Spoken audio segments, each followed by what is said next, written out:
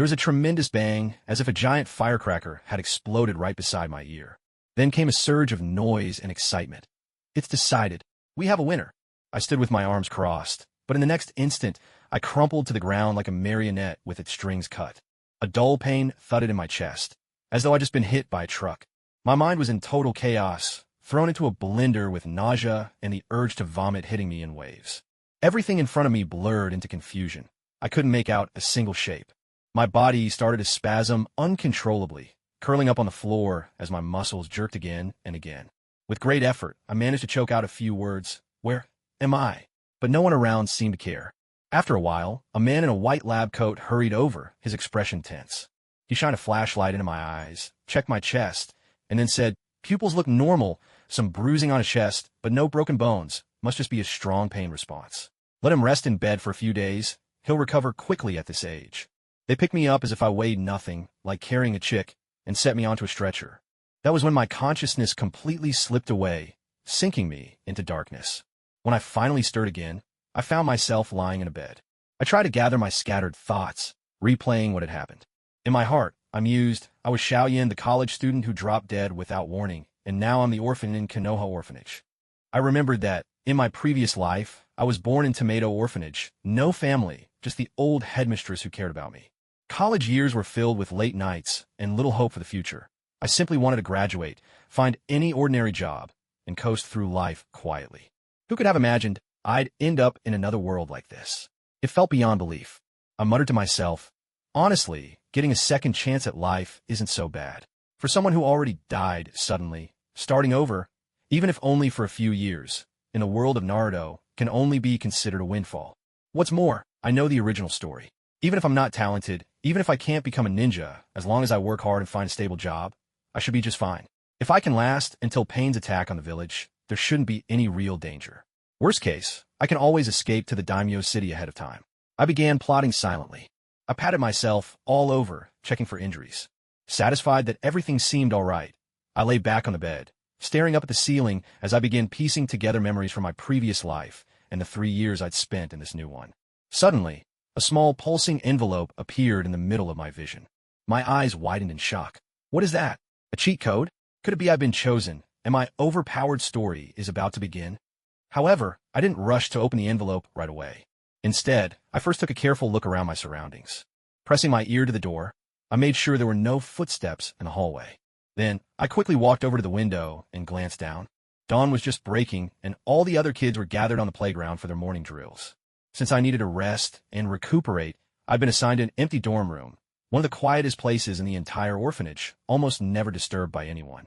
This was truly the safest and most peaceful moment. I pulled up the covers again, closed my eyes, and a smile touched my lips. With the same anticipation as if I were unwrapping an unknown gift, I opened the envelope. Pop!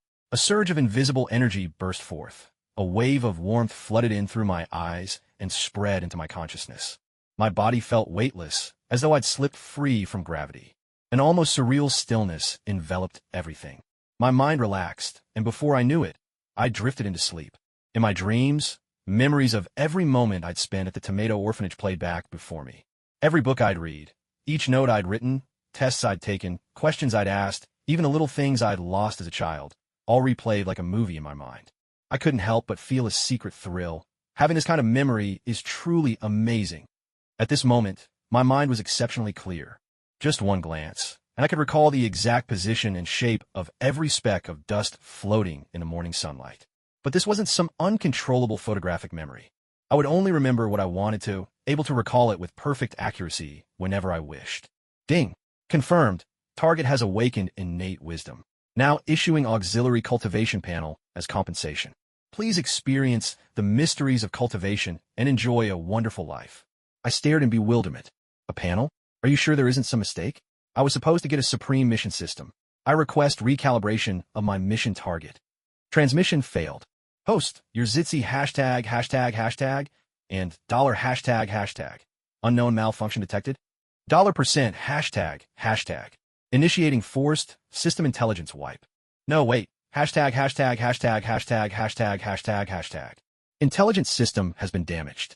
A gift to my past self. The good life is only just beginning. Suddenly, I felt disoriented, and a distant voice seemed to call from the depths of my mind. When I snapped back to myself and listened carefully, there was only silence. A system? What system? Just now? It really felt like someone was calling me, but now it's gone. Was it just my imagination? Never mind, let's see what this is. Maybe I really do have my own golden finger. With a single thought, a panel floated into view before my eyes. Auxiliary Cultivation panel name and age 3/120 years. Level transforming essence through movement stage 0, 0.1%. Bloodline human/Otsutsuki 0.001 per thousand. Talents reborn as a human blue. Pristine vitality green plus. Physically weak gray. Attributes water in unawakened, yang unawakened.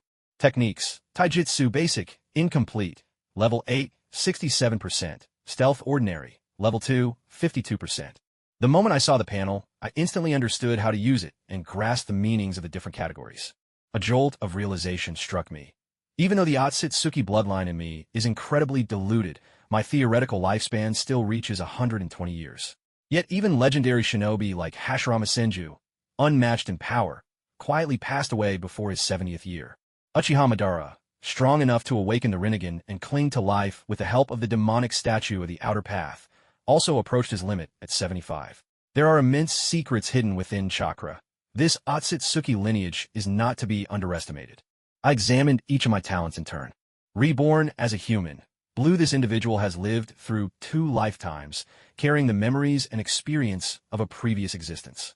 From early childhood, their spirit and willpower are exceptionally resilient, making them a remarkably fast learner.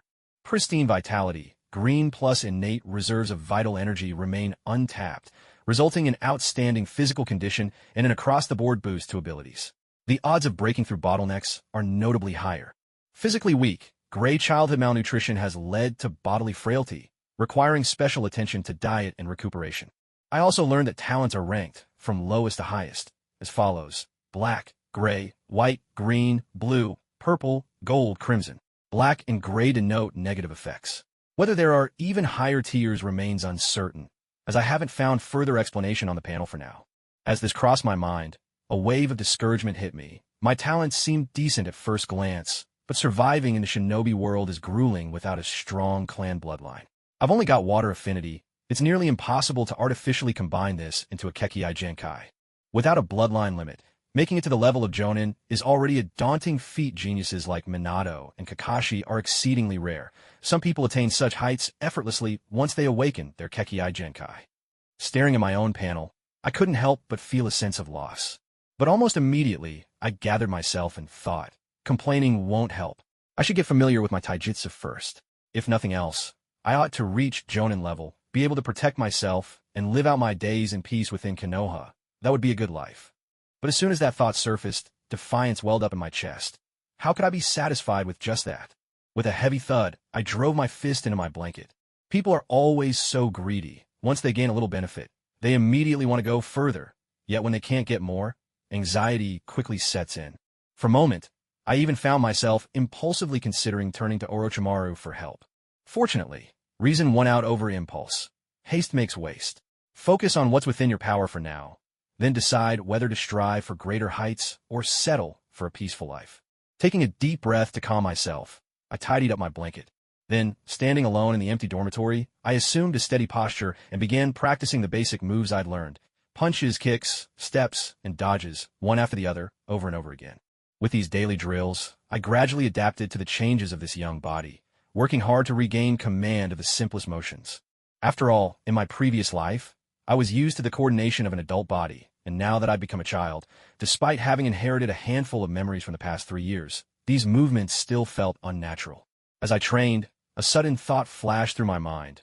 What if I could combine the scientific training methods from my previous world with the physical techniques of this one? Inspired, I immediately tried to recall the details my old gym teacher once taught. I went through a series of familiar warm-up exercises, experimenting with how to tweak the traditional techniques for greater efficiency. But it didn't take long before I was panting heavily, forced to stop. My stomach began to grumble in protest, so intensely that I grew dizzy before the warm-up was even complete.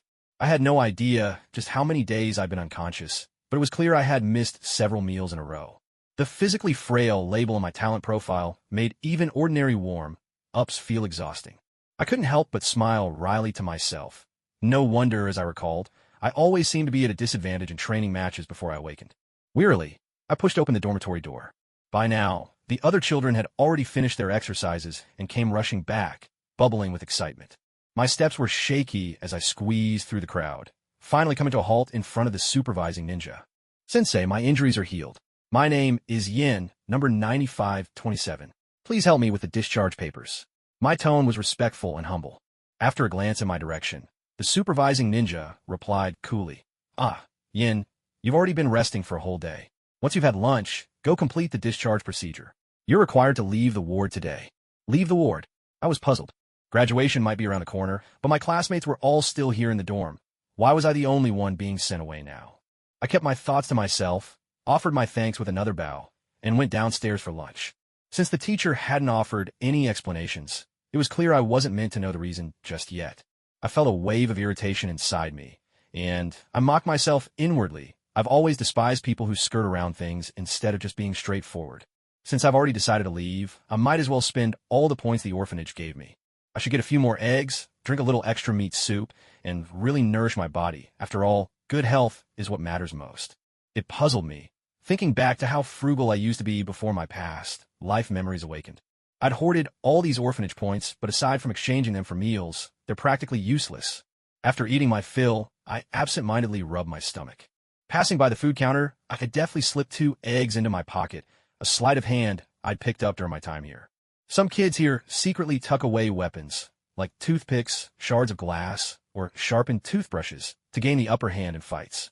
I learned how to swipe these hidden weapons in advance, and occasionally snatched a bit of food just so I'd be less likely to get hurt and never end up on the losing end. Checking my personal stats panel, I noticed the thieving skills I developed on my own were actually rated higher than the hand-to-hand techniques formerly taught by the orphanage. It really made me wonder just what kind of low-quality stuff they were teaching. Despite my simmering frustration, Yin mulled over what the supervising ninja had said as he walked. Is there some kind of special training coming up? Or have I already been cut?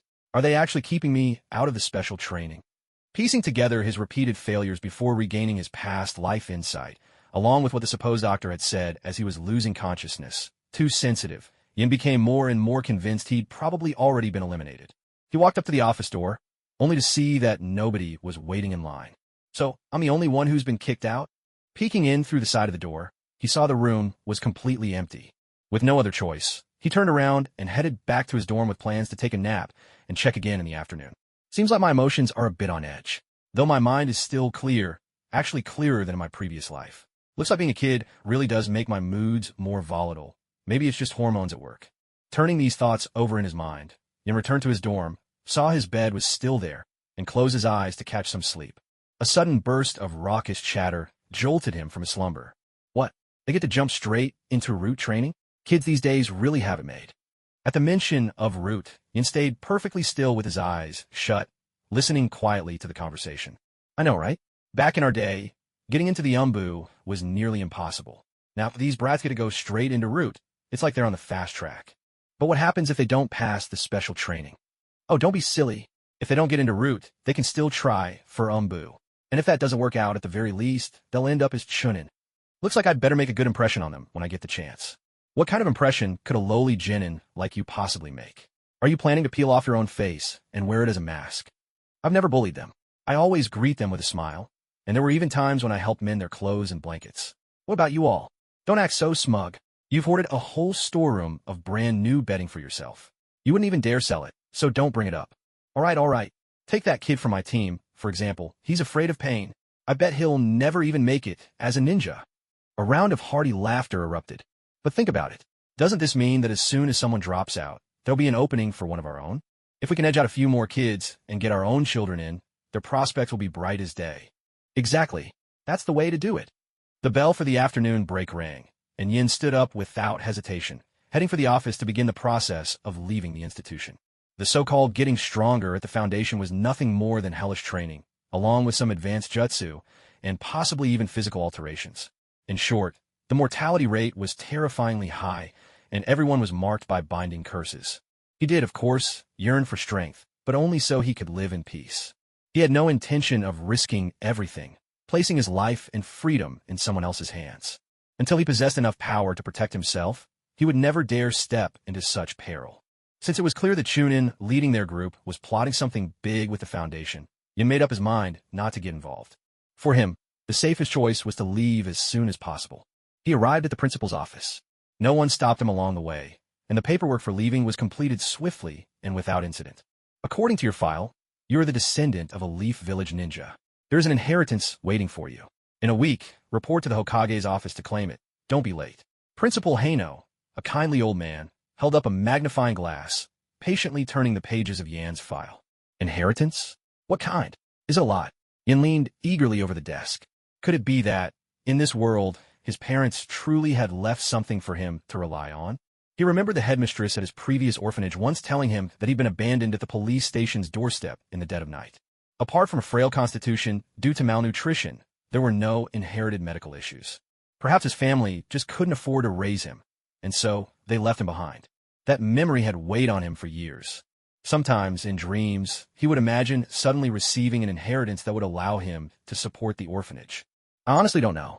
I can't see any specifics from my end. Once you claim it, you'll find out for yourself. The principal adjusted his glasses and shook his head apologetically. Thank you, Principal Haino. Yin picked up the documents on the table and waved goodbye. The house assigned to him was on the southern side of the hidden Leaf Village, close to Training Ground 44 and the Nanga River, nestled right against the village walls and the lands belonging to the Uchiha clan. Because it was so near to the Uchiha territory, this area had some of the best security in the entire village. However, precisely because of the Uchiha clan's reputation, most people were reluctant to live nearby. Even ordinary civilians rarely passed through. And so, this whole district had naturally been set aside for orphans, left to fend for themselves and grow up as best they could. Yin was in decent spirits. At least for the time being, his life was secure. Perhaps he might even get to know someone from the Uchiha and pick up some ninja skills ahead of time, which wouldn't be a bad thing at all. He made his way through the streets and bustling marketplaces, carrying 300 ryo in living allowance. As he walked, he memorized the layout of the village, heading towards his new home. Outside his home stood a thicket of bamboo. Once you passed through the bamboo grove, there was a wide open space from which you could see directly across to the Uchiha grounds. On the other side lay a cramped, chaotic alley. New wooden houses were jammed together in tight rows. Each one was a living space allocated to orphans. Yan's own home was on this street. It was a small wooden shack, barely more than a dozen square meters. A faint smell of damp mold lingered in the air. The place leaked a little, but it was still bearable. Inside, a simple hearth of packed earth stood in one corner, alongside 2 straw mats, a pot, and a bucket for water.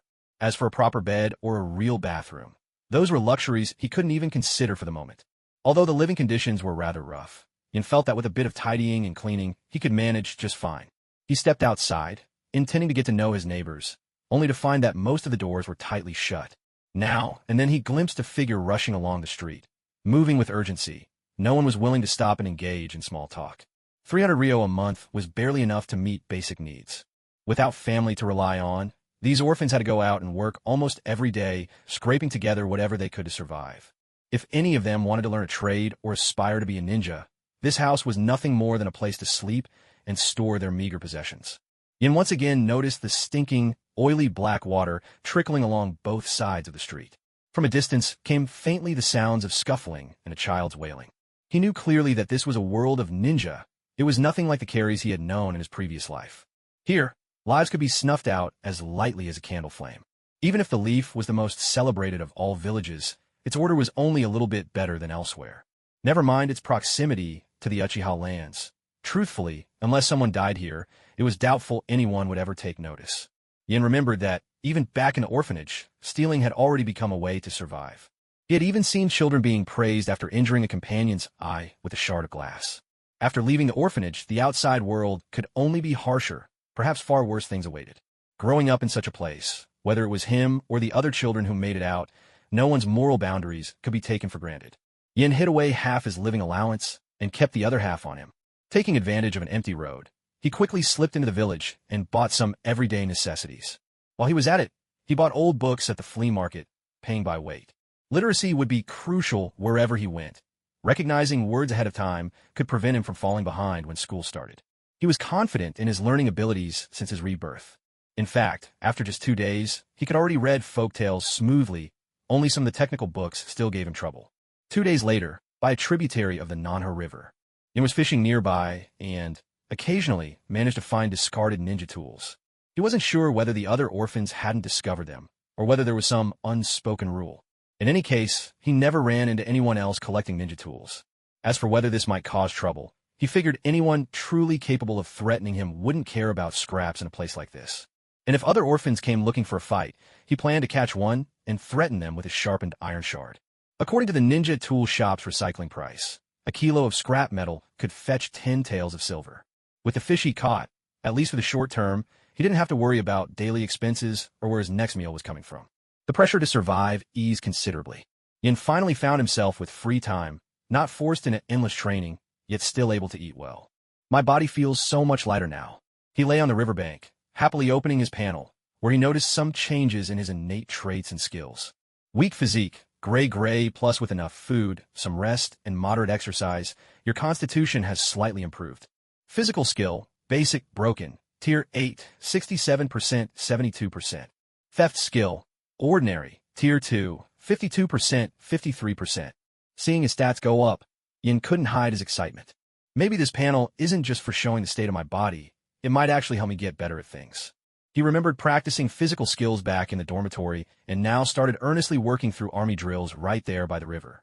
When he checked the panel again, the numbers had increased. Physical skill, basic, broken, tier 8, 72%, 75%. Previously, he had been so busy settling in Konoha, nurturing his health, and learning to read that he almost forgot about the panel. He always thought it was just for tracking his physical condition. He never expected it could boost his proficiency as well. The realization that hard training would visibly lead to progress instantly set Yan's motivation ablaze. Train. As long as I don't die, I'll give it everything I've got. He promptly abandoned his plan to enjoy a leisurely life after becoming a jonin. With this kind of cheat, he decided to set his sights even higher. I'll break my limits, rise above all the rest. He spun and leapt, punched and lunged, kicked with his left leg straight, followed by a right roundhouse, then finished with a thrusting jab from his left fist. Thrusts, shouts, and sharp exhales filled the air, each movement accompanied by a surge of energy and focus. Yin practiced every martial move he could recall, techniques learned in the orphanage, warm-up routines, military boxing, and even some basic Tai Chi and calisthenics. He understood that as long as he didn't injure himself, he could keep pushing further and further. He felt a twinge of regret that he hadn't joined the martial arts club in university. He missed out on systematic training in effective combat techniques. Still, even as an autodidact, he could sense his body slowly adapting and improving bit by bit. Different moves clashed and intertwined in his mind. He kept refining and simplifying, then molding them into new forms and combinations. Each technique flows more smoothly now. My control over my own body has grown stronger, he noted clearly as he trained. He kept at it from noon all the way to dusk.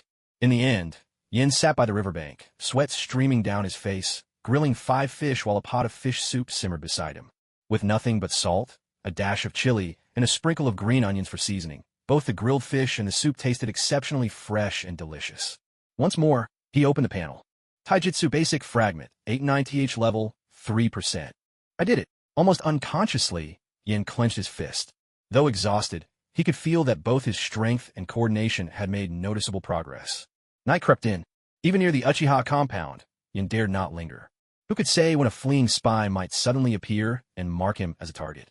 He tidied up the grill and the pot, took the chance to wash up, then slung the bag containing his rusty ninja tools over his shoulder and headed back the way he came. The night road was quiet, yet Yin kept hearing footsteps trailing behind him. The sound was far too obvious, so he reasoned the person couldn't possibly be a ninja. Is it just a passing villager? Yin furrowed his brows, forcing himself to think as positively as he could. He didn't look back.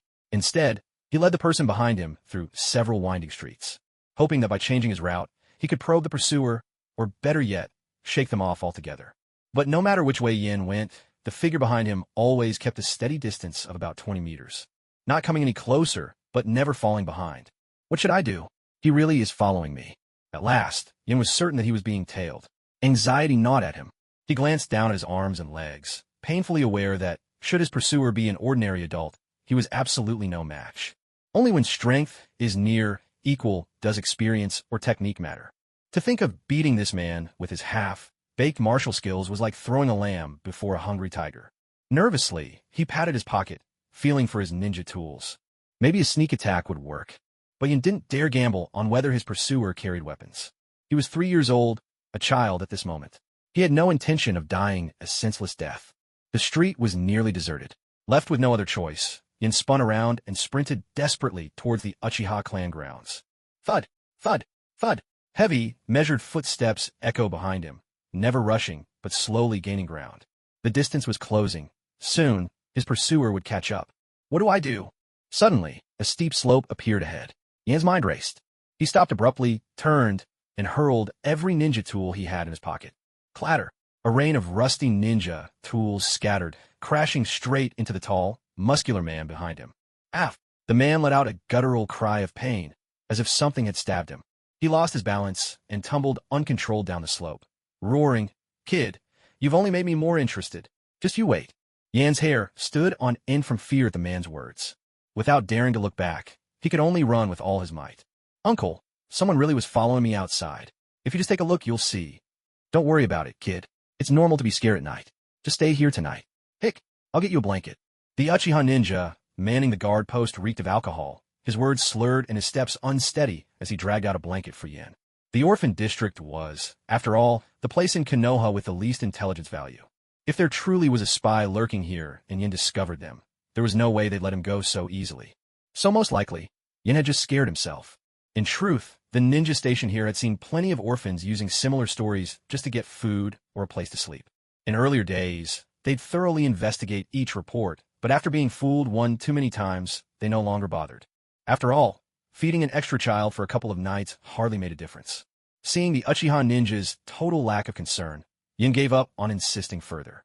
He knew his worries weren't being taken seriously. For now, all he could do was accept the shelter for the night and think of a way to sneak home when the guard change at dawn. Early the next morning, the sound of a patrol whistle drifted in from outside. Yin stepped out of the Uchiha compound with the other ninja. He found himself face to face with a young ninja who seemed kind and approachable. So he recounted everything that had happened the night before in detail. After listening, the young Uchiha ninja frowned slightly, then quickly went to find his superior. "Captain, how should we handle this? Do we need to assign someone to keep watch? We'll patrol the area first, see if there are any footprints or other clues left behind." Their squad leader took a casual drag from his cigarette as he replied. "You, meet me by the river at noon. I'll come find you."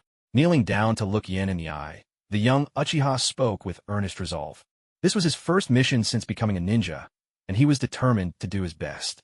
"Thank you." Hearing that his case was accepted, Yin felt a wave of relief settle over him. At noon, the Uchiha ninja found Yin, and together they retraced the path from the night before, carefully searching every step along the route. However, the bloodstains and footprints had already been thoroughly wiped away. The enemy may not have been particularly strong, but their counter-surveillance skills were formidable. Most orphans in the neighborhood, when questioned, spoke in fits and starts, too nervous to provide any information that could identify the pursuer. Yin knew that to eliminate the threat completely, he couldn't rely on the Uchiha alone. He needed to grow stronger himself. So, he wasted no time in putting a training plan into action. After lunching on fresh fish, Yin scooped sand from the riverbank to dry in the sun. While he waited, chopped down several bamboo stalks and sharpened them to fine points. Despite the police force's ongoing investigation, Yin couldn't shake the worry that his adversaries, cornered and desperate, might lash out at him again. What on earth do I have that's worth all this attention? Yin puzzled over the question, but he refused to let doubt shake his determination to improve his own defenses. Since ancient times, humans have relied on fire to fight off large predators, and also on the ability to run further and throw weapons from a distance. Yin decided he would use sandbags to build up his running strength, and practice throwing sharpened bamboo like spears. No amount of skill alone could make up for a deficit in raw strength. Mastering taijutsu would take time, and defeating someone many times his size and weight was a distant goal. Food was also in short supply, but in the art of throwing, Yin had a shortcut. He could use the functions of the system panel to rapidly build his skill to a level that would deter his enemies. With a powerful whistle and a rush of motion, Yin hurled his sharpened bamboo spears at a large tree, letting a few sturdy shuriken fly as well. Whenever his arms ached with fatigue, he switched to sprinting drills. With a single swift throw during a sprint, he launched a short spear and pinned a startled wild rabbit to the ground. Even without relying on the feedback from the system panel, Yin could keenly sense his own growth and strength, a feeling that was downright addictive. As the evening drew in, Yin opened up his skill panel. Body techniques, basic, incomplete, 9th tier, 3%, 3%.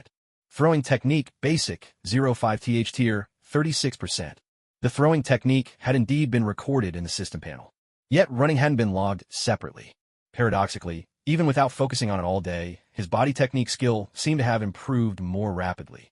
Yin speculated that running must, in fact, be part of body techniques, meaning any form of unarmed physical training was grouped under that category. Judging by the system's prompts, if he kept at it, his throwing technique would reach ordinary level in just another 2 days of practice. According to the panel's classification, skills rank from lowest to highest as follows. Basic, ordinary, secret art, and above all, transcendent. Yin suspected that bloodline limit abilities fell into this highest tier. Reflecting on his past training, Yin believed that as long as his throwing technique made a breakthrough, he would be able to hold his own, at least against an ordinary grown man. After finishing his workout, he carried the fish home in a wooden bucket, one hand gripping a kunai, with 2 shortened bamboo spears strapped across his back. The full set of gear gave him a reassuring sense of safety. He got home earlier than usual that day and, fortunately, noticed no signs of being tailed on the way. But even so, he could still sense hostile gazes fixed on him from the shadows. Catching a glimpse through a shop window's reflection, he saw the source. A bespectacled adult man, eyes filled with menace. Once indoors, Yin drew the curtains tight and set about boiling water and cooking his fish, letting the fragrant steam curl up from the chimney. While waiting for the water to heat, he peered furtively outside through gaps in the wooden boards. He caught sight of the man who had followed him pausing at his door, and seeming to carve some sort of mark onto the wall before finally moving on. As dusk deepened, Yin began to practice his thieving skills. This craft had been his lifeline back at the orphanage, something he could never afford to give up even now. He'd never had the chance to study ninjutsu. He hadn't so much as laid eyes on a copy of Chakra refinement techniques. Survival meant wringing every ounce of potential from what he already knew, whether it was quietly slipping something from a bag or slashing open an object in a heartbeat. Such skills might just give him a slim chance when backed into a corner. In this turbulent world of shinobi, even in the mighty Hidden Leaf Village, a 3-year-old orphan alone and unaided when faced with adults, regardless of their motives, could never count on mercy or kindness. Early morning, the sky just beginning to lighten. The orphan district was already stirring to a new day. Some children headed into the village to take on odd jobs. Others made their way to the riverbank for exercise. A few busied themselves with crafts, while those who had passed the entrance exams for the ninja academy set off for class at dawn. In short, every aspiring ninja was working diligently in their own way. Yin too made his way to the riverbank, carrying his training gear. Hey Wei, are you and Binbin off to work in the village again? By the way, have you seen anyone unusual around here lately? Short hair, glasses, pretty burly build? Someone unusual? Wei looked puzzled. Binbin quickly chimed in. You must mean Brother Jia, right? He's an orphan too.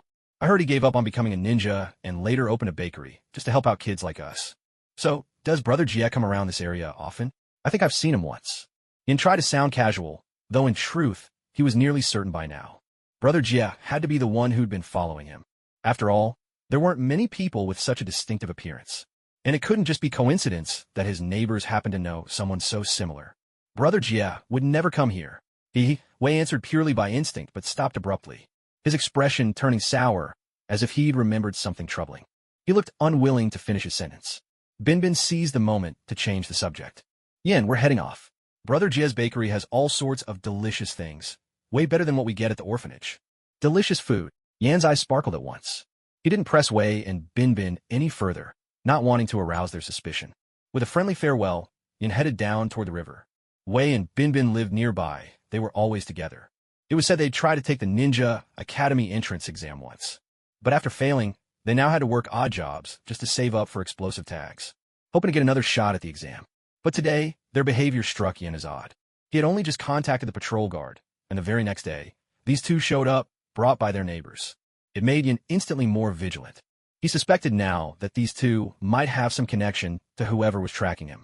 In fact, it was highly likely that Brother Jia had found him through them, and that was why he'd started keeping an eye on him. All things considered, it was now much more probable that the person following him was someone from the village itself, not an outside spy. Whatever their real motives, it was obvious from their shadowing and probing, coupled with the conversation, that they meant no good. There was even a chance that Brother Jia had allies or a hidden network within the village. Given the current predicament of the Uchiha clan, it would be difficult to gather evidence in a short period of time. They couldn't even determine the opponent's true identity, let alone arrange for someone to protect him at all times. Meanwhile, the other side could obtain information about him with astonishing speed. Right now, I am exposed in the open, while my enemies hide in the shadows. Yin understood that at this stage, the only thing he could do was to keep improving himself, moving forward with caution, one careful step at a time. At that very moment, two figures, one tall and one short, darted past not far away. They wore green training uniforms, and upon seeing Yan's focused training, they thrust their thumbs up and shouted with excitement. That's the spirit of youth. Upon hearing the word youth, a memory from his previous life stirred inexplicably within him. He turned around to see none other than Might Due and his son, Guy. That's right, Yin resolved to himself. The more friends I know, trust, and grow close to now, the safer I'll be. As long as I stay in the public eye, my chances of being ambushed in the dark will drop sharply. Determination shone in his heart. Clenching his fists, he quickly caught up to Mighty Due and Guy. Meanwhile, Away and Binbin arrived at the bakery, checking the items against the list Jiegu had given them. Binbin, I really don't want to help Jiegu hurt people anymore. Away said fearfully, unconsciously covering his backside with his hand. Come on, Away. With our abilities, it's nearly impossible to get into the Ninja Academy. This is our last shot. As long as we help Jiegu with this one last task, he'll give us explosive tags. We'd already saved up all the money we needed if you hadn't lost it. Because of that, I was the one who got beaten by Jiegu. Away grumbled in a low voice. All right, don't worry about it so much, Away. If it weren't for Jiegu, we wouldn't have figured out that buying explosive tags was a shortcut to take the exam, Binbin offered, spreading his hands in an apologetic shrug. Hello, Jiegu.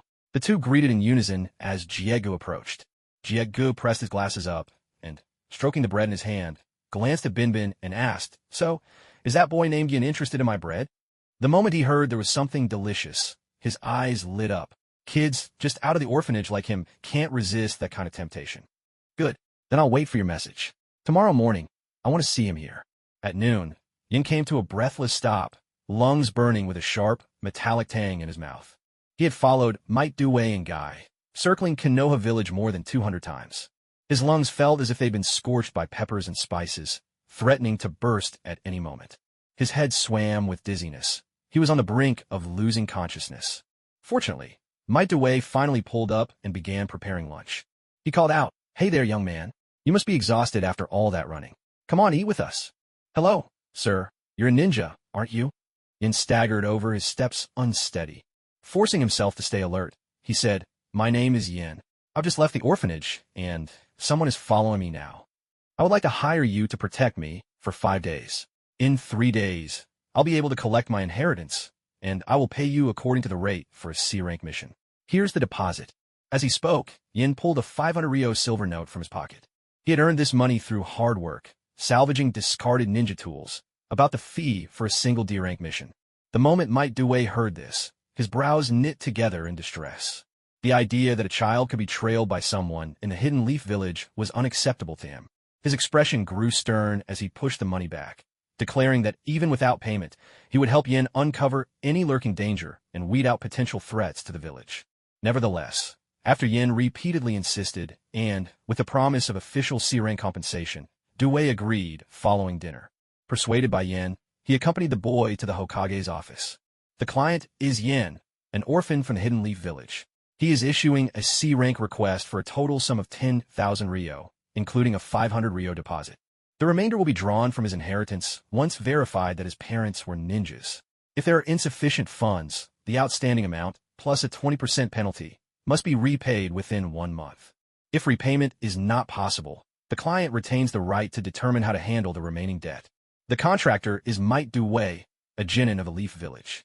He is required to remit 30% of his earnings to the village. The mission duration is 7 days, during which Might Due must guarantee Yan's personal safety, excluding ninja combat, and assist Yin in gathering all necessary evidence, provided the village's interests are not compromised. Upon completion, a detailed mission report is required. They registered and archived the mission. Once everything was confirmed, Yin led Might Due back to his small wooden hut. From beneath his bed, Yin retrieved a portrait, sketched based on a glimpse he'd caught of a reflection in his window the previous night. Under Might Due's protection, Yin brought the portrait to the police force, submitting it as a crucial piece of evidence. The Uchiha clan swiftly launched a formal investigation and dispatched a Chunin team specifically to safeguard Yin and Might Guy. As for Brother Jie's backing, if there truly were influential forces at work, it was almost certainly not the Uchiha. Far more likely, it involved the intricate, tangled web of Hokage factions. Yin understood he could not place all his hopes on a single path. Since the end of the Second Great Ninja War, the rift between the Hokage factions and the Uchiha clan had grown even deeper. Anyone who gained the support of the Hokage side would be excluded from the Uchiha's good graces. At least, that was the reality of time. Having reported his situation and drawn the attention of the police force, Yin returned to his daily training routine. Might Guy offered Yin many suggestions for his ongoing taijutsu training, advising him on how to optimize his force and reminding him to pay attention to nutrition. Perhaps it was a rare chance for a genin to earn a commission, or maybe it was Yan's self-disciplined and resolute nature. But whatever the reason, Yin could clearly sense Dai's goodwill and appreciation for him. In the afternoon, Yin practiced his throwing techniques by the river as usual. This time, however, he followed Dai's advice. He made sure to regulate his body first before beginning any intense training. At the very least, he needed to address his physical weakness, or else the training would only further drain him. As dusk approached, his exercises came to an end. Yin opened his ability interface. Throwing technique basic, level 5-7, 45%. Taijutsu basic, crippled, level 9, 33%, 0%. His throwing technique had made clear progress. Yin could feel that his strength and precision with thrown ninja tools had both improved significantly. In Dai's words, the shuriken he threw now posed a real threat, enough that a person would have to dodge them seriously. Thanks to Dai's guidance, his taijutsu had also reached the limit of its current stage. Yin understood perfectly well that, if he wished, he could break through to a higher grade at any moment. But this thought filled him with unease. That familiar hunger-induced dizziness washed over him once more. He had no doubt that, upon breaking through, he'd likely collapse from exhausting his internal energy. His body was still simply too frail. As he pondered this, brow furrowed, Bin suddenly sidled up to him. Yin, orphans like us hardly ever get the chance to enter the ninja academy. No matter how hard you work, it'll just be in vain. Ah, so even working this hard gets me nowhere? Bin, what should I do then? Yan's voice took on a dazed, forlorn note. Since Bin had taken the initiative to approach, and his words seemed to carry another intention, Yin decided to play along. Curious what his true plans were, besides he still wore the miniature bug the security department had issued him, pinned inside his clothes. He might as well gather some evidence at the same time. I'm telling you, don't let anyone else know. Bin whispered, leaning in close. Tomorrow at 4 in the morning, I'll take you to see Brother Jia. I've already spoken to him. He'll treat you to cream puffs, and he'll even teach you how to get into the ninja academy. Cream puffs? What about away? Is he coming along too? Excitement lit up Yan's face, but he quickly caught himself and hurried to add. No. Will Away get a chance at the academy too? Away? That useless guy isn't worth Brother Jia's help. So I've decided to let you have this opportunity instead. The two of them exchanged a knowing smile. Yin quietly slipped his toes through the hole in the sole of his shoe and pressed them into the ground, leaving 4 small indentations, a secret signal meant for Dai. The next day, at 4 in the morning, Bin led Yin out early, moving cautiously down the country dirt road. Every step was deliberate, careful not to make a sound, lest they wake the neighbors and miss this crucial opportunity. In the distance, Might Dai trailed silently behind them, eyes sharp and alert, scanning for any signs that they were being followed. Meanwhile, a squad led by an elite Uchiha Jonin lay in ambush near Brother Jia's bakery. Another team of Uchiha Chunin waited until Bin left the house, then quietly spirited away the still sleeping Away. Bro Jia, it's still early. I'll catch a little more sleep first. Don't forget to buy those explosive tags for Away. Bin called out, then collapsed on the sofa, feigning sleep. Bro Jia, where are we going? Yan's voice quivered with obvious unease. Even though being grabbed by the wrist was part of the plan, and he knew Might Dai was just outside, the experience of being hauled away by an adult with clear malice filled the young Yin with a deep, instinctive fear. A terror unchanged from this life to his past one. Keep me company for a while. Once you're tired, you can have some bread, Brother Jia said, lifting Yin and tossing him onto the bed in the bedroom. Yin tumbled onto the bed and struggled to his feet. Seizing the moment, Brother Jia began stripping off his own clothes, cranking the volume on the tape recorder to full blast. I can't hold myself back any longer. His face twisted into a grotesque grin. He clutched at the struggling Yin, pulling him onto his lap at the edge of the bed. Spittle dribbled from his lips as he roughly tore at Yan's clothes. Yin felt filth crawling over every inch of his body, but he knew survival meant putting an end to this threat once and for all. He gripped the razor blade, hidden between his fingers with desperate strength. A razor-sharp line of crimson sprang to life in an instant. Brother Jia clutched his throat, desperately trying to stanch the sudden rush of blood. He screamed with all he had, but from the wound came only ragged, choking gasps, harsh and grating. In that instant, Might Dai broke through the bedroom wall with a powerful kick. The Uchiha police force stormed in behind him, quickly subduing Brother Jia and beginning to collect evidence, cameras flashing. Yin seized the chance to escape, bolting out into the living room. What have you done? Now away, can't even go to school. Get back in there and take care of Brother Jia. I'll try to buy you another chance. Bin Bin rushed at Yin, panic written all over his face. The two scuffled, but Yin quickly wrestled Bin Bin to the ground. A thunderous crash shook the house as the market administrator ninja and the police force clashed head-on. A smoke bomb burst open with a pop. Clouds billowed out as the Uchiha elite Jonin activated a triple seal, locking down the scene for investigation. Illusion art, Sharingan. Using the cover of the smoke, several members of the Uchiha clan pressed forward, subduing the market officials with Genjutsu. The skirmish was over in moments. Yin and Bin Bin were swiftly escorted to the detention cells of the security department. After their meal, the shinobi began the routine questioning. Yin quickly noticed that the examiner was subtly trying to hypnotize him with a 3-tomo Sharingan. He put up some token resistance, and then discovered a new skill had appeared on his system panel. Genjutsu release. The proficiency bar was steadily rising. At that moment, any trace of sleepiness vanished from his mind. To buy himself more time, and further boost his skill proficiency, Yin insisted that the mere thought of Brother Jia terrified him to the point of incoherence. He claimed to have used every method he knew. He recounted episodes from his childhood at the orphanage, describing in vivid detail the food he ate each day and the people he met. Apart from concealing anything about transmigration, the system panel, and his evolving schemes against Brother Jia, he divulged almost everything else lodged in his memory. To maintain the hypnotic effect, the interrogator resorted to eye drops not once, but 3 times, and even swapped out with a new examiner. Their questions stretched from morning into afternoon. Little did they know, Genjutsu had no hold over Yin. If anything, it was simply helping to refine his skill in illusion arts. Though Yin didn't particularly mind, resisting hypnotic attacks for such a long while left him mentally and physically exhausted. He asked Might Dai to stand guard over him, then found an empty cell in the jail to get some rest. Bin Bin, unfortunately, wasn't so lucky. Once under hypnosis, he spilled his secrets in a torrent. He admitted that it began when he failed an exam and was lured by Brother Jia. To protect himself, he was forced to help Jia prey on others. After a few successful cons, he started to enjoy the profits, even orchestrating events so that Wei lost all his savings. Later, he managed to persuade Brother Jia to provide Wei with more ninja tools, passing this off as help that allowed both Wei and himself to enter the ninja academy. In the end, he wasn't even reluctant. He'd come to accept this twisted path as his own. Meanwhile, the Uchiha clan had been harboring a deep resentment over Kagami's disappearance for some time. With the elders continuously brushing things off, the conflict was reaching a breaking point. Kagami's disappearance allowed the Uchiha Hawks to fully suppress the doves within their own ranks. After much effort, they finally found a lead on an important case, only to be thwarted by ninjas under Mitokado Hamura's command, resulting in direct clashes in the village itself. The tensions between both sides were now on the verge of erupting.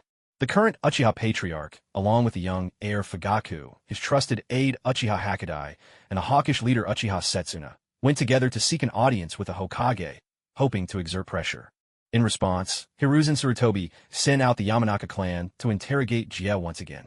Under the combined scrutiny of the Sharingan and the Yamanaka clan's mind, reading techniques, Jia confessed to having more than 50 victims. His criminal acts dated back 3 years, and, astonishingly, even people from the market management department were involved. With the Uchiha's influence, plus the Ino, Shika, Cho trio siding with the Hokage, the elders could no longer steer the situation and had no choice but to acknowledge the crimes.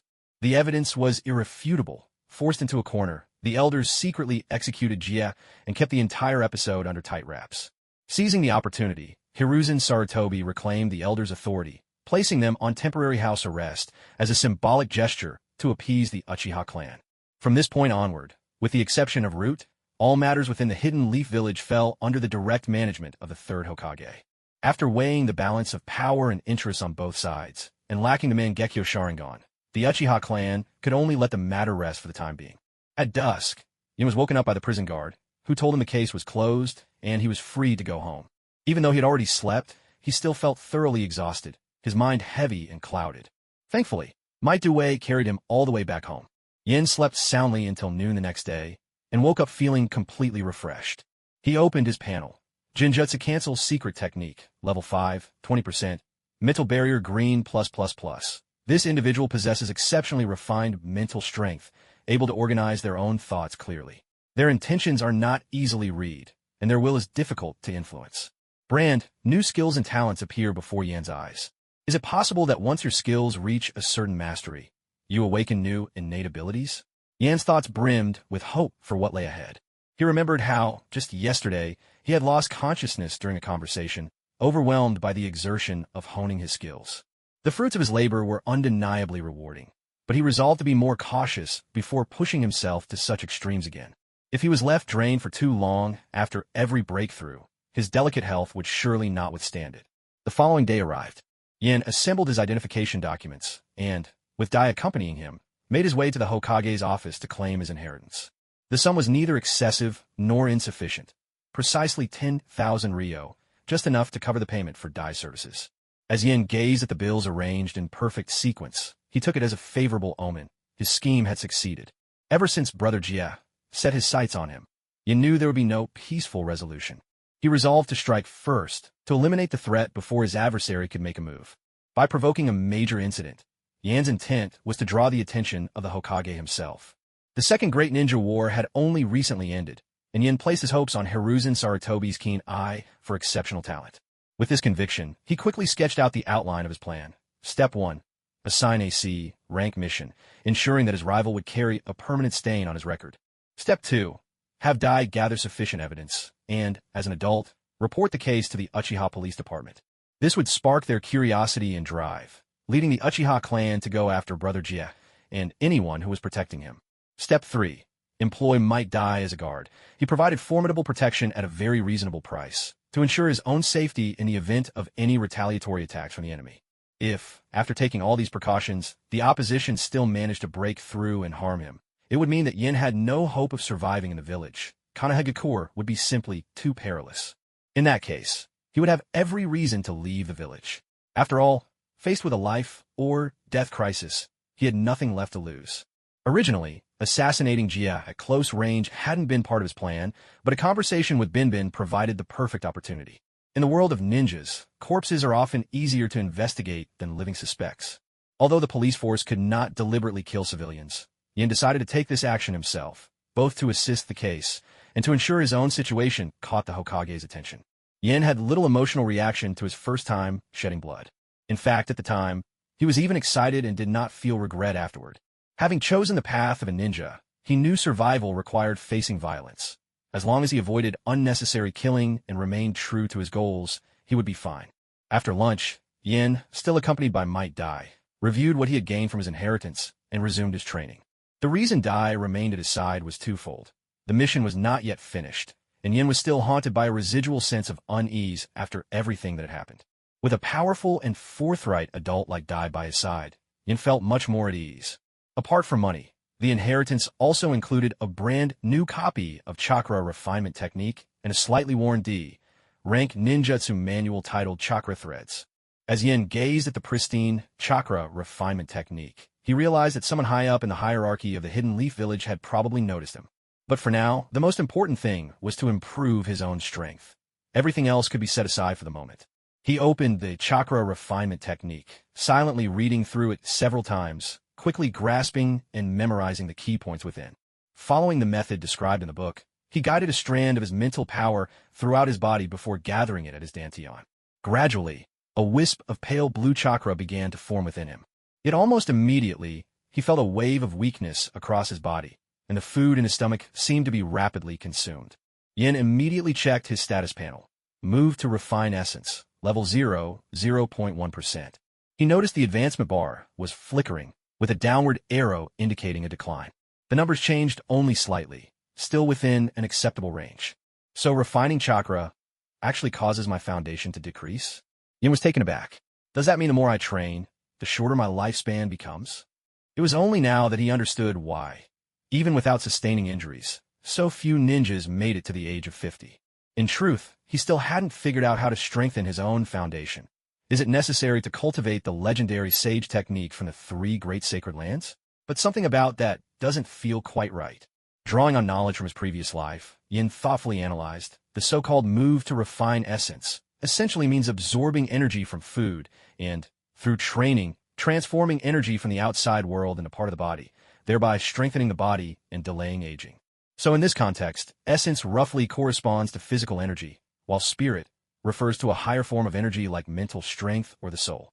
If the body isn't strong enough and energy reserves are lacking, recklessly depleting them will naturally cause the foundation to decline. As for chakra refinement, at its core, it's a process of consuming both essence and spirit in order to generate energy. Yet, most ninjas only use chakra for combat, neglecting the nurturing of their physical strength, and that's why their lifespans are so short. No wonder those ninja clans always wait until they're young, are old enough before teaching them how to refine chakra. Yin decided that from now on, he would minimize chakra use as much as possible, while striving to maximize its efficiency, because, in the end, accumulating a strong foundation was what truly mattered. As for fighting, that wasn't something he'd need to worry about in the near future. With the skills he could improve through the system panel, which required little consumption, dealing with daily life would be more than enough. Now, Yan's understanding of the true nature of chakra had deepened even further. With this, he attempted to practice chakra threads, using the chakra he had just refined. To his surprise, he mastered the essentials of this ninjutsu, which demanded a high degree of chakra control after just a single attempt. It seems my chakra control talent isn't bad at all. In the future, I could consider becoming a medical ninja or a sealing specialist. It would be nice to have fewer chances of going to the battlefield, Yin mused as he practiced. In truth, he didn't care for fighting. To him, power was there so people would listen to what you had to say. It was only when all else failed that strength should be used. Meanwhile, in the Hokage's office, Hiruzen, the boy killed someone openly, right in front of everyone. That only shows how dark his nature is. Leave him to me, I'll handle it, Danzo said bluntly. Danzo, he did it for the sake of the village's peace. I do believe he wants to make the village a better place.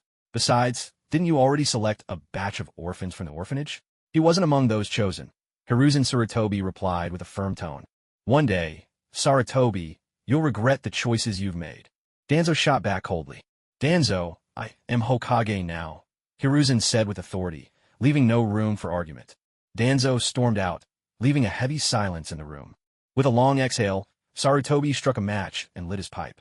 He walked to the window, lifted his eyes to the sky, his expression deep and inscrutable, lost in thought. What a clever child, he thought quietly to himself. If he really has talent, perhaps he could help root out the troublemakers in the village. As night fell, the third Hokage, Sarutobi Hiruzen, dismissed the ANBU, locked himself alone in his office. After a day spent arguing with the Uchiha clan and the Council of Elders, this little peace felt hard. Earned, yet memories surged back, relentless as the tide. Sensei, I've done all right, haven't I? I'm sorry, the prestige of the Senju and Uzumaki clans is too overwhelming. Letting them stay would only be a hazard to the village. His disagreement with Danzo had left an ache in his lower back. Leaning against the window, he rubbed the stubborn pain away. Mirror, your Sharingan has been handed over to Danzo as compensation for all the dirty work he's done. A pair of Mangekyo Sharingan is like a tailed beast to this village. It's safer kept here than falling into Uchiha hands. Maybe that was your wish too. He repeated these thoughts in his mind, as if by doing so he could make ideals reality. He never lost hope for Konoha village and dreamed of a better future for it. A weighty affair had finally come to an end. Yan's life began to settle back into a gentle rhythm.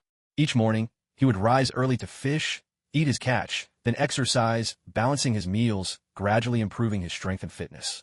After some time, he noticed something new about his own abilities. Weak constitution, gray plus. Through long-term care and conditioning, his body had grown much healthier. He was no longer that frail child who could be picked up effortlessly by anyone. Perhaps after a little while longer, I'll be able to regain a normal physique, maybe even unlock a talent for strength itself. At this thought, a wave of excitement stirred within him.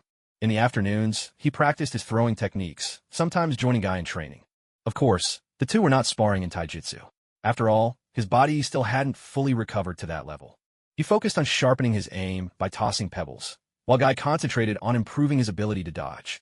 Their hard work paid off, and his throwing skills reached new heights. Throwing technique: basic ordinary, 0 rank, 0.1%. At the very moment his skill improved, he felt a faint pang of hunger in his stomach. A warm strength enveloped his whole body, as if he were being further reforged and enhanced. He sensed newfound vigor all throughout himself, especially in his hands, which now felt nimbler and more powerful. With this, his control over ninja tools had greatly improved. Even Mike Guy, having set aside his weighted gear, struggled to completely evade his attacks. As time went by, his relationship with Guy and his father gradually grew closer. Sometimes they ran together for practice, though for now he managed only to finish 300 laps with ordinary sandbags tied to his legs. Still, he believed that once his health fully returned, he would slowly catch up to their pace. After that incident, lower-ranked ninja often came by, keeping an eye on him under the guise of carrying out missions. Although public scrutiny had been quietly suppressed, his reputation as a tough one steadily made him the leader among the orphans. At least among the local children, no one dared provoke him easily. In addition, the pile of abandoned ninja tools that no one had cared for had now become his domain. He naturally took up the task of collecting and repurposing tools within the orphan section. With this, daily needs were no longer a pressing concern, for as long as the Uchiha clan continued tossing aside nearly new ninja tools, he'd get by. He saved up enough money to buy a magnet, wrapped it in cloth, and used it to scour the river for discarded gear. Occasionally, he picked up bits of iron sand. Over time, he amassed enough to fill sandbags. Once his body healed completely, he planned to use iron sandbags for weighted training, hoping to further boost his abilities. If this method proved effective, he no longer needed to rely on the mysterious and uncertain powers of the God Tree. Through his own effort, he could pursue the path to longevity step by steady step. With winter's arrival, the river froze over, bringing his fishing and tool gathering to a halt. Fortunately, he had stocked enough charcoal and food ahead of time, making for a fairly comfortable winter. Since the house was far cozier than the chill outside and fishing was out of the question, he now enjoyed much more time for healing at home. At the turn of the new year, Yin was delighted to discover that his body had finally returned to its normal state. Now, even refining a small amount of chakra no longer left him feeling weak or drained. He opened up his status screen and was met with the satisfying sight that the weak physique trait had completely vanished. Spiritual progress, movement into essence transformation, level 0, 0.1%. Arts, throwing technique basic, level 06, 70%. Though his cultivation hadn't increased, the physical frailty was gone. Now he could draw upon more chakra, and using it no longer risked stunting his progress. With this newfound surplus of chakra, Yin could finally begin to practice the chakra strings technique. His throwing skills, too, showed clear and steady improvement. Naturally, the higher one's skill, the harder it becomes to advance any further. But in an era without much else for entertainment, Yin found that day after day of training, feeling his body grow stronger, was the best kind of fun there was. From time to time, he'd be struck by inspiration mid-training, tweaking techniques so they better suited him. Sometimes even inventing a small innovation or two. Perhaps it was the system's built-in function, or perhaps it was some talent born of his 2 lifetimes. Either way, even in simple, relentless practice, he always found himself making some progress. In a blink, early spring arrived, and Yin turned 4 years old. This meant that come July, he would be facing the entrance assessment for the Ninja Academy. Now that his health was restored, both his hand-to-hand and throwing skills exceeded those of his peers. On top of that, he had already mastered a basic ninjutsu. Passing the exam was no longer an obstacle. However, getting into the top-ranked class, it was still uncertain. Everyone in the village knew that the number of Jonin squad leaders was extremely limited. If you failed to make it into Class A, your chance of being apprenticed to a Jonin was slim to none. Even landing a Chunin-led team was considered lucky. And if you were unlucky enough to get stuck with one of those indifferent Jonin leaders, not only would you learn nothing useful, you could even be used as bait or cannon fodder, meeting a senseless end in some risky mission. Naturally, Yin had no intention of becoming cannon fodder. For the sake of survival, he had to fight his way into Class A. But even if he fell short of that goal, the strength he gained through training would always be his own, a capital that could not be taken from him. With this resolve, he set his plans into motion before the weather had even started to warm.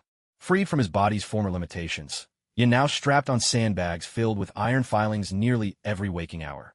Whether he was running, drilling taijutsu, or practicing weapon throws, he kept up his weighted training without fail. Of course, he knew proper rest and a balanced diet were equally vital.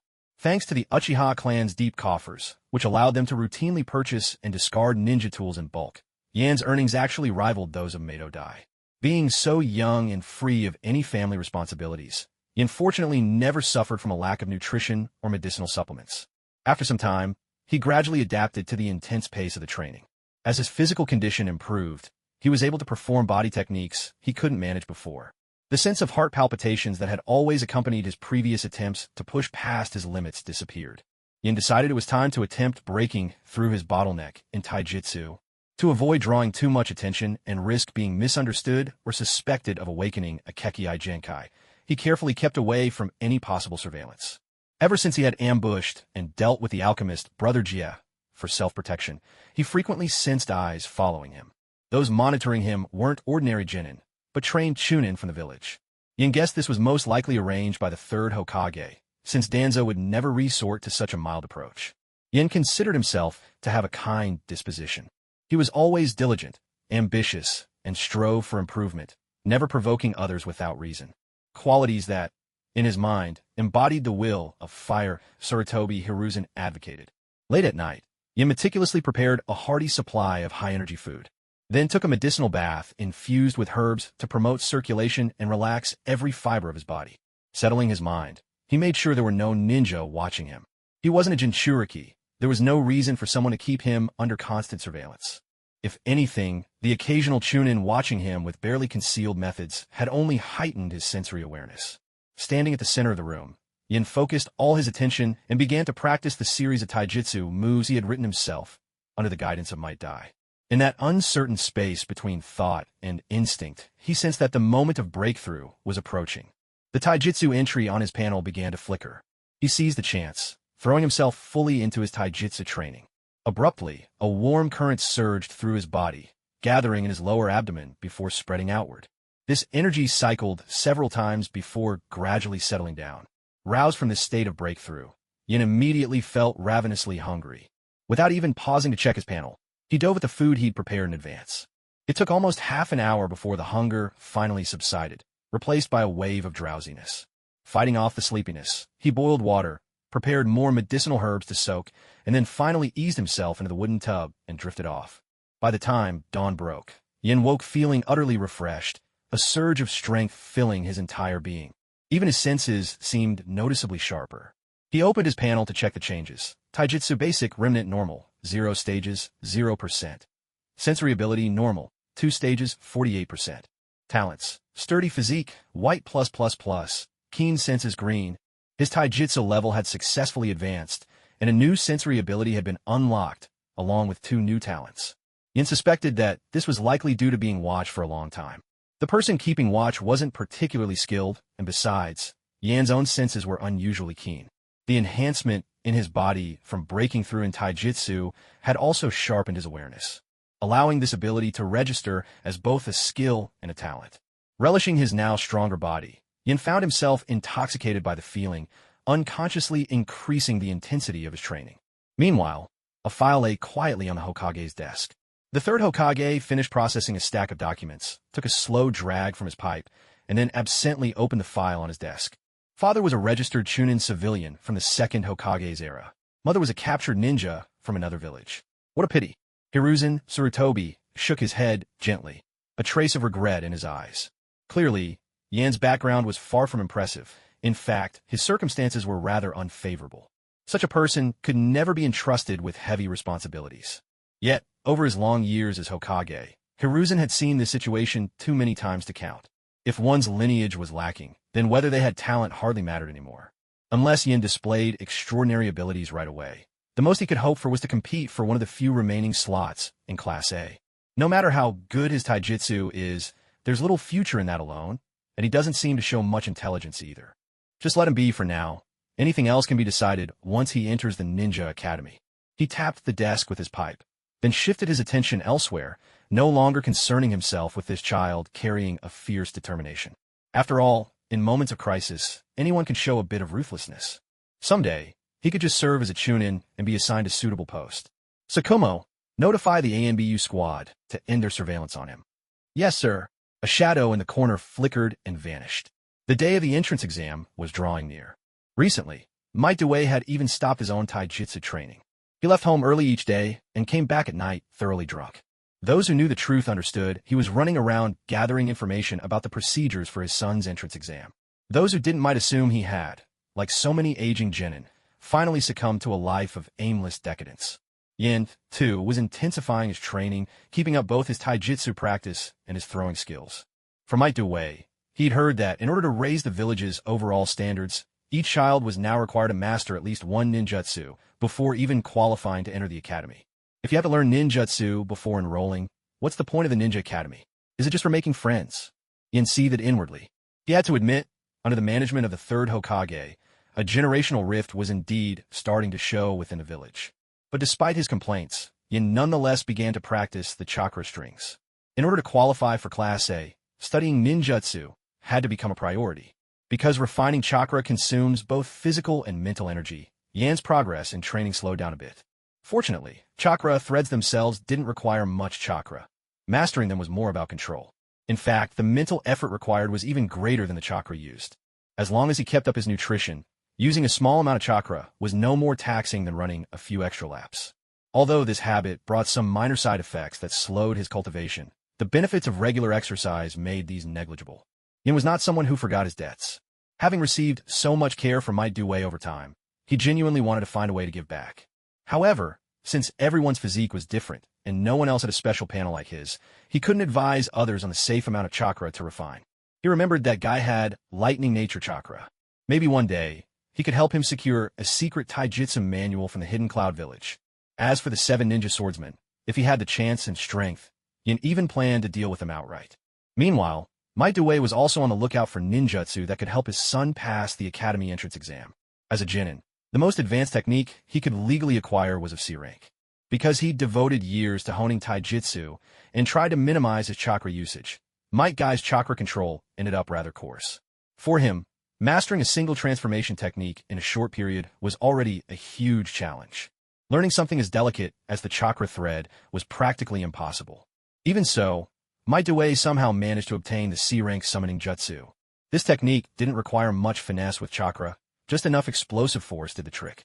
He even brought home a small red turtle with golden edges for Guy. With his remarkable willpower, Might Guy quickly memorized all the summoning technique's runes. Unfortunately, since theirs was an ordinary genin family with no special connections, even if Guy mastered the technique, he had no idea how to form a contract with the ninja turtle. No matter how many times he tried, all he could summon was a puff of smoke. For now, Yin only knew how to form Rasengan. The matter of signing contracts was still out of his reach. The date of the academy entrance exam was drawing closer. Yin opened up his personal panel to check his current stats. Name: Yin. Age: 4/120 years. Cultivation level: movement transforms into essence. Stage 0, 45.8%. Bloodline: human/Otsutsuki 0.001 per thousand. Talents: reborn as a human blue. Pristine vitality green plus. Mental fortress green plus. Robust body white plus. Keen senses green. Attributes: water, Yin awakening 50%, Yang awakening 46%. Techniques: Jinjutsu, release secret art, stage 5, 20%. Taijutsu basic, stage 1, 17%. Stealth basic, stage 2, 53%. Perception basic, stage 2, 48%. Throwing techniques, basic, stage 8, 60%. Chakra threads, basic, stage 4, 47%. Over the past half year, along with progress in his mastery of various techniques, Yan's cultivation had also advanced significantly. At the same time, his yin and yang attributes began to awaken, a change largely attributed to the breakthroughs attained during his resistance training against illusions and his physical workouts. While these talents had yet to reveal any remarkable powers, Yan's strength and stamina had already caught up with Might Guy, a peer the same age. It's worth recalling that, only a year ago, he was still a child at the orphanage, scraping by with sporadic meals and training under duress. To narrow the gap with Might Guy in just 1 year was, in itself, a truly astonishing feat. Considering his current cultivation state, if he relied solely on natural growth, without the aid of chakra, he could expect to advance by a minor realm each year. Following this pace, he might stand a chance of breaking his current bottleneck in 10 years' time. Of course, the path of cultivation depends on far more than just the passage of time. Age, talent, environment, and training methods all weigh heavily on his future progress, making the road ahead difficult to predict. At the beginning of July, the entrance to the Ninja Academy teemed with people. Members of great clans and humble families alike mingled together, some ordinary folk bringing their children along just to take a chance. Parents traded stories, simultaneously boasting about the talents of their own kids. Wending his way through the lively crowd, a boy with a slightly mature countenance was pursued by a little girl whose eyes shone red. They were none other than Asuma, Sarutobi, and Kurenai Yui. Might Dewey led Guy and Yin toward the registration area. Coming from the opposite direction, Sakomo Hataki, with his signature white hair, arrived alongside his son, Kakashi. The two groups brushed past one another. Sakomo bent over, gently tousling Kakashi's white hair, and murmured, "Did you see those two children? Someday, they'll become your true rivals." Kakashi only gazed back at him, his face calm and nearly expressionless. Although Kakashi Sakomo's voice was barely audible, Yin still caught it, and he couldn't help but wonder if the man possessed some ability to see through to a person's core. Even so, being affirmed in this way filled Yin with joy, a feeling of being acknowledged, which had been a rare experience in his former life. Despite his excitement, Yin quickly composed himself, reminding himself not to be distracted by momentary success or failure. There were only 5 minutes left until the entrance exam began. At last, Yin and Might Guy received their exam permits and hurried toward the testing grounds. Attention, candidates! The first round is about to begin, the physical fitness test. There's no time limit. Just run around the field until you can't go on. Your score will depend on your speed and the number of laps you complete. A teacher, dressed in a Chunin uniform, seemed to be using an amplification jutsu. His voice carried effortlessly across the entire stadium. 3, 2, 1, begin. At the signal, all the examinees set off almost in unison, yet there was no jostling or chaos in the ranks. Because ninja maintained a habit of daily training, the school grounds were equipped with ample tracks. Even with over 500 candidates, there were only a dozen or so on each lane, so space was plentiful and no one felt crowded. Before long, Kakashi broke away from the pack, swiftly passing those ahead. He maintained the lead with ease, not even needing to remove his mask to keep up the pace. For him, this speed was routine, nothing showy, only a reflection of his everyday training. Both Guy and Yin had removed their usual weighted gear before the test, making running feel especially effortless. Soon, they too surged to the front, intentionally keeping a steady pace to maximize the number of laps they could run. After the Brother J incident, Yin had no intention of hiding his strength, at least, not for the moment. His greatest support now was Hiruzen Sarutobi, and he knew he had to remain in the public eye. As long as Sarutobi believed he could keep Yin under control, the more outstanding Yin appeared, the more attention and safety he would earn. While everyone was running their hardest, a boy in a dark blue tracksuit, goggles perched on his head, and a pong paddle motif on his back, arrived at the gate, panting for breath. "Sorry about this, examiner. I was delayed helping an old lady cross the road on my way here. It says on my permit that as long as I make it within 15 minutes of start, I'm allowed in." The examiner quickly verified his identity and let him join. Since the others had already begun, and for easier tracking, the examiner dabbed his hands with fluorescent powder. And so, Yin watched as Uchiha Bito, his hands glowing a bright green, dashed onto the track. That must be a Bito, Yin thought, a wry smile tugging at his lips. Only he could manage to cause a scene like this every single time. Evening arrived swiftly. Only Kakashi, Might Guy's father Might Dewey, Yin, Obito, Asuma, Ebisu, and a handful of others remain on the field, still persevering through the test. The rest of the candidates, whether from ninja clans or ordinary families, had exhausted themselves completely after an afternoon spent running laps. Most had already left the track to rest, while a few who tried to sneak by walking were caught and penalized. Some unwilling clan hopefuls even attempted to use their unrefined body flicker technique for a burst of speed, only to tumble and be escorted off the field. As night descended, only Kakashi, Guy, and Yin continued on the track. Their breathing was calm, their steps light and lively, as though they possessed endless reserves of strength. Kakashi had invited Guy to compete because he'd followed his father's advice. He wanted to see if they would make suitable rivals. Guy himself wasn't sure why he was competing. He simply ran alongside Kakashi out of instinct. Yin, having always trained with Guy and knowing him well, saw that Guy was serious and felt compelled to give his all as well. A few examiners, unable to bear their hunger any longer, simply squatted on the ground and began gnawing on ration pills. At this point, it was no longer a matter of the examiners testing the candidates. The candidates were the ones out, enduring the examiners. Not long after, Kurenai Yui arrived with an order from the Hokage, announcing the end of the competition.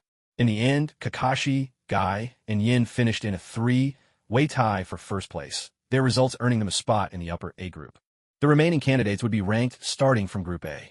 As night slowly settled in, the three boys exchanged quick introductions before heading their separate ways. In his youth, Kakashi seemed a bit quiet and reserved, even shy, but beneath that silence he possessed a passionate heart. Raised under his father's protection, he was not closed off, simply taciturn and eager for a worthy challenger. To ensure fairness, he gave Guy and Yin an advance notice about the upcoming test subjects, though he carefully kept his own strategies to himself, a mark of respect for his opponents.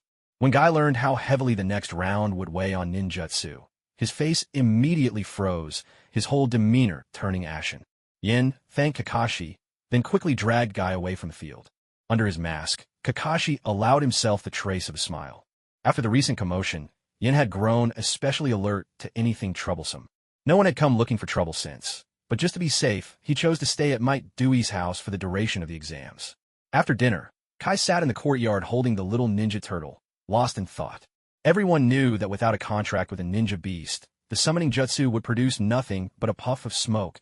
Passing the exam was simply impossible. So ever since he'd learned the summoning jutsu, Kai had spent every night trying to bond with the turtle, hoping to form a contract. He tried everything, offering the turtle his own blood to drink, forming blood packs, even mixing their blood together and drawing strange symbols on the ground. As time passed, the ninja turtle had even learned to talk, yet the contract remained unfulfilled. In the ninja world, knowledge was often tightly guarded. Yin recalled the storyline and, drawing on something he'd heard back at the orphanage, mentioned the summoning scroll to Might Dai. Dai, however, said he'd never heard of such a thing. Later, Yin discreetly inquired at a ninja tool shop, discovering that a summoning scroll was worth as much as the lifetime savings of 4 or 5 Chunin, and could even serve as a family's most precious heirloom.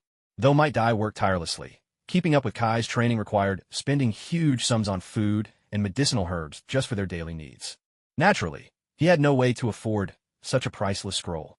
Someone suggested lending Kai their family scroll so he could sign a contract, but with something so vital to one's safety and life, no one would ever entrust it to another so easily. So Kai could only keep searching for the method to form a traditional summoning contract, just as those before him had. He even tried practicing the chakra thread technique, but each attempt produced only a tangled mess of chakra, impossible to control precisely. If he still couldn't manage these two jutsu properly during the exam, Kai would have to spend an entire year practicing the body replacement techniques, which did almost nothing to help him. To him, it would be a terrible waste. The next morning, Might Guy was up early, as if suddenly struck by inspiration. He swiftly released 2 threads of chakra, wrapping them around his hands, and began swinging them back and forth. Dawn had barely broken. Kai was already training. Yin chose not to disturb him, instead sitting quietly nearby to meditate. While meditation wouldn't be recorded by his system panel, combining his talents of another life and mental barrier greatly increased his sensory perception and efficiency of thought. It also helped him build resistance to jinjutsu. At the exam hall entrance, compared to the previous day, nearly half the crowd was gone. Most of those who left planned to try again next year, hoping for a spot in a better class. The remaining students stood leisurely outside, 15 to a group, entering the exam hall according to their numbers. Each group took about 10 minutes. Kai and Yin had learned early from Kakashi that the chief examiner for this round would be Kurenai Yuhi, who specialized in testing jinjutsu resistance. The two of them had prepared thoroughly. Perhaps because today's test is focused on jinjutsu, Obito, for once, was not late. He went into the exam room, just ahead of Guy's group. 5 minutes later, Obito was the first to exit the exam room. His results seemed outstanding, but his expression was deeply downcast. What's going on? Even Obito looks like that. Yin wondered, stepping into the exam room lost in thought. Inside, Kurenai stood leisurely on the platform, surveying the newly arrived examinees below, her lips softly counting 9, 10, 11, 12, as if confirming the head count. Below the platform, the Chunin proctor simply directed the students to face the stage. There were no special instructions, nor any restrictions on conversation between examinees. Several students chatted idly, while those who already knew the content of the test simply closed their eyes as soon as they took their places. The examination hadn't officially begun yet, and the atmosphere in the room remained relaxed. A jinjutsu based on sound. Yan's heart jolted in realization. Although he had thoroughly prepared to face this jinjutsu master, he still found himself caught off guard by an auditory illusion. The prowess of the older generation of shinobi was not to be underestimated. Without advance notice about the nature of this sound-based jinjutsu, even an Uchiha with the Mangekyo Sharingan might have been defeated. If he hadn't noticed an unusual drain on his mental energy, and if he hadn't seen the proficiency of his Jinjutsu release technique slowly increasing on his status screen, you might never have realized that the persistent counting ringing in his ears was part of the Jinjutsu. Although the auditory illusion continued to affect him, the constant activation of Jinjutsu release kept Yin completely lucid, though he took care not to show it. Opportunities to train Jinjutsu release for free were rare, and Yin resolved to hang on a bit longer to gain as much experience as possible. While resisting the hypnosis of the Sharingan, he had stumbled into a new ability, Mental Barrier. This talent not only shielded him from mental manipulation, but also gave a significant boost to his concentration. The combination of Mental Barrier and rebirth as a human gave him an experience bordering on genius. With just a glance, he could grasp any concept, learn new things with lightning speed, and carry tasks through with great ease. Gifted with the capabilities of a natural-born prodigy, every accomplishment brought a surge of satisfaction, and he found himself working hard almost effortlessly, his motivation self-sustaining. If he could further strengthen or gain new innate talents, it would be even more ideal. 3 minutes passed. "Open your eyes." Kurenai's voice rang out, sharp and commanding.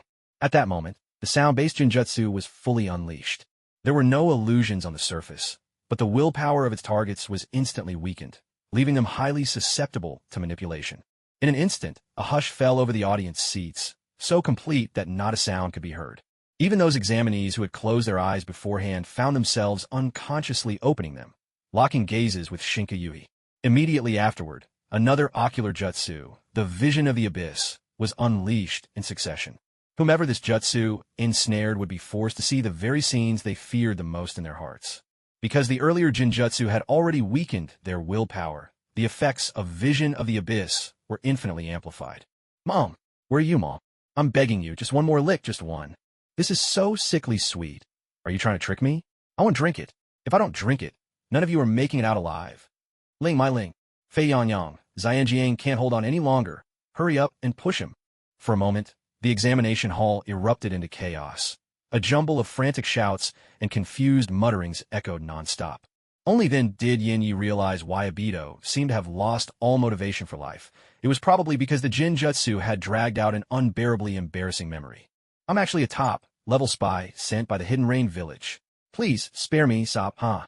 An examinee a bit older than the rest suddenly pulled out a smoke bomb, clearly preparing to stuff it into his mouth.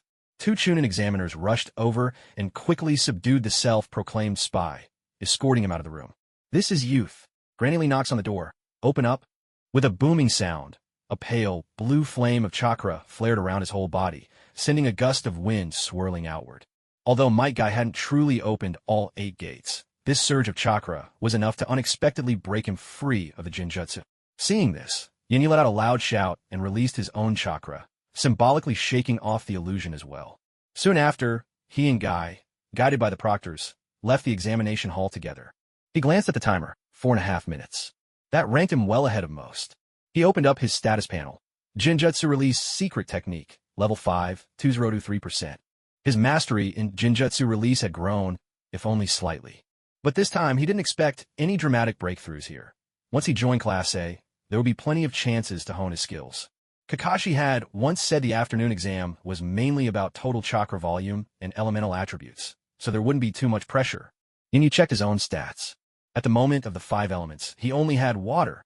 He knew he couldn't extract chakra if he wanted to keep up with his training rhythm.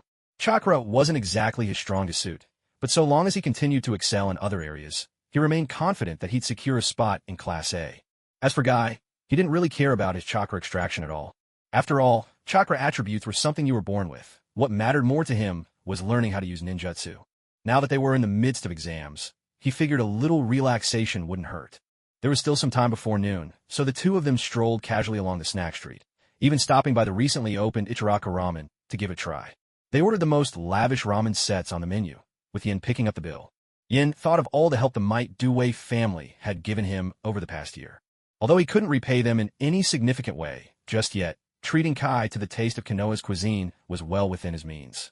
Besides, he was responsible for recycling old ninja tools near the Uchiha compound, a job whose earnings were just about on par with those of an ordinary genin. Compared to the vast variety of foods in his previous life, Ichiraka's ramen might not have qualified as gourmet cuisine, but as a street snack, it certainly had its own distinctive flavor. Most importantly, The generous portions made it the perfect meal for a ninja needing to recharge after a mission. Furthermore, in the 4 years since Yen had crossed into this world, he had hardly tasted anything truly delicious. Under their hungry assault, the large bowls of ramen were swiftly emptied. Still licking their lips with satisfaction, the two of them set off on a leisurely walk toward the training field near the examination site. Yen, I want to try out a ninja technique I created myself. Get ready. Kai took his stance, his expression turning serious as he started weaving hand signs. Yen drew a polished steel rod from his belt. With his current strength, this kind of weapon was far sturdier than any regular ninja blade. Standard, issue tools simply couldn't handle his power. Chakra fist, Kai shouted, releasing visible threads of chakra from each fist, twisting together into a wiry tangle until his hand were fully wrapped. Strictly speaking, this wasn't the standard use of chakra threads. But Kai had named it Chakra Fist. Yin measured the distance, then swung the steel rod down with force. Kai met the blow head on with both fists. By all logic, since their strengths were comparable, this attack shouldn't have been so easy to block. Yet not only did Kai absorb the blow effortlessly, but he also knocked the rod clear from Yan's grasp.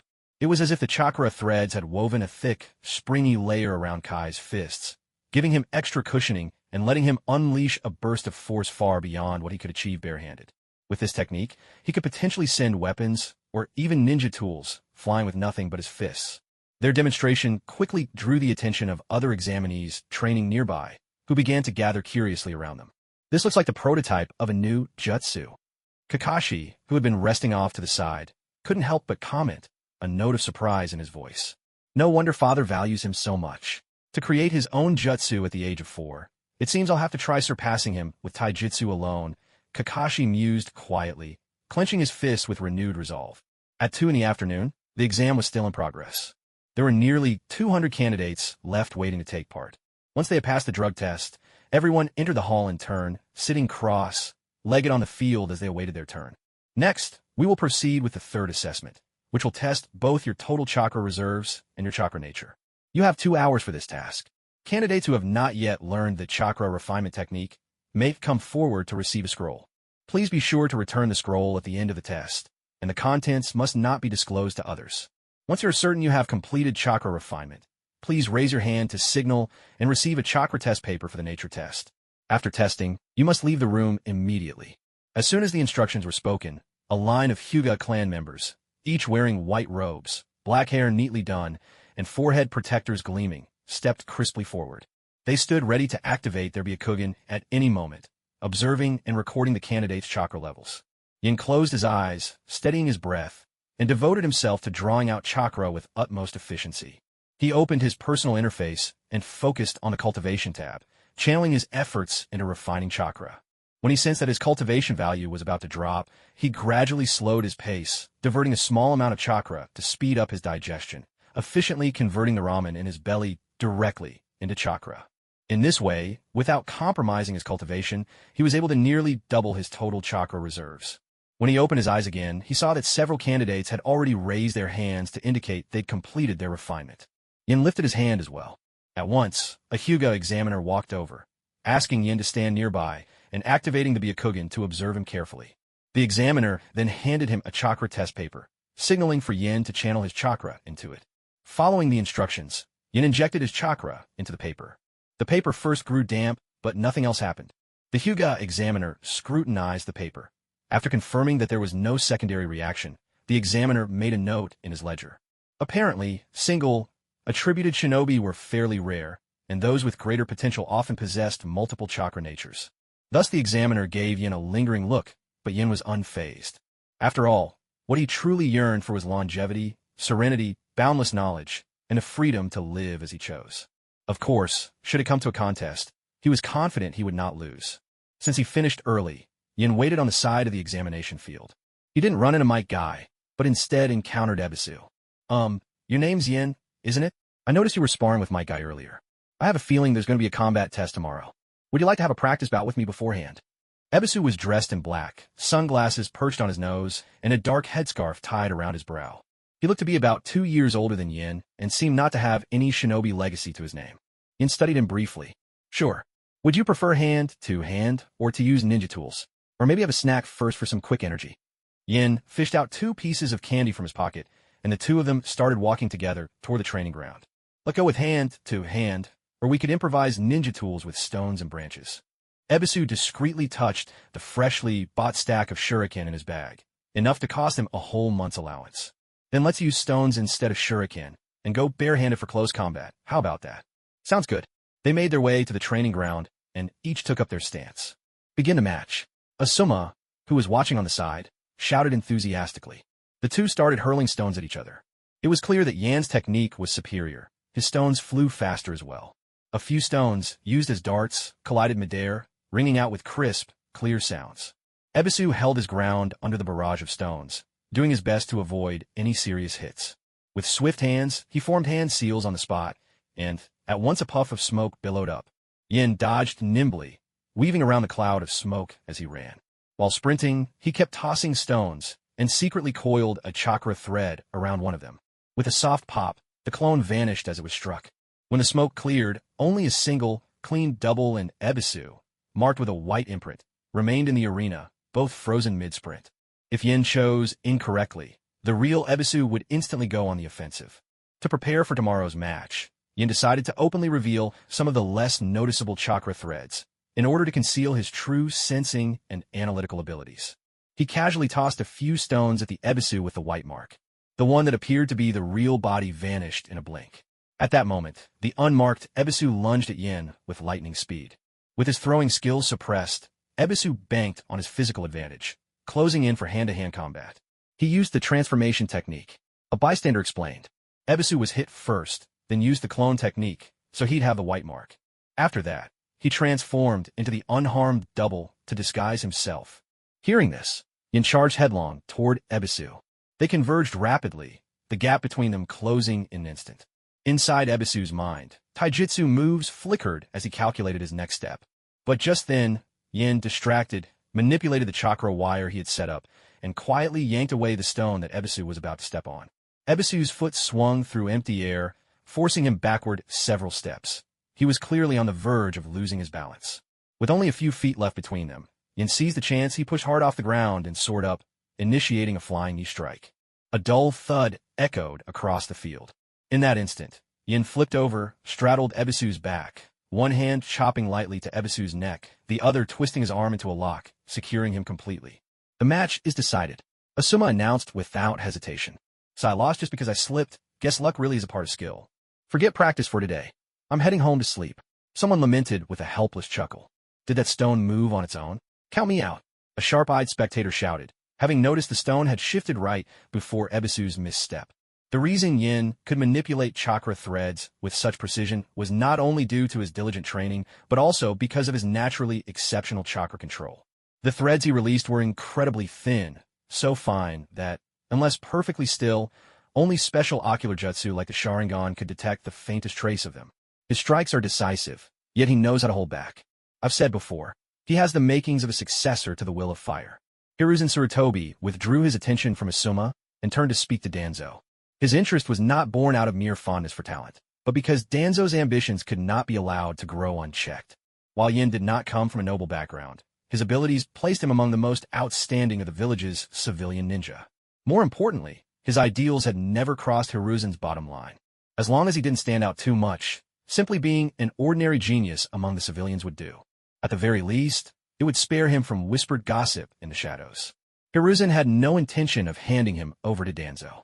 He's barely passable. Without a Kekiai Genkai, I could find as many like him as I want. Root is full of them. Let's get to the point. What exactly did you call me here for today? Danzo asked, a hint of impatience in his voice. The delegation from the Hidden Cloud will be arriving soon. I want your men to keep a close watch on the Nine Tails, but they must not be discovered. Until she leaves the village, you are not to make a move. Give my apprentice a chance. As he spoke, the image of a blonde, blue-eyed young Jonin emerged within the crystal ball. And what's my reward? Danzo asked. The wood release research will resume. You may work with Orochimaru, but remember, he will always remain the Hokage's apprentice. That won't change. Release Hiriko. As you wish. Hiruzen waved his hand, signaling for Danzo to leave. Yin glanced up at the sky, suddenly certain someone had been watching him in secret, a prickling sense of being observed.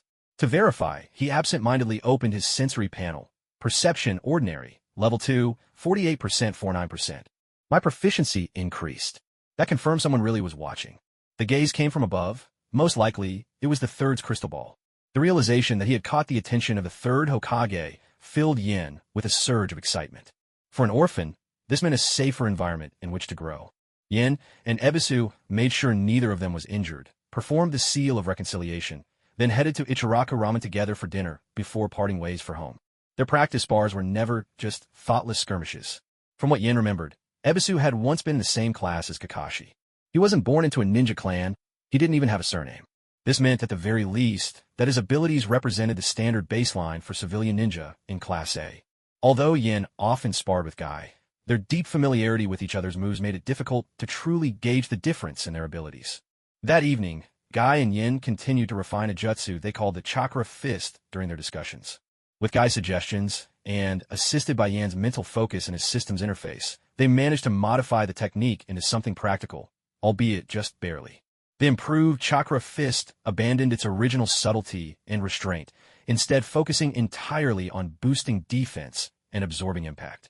It could even be hurled as a projectile to attack an opponent, or used to extend the reach of one's punch. This jutsu required only 5 hand seals, making it a perfect support technique to use at the start of a fight. It suited Guy's passion for close quarters combat and was enough to handle the demands of the next day's assessment. The following morning, the test officially began. Although each candidate's ninjutsu evaluation would be brief, both examiners and examinees had to push themselves to start early. This ensured that the results could be reported to the Hokage as soon as possible, and the afternoon's combat simulations would go smoothly. The requirements for the assessment were clear. Each candidate must demonstrate mastery of at least one jutsu, or show proficiency in learning over 5 different techniques. Aside from that, the rules were essentially the same as before. Yin stood before a wooden stake. After a careful inspection, he sent out 3 threads of chakra from each hand, using them to expertly manipulate 6 shuriken, launching a precise attack. After the shuriken struck their target, the threads wrapped tightly around the stake.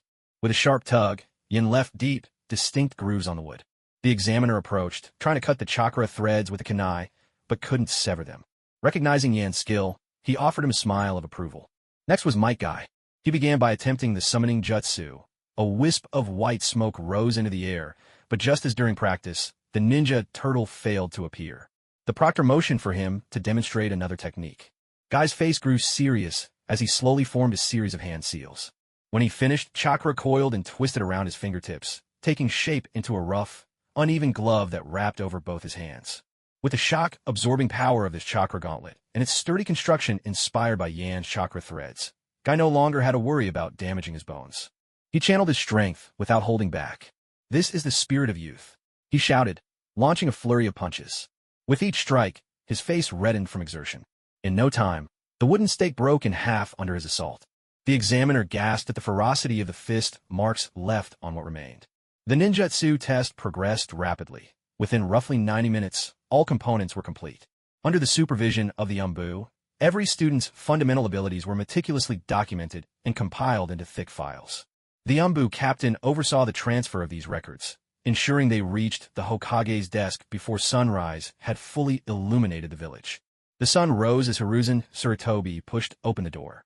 Looking at the stack of dossiers on the table, he couldn't help but smile wryly. He walked over and casually picked up one of the files to read carefully. Kakashi Hitaki, excellent physical condition, excellent resistance to Jinjutsu, excellent chakra reserve, excellent ninjutsu proficiency. As expected of the White Fang's son, his talent is truly exceptional. Hiruzen couldn't help but think of his own 2 sons, a trace of disappointment flickering in his heart. Might Guy, excellent physical condition, excellent resistance to Jinjutsu, outstanding chakra reserve, good ninjutsu proficiency, suspected of self-created techniques. Obito Uchiha, above average physical condition, excellent resistance to Jinjutsu, above average chakra reserve, excellent ninjutsu proficiency. In excellent physical condition, excellent resistance to Jinjutsu, average chakra reserve, excellent ninjutsu proficiency. Asuma Tsurutobi, above average physical condition, above average resistance to Jinjutsu, above average chakra reserve, excellent ninjutsu proficiency. Kurinai Yuhi, above average physical condition, excellent resistance to Jinjutsu, above average chakra reserve, excellent ninjutsu proficiency. In less than 10 years, the Leaf Village will surely see a rise of elite shinobi. With such promise, victory in the Third Great Ninja War is within reach. Hiruzen thought to himself in admiration. Quickly, he pieced together the match list based on each candidate's abilities. At the same time, he subtly grouped the teams to help temper the growing pride of the Uchiha clan. Before noon, every candidate received the name of their opponent. Some gathered near the examination site, while others wandered the town's streets and alleys, trying to gather what little intel they could in the few hours that remained. Kakashi Hatake versus Obito Uchiha, Might Guy versus Ebisu, and versus Hei Gecko. Kakashi and the other two met to discuss their matches. Although Kakashi appeared indifferent about his opponent, he was still willing to share information with his companions, and shared what he knew about Ebisu's techniques with Might Guy. Meanwhile, Ebisu was mingling among the crowd, exchanging information about his fighting style. Still, to better train his ability to handle unexpected situations, and didn't pay particular attention to intel about his own opponent. As long as he could ensure his safety, he didn't mind facing a little uncertainty and challenge. Besides, it wasn't as if he knew nothing about Hei Gecko. He was aware of Hai's frequent cough and suspected skills in infiltration or swordsmanship. These details, though gleaned from years to come, gave him a reasonable sense of direction. The three of them took a short break beneath the shade of a tree, then woke right on time and headed for the examination hall. After all, as top-ranked candidates, they would be among the first to take the field. The freshman entrance battle, as the final stage of the entrance assessment, is considered a moderately significant event in the Hidden Leaf Village. Though it doesn't attract foreign dignitaries or enjoy the grand, multi-nation spectacle of the Chunin exams, there are still scattered spectators in attendance. Most are family members of the contestants, while some Jonin and Chunin also turn up, hoping to scout potential disciples or future subordinates. After all, nurturing a shinobi from the very start tends to foster greater loyalty. The first match, Kakashi Hatake versus Obito Uchiha. As soon as the announcement echoed across the grounds, a white-haired boy stood straight at the center of the arena, a short sword slung over his back. He glanced toward the spectators' seats, as if seeking silent encouragement. Beneath his mask, the corner of his mouth curled into a subtle smile, and even his eyes sparkled with a trace of amusement. Rin no era. Can I just call you Rin? My name is Obito Uchiha, and, I'm heading out to my match. Wait for me. When I win, I'll definitely become Hokage, Obito declared, radiating confidence. Obito, you're the first one up. Hey, why is your face so red? Are you running a fever? Can you still compete? Want me to go with you to the hospital for a checkup? In the waiting area, Rin watched as Obito daydreamed with a silly grin, placing her hand on his forehead, a habit she'd picked up from her part-time work at the hospital. Oh, it's my turn, he exclaimed. Sorry, Rin. I'll come back to see you later. With that, Obito hurriedly grabbed his ninja tool pouch and dashed toward the arena. Luckily, the delay wasn't too much. He made it just in time, avoiding forfeiture. Obito stood frozen at his starting position, clutching his equipment tightly. Kakashi adjusted his mask, quietly organizing his own ninja tools. What's with that cold, indifferent face? Is he looking down on me or something? Obito felt a surge of irritation, but nonetheless followed the rules, raising his hand for the combatant's seal of opposition.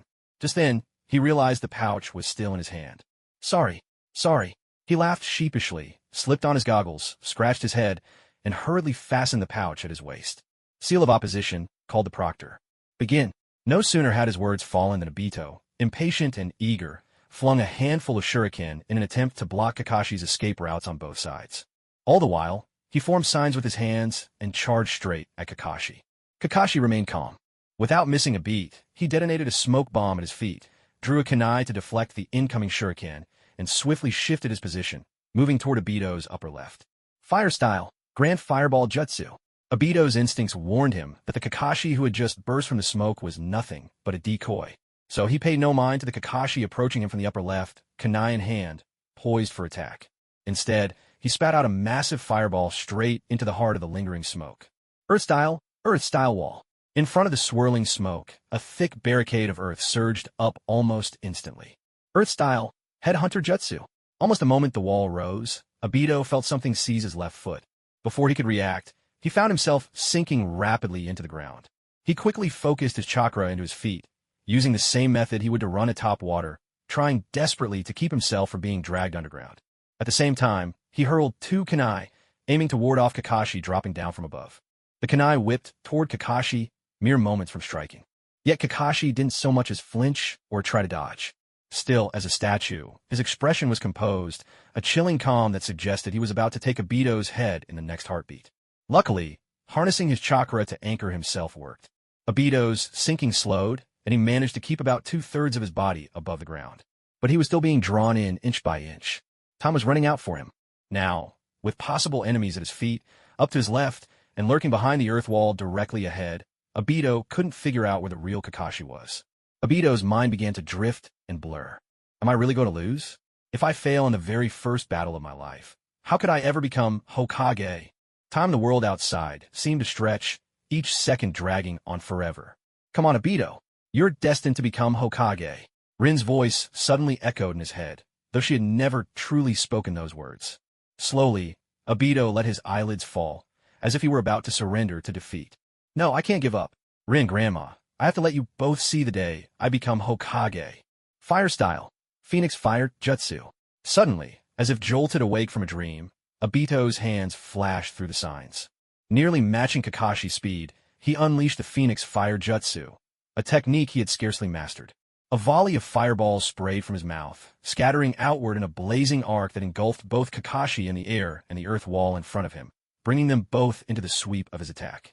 With a resounding thud, the falling Kakashi burst into a charred log, sent flying by the fireball, a substitution technique, nothing more. Seeing this, Obito's hope flared anew. He gathered every last bit of his chakra, unleashing the Phoenix Fire technique, letting the flames engulf the earthen wall completely. While spewing fire, he pulled out a kunai, furiously digging at the soil, trapping his foot. Almost there, just a bit more, and my right foot will be free. But at that moment, a sudden chill traced across Obito's neck. Glancing down, he saw a short blade pressed to his throat. Something hard pushed into his back as well. Well, looks like I lost, huh? Kakashi, right? Next time, I'll definitely beat you. With a resigned sigh, Obito dropped the kunai, looking seriously at the masked, silver-haired boy before him. Kakashi said nothing. The match is decided. Yeah, Kakashi's amazing. I knew I had good taste. TCH, your pick? He's mine. Ouch. Stop pulling my hair. Raucous cheers and playful bickering erupted from the girls in the audience who were waiting their turn to compete. Kakashi is incredible. Obito, do your best too. Wait. Amid the noise, Obito thought he heard Rin's voice. He quickly looked around. A girl stood at the entrance to the testing grounds, 2 streaks of purple paint on her cheeks. She waved a sign with Kakashi's picture printed on it, cheering him on. Rin, Kakashi, you ugh, it's all because I'm not good enough. Kakashi, one day I'll defeat you fair and square. Obito clenched his teeth, almost grinding them to pieces, struggling desperately to hold back his tears. Hey, what are you standing there for? Pull your foot out of that hole and stop daydreaming. Hurry up and make the seal of reconciliation with Kakashi. The next match is about to begin. A ninja in charge of the grounds dragged him out of the muddy pit. Dazed, Obito was laid on a stretcher and sent to the medical area for a checkup. Next up, Mike Guy versus Ebisu. Both parties, please form the seal of opposition. As the referee's words fell, Guy instantly shifted into his attack stance, his gaze locked on Ebisu with unwavering focus. Ebisu, having studied his opponent beforehand, knew that age wouldn't win this battle, nor could he match Guy's raw taijutsu, famed for splitting wooden posts with his bare hands. For Ebisu, victory wasn't the goal. He only hoped to last as long as possible, to display his skills and earn a place in a good class. Ebisu flung 3 shuriken, retreating quickly while weaving signs, determined to delay as long as he could. Oop! Akai charged at his opponent, not slowing down at all even with shuriken hurtling straight at him. With a swift motion, he knocked the shuriken aside, leaving only a few scratches on the surface of his bandages. The distance between the two shrank dramatically. Ebisu realized he no longer had time to dodge. Clone Jutsu. Poof! The instant his 3 clones appeared, Ebisu quickly pulled out a smoke bomb and, without hesitation, smashed it to the ground, setting off a thick smokescreen. Dynamic entry. Akai launched a straightforward flying kick, both feet leaving the ground as he propelled himself headlong into the swirling smoke with unstoppable momentum. Thud! Crack! Bang! Ow! One by one, the clones shattered on impact. In that moment, Might Guy felt as if he were kicking into something soft and springy, surprisingly comfortable to the touch. He mused to himself that if he had punching bags like this at home, he could easily train 30 hours a day. Ebisu rolled desperately across the ground, trying to evade, but was struck hard in the back, the pain so intense he nearly lost his breath. Seeing that there was nowhere left to run, Ebisu simply drew a kunai and began flailing wildly in the smoke. Crash! Whack! Even with his vision obscured, Akai's keen instincts led him right to Ebisu's position. Each attack landed with ruthless precision, while he nimbly avoided every counterstrike. Leaf whirlwind. Leaf great whirlwind. Leaf strong whirlwind. Smack. Smack. F. I surrender. I give up. Now, it was Un's turn to take the stage. With help from the panel and his own hard work, his physical abilities were already far beyond others his age. Although he hadn't had much experience in taijutsu sparring, and was a bit green, he had no intention of becoming a battle-type ninja like Akai, and hoped one day to become a medical or sensory ninja. His plan was to avoid direct combat for at least the next 10 years, minimizing chakra consumption so he could refine his abilities to the utmost. Next match, In versus Hey Gecko. In stepped forward in a clean, streamlined outfit, a steel short staff strapped at his waist, his ninja tool pouch fastened at his thigh. He gazed ahead, quiet and focused. His opponent, Hey Gecko, might have appeared pale and sickly, but his clan's unique techniques and superb sword skills made him a dangerous adversary. Make the confrontation seal. Begin. Facing a bloodline limit user for the first time, and dared not let his guard down. He leapt backward, and, while in midair, unleashed a barrage of ninja tool fragments aimed to him, head in, his movements masking 2 chakra threads woven among the flying shards. Thanks to his panel, and had mastered every angle and technique of throwing, anything he could get his hands on could be thrown with enhanced accuracy and impact. Though power and the properties of each object affected the outcome, for now, shrapnel from ninja tools was still the most cost-effective choice. Moonlight Hate drew his blade to block the oncoming shards, only to find that not only were the fragments densely packed, but they struck with surprising force. Their varied shapes made it impossible to predict where they might ricochet or deflect, leaving him on the defensive for the moment. He quickly tossed a smoke bomb, and instantly, a thick cloud spread across a radius of 10 meters. As a genius blessed with a Kekiai Genkai, the Moonlight Clan might have been small in number, but their resources were incredibly abundant. Such extravagance! Yin grumbled inwardly, then scattered a handful of handmade caltrops to cover the surrounding ground, preventing his opponent from using the smoke as cover for a surprise attack. At the same time, he took precise aim at a smoke bomb flying in his direction, making sure he wouldn't be engulfed by the haze himself. Moonlight Hate melted into the swirling fog. No one could be sure if he planned to use the invisibility jutsu, nor could anyone predict from which direction he might strike. Yin stood firm, kunai in hand, his demeanor a perfect blend of panic and wary caution. In truth, he had fully extended his sensory abilities, releasing 4 chakra threads to coil protectively around himself, then letting them snake even farther out. The chakra threads danced about him like tendrils in the wind, alert to every movement around. At the same time, he skillfully manipulated 2 previously laid chakra threads, easing them along the edge of the smoke, gradually tightening the perimeter. This is too dangerous. If those flying metal shards get too close, no matter how good my sword skills are, escaping unscathed would be extremely difficult. Within the shroud of smoke, Moonlight Hate kept shifting his position, doing his best to evade the legendary chakra threads. Although these fine lines were all but invisible to the naked eye, as long as he kept moving, his chances of being caught were much lower. Invisibility Jutsu. With the hand seal complete, Hayate's presence faded sharply, his complexion turning even paler. In just a few heartbeats, his entire form, clothing and sword included, became semi-transparent, vanishing completely into the mist. Yet this technique could only briefly hide one's body and aura. Complete detection was still impossible to avoid. The faintest misstep or brush against anything would betray his position with the slightest sound. Relying on his sensory skills, Yin paid close attention to the minute changes in wind and the softest of collisions, just enough to roughly trace Hayate's whereabouts within the smoke. Meanwhile, his chakra threads continued to tighten in the cloud, drawing ever closer to ensnaring his opponent. Still, Yan's ability to sense was not yet perfect. The murmuring of the crowd in the arena drowned out the finer sounds. Veiled by the invisibility jutsu, Hayate's precise movements remain a mystery, making close-quarters combat unusually perilous. Lacking powerful ninjutsu, Yin could maintain steady pressure, but found it difficult to subdue Hade outright, and so the confrontation settled into a tense stalemate. As the smoke slowly began to thin, there was a sudden, swift tightening of the chakra threads, their delicate pale blue lines spinning together to sketch the rough outline of a human form. Clang! The chakra threads, so tough that even Might Guy would have trouble cutting them, were now severed with ease by a boy not yet 5 years old, wielding a blade. It wasn't brute strength that made this feat possible, but rather the extraordinary sharpness of his ninja sword. Half a Chunin family savings had gone into forging this blade, its edge laced with a trace of chakra metal. Though it couldn't slice through iron like clay, its sharpness and durability had both reached a new level. But even with the chakra threads cut, countless fine filaments still clung to Ji-Feng's sword and body, stripping his invisibility jutsu of its concealing power. More chakra threads rushed toward him, steadily hemming him in and shrinking the space he could move. He realized then that if he didn't break free immediately, once his wrists were bound, he would be trapped, unable to move at all.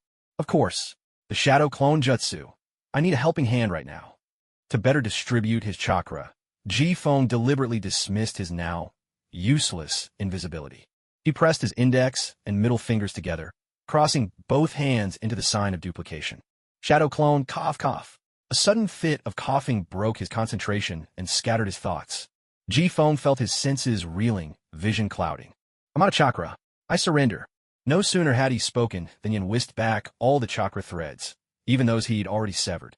Drawing them into himself, he converted the lingering chakra into physical and mental energy, a process far from efficient, but enough to let him recover a bit. The match is over. It's time for the seal of reconciliation. Although using chakra threads typically consumed only a small amount of chakra, employing enough of them to fully restrain a person was still taxing. Yin felt noticeably depleted as he made his way toward the Might Du Wei family's residence. He knew he needed a rest as soon as possible. My chakra reserves are dangerously low. I'll have to rely on Uncle Du Wei for another day, Yin pondered to himself. Just as he finished this thought, Akai scooped Yin up and carried him home at a run. While continued use of chakra wouldn't physically harm him, it would certainly hinder any further progress in developing his abilities. For Yin, cultivation was not about hoarding chakra in the style of the Yin seal. Rather, it resembled fortifying his body, more like intense physical training. This phase, often referred to as refining energy through movement, focused on honing the body itself through rigorous activity. Anyone dedicated to regular training understands that, though moderate exercise benefits one's health, overexertion can result in issues like muscle breakdown. In under 5 minutes, Kai had settled Yin into a medicinal bath and hurried back to the matches, eager to observe and learn. Yin was a true friend, but in Kai's eyes, he simply lacked the needed vitality. Kai wasn't the only one filled with anticipation. The parents in the stand were also keen to witness thrilling contests and see how their children would perform. In their ideal scenario, they hoped for intense hand-to-hand combat, dazzling displays of technique, or clever battles of strategy. But, apart from the first 20 or so bouts, the remainder fell far short of expectations. There were accidental pokes to the eye, poorly aimed kicks, children spitting, pulling each other's hair, even biting, and tearful chases around the grounds. The competitions bore little resemblance to the high-level tactical clashes everyone had envisioned. During the later matches, most of the spectators grew sleepy or simply slipped away before the end. Yet, it was undeniable that the incoming students this year were the most gifted since the Second Great Ninja War. After all, their average age barely surpassed 4, and almost none had undergone formal instruction as ninjas. A talent like Kakashi was a rare outlier, even among the children of shinobi clans, a true prodigy. For the village to find 4 or 5 such remarkable individuals all at once would be a remarkable stroke of fortune. Once the entrance exams concluded, the official lists of accepted students and their assigned classes would not be posted for another month. Yin, meanwhile, returned to his routine training, as steady as ever. Because he stood out as one of the stronger candidates, Yin now enjoyed free access to the public training fields. Nobody thought of him as just an ordinary child any longer.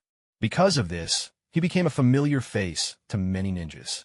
Although he hadn't yet mastered any new jutsu, he did pick up practical tactics and clever ways of combining techniques simply by watching and joining in the training sessions.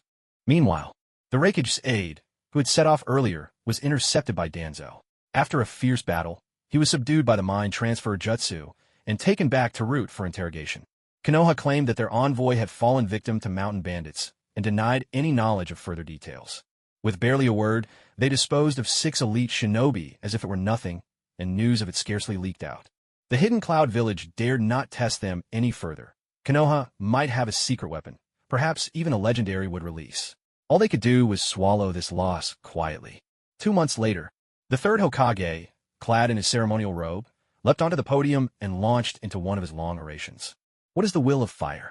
I think everyone here is familiar with the phrase, but what does it truly mean? The will of fire, simply put, is sacrifice. It's dedication. It is the very spirit of Konoha itself.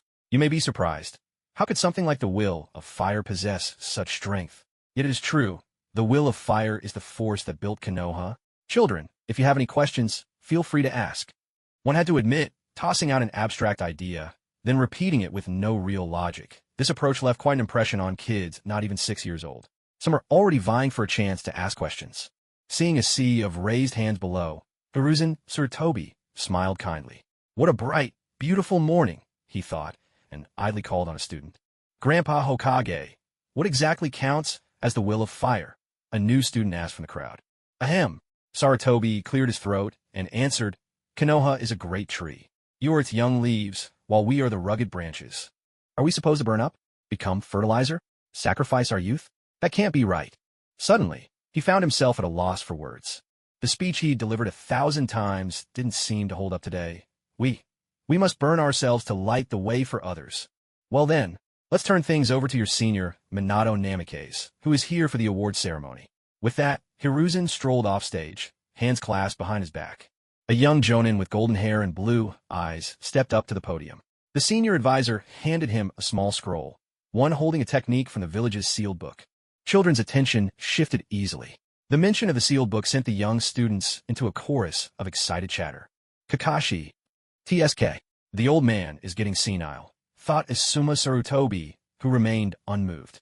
He'd never been fond of his father's eternally righteous facade, but had nothing to say on the subject. What's the sealed book? A newcomer piped up, never having heard the term before. It's a scroll filled with the village's most powerful techniques. They're too dangerous, so only the Hokage is allowed to keep it. My dad told me. A student from one of the ninja clans boasted proudly. Wow, look, he has a father. A few freshmen nearby exclaimed, their eyes sparkling with envy and longing. If I can inherit the will of fire, will I be able to learn the powerful jutsu in the sealing scrolls? Someone murmured to themselves, secretly vowing to become a loyal ninja who embodies the will of fire. Amidst the chatter, Yan's voice could also be heard, though he was busy discussing lunch options and dinner recipes. Surprisingly, this drew a whole crowd of fellow food lovers into a lively debate. Following, there were speeches from several elders and the class leaders among the jonin. Time seemed to fly, and before they knew it, noon had arrived. Under the scorching sun, the students wilted like eggplants left to dry, drained of all enthusiasm. Behind the stage, Hiruzen Tsurutobi recalled his earlier words and gazed down at his wrinkled hands. It hit him then, he truly was getting old. But who should inherit his mantle? If no suitable successor appeared, perhaps the burden would remain his to bear for a while longer. The class sorting ceremony wrapped up just before lunch. Kakashi, Obito, Asuma, Kunai, Rin Noura, Ebisu, Gamashinui, and others, as the original story goes, all enter Class A. Guy 2 joined Class A, thanks to his impressive taijutsu skills and the fact he could also perform ninjutsu. Of course, Yin was grouped into Class A as well, though exactly who had to make way for him remained a mystery and a stroke of unfortunate luck for whoever it was. Before classes truly began, it was tradition for the new students to go up front and introduce themselves. Many, like Kakashi, kept their introductions brief, sharing a hobby and their goals. Yin did much the same. His dream was a safe, carefree life, provided he had the strength to protect the things that mattered to him. There were also passionate youths like Might Guy, brimming with hot-blooded energy and boundless spirit. Yet, whether their actual training matched the grand claims they made was anybody's guess. Few, like Obito, dared to proclaim their dream to become Hokage so openly, but no one mocked him for it. After all the introductions, the freshmen began to learn a little about one another. The class leader would be chosen from among Kakashi Hatake, Asuma Sarutobi, and Obito Uchiha. Obito truly gave it his all, but this was still an era where looks and strength carried the most weight. On looks alone, Kakashi, hiding half his face, left Asuma out of the running. Obito, still young, hadn't quite grown into his features. As for ability, Kakashi and Asuma together easily claimed 80% of the vote. Obito had talent, but against these rivals, the era's greatest prodigy and the son of the Hokage, he simply stood no chance. In the end, it was only natural that Kakashi won class leader, thanks in no small part to nearly every girl in class voting for him. Luckily, with Rin Nohara's kindness, Obito didn't dwell on his disappointment for long. But as a true-born Uchiha, bearing defeat at the hands of the same person over and over, it seemed Kakashi was destined to be the rival he could never quite outrun. The curriculum at Konoha's Ninja Academy is impressively broad, encompassing 4 main categories: theory, practical activities, ninjutsu training, and the renowned Will of Fire courses. Take, for example, the theoretical classes, which cover a wide array of subjects. These range from the very basics, like literacy, hand-seal formations, and the fundamentals of chakra pathways, to natural sciences, such as physics calculations, principles of chemical synthesis, biological toxin extraction, and medicinal herb identification. Of course, there are also courses on secret hand signals, coded language, and cryptography. All the textbooks are distributed to first-year students, who are free to study all the material from grades 1 through 6 on their own. However, teachers will only cover a selection of topics in class, and the final exams are limited to what's been taught. If a student can basically self-study the knowledge, gain a rough grasp of the higher-year material, and meet the practical requirements for combat skills, they can apply for early graduation.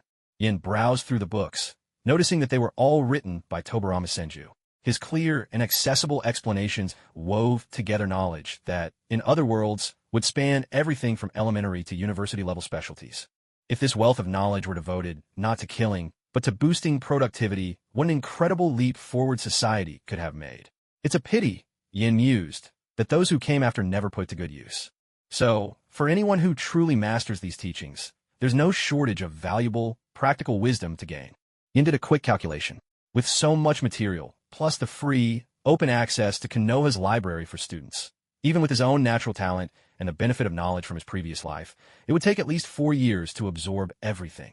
I bet by Naruto's generation, most of this knowledge will have been trimmed away for being too obscure, no longer circulated, and left to gather dust in the vaults of old clans, Yin thought ruefully. The idea of such precious knowledge being left to languish, in a world increasingly obsessed with bloodline powers that regress into the past rather than moving forward, sparked a renewed passion in Yin for science and research. After all, innovation is always the true engine of progress. Moreover, his personal ability panel only serves as a training aid. It can't conjure skills out of thin air, and there are limits to how much he can improve through sheer practice. For example, his shuriken throwing technique had hit a plateau.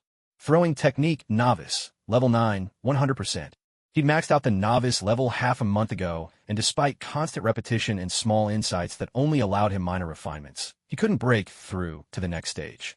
Though he was slowly making progress, the key breakthrough continued to elude him.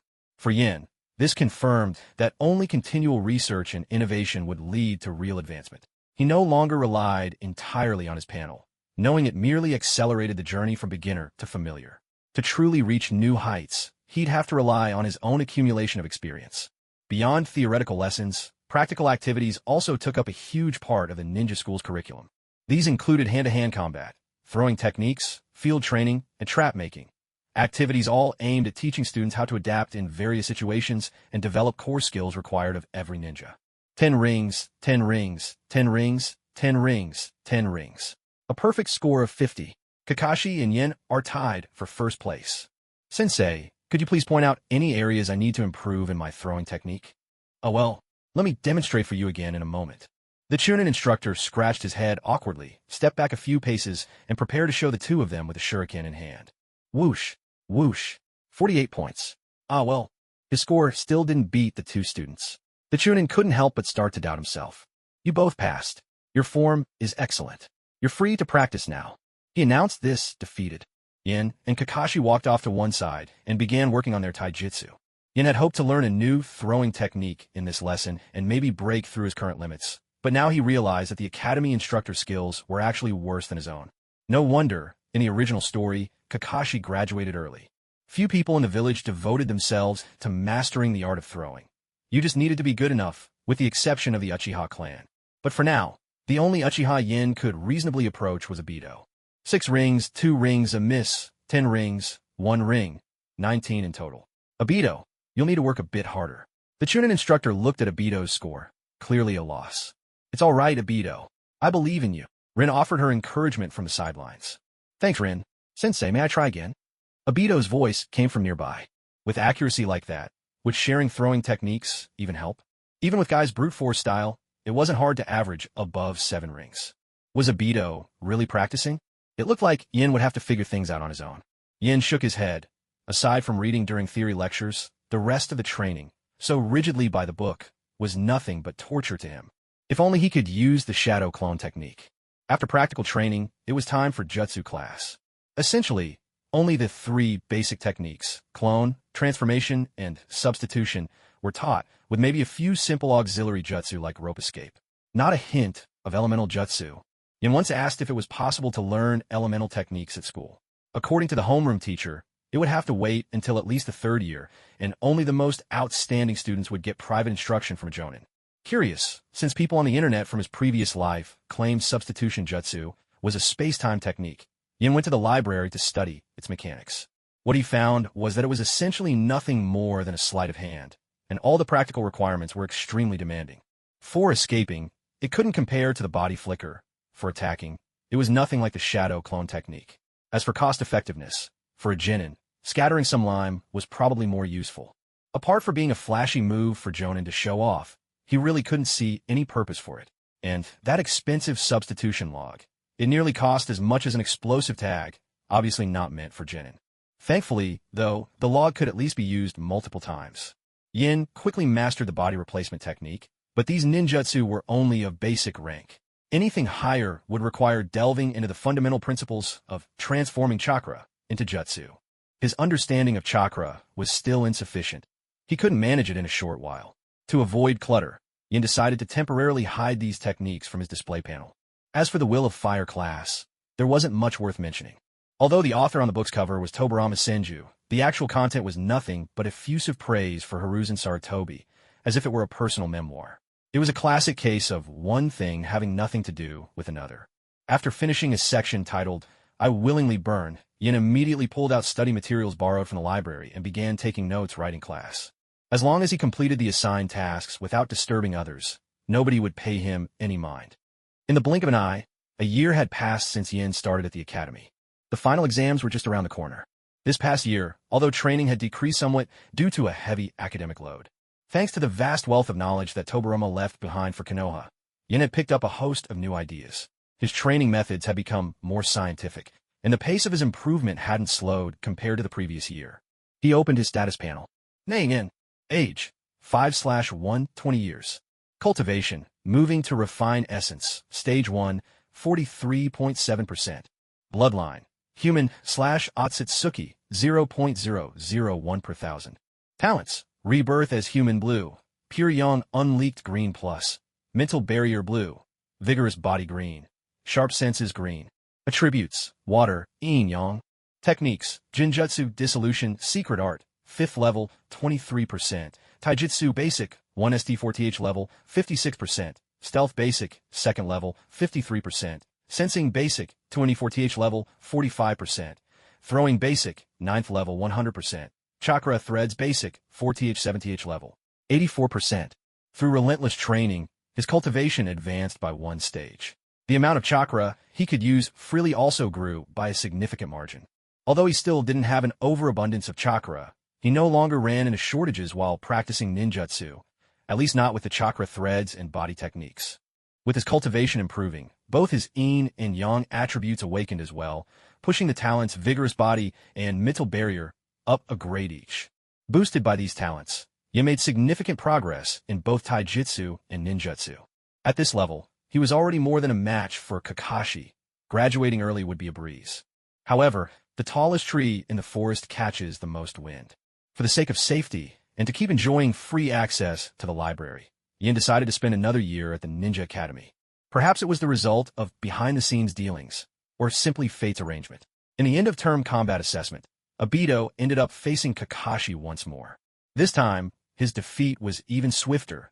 After only a few moves, and before he could even form a single-hand seal, Kakashi had already overwhelmed him, pinning him down in a blur so fast that even the supervising instructor couldn't follow the action.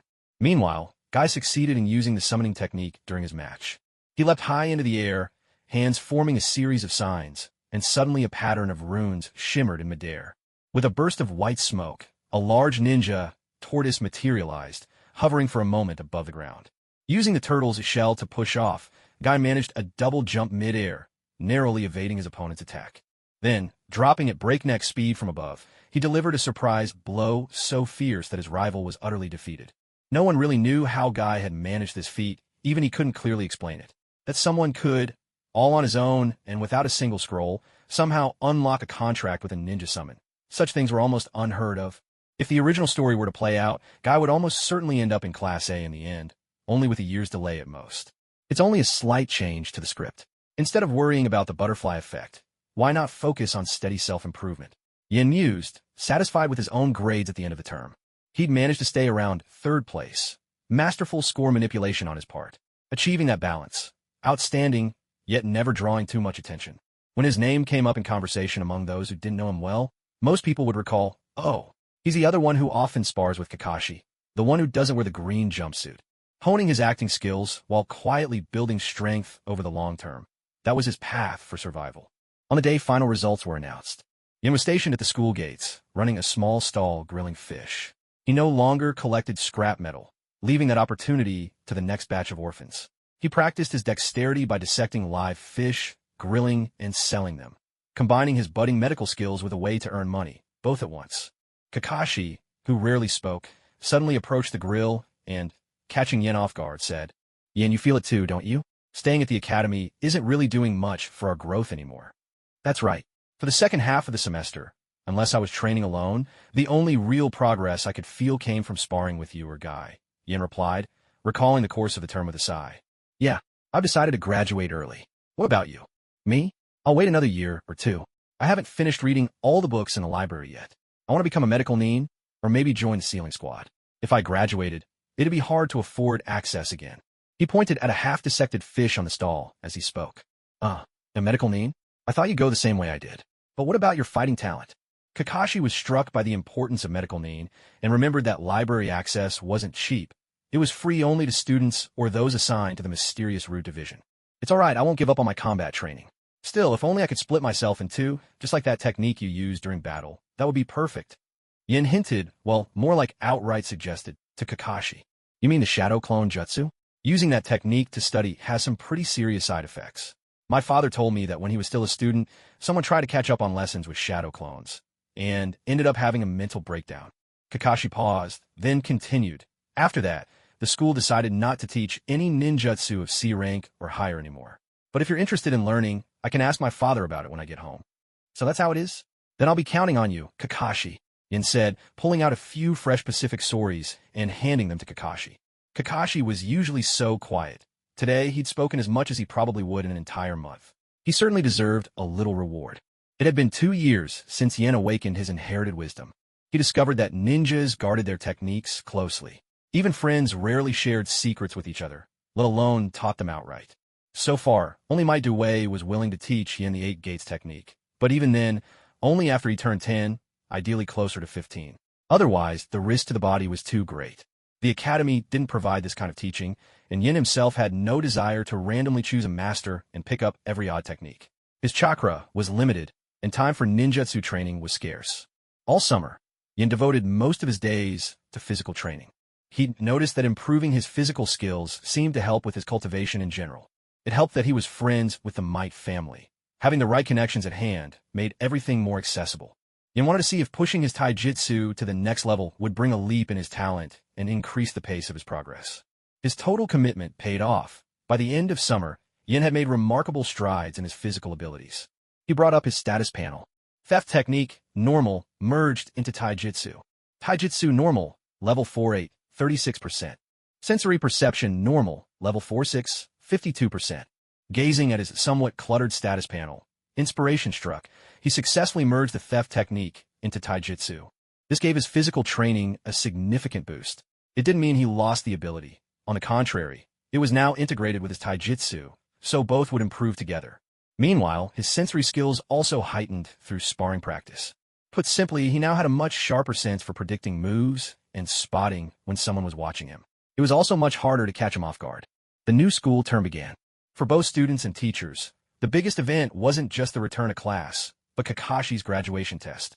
Genius wasn't unheard of in the Leaf Village, but Kakashi was something else entirely. Applying for graduation at just 5 years old was astonishing, almost unbelievable.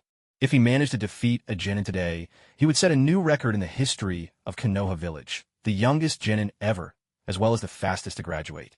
Shoumao, is today Kakashi's graduation exam? Inside the Hokage's office, the third Hokage, Hiruzen Tsurutobi, sat before an oversized crystal ball that showed a live image of the Academy's training grounds, easily viewable by several people at once. "Yes, Lord Hokage," Shoumao Hataki answered from the corner of the room. "He's an impressive child." Hiruzen adjusted the crystal ball for a better angle, and spotted Kakashi carefully checking his gear. As if remembering something, he paused, then turned and brought up Shumao's recent rumors. Shumao, be mindful of your reputation. Lately, the gossip about you in the village has grown too loud. Even I have heard it.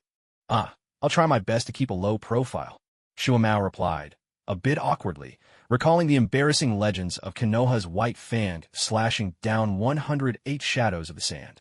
The stories were mortifying. Whenever he tracked down the source of the rumors, the person always apologized sincerely. But, before long, a new version would pop up from someone else, just as earnest as the last. Everyone in the same village. The best he could do was issue a warning. Loyal to the will of fire as he was, he truly had no idea how to handle this mess.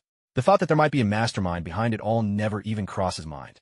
Out on the field, Yin sensed the weight of a gaze upon him. With his heightened perception, he didn't need to look up to know it was the third Hokage's crystal ball. It was only natural for the village leader to keep a close eye on a prodigy's exam. Come to think of it, the Hokage hasn't paid special attention to me in a long time. I wonder what he's planning. Yin remembered Brother Jia and those convoluted, messy affairs.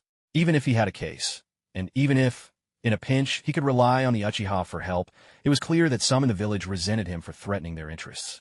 After all, Jia's connections with the market management were murky at best.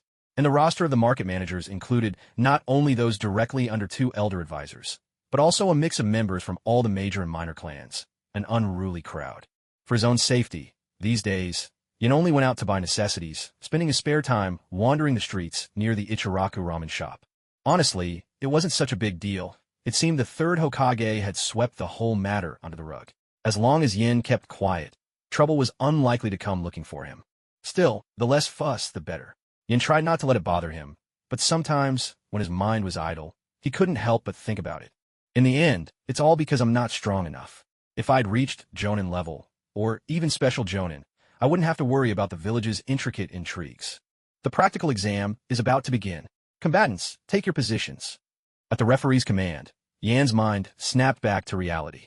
The examiner in charge was a seasoned genin with more than 10 years of experience. Rumor had it he'd even taken part in several B-rank missions before. Kakashi would have to defeat him in order to graduate. Normally, to pass the graduation exam, a student only needed to withstand 3 attacks from an entry-level genin. The difference in difficulty was worlds apart. But then again, Kakashi was a genius. Extraordinary challenges for someone like him were to be expected. Begin. The veteran genin was the first to move. Forming hand seals, he swiftly unleashed the clone technique. With a sharp burst, the air filled with smoke. When it cleared, 6 genin wielding kunai stood at the ready. Each assumed an attacking stance, aiming to confuse their opponent. From the examiner's perspective, he knew the so-called clan prodigies usually relied most on their powerful ninjutsu. They had access to techniques many ninjas could only dream of mastering in a lifetime. It was less about talent and more about resources. He decided to avoid that trap and instead use his age and experience to take the advantage in close combat. Kakashi drew his short blade as a sign of respect and dashed forward to meet his opponent. He too had resolved to win this contest with taijutsu. The exchange was furious. Blades flashed. In a heartbeat, 5 of the clones were exposed and destroyed. The veteran genin, drawing on his wealth of experience, leapt up just in time to evade Kakashi's final slash. Yet the close-quarter showdown was nothing like he'd expected. On the contrary, he was being thoroughly outmatched by a 5-year-old. Kakashi wasn't stronger, but he was much, much faster, and his weapon was vastly superior as well. The genin tossed aside his broken kunai. Damn it, he cursed inwardly. Against the sword, kunai were simply no match. Switching weapons only highlighted his weaknesses. Hurtling through the air, the genin rapidly formed seals. The fireball jutsu was a secret weapon he'd spent dearly to acquire, an ace up his sleeve. Even Chunin would be forced back by it. He refused to believe Kakashi could dodge. Fire style, fireball jutsu. Earth style, hiding like a mole. He poured nearly all his chakra into a fireball with a 5-meter radius. A master of chakra control, he utilized the fireball's recoil to extend his time in the air, a trick that made the attack even more devastating, while also granting him a clear view of the battlefield. He scoffed to himself. There's a Jonin here supervising. Nobody's going to die. Besides, I haven't shown any killing intent. At worst, they'll say it was an accident. He unleashed his full-power jutsu without restraint. After all these years scraping by at the bottom, only to be humiliated by a first-year student, used as nothing more than a sharpening stone, a mere stepping stone for another, he was bitter and defiant. His pent-up frustration boiled over, shattering the so-called will of fire that held him back. Now, he would show no mercy. But by then, Kakashi had already slipped underground. The junior ninja didn't see what happened, as his line of sight was blocked by the fireball he himself had conjured. A loud bang echoed. He landed on the ground, only to leap away again from the scalding, charred earth. Glancing around, he muttered, "Where's Kakashi?" But the adversary was nowhere to be found. In his eyes flickered a mix of excitement, fear, and a touch of shame. 5 parts thrill, 4 parts dread, and 1 part regret. He was excited for having, as he believed, toppled a genius, finally proving that his hard work had value. He would rather cling to the hope that Kakashi had perished in the flames than accept the idea that his ultimate technique had missed. Yet fear gnawed at him. If Kakashi was truly dead, facing the gaze of so many ninja spectators, his own fate would likely be sealed soon. And the shame that arose from the dim, lingering moral compass that others had instilled in him. As he stood there, caught in a whirl of emotions, lost in thought, a voice suddenly called out from beneath his feet, "Earth release! Headhunter, Jutsu!" "What's happening?" he cried out, startled. He refused to believe that Kakashi could have dodged his ultimate attack. To admit it would be to render all his efforts worthless. A shattered spirit cannot survive. Nevertheless, his legs reacted before his mind could catch up, years of muscle memory propelling him instinctively off the ground, evading the technique just in time. Kakashi's first attempt failed, so instead he burst up from the earth directly, closing the distance for close-quarters combat. Having faced each other before, Kakashi had already unraveled every nuance of the junior ninja's attacks. Another heavy blow detonated, sending up a fresh swirl of dust. Moments later, the white-haired youth pinned the junior ninja firmly to the ground. The match is decided. Seal the contest with a reconciliation sign. Across the examination grounds, both the proctors and the students specially allowed to watch could hardly hide their shock and envy as they gazed at Kakashi. Only the solemnity of the setting kept their admiration silent. He left the testing grounds with quiet composure, someone taking the initiative to open the door for him. Unseen behind the scenes, one broken-spirited soul, flush with the 50,000 Ryo prize, was swept away in a wild, delirious joy. For this seasoned junior ninja, the honor of completing a B-rank mission single-handedly no longer mattered. What honor was there in being a ninja? Age only brought weakness and wounds accumulated in secret. But 50,000 Ryo, enough to numb himself with alcohol for a good, long while. Shomao. If you ask me, Kakashi already has the strength of a Chunin, doesn't he? In the Hokage's office, the third Hokage, Hiruzen Sarutobi, put away his crystal ball as he addressed Tsukumo Hitaki. "Oh, not at all. He's just a product of the village's fine nurturing," Tsukumo replied, offering a modest, deferential smile. With a hero for a father and a genius for a son, it seems only fitting. But what would be a suitable gift for such an occasion? A knowing smile played across Hiruzen's lips. As he spoke, he produced a short-sleeved Hokage robe he'd prepared in advance. "Though I've already given you one before, this old man has little else to offer. You'd best make a habit of wearing it. When you're done for the day, go spend time with Kakashi." "My deepest thanks, Lord Hokage," Tsukumo replied. Kakashi Hitaki took the Hokage's half-sleeve from the third, rose to his feet, and walked out of the office. The great doors swung open. Out stepped a white-haired ninja, forehead protector gleaming. It was Kakashi, a prodigy, already a genin at only 5 years old. Amazing! A throng of classmates who'd been waiting eagerly outside rushed forward, erupting into cheers all at once.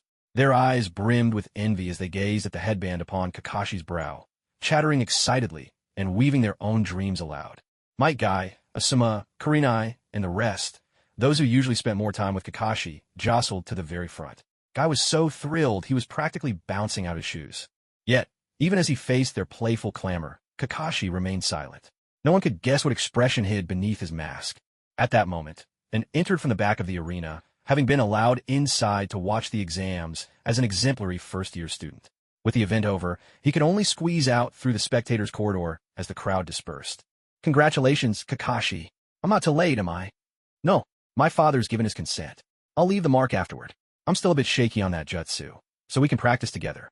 "Thanks," and was genuinely grateful. All he'd done before the holidays was casually mention to Kakashi that he wanted to learn the shadow clone technique.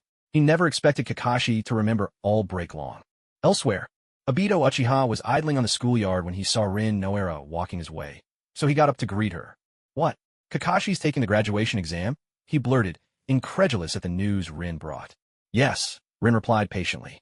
"But he's the same age as us," Obito protested. He's been so outstanding, they allowed him to skip a grade. He's taking the exam now. Rin could barely contain her joy. Her classmate's success filled her with genuine pride, her happiness unmistakable. Damn it. But whether it was Rin's joy for Kakashi or his own frustration at falling behind, Obito's irritation boiled over. He slammed his fist down and broke into a run toward the exam hall, with Rin hurrying after him. By the time they arrived, Kakashi had already left the exam hall and just finished discussing shadow clone practice within. Obito and Rin burst through in quick succession, planting themselves in front of Kakashi. That headband, is it official? You passed, didn't you? Obito demanded, his tone bristling with resentment. Rin immediately added, congratulations. Kakashi simply responded, The sound of Rin congratulating Kakashi twisted Obito's insides into knots. Jealousy and frustration entwined within him. His fists clenched, teeth gritted, his whole body trembled. He stole a glance back at Rin, then turned away just as quickly, not wanting anyone to spot his turmoil. Lost again. Why can't I ever catch up? Obito, with his simple mind, couldn't make sense of it, nor did he want to. But even more unbearable was seeing his guiding star, his cherished Rin, cheering for someone else. He couldn't stand this feeling of being left behind, of losing to Kakashi yet again. Aren't you going to congratulate me? Kakashi asked with a deadpan expression, delivering yet another blow to Obito. Being constantly contradicted by others is enough to wear anyone down, even the most easygoing person. Kakashi, for one, had only so much patience and tolerance. Not a chance. I'm going to catch up to you soon, Obito shouted, shoving aside the people in front of him. He turned to face Kakashi and declared, just you wait. With that, he dashed off. Yin watched all of this unfold from the sidelines, thinking that even young Obito must have more than a few screws loose. He never took training seriously, squandering his natural talent. Yet he spent his days dreaming of surpassing Kakashi, a genius who put in relentless effort. Still, Obito was a pawn carefully chosen by Madara in advance, and didn't dare stir things up carelessly. If you want to alter the course of events, you have to be ready to take responsibility for the fallout. Without that resolve, sometimes it's best just to let things play out as they will. After a moment of awkward silence, Kakashi took the initiative to break the ice. So, is anyone up for a farewell dinner? It's at Barbecue Q. Yeah, that's great. Finally, we might get to see what's under Kakashi's mask. With the invitation out in the open, everyone perked up and eagerly followed Kakashi towards the shopping street. Along the way, chatter and laughter filled the air as classmates admired the village scenery and shared dreams, discussing when they might graduate, what they wanted to do after, and whether any of them might make it as Jonin. But Rin seemed a bit downcast. She said she needed to drop something off to family and quietly left the group halfway, although she was actually headed toward the Uchiha compound. Asuma mentioned he wanted to be a guardian ninja for the daimyo. This earned some good-natured teasing, since guardian ninja served the daimyo directly, not the Hokage. For the son of the Hokage to choose such a path was, frankly, a little too unorthodox for everyone's taste, almost like he was trying not to fit in with either side. When the group finally arrived at the doors of Barbecue Q and were about to head inside, Rin reappeared, pulling Obito along with her. No one knew what she'd said to him, but whatever it was, it seemed to calm Obito down. He offered Kakashi a sincere apology, leaving everyone momentarily stunned. Kakashi, however, didn't seem to mind at all. Their class had a total of 30 students, all squeezed around a massive table for barbecue, a self-serve feast where everyone could eat their fill. This kind of barbecue wasn't cheap, 20,000 Ryo a head. Even for a bunch of kids with close connections thanks to White Fang, and even with the price halved, the bill for the whole class would come to 300,000 Ryo. That was the equivalent of 2 top-tier B-rank missions, or a standard A-rank mission. Nobody wanted to waste food. Not just Yin.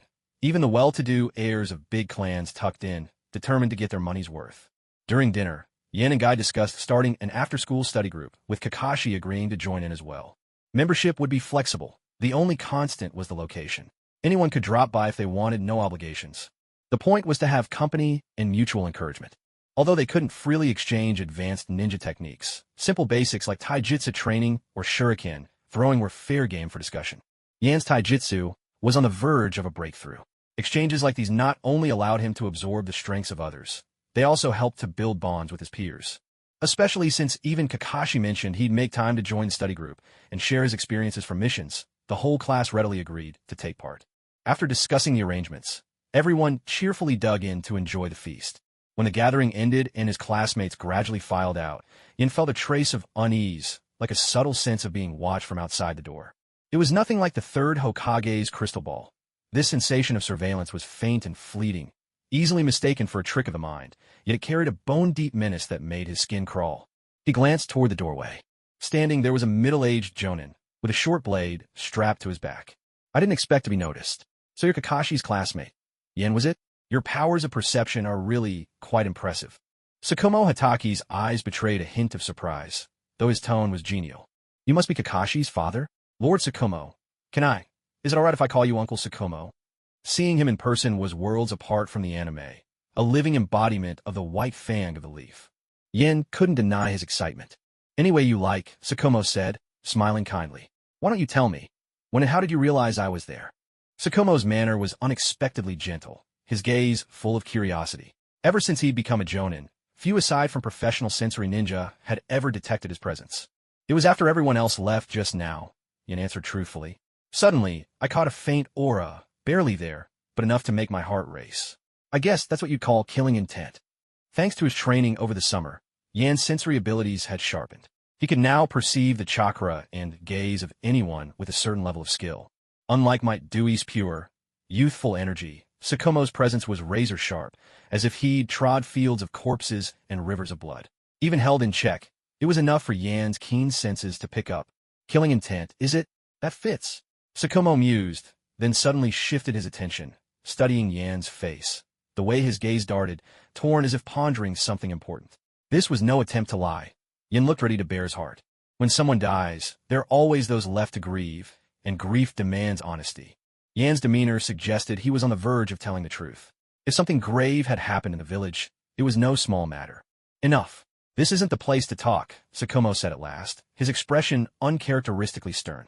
He led Yen and Kakashi home at a quick pace. The Hataki residence. Nestled among the modest quarters of other small clans by a natural lake, the family's compound boasted several two-story villas with gardens. But the Hataki clan was small.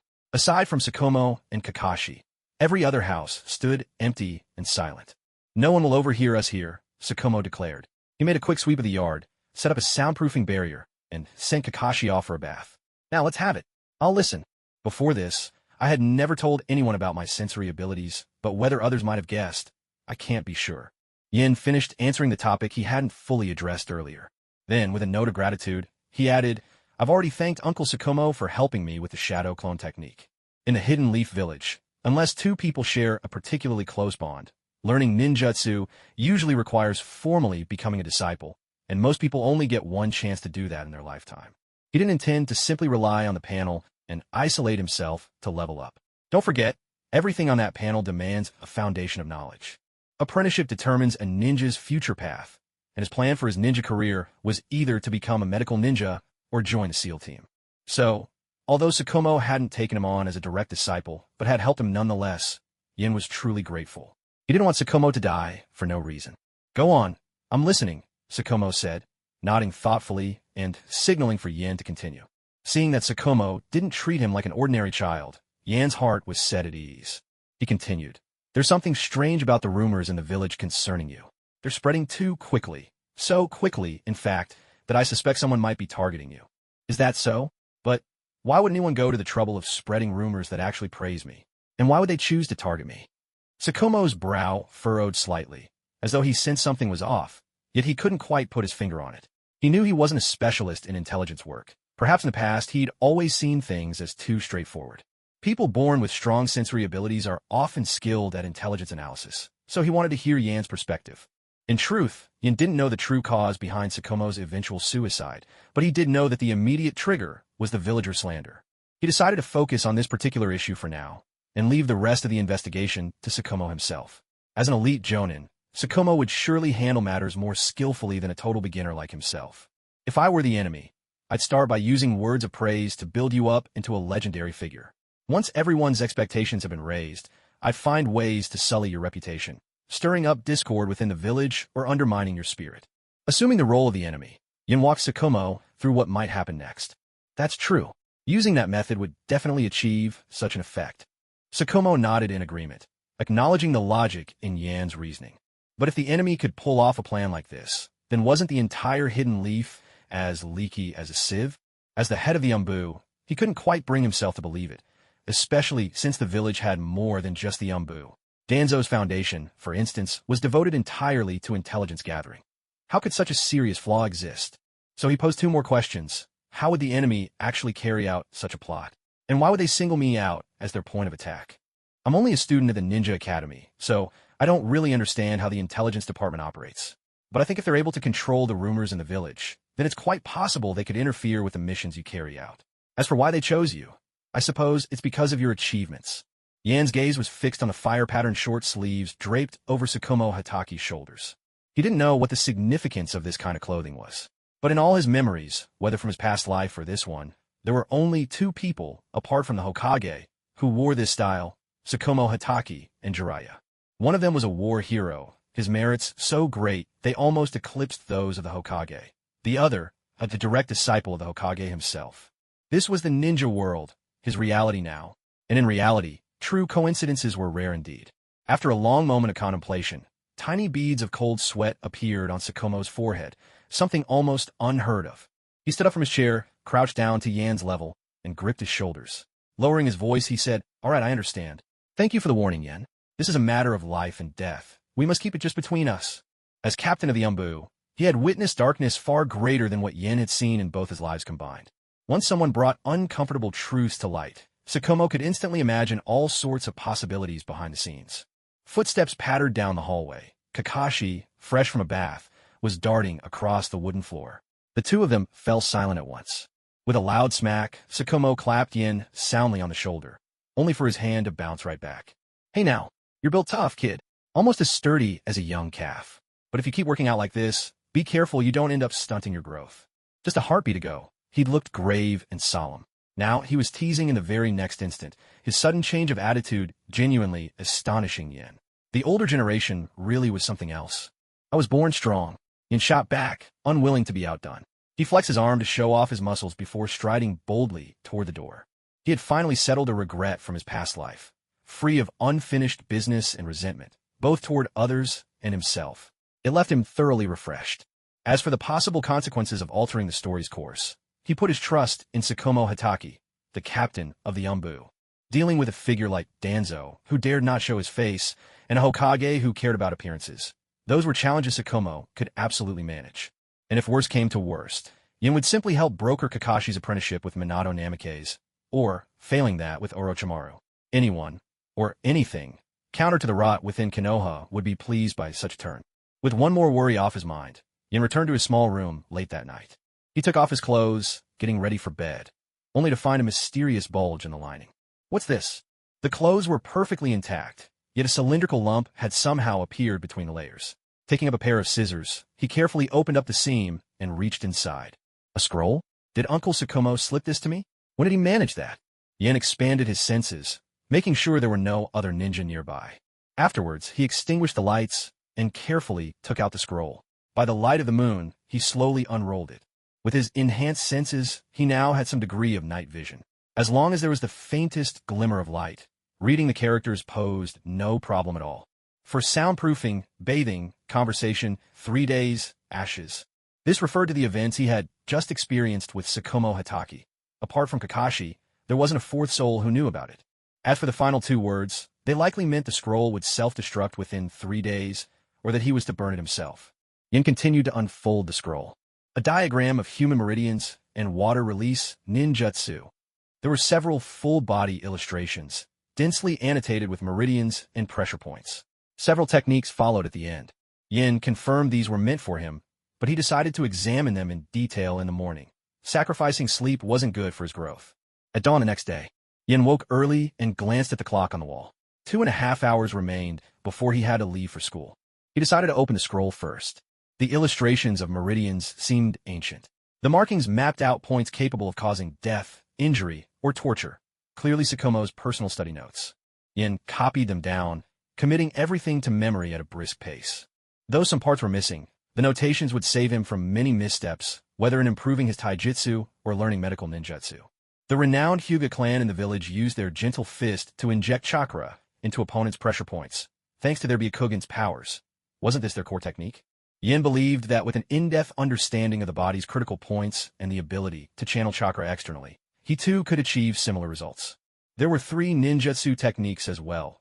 The D-rank water release, hidden mist technique, C-rank water release, water clone technique, and B-rank water release, water wall technique. Though Hidden Mist was only a D-rank jutsu, it was the standard for the assassination squads of the Mist Village, a role comparable to the 3 basic techniques used by the shinobi of the Leaf, but far more practical in application. Its principle involved using chakra to gather a thick mist from the air and obscure the enemy's vision. Because this mist was suffused with chakra, even the Sharingan struggled to pierce it. Only the Byakugan could see through. This matched perfectly with Yan's ability to perceive without relying on sight. The water clone technique couldn't stray far from a user and only possessed 10% of the original strength, mainly useful for distraction or dealing with minor threats. Yet, like shadow clones, it could be deployed for learning. The difference was that information gathered by the water clone was transmitted back to the original in real time, requiring the user to deliberately divide their focus and keep track of the clone's actions. Since physical sensations and large volumes of knowledge weren't transmitted, its learning efficiency was somewhat low, but it was significantly safer than using shadow clones. The water formation wall is much like the earth flow wall in earth-style jutsu, but it's faster and considered a high-level technique among water-style ninjutsu. It serves both defensive and offensive purposes. The water wall can appear right under an opponent's feet and hurl them into the air in an instant. Most ninja lack the ability to fly, so in mid-air, they become perfect targets. It's worth noting that B-rank ninjutsu are already the secret weapons that even Chunin and special jonin keep up their sleeves. For Yin, possessing these several water-style techniques could only be described as a lavish head start. Before rising to the rank of jonin, he didn't have to rack his brains accumulating merit to exchange for jutsu in the village, or risk betting on the spoils wrested from defeated foes. Besides, water style is gentle and adaptable, making it the ideal choice for practicing chakra shape transformation. And when used in water, its chakra cost can be reduced even further. For those who possess only water affinity, have little chakra at their disposal, yet dream of developing their own jutsu, such techniques feel tailor-made. After recording the contents of the scroll, he practiced a few times in quick succession with a water bucket, committing the jutsu to his personal repertoire. Once he'd cleared away the lingering dampness in the room, he made his way to school, unhurried and composed, as though nothing out of the ordinary had ever happened. Evening was falling when Yin returned from school. Noticing the mark Kakashi had left on the door, he realized his first mission was already complete. At the edge of Training Ground 44, Kakashi had only needed to explain the principle once, and Yin was able to successfully perform the shadow clone jutsu. Yet, no matter how much he practiced, his shadow clones always appeared somewhat stiff. They handled basic tasks and absorbed knowledge just fine, but they were missing a certain spark of life. Their eyes were vacant and doll-like, a face that would scare someone in the middle of the night, let alone pass for the real thing. His water clones, in contrast, moved with agility and realism. Clearly, this wasn't a problem of insufficient chakra or lacking control on Yan's part. To get to the root of it, he pulled up his status panel and checked his newly learned jutsu. Water style, Hidden Mist normal, stage 1, 28%. Water style, water clone normal, stage 2, 34%. Water style, water formation wall, normal plus, stage 1, 3%. Shadow clone secret art, incomplete, stage 2, 5%. There was nothing wrong with his water style ninjutsu.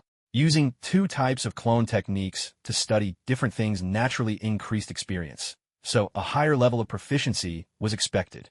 The shadow clone jutsu was classified as a secret art, with another version above it, the multiple shadow clone jutsu. The incomplete suffix simply meant it was not yet perfected, which made sense. Besides, it was unthinkable that Kakashi would deceive him about such matters. Unable to spot the problem, Yin turned his attention to his innate abilities. Mental barrier blue. This person's mental strength is refined, able to organize his own thoughts so that his intentions cannot be easily read, nor his will easily swayed. Whenever he used the shadow clone technique, this innate talent would flicker once. That's right, other people's shadow clones have their own consciousness, which means splitting off part of your own awareness. Mine doesn't. It just transmits information back like data, completely void of emotion, Yin analyzed, gazing at his panel. It's not a bad thing, actually. As the saying goes, fear not the gods as your enemies, but the fools as your allies. While I do lose a bit of flexibility, I'm spared from bizarre problems like clones rebelling or refusing to obey. His fighting style differed greatly from Naruto Uzumaki's. For Yin, having shadow clones without consciousness was more advantageous than not. He didn't have much chakra to spare anyway. He couldn't afford any overwhelming number strategy. Splitting off 1 or 2 clones for reconnaissance or to cast supportive ninjutsu, or for learning, was far more practical. The next day, Yin sent a shadow clone to attend school for him. Though the clone lacked consciousness, it had basic common sense and wouldn't do anything outrageously out of line unless absolutely necessary. This meant he didn't need to program a vast array of knowledge into his clone. He only needed to preset a few instructions, borrowing books from the library, taking notes, practicing ninjutsu when time allowed, and interacting with classmates, and the clone was good to go. Even though creating a shadow clone consumed half of his available chakra, he could transform that loss into valuable ninjutsu practice experience. In other words, he was simply moving resources from one hand to the other. Thanks to the tireless work of his clone, Yin could free himself from the inefficiencies of schoolwork. He lingered by the lakeshore, using minimal chakra to call forth a multitude of water clones. Then he split off a bit of concentration to control them as they repeatedly practiced various water-style jutsu.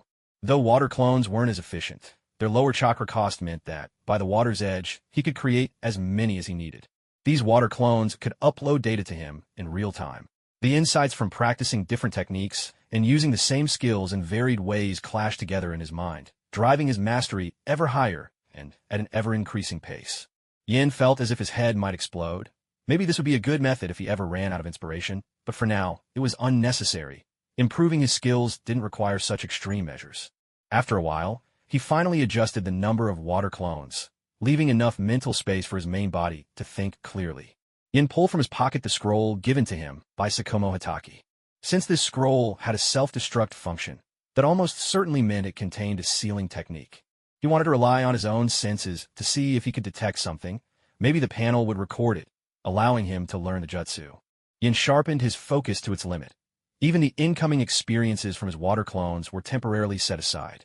The whisper of wind, the gentle lapping of water, the soft rustling of swaying leaves, all faded into silence. Sight, touch, smell, all his senses wrapped around the object. Bathed in sunlight, he finally noticed tiny, uneven bumps arranged in an orderly pattern on the scroll's surface, glinting faintly as the light struck them. What's that? Yin hurriedly pulled out paper and pen to try making a copy, but the pen tip was too thick for the task. So he switched to using chakra threads, scratching delicate marks onto the sheet. Years of practice had allowed him to conjure chakra threads without seal weaving, their strength rivaling steel wires sold in the ninja tool shops. Carving into the paper was no challenge at all. After repeating the process dozens of times, the details had become etched in his memory. Although he couldn't figure out the precise order of the engravings, he was able to deduce the required technique for carving them.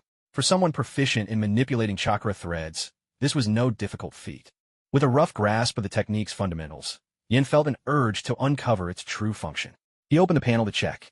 Sealing technique. Fire seal mark, secret technique. Remnant, level 0, 13%. So it was a fire seal mark. But evidently, the method Tsukumo Hatake used to engrave it was meant as a stopgap. The chakra infused in the seal would slowly dissipate with time. Once it faded completely, the sealing technique would unravel, revealing whatever was stored inside, and automatically destroy any classified information contained.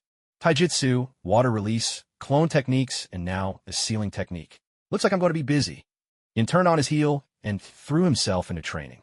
After Kakashi graduated, Yin quickly swept up the top spot in every subject at the academy.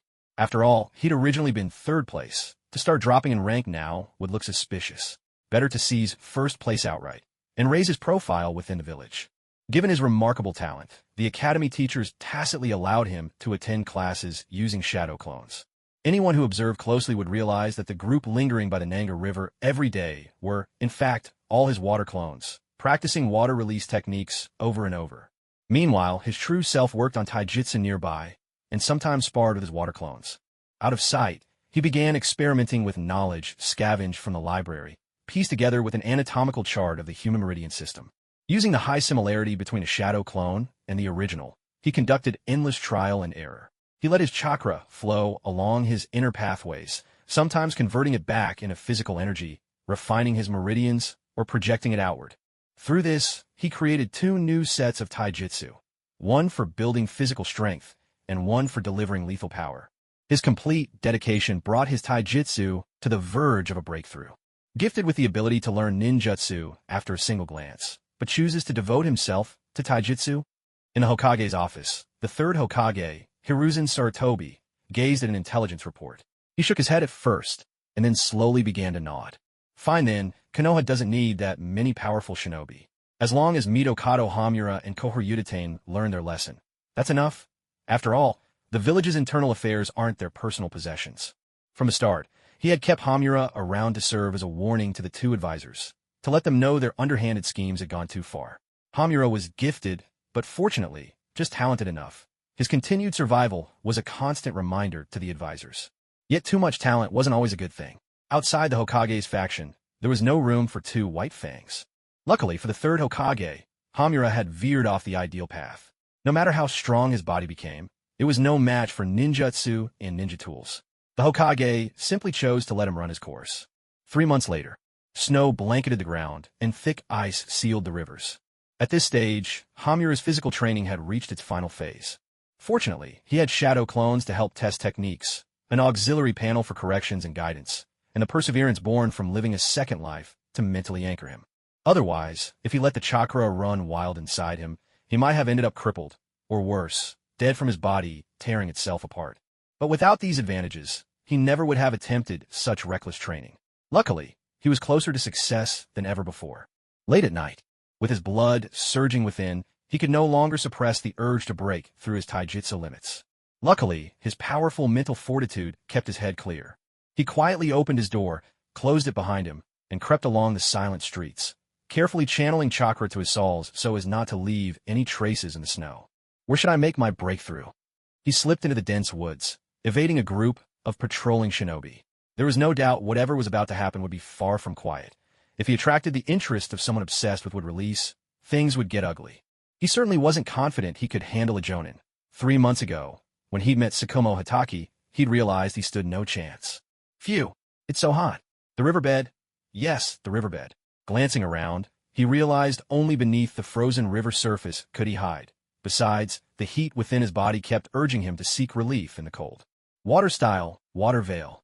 With a crisp clap of his hands, he drew moisture from the snow, shrouding his body in a thin, watery film that sealed off any trace of his scent. After 3 months of relentless practice, he'd mastered 3 distinct kinds of water-style jutsu. With such a solid foundation, creating new water-style techniques wasn't exactly effortless, but it wouldn't be much of a challenge, either. Whoosh! A dark shape flashed by. The Chunin on patrol rubbed his eyes and looked to the jonin leading them. Captain, did you just see something streak past? Didn't see a thing. Maybe you're just tired. Inazuka Zoku, anything on your end? The jonin called out to the Inazuka ninja across the way. Whimper, whimper. Captain, Kagamaru says he heard something but didn't catch any scent, and there aren't any tracks on the ground either. No way. Could be haunted. Shut up and keep patrolling. Pretend none of this ever happened. Near the outer wall, far from the residential area, Yin pulled out the talisman papers he had prepared in advance. On one of them, he had sealed the flame from his home's gas stove using a fire sealing technique. He arranged several talisman papers in a circle. Water release, refractive water dome. With just 3 hand signs, a water dome sprang up, blocking out most of the light and enveloping both Yin and the talisman papers within its shimmering boundary. Fire seal technique, release. A surge of blue flame exploded on the spot, rapidly melting the frozen surface of the river. Yin quickly gathered the talisman papers that hadn't burned and stuffed them into his mouth. Then, he dispersed the water dome and, using water release, conjured a large bubble to encase himself, darting swiftly into the deeper, hidden reach of the river. Now I can finally break through in peace. Yin continued to channel the body technique he'd developed himself. Chakra coursed through his meridians, tempering every part of his body. He felt power surge in him, but his whole body grew uncomfortably hot. Luckily, the frigid river was just what he needed to persevere through the heat. Hiya! A tremor ran through Yan's body. Under the intense, refining effect of his chakra, his blood and energy surged, circulating powerfully through his whole system. Heat radiated from him, casting a layer of tiny bubbles over his skin, the dissolved air in the water escaping as his body temperature rose. His awareness seemed to course along with his blood and chakra, traversing his heart, nerves, blood vessels, dantian, until the merging of chakra and vital energy completed its baptism. His body's toughness, strength, speed, reflexes, and regeneration all rose to a whole new level. I can see inside myself now. Guided by his will, he followed the flow of blood and energy. The ability to observe the workings of his own body was a wondrous sensation. But for Yin, who had just broken through, replenishing his energy was now most urgent. Body rejuvenated, he darted at high speed along the riverbed, snatching up several big fish with his bare hands. He tore open another fire-sealed talisman. The burst of heat half-cooked the fish in an instant. He ate his fill then and there in the water, then retraced his path back to shore. Concealed by water release and the cover of night, he made his way home, faster than he'd ever been before. Once in his small wooden cabin, Yin gnawed on the high-energy rations he'd prepared in advance, digesting them rapidly until dawn, when his metabolism finally settled down. Luckily, it was a weekend. Gazing at the sunrise outside his window, he slipped quickly into sleep. By dusk, Yin awoke from deep slumber. Refreshed and free from exhaustion or hunger, he opened his system panel for a careful look. Name in. Age, 5/1, 20 years. Cultivation, moving to transform essence. Stage 2, 30%. Bloodline, human/Otsutsuki, 0.001 per thousand. Innate talents, reborn as human blue. Innate essence blue. Mental barrier blue. Iron bones and steel muscles blue. Keen senses green++. Attributes, water, yin-yang. Techniques, Jinjutsu release secret art, level 5, 23%. Body refining technique secret art, level 1, 10%. Perception advanced ++, level 9, 100%. Throwing technique standard, level 9, 100%. Chakra thread standard, level 8, 20%. Water style, hidden mist advanced ++, level 9, 100%. Water style, water clone advanced ++. Not bad. With a breakthrough in taijutsu this time, his cultivation had smoothly advanced by another level. His talents had improved significantly as well. With robust physique evolving into iron frame and steel bones, Yin even felt as though he could kill a bull with a single punch. The slight enhancement in his acute senses made his perception sharper than ever. More impressively, the blue-tier talent Primal Essence, emerging from the evolution of unspent vitality, had strengthened his body and mind in every aspect. Looking at the 3 water style techniques, Yin had a thought and merged them together. Water style, morphing techniques times 3 secret art, level 3, 20%. This signified his ability to master 3 different forms of water style ninjutsu. With this foundation, he could now develop his own water style jutsu. Yin pulled out a kunai and tightened his grip. A sharp snap echoed. The kunai broke in two. He picked up a fragment and ran it across his arm, leaving a barely visible scratch. Yet in moments, the wound had healed without a trace of scar. Phew, now I finally have enough strength to protect myself in the village. He let out a long breath. Ever since he had crossed into this world, the worry he'd carried for over 2 years could finally be put to rest. His stomach rumbled with a low, insistent growl. Looking down at his belly, Yin chuckled. I'm starving. Guess I'll settle it with some ramen from Ichiraku today. Evening was settling in. Young man, even the best ramen should have its limits. The hand-pulled noodle chef stared at the mountain of empty bowls piled in front of him, unable to fathom how a child who looked only 6 or 7 years old could devour nearly 100 bowls of noodles. Thanks for the discount, uncle. I am stuffed. Yin patted his belly, signaling that he truly had enough. Looks like I'd better hold off on taijutsu training for now. If I keep this up, I'll starve to death. The transformation of his talents and physical prowess meant his body now devoured energy at a staggering rate. Though his cultivation had doubled in speed, Yin simply couldn't keep up with the sheer amount of food it required. He now had his physical foundation. What he needed was to refine his offensive techniques. Deciding to balance work and rest, he planned to relax for a while, devote time to learning, and work on developing new jutsu. I'm aiming to be a medical ninja, after all. If I don't study hard, how will I progress? Maybe I'll take on a part-time job at the hospital to ease my mind. Concealing his formidable aura, Yin reverted to his harmless, pre-breakthrough self. Ow, that hurts. The Chunin of the hidden leaf are terrifying, he muttered, rubbing the bruises on his body as he soaked in a wooden tub steeped with medicinal herbs. Originally, he thought that after achieving a breakthrough in taijutsu, he could spar with Might Do Wei after the latter shed his weights. To his surprise, with his short arms and legs, he couldn't unleash his full strength and speed at all, and his combat experience was almost non-existent compared to Dewey's. Other than enhanced reflexes, which allowed him to block and dodge in time, his formidable recovery and physical resilience only meant he could endure getting beaten for longer.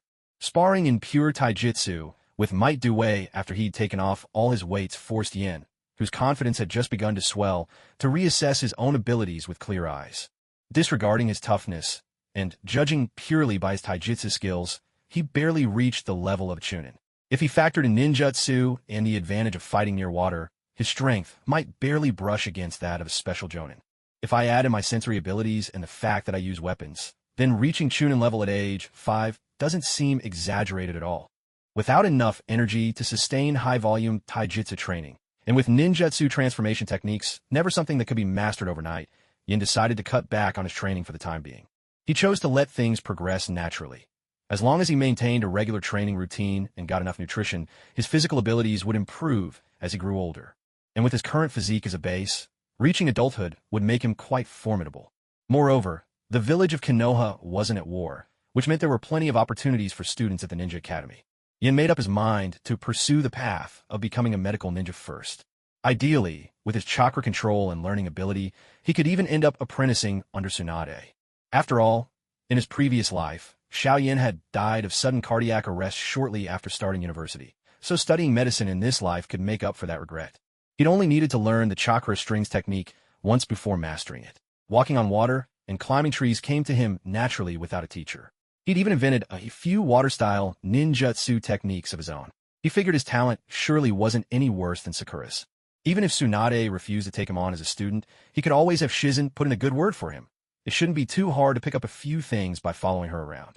Though Yin wasn't much of a talker, he got along well with most of his classmates thanks to tutoring sessions after school. End of December. Fire style, Great Fireball Jutsu. Obito performed the hand seals with practiced ease, and a fireball as tall as a two-story building roared toward Yin, forcing him to respond quickly. Water style, Water Formation Wall. He slapped his hands on the ground, and water surged up from beneath, forming a barrier that connected him and Obito. With a tremendous roar, water exploded from beneath their feet, blasting Obito up into the air. Yin, that's not playing fair. Who ever heard of a vertical water formation wall? Obito complained, twisting the water out of his soggy clothes. Haven't you heard Kakashi say it? After you become a ninja, you'll face foes who play by no rules. The enemy will never fight the way the textbooks say. Anivai, a bet. You go back to the classroom, and I'm off to my hospital internship, Yin replied with a perfectly straight face. No way. One more round. I won't let you go unless you beat me fair and square. Oh, do you want me to pass a message to Rin for you? I can deliver a love letter to little Obito. I'm not little. Obito's face flushed red in an instant, steam all but rising from his head as he stomped in frustration. Yin waved goodbye to him with a casual flick of the hand. Remember to keep it a secret from me. Yin, Obito's voice drifted over from afar, faint and unsure. Sure thing. Ever since Yin began his internship at the hospital, he talked with Rin a few times to exchange experiences. Word of this reached Obito in no time, and from then on, Obito hounded him every day, refusing to let Yin go unless he received a thorough thrashing. Yin took the opportunity to use Obito as a training partner, alternating between taijutsu and ninjutsu in creative ways, turning routine drills into an entertaining challenge. He even managed to pick up 2 fire-style ninjutsu on the side. However, without the fire affinity, Yin's attempts at the Great Fireball technique produced only a feeble puff of flame, whereas others could unleash a blazing inferno for the same effort. Practicing water style was far more worthwhile for now. As for fire style, he'd wait until he had more chakra to spare before working on it again. Obito didn't endure those beatings for nothing. After several rounds, his ability to dodge and anticipate attacks showed noticeable improvement. Hopefully, he wouldn't end up trapped under a giant boulder so easily in the future. The beginning of Konoha Year 43 during the winter break. With the burden of classes lifted, Yin now had much more free time to spend as he pleased. Committed to physical training over the long term, his hands grew especially steady, and he developed a delicate touch when manipulating chakra. As a result, he was assigned to work under a ninja responsible for treating external injuries. His main task became stitching up minor wounds for villagers and ninja alike. To help him practice suturing and to prepare for his future career as a ninja, Yin spent the money he earned from selling grilled fish, asking Obito to go to Granny Cat's ninja tool shop to custom order a set of low-purity chakra alloy needles. These needles were not only for stitching. He could tuck them up his sleeve and, imitating the technique of the empty palm, launch them as concealed weapons. With a chakra string, they could be used to rig traps, capable of piercing ordinary blades and even armor with ease. And because of their low purity, the alloy needles looked no different from regular metal, unlike Tsukumo Hataki's short sword, which gleamed with a dazzling silver sheen. That meant others wouldn't covet them at a glance. Not attracting unwanted attention was crucial. After all, beneath the surface, the inner workings of Konoha Hospital were in fact quite tumultuous. Ever since Dan Kato and Iwaki's deaths, Tsunade had grown disheartened, and the elders deliberately let her proposed medical reforms languish. To them, spending the village's money on reform was as painful as cutting into their own flesh. Worse still, after Tsunade left the village, the newly established medical system fell into the hands of the advisory elders. With outsiders running things, lacking proper oversight, the hospital became a haven for freeloaders and those with connections. Later on, the Uchiha clan leveraged the Brother Jie incident to apply pressure. As a result, the two advisory elders were dismissed by the third Hokage, and both logistics and finances were returned to the Hokage's direct control. To give his old schoolmates a comfortable post, Hiruzen Sarutobi had the hospital's director and deputy director positions turned into cushy, honorary titles reserved for retirees. With the arrival of these two, a slew of inexplicable individuals soon flooded into crucial posts at the hospital. Amidst such chaos, nearly all ninjas skilled in medical jutsu were systematically squeezed out and scattered among various ninja squads. This was given the lofty title of promoting medical reform and enhancing the self-rescue capabilities of squad members. Those still remaining at the hospital who actually possessed the art of healing were now a rare breed, and most of them had already been roped in by the village elders. If you wanted any help from them, without relying on special connections, the price alone could easily drain an entire small clan's wealth. In this kind of environment, it was entirely commonplace for colleagues to pilfer from one another, and many simply showed up to collect their salaries with no real intention of working. Post-operative patients with external injuries often received no disinfection, and it was nothing unusual for over 50 surgical patients to be crammed onto bunk beds in a windowless room. Fortunately, taking on apprentices brought no extra stipend. Teaching was done purely out of passion and goodwill. Yin and several other students from the Ninja Academy were assigned to the few honest ninjas unwilling to fall in with the corrupt crowd. Though these mentors lacked the flair to carve new paths as full-time medical ninjas, and their skills were a bit rougher, they offered something else. Training under their wings meant little exposure to true medical ninjutsu, but instead a wealth of hands-on wisdom, knowledge of the human body, first aid, combat tactics, and field techniques. With them, one could master the basics: wound cleaning, stopping bleeding, suturing, disinfecting, bandaging, as well as formulating essential medicines and treating routine poisons and common illnesses. They even listened carefully to suggestions from academy students. Yan's idea of using chakra threads for suturing wounds, Rin's experiment with an emergency coagulant, and Shizun's proposal of fighting poison with poison all received recognition. But under such dismal conditions, their abilities had clear limits. If they failed to show results, they'd lose their jobs, and worse, be berated publicly by hospital leadership, mocked for life. If by chance they actually achieved something, having their innovation stolen would be the least of their concerns. With the pitiful combat strength of a pure medical ninja, no one could predict which day a fellow villager might shatter their bones and scatter their ashes. Spring of Konoha's 43rd year. Yin had already taught himself the entirety of the academy's 6-year curriculum, as well as the basics of medical ninjutsu. For him, lingering at school now only meant free access to the library. With hardly any books left within the student permission level, he submitted an application for early graduation. With luck, by the end of his 2nd year, he could follow in Kakashi's footsteps and graduate in advance. Yin, I didn't expect you'd also decide to graduate early. I thought we agreed to work hard together. The moment he pictured returning to struggle with theory classes and falling behind, Obito couldn't help but plead for Yin to stay. Unbeknownst to himself, this orphan scion of Uchiha had, after so many daily beatings, developed a strange affection for Yin. It seemed that the bond between Obito and Kakashi also began after he suffered defeat. But why was that the case? When I have the chance, I must track down Tobarama's research notes and see what secrets they hold. A mischievous glint flashed across Yan's eyes. He tapped Obito's forehead and said teasingly, "Forgive me, Obito, but you'll have to learn to grow up on your own." There was a brief, awkward silence before Obito snapped out of it and declared with renewed determination, "I got it. I'll train even harder. By next year, I'll definitely." Suddenly, he stopped mid-sentence, scratching his head and blushing as he turned to Rin. "Rin, when do you think you'll graduate?" "Me?" Rin pondered for a moment before answering. "My combat skills aren't the best, so I'd rather focus on learning first. I'll just graduate when the time is right. Then I won't graduate early either. But when you become a genin, I'll be sure to put your skills to the test." And so, half a year slipped by.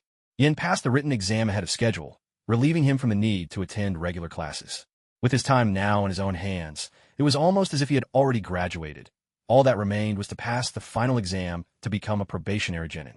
Every now and then, he would go to the hospital to practice his skills and avoid getting rusty. But for the most part, he could be found burrowed among the stacks of the library.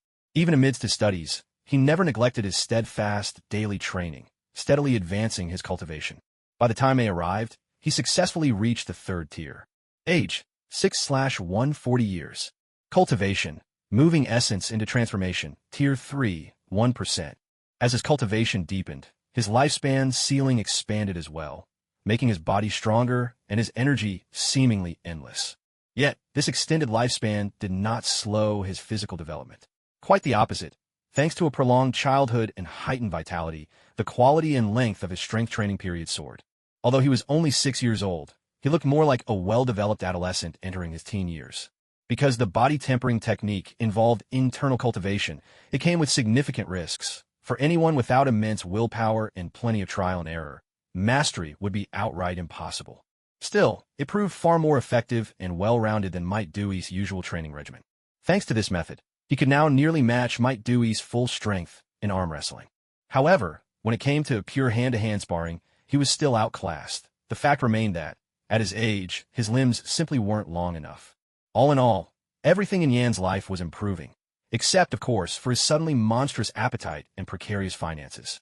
To sustain his training, he had all but stopped eating out, relying on his own hunting skills to supply his meals.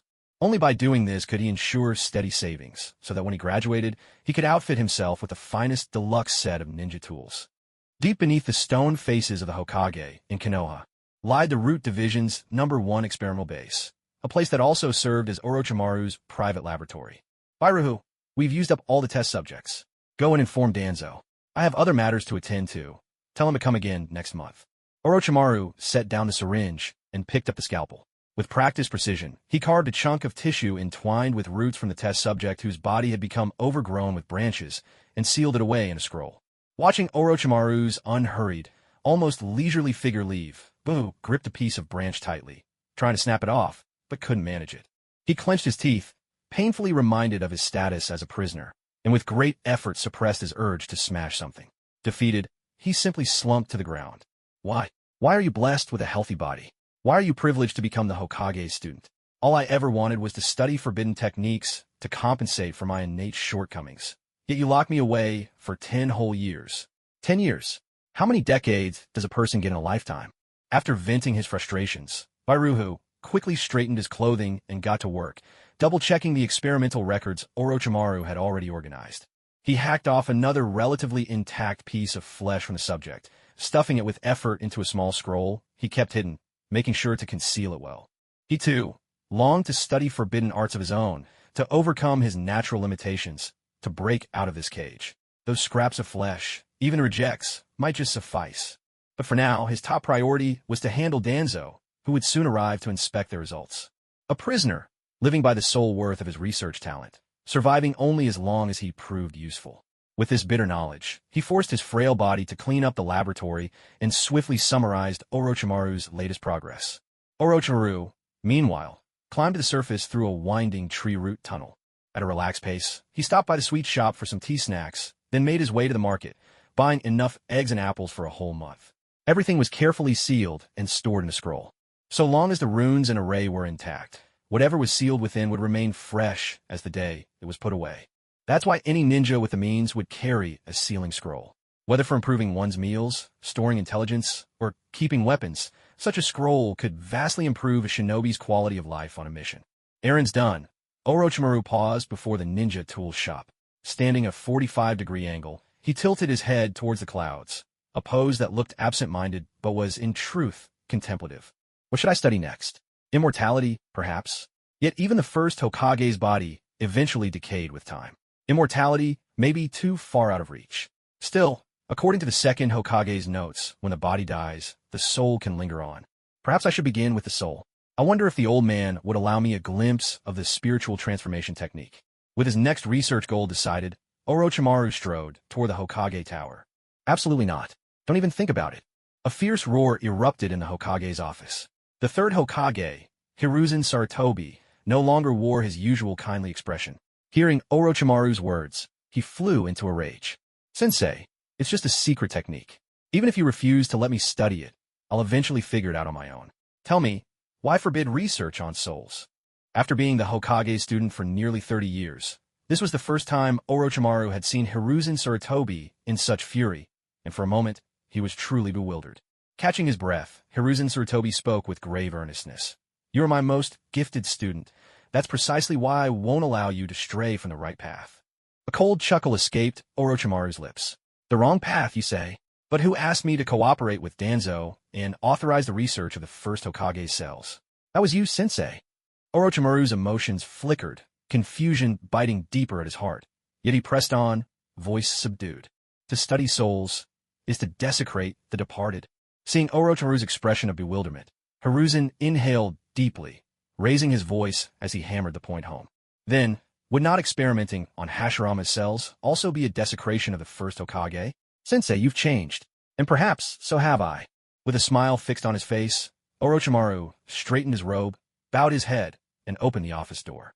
The latch clicked shut behind him, and his uneven footsteps echoed down the hallway. "You!" Cough, cough, cough, cough, cough, cough. Hiruzen Sarutobi slumped onto his desk, utterly at a loss for words. Deep down, he knew it was wrong, but he had already crossed that line himself. For him, as the Hokage, admitting fault was unthinkable. To confess would be an invitation to death, a teacher's defeat at the hand of a student. Orochimaru wandered through the village, eventually arriving at the edge of the forest of death, where his own secluded laboratory was hidden. He examined the security barrier. Good, no tampering. Pity I'm in no mood for experiments today. Instead, he decided to borrow some books on mythology, if only to take his mind off things. "Orochimaru-sama, your library card is perfectly valid." "Hush, keep your voice down, Director. We are in a library." "Of course. By the way, that child over there taking notes, he seems really diligent. I saw him here a year ago, too. If I recall, he spent the whole day buried in books." Orochimaru tilted his head, giving a subtle nod toward a boy named Yen. "Ah, that's Yen. He's in the 2nd grade this year, and he's read nearly everything in the student collection. They say he's already applied to graduate early, a bit of a prodigy, really." The director offered the introduction with eager enthusiasm. "Is that so? How interesting." Orochimaru spared Yen a second, thoughtful glance before heading into the next room to search for his books. In fact, long before Orochimaru had entered the library, Yen had already sensed his presence. However, he didn't rush over to strike up a conversation. First, he tended towards social anxiety by nature. Second, Nawaki had died tragically in front of Orochimaru during the Second Great Ninja War, and by now, Orochimaru might already be showing signs of his twisted tendencies. Moreover, the intelligence about his extraordinary perception and physique was known only to Tsukumo Hatake and Might Due. No one else had a clue. Though he could usually suppress his chakra signature, recklessly approaching Orochimaru, someone who often tinkered with strange and unusual things, could well expose his concealment. That, in turn, might pique Orochimaru's curiosity. Yen had no desire to experience life as a test subject, nor did he want his body to be hijacked, just to see whose spirit would prove stronger. His own, reborn into this world, or the battle-hardened mind of Orochimaru. To avoid paying a price he could not bear, it was best to wait until his strength matched Orochimaru's before making contact. He thirsted for knowledge, yes, but with the panel at his disposal, he wasn't bound by painful vengeance either. There was no need to fixate on Orochimaru as his only path forward, like Sasuke once did. Besides, Konoha was relatively open in its management of knowledge at this time. At the very least, civilian ninjas could use their accumulated merits from missions to gain access to the library, and to exchange for D rank, C rank, and even a small selection of B rank jutsu. Late June, the school approved Yan's graduation application. He would be taking part in the same exam as the 6th-year students. In just a few days, he'd be tested alongside them. Unlike Kakashi, he hadn't been given a solo exam or a grand audience to witness the event. Nonetheless, the challenge remained unchanged. He would need to defeat an experienced senior genin on his own. This was far tougher than what students graduating on schedule typically faced. Thankfully, I won't have every ninja in the village watching me graduate like they did with Kakashi. That would be more embarrassing than being stripped of my last shred of dignity, Yen thought with relief. In this era, when battle power had not yet spiraled out of control, intelligence was still the true key to a ninja survival. He quickly began mapping out his combat strategies. I can reveal some of my sensory abilities and physical prowess, but not too much. At least, not before I find a reliable and powerful patron, reach Jonin-level strength, or learn Sage Mode. If he exposed perception and physical capacities far beyond the norm, even without the Senju bloodline, people would suspect he was from the Senju clan. What's more, if it were discovered that he did not possess Senju lineage, the situation would become even more perilous. At that point, his very existence would signal to others that such powers could be acquired by anyone, not just the Senju. He would become an extraordinarily valuable research subject, seized by eager ninjas throughout the village, and perhaps the entire world. In endless experiments and constant interrogation, the person that he was would slowly disappear, consumed entirely by their investigations. I'd better stick with water release. After all, now that I've reached the third level of refining essence in a chi, I can basically utilize chakra freely.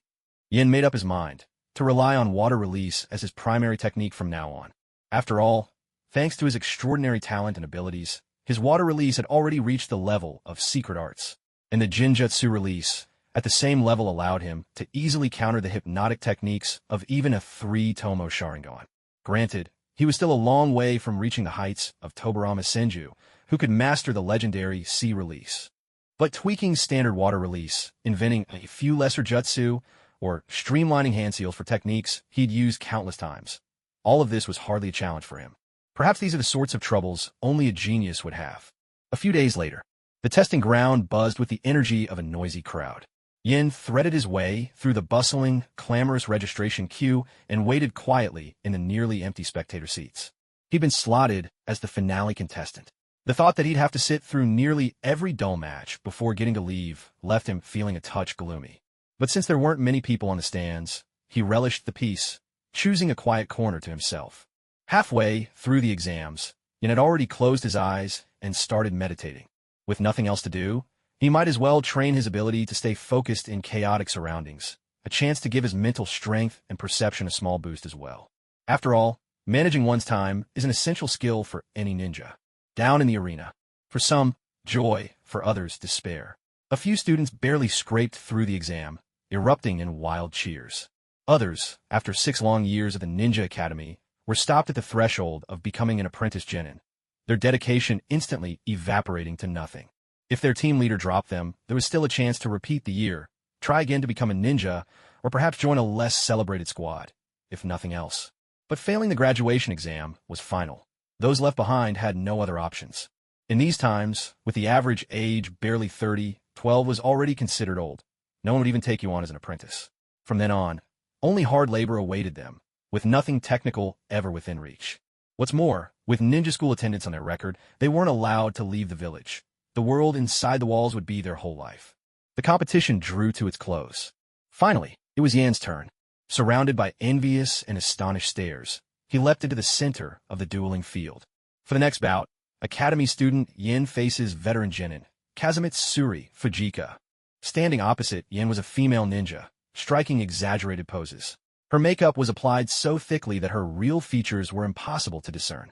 However, from what Yin sensed, her chakra didn't even measure up to the average new graduate. Someone of such modest strength surviving this long surely had a trump card up her sleeve. Yin grew wary. The Kazumatsuri clan, supposedly related to the Senju. Their lineage was once illustrious. Best to keep my guard up. Both parties formed the seal of opposition. The battle began. Yin let his senses flow, standing calmly in place, not rushing his hand seals. He wanted to test the waters first. There was no need to reveal his ability to cast ninjutsu instantly so soon. After all, a battle between ninja is ultimately a battle of information. Little brother, let Big Sis show you the true meaning of pleasure. Fujika Kazumatsuri purred with a sultry voice, swaying her body as she quickly closed the distance.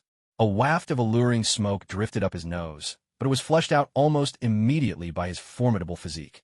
A Jinjutsu-type genin? Rare indeed. Good thing my willpower is strong. There's no way she could shake my focus. Now that he'd sized up his opponent, Yin clutched his head and swayed slightly, his powerful mind of physical control lending an uncanny authenticity to his act. Water style, hidden mist jutsu. Moisture in the air swiftly thickened, enshrouding the battlefield in mist. Water style, water clone jutsu. 3 watery clones coalesced from the haze, each possessing only a tenth of Yan's true strength. Yet their kunai were no less sharp. Little brother, you really know how to play. Let's see if you can handle everything Big Sis has in store for her. Hey, what are you doing? As the mist dispersed, the heavy makeup on Kazumatsuri's face had melted away, revealing skin shriveled like tree bark, the pitiful visage of a haggard old woman. Yin drew his kunai and spoke. Do you concede? They were comrades from the same village. He didn't wish to go overboard. Yet she began lamenting at him, as if he, A mere orphan not yet worthy of the Jonin rank could do anything about the decline of the Senju clan, especially in front of so many onlookers. It was clear she wouldn't yield unless blood was shed. Feeling his resolve harden, Yin flung the kunai at her without hesitation. Isn't anyone going to step in? Using his sensory ability, Yin swept for the chakra signatures within a 20-meter radius. No one moved to stop this battle, whose outcome was already clear. A few of the Chunin watching even seemed eager for the spectacle, letting their intent slip. If he listened to tales of the Senju's past, his survival would be forfeit. But if injuries or worse occurred, he could be saddled with who knows what kind of baseless accusations. Who's setting me up here? Only the elders have the means. Maybe they wouldn't bother acting directly, but there are always eager lackeys looking to please them. Swiftly, Yin committed the auras of these bystander nin to memory. Jonin examiners, are you? Chunin loafers, huh? And your patrons, whoever they are, I won't forget this slight. Anger flared, but he kept his face impassive and calmly began weaving hand seals. Snake, goat, horse, rabbit, goat, horse, rabbit. Water style, water prison jutsu. From the puddle left by his dissolved water clones, a surging prison of water took shape. Yin seized it and strode toward Kazumitsuri, who was still trying to distort her form. She was once a geisha, but after witnessing the harsh realities of the world and narrowly escaping disaster thanks to her identity, she chose a different path. Relying on her lifelike performances and a haze of mesmerizing smoke, she reinvented herself as a low-ranking ninja, stepping onto a road she believed would finally bring her justice. Now, with the chance to appeal her grievances right before her eyes, nothing could frighten her. All she wanted was to stand in the midst of the crowd and pour out her suffering. But when it came to fighting, she couldn't compare to even a student from the Ninja Academy. If she were to be trapped in a water prison, she wouldn't be able to say a single word. And so, while she had just been recounting stories of 1,000 hands, panic suddenly gripped her heart. No, wait. Little brother, little one, don't do it, please. There's no way I'll surrender. You can't possibly pass this exam if, help. Bubbles and gurgles, her desperate words drowned as Fusai, Toka found herself imprisoned in the water prison. Water rushed into her nose and mouth, filling her lungs. After a few choking gasps, her incantations ceased and she lost consciousness. Chant. Go on, keep chanting. Why aren't you? You talk so much about things no one dares to mention. Is that really your weapon? How tragic. But even so, I just want to survive. Un's heart raged silently, but he had no other choice. At this moment, he would rather face Uchiha Madara at the height of his power than become entangled in such intrigue and deception. Glancing at the judge, who stood idly by, and called out loudly, "My opponent is unconscious. Doesn't that mean I win?" The judge fell silent at first, then began circling around the water prison, pretending to be lost in thought. 2 months earlier, from whispered rumors, he had learned that the 2 elder advisors had been demoted, and that it had played no small part in it. In hopes of currying favor with the disgraced elders and securing an easy hospital job for a useless relative, he had resolved to trip up N during the graduation exam. If N died, so much the better. If not, being barred from ever becoming a ninja would suffice. It was a perfect plan, except he had underestimated N's skill, ruthlessness, and his mastery of restraint. Time dragged on. The atmosphere in the stands grew restless with noise from the academy students. Isn't N the second-year genius? He's clearly knocked out his opponent. Why hasn't he passed yet? Some bolder voices rose in protest. Is it some kind of illusion technique? How could such a large-scale illusion be possible? If that Jinin truly had the power, she wouldn't be a Jinin. She'd be a Jonin by now. One after another, voices chimed in, quickly reaching a shared sentiment. Yeah, why isn't he through yet? I failed my exam a moment ago. Does this mean the judge just didn't want me to pass either? Those who had already failed found a new spark of hope. If the judge is ignoring the rules and deciding everyone's worth on a whim, then in my view, the entire exam should be annulled. That's right. Void the exam. We demand a do-over. Not all these academy students are orphans. Behind them, more or less, stand various clans. Even if they aren't valued by their families, together they still form a formidable force. To deceive them so brazenly, and even pit yourself against the academy students, it's as if you're making a mockery of Konoha's future. The Proctor Jonin felt things were spiraling out of control. After careful assessment by me, the candidate Yin has successfully defeated his opponent and passes the exam. Yin released the water prison jutsu, then pressed a palm to force the water from his opponent's lungs. Without hesitation, he snatched the forehead protector from the proctor's hand and walked off without looking back. A pleasant face is never for the enemy. Getting played without reason. Anger is the only normal response. He hadn't expected Konoha to have rotted so deeply, that even respectable Jonin would resort to such underhanded tricks against their own students. But then that figures. This world has always been twisted. You get all kinds of people. A few self-important shinobi don't surprise him. What's truly abnormal is the world itself. The large doors swung open. A black-haired boy, forehead protector in place, stepped out. His sharply defined features lent him an air of coolness, but unlike Kakashi, he didn't radiate a sense of keep away. Instead, there was a subtle warmth to him. Just like at Kakashi's graduation, the whole class swarmed around to congratulate him. Yin, congratulations on graduating. This time you were the one who was late. I challenge you to test your skills. Obito popped out from the crowd, shouting at him. Yin pointed at the bandage on Obito's forehead and said, "You just got beaten up this morning, remember? If you want a match, wait till you actually become a ninja." A burst of cheerful laughter rippled through the crowd. On the way back to school, Yin walked alongside Might Guy and Sarutobi Asuma. They chatted loudly about funny things and, with a little embellishment, complained about the proctor's actions, so loudly that even passers-by could hear them clearly. With all the chatter from villagers, plus Asuma whispering to the Hokage at night. "I wonder how you'll get out of this, Mr. Proctor," Yin mused silently as he headed toward the 6th grade classroom. Since he was assessed alongside the 6th graders, it made sense he'd be assigned to a team with them. Evening fell. As squads were formed, one by one, the classroom gradually emptied as the students were led away by their team leaders. Until only Yin was left. Don't tell me I'm in a one-man squad, or are they just going to stick me into some random team? His thoughts began to wander. Footsteps echoed through the corridor, steady and rhythmic. Strong pace, calm breathing. Clearly someone with a solid taijutsu foundation, most likely from a major clan with systematic training. That aura, it must be the Hyuga clan. Yin heightened his senses, analyzing every movement nearby. A knock sounded at the door. "Excuse me, are you Yin from the 2nd grade?" A Hyuga ninja, who looked like a recent graduate, stood at the doorway. "Yes, may I ask who you are?" Seeing this polite Hyuga ninja, whose aura was both composed and resolute, Yin couldn't help but feel a sense of goodwill toward him. "My name is Hyuga C.I. I am the new student taken on by Teacher Oki." "Oh, right, since you're also one of the teacher's chosen disciples, come with me." With that, Yin followed Hyuga C.I. as the two of them hurried toward the commercial district. They quickly leapt onto the rooftops, one after another. Yin was only 6 years old, but with the help of the supplemental panel, his training in taijutsu was of a remarkably high standard. Combined with his strict control over chakra usage, he was almost as tall as Hyuga C.I. Along the way, Hyuga C.I. sped up several times, darted around sharp corners, and vaulted up and down, trying to shake Yin off his tail. Is he testing my strength? Yin wondered, a surge of excitement welling up inside him, as if something within was being awakened. Leaving the ninja academy felt like taking a step into freedom. You're still keeping up? No wonder they call you a genius. Looks like I'll have to give it my all. With a confident grin, Hyuga C.I. released chakra from the soles of his feet and suddenly accelerated. Channeling chakra through the feet, that's a form of the body flicker technique. This is my chance to learn. Although Yin couldn't see chakra, he could sense its flow at close range, and so, running alongside, he started to study the technique. No matter how Hyuga C.I. tried to change his pace, he just couldn't put any distance between them. Across the village in the training grounds. "You really haven't learned the body flicker technique before?" Hyuga C.I. was visibly stunned. He was considered a talented member of his clan, yet when he had first tried learning the body flicker, he had spent half a day falling flat on his face before he managed to get the hang of it. But Yin had not only kept up with him at full speed, he had actually mastered the technique on the run, and seemed even more proficient than he was. If word got out, even the Uchiha with their Sharingan would find it hard to believe. "I really haven't." "Well, I about to hand it to you too. You made it here pretty early. Looks like you've got the makings of real ninjas." As the words hung in the air, a bright, crisp voice called out from beyond the training ground.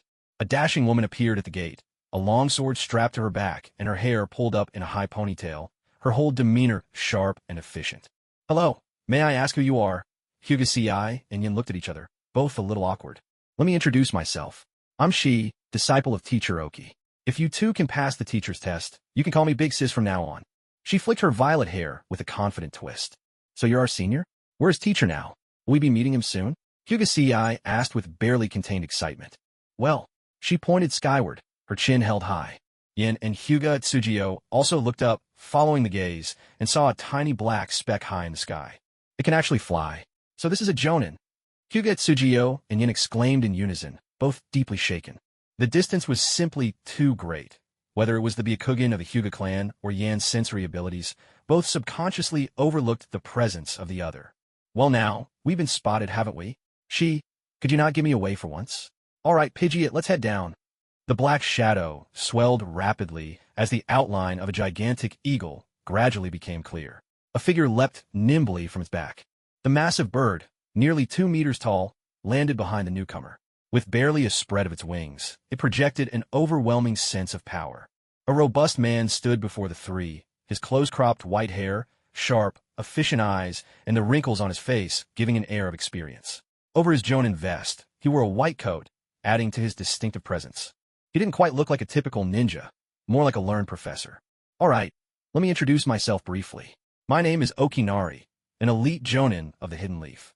These days, I also serve as a beast tamer and have some connections with the Inuzuka, Aburame, and Uchiha clans. My word carries some weight in the village, so you can put your worries aside.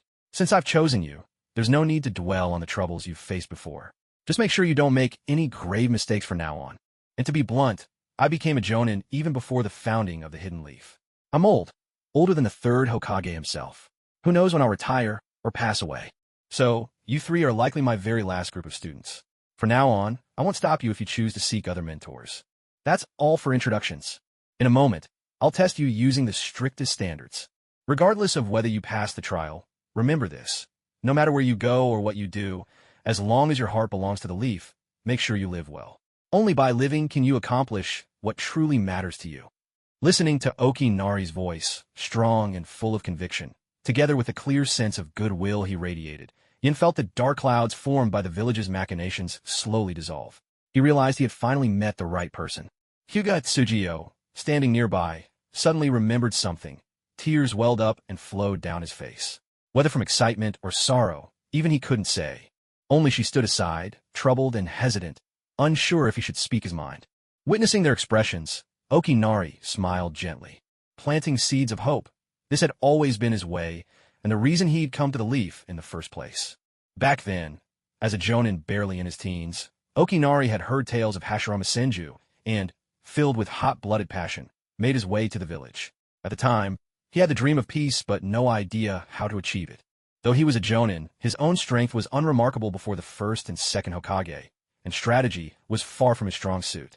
However, as he grew older and witnessed both the internal and external changes within Konoha, he gradually came to understand the true meaning of the will of fire and resolved to live by it in his own way. Though his efforts might seem like a drop in the bucket, he believes he has done his utmost.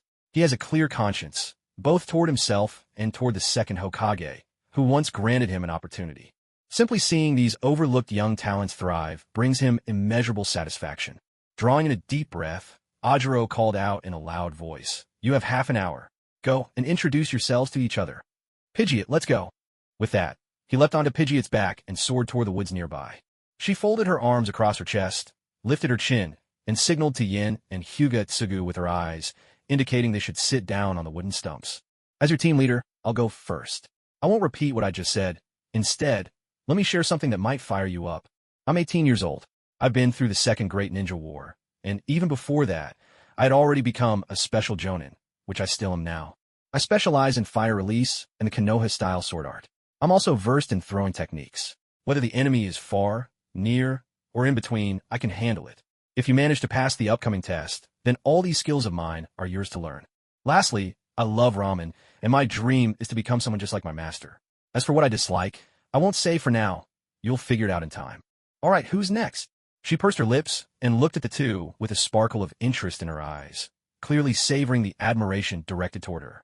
Before the Second Great Ninja War, she was barely over 10 when she became a special Jonin. Even among the main cast, that's a rarity akin to finding a phoenix's feather. Aside from prodigies like Uchiha Itachi, only the likes of Kakashi and Minato, those true geniuses, could surpass her.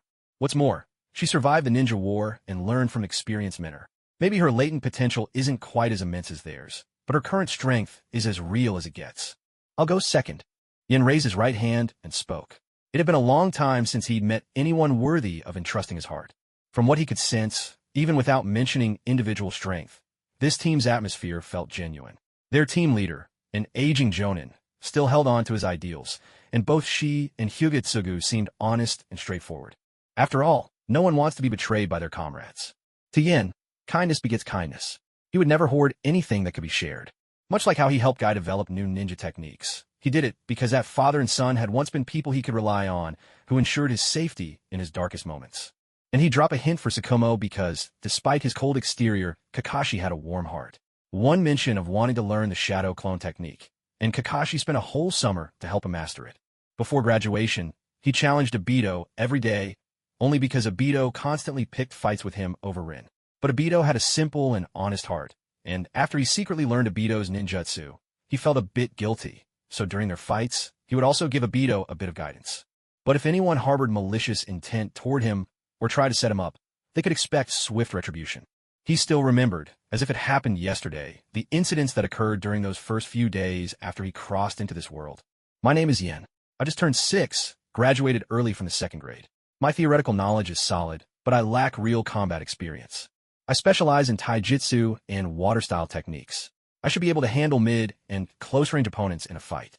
In addition, I have some sensory abilities and know a bit about basic healing, but I haven't studied any specialized medical ninjutsu. My favorite foods are grilled fish and ramen. My short-term goal is to become a medical ninja. My dream is for myself and those I care about to live a peaceful life. What I hate most is being manipulated by others. After finishing his introduction, Yin sat back down atop the wooden stump. She nodded to him, then cast an encouraging glance at Hyuga Ci, who was standing nearby. Outwardly, Hyuga Ci resembled other members of the Hyuga clan. Long black hair, dressed all in white, and pale eyes that revealed little emotion. He rose slowly and stepped in front of the other two. His movements were stiff, lacking the energy and spirit of youth, but it wasn't due to shyness or fear. I'm a branch member of the mighty Hyuga clan in Konoha, the 2nd son of the Great Elder. My older brother is Hyuga Hitian, and my duty is to guard the Hyuga main house. His introduction held nothing that connected to himself, making Hyuga Ci seem like a mere puppet on strings. He was a totally different person from the lively, talkative boy he had been just moments before. Even though Yen had the original story's memories and anticipated that Hyuga Ci might have some psychological issues, actually witnessing it made him unable to hide his surprise. Stop. Let your senior say a word first. She quickly raised her hand in a halting gesture. This is the introduction round. What you need to tell us is what you're good at, what you want to do in the future, and your likes and dislikes, so your teammates can get to know you. When I took you on as my student, just like the teacher told you, we're equals here, as companions. So you don't have to, at least not with us, act the same way you do at home. As she finished speaking, Hyuga Ci bowed his head and began an intense inner struggle, clashing with all the teachings he'd received since childhood. He could never understand why, after the age of 4, the parents and elder brother who once cherished him suddenly changed. Endless training, constant torment, and the faint, persistent pain of the caged bird curse mark on his forehead. Was it only because he belonged to the branch house? He never could fathom why he had to be born into the branch family. Was it really just because of a single word from his father? Was he born with the fate of dying in someone else's place? He truly didn't want to be part of the branch family, nor did he wish to stand aloof as a member of the main family. Yet every time he voiced these feelings, he was met with scolding again and again. But those reprimands never dispelled his doubts. As time went on, even the scolding ceased. All that remained was the agonizing torment of the caged bird curse mark, which clawed at his very soul and robbed him of even the chance to think alone. So whenever the pain of the caged bird overwhelmed him, he would find himself repeating the so-called Konoha and noble clan self-introduction. He tried to appease his father or older brother with these words, as if doing so could somehow shave a little time off his suffering. He had lost any ability to think for himself, and any sense of joy had long faded. It was as if he had become a faulty tool. He was placed in the academy as a display of the Hyuga clan's upbringing and strength. And from time to time, he'd undergo endless training, like a tool being hammered to make it fit the hand better. He felt all attachment to his family had been worn away. His parents gave him life, but he had become little more than a punching bag for these so-called relatives. Each took what they needed from the other, and that was that. No debts, no lingering ties. Not until he met Master Dama did anything change. He never knew exactly what it was his teacher saw in him, only that the master had apparently surrendered a considerable price to the clan on his behalf. From then on, he never suffered the caged bird again. Now, his clan was nothing more than a place to sleep occasionally, a place where he checked in out of obligation. Since Master Demu had released him from the caged bird curse and allowed him to be whole once more, he saw himself as belonging to his teacher from that day forward. Hyuga Ci pressed his lips together, making up his mind to sever ties with his old self. Clenching his fists so tightly his forehead broke out in cold sweat, he resolved to follow his teacher and claim power for himself, to personally cut the bonds between him and his clan. With renewed spirit, Hyuga Ci straightened and raised his head, a bright, unfettered smile breaking across his face as he declared, "My name is Hugo CI, but you can just call me CI. I know some basic gentle fist techniques. My Byakugan allows me to scout over long distances, and I've even figured out a few empty palm attacks on my own. I'm confident against close-range opponents, and maybe those empty palm strikes can help at mid-range. I don't really have any foods I love or hate. What I do despise are those who think they have the right to decide other people's fates. My dream is to sever, with my own hands, the ties of karma between myself, my father, and my brother." The moment he uttered his final words, she, as the senior disciple, sprang to her feet and swiftly surveyed the entire training ground. Yin, too, was instantly on alert, opening his senses wide to scan for chakra signatures within 100 meters. Only after confirming that, apart from their teacher, there was nothing nearby capable of delivering a message did Yin and she finally relax. They each glanced at the other, silently acknowledging what the other had done. The three of them exchanged a smile. Whatever the future might hold, from this moment on, they were comrades, bound together. A crisp round of applause rang out, echoing in the open air. "Excellent. I was planning to test your understanding of your teammates, but it seems you've all grasped it very well already." Hokage clapped his hands as he strode slowly out from the trees. The Pidgeot that had followed him earlier was nowhere in sight. In its place stood a small deer, about as tall as a person.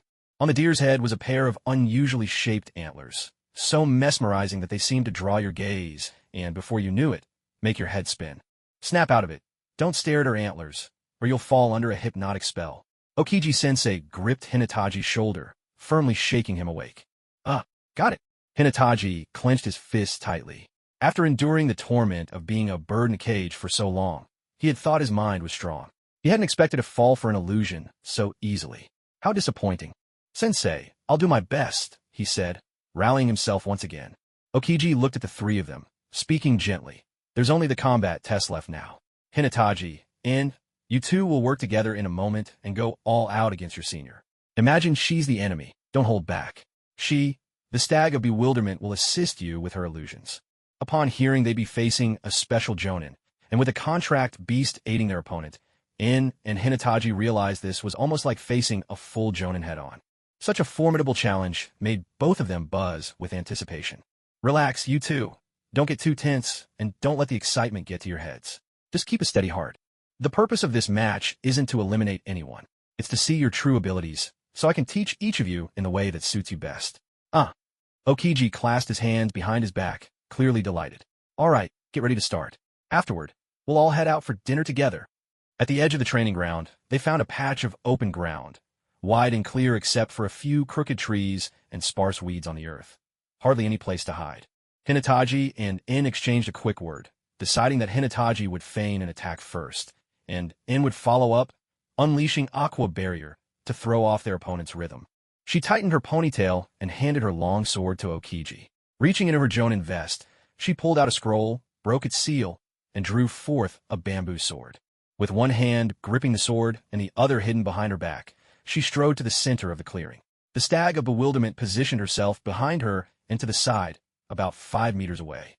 Let's set some ground rules first. If you take a direct hit from the bamboo, sword to a vital spot or your torso, surrender immediately. Likewise, if any of my fire jutsu so much as touches you, admit defeat. My control over force is nothing like a true Jonin's. She glared at the two of them, brandishing her bamboo sword, and tried to look strict, though a hint of playfulness lingered in her eyes. "Water style, water veil." In clapped his hands together, then swiftly slapped his palm onto Hinataji's shoulder.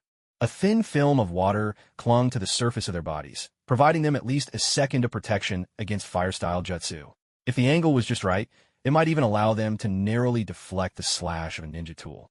Both of them had strong taijutsu and sharp reflexes, just enough time to react and escape the range of ordinary ninja techniques. This meant they had one more chance to probe their opponent. In the chaos of a battlefield, that extra chance could be the difference between life and death. "Let's go." They exchanged a glance. "Right." Yin swiftly hurled several shuriken, while Hyuga Ji gathered strength in his arms and burst forward in Shure's direction. "Fire style, great fireball jutsu." Shure unleashed a massive fireball straight toward them, the blazing sphere far more formidable than anything an academy student like Obito could muster. The surging flames swallowed Hyuga Ji in an instant, melting the flying shuriken into molten iron that splattered across the ground. "Vacuum palm." Seeing the fireball barreling toward him, Hokage instantly reacted. Before the water membrane on his body could evaporate, he fired off a vacuum palm strike. He rolled out of the fiery blast just in time, leaving only the edges of his clothes singed. The vacuum palm pierced through the great fireball. Instinctively, Shur leapt into the air, narrowly evading the attack. The fireball continued hurtling ahead, and Yin quickly leapt backward to dodge it as well. Upon landing, he pressed both hands to the ground, sending chakra coursing through earth, summoning groundwater to erupt upward. Water style, water formation wall. As the water surged up from underground, the ground shook violently. Sensing the overwhelming force swirling beneath her feet, Shur had no choice but to spring up to the treetops. She called out, "Jingjiao deer, hold them off for me." No sooner had the words left her lips than the Jingjiao deer charged straight for the prone Hokage. At the same time, it unleashed a wave of mental energy at Yin, hoping to captivate him with a hypnotic signal radiating from its antlers. But the wave was instantly dispelled by Yin. His will, tempered by a second life, was exceptionally strong, and he possessed resistance to Jinjutsu that could even counter the three-tomo Sharingan. "Get out of the way!" Seeing the Jingjiao deer charge at the not-yet-recovered Hokage, Yin shouted urgently at his slightly weakened comrade. With a thunderous crash, just as the deer's antlers were about to collide with Hokage, a towering water formation wall surged up, tossing the Jingjiao deer high into the air with a powerful current. With a puff of white smoke, the airborne Jingjiao deer dismissed itself from the summoning contract and vanished from the battle. The probing phase was over. Yin and Hokage, one behind the other, now stood in the pool left behind by the massive water formation wall. Facing them was a row of shadow clones, and Shur's true self. "I've scanned the area. The enemy's presence has diminished significantly. That should be due to the use of shadow clones. There's no one hiding nearby. Counting the original, there are 5 targets in total. Can you tell which one is the real body?" Yin carefully sensed the entire field and asked Hokage.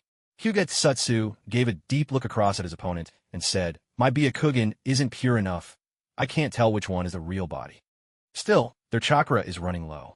Each of those targets probably only has enough left to use about 1.5 of those grand fireballs we just saw. Seems I underestimated the two of you. It's my own fault for being careless. There's no way people handpicked by our teacher could be as naive as those kids playing ninja games. From here on, I'm going all out." The 5 sure looked serious and spoke in unison. They immediately split up, weaving around each other, swiftly closing in on the pair. Fire release, Shuriken Jutsu. They formed hand seals and simultaneously unleashed compact bursts of fire to heat the shuriken they hurled. This move was somewhat reminiscent of the Uchiha's Phoenix Fire Nail Crimson, but its destructive range was more focused, and the fire technique wasn't aimed to burn directly, but to bring the shuriken instantly to a glowing, red-hot state.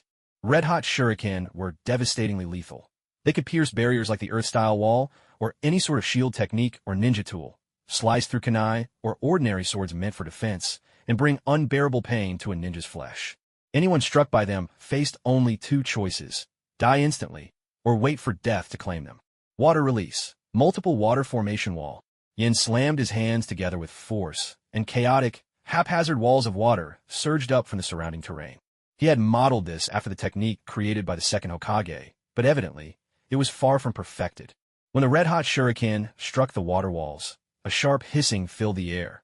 Their momentum allowed them to punch through at most 2 of the rough barricades before they tumbled to the ground, trailing white steam behind them. Vacuum palm. Satsu seized the moment, targeting one of the figures. He poured all his strength into launching a sweeping vacuum palm, sending chakra flying from his body and immediately breaking into heavy breaths. The chosen target sensed the imminent danger and tried to dodge sideways, but the water barriers hemming her and left her no room to escape. She raised her bamboo sword, attempting to deflect the rebounding shuriken with it. That plan backfired. The burning shuriken sliced through the bamboo blade like nothing, kept flying, and drilled straight through her. The vacuum palm followed, right on its heels. Before the pierced shadow clone could even dissipate on its own, it was shattered to bits. By now, the remaining 4 figures had circled around the water walls, closing the trap on the 2. At the same time, one of the figures hesitated minutely, her presence flaring as though racked by a wave of pain before pushing it down. Yin picked up on that subtle shift without missing a beat. So that's the real one, he thought. He immediately switched targets, locking onto the one whose aura had leaked, and discreetly sent out a strand of chakra thread, a signal they had arranged in advance, letting Satsu know. Satsu received the signal. Veins bulged at the sides of his eyes. He appeared to glare at the 3 shadow clones in front, but his attention locked onto the real body behind him. At precisely this distance, both sides were locked in a fierce standoff. By this point in their exchange, both sides had a fairly clear sense of each other's abilities. Other than a lack of variety in her ninjutsu, Shure's skills were nearly on par with a full-fledged jonin. Yin and Hokage, working together, were fully confident they could quickly defeat Shure's true body, just as they had with her clones moments earlier. What's more, Shure's real body had only just received the signal from her shadow clone. The pain of having her chest pierced and her body shattered by Tsugi's powerful empty palm left her reeling, her energy in disarray, and her strength greatly diminished. However, should the two choose to attack the original body, they'd inevitably open themselves up to assaults from her 3 remaining clones behind them. At this point, Hokage chakra reserves were nearly depleted. He had just enough left for 2 more empty palms at most. Yan's water release techniques lacked killing power. If he couldn't catch his target precisely, all he could manage would be to stall her. If this were a real battle, charging forward recklessly would almost certainly end with both sides taking each other down. So you found my real body. At this distance, let me show you my swordsmanship. Shure cast aside her hesitations, prepared at last to fight with her full strength. After all, with teacher Oji watching over them, whether it was fire release or ninja tools, any dangerous technique could easily be dealt with by a wind and earth combination jutsu. At worst, they'd leave behind a few scratches. Besides, their teacher knew medical ninjutsu. Unless there were broken limbs, spilled intestines, or lost heads, just about anything could be healed. What really intrigued her was these 2 new junior disciples. What exactly were they fed growing up? One was close to a special jonin's level, the other at least as capable as most Chunin. Was this truly the average standard for ninja academy graduates these days? She found that hard to believe. Konoha style, Crimson Lotus. The remaining 4 figures quickly formed hand seals, and a layer of flame roared to life atop their bamboo swords. As they moved, they conjured a dazzling wall of fire that circled around, trapping their opponents inside. The 4 seemed move in a blur along the fiery barrier. Bamboo, swords, trailing flames, the flickering light distorting the 2 boys' view. Watching as the ring of flame steadily contracted, Yin realized he couldn't summon another great water formation wall. The half-finished technique, mimicking Tobarama from earlier, had drained him almost completely, leaving him with an unfamiliar exhaustion. He decided that, for the sake of his future growth, he'd avoid using any more high-level jutsu today. After all, there was no need to fight to the death with one's own teammates. Yin clapped his hands together. Water style, water clone. Water style, water clone. With another slap, 5 water clones surged out of the nearby pond, forming a protective circle around the 2 in the center. This was the upper limit of how many clones Yin could control without compromising his own fighting strength. He drew several iron rods from his belt and tossed them to the water clones. Thanks to Yan's extraordinary physical strength, even if each clone only had 1/10 of his power, wielding those rods would still pack a punch. 7 against 4. The advantage is ours. I'll take care of the real one. Yin, keep the clones off us with your water doubles. Understood. The battle erupted in an instant. Fortunately, both Yin and Hizashi possessed formidable sensory abilities. The flickering firelight was far from enough to obscure their vision. Though their clothes had been soaked, the dampness offered some temporary protection against these flames. Immediately, the 3 water clones surged forward, surrounding one of the shadow clones, attacking in turn and managing for the moment to hold her back. Relying on sheer strength, Yin seized an opening, landed a powerful kick that dispersed a shadow clone, then instantly shifted position to dodge a sneak attack from behind. Meanwhile, another water clone occasionally unleashed small water-style techniques to coordinate with Hizashi's assault. Seeing Hizashi struggling under pressure, Yin called out anxiously, "Hizashi, why aren't you using any weapons?" Hizashi, empty-handed against Shi's true self, found that while Gentle Fist offered some defense, its reach was simply too short. Against an opponent wielding a blade, he was forced on the defensive, barely able to find chances to strike back. As the battle reached a fever pitch, with the water clones on the verge of being gradually evaporated by the mounting fire, Yin had no choice but to quicken his attacks, hoping to swiftly defeat Shi's shadow clones, ease the pressure, and join forces with Hizashi to seize victory. But she was no easy opponent. Even after losing 2 shadow clones in quick succession, as a special jonin, she would not fall for the same tricks again. Both sides were pushed to their limits, every sense sharpened, each searching for that decisive opening. Water style, hidden mist jutsu. Drawing upon their own form, a water clone summoned a thick fog to blanket the battlefield, using itself as the source before it dispersed. At the same moment, Yan's remaining chakra was approaching its limit. As the dense mist enveloped the arena, Yin and Hisashi, prepared and attuned to their senses, seized the opportunity. A pair of sharp explosions, 2 shadow clones shattered. Water style, water formation wall. The ground began to tremble. Vacuum palm. Draining the last of his chakra, Hisashi launched both palms at Shi's true form. Fire style, grand fireball jutsu. Inside the blinding fog, she lost sight of her foes. She gave up evasion, pouring the remainder of her chakra into the ground and unleashing a fire technique, attempting to create a sea of flames. At that moment, what began as a friendly spar was on the verge of turning into a fight for survival. That's enough. Stop fighting. Just as bloodshed seemed inevitable, Oji no Neru's shout cut through the chaos in time. A thunderclap rolled. A violet flash streaked across the dusk sky, jolting the 3 combatants, locked in battle, back to their senses. Earth-style, multi-mud wall. Massive earth barriers erupted from the ground, sealing off the surging water walls. The field was divided into a patchwork of squares. The vacuum palm was intercepted, and the sea of fire was split into smaller, isolated blazes. Wind-style, whirlwind turbulence.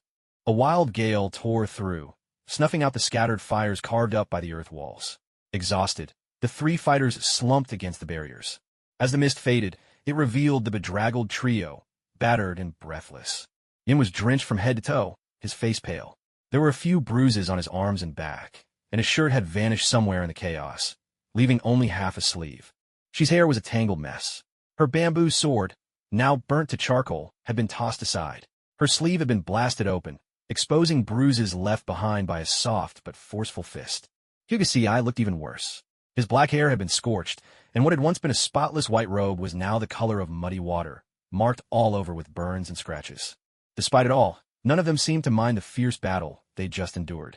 Instead, they smiled at each other, a shared understanding shimmering in their eyes. The raw, honest clash hadn't driven a wedge between them. In fact, every punch and blow had served as a kind of wordless conversation, deepening their mutual understanding and quickly forging a tighter friendship. Watching this scene, Okina couldn't help feeling a surge of satisfaction. He was nearly 60 years old now and had taught countless disciples. Since joining Konoha, he'd never wished for much. More than anything else, he hoped his students would work together as one, united in heart, facing hardship with courage, and carry forth the true spirit and hope of peace. That would be his greatest accomplishment. When you're old, you just can't help but reminisce, Okina said with a smile, shaking his head. With a practiced motion, he unrolled a scroll, retrieving several white coats of different sizes, and then passed out some herbal medicine he'd prepared himself. Go to the river and clean your wounds. Put on the herbal paste, and change into fresh clothes, he instructed. From the riverbank, an earth-style wall rose, dividing the area into separate stalls. Yin strode off towards the river without hesitation. After all, when he'd first left the orphanage, bathing alone by the river had been an everyday thing. Nothing to be shy about. Seeing Hokage standing awkwardly in place, she urged him on. Come on. The medicine sensei made is really good, and with that earth wall up, no one could see anything. All right. Hokage responded, still a little apprehensive as he clutched the white coat. Having only recently been redeemed from the Hyuga clan, everything still felt unfamiliar. The 3 of them made their way to the river to wash up. Yin symbolically slipped off his remaining sleeve, glanced at his arm, and took a moment to appreciate the benefits of his remarkable constitution. A lot of his bruises were already fading. Still, to be safe and avoid hidden injuries, he dutifully applied the herbal ointment to his arms and back. After popping a few pieces of candy into his mouth, Yin sat down to meditate, restoring his stamina and spirit while checking over his internal condition. Fortunately, while his chakra reserves had taken a hit, there was no real harm done, just a bit of fatigue. A soak in a hot spring and a good night's sleep would have him back at full strength by morning. Golden sunlight turned the clouds scarlet, while the setting rays painted the sky with a half-hidden sun. Okina glanced up at the fading light. Night was fast approaching. The intensity of your fight exceeded my expectations. It's gotten late, so let's skip the group dinner tonight. We'll have a simple bite to eat, and then this evening, I'll take you all to join an old friend of mine at the hot springs. Let's make it a good night together. Relax your body and mind, and while you're at it, give the new health tonic I've blended a try. The 3 of you all practice body techniques, so this will help reduce hidden injuries from training, letting you live a long life, just like me. As he spoke, Hokage hung his white lab coat on a wall of earth, then took off his clothes, soaked through with mud. No longer using chakra at his feet, he carefully slipped into the river to wash himself clean. She, too, unbuttoned her shirt, and began applying herbal ointment to her bruises. "You can wash up in peace while I talk about the flaws exposed in our earlier battle," Demyukin said. He paused for a moment to recall the fight that had just taken place. "First, I want to praise all of you. Hokage managed to grasp the concept of the empty palm on his own. Even though there were some flaws, it shows both insight and perseverance. Your close combat reflexes were also impressive, especially the way you caught the bamboo sword barehanded several times. Though it was only bamboo, you still managed not to touch the blade, and that's quite rare. Yin, your mastery and intuition with water release are extraordinary. You've even developed several techniques of your own. Your sensing abilities and physical skills are strong as well. Being able to perform large-scale jutsu repeatedly shows how efficiently you can use your chakra. It's nearly perfect. Your Konoha-style swordsmanship has improved since last time. You can almost call it your own style now. But you can't neglect the other nature transformations. If you want to advance to Jonin, or even Elite Jonin, you'll need to master at least 3 chakra natures. It'll be crucial when facing opponents in the future. Alright, that's enough praise. Now comes the critique. You made the mistake of underestimating your opponent again during the fight. That's something you can't afford. Think about what happened to your 2 senior brothers. Fortunately, when you lost my summoned beast, you managed to react in time. Next, Yin, like many water release users, you lack offensive jutsu, and you seem to have a preference for large-scale techniques. The problem is, those take longer to cast and are easy to evade. Not to mention, they use up a lot of chakra. There's something else, too. Your fundamentals in hand-to-hand combat are strong, but your weapon choice only brings out your defensive capabilities. Your attacks lack the impact they could have. As for Hokage, you should try learning some support-type elemental jutsu, things like the water formation wall or mud flow wall. Because you haven't qualified to learn the Hyuga clan's secret heavenly rotation, you need to compensate for your weak defense.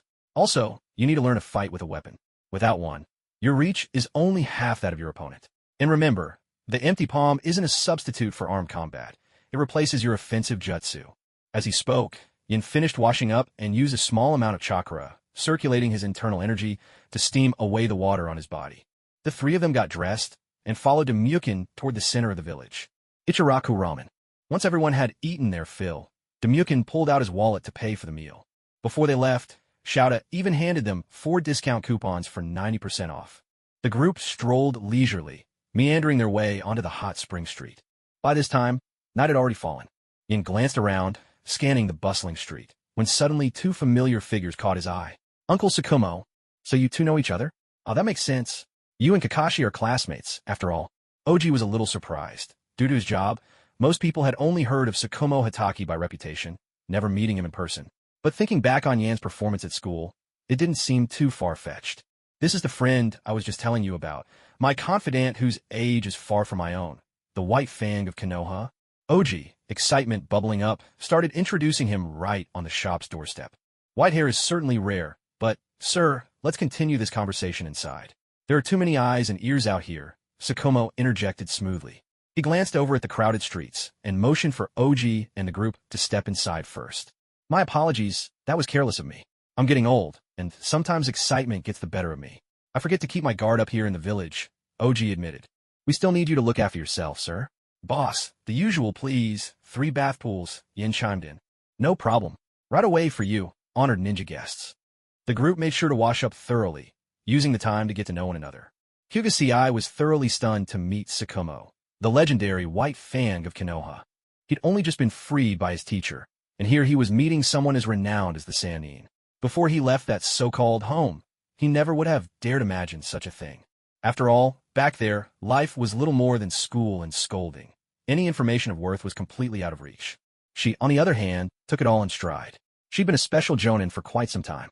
Though she'd never actually seen Tsukumo face to face, the ANBU's code names were no secret among special jonin, especially battle specialists like her. Tsukumo carefully checked the soundproofing barrier that came with the bath, then set up additional wards of his own, both for silence and early warning. Since they reserved private baths, they split up by gender. Kakashi, Yin, and Hokage shared one pool, while she had a pool to herself. Oji and Tsukumo had matters to discuss, so they separated from the younger ones. Before leaving, Oji tossed each of the 4 a small bottle of his personally mixed strengthening tonic. Inside the bath, Yin popped open his bottle, then wafted the scent toward his nose with his hand. It smells so delicious, like roast meat. I almost want to gulp it down. An inexplicable surge of appetite washed over him. Even the circulation of his life force seemed to quicken a bit. Accelerated blood and energy flow, a phenomenon that only occurred when he trained in his own self-developed body forging technique. But the energy it required was immense. Even if he ate all day long, it was almost impossible to meet the demands for further progress. He figured he might as well stick to ordinary workouts. Progress might come slowly, but slow was better than nothing. Anyway, with a body already so strong, there's no rush to worry about the lack of energy. Once I'm a bit older and more powerful, when I can protect myself, then it'll be time to solve the energy issue. To my surprise, today, I stumbled upon something that might help with physical training. Without hesitation, Yin turned to Shi, who was soaking in the bath next to him, and asked, "This body-tempering potion smells just like broth.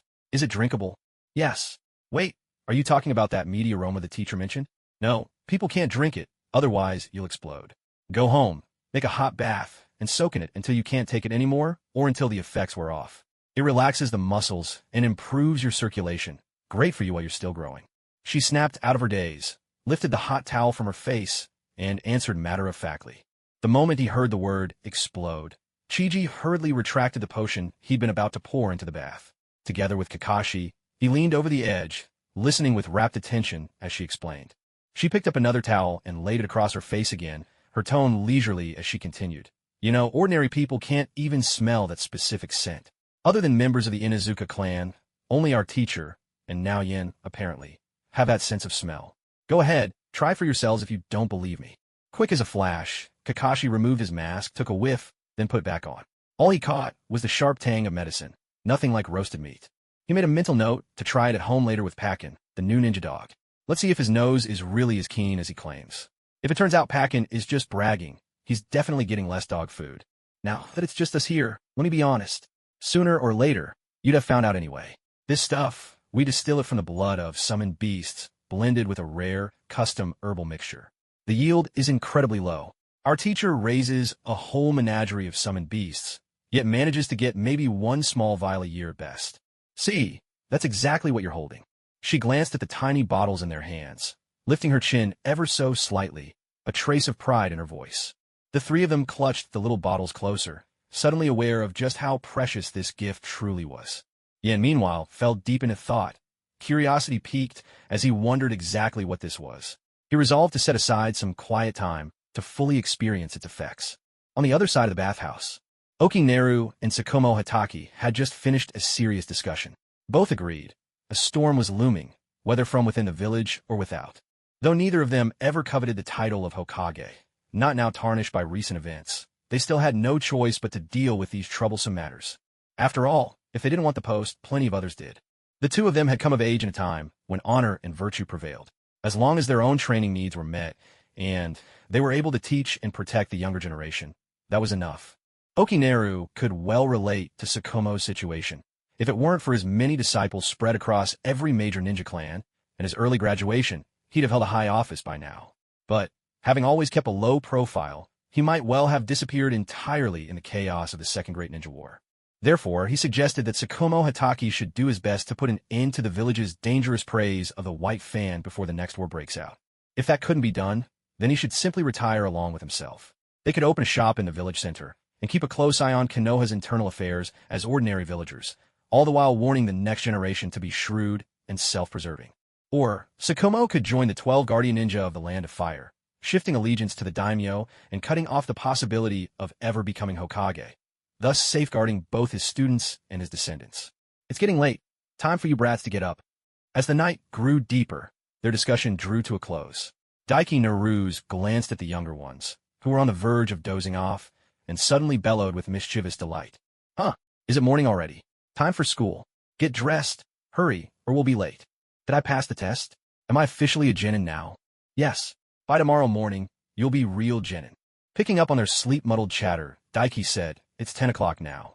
Tomorrow, be at training ground 5, behind the Hokage Rock, by 6:30. I'll take you out for your first mission." 10 o'clock was far too late for children still growing. The group headed their separate ways for home, none of them eager to try the fitness supplements Daiki had given them. After their ordeal in the war, the 3 senior students enjoyed a long, relaxing soak at the hot springs, returning home with loosened limbs and sleeping soundly, undisturbed by dreams. The next morning, Hokage, and Yin arrived a bit early at Training Ground 5, which lay atop the Hokage rock.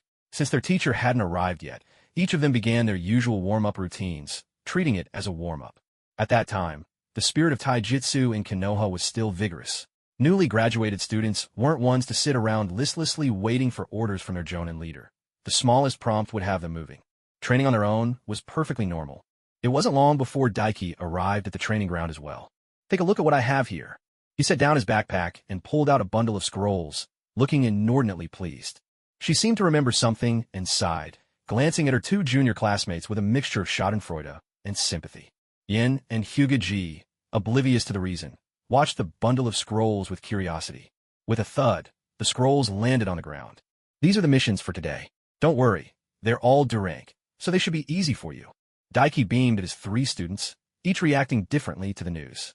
Yin looked at the mountain of scrolls and felt a wave of foreboding. Each scroll is a different mission, right? Sensei, are we supposed to finish all of these today? Hokage stammered as he asked. Daiki gave him a thumbs up. Spot on. Good grasp of the theory. No matter the importance, each scroll only contains one mission. But since you've already graduated, you won't be getting any extra credit from me. Don't wear that look of discouragement on your face. Each of you is a promising young ninja in the making. That's why the training plan I've crafted for you is different from what ordinary ninjas get. Hey, where do you think you're going, Shi? Don't think I'm not paying attention. You promised to set an example for them. At that, she reluctantly peeked out from behind the group and said, Sensei, I'm already a special jonin. Why do I still have to do D-rank missions with them? Can't you just let me have a day off? I have patrol duty tomorrow. Come on now, don't be so heartless. Help look after old man, won't you? I'm getting on in years. My legs and back aren't what they used to be. Just lead them for the morning. It'll be good practice for when you become a team captaining jonin in the future. I'll come check on you all this afternoon. Fine. But do you have any sort of reward for me? She stretched out her hand, lips pressed in a small pout as she looked to Demu Chung. Demu Chung simply turned aside, feigning ignorance, and addressed Yin and Hokage instead. Don't worry. There's enough for everyone. Each of you will do 10 D-rank missions a day. With the three of you, that's 30 in total, more than half of what you need to qualify for Chunin. Once you're done, I'll give you all a whole month off. Use the mission rewards to buy new tools and practice balancing life, study, and missions. At the start of August, I'll take you beyond the village for a C-rank mission. By this time next year, you'll be able to apply for Chunin yourselves. Hokage, you didn't get any house funds to become a genin, right? Isn't this a good arrangement? It's good. Though isn't 30 missions a day a bit much? Hokage was uneasy about the plan, but somehow it all seemed to make sense. I can't wait. Just show us what missions we have. Yin exclaimed eagerly. By the look of things, he had resigned himself to the inevitability of 30 tasks. Since there was no dodging it, he decided to face the challenge head-on. Talk less and do more, he thought. If I can knock out a mission in under an hour, maybe I could be napping by noon tomorrow. If we really can get through 30 missions in a day, our time management skills will end up sharper than most people's, for sure. Your senior will lead you today. I'm heading home to rest. See you this afternoon. With a puff of white smoke, Demu Chung vanished on the spot. Reverse summoning. Teacher's getaway moves are top-notch. He's probably already sprawled out on his bed, she remarked with a weary shake of her head. You two figure out how to tackle the missions. Don't expect too much from me. I'll just give you some guidance when needed. Senior, do you have a map of the village? No, but I have pen and paper. Why don't you draw one yourself? All right, I have sharp eyes. I'll draw the map. Hinata II took the paper and pen, dashed out of the training ground, and slipped through a small grove above the Hokage rock. Activating his Byakugan, he surveyed the entire village from above, then lay flat on the ground and began to record his observations. Well, let's first check out which missions we have, Yin said as he walked over to the pile of scrolls. He unraveled them one by one, categorizing tasks according to type and how much time they'd take, matching them to the strengths of the two of them. The toughest will be those 5 babysitting missions, but we can use shadow clones. I'm not carrying all that by myself. Once Hinata II picks up the technique, he'll help out too. Anyone who's managed to figure out Empty Palm by himself shouldn't have any trouble learning the clone jutsu. Then there are 11 missions that involve cleaning sewers, picking up trash, and watering fields. Some of the drainage pipes even connect with the farmland. Since I'm the one skilled at water style, I'll handle those. There are 8 pet finding missions. The Byakugan's perception of locations is much sharper than mine, so those are all Hinata II's. That leaves 3 character investigations, 2 missions for digging up sweet potatoes, and 1 to drive away a wild boar. Once we finish drawing up the map, we'll each tackle whichever of these is closest. The only real dangerous one is the wild boar. We'll wait until we've regrouped before handling that together. Once they had the map, the two of them fine-tuned their division of labor based on the locations of the missions. Yin created 2 shadow clones, one to teach Hinata second the technique, and the other to handle babysitting. Yin himself set off to use water style to clean out the sewers, covering a total of 12 missions. After picking up the shadow clone technique, Hinata second made 4 clones to help with babysitting. His real body focused on using his doujitsu for X-ray and long-range vision, swiftly tracking down lost pets, 12 missions in all. The last 6 tasks weren't either of their specialties, so the pair agreed to meet up at breakfast, lunch, and dinner times to work together and finish them. He dispatched a shadow clone to follow the two, serving both as backup in case anything went wrong, and to evaluate how well the two applied their knowledge to daily life. Yin wielded water style like second nature. In less than 20 minutes, he'd cleaned out the sewer and didn't even get a speck of dirt on himself. Hinata second activated his Byakugan, adeptly switching between X-ray and telescopic vision. Combined with the body flicker technique and some clever camouflage, the kittens and puppies had nowhere to hide. By midday, he'd found every lost pet in the village. Everyone has their own specialty. She couldn't help but sigh as she watched how fast they powered through the tasks. When I was a Chunin, did I ever manage this kind of efficiency? I don't think so. Not even a hint of basic teamwork. The 3 of us just put our heads down and slogged away for 2 straight days and nights, nearly collapsing from exhaustion. In the end, our master had to bail us out, or we would never have finished. She paused, lost in thought. 3 of us, damn those cloud shinobi. I guess there's no going back. As she thought about it, tears welled up in her eyes. She wiped them away quietly in a corner, shook her head, and kept her gaze on the 2, determined to focus on their progress. At noon, Oki arrived to take over the watch. It didn't take long before both Yin and Hyuga Tsugi finished their respective assignments. With their shadow clones at hand, they were spared from having to personally accompany the employer each time they reported a task. So, aside from travel time, when faced with tasks that played to their strengths, they managed everything with ease. By dinner time, the only job left was to drive away the wild boar. Both Hyuga Tsugi and Yin had always favored taijutsu. With their teacher overseeing things, the 2 took advantage of their agility and leaping skills, sparring with the boar for a while. Yin tested his strength. While he was able to briefly pin the boar's head before it started to charge, holding it for any length of time proved impossible. Hyuga Tsugi tried gentle fist techniques and air palms, but their penetrating power was poor, and point strikes seemed to have little effect. Working together, they harassed the boar with constant attacks, provoking it and luring it out of the village by leaping from tree to tree. By the time they returned to the training ground, the sun had already dipped below the horizon. So what do you think? Impressive, right?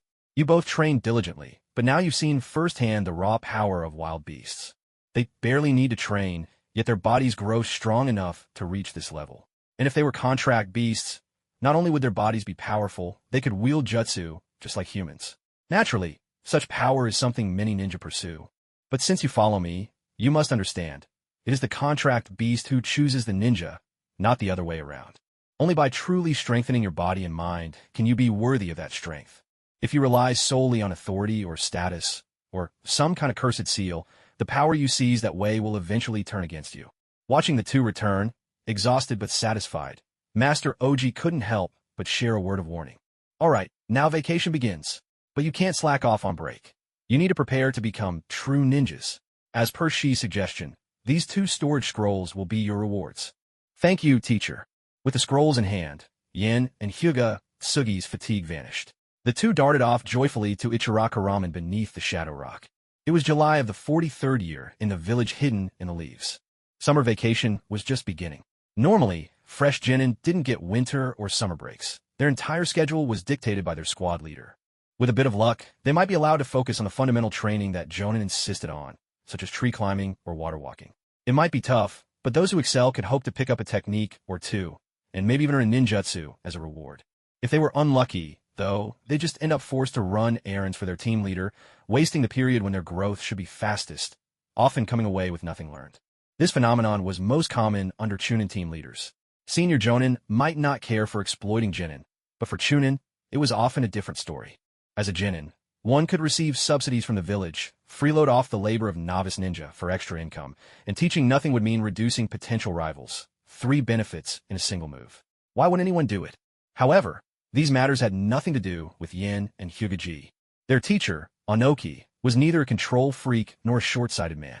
If his disciples excelled, the teacher's job was simply to lay a solid foundation and let them chart their own course from there, planning their own learning, forging their own path. At most, he would help broaden their horizons, and, as long as they stayed on the right track, serving as a reference when asked wasn't out of the question.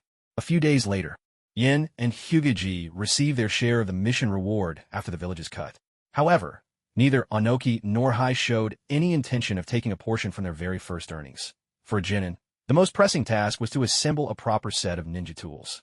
Each received 150,000 ryo, roughly equal to 75 standard explosive tags, or 30 top-grade ones. That was enough to equip themselves with the tools commonly used by Chunin, but it was just a fraction of the cost compared to purchasing a ninja sword suitable for a Jonin's long-term use. Fortunately, Yin had built up some savings from selling grilled fish, so he had no intention of spending all his reward money at once. He walked to the ninja tool shop, presented his forehead protector to confirm his identity, and, as an official Chunin, was finally able to legally purchase high-powered, offensive equipment. Making his way around the shop, he picked up several explosive tags in various qualities and price ranges, bought a few stacks of paper for sealing techniques, and finally allowed himself to acquire some tools he'd long hesitated to buy. With the shopkeeper reluctantly watching him go, Yin left the shop. Returning to his usual training routine, he also began working on reverse engineering the explosive tag, much like he'd once learned Tsukumo Hataki's fire-sealing hand sign. So long as I focus on the details and practice over and over, a month should be enough to master the creation of explosive tags through the skills panel. If there's extra time, maybe I could even study the principles behind sealing scrolls. Almost forgot, I should use up the body-enhancing medicine teacher Onoki gave me while I have this downtime. Contemplating his plans for the break, Yin dove back into training. Apart from group meals with his squad or seeking out his teacher for advice, he reveled in the steady thrill of growing stronger, little by little. Meanwhile, Hokage also received his 150,000 ryo. Alienated by his strained family ties, he decided to make a choice that would go against everything his ancestors stood for. Chakra paper, kunai, shuriken, sunbon, explosive tags, smoke bombs. All the ninja tools his clan disdained, he bought them all. It wasn't that he didn't know how to use ninja tools. The main family sneered at their use, convinced that gentle fist was peerless, so as a branch family member, he naturally followed suit. But without tools, he hardly had the means for independent survival. Branch family members can only learn a rudimentary version of gentle fist and empty palm techniques.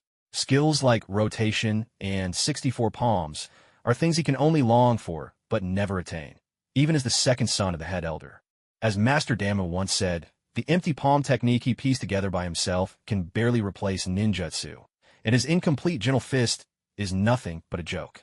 All it takes is a sword just slightly longer than a kunai to neutralize his advantage in close combat. Given all this, it's impossible for him, or any member of the Hyuga branch family, not to be weak. Hyuga CI does not want to spend his whole life being a mere lookout, a stand-in for his brother, a person forced to live for others. He wants to learn to wield his own power. It's not bad to live off the power of the Byakugan, but does this cursed seal on his forehead truly have to remain forever? He rejects this destiny. He wants no part of these damned ways to protect him. These were forced upon him. They weren't his to begin with. A slave or a prisoner might have their body chained, but the branch family of the Hyuga clan have their minds and souls locked away. Even slaves know how to resist. Should he really place his hopes in the mercy of the main family? To be a slave, he might reluctantly accept, but a lackey? That he cannot abide. To bind your fate to those who enslave you. Isn't that sheer folly? Ever since his school days, when Hyuga CI learned of the Uchiha clan, he found himself tuning out the family doctrines that had been drilled into him. He handed over all his savings, along with a spare ninja tool pouch and a sealing scroll, to Shi for safekeeping. His senior sister would hold on to them and return them when he set out on missions again. He kept only one well-equipped ninja tool pouch for returning to the clan compound. On the outskirts of the Hyuga grounds. Greetings, young elder. As Hyuga CI walked along, he motioned for the branch family members bowing to him to rise. There was a hierarchy within the branch family as well. But Hyuga CI had no interest in such status, for these ranks were made for the branch family by the main house, not something he had strived for himself. Among the branch family, status and resources were nearly the same. Titles had little effect except in name. The sole purpose was to divide the branch family members among themselves, ensuring their unwavering loyalty to the main house, something that brought no benefit to the branch family at all. He almost envied the clansmen saluting him. At least they didn't have to face the main house every single day. Reaching the inner compound, he gazed upon a villa grand enough to be a palace. Hyuga CI stopped, took a deep breath. What must be faced, no matter what. He stepped into the courtyard. Well, well, isn't this my worthless little brother? So, now that you've become a genin, you think you can break away from the family? You didn't come home at all yesterday. You almost had me worried. This was Hyuga Nit-ten, the son of the Hyuga clan's head elder, Hyuga Tsugi's own brother, and the one who bullied him the harshest. Before he ever showed the slightest hint of rebellion, Hyuga Tsugi was always the sole person to torment him with a caged bird whenever he lost patience in their games. Greetings, future head elder of the main family, Tsugi said softly, bowing under the weight of the moment. I wouldn't dare distance myself from the clan. I'm simply carrying out a task assigned by my instructor. The situation gave him no choice. He had to lower his gaze and explain quietly so as not to provoke his brother's rage. Although the elders and Master Oji had struck a bargain, forbidding the use of the caged bird as casual punishment, there were no outsiders here now. If Nit-ten chose to use the technique, who would know or care? Seeing Tsugi's rare gesture of submission, Nit-ten burst out in laughter. Instructor? Just an ill-fated jonin with his days numbered. What? You're not preaching your ridiculous Uchiha notions today. So now you do know how to bow your head. Kneel down and listen. With that, he kicked Tsugi, looming over him from above, his every movement exuding dominance. When they were children, Nit-ten once believed Tsugi was his real younger brother and cherished him dearly. But then, his elder father broke the truth. Tsugi belonged to the branch house. How could he bear it? How could the noble main family ever share true kinship with a branch member? To the main family, the branch house was beneath even a dog. The sole purpose of their existence was to serve as pawns in the clan's greater game. That was the legacy taught by the head elder's line. After all, dogs could be tamed with collars and leashes, but to subdue the branch house, even a lifetime under the caged bird was never enough. Resentful for the affection he once wasted, Nit-ten now made Tsugi's life hell, determined to show him that the pity of the main family was a debt he could never repay. Not in 100 lifetimes. Yes, Tsugi replied. To everyone's surprise, he scrambled up at once, smoothed out his rumpled clothes, and obediently knelt at Nitten's feet, eyes downcast and manner subdued. There was no defiance left in him, nor did he try to speak out about his own philosophy regarding the Hyuga family's inner workings. It was as if he fully accepted the dogma of the main house. Huh, so it seems your so-called instructor actually has some tricks. In just a couple of days, he's whipped you into shape. Father's efforts haven't gone to waste. Nit-ten was elated. At last, the untamable branch house brother was brought to heel. How could he not be pleased? Come, he ordered, we're going to the training grounds. Let Hizoku see for himself what it means to be Hyuga main house. He's barely older than me and dares to defy tradition, letting that wretched brother of his run wild. Just an heir, nothing more. How dare he break the ancestral rules? As sour memories crossed his mind, Nitten's face darkened. He seized Tsugi by the collar and dragged him off toward the training grounds. As for Hyuga clan's vaunted decorum, well, for the main family, there was no need for such things when dealing with the branch house. Etiquette is only necessary when dealing with outsiders, between main families, or when branch families pay respects to the main house. A master need not fuss over manners when dealing with servants. That would only be a sign of pettiness and weakness. The Byakugan can see through walls, but not the human heart. It can gaze far into the distance, but does not guarantee true foresight. The head family of the Hyuga clan relies on the caged bird seal to enslave its branch families. While they drink deep of the branch family's sweat and blood, they also end up caging themselves. Under this system, the branch house is forbidden from producing any exceptional talent that breaks the mold. The main house, who benefit from all the rules and privileges, do not even need such talent. Mastery over the caged bird is all that's required. No matter who you are, even if you are a genius, the Hyuga branch's 1,000-strong suicide squad will drag you down to the afterlife. That is the spirit of Konoha's second most powerful clan. Spoiled and pampered since childhood, Hyuga Nit-ten neither understands nor wishes to understand this. All this, while Hyuga Niji, because he has glimpsed hope, is able to endure, for now. With hope in his heart, Hyuga Niji no longer stubbornly clings to broadcasting impossible dreams in a world of despair. Instead, he knows he must quietly gather strength, and then shatter this cage with his own hands. But this mistaken understanding will bring about the greatest error of Hyuga Niten's life. Of course, it will also be his last misstep. But that is a story for another time. Tanzaka Town. A curious scene unfolds inside a modest gambling parlor. Place your bets, big or small. Last call, no more bets. The dealer announced in routine fashion. I'll. At that moment came the creak of the swinging door, and a mature woman with a striking figure strode in. She wore an earth-colored robe emblazoned with the word gamble her honey-blonde hair tied into a hefty ponytail and a blue-violet diamond mark on her brow. One hand gripped a money box, the other cradled a tiny pink piglet. The gamblers below the table hurriedly swallowed their unfinished words and stole nervous, sideways glances at Tsunade. There's the rumored cash cow. Saw her once in the capital city myself. They whispered in hushed tones, careful not to let Tsunade overhear. Big. I'll bet big. I'm in a foul mood today, just playing one round. I won't even bother to exchange for chips. Tsunade, with her typical flair, tossed the money box onto the table. The box was filled with royalties that Jiraiya had sent her. Meager as they were, she spent them freely and without regret. Her mood lately had been anything but good. Memories would surface at the sight of familiar things, and every day brought more battlefield reports from Jiraiya, delivered by the messenger toads. Restless and unsettled, Tsunade made up her mind to gamble. Let fate decide her fortune. What are you all dawdling for? Come on, last call for bets. Big. Aw no, small. Everything on small. A red-nosed gambler, snapping out of his excitement, shoved all his chips into the center. The dealer placed 3 dice into the cup and began to shake it briskly. Open. Suddenly, the dice cup split open at the side, and the dice tumbled out onto the table. Hurry, find them quick. In an instant, the once bustling casino erupted into chaos.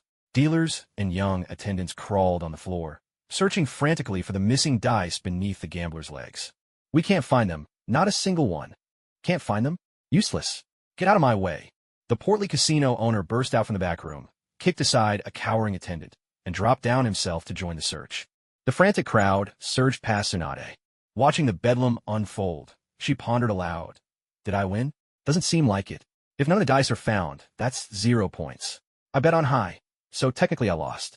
Just not in the usual way. Looks like trouble is coming my way. Well, let's see what kind of trouble you are. No need to keep searching, boss.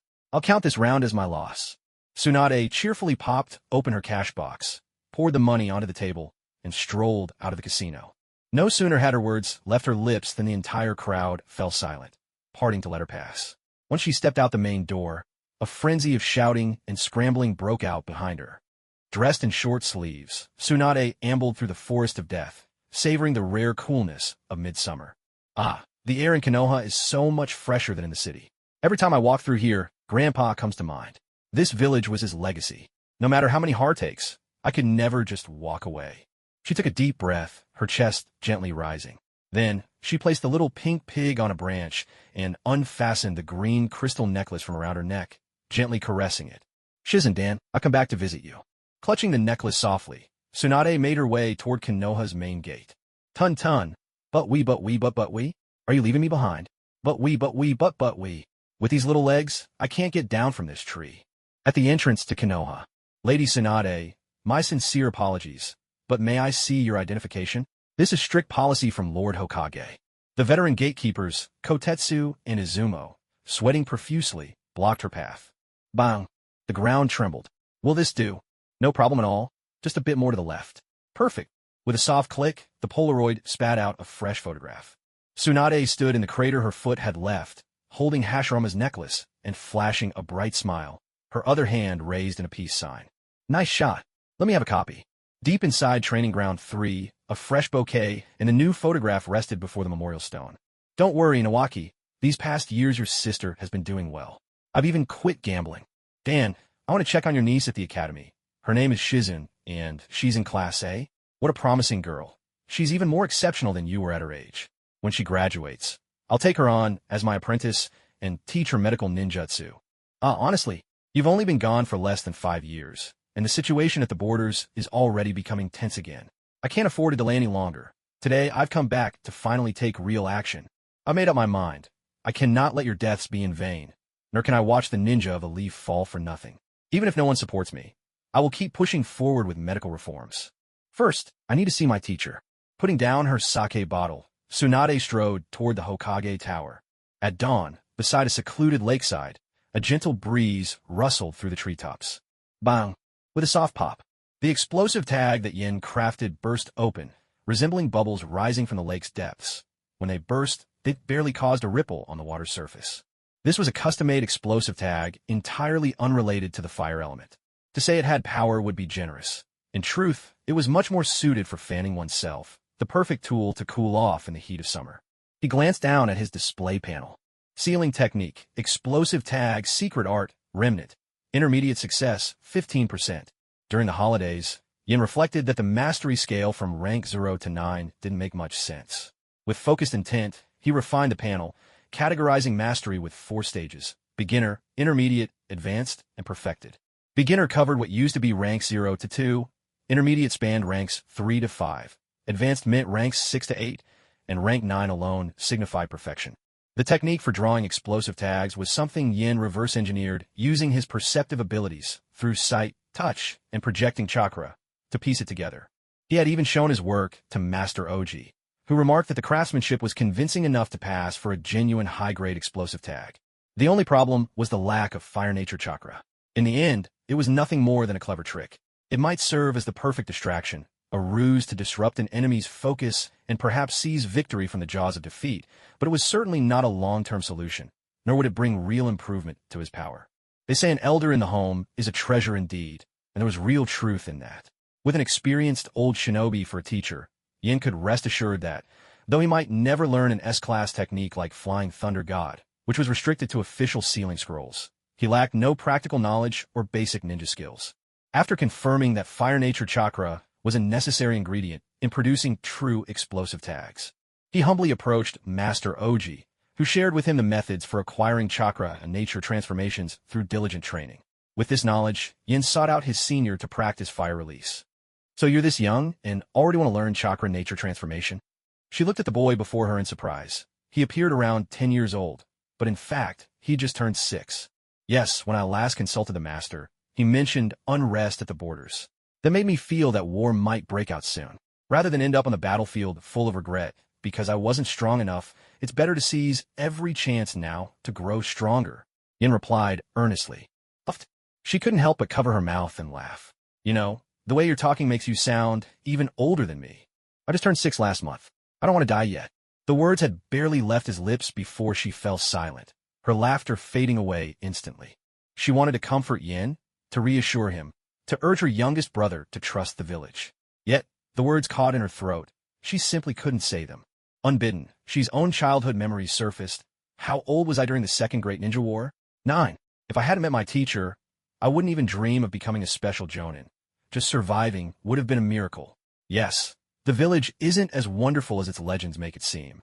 So few people can truly follow the will of fire, pure and undistorted like my teacher. All right then, I'll honor the promise I made during our sparring sessions. As long as you're willing to learn, I'll teach you everything I know about fire release and swordsmanship without holding back. How much you master will be up to you."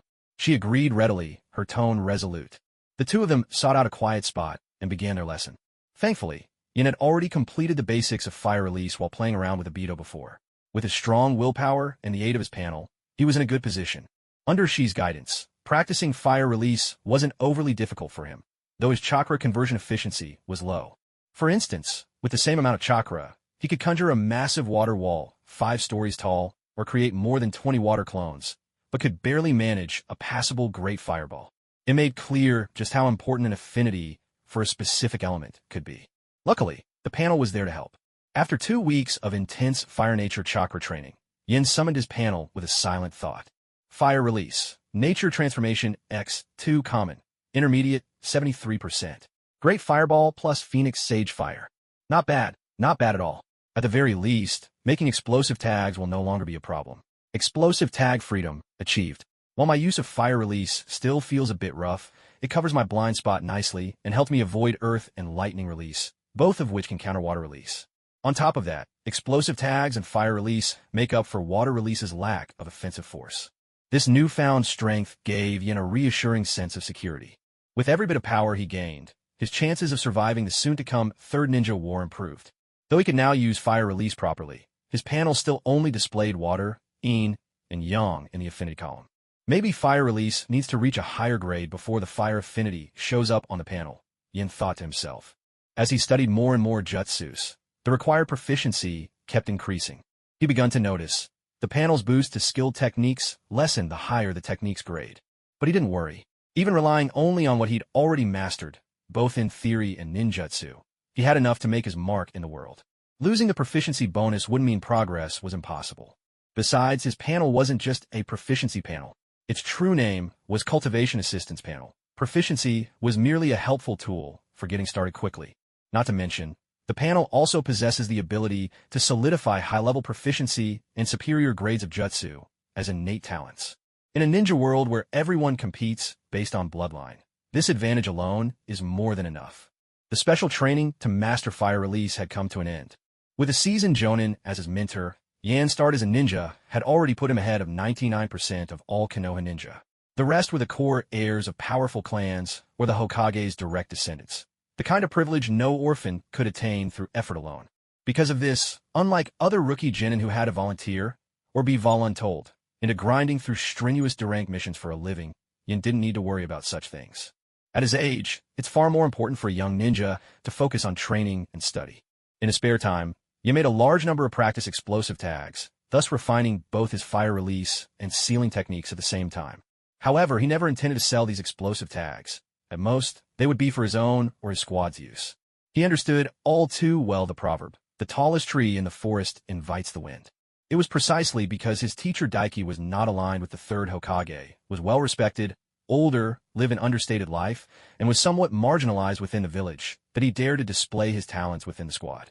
His two teammates, trustworthy in their own right, added to that sense of security. As a gesture of gratitude, he presented teacher Daiki with a bundle of 2,000 explosive tags to showcase his progress. In return, he obtained special tag paper from his teacher's contacts, making further practice more discreet. He stored away the tag paper and explosive tags inside a sealing scroll. On the way back, he stopped by to deliver a stack of explosive tag shuriken to his senior, the idea inspired by Conan's paper shuriken from the original series. He had wanted to set aside a batch for Hokage as well, but unexpectedly, G had gone missing for half a month. Yin sought out members of the Hokage branch family who were on patrol to inquire about G's whereabouts. The branch members kept silent, shooing him away with repeated hand gestures. It seemed something confidential was happening within the Hokage clan. Faced with such resolute rejection, Yin inwardly assessed his own strength. If we use high standard as a special jonin, and if I neither throw explosive tags nor fight all out, I'd only match an elite Chunin at best. I'm not some hot-blooded youth, after all. The extra gear for G can wait until he returns. Best to steer clear of trouble and focus on steady growth. With limited strength, it's wise to avoid getting tangled in Hokage affairs. Having mastered explosive tags and feeling more secure about his safety, Yin was in high spirits as he strolled through the village. Have you heard? Lady Tsunade is back in the village. The hospital will return to normal soon. All squad members, starting today, will begin a 6-month training period for C-rank missions. You are all the seeds of Konoha's future, so I don't want any serious injuries to happen to you during this special training. Please make sure your ninja tools and food supplies are all in order. Also, prepare yourselves mentally. By the time you return to the village next, you should be capable enough for the responsibilities of a Chunin. War is upon us, and my body may not hold out until then. So remember, strive to improve your strength and skills. You must learn not only to cooperate as a team, but also how to survive on your own. At training ground number 3, after visiting the memorial stone, their team leader, Jonin Okisei, was addressing his 3 students. His face was pale, and he paused now and then as he spoke. He scrutinized the trio. His breath was steady, his eyes spirited. Seemed like the 2 new apprentices were in good physical shape, absorbing the body-strengthening medicine thoroughly. As long as they could survive the risks, the paths ahead of them would be wide open. Yin, too, quietly extended his senses, and from Okisei's body he felt a definite air of old age. Yet just during break, when I visited to consult with Sensei, there was no sign of this decline at all. Do ninja really age this quickly once they reach a certain point? In this twisted world, it was rare to come across someone so genuine, and that person just happened to be his own teacher. Yin felt he ought to do something, but for now, all he could do was focus on getting stronger. In his heart, he could only hope that Sensei Okisei would enjoy a peaceful retirement when that day came. The 4 of them headed to the Hokage's office together to collect their new mission. Along the way, the students chatted amongst themselves. When the subject of the strengthening potion came up, Yin couldn't help but feel a bit unsatisfied. As they talked, he reflected quietly, glancing over his own stats. Body forging technique, secret art, beginner, 5%, 15%. Just by soaking in strengthening medicine during the break, he had managed to push his body forging technique another 10% past where it had stalled for lack of energy. Reminded that this was distilled from the blood of summoning beasts, Yin began to connect the potion to the concept of natural energy. With the evidence from the three sacred lands, it was clear that natural energy was absolutely critical for summoning beasts to gain intelligence. If not, it would be hard to explain why wise, high-level summons were so rare outside, yet everywhere in those sacred lands. Given that, it was little wonder if trace amounts of natural energy lingered in their blood. Maybe to keep advancing physically, what I really need is high-energy material. Natural energy itself. Yin mused, feeling more at ease now that he'd found a new direction for growth. Sensei, Yin, look at the corner of Hinataji's mouth. What happened? Was he bullied? Want me to stick up for you?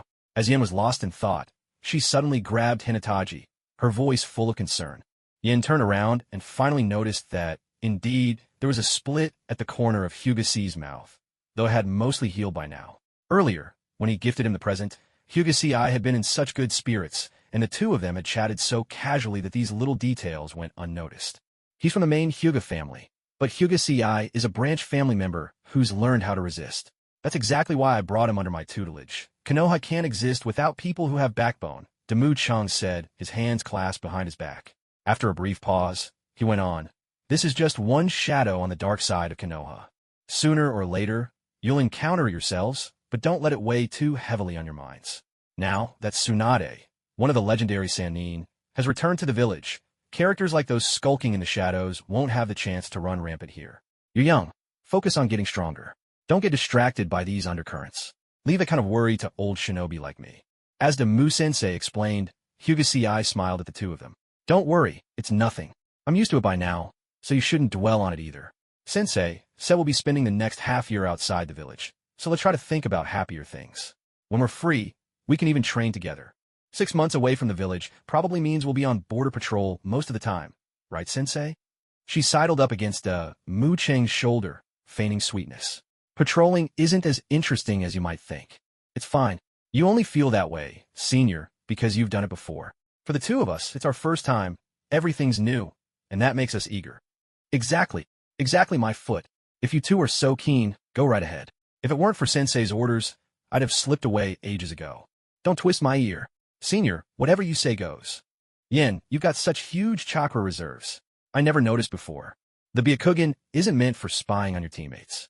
Please don't look at me like that or speak in that tone. It's creepy, you know. Ow, stop twisting my ear. The three of them continued on, laughter and teasing filling the air as they went. At the head of the group, Damu Chung allowed himself a gentle smile. Bathed in the golden light of the morning sun, he felt perhaps this was what gave him his sense of unwavering conviction. Mission Hall. A doddering old man, a young girl, and 2 children. Is this really the squad you found me? Supposed to be ninja? A man dressed in the tattered trappings of a fallen nobleman sized up Damu Chung and his group, then turned with irritation to reprimand his so-called samurai bodyguard. Everything about them, a noble's robe patched up and faded from countless washes, tender hands and used to hardship, a sword sheath hanging empty by the guard's side, betrayed what their lives must have once been. This man, who looked the part of a destitute noble, was actually the second son of the daimyo of the Land of Grass. Thanks to a bitter struggle for succession, he'd wound up hunted by a mysterious black-masked ninja. Forced to sell everything, he'd fled all the way to the Land of Fire. And now, somehow, his path had taken him to Konoha. Yin and Hugaji glanced over the public intelligence reports they had just picked up from the mission center.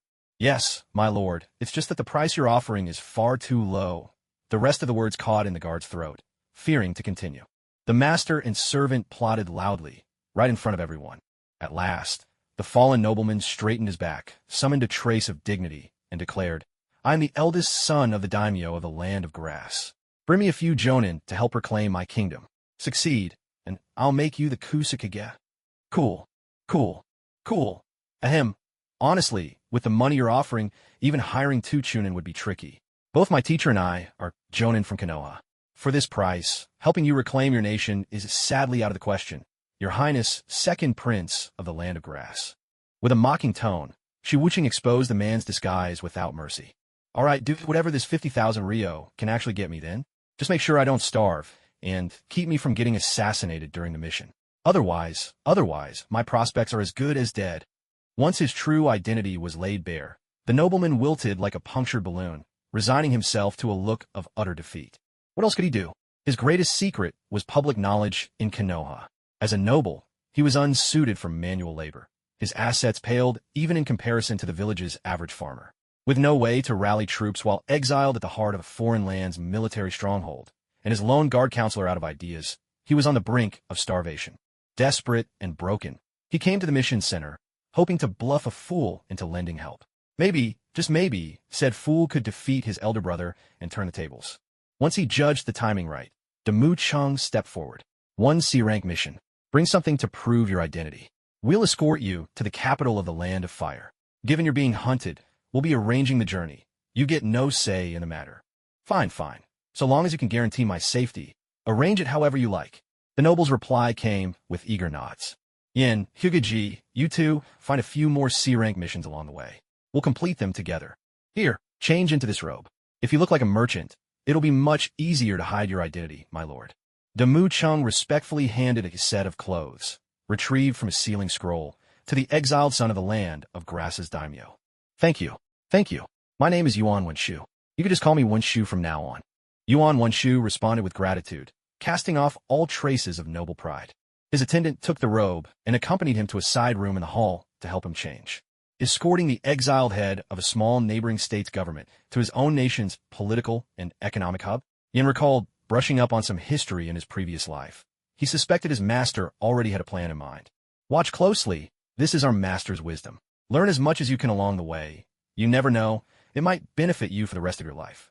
Once Wenshu and his group had moved out of sight, she began explaining to the 2 junior disciples. This confirmed Yan's suspicions. To keep one's original intent within, and to display political savvy outwardly, becoming shrewd with age is not just an empty saying. Yin couldn't help but admire this elderly ninja. Maybe that's not so bad after all. We might not attract the attention of the true experts from the original story, but having a Jonin as our teacher is definitely better than tagging along behind a struggling Chunin. Hinata Ci mused as well, his thoughts turning inward. At home, he wasn't entirely unfamiliar with these sorts of matters. Yet, being from a branch family, even as the eldest elder's second son, meant he only learned a fraction of what was truly taught. By midday, under the guidance of their master and senior sister, Yin and Hinata Ci finalized their itinerary and assigned tasks for the journey. Each of the 2 genin would carry a confidential document with them. The 4 of them would escort the cargo together, and Wenshu and his attendant would pose as merchants, joining them on the trip to the capital. Along the way, passing through several villages and small towns, they would help locals deal with bandit troubles. As their master, Damu Chung, put it, a true ninja must be able to handle several things at once. While this might not matter much for D or C rank missions, it's essential for anything at B rank or above. And the earlier one cultivates this, the better. This was also why many ninjas, despite meeting the requirements in strength, found themselves stuck before advancing to Chunin or Jonin ranks. In fact, even those who managed to become Jonin often failed to grasp this point. Though Yin had completed high school in his previous life, he didn't have much real-world experience. Book learning and actual combat, these two should never be confused. The insights of an old ninja offered lessons well worth learning for someone like Yin, who in his past life had only just reached adulthood, and in this life had only just graduated as a ninja. As he spoke, Damu Chung turned his head to glance at Shi. Master, my problem is with my strength, not poor time management, she protested playfully. Listen to yourself. If only you were stronger, I wouldn't have to drag you along on assignments at my age. What a disgrace. Damu Chung teased Shi with a laugh. For Yin and Hinata Ci, this was their first time leaving the village. Each took in the surrounding scenery in their own way. Vast, untouched plains, scattered mountain peaks, lush, fragrant grasses, and shade trees everywhere. Compared to the industrially polluted blue star of his former life, this environment was a paradise. No wonder the Land of Fire had always caught the covetous eyes of its neighboring countries. Seeing the 2 youngsters so lively, in Wenshu, now free from worries about food or shelter, occasionally joined their conversations, sharing amusing stories from his time in the Land of Grass. He didn't come across as a noble at all, but more like a talkative traveling bard. Perhaps if he hadn't been born the son of a daimyo, if he hadn't been saddled with so much expectation, he might have become a rather interesting person in his own right. Laughter echoed along their journey, rising and falling, yet no one let down their guard. Okamori's summoned beast, the Pidgeot, circled high above, ever watchful. Yin extended his senses, while Hyuga Tsugi flicked his Byakugan open from time to scan the surroundings. Even she kept one hand hovering at her waist, ready. There are people hiding on the outskirts of the village ahead. Yin was the first to speak. Hyuga Tsugi activated his Byakugan to its fullest, channeling all his chakra into his direct line of sight. I see them. About a kilometer ahead. There are 6 of them in total, scattered on either side of the village entrance, up on the slopes. Judging by their attire, they're bandits. They haven't noticed us. A powerful, piercing cry resounded from the sky. Use the transformation jutsu. Keep your presence concealed and enter the village in groups, Okamori said as he pulled out a staff, tapping it lightly to the ground. With a puff of smoke, he summoned the familiar antlered stag from before. Thanks for your help, old friend. With a soft puff, Okamori used the transformation jutsu, turning the stag into a sturdy horse. He then took out a carriage from his scroll. With a twirl of his staff and a brief gesture across his face, he transformed himself into an elderly man with white hair and beard, exuding the air of someone used to a life of leisure. He climbed into the carriage, trailing behind Yuan Onshu's wagon. Yin Hyugetsugi, you two go in first and coordinate with the village chief about our mission, she instructed her juniors. As she spoke, she split into 2 shadow clones, each disguising themselves to appear as men dressed similarly to Yuan Onshu's guards. Hey, you're a samurai, aren't you? Here, catch. Return it when we arrive, she said, tossing a spare blade to one of Onshu's guards. Yes, thank you, my lady. The guard glanced at Yuan Onshu within the carriage and, seeing no objection, accepted the blade. He ran his hand thoughtfully over it, straightened his posture, and seemed to recover his former spirit. 4 men, each holding a long sword, 2 in front, 2 at the rear, glanced around from time to time, striking the look of merchants and their guards relocating with family and goods.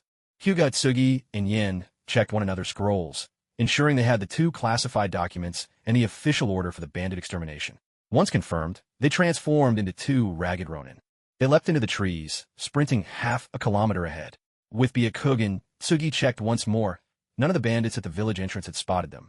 Dropping to the ground, both splashed medical alcohol on their collars for effect. Grabbing an empty sake bottle, they slung their arms around each other's shoulders and staggered toward the village. Stop! Who goes there?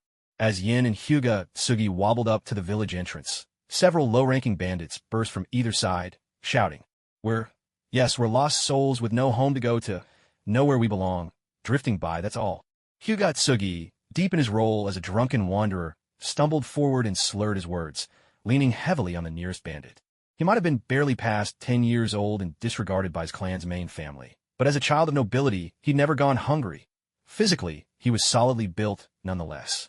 To avoid having his weight discovered, he leaned in with a bit of the force he used in gentle fist, sending the henchmen crowding around him, and even those standing behind, crashing to the ground. Blades flashed all around. At this sight, the nearby henchmen and the small leader standing at the back all drew their weapons, glaring at the pair with murderous intent.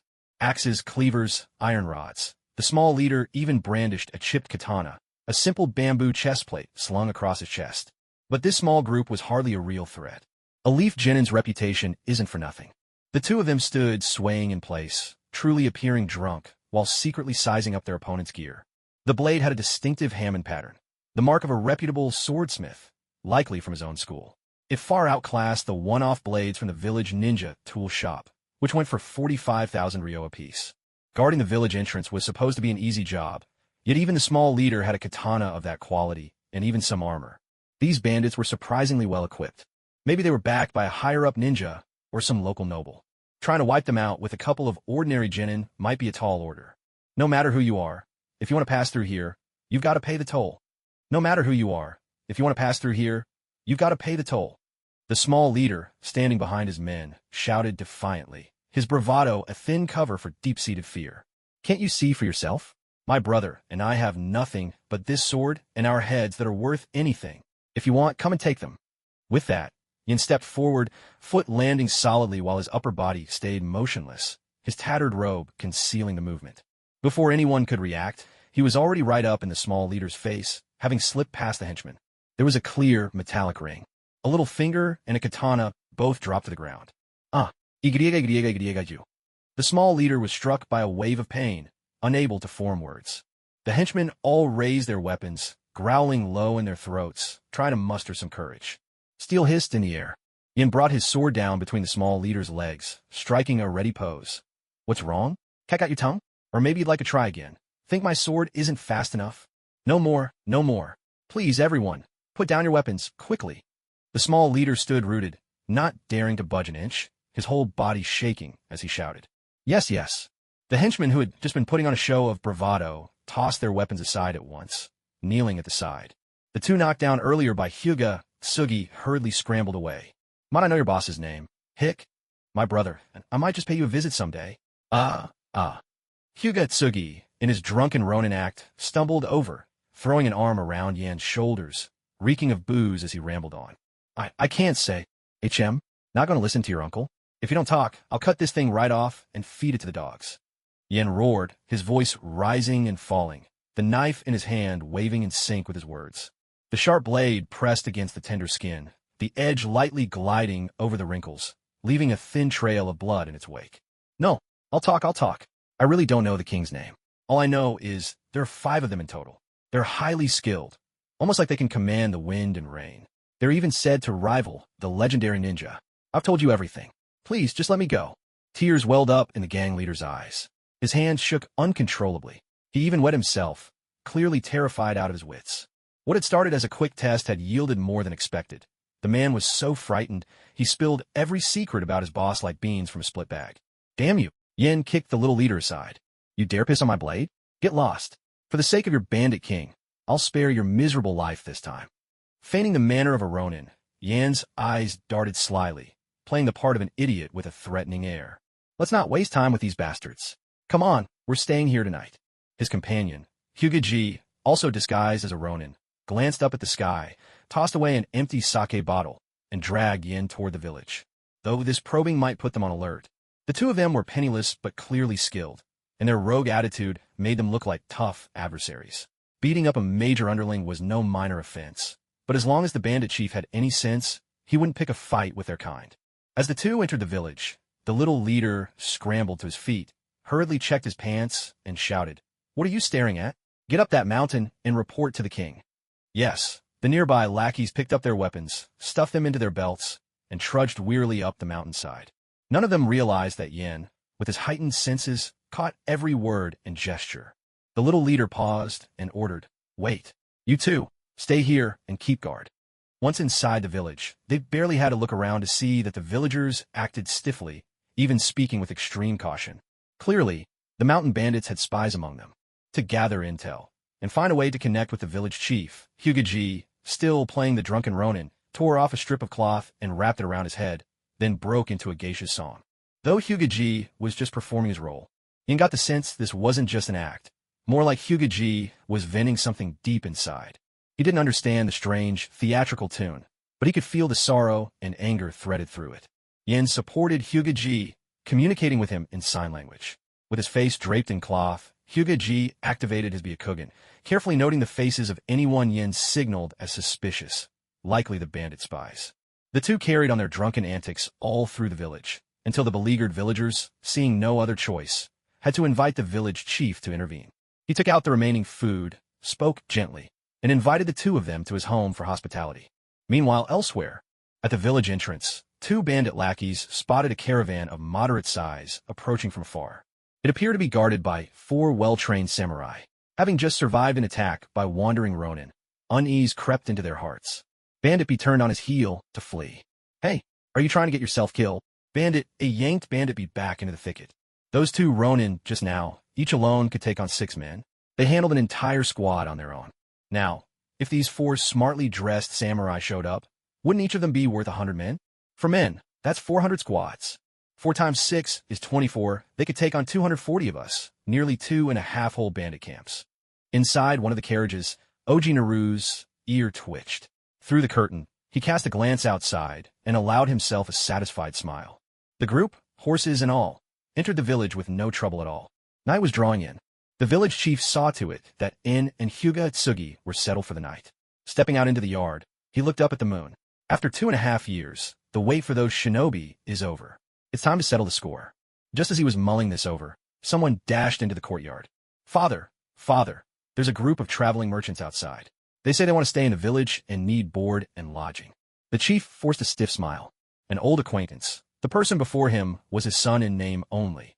In truth, he'd long since been replaced. He chose not to expose the imposter. Keeping the peace with the bandits was the only reason. You wouldn't lay a hand on those 2 newcomers earlier. But now that there's money involved, you're suddenly so diligent. I suppose sending you to town to learn a thing or 2 wasn't a waste after all. So how many people? How much cargo? The chief spoke with resignation. After all, if he didn't play along, the whole village might not survive. Moreover, his recent discussion with the two Ronin had given him some confidence. It was just a little sleepy draft. Surely the Leaf Shinobi could handle such things. The chief's son reported, 6 people, for samurai, so use extra sleeping draft on them. An older man and a merchant dressed in finery. Go easy on the dose, you don't want to muddle their minds. All right. The chief replied with indulgent affection. His son, whom he secretly loathed to the core, had to be indulged for now. Deep into the night, other than Maritake Madoki and his bodyguard, who had truly fallen into a drugged sleep. The rest only feigned unconsciousness. In fact, they'd received a message from N. Once sure that everyone in the village, including the bandit spies, had gone to sleep, they roused themselves and began to plan. It seemed the bandit chief was the rogue shinobi, and the bandit camp's numbers and organization were formidable. This was far beyond the scope of a typical C-rank mission. Taking them down in one stroke would be no easy feat. Still, it wasn't quite at the level of an A-rank mission. Treating it as a B-rank challenge would give the disciples practical experience in coping with sudden threats, exactly what Oji Naruse demanded of his students. To ensure safety, she accompanied Yin and Hokage up the mountain to scout, while the Mu Chung sent his flying summoning beast, Pidgeot, to assist from above. When the bandits raided the village to seize the goods, she would lead her people in a surprise attack on the mountain stronghold, cutting off the enemy's retreat at the perfect moment. It was midnight. All the villagers had gone to sleep. The agent disguised as the village chief's son woke quietly. After confirming that no one else was awake, he slipped out to report up the mountain. She's shadow clone continued to feign unconsciousness. The real she, with Yin and Hokage, followed the spy up toward the mountain in silence. Along the village path, the three of them deftly set up explosive tag traps, each one leaving behind a shadow clone. Should the bandits try to rush back to their lair or come down to support their comrades, the traps could be triggered by hand, quickly wiping out their fighting force. At the same time, this would shatter the bandit leaders' morale, minimizing any losses that might come from their potential ninjutsu attacks. Meanwhile, the undercover agent brought news from the traveling merchants back to the mountain stronghold. Boss, those two Ronin got into a fight with our men in the stronghold. Won't that hurt our reputation? Fourth, let me ask you, what's more important, our reputation or our heads? Handling those two Ronin would be easy, but it's clear they're no ordinary wanderers. If things get out of hand, you or I might have to intervene, and if we let slip that we can use ninjutsu, we'll be in real trouble. That's right, Fourth. Listen to second brother for once. Now, even the aristocrats in the capital are taking note of our growing power. If word reaches Konoha, we're finished. Besides, the boss instructed us to amass wealth only, not expand our power, and that's what matters. Fourth brother, remember what you promised me? Once we've made enough, we'll buy noble titles in the city and play at being aristocrats when we're old. Don't you go back on your word. All right. It was just drunk talk. Don't take my nonsense seriously. Come on, let's keep drinking. You're a lightweight. Having someone as mighty as the first Hokage backing us is a blessing anyone would envy. Let's not cause trouble for the boss with our petty concerns. Inside the stronghold, the 5 leaders gathered, guzzling wine from large bowls and feasting on meat, reveling in their merriment. Now this is the life. Take a look at this. Report. Boss, I found a caravan in the village. Looks like a party of passing merchants, maybe even nobles. The undercover agent embellished his story, hoping to earn some credit. Out with it. Spare us the chatter. Annoyed that his drink was interrupted, the head chief's tone was curt. But hearing there might be nobles involved, he grew more attentive, picturing the treasure that could be theirs. Go on then. There are 6 of them, the spy reported. 4 samurai retainers, 1 old man, and a youngster with delicate features. Both the old man and the youth carry what look like noble insignia. Their status is obviously not ordinary. There are 2 more wagons of goods, one filled with jewelry and precious ornaments, and the other covered with white paper strips bearing red and black writing. They look a bit like those talisman papers you once showed the brothers. What were they called again? They're called seals. Did you open it? No, sir. I wouldn't dare. And what else did you do? I also had the old village chief drug them. When I arrived, they were all at the chief's house, sleeping like the dead. Also, 2 wandering samurai came by today. They didn't eat the drugged food, but they're staying at the chief's place as well. Well done, Fifth. See that he's rewarded. The leader shot a meaningful glance at the man named Fifth standing nearby. Sir, Chief, don't ouch, hey please.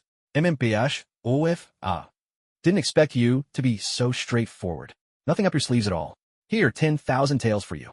Your position remains unchanged, but you'll enjoy the pay of 3 junior lieutenants. Off you go. The undercover agent took the 10,000 taels and left. So, what do you think? Shall we take the chance tonight? They've already been drugged. Whether we want to or not, we'll have to act.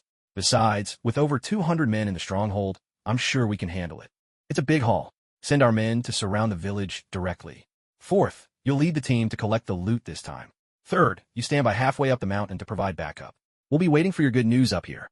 Behind the mountain stronghold, not far from the council hall, Hinataji's ocular art enabled him to observe the state of the 5 bandit leaders with precision. With Yan's support, she thoughtfully sealed off every side path in and out of the stronghold using explosive talismans. Now they need only lure the main force of mountain bandits out, strike when they're off guard, and wipe them out in one fell swoop. Even a lion uses its full strength to hunt a rabbit, let alone here, where over 200 armed villagers, if filled with fighting spirit, might overwhelm even a high-ranking ninja by sheer numbers alone. They're hardly weaklings. Hinataji, has the undercover agent gone in? What kind of equipment are they packing? She slipped from the woods and laid a hand on Hinataji's shoulder, quietly asking her question. Should keep it down. See for yourself. I can't make out what they're saying inside. Yen tossed a scroll for recording intelligence and went back to scribbling down the bandit leader's orders, fully absorbed. Lacking any skill with lip reading, Hinataji could only rely on his sensitive hearing to catch the low, drifting conversations inside. Their words mingled with the summer chorus of cicadas on the warm breeze. This was the very limit of his perceptive ability now. On his internal status panel, perfect attributes kept flickering into view. Perception ordinary ++, perfect 100%, a sign of impending advancement. The rougher the seas, the pricier the catch. So it is with strength. Higher risk often brings higher rewards. But as far as Yin was concerned, so long as one put in the time to train and learn, progress would come steadily. He actually preferred not to rely on last-minute breakthroughs under pressure. However, they would not easily let go of such an opportunity. Otherwise, all their efforts would be in vain, leaving them with nothing to show for it, a truly bitter loss. Physical strength was rapidly slipping away. Expecting there might be a fierce battle ahead, Yin was unwilling to waste any more precious energy on words. He shoved a few pieces of chocolate into his mouth, gritted his teeth, and endured in silence. The ghastly pale moonlight illuminated his ashen face as a bead of sweat traced a path down from his forehead. She shot him an apologetic glance. She moved off by herself to one side, unrolling Hinataji's recorded scroll to quietly pore over the contents. The bandits exhibit clear signs of organization. They are hardly your average mountain rabble ruling by brute force. At the top, there are 5 individuals known as the leaders, each boasting a considerable amount of chakra, likely at the level of a Chunin. Each bears a tattoo of one of the 5 elements: fire, wind, lightning, earth, water, suspected to correspond with their individual chakra natures. It is possible they have support from a powerful figure outside the village. Beneath the leaders serve 5 overseers, not ninja, but rather well-trained samurai equipped with helmets and breastplates, as well as katana and longbows. Each oversees one of 5 divisions: the common thugs, archers, patrol squad, and spies, internal affairs, and trade. The patrol squad numbers 30, outfitted with swords, chest armor, and signal flares. Within the village, there are more than 10 covert agents, each armed with daggers, rope, and poison. Archers number about 40, equipped with short blades and longbows. The largest group are over 100 common thugs, most wielding hammers, machetes, or wooden clubs without armor. Among them, 20 minor lieutenants are fitted with breastplates and samurai swords. The internal affairs and trade divisions are issued only short blades. After reading Hinataji's gathered intelligence, she couldn't help but whisper in awe, "Phew, with this kind of force, they could overrun a small town." She immediately clapped her hand to her mouth. "It's fine, I've memorized everything already." That was the list of orders issued by the bandit leaders and their overseers. "Do you think you can contact Pidgeot? Have him bring these findings back to the village for our instructor." Yin turned around, tossing the scroll to Shi, then leaned heavily against a tree, short breath. "I pushed my sensory abilities too hard just now." A crash of sound in my mind. Sensory for sound really is different from vague aura detection.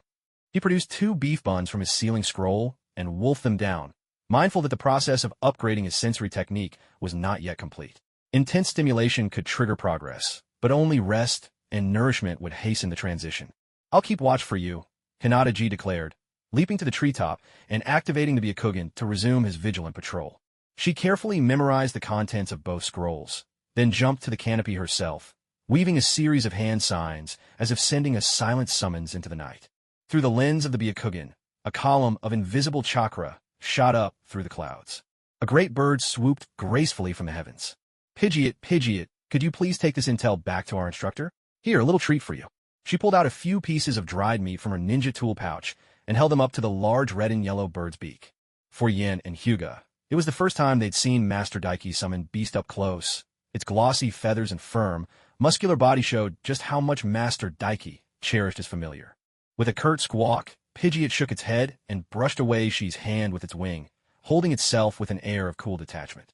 Its talons, bigger than a person's palm, deftly seized 2 small scrolls. Then, as if no one was looking, it snatched up a piece of dried meat, beat its wings twice, and soared into the sky, casting them a look of disdain. That's just how he is. Except for the teacher, he won't give anyone the time of day, she said with an awkward laugh, slipping the remaining meat back into her pouch. The 3 kept their guard up, waiting for the bandits to make their move. From within the stronghold, the sound of rallying cries rang out. The footsteps, once a chaotic mess, gradually became more orderly. A Chunin with a lightning affinity is leading 50 men to surround the village. They'll coordinate with spies on the inside, moving carts, horses, valuables, and hostages up the mountain. 50 more men are waiting in ambush halfway up, including 20 archers and an Earth Affinity Chunin. This gang has some serious backing. They're not your average bandits, Daiki muttered after reading the intel, making his decision quickly. Whatever the enemy was planning, his job was clean and simple: carry out the mission. As for uncovering whoever was behind all this, he would leave that to the Umbu. As for the foes in the mountains, Daiki believed that she would be able to lead the 2 younger disciples to handle them smoothly. Taking out bandits was easy, but how best to protect the villagers, guide the enemy's moves, disrupt their coordination, and ensure his students learned all of this through the assignment? That was where the real challenge lay. There's a tough fight ahead. Stag of the Starhorn, you'll use the reverse summoning technique to go back. Find Tsukumo Hataki or Mikoto Yuhi and deliver this letter to the Umbu. With that, Daiki made his way to the stable and pressed a chakra-inscribed letter into Starhorn's mouth. My apologies, you too, Daiki said, as the shadow clone dragged Yuan One Shu and his attendant and sealed them into a carriage covered in paper talismans. In effect, it was a mobile safe house, the seals serving both to disguise and defend. At that moment, Daiki spotted a mouse hole, leaned over, and made a series of odd squeaking calls. Halfway up the mountain, 2 bandit leaders led their men, checking every treetop and cave along the way. Once sure no ambush awaited, they sent subordinates to bring spies from the village for further questioning. Do we blow the explosive tags now? One asked. No, our ambush is meant for the reinforcements. Once the teacher crushes them, the survivors will rush back up the mountain to report. That's when the trap will have the most effect, the other replied. Overhead, Pidgeot circled the air, carrying shadow clones of Shi and her teammates. From above, they watched every movement of the bandits below. At the village chief's home, you, take some men inside and bring the hostages out first. The 3rd leader barked the order to the undercover guide standing next to him. However, as soon as the group entered the courtyard, they were silently ambushed by shadow clones lying in wait, and their lives were snuffed out in an instant. For a Jonin, killing ordinary people takes barely any effort at all, especially with an ambush already prepared in advance, though making sure there's no noise can be a bit tricky. The dead bandits were sealed away inside a scroll. Then came deliberate noises, sounds of doors opening, of hostages being dragged. Shi's shadow clone, following the prearranged timing, transformed itself into one of the fallen bandits. Together with Demuhung, disguised as the old noble, and another clone transformed into Yuan One Shu, they carried their hostages to the presence of the 3rd chief. Seizing the moment when no one was paying close attention, the clones quietly slipped away, blending themselves into the crowd of other bandits. The 3rd chief bent down, squeezing the 2 hostages. The touch felt authentic, and he could feel them breathing. Real people indeed. A sly smile crept onto his face. You all stay outside. Don't come in. Being suspicious by nature, the 3rd chief had been on guard all the way, fearing some kind of trick. But seeing living, breathing hostages, he finally relaxed, choosing just a few trusted aides to enter the stable with him. Just then, several rats, under Demuhung's control, seized the opportunity. They darted at the horses' legs and sank their teeth in. The sleeping horses jolted awake. With a shrill neigh, one bolted out of the stall and charged straight at the 3rd chief. A scream of terror pierced the night sky. The 3rd chief spat out a mouthful of blood, launched 2 meters through the air by the blow, before smashing into the courtyard wall. His limbs twisted at unnatural angles. He would not be getting up again. He'd once received the advice of a master, but never proper ninja training. His martial skills and reflexes simply weren't up to par, and his grasp of ninjutsu barely went beyond standing still while casting spells. So, at that distance, hit by such a large beast, he fared no better than any ordinary person. A swarm of rats surged in, cloaking the stable's occupants, their sharp teeth gnawing frantically at faces and necks. The stable echoed with chaos, the crash of bodies, the cries of the dying, and the relentless scurrying and squeaking of rats. Something's wrong in there. Should we go in? If you want to, go ahead. Usually, it's just them bossing us around. Let them suffer for once. Let's just enjoy the show. A few curious underlings gathered at the stable door, but none dared enter. Instead, they lingered in the doorway, gossiping and speculating, half enjoying the thought of their arrogant leaders meeting their due punishment, occasionally tossing out sarcastic remarks. After all, if the leaders couldn't handle things, what good would they be charging in? The pay wasn't good anyway. If they'd had any other choice, who would willingly become a lackey, bossed around in some bandit den, risking their necks for thankless, dirty work? Who would ever want that? Who goes there? The boss is gone, assassins. A commotion broke out in the stable. The shadow clones disguised as guards and drifters seized the moment to jump up, shouting loudly in the courtyard. Enemies outside. Prepare for battle. The sharp sound of steel rang out as swords were drawn, ready for action. Now the bandits outside had no choice but to attack. However, just as they mustered their courage and prepared to storm the door, shadow clones hidden among the crowd swiftly and silently beheaded them, using sealing scrolls to remove the bodies without a sound. The Muching stood up and made his way to the stable.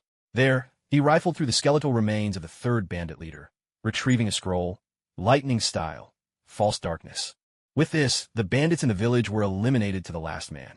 However, to confuse their enemies, the shadow clones clashed their blades, setting several straw piles alight, conjuring a scene of frantic battle, as if the caravan's guards had been roused and both sides were locked in fierce struggle. Hearing the chaos, the bandits encircling the village split into two groups, one rushing in to reinforce the village, the other heading up the mountain to call for aid. At that moment, the Muching skimmed through the scroll, quickly grasping the fundamental principles of lightning style, false darkness.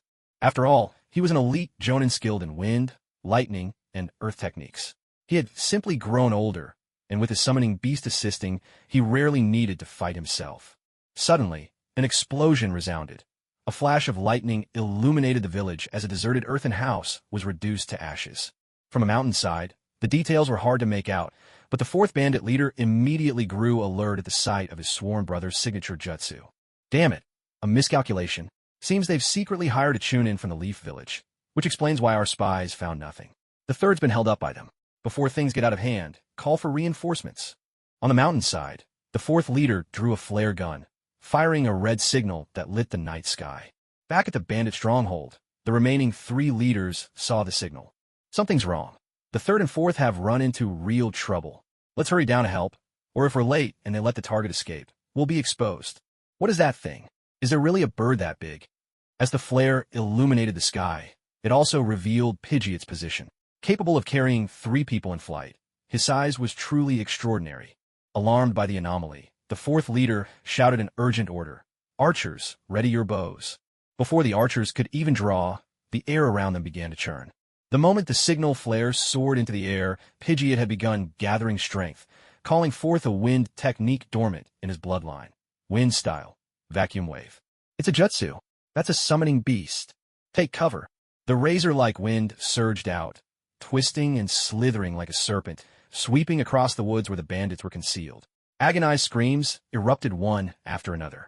In an instant, severed limbs littered the ground, and corpses were strewn everywhere. We can't fight this. Alert the boss immediately. Staring at the carnage before him, the fourth leader froze in shock. His estimate had been completely wrong. The enemy wasn't just a Chunin. Staying meant certain death. Escape was his only chance.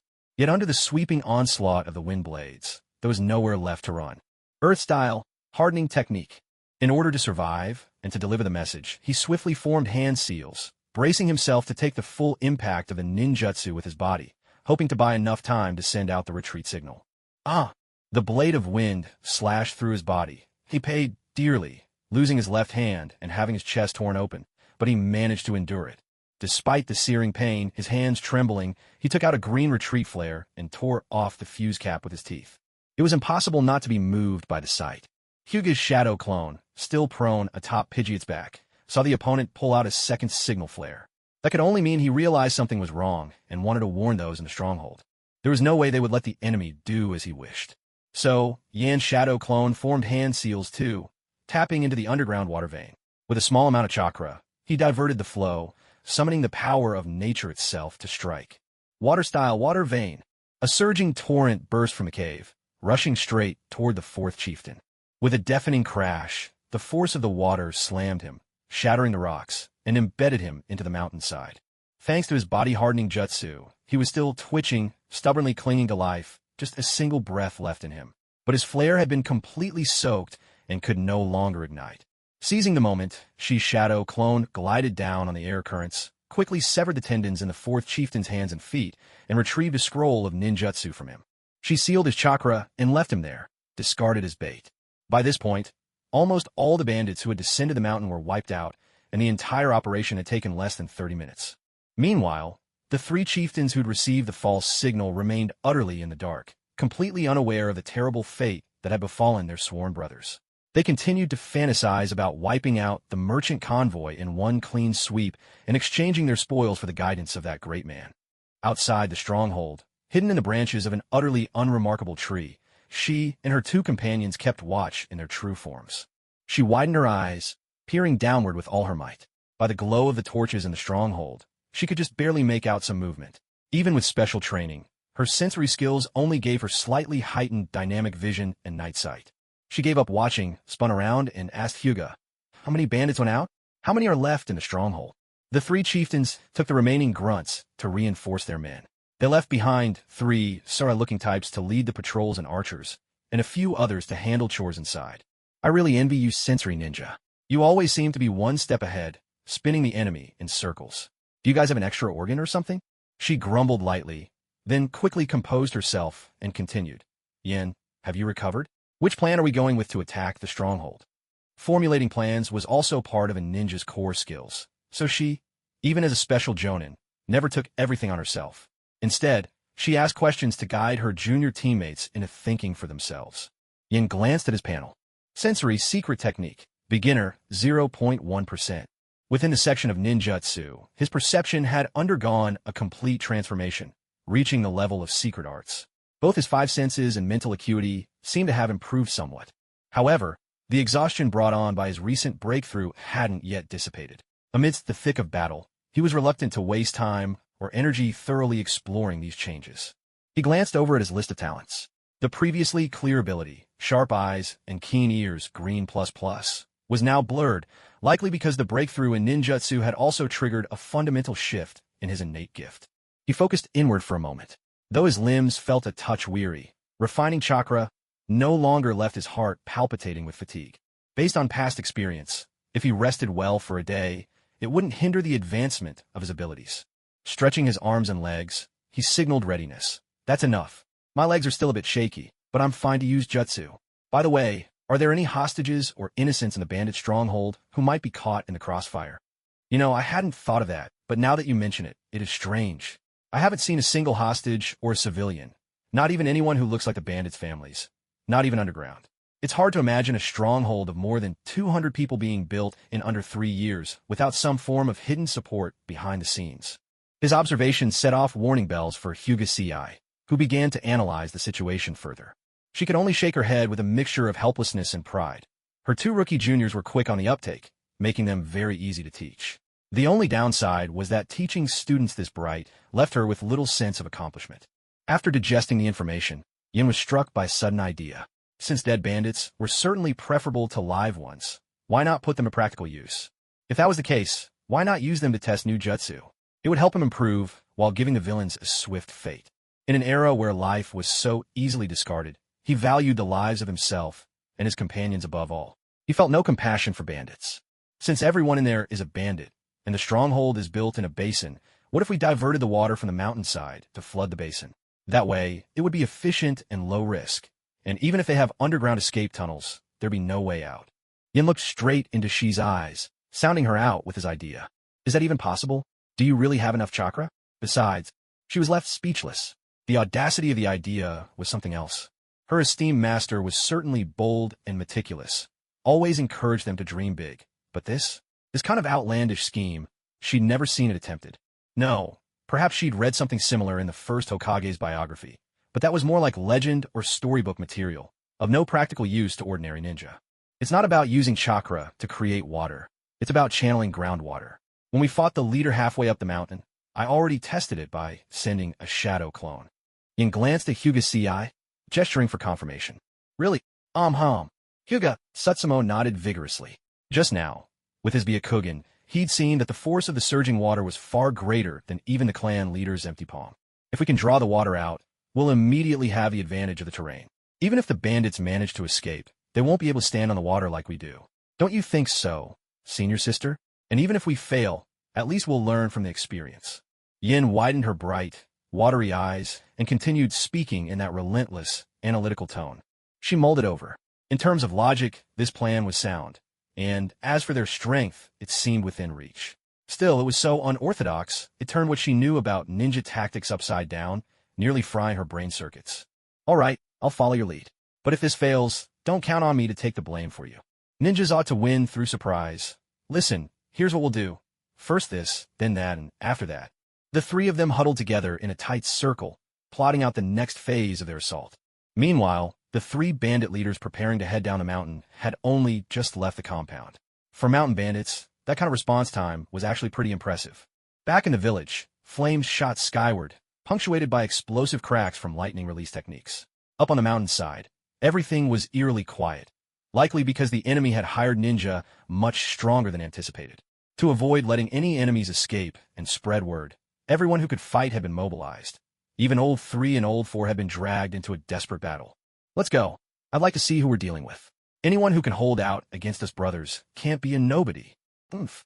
With the secret 5 elements unified strike passed down to us by the master, the 5 of us working together could take down even a Jonin.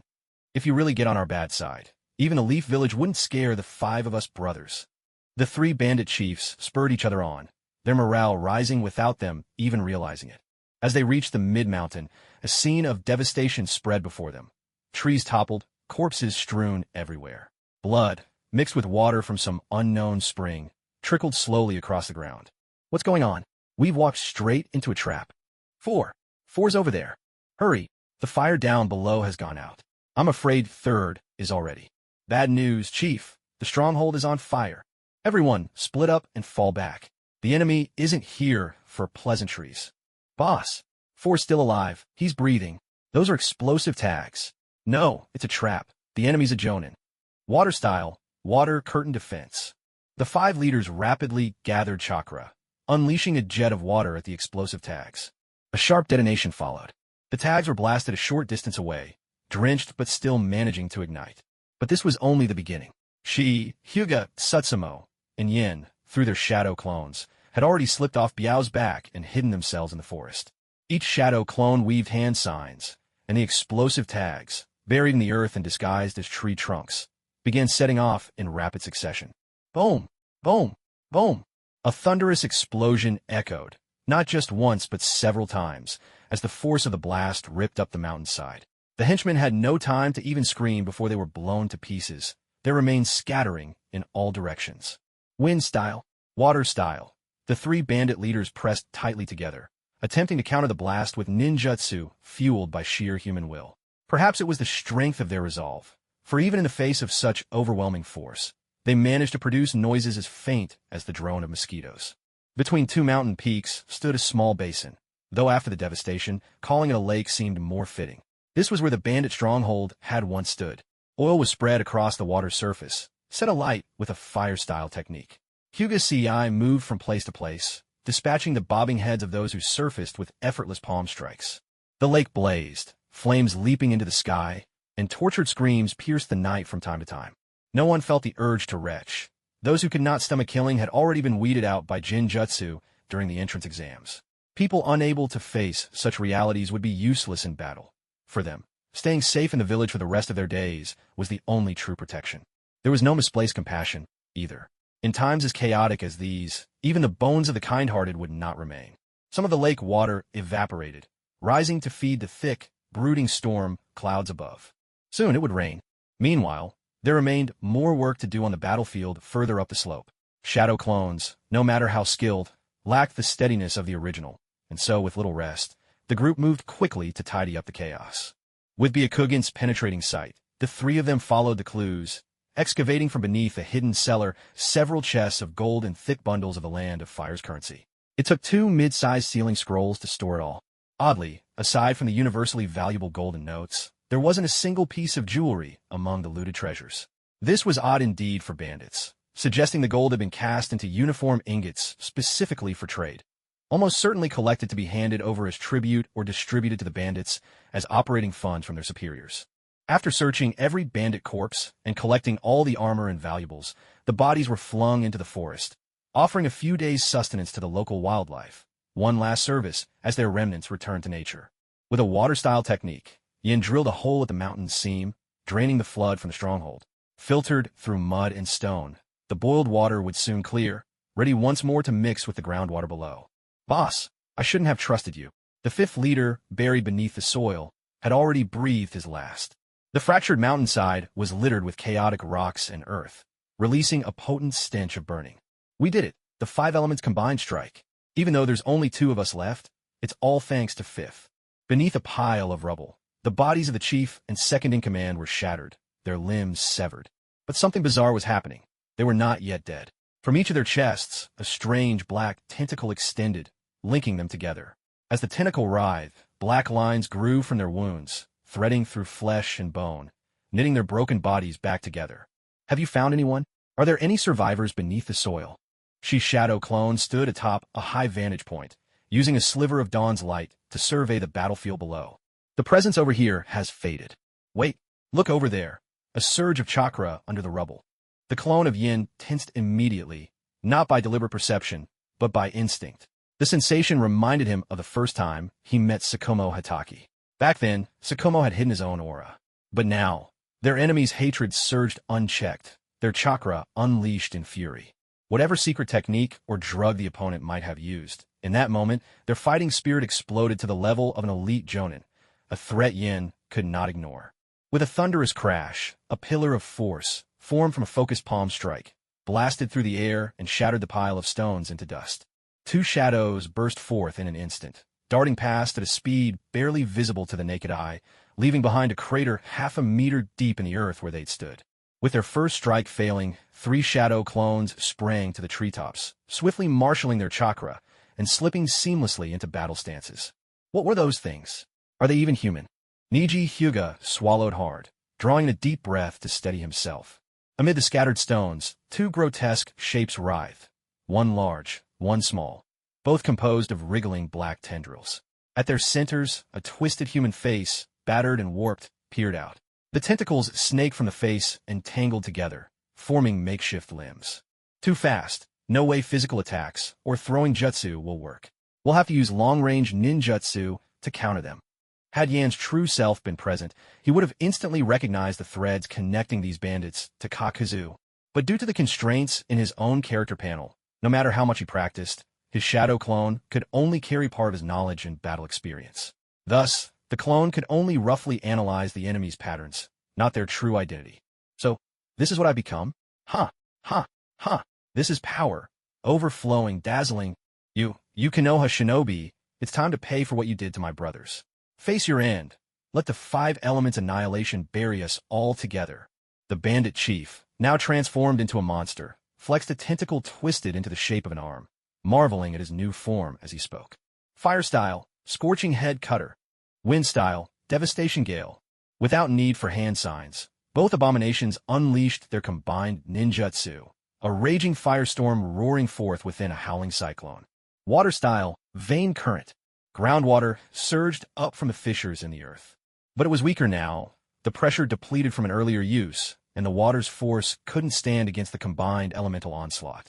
Yin, though, chose not to confront the jutsu directly. He targeted the creature's tentacled core instead. Watch out, tentacles underground. Black appendages burst from beneath the trees. The 3 leapt away just in time, but not far enough to escape the full sweep of the enemy's combined jutsu. A sickening, wet sound followed. The monster was pierced by the pillar of water that shot up from underground. Although the attack's power was greatly diminished because it struck only a tentacle, it still succeeded in breaking the enemy's combined jutsu. There was a sharp, explosive sound, and the jutsu was forcibly interrupted. The masked figures attempting the jutsu were blasted, their faces left a bloody, mangled mess, while two monster forms fell limply to the ground. Careful, they're trying to escape into the earth. She's rich combat experience, serve her well. Though she lacked strong sensory abilities, her instincts told her exactly what the enemies would try next. Wind palm, fire release. The three of them adapted on the fly, quickly launching their jutsu. The wind palm fanned the flames, and together they tried to strike before the monsters could burrow underground and escape. Unfortunately, they were just a fraction too late. None of the three knew earth release techniques, so their jutsu weren't strong enough to penetrate the ground. All they could do was watch helplessly as the monsters turned into thin black lines, slipping through the cracks. Earth release, quagmire of Yomi. Just as desperation set in, the soil suddenly liquefied. Both black, thread-like monsters became trapped. Unable to move, their faces pressed into the muck. Try to use jutsu now would be nothing short of digging their own graves. Master Daiki, seeing the enemies, who had nearly escaped, finally dealt with, the three who had been tense all night couldn't help but breathe a sigh of relief. As for anyone impersonating their teacher, that was entirely out of the question. After all, two of the three were sensory-type ninja. Well done. There were a few minor errors, but overall, there's nothing to complain about. When we return, you should all get some rest. But don't forget to talk things over, share where you fell short, and see how you can improve. Daiki smiled approvingly at his exhausted students. He had just watched their entire battle from atop Pidgeot's back. For a special jonin to lead two genin, if the genin didn't drag their team down, that alone would be good enough. Yet, this was their first true cooperation, and they performed admirably. Even though their opponents had used forbidden means to push their jutsu to jonin levels, a jonin empowered by secret techniques was still a jonin, often even deadlier. Strengthen the seal. Daiki tossed two sealing tags at the quagmire of Yomi. In a blink, the once liquefied earth hardened, transforming into a substance like concrete. Release your shadow clones. Tell your originals. Once you've finished securing the mountain stronghold, regroup with me at once. The people behind them could be powerful enough to confront even the Hokage. The MBU should deal with them. We'll leave as soon as possible and avoid making things more complicated. Using earth release, Daiki forced the solidified quagmire of Yomi to the surface, forming a cylinder of earth. He then dug out several black tentacles, sealing them within a scroll. My hearing's bad. How much exactly? Say it again. 10 million Rio in banknotes. Over 300 caddies of gold. It all fits into 2 medium scrolls. What should we do? Should we distribute it to the villagers? That would only bring trouble. This sort of money isn't something anyone can simply keep. You'd never be able to spend it out of your own pocket. Hand me the scroll, and take a portion of the cash. I'll have my summoning beast return to the village to buy food. The rest will be handled by the Umbu. Trying to contain the shock still written on his face, Omoku snatched the scroll from Shi's hands. Each of them left behind a shadow clone to stay in place, partly to help distribute food to the villagers when the supplies arrived. On another front, Omoku had contacted the Umbu just the previous night. By his calculations, they would be arriving soon. There were signs that a force within their borders was funded and trained by someone at the Kage's level, each operation lavishly financed. Konoha could not afford to take this lightly. Once they finished tidying up the aftermath, the group packed their bags and removed the fake jewelry and props used for their disguise. With everything prepared, they drove their carriage swiftly out of the village, heading straight for the capital where the daimyo resided. Omoku took the driver's seat at the front, chatting about worldly matters with Yen Anju, the impoverished noble. She perched atop the carriage, her gaze fixed on the passing scenery. After a busy night, it was time for Yen and Huga, both in the midst of growth, to rest early and get some sleep. Let us turn to a different scene. A moment before the explosive tag ignited, the two bandit leaders each drew a segment of black tendril and stabbed it straight into their chests. Elsewhere, in a Fire Country exchange house, Kakuzu winced as a sharp pain shot through his body, causing him to pause mid-stride. He muttered to himself, "It's one thing for the new hosts to meet their end, but if the gold bars buried deep underground are discovered, I'll regret it for the rest of my life. Sir, are you feeling unwell? I have a clinic nearby and would be happy to offer my services." Thinking Kakuzu was injured, a fair-faced man who'd only recently entered the business sidled up to him. "Out of my way." Kakuzu swung his arm carelessly, sending the man sprawling to the floor with a sharp smack. For some reason, the exchange house was unusually crowded today. Just about every Tom, Dick, and Harry seemed to have made it inside. He watched high-value bounties dancing before his eyes, but bound by the exchange house's rules, he couldn't just eliminate people on a whim. The frustration made all 5 of his hearts ache. Are you finished? Hand over the boxes. Right away, sir. Feel free to check the totals. The attendant respectfully placed 2 boxes on the table and carefully opened them for him. This was one of the exchange house's most important customers. His business alone supplied nearly half their premium merchandise. Click! The tall, dark-faced man before him barely glanced inside before snapping the lid shut. Striding quickly, he exited the exchange house in just a few long steps and found himself a quiet seat in a roadside tea house to ponder his next move. Ever since Kakuzu obtained the Earth Grudge Fear, he'd researched all kinds of methods to boost his strength, to make bounty hunting easier and more profitable. He discovered that, if left unchecked, the 5 hearts would largely act on their own accord. Hearts taken from people with close personal or blood ties tended to work together much more harmoniously. Therefore, he deliberately cultivated 5 mountain bandits above a certain vault, planning to harvest them once their chakra levels reached that of a Jonin. Even if things went wrong, he could always use his own tendrils to buy himself time, serving as a human alarm system. At the very least, he could produce and sell on his own, exchanging the bounties for a bit of money. Looking back now, he realized he had miscalculated. Humans really were not to be trusted at all. How could they have botched such a simple experiment? In comparison, collecting the hearts of those with inherited bloodlines and using the strength to make money in peace seemed so much easier. Sir, esteemed sir, please wait a moment. The pale-faced man from earlier scurried up to Kakuzu, glancing with disdain at the cowering crowd in the exchange hall. As expected, they were all cowards who didn't know how to seize an opportunity. Kakuzu's bounty had long surpassed 100 million. Now, injured as he was, this was the perfect moment to get rich. This prize would soon belong to him. And who are you? Digging through his memory, Kakuzu finally recalled this fellow's record from the public toilet in grass country. Earth release. Only 1,000 Ryo? Not a bad value. Just right. I'll have to make use of your head. Swish. Kakuzu's hand slashed across the man's neck. His head shot up, severed in a single, clean stroke as though cut by a blade. A sealing scroll unfurled, and both halves of the bleeding corpse tumbled inside. In this way, he could easily carry a fresh heart with him as a backup. Whoosh! In the blink of an eye, Kakuzu vanished from the tea house. For a long while after, as if making sure Kakuzu wouldn't double back in a surprise attack, the crowd in the exchange hall only gradually dispersed and left in different directions. By the time Kakuzu returned to the mountain stronghold, dawn had already broken. By now, Oji and his group had long departed. All traces, the ruts in the road, the scents, and even factors like signs of violence, were wiped away by rats under shadow clone control. From the moment the shadow clone was dispelled, it knew they had provoked Kakuzu, but he wasn't worried. After all, with his presence alone, as long as he stayed alive and continued to grow, the fate of the ninja world would eventually break away from the original storyline. However, with masterminds like Black Zetsu and Uchiha Madara behind the scenes, the main plot wouldn't diverge much. Not until his own power reached Kage level. He just needed to be careful not to get himself caught up in it, given the possibility that they may have targeted Kakuzu's small treasury. To prevent this stingy miser from getting furious and launching an attack on the capital of Fire Country, he combined the knowledge of 2 suspected Earth Grudge Fear monsters with what was known of their abilities and supplemented the report with powers Kakuzu possessed in the original story as a hypothesis. Then entrusted teacher Oji to hand the speculative investigation report to the ANBU sent to investigate. With the intelligence he provided, it would be exceedingly difficult for the ANBU to actually kill Kakuzu, but to force him into retreat and to expose his abilities enough to keep him lying low for a while. That much they should certainly be able to do. So in summary, the other party is most likely, just like the 3rd Hokage, highly proficient in powerful 5-element techniques and even capable of unleashing joint ninjutsu. The fact that he can transform into a black line and slip underground suggests that Earth Release may very well be his core ability. He might even possess the power to absorb the abilities of others.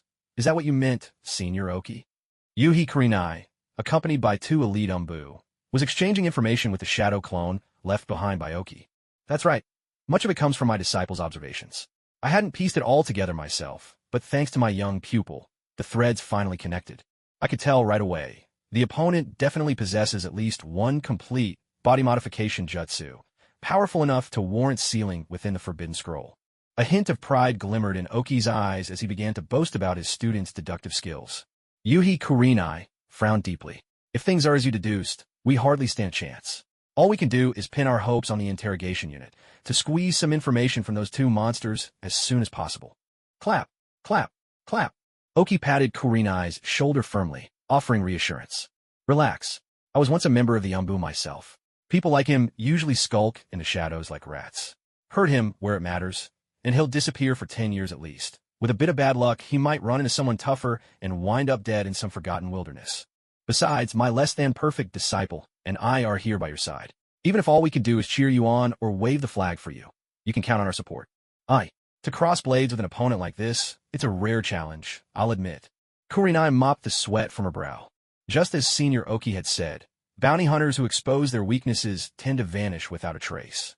Still, no one doubted the foe's power. Intelligence on such an adversary alone was enough to make one's nerves fray. Hush! Someone's coming, everyone hide. No need to hide. Now, tell me, where'd you take my money? A towering ninja appeared before the five. A hood and mask concealed everything but a pair of piercing green eyes. It was clear at a glance. This man cared only for his wealth. Relief Shinobi, your 10 million Ryo and 300 kilograms of gold, already delivered to the village. Instead of burying it in the mountains, why not share the spoils for everyone's benefit? If you want it, you'll have to fetch it from Konoha yourself. A hearty round of laughter erupted. Though Kakuzu's strength was nothing short of intimidating, surrender simply wasn't an option. The Umbu of the Leaf would never bow to a mere bounty hunter, not here on the land of Fire Country. Their taunts served a double purpose, to bolster their own courage and, perhaps, to prod the newcomer into revealing a weakness. But Kakuzu, at 60 years of age, had seen it all. No trick or taunt could rattle him. Oh, trying to provoke me? You little brats are far too naive. When I crossed blades with Hashirama Senju, none of you were even born. He remained perfectly calm, drawing out an old notebook and a small abacus. Let's see. Current Umbu Vice Captain, Yuhi Kurenai, 32 million Ryo bounty. Nothing particularly noteworthy. In the era of Tobarama, I suppose I ought to call you little brother. Oki Nariki, you're something else. Worth 40 million Ryo, you must have made some powerful enemies. Give it some thought. Have you offended the wrong people? There's also a particularly skilled jonin among you, though she seems to be your apprentice. I'll bump the price up by 10 million Ryo for her.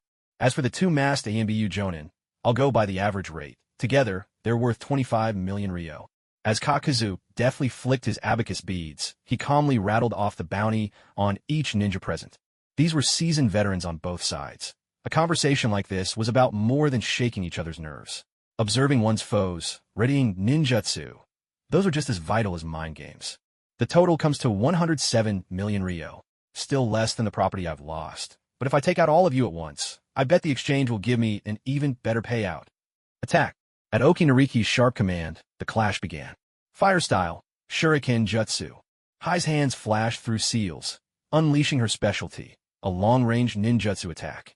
When the smoke cleared, the red-hot shuriken, searing enough to melt steel, struck Kakuzu's body and left nothing but smoldering scorch marks, not even piercing the surface of his skin. So, this is Konoha's way of welcoming guests. Watch out beneath your feet. Countless black tendrils erupted from the ground, streaking toward the two masked ANBU. With a ringing draw, Yuhi Makoto unsheathed her long blade, Chakra crackling as it shone with blinding white light. With swift strokes, she cleaved through the oncoming tendrils, then vanished in a flicker technique, launching herself at Kakuzu. Earth-style quagmire. Oki Nariki slapped the ground with the talisman in hand. The soil instantly liquefied, sucking the tendrils down and trapping them. With a surge from the charm, the soil solidified, transforming into cement, immobilizing the tentacles where they writhed. Kakuzu, realizing his failed strike, wasted no time. He severed the link between the underground tendrils and his own body, shifting from ambush to a head-on confrontation. Composite ninjutsu, scorching wind torrent. Suddenly, two monstrous masks emerged from his back, one unleashing fire, the other a fierce wind, fanning the flames into a roaring inferno. Unlike the bumbling combinations mountain bandits once tried, this jutsu was on an entirely different scale. The heat and force swept over such a vast area that even villagers far below could feel the waves of scorching air. At the same moment, Kakuzu, unfazed by the threat of his own ninjutsu, hurled himself forward at breakneck speed, the masked beast in tow. "Get out of the way!" Yuhi Makoto shouted, but it was too late. The attack engulfed her before anyone could escape its range. Oki Nariki tumbled clumsily aside, but the two ANBU behind him weren't so lucky. There was a single harrowing scream, then the sickening sound of flesh being torn apart. As the flames died down, all that remained was a scorched expanse of earth and 3 mangled corpses. Kakuzu had already moved to the far side of the battlefield. He glanced back over his shoulder. Yuhi Makoto lay in 2 pieces, eyes wide with shock and bitterness, the stubborn set of her jaw unyielding even in death. Not far away, the 2 ANBU lay burned to cinders. Hai, supporting the half-charred Oki Nariki, glared at Kakuzu with burning hatred. Something's not right. You got that right. Squelch. A blade gleaming with a cold, bluish sheen plunged into Kakuzu's back and pierced straight through his chest. The one who should have been dead, Kurenai Yuhi, now appeared behind him. Though she struggled, the chakra-forged blade managed to pierce Kakuzu's true, earth-natured heart. Jinjutsu, is it? His emerald eyes, usually so calm, now showed a rare glimmer of shock. His body went slack, and he slumped to the ground, unwilling and defeated. Clear. Zen. Quick, get over here and seal him. His secret technique is vital for the village. 2 ENBU leapt from the trees, unfurling sealing tags as they landed. Kurenai Yuhi bent down, intent on pulling the blade from Kakuzu's body. In a moment of carelessness, Kakuzu was caught in a Jinjutsu and lost his most crucial, earth-natured heart. Worse yet, he couldn't be sure if he was still trapped within his opponent's illusion. For now, he had no choice but to play dead and wait for his lightning-natured heart, hidden deep underground, to connect back to him through its tentacles and dispel the Jinjutsu. So, you're trying to trick me again. In a split second, lightning chakra surged through his body, and the positions of those in his field of vision shifted. Tentacle fist. Kakuzu shot out both hands, releasing a snarl of black threads that whipped toward the 2 ENBU. Water style, water curtain. He straightened his body, the stitch seam on his back splitting open as a torrent of pressurized water blasted forth. Look out! With a rustling flurry, the 3 figures vanished, leaving behind a handful of soaked explosive tags drifting to the ground. Shadow clones? You thought you could blow me up with paper bombs? Useless. I am immortal, after all.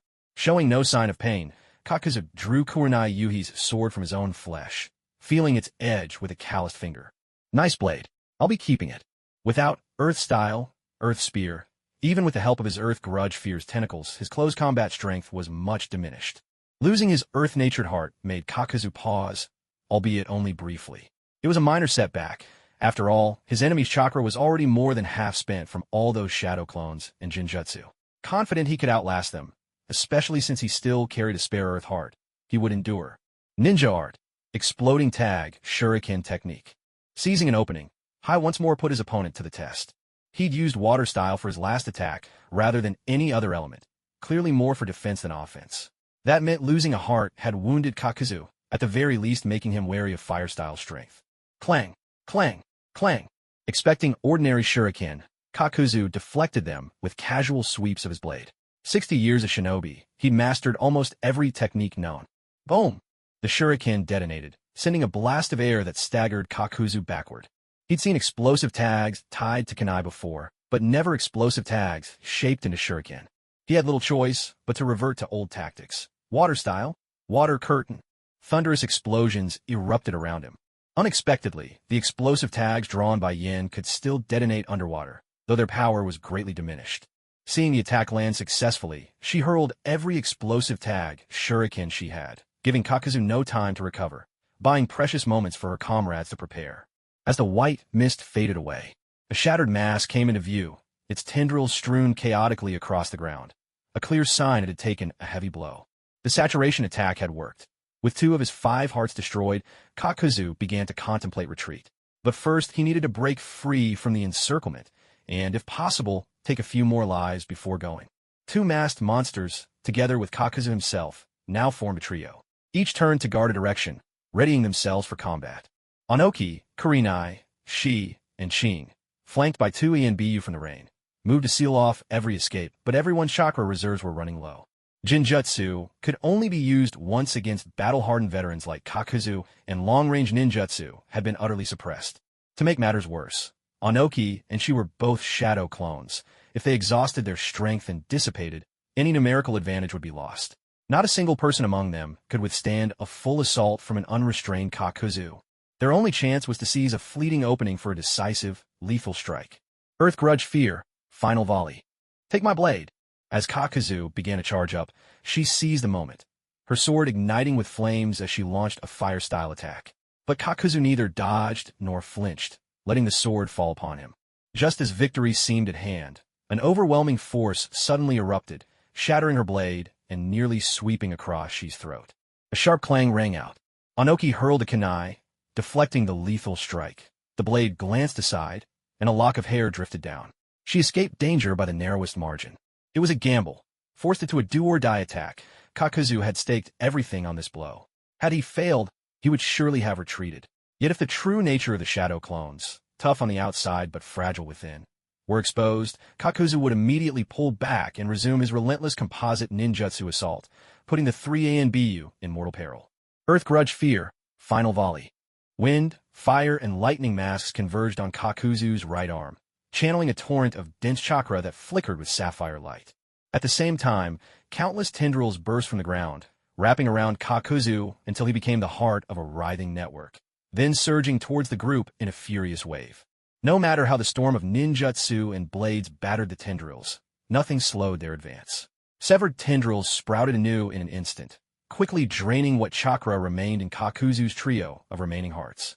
With his ninjutsu secrets revealed and the earth element heart destroyed, Kakuzu was forced into close combat, surrounded by opponents that ranged from jonin to elite jonin, and all perfectly coordinated. Even Kakuzu could only resort to desperate, life-for-life tactics, hoping to take someone down with him. Tendrils as black as night filled the air, no longer as tough as they once were, but still able to ensnare everyone. From within the darkness, blue light shone through. Get back. Water style, water formation wall. Earth style mud wall. Don't block, move. A tremendous blast thundered forth. Amidst the earth-shaking tremors, a searing flash of blue and white light surged forth, slicing through the mountainside and carving out a tunnel. Everyone was left reeling, their heads spinning with dizziness. Oki was bleeding from every orifice, his hair disheveled, as he collapsed on his back, limp and helpless. Blood streamed from both of Yuhi Asuka's ears. He clung to the umbu codenamed Rain, staggering a few steps before falling heavily to the ground, barely able to move. She was thrown by the shockwave, landing behind a pile of jagged stones. Even the fading aftermath was enough to severely damage his shadow clone, which was forced to dissipate. Only the umbu ninja, named Clear, remained, blade raised, glaring fiercely at Kakuzu. Ha! Impressive resolve. Not since the first Hokage has anyone brought me so close to defeat. For pushing me this far, you all have every right to be proud. Kakuzu rose slowly, breathing heavily. Half of an unrecognizable corpse and fragments of scroll lay scattered nearby, while his torn tentacles piled up like a mound of flesh. The ache of depleted chakra was a torment unto itself. Even with his so-called immortality, taking the brunt of his own full power attack at such close range had stalled the wind, lightning, and fire hearts. Now useless for chakra conversion, able only to sustain his life a little longer. Fortunately, the earth-style heart had already been replaced. The chakra reserve was meager, but it still sufficed for a fresh release of earth-style, hardened spear, covering his body and tentacles in a stony armor. Kakuzu scanned the crowd, his neck rotating a full 180 degrees. Fixing his gaze on the last umbu, still standing, he said, "Since none of you intend to make a move, I'll just start with you. You wretched old man. I'll fight you to the end." Seeing his comrades beaten and broken, the desperate umbu charged at Kakuzu, sword raised in reckless defiance. Tentacle fist. With a crunch, the blade collided with a black tentacle. Instead of slicing through, the ninja's sword was snapped in two by the unyielding appendage. What? My blade won't cut it. It's that secret jutsu from earlier. Didn't the captain unravel that already? Kakuzu wasted no time on explanations. In a single motion, his fist became a grasping hand, clamping down brutally on the umbu's throat. Ah! The umbu let out a strangled cry, firing a signal flare into the sky before dissolving into smoke. The remains of a shadow clone, only a handful of explosive tags left fluttering to the ground. A chain of explosions followed. Kakuzu withdrew his hand and stepped aside to avoid the blasts. Another shadow clone with explosive tags? You're truly out of options. Very well. Since I can't tell where your real self is hiding, I'll deal with your injured friends first. Given the sheer devastation just wrought, he needed to finish things quickly before more umbu reinforcements arrived. Kakuzu couldn't afford to wait for his other hearts to recover. He strode straight toward Yuhi Asuka, who lay writhing weakly on the ground. He raised his hand, ready to strike. But suddenly, his body faltered mid-motion. The landscape around him seemed to twist and morph. Jutsu again. Break it, old man. With a thunderous burst of chakra, Kakuzu snapped back to himself. Blood trickled from Yuhi Asuka's nose as he slipped into unconsciousness. Just as Kakuzu prepared to finish the job, the Umbu Rain, who had seemed on the verge of death, sprang up with renewed ferocity, unleashing a kick straight at Kakuzu's face. Headspace beheading technique. Umbu Ching burst from beneath the ground. Since he couldn't break through Kakuzu's defenses, he decided to exhaust his chakra to seize control of the enemy, if only for a moment. A flash. Kakuzu twisted his face aside, slashing upward with his blade. In a clean strike, he severed Umbu Yu's leg at the root. At the same time, tendrils shot from beneath his feet, curling into the soil and wrenching off both of Ching's arms. Agonizing pain overwhelmed them, and both Umbu lost consciousness. Lightning-style thunderclap. Damu Cheng's entire body crackled with electric energy as he accelerated toward Kakuzu, blue light blazing from his eyes and mouth. Lightning shattered earth. Bolts burst from Damu Cheng's face, slicing away half of Kakuzu's head. The Earth-style Earth Spear dissolved on impact. With the core of his consciousness damaged, Kakuzu's tendrils went wild, flailing uncontrollably. Secret technique. 1,000 rats devour the heart. Just as his shadow clone flickered out of existence, he slapped a talisman onto Kakuzu. Instantly, a swelling tide of black rats erupted across the hillside, swarming toward the maddened tendrils like a living shadow. Crack! Fireworks exploded in the air as more Umbu reinforcements neared the battlefield. Yuhi Kurenai regained consciousness. Seeing Kakuzu entangled by the swarming rodents, she wasted no time in retreat. Channeling chakra throughout her body, she forced her shattered bones and torn muscles to move. She used a scroll to collect their severed limbs, swiftly staunching the bleeding of her two comrades. Then she slung them over her back and hurried down the mountain. Tsunade had already returned to the village. Maybe, just maybe, their teammates still stood a chance. It wasn't long before Tsurutobi Shinno, also an Umbu vice-captain, led a team up the mountain. Yet when they arrived, all they found was a field littered with rat corpses and shredded tendrils. Only in the tunnel left by the final shot did they spot traces of an Earth-style escape burrowing underground. Yet the Earth's pressure was so great that no ninja could follow. After posting a bounty, the matter was quietly laid to rest. Dusk settled in. In the distance, tall city walls already loomed into view. Yen awoke inside the carriage and climbed to the roof for a breath of fresh air. Gazing at the fields, the travelers, and the sway of flowers and trees, the world seemed all the more vivid and real. He could feel it. His innate gift had leveled up. He silently invoked the panel. Mind's Eye Blue. The blue talent called Mind's Eye had replaced its former green glow. Both in sensitivity and precision, its abilities had risen a notch. Even his mental strength had grown a little. Now, he could easily distinguish subtle sounds carried on the wind, and fixing his gaze on something a kilometer away was effortless. Reading someone's identity from their very aura had become commonplace. Occasionally, he could even sense energetic particles drifting through the air.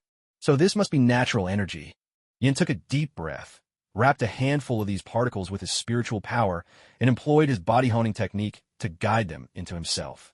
A wave of well-being and clarity washed through him. Suddenly, a thought arose. He wondered whether he could extend his spiritual force outside his body. But the instant that urge surfaced, his brow began to twitch uncontrollably. His heartbeat grew erratic, and a deep unease spread through his body. He subdued the notion at once. The ninja world is far deeper and darker than it seems, he mused. Without enough strength, there are some things one simply cannot meddle in. He calmed himself and did not feel any disappointment.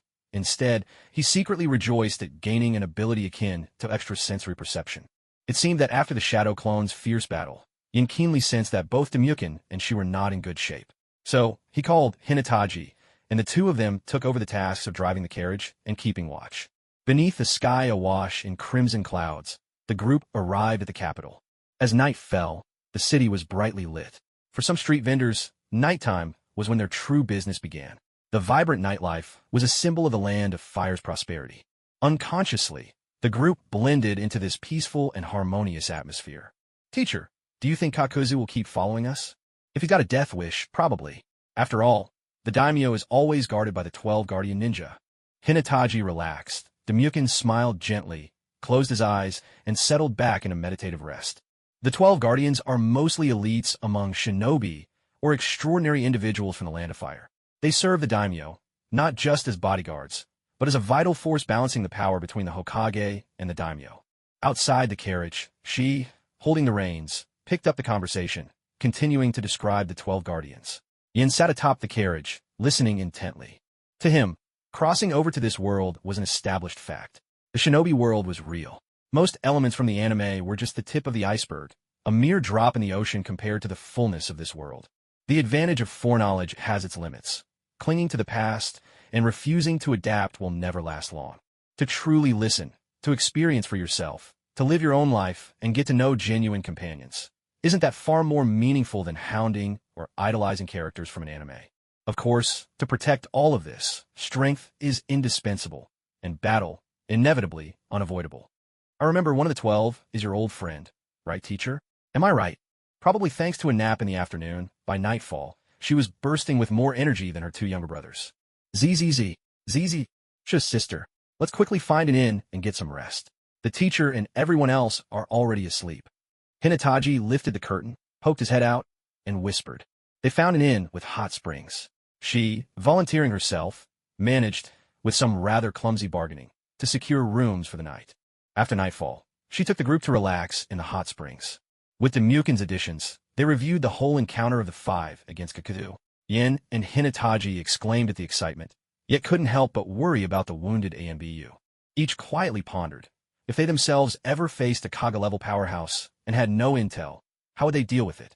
Back in the room, Yin asked Hinataji to activate his Byakugan and look for the light spots that might be natural energy in his field of vision, but nothing turned up. As Hinataji gave him a look reserved for fools, Yin faked exhaustion, climbed into bed, and went straight to sleep. It seems that my sensory abilities, aside from lacking the power of X-ray vision, have in some way surpassed the Byakugan possessed by the Hyuga branch family. They are quite similar to the Uzumaki clan's Kagura Mind's Eye. Perhaps that's why the new ability is called Mind's Eye. Clearly, that sense of impending danger I had before was not without reason. Lying in bed, I quietly recalled the earlier surge of anxiety. There are so many hidden powerhouses in the ninja world, it's impossible to make sense of it all, so I decided to stop dwelling on it. I slowly started practicing my body tempering technique, using my spiritual power to wrap and refine the small particles I had drawn into my body. Before long, drowsiness crept in, and I simply let sleep take over. The next morning, Omakasai woke up early and took Madoka Maruju and his attendant to the residence of the daimyo of the Land of Fire. Perhaps some realization had dawned on him. Madoka Maruju only sighed lightly. Becoming a political hostage confined within the daimyo's manor was not something he resisted. After all, he lacked both political ambitions and means of making a living. Rather than being hunted by his elder brother, it was far better to stay quietly in the Land of Fire. At present, relations between the Land of Fire and the Land of Grass were decent, and the daimyos even shared the same surname, making them distant relatives at most, not nearly close enough for hostilities or mistreatment. He didn't have to worry about being tormented. He might even make it through until the day he could go home. And even if that day never came, at least he would be able to live out his days peacefully. Omakasai's efforts bore fruit as well. He secured, by the daimyo's own hand, 2 positions among the 12 guardian ninja. In an era where strong shinobi are rare, presenting the younger brother of the current daimyo of the Land of Grass as a gift, who could bring themselves to refuse the talents of a promising Konoha youth and an experienced older shinobi as their retinue. Even if Omakasai sought only a peaceful retirement, it still demonstrated the daimyo's wisdom in valuing talented individuals regardless of their origins. From elite jonin to member of the 12 guardian ninja, the role was actually a slight promotion. Only the daimyo stood above him, and his sole duty was protection, not tangled in the power struggles among the Hokage's various factions. At the very least, it meant he would not meet an untimely or mysterious end. Madoka Maruju found safety. The daimyo gained significant leverage. Omakasai set up a comfortable fallback. With one conversation, all 3 parties emerged winners. Meanwhile, elsewhere, Saika took the rare opportunity of being in the capital to pamper herself in the early morning, dressing up and heading out with her handbag for some shopping and sightseeing. Hamura and Hyuga Tsugasa delivered a confidential file to their employer's designated rendezvous point. The mission was completed so smoothly that both were convinced it hardly felt like a C-rank task at all. With a good gap before their scheduled noon meetup, the 2 wandered the city with their mission tokens in hand. It was their first time outside the village. Naturally, they couldn't pass up a chance to broaden their horizons. While the capital of the Land of Fire wasn't nearly as bustling and crammed with skyscrapers and traffic as metropolises from past lives, nor did it possess the air of deliberate restraint and relaxed prosperity that characterized Konoha. As the largest city in the Land of Fire, the capital was both lively and diverse. Here, every social strata mingled. Wanderers and nobles alike could each carve out their own place, regardless of their status or background.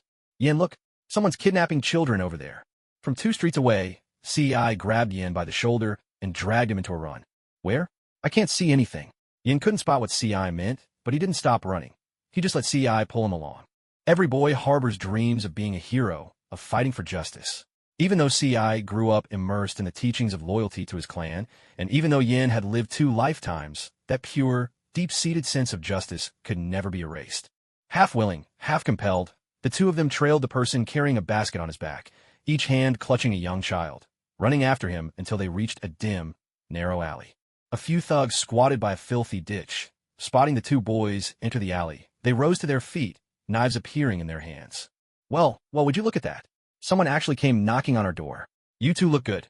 Come along with us, we'll find you some rich folks to serve and enjoy the good life. Yen and Ci drew their kunai, and for a tense moment the 2 sides faced off. No one was sure if they could risk a fight inside the city. Perhaps it was the sight of Ci's pale, almost colorless eyes, or maybe the ninja forehead protectors both boys wore. But after exchanging glances, the thugs thought better of it and melted away into the shadows. Inside, Yen felt a bitter conflict. They'd shouted all the way here, making as much noise as they could, yet not a single person had joined them in the pursuit. The woman whose children had been taken just stood rooted to the spot, not even crying out. After a while, she turned and walked away, her gaze full of longing but void of real grief. By the look of her clothes, she could scarcely feed 2 children as it was. At this point, whether they saved the kids or not hardly seemed to matter anymore. Ci activated his Byakugan for a while, keeping watch until he was sure that the children were being sold into a wealthy household. Only then did they quietly leave. Rescuing 1 kid meant a crowd would remain. Chasing away 1 gang would only make room for another, maybe even crueler one. They weren't saviors. They didn't have limitless kindness nor boundless energy. Selling the children of starving families to the well-off as servants. At least the kids wouldn't go hungry, the parents might not starve, and the gangsters got paid. In its own harsh way, perhaps it was a win for all 3. It was just that none of them did it willingly. Small acts of good aren't always good, and minor evils aren't always true evils. Judging individuals merely by good or evil is sometimes far too simplistic. Of course, human traffickers who destroy happy families truly deserve punishment. But bearing children you can't possibly provide for, isn't that its own kind of wrongdoing? Where have you 2 run off to? I've searched the whole city for you. That alley was right next to the money exchange. You trying to get yourselves killed? She glared fiercely at them, grabbing each by an ear and dragging them toward the city center. Senior sister, let go. If you pull any harder, my ear's coming off. So now you realize it's dangerous? Don't you know what kind of place the money exchange is? We only chased them because we saw someone kidnapping children. And what about you? Aren't you still children yourselves? From now on, wherever you're going, I want you to keep your wits about you. That goes for the village too, understand? She wore a look of indignation as he dragged the other 2 toward the restaurant. Damu Chung seemed to be in particularly good spirits. He did not scold them much, but instead took the opportunity to express a mild sentiment. It's not a bad thing for you to experience more of the world. You'll have to handle things on your own one day. Not everything is black and white. Having a breadth of experience will help you clarify your own path of endurance, so you won't end up doing foolish things for the sake of power or authority. But enough of that. For now, let's have lunch. Afterwards, I'll take you to meet the Abbot Kongshun at Fire Temple. It's been years since we last spoke. Sensei, that's enough. Eat your food. Your young brother isn't a fool. Seeing Damu Chung raise his hand in a gesture to quiet him, she had no choice but to close his mouth and focus on eating. Within the capital stood the Fire Temple. The temple's crimson lacquer gate was adorned with golden brass and painted flame-like patterns. Hop, hop, hop. From inside the temple grounds rang out the sounds of martial training. The 4, teacher and disciples, stood beneath the grand tablet bearing the name Fire Temple. Knock, knock, knock. Damu Chung raised his hand and rapped on the door. With a creak, a young acolyte poked his head out. Honored guests, whom are you seeking? I've come to visit my old friend, Abbot Kongshun, Damu Chung replied, pulling an ancient set of prayer beads from his jacket and handing them to the boy. Please wait a moment, sir. Setting aside his broom, the novice hurried off deeper into the temple. Before long, the abbot himself, a white-robed, white-bearded man, much the same age as Damu Chung, came out to greet them, leading the 4 into the rear garden. Within the Fire Temple, both the Lord Daimyo and the Fire Shadow were enshrined as statues of jade, alongside various Buddhas.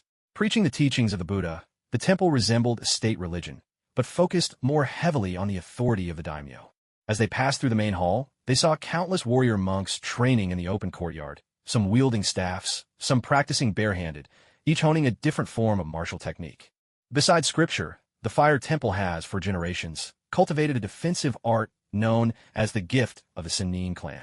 Defending the land of fire has been our unshakable duty. Almost every generation's abbot becomes one of the 12 guardians pledged to the daimyo. Noticing the curiosity in Yin and in Hinata's second son, Abbot Kongchen took the initiative to elaborate. "Does that mean you are one as well, master?" asked Hinata's younger son, eyes wide with interest. "But of course," said Abbot Kongchen with a gentle nod. "The gift of the Chunin clan? I came across that term in the archives at Konoha. Legend speaks of 3 great sanctuaries where senjutsu, sage arts, are practiced too. Master, are these traditions connected?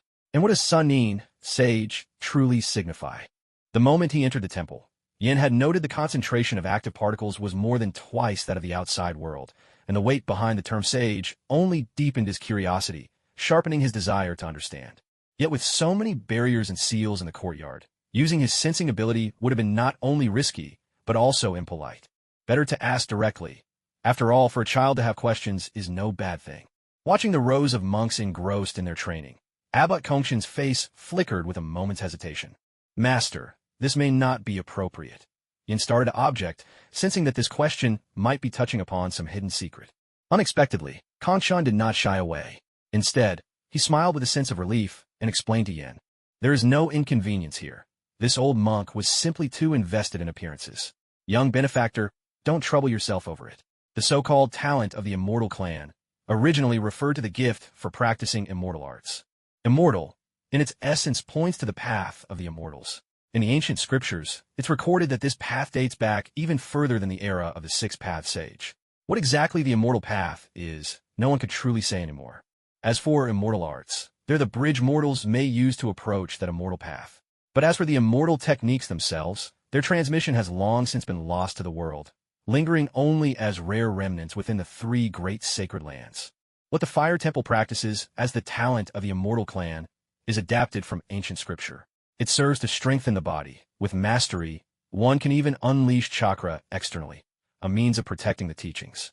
In fact, it seems not so different from the palm techniques passed down in your own family, young benefactor. Would you agree, everyone? With a gentle smile, Kongchen glanced at Hokage before leading the group through the courtyard to the rear. Yin couldn't help but mull this over. Logically, with its large following, long-standing history, and reverence for the classics, shouldn't the Fire Temple have preserved these immortal arts even better than the sacred lands? It would be understandable if they'd been lost by accident, but for only the very beginning to remain. If that's not coincidence, but calculation, then it's truly unsettling. Still, he didn't let it trouble him for long. The support of his cultivation panel was his confidence. It might be challenging, but with time he could patch the missing techniques, or perhaps even create something anew from scratch. And if, at worst, the cultivation path was closed, there was always the road of science to fall back on. Failure would mean only death, and he'd already died once. Rather than living on in hopelessness, he merely wished to live, or die, with purpose. Passing through a secluded side path in the rear courtyard, the group soon arrived at the abbot's meditation room. A young novice was leaping and darting about in the courtyard, chased by a short young monk. "Dilu, have you reviewed today's lesson?" "I've already reviewed it 3 times. "And what are you doing now?" "Chuzhong-sensei doesn't practice the immortal clan technique. His health isn't good. I'm helping him exercise." Kongchen nodded, pleased. He then had Chuzhong take several children outside to play for a while he himself entered the room with Demyukin for a private conversation. The rest of the group found a clearing in the woods where wooden posts stood in neat rows, likely a place for martial practice. They each took the opportunity to demonstrate what they'd learned in their daily training, exchanging tips and passing the time. Even without conscious sensing, Yin, drawing on his own experience in developing physical techniques, could discern just by observing Dilu's movements that the core of the talent of the immortal clan lay in refining the subtle channels and surrounding acupoints. With calm, meticulous control of chakra, the practitioner could achieve both projection and defense. This happened to resemble the body refinement technique he had derived and adapted from Mike Guy's training methods. Both shared an uncanny similarity in how they strengthened the meridians. After all, The 8 gates technique was designed to prevent its user from dying by bodily explosion, so it demanded extraordinary resilience from one's acupoints, tendons, muscles, and bones. One emphasized agility, the other, strength. Combined, they resulted in a comprehensive tempering of every tendon and energy point throughout the body. Perhaps the two methods can be integrated, he thought, planning to experiment when he found the time. With heightened sensory ability came better control over his own body. Techniques that might have caused him injury before could, with more meticulous handling, yield new results. 2.5 hours later, Oki emerged from the meditation chamber, holding 2 annotated, nameless scriptures. Without hesitation, he thrust the scriptures into Hyuga Tsugi's collar as soon as he saw him. Master Konshin told me you're destined for a great calamity you cannot escape. Isn't that obvious? Hyuga Tsugi thought wryly, pointing to the forehead covered by his protector. Short of death, could there be a fate worse than being branded a cage bird? Keep these close to you. Read them only when you're alone. They'll serve as your protection. Now, thank the master, Oki pressed on, dragging Hyuga Tsugi into a bow. Thank you, Master Konshin. The group waved their goodbyes. Mr. Oki, we've completed all our tasks. Are we heading back to the village tonight? In pulled out several mission-proof slips. We're not going back. I'm taking you to the border to observe the patrol units. Tensions between nations have been rising lately. The intervals between wars are getting shorter. In a year or two, if I'm not around, the old hands will send you all to the front. Damn it, my own son was taken at just 6 years old. He didn't know a thing, and they still... He choked on his words, eyes brimming with tears, wiping his nose with the back of his hand. Sensei, please, no more. Shichi threw her arms around him, hailed a carriage, and steered them toward the inn. You all go. Leave me alone for a while. The door slammed shut. Come on, don't worry about the teacher. Shichi summoned 2 shadow clones to stand guard outside. She laid her hands on In and Hyuga Tsugi's shoulders, steering them out of the inn. Senior, where to now? Time to hand over our mission. I'm taking you two to an Umbu intelligence post. But, no buts about it. We don't have to return to the village to report in. There are relay points in every outpost and most big towns. Otherwise, it'd be far too much trouble. The 3 of them made their way to the alley where they clashed with ruffians that morning. Senior. Shoo, say nothing, just watch. And widened his senses. What he discovered was beyond his expectations. The unassuming alley was riddled with dozens of cleverly concealed barriers. Judging by their patterns, in addition to the Leaf, at least 3 other factions had their foothold here. Earlier that morning, nerves were taut from the confrontation, and my awareness was focused close at hand to sharpen my reactions. That's why I hadn't noticed all these hidden barriers before. Now, Hyuga Tsugi activated her Byakugan, glanced around briefly, then promptly closed it again. She covered her mouth with both hands, fighting hard not to gasp in astonishment. No wonder this is the greatest city in the Land of Fire. Intelligence outposts for Konoha, the Gold Exchange, Kumogakure, and Awagakure all converge here. Just a single glance is enough to grasp how fierce the world of ninja espionage truly is. She led us straight through Konoha's barrier. After turning in our mission and collecting the reward, we signed up as a squad for a C-rank patrol along the border. Though it's officially a C-rank task, the long-term nature means no lump-sum bounty. Instead, each member receives a monthly salary of 50,000 ryo. Moreover, at the border outposts, missions for reconnaissance, support, and escorting supply convoys are freely available, providing plenty of training opportunities. If we were run into an enemy attack, regardless of whether we're injured or we manage to drive them off, there's always extra compensation. Before leaving, she casually asked about the recovery of Yuhi Mahiru and the 2 injured AMBU. Naturally, she got no answer. The condition of AMBU squad leaders is classified. Unless you're an elder or currently in the village, you don't get to know. By the time we returned to the inn, the somber mood that had gripped Greatwood City had almost faded, apart from eyes a little swollen from lack of sleep. Since tomorrow we'd head directly to the border post between the Land of Fire and the Land of Wind, everyone went early to bed. Just as he had the night before, Yin refined a small amount of energy, blending it into his blood and breath. The effort left his mind weary, his eyelids heavy with exhaustion. Before falling asleep, a quick glance at the panel. Body refinement technique, secret art, beginner, 15.2%. Though in 2 days it had only inched forward by 0.2%, at last the body refinement had begun to bear fruit. The process was slow, but his body was gradually growing stronger. I must have terrible aptitude, he thought bitterly. I can barely process a handful of natural energy particles before I'm ready to collapse from fatigue. At this rate, I'll die of old age long before I ever become powerful. What a joke. He wondered how things stood at the border now. If all stayed peaceful, perhaps 6 months stretched ahead, 6 months to train at dawn, noon, and night. Maybe, just maybe, hard work could make up for lack of talent. The night passed in silence. At dawn, the city's gates swung open. The four of them shot off into the forest, swift as arrows released from string. With no escort mission, Yin and Hyuga Tsugi, rookie Jinin, naturally had to hone their long-distance running ability. Everyone knows there are two classic ninja running styles.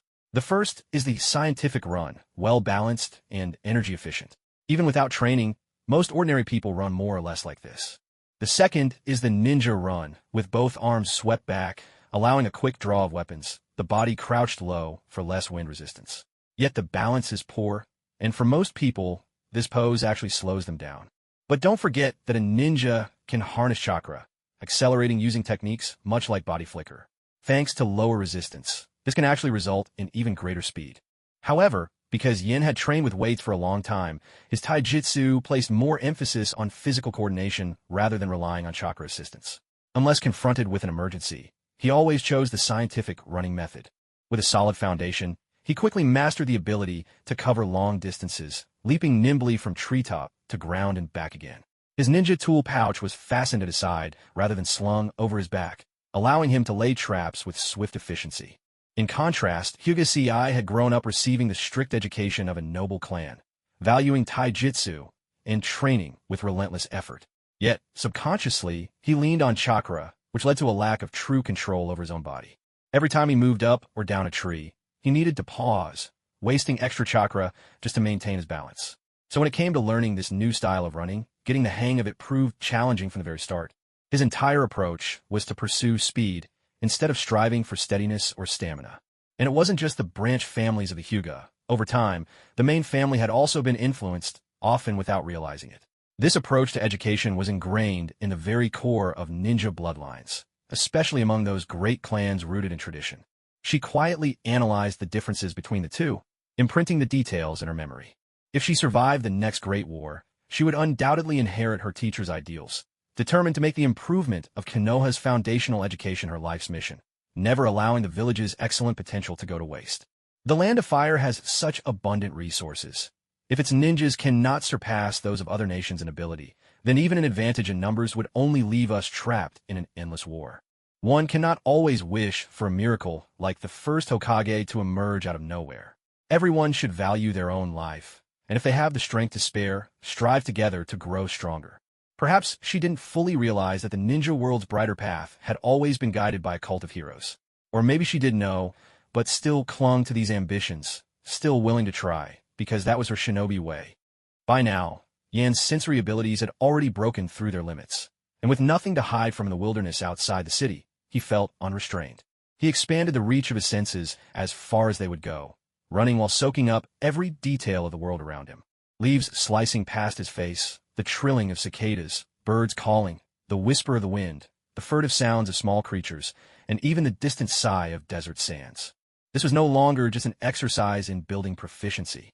The tranquility of nature pulled him in, captivating him completely, so that only his agile legs continued bounding along the treetops.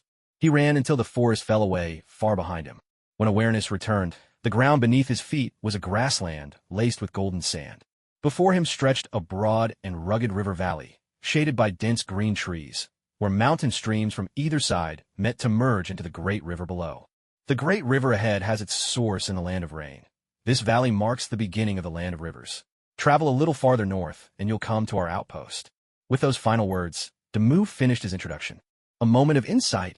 Yin froze for a second, feeling the surge of energy flowing through his meridians as the pattern of his physical cultivation shifted, moving as if under its own power. He glanced at his stat panel. Body tempering technique? Secret art plus. Proficient 60.7%. Perception secret art plus. Beginner 11%. The body tempering technique, which had only just reached the beginner stage, suddenly advanced to proficiency after he lost himself running through a stretch of forest. Even its rank had risen to the peak of secret arts, just one step shy of matching the power of bloodline limits. So, perception can actually be used for insight too? I suppose that does make sense. But during those moments of comprehension, I'm completely unaware of my surroundings. Even within the range of the forest, I can't snap out of it. A vague notion stirred within Yan's mind, transcending oneself. But the danger of losing consciousness and being ambushed was no small matter.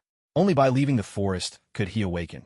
Did this mean he had to keep running and comprehending at the same time? Clearly impossible. He understood well enough that biting off more than he could chew would only slow his progress. So, until he could control his own awakening, he absolutely wouldn't push his perceptive sense to the limit. Otherwise, it would be no different from courting death. First, he would raise his strength as much as he could. Insights could wait until later. Now that he'd mastered a new ninjutsu, it was time to test it. Yin quietly slipped a steel throwing needle from his sleeve, aimed at a tree trunk 100 meters away, and infused it with chakra. Whoosh! Only he could hear it. The steel needle sank into the trunk, as thick as a man, the needle point emerging from the other side. Terrifying. The veins in his left index finger were somewhat disrupted, so he couldn't use that move again anytime soon. But Yin had 10 fingers, after all, combined with his own strength, which lay somewhere between elite Chunin and Tokubetsu Jonin. Mastering this move gave him the confidence to face even an elite Jonin one-on-one. Yan's mind was at ease. He finally had the means to survive the looming Third Shinobi World War. Funny, wasn't I originally planning to be a medical ninja? Fate really does love to toy with people. I'll try the hospital again when I'm back for the Chunin exams. Maybe by then, Tsunade will have returned to reform the medical system. He let out a dry chuckle and hurried to catch up with the team. You ignore me when I talk to you, and now you're over there laughing for no reason. Just searching for enemies. You? Ha ha ha. With that matter settled, Omoko led Yin and the others to an outpost on a mountain in the Land of Rivers, the buffer zone between the lands of fire and wind. Station 3 to 24, 3rd defensive line from the border, 24th outpost. 2 Jonin stationed here permanently, along with 3 Tokubetsu Jonin and several Chunin.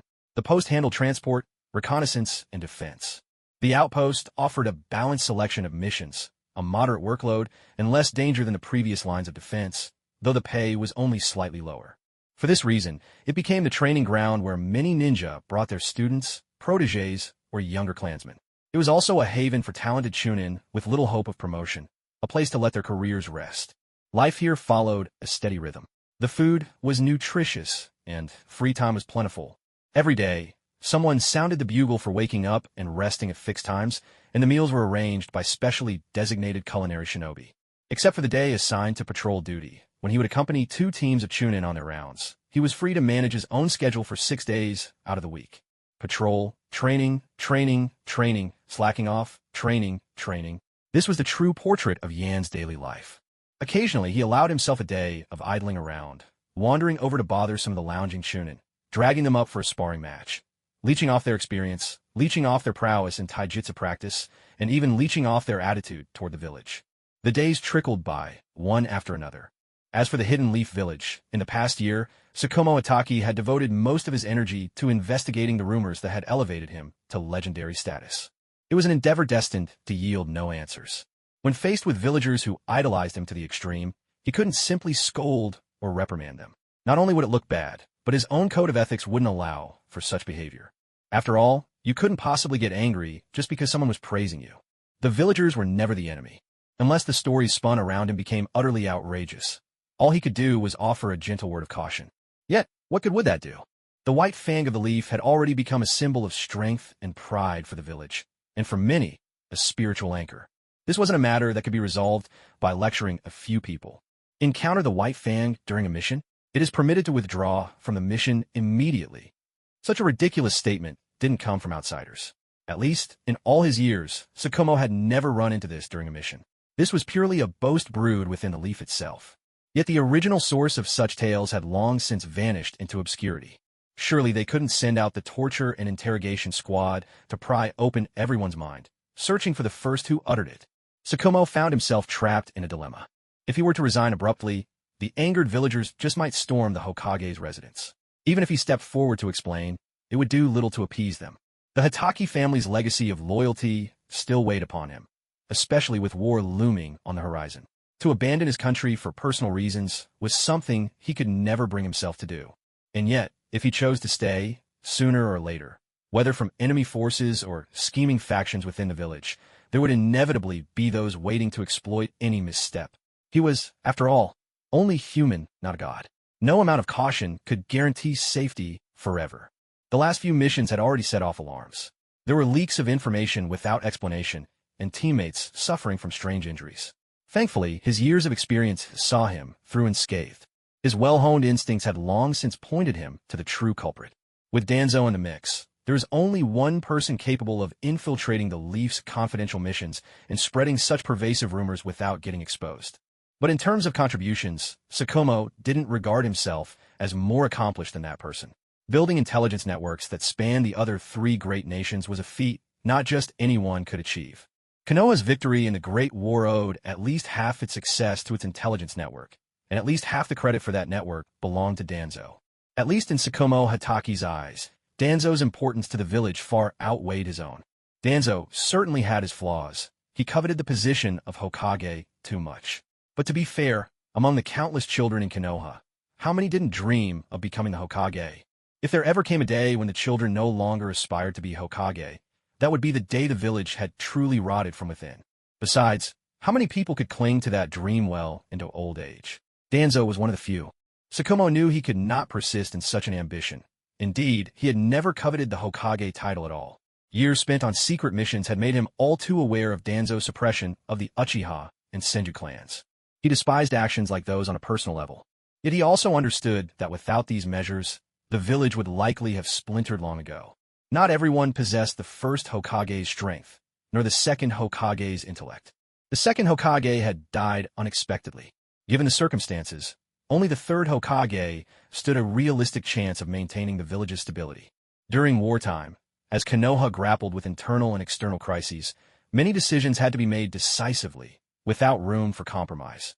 As the head of the ANBU, Tsukumo Hatake was just a step away from becoming an elder. His perspective was never merely his own. It was the village's. Compared to Danzo, who was responsible for Konoha's shadowy underbelly, Tsukumo felt a much deeper resentment toward Kohoro Udatain and Hamura Midokado, those useless figureheads whose incompetence had dragged down administrative efficiency, created countless wrongful convictions, and played with lives like toys. Resigning outright could spark internal division, but persisting in his duties would only fan the flames of the villagers' reverence for him. Sooner or later, there would be two Hokage in Konoha. A country cannot serve two monarchs. How could a single village bear two leaders? The thought was utterly absurd. It seemed that bearing infamy to the grave was his only fitting fate. Perhaps his death would curb the rise of personal cults and be his last service to the village. But what about Kakashi? How could I face his mother in the afterlife? Left alone at home, Tsukumo Hatake nursed his sorrows with drink. Death was the easy way out. If not for Kakashi, disembowelment meant little to a samurai's descendant like himself. Yet there was one thing he could never accept. If maintaining the village required killing meritorious, loyal men, what reason would anyone else have to serve its cause? He could not understand the third Hokage's reasoning. Because he was more than a commander of the ANBU. He was Tsukumo Hatake, a father, a man who cared for his family above all else. He could no longer bring himself to speak with the third Hokage. He had already spoken privately with Hiruzen Sarutobi, who understood his pain and promised to ensure a good future for Kakashi. Tsunade, Jiraiya, and Orochimaru, the legendary Sannin, each had ample virtue and ability, but it seemed their apprenticeships were already spoken for. Minato Namikaze, on the other hand, possessed outstanding character, tremendous potential, and a mind both meticulous and brimming with creativity. Tsukumo held this young man in high esteem. Especially since Minato was Jiraiya's disciple, Tsukumo felt that if Kakashi were placed under his care, the boy likely wouldn't follow the same tragic path as himself. With a death wish firmly planted in his heart, Tsukumo Hatake breathed out quietly. First, I should go find Danzo. If he was destined to die, then why not let Danzo put his death to its most effective use? Thinking about it, Danzo could be counted as one of the chief perpetrators who had pushed him to ruin through false praise. Even if he wasn't the sole reason, as the head of Root, Danzo's indifference toward the toxic hero worship fermenting in the village was utterly incomprehensible to Tsukumo. Fate truly is full of strange turns. Tsukumo, why not fake your death and join Root with me? Continue serving Konoha from the shadows, Danzo proposed. Deep in the gloomy underground, his rare expression of respect illuminated beneath the cold light as he extended his hand toward Tsukumo. No need, Tsukumo replied, his voice steady. As captain of the Yambu, you should have discussed your plans with me beforehand, Danzo. If you had done that, I would have done my utmost to cooperate. But now, I have no reason left to live. Tsukumo turned aside, his face expressionless as he stared down into the abyssal well that marked the heart of Root's domain. He understood Danzo's thoughts all too clearly. Danzo wanted to forge him into a sword, a tool belonging exclusively to his own hand. a sword that might, at any moment, be turned against the Hokage himself. Are you sure? Danzo pressed, his hand still outstretched, stepping closer. Think of Kakashi. At any time, with the slightest opportunity, you could visit him. I would place no constraints upon you, for above all else, Tsukumo, you are worthy of trust. Root had been rebuilt for nearly a decade, yet due to its secrecy, true powerhouses had never emerged from Danzo's ranks. The organization's current strength might be enough for subterfuge and infiltration across nations, but without a true champion, reaching the stature of the Hokage was impossible. Thus, for a figure like Tsukumo, erasing his chance at the Hokage seat was only a last resort. Even more desirable was to recruit him in secret, winning his loyalty beyond the Hokage's gaze. Poison prevention friendly reminder. If this story leaves you stifled, feel free to skip straight to chapter 150. Thank you for your thorough consideration, Danzo, but I have discussed matters with the third Hokage. His disciple will take charge of Kakashi's training. There's no need for you to worry. And now, Danzo, may I begin my final task? Tsukumo straightened his back, resolve hardening on his face as he gazed at Danzo. Very well, I respect your decision, Danzo said, slowly calming his emotions. I give you my word. You will die for the will of fire. For the third time, Danzo extended his right hand. Something was off. This sort of eagerness was wholly out of character. Such a transparent mistake from an experienced intelligence ninja as Danzo was nothing short of alarming. But Tsukumo's thoughts were clear. Whatever. By the time anything happens, I'll already be a corpse. If he wants something so desperately, let him have it. Certain in his self-sacrifice, Tsukumo reached out his right hand in response, showing not the slightest fear for Danzo's machinations. The two men clasped hands, by the will of Stonefrost Matron. In that instant, a demonic, blood-red eye began to spin furiously, and it seemed as if its gaze would be burned deep into Tsukumo Hataki's consciousness. A sharp metallic ringing sliced through the air. A brilliant arc of white light shot forth. The crimson eye was split cleanly in two. It ceased its spinning, yet fragments of it drifted deeper into his mental realm. Danzo's body tensed in surprise, blood soaking the bandage over his right eye. The Sharingan's illusion techniques, is it? For your sake, I hope you honor your word. Tsukumo turned away and left decisively. Years of sword training, coupled with the crucible of war, had given him an indomitable will and a mind like tempered steel. What's more, his frequent conversations with Mako Yuhi had only deepened his confidence. Even if a pure-blooded Uchiha wielded the three-tomo Sharingan against him, as long as it wasn't a coordinated assault, his mental defenses would be unbreakable. You are the sharpest blade at my command. I'll see to it that you defend the Hokage. After a long pause, Danzo spoke, his body suddenly sagging as a trickle of blood slid from the corner of his mouth. He slumped, whispering, "Help me back." He had never expected that the very first time using Kajiro's right eye would leave him so gravely wounded. His vision blurred horrifically. In the center of his gaze, an inerasable sword scar now bisected his sight, and his visual power was bleeding away through it. It even felt as though his wits had been struck by a phantom blade, leaving his mind thick and sluggish like porridge. Fortunately, the illusionary powers still held. To sacrifice a quarter of a Mangekyo Sharingan for a force that could threaten any Kage-level opponent, that was a bargain beyond compare. In Danzo's eyes, Mangekyo techniques were infallible. Tsukumo would never notice that within him, the longing for Kakashi and his obsession with death were slowly ebbing away. By the time Tsukumo realized, he would already have become an utterly merciless weapon, a killing machine without ties or hesitation. Then, under Danzo's command, he'd be the finest blade for cutting down key figures from any shinobi village, guided by Danzo's intelligence network. Thinking of this future, where he controlled at least 4 Kage-level warriors, and perhaps even tailed beasts other than the Nine Tails, Danzo's chest swelled with pride. If he could become Hokage, lead Konoha to glory, perhaps even unify the entire shinobi world, he would surely surpass even Lord Tobirama. The sense of achievement flooded Danzo's heart. Even without his teacher's approval, he could carve his own path to become Hokage. He would be the one to wipe out the Uchiha clan. And then, he would surpass the legends of old and unite the shinobi world. Once Orochimaru perfected Edo Tensei, he would show all of this to his teacher. Somewhere in the tangled forests of the Land of Rivers, a group moved swiftly beneath the shadowed canopy. Captain Kinoshita, we're almost at Outpost 324. The enemy we were tracking is now far beyond our sensory range. Another half hour, and we'll be in the clear. Thank you, En. You're as reliable as ever, and KO's wound. We owe it all to your skill. At that moment, In was single-handedly carrying out the mission to escort and recover reconnaissance shinobi returning to the village. This is the highest risk category among C-rank missions. Since encounters with enemies at the Chunin level are always possible, these missions demand strong perception, healing, and combat abilities. Over the past 6 months, his strength has grown steadily, and his progress has been recognized by everyone around him. Even his team leader and mentor, Jonin Omoki, has agreed to let him carry out C-rank missions on his own. By now, aside from lacking experience, Yin could already be considered halfway to becoming a Chunin. If it came down to taijutsu alone, he could even overpower some Jonin who are less well-rounded in their development.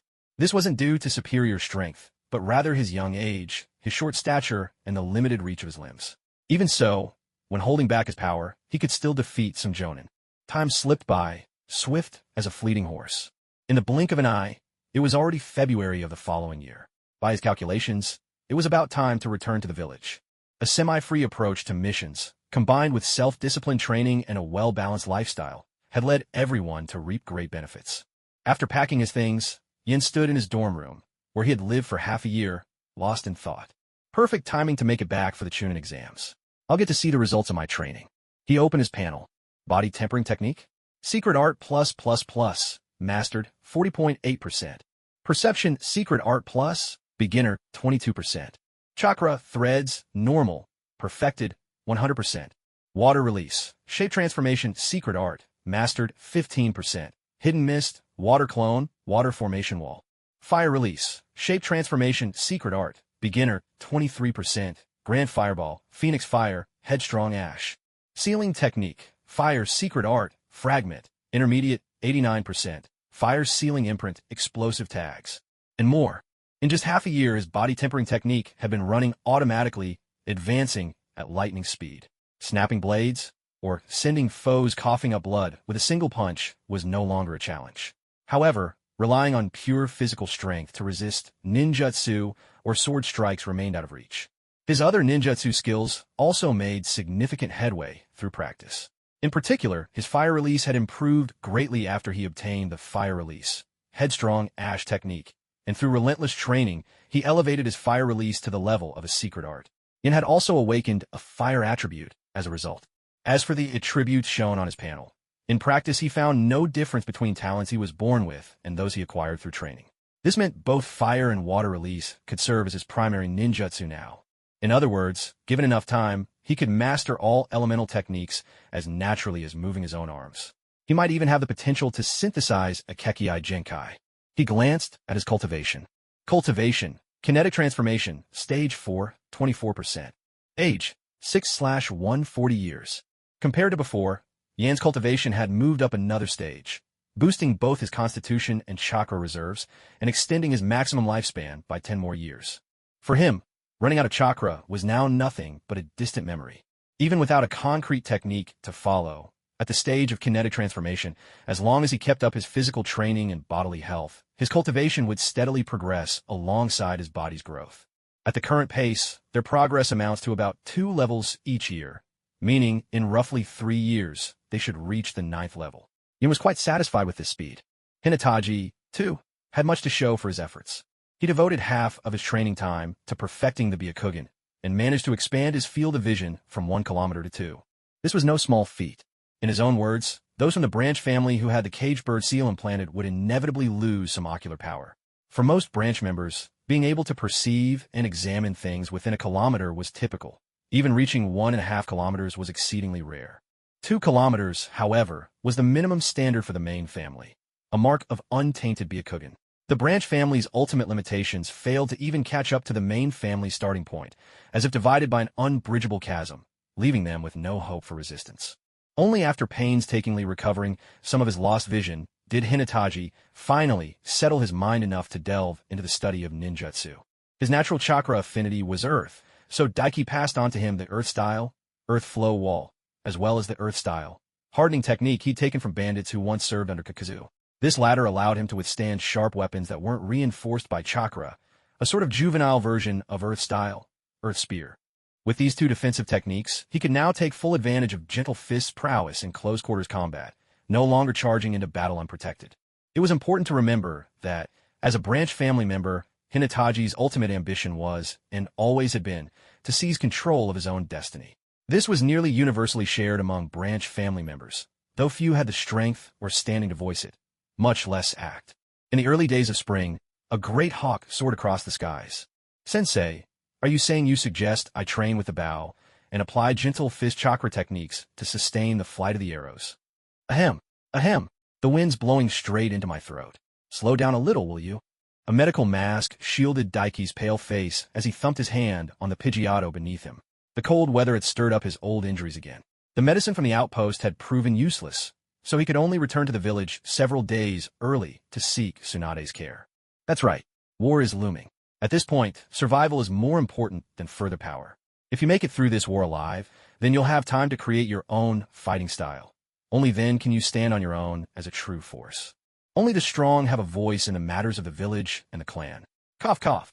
Here, Sensei, have some hot water. Thank you. He took a long sip. Yin, go easy on your strength at the Chunin exams.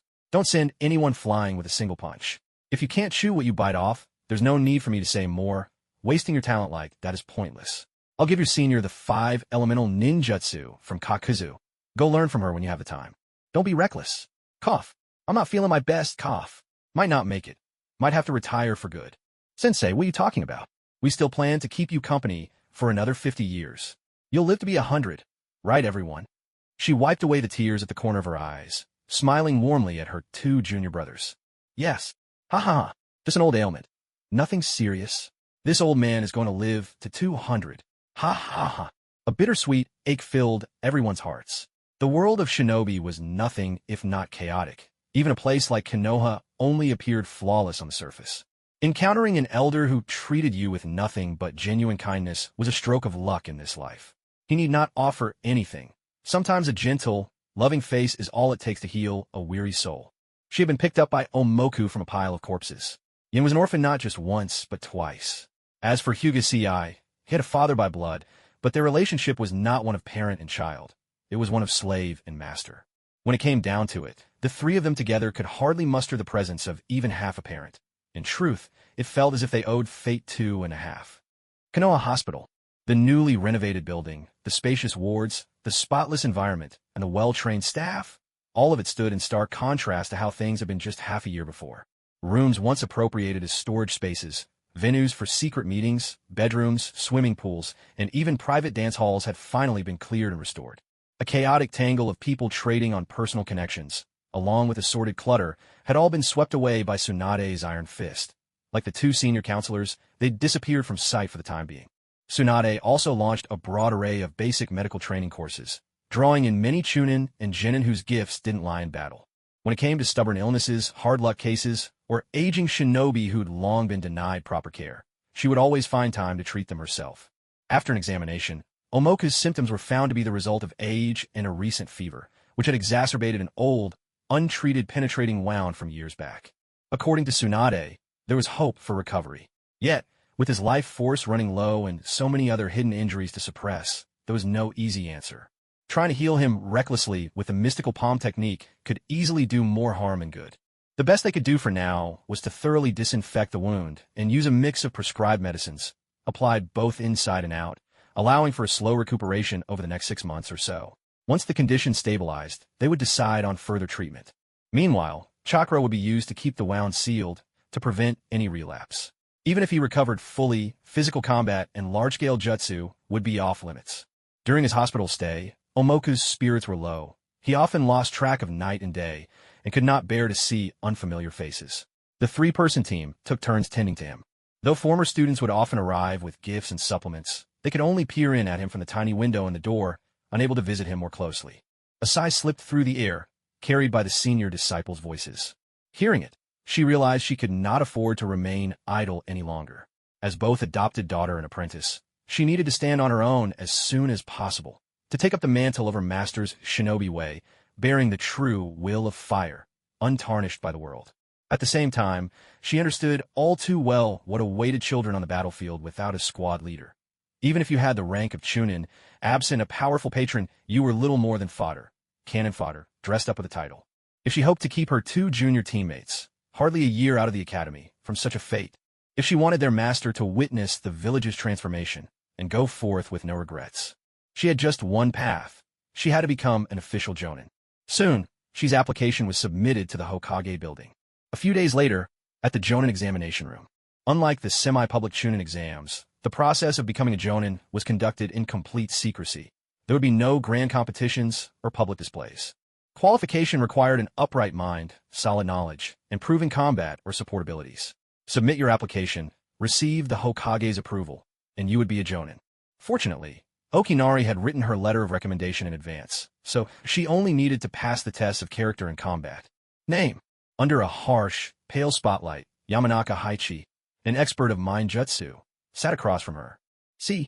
Gender. Female. To the best of your knowledge, recount your life story. Let me think. She exhaled a heavy breath, closed her eyes, ran her fingers through her hair, pulled out the band, and deftly tied it back into a ponytail. This was how she calmed herself. Ready? Yes, I'm ready. As far back as I can remember, I've been an orphan, raised in the Konoha orphanage. At age 5, I joined a ninja academy like everyone else, placed in Class C of the first year. My grades were neither remarkable nor bad.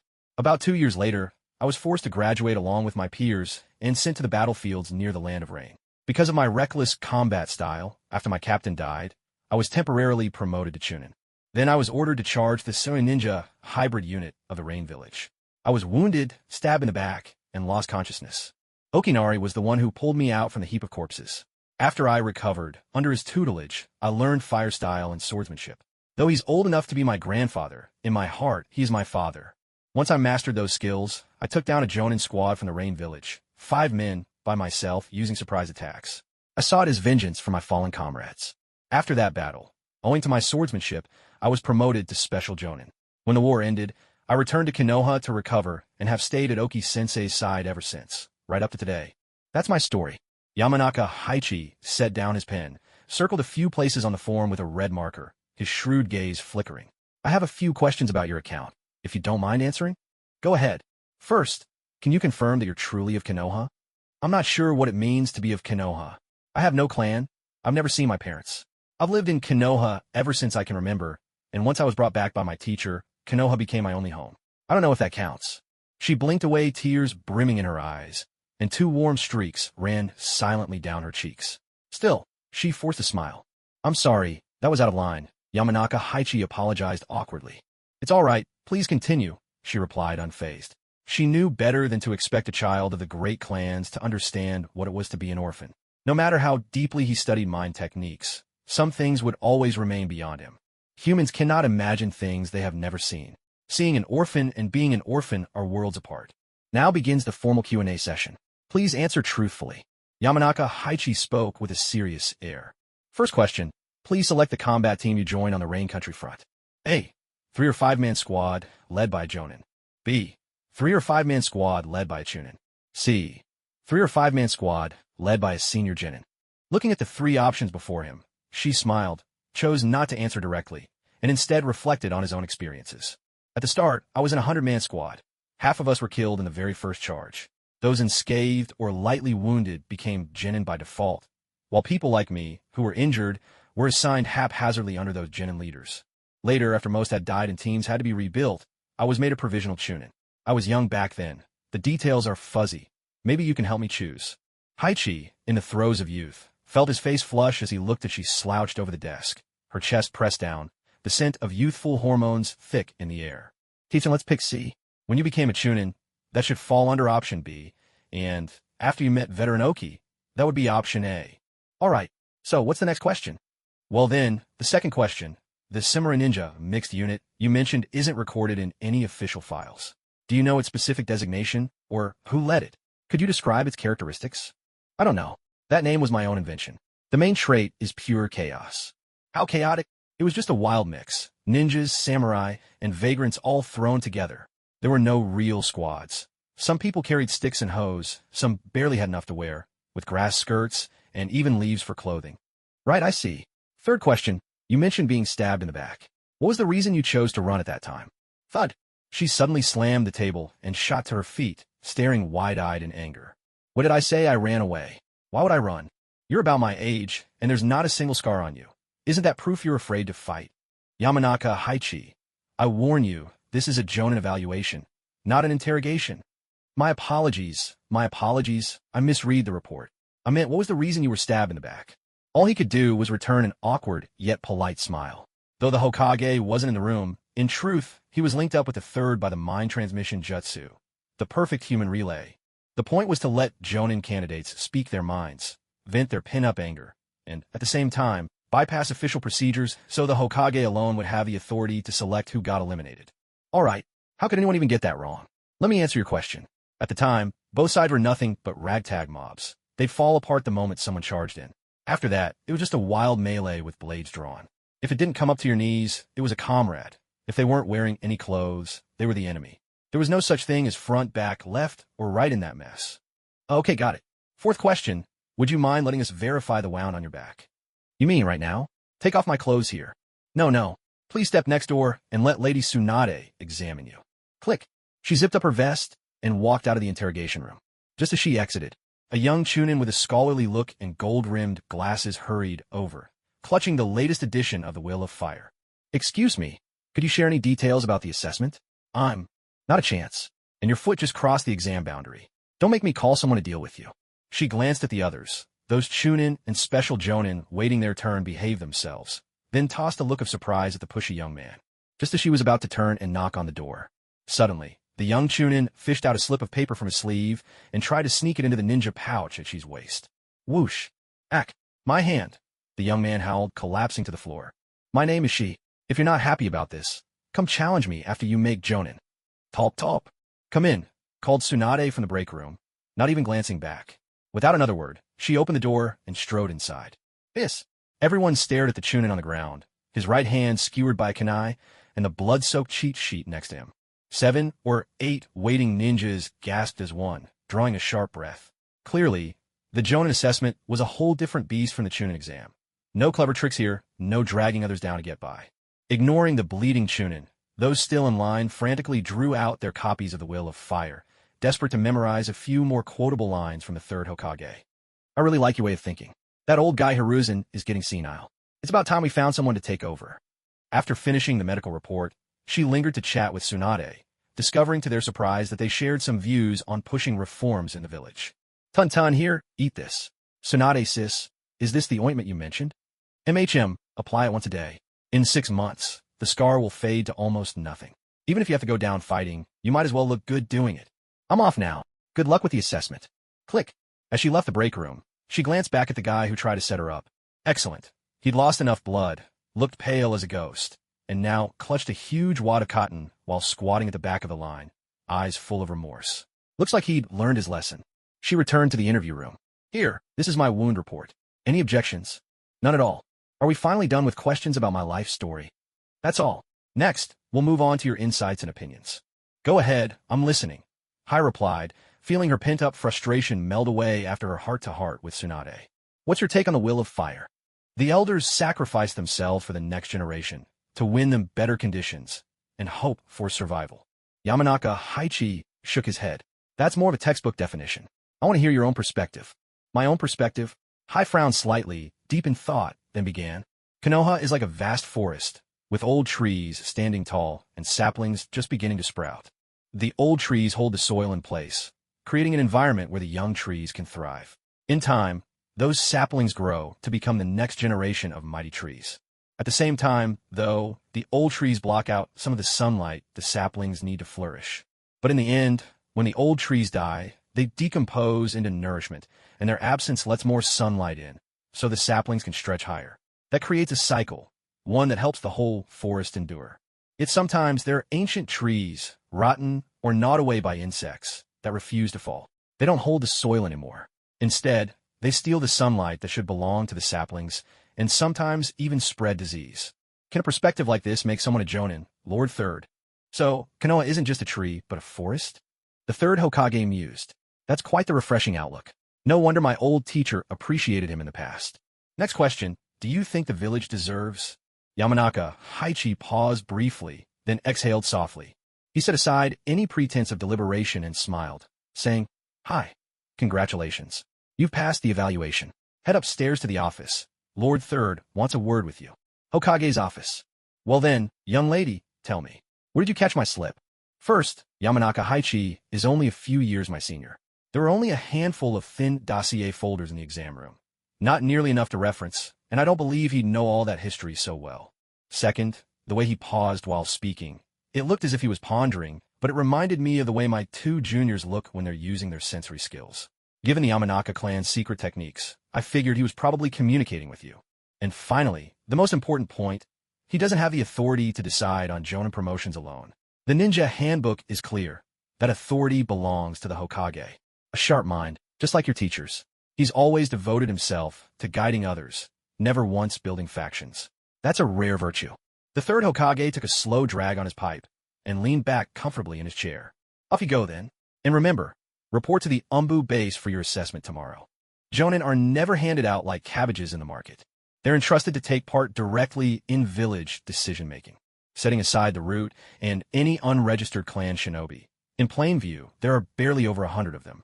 Each year, only up to 100 Jonin applications meet the standard and are formally accepted. The Hokage personally handles these in 2 to 4 sessions. In the end, only a handful of candidates could pass both the ideological screening and the dual tests of combat proficiency or supportive skills each year. Sometimes, when numbers were sufficient, not even a single candidate made the cut. The next morning arrived. Before 5 o'clock, she was already up and about, washing up ahead of time and carefully inspecting her ninja tools to ensure that none were damaged or missing. She arrived early at the headquarters of the Konoha Special Assassination Corps, known more simply as the Umbu, situated between the Hokage Rock and the territory of the Inoshikacho clans. She surveyed her surroundings. Including herself, there were 3 ninjas in total waiting outside, all of them familiar faces from the interviews the day before. Dawn was just beginning to break, yet the lights inside the Umbu headquarters glowed steadily. Here, there was no concept of staying up late, only working straight through the night. At 6 o'clock, an alarm sounded. The doors to the Umbu opened, and several ninjas, waiting to be promoted, were led into the lounge. The first trial was not immediate combat. Instead, it was a chakra nature test. Naturally, for ninjas who had inherited Kekkei Genkai, or rare clan techniques, elemental nature was not the most critical factor. The Uchiha and Hyuga clans even enjoyed the privilege of holding internal promotions to Jonin. Those slots were exceptionally limited, usually only one every 2 or 3 years. For the Uchiha, who revered strength above all, these promotions functioned almost as mini-tournaments, sparking rivalry within the clan. For the Hyuga main household, whose mission records were immaculate, such opportunities were even more valuable. Ordinary Jonin candidates were expected to master at least 3 types of elemental ninjutsu. Only with this level of proficiency could they avoid being completely countered and be considered capable of handling missions independently. She was born with only fire nature. As for yin and yang chakra natures, those were impossible to wield without secret clan techniques. Fortunately, after cramming for 6 months, she had managed to pick up wind and earth release. Combined with her native fire release, she had finally managed to collect the requisite 3 chakra natures.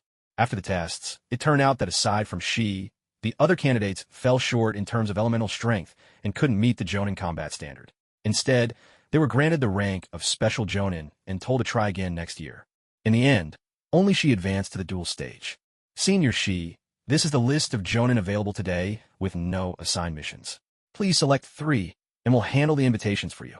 The young Umbu agent, in turn, by the looks of him, offered her a list, each name accompanied by basic intelligence, and watched her eagerly.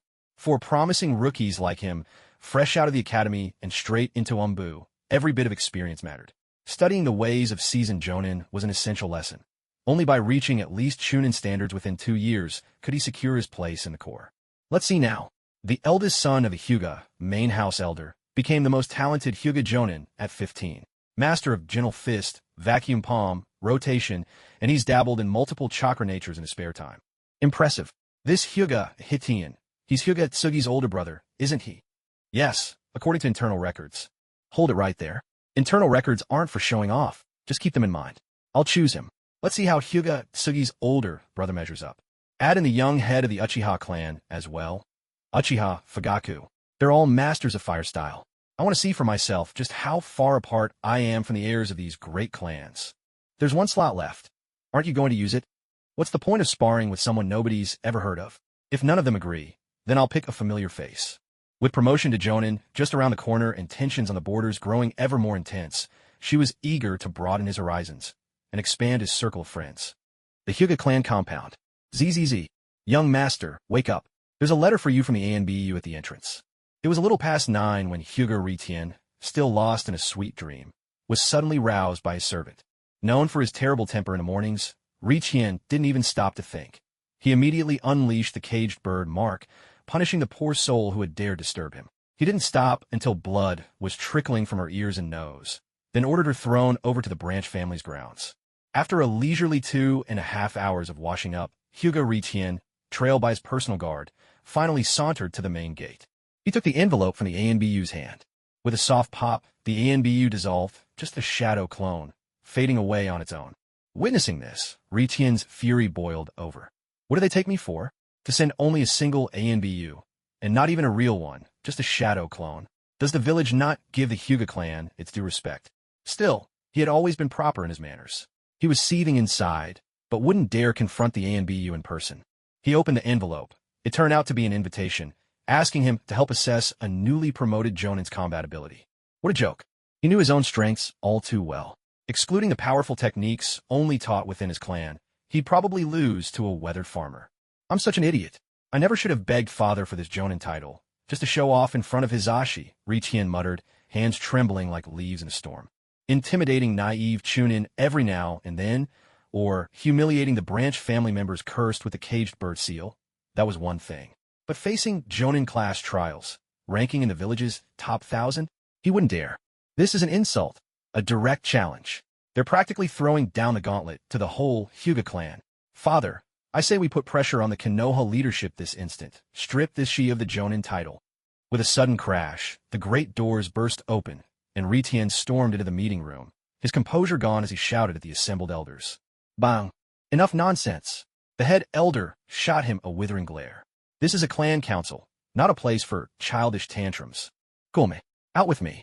Hyuga Hizashi, who had been brought to observe, leapt to his feet, exchanged a swift look with his father, and grabbed Ritien by the collar, dragging him away.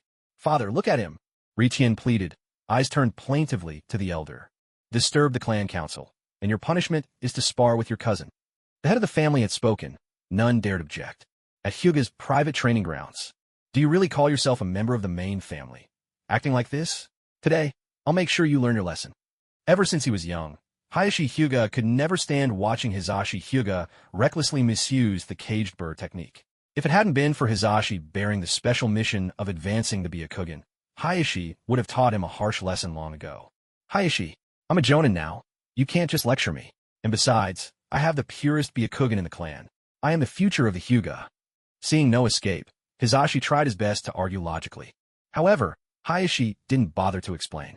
He closed the gap in an instant. Gentle fist, 8 trigrams, 64 palms. Rotation. No sooner had Hizashi gotten into his stance than Hayashi's fist struck him directly. That hurts.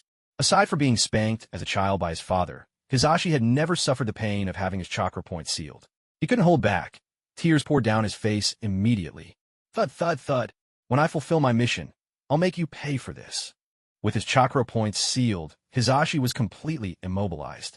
Once Hayashi confirmed that Hizashi wouldn't cause any more trouble or embarrass the clan, he packed a special selection of delicacies reserved for the main family and made his way to the ANBU headquarters to see Hai and request a leave of absence on Hizashi's behalf.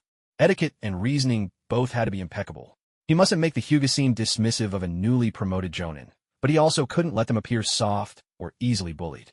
That's the truth of it. Hizashi isn't on any missions right now, but today is the Hyuga clan's regular meeting. He's been assigned to special training, so he can't attend. I'm terribly sorry. It's all right. I understand. Everyone has their own difficulties. Don't worry about it. It's no trouble. Seeing Hayashi's earnest apology, Hai returned a welcoming smile. After all, when even the young clan head came out personally to apologize, what more could anyone ask for? Is the public perception of the Hyuga main family really so different inside and outside the clan? Though she knew the thought was impolite, after hearing what Niji had said, I couldn't help but grumble inwardly. Knock, knock. Komein. Senior Hai, you the guest. I mean, the person you scheduled to meet has agreed to see you. Spotting Hayashi in the room, the young EMBU took a moment to collect his words. Upon receiving the invitation, Fugaku Uchiha didn't put on any airs of a major clan leader. On the contrary, he agreed with remarkable straightforwardness.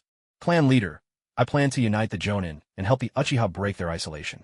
Though, this Omokanara senpai seems a bit marginalized. He enjoys a great reputation, and his students are spread across many departments in the village. I think this is our opportunity to connect with his disciples and boost our standing. At this moment, Fugaku Uchiha was on the verge of taking up the role of young clan head. He neither possessed the Mangekyo Sharingan nor had any children. Naturally, all his thoughts now were for the good of the entire clan. Unlike the Uchihas of the past, he had shed his pride and aloofness, and had begun actively building relationships within the Chunin and Jonin community of Konoha. At the same time, he also built good relationships with both the Uchiha commoners and the dovish faction. Coupled with his own remarkable strength and the backing of the old clan leader, he was chosen as the young leader. Go ahead, you have my support. Shauna's ideology is too extreme. The Hawks are powerful, and oftentimes, even I get swept along by them. But remember to strike a balance when forging friendships with others. Shauna and I are both getting old. After the war, the Uchiha clan will be entrusted to you. Fugaku no longer let his thoughts linger on the aged and weathered face of the clan leader. Instead, he turned to pack his belongings, his shinobi blade, explosive tags, smoke bombs, shuriken of various sizes, and even steel wire for conducting fire-style chakra. As long as their opponent wasn't from the Hyuga main family, that group of porcelain warriors, being a jonin, still carried real weight. To show one's true abilities was to show respect to one's adversary. An exhilarating match, win or lose. This was the Uchiha way of making friends. Senior Jin Hong, you're proctoring the exams this afternoon, right? Are you and the 2 ENBU from last time fully recovered? Yes, all healed up. Even my legs been reattached. Give it your all out there. Opportunities to spar with the Uchiha don't come by often, and we'll need to record everything for the archives. Training Ground 44. The very same field the future 12 young powerhouses would face in the Chunin exams. Its broad expanse and complex terrain sometimes made it the stage for real jonin bouts. Outside the grounds, masked ANBU agents were stationed to contain information leaks, while a newly formed medical squad stood by. Both sides could go all out, fighting without restraint. Although you're not a jonin yet, I won't be holding back today, out of respect for Senior Okamoku. After all, as your senior, this is my duty. Uchiha Fugaku declared with solemn gravity. Understood. I'm ready. The two of them formed the seal of confrontation. Then each took a scroll. Whoever lost their scroll, or suffered a decisive blow, would be deemed the loser. Of course, defeat in battle didn't mean failing the jonin assessment. As long as one could stand their ground against a veteran jonin for a while, and earn the joint approval of both the jonin and the Hokage, most would pass. She leaped across the river, landing nimbly on a branch on the far bank, displaying astonishing agility and speed. She drew her shinobi blade and signaled her readiness. Fugaku remained in place, their gazes meeting for a fleeting moment. The fight was about to ignite. Crimson 3-Tomo Sharingan spun rapidly. Fox Spirit Mind Arts. In an instant, she's body slackened, limbs relaxing all at once. Without chakra to adhere her to the tree or maintain her balance, she toppled from the branch. Wrong move. The Fox Spirit Mind Arts wasn't meant to render someone unconscious. Fugaku's senses went razor sharp. He formed the Tiger Seal for fire style, body tensed, every thread of attention focused, his Sharingan spinning in vigilant circles. Yet his peripheral vision never strayed from she, lying seemingly helpless on the ground. No chance for a shadow clone. Her chakra flows are steady, and she doesn't appear to be caught in a Jinjutsu. Is this the empty city stratagem? Years of experience raced through his mind. Fugaku quickly deduced her true intent. She simply lay down on the ground with her eyes closed, completely defenseless and unmoving. She did not resemble someone caught in a Jinjutsu. Rather, it looked as if she had simply fallen asleep. Having lost the initiative with Jinjutsu and unable to discern her opponent's intent, Fugaku found himself momentarily at a loss for what to do. All he could do was settle for a secondary strategy, sending out several wires of steel to bind she where she lay on the ground, making it easier for him to set up his traps. Fire style, Fire Dragon Jutsu. A surge of flames coalesced into the shape of a dragon and raced along the oil-smeared wires with dizzying speed. Compared to the Grand Fireball, this mode of attack could both restrain the opponent and avoid obscuring his line of sight, far more appropriate for dueling a foe on equal footing, rather than clearing out a group of minor enemies. A sudden puff of white smoke burst forth. The she who had been bound by the wires vanished without a trace. A shadow clone? But there was never any chance. There was no time to think. A flash of a blade, glowing red-hot, swept past in an instant. With a sharp twang, the steel wires snapped on contact. Immediately afterward came a flurry of kunai and shuriken. Fugaku jerked his head back, dodging them just in time. Through the fire's blaze, a swift figure wreathed in flames surged forward, blade poised for the strike, closing the distance in a blink. Steel rang against steel as Fugaku unsheathed the silver-white sword at his hip. Infusing it with chakra, their blades clashed, sending fiery sparks into the air. Though she, as a woman, could not match Fugaku's strength, a man in his prime, her swordsmanship favored speed, and her strikes struck with deadly heat. Dazzling sword shadows mingled with the brilliant firelight, leaving her opponent no openings to exploit. The Sharingan could copy sword techniques, but the torrent of chakra-born flame obstructed Fugaku's vision, and the blinding light stung his sensitive eyes. His sight grew ever more blurred. After several rapid exchanges, the clan-forged chakra steel sword was battered and chipped by the searing heat, even beginning to crack. Without a suitable weapon in hand, all the sword techniques in the world counted for nothing. The famed Sharingan of the Uchiha clan found itself at a rare disadvantage in close combat. To be a Jonin-level powerhouse required more than just a Sharingan with 3 tomo. Even with that, the gap was not so easily bridged. Had his fundamentals in swordplay been any weaker, she would likely have bested him already.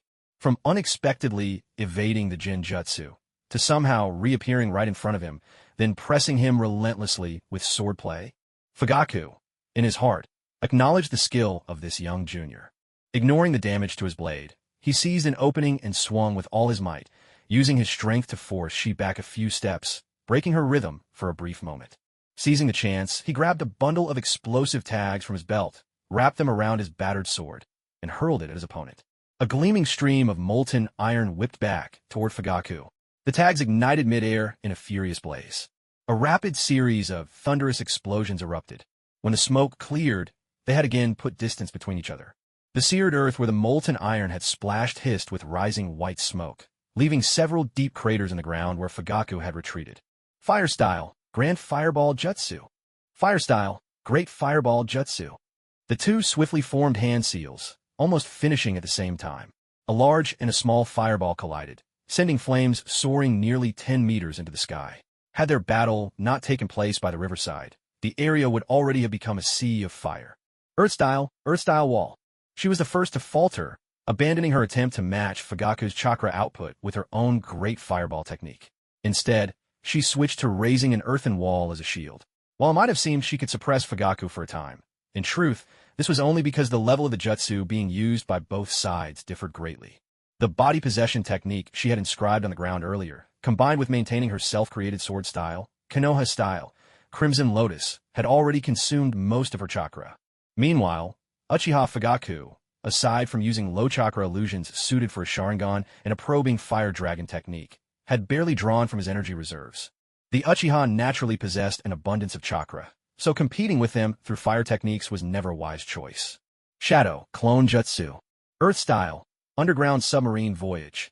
While the earth wall was still intact, she split her remaining chakra to create a shadow clone, handing over the scroll as it burrowed underground. Her true self used the last of her strength to keep the earthen wall standing. The shadow clone would only have enough power left for one more jutsu. The barrage of great fireballs lasted a whole minute. Though she continuously funneled chakra to repair the earth wall, even the half-meter-thick barrier began to crack, the blistering heat seeping through. Under the relentless heat, she was drenched in sweat. A deafening boom erupted. The earthen wall was blown apart by an explosive tag. No time to assess the threat. She snatched up her ninja blade and rolled to the side. Shuriken and kunai shot at her from all directions. Uchiha's throwing technique was renowned as second to none. She sprang to her feet and parried desperately. She didn't unleash Konoha style, Crimson Lotus again, but her swordsmanship was genuine and formidable. Tashi, creator of her own sword style and recently promoted to Special Jonin, because of it, the attacks launched 2 at a time couldn't overwhelm her. No matter how acute the angles, the onslaught failed to land real harm. The contest was deadlocked. Fugaku noticed. The dizziness his eyes had suffered earlier from her blade had now faded. He reactivated his 3-tomo Sharingan, his keen perception making it clear she's energy and chakra were all but spent. He kept hurling shuriken, wearing down her strength, waiting for the opportune moment to cast Jinjutsu. Demonic illusion, shackling stakes. Her vision blurred, and she felt as if giant iron stakes pinned her limbs down, her consciousness dragged into a world of swirling red and black. Jinjutsu? What did he cast it? I can only hope my charm seals will work. Gazing at Uchiha Fugaku before her, she muttered instinctively. You use a charm seal as a medium to channel another's chakra into your own body, don't you? No wonder you broke my first illusion. After all, it's far harder for the soul to lie than the body. That's why Jinjutsu is often used for interrogation. Fugaku gripped the kunai as he spoke, advancing step by step. At the same time, his physical body in the real world drew closer to Shi's true form. The opponent had earned his respect with his swordsmanship. Because of this, Fugaku felt compelled to show genuine offense in return. Heh, did you really think it would end so quickly? I'm no fragile flower raised under the protection of elders. Watching Fugaku approach with his blade, she remained composed, even casting him a mocking look. Shadow clone, is this when he'll unleash the great fireball? Fugaku's brows knitted and his steps faltered, realization dawning in an instant. The technique he was using now, the binding pillar, was essentially a lesser variant of the clan's famed Mangekyo Sharingan illusion, Tsukuyomi. For his 3-tomo Sharingan, maintaining it was a heavy burden. Though it wouldn't damage his eyesight, simply holding this technique steadily weakened his abilities in the outside world. His hand signs, the power of his ninjutsu, and his taijutsu reflexes, each of them diminished under the strain. He found himself at a crossroads. Should he risk everything, pouring his full focus into his genjutsu in the hope of a decisive mental strike, leaving his physical body vulnerable to Shi's shadow clones? Or should he play it safe, drawing out the illusion's torment while reserving enough attention to dodge any sneak attack? Fugaku chose caution. There's no time for hesitation. He forced himself to discard the instinct to act rashly when things were going well, splitting his mental energy in two. One half controlled his illusory form, launching a swift psychic assault on Shi. The other half maintained vigilance over his physical body, bracing for a sneak attack from the shadow clones. But, with only half his strength fueling the illusion, Fugaku's mental world began to waver. Both the speed and force of his spiritual attacks diminished greatly. After all, the 3-tomo Sharingan was not the Mangekyo. At best, it carried the strength of an elite jonin. With long training, there were even genjutsu specialists among the ninja, like Yuhi Kurenai, supervising today's exam, who could achieve similar feats. But Fugaku himself was never a true genjutsu expert. His talent leaned more toward ninjutsu. So, while she was suffering, he could still endure the pain, and even manage to hurl insults every now and then. Meanwhile, Fugaku had to stay on guard for a close-range ambush by the clones. From afar, their attacks might be manageable, but at close quarters, he had no wish to repeat that ordeal. Especially now, with his katana ruined and no long weapon at hand. The stalemate resumed. With a swift water, hand sign, 2 puffs of smoke erupted at Fugaku's side. At that exact moment, a ninja blade snaked out of the earth, slashing at lightning speed barely half a meter from the ground. With a dull thud, one shadow clone was cleanly severed at the ankle before it could even react, dissolving into smoke. The jolt of pain shot through Fugaku's mind. Juggling his efforts in 3 directions, his movements stuttered, and he was on the verge of losing his own ankle to the sword. Suddenly, his other shadow clone kicked him clear, taking the blow in his place, vanishing instantly. Careless. Can't believe I'm being drawn into a battle of attrition by someone younger. Suffering 2 consecutive strikes to his ankles was no easy feat. Uchiha Fugaku's face darkened with discomfort as he struggled to his feet. The illusionary space was on the verge of collapsing. Few people could remain as unfazed as Naruto Uzumaki, who could watch his shadow clones get destroyed without batting an eye. We handle the clones first. As long as the illusion held, everything would be fine. Fugaku decided to withdraw a large amount of mental energy and quickly formed hand seals. Fire style, grand fireball. Yet the shadow clone did not attempt to counter with its own jutsu. Instead, it abandoned all caution, using the body flicker technique to hurtle straight towards him.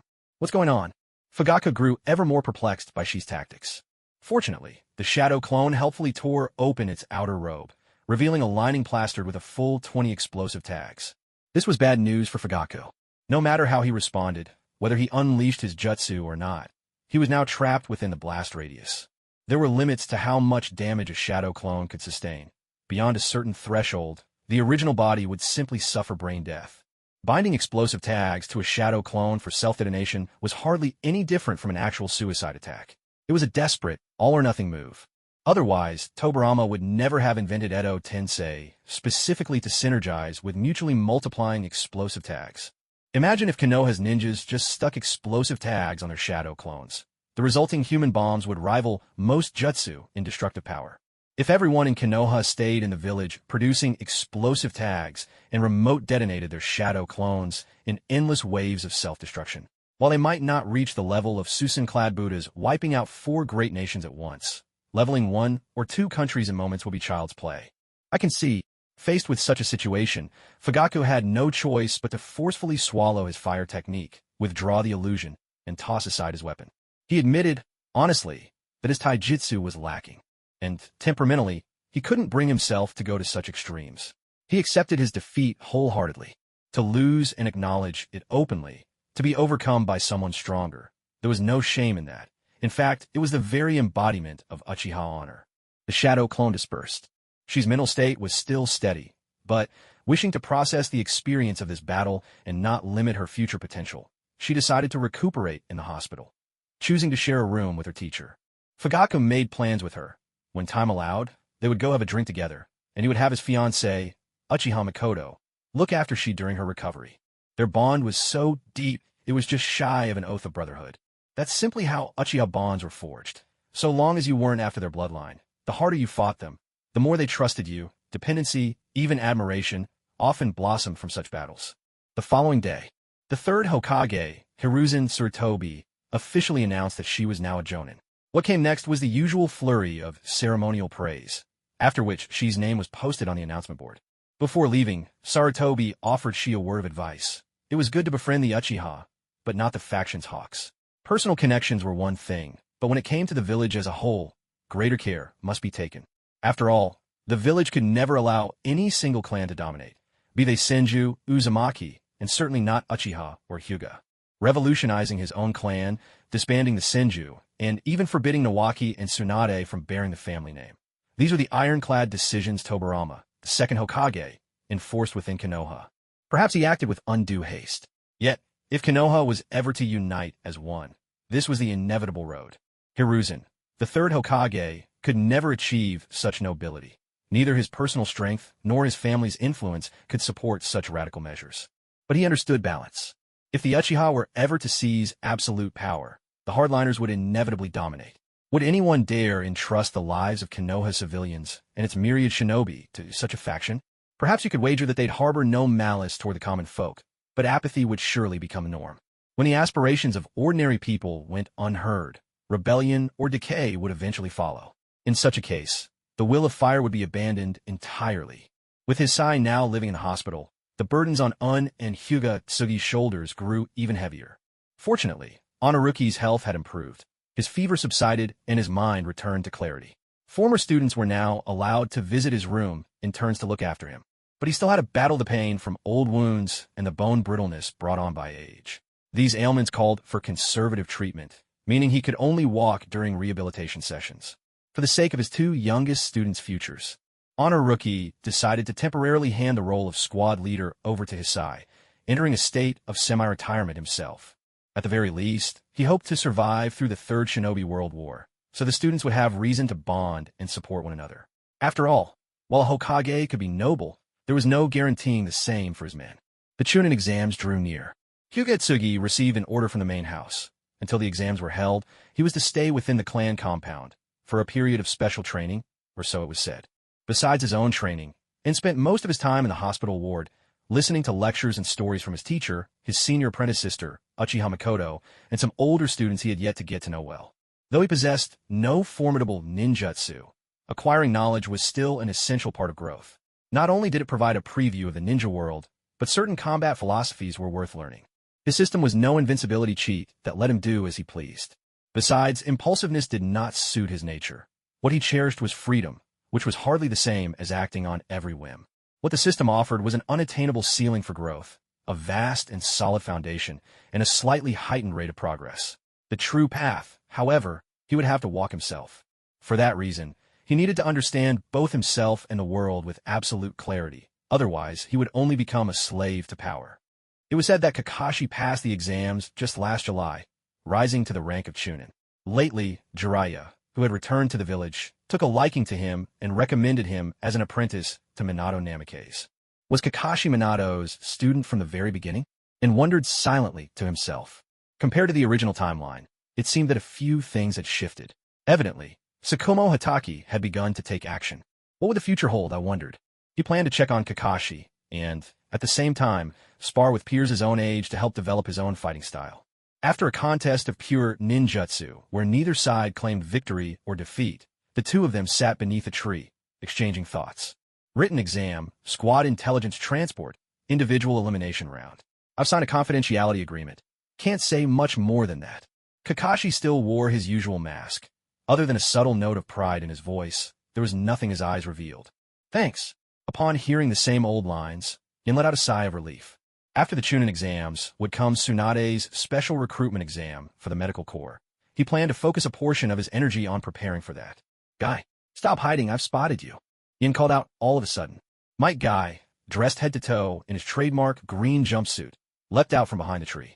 Kakashi, you caught me. Wait, oh, it's you, Yin. Finished your mission already? Yep. No escape now, let's go, Guy. Hey, Yin, interested in running 500 laps with us? Kakashi sounded a bit resigned, but there was a note of anticipation in his words. It seemed the two already shared a growing friendship. Count me in. The three of them strapped on their weights and dashed off together toward the golden light of sunset. His father hadn't died under the weight of rumors after saving his teammates. He often exchanged thoughts with Minato Namikaze, known as the Little Sun, and on top of that, Mike Guy regularly dragged him out for taijutsu training.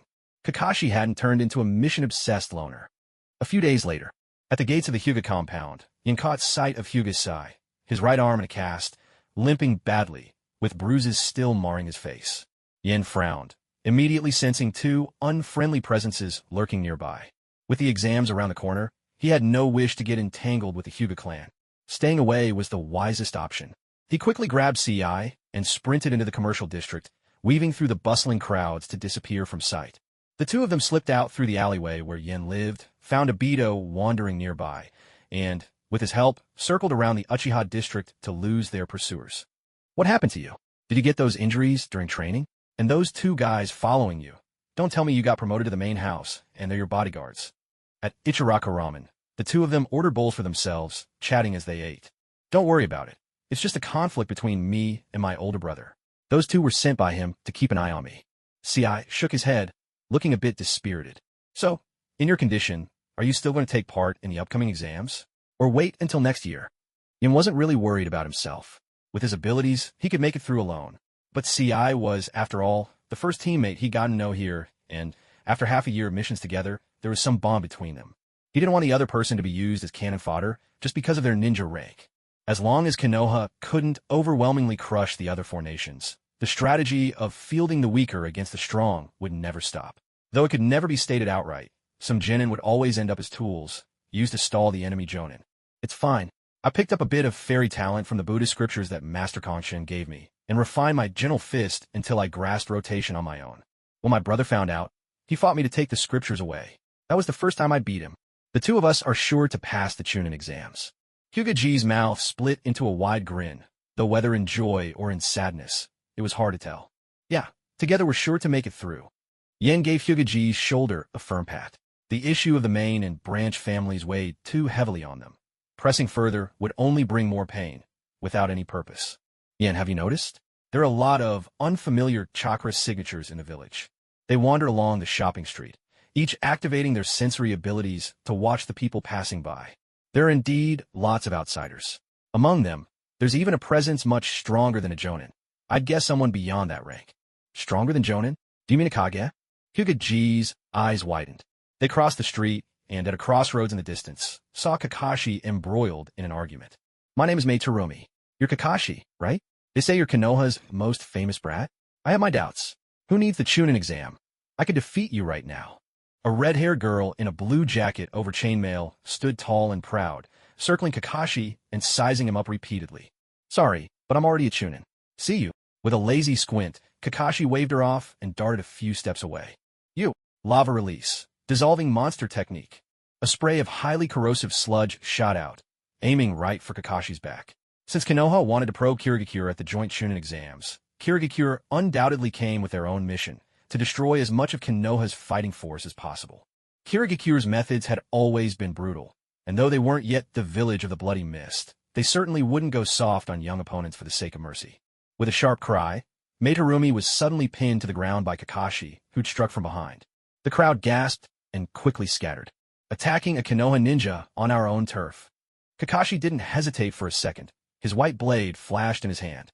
With a loud thud, a staff came crashing down, knocking Kakashi aside. The newcomer was no more than 1.5 meters tall, with a baby face and a scar shaped like stitches under the left eye. So this is your Konoha hospitality? Just because Konoha had been spared in the last Great Ninja War didn't mean it would be spared this time. If Konoha ended up entangled in the quagmire of war, Kirigakure would not hesitate to tear through their uncertain relationship and become open adversaries. Konoha wanted to use the joint exams to gauge the abilities of the next generation from Kirigakure, while Kirigakure was equally determined not to show any weakness. They sent the Mizukage successor into the village, both to probe the strength of Konoha's Jonin and to eliminate any potential threats along the way.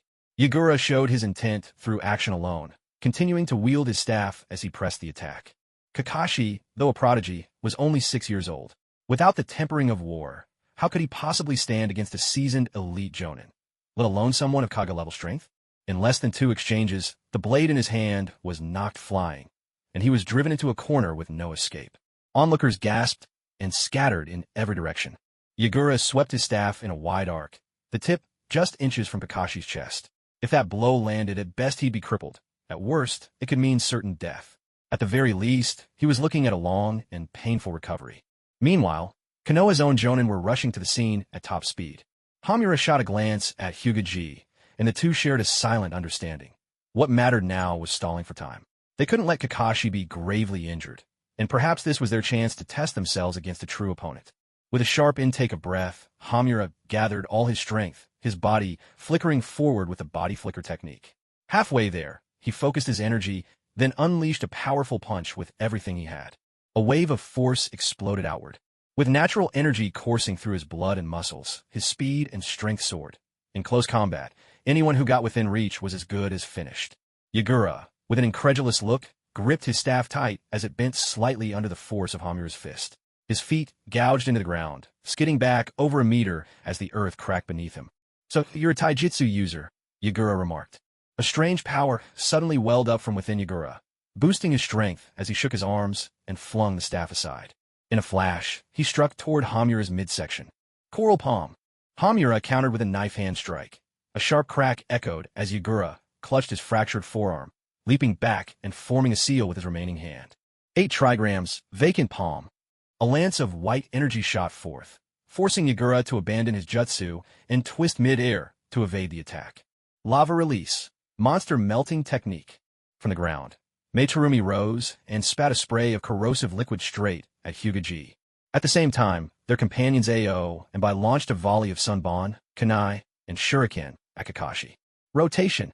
Hokage darted in front of Kakashi, planting his foot in a firm stance, breaking free from his splints and mustering every last drop of chakra to unleash a golden rotation. A sizzling wall of chakra unfurled, blocking the acid and all the incoming weapons. Hokage's hands throbbed with pain, his mind going fuzzy, but without pausing to check his burned arms, he quickly flung several explosive tags at the enemy before collapsing from exhaustion. Kakashi caught him just in time, and together they leapt onto the nearest rooftop. Meanwhile, Yagura's broken forearm was enveloped by an ominous crimson chakra, the bones mending with unsettling speed. His brow furrowed, a trace of bloodlust appearing in his eyes. "That's tailed beast chakra," Hamura thought, alarmed. Wait, wasn't Three Tails sealed inside Yagura only at the war's end? No, perhaps this is just a part of the chakra. But even if it's only a wisp of chakra, it's still far beyond what he can deal with right now. The power that the tailed beast cloak grants a ninja is overwhelming, almost comparable to Susanoo. Yin couldn't transform either, and the one advantage he could rely on, his taijutsu, was now completely nullified. How do ordinary people deal with a Jinchuriki? A tailed beast cloak? Susanoo? The Uchiha? Tobarama Senju? Linked explosive tags. That's it. A spark of inspiration flashed through his mind.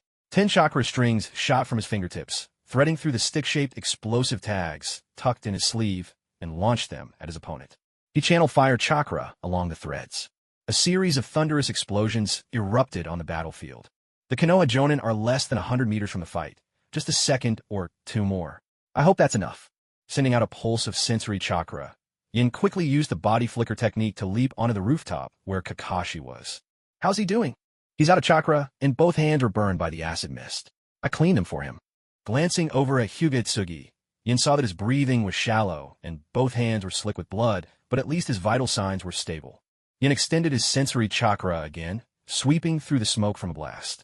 Thankfully, his enemy hadn't fully transformed into a tailed beast. He was simply standing there, silent and unmoving. Konoha ninjas were already arriving. "Hey, you two, get the wounded to the back." An EMBU Jonin called out to Yin and Kakashi. Tsunade led the EMBU, Danzo brought the root agents, and Uchiha Fugaku arrived with the police force. The three groups each blocked a different exit, leaving only the road to the Hokage's office unguarded. The smoke cleared. Only Yagura's own sleeves were shredded to bits. Aside from some obvious injuries from the skirmish, no one else showed any signs of being caught in the blast. So late to the party. The way Konoha boasts about protecting its village sure doesn't match the reality. Yagura's face darkened. He had run into Kakashi by chance. His plan was to give Meitarumi the order to kill him before Konoha's ninjas could arrive. Instead, he himself had been taken off guard by a seemingly insignificant genin. Konoha isn't a place you can just walk into as you please. Danzo's tone was icy as he gave a subtle signal. Several root ninjas stepped forward, one releasing a swarm of bugs. "Let's see if you have what it takes to get out." "Oh, thinking of leaving? I wonder if this will do the trick." Unhurried, Yagura pulled out a kunai and slashed a gruesome, deep cut into his own arm. So deep the bone showed. Before the blood could even drip, dark red chakra surged from the gash, enveloping it. In less than 10 seconds, as the chakra receded, not a single scar was left. "You're a Jinchuriki," Tsunade cried out. She quickly gestured for ANBU to hold their ground. After all her years with Kushina Uzumaki and Mito Uzumaki, and with her own grandfather, Hashirama Senju, having warned that the Nine-Tails' power was simply too great to contain. Of all people, Tsunade knew better than anyone the danger of the tailed beast's strength. "Yes, you could say that. And unlike the other Jinchuriki, I seem to have a natural affinity with my tailed beast," Yagura said as he lifted his hand. A streak of dark red chakra spread across one side of his body, then faded without a trace. "See?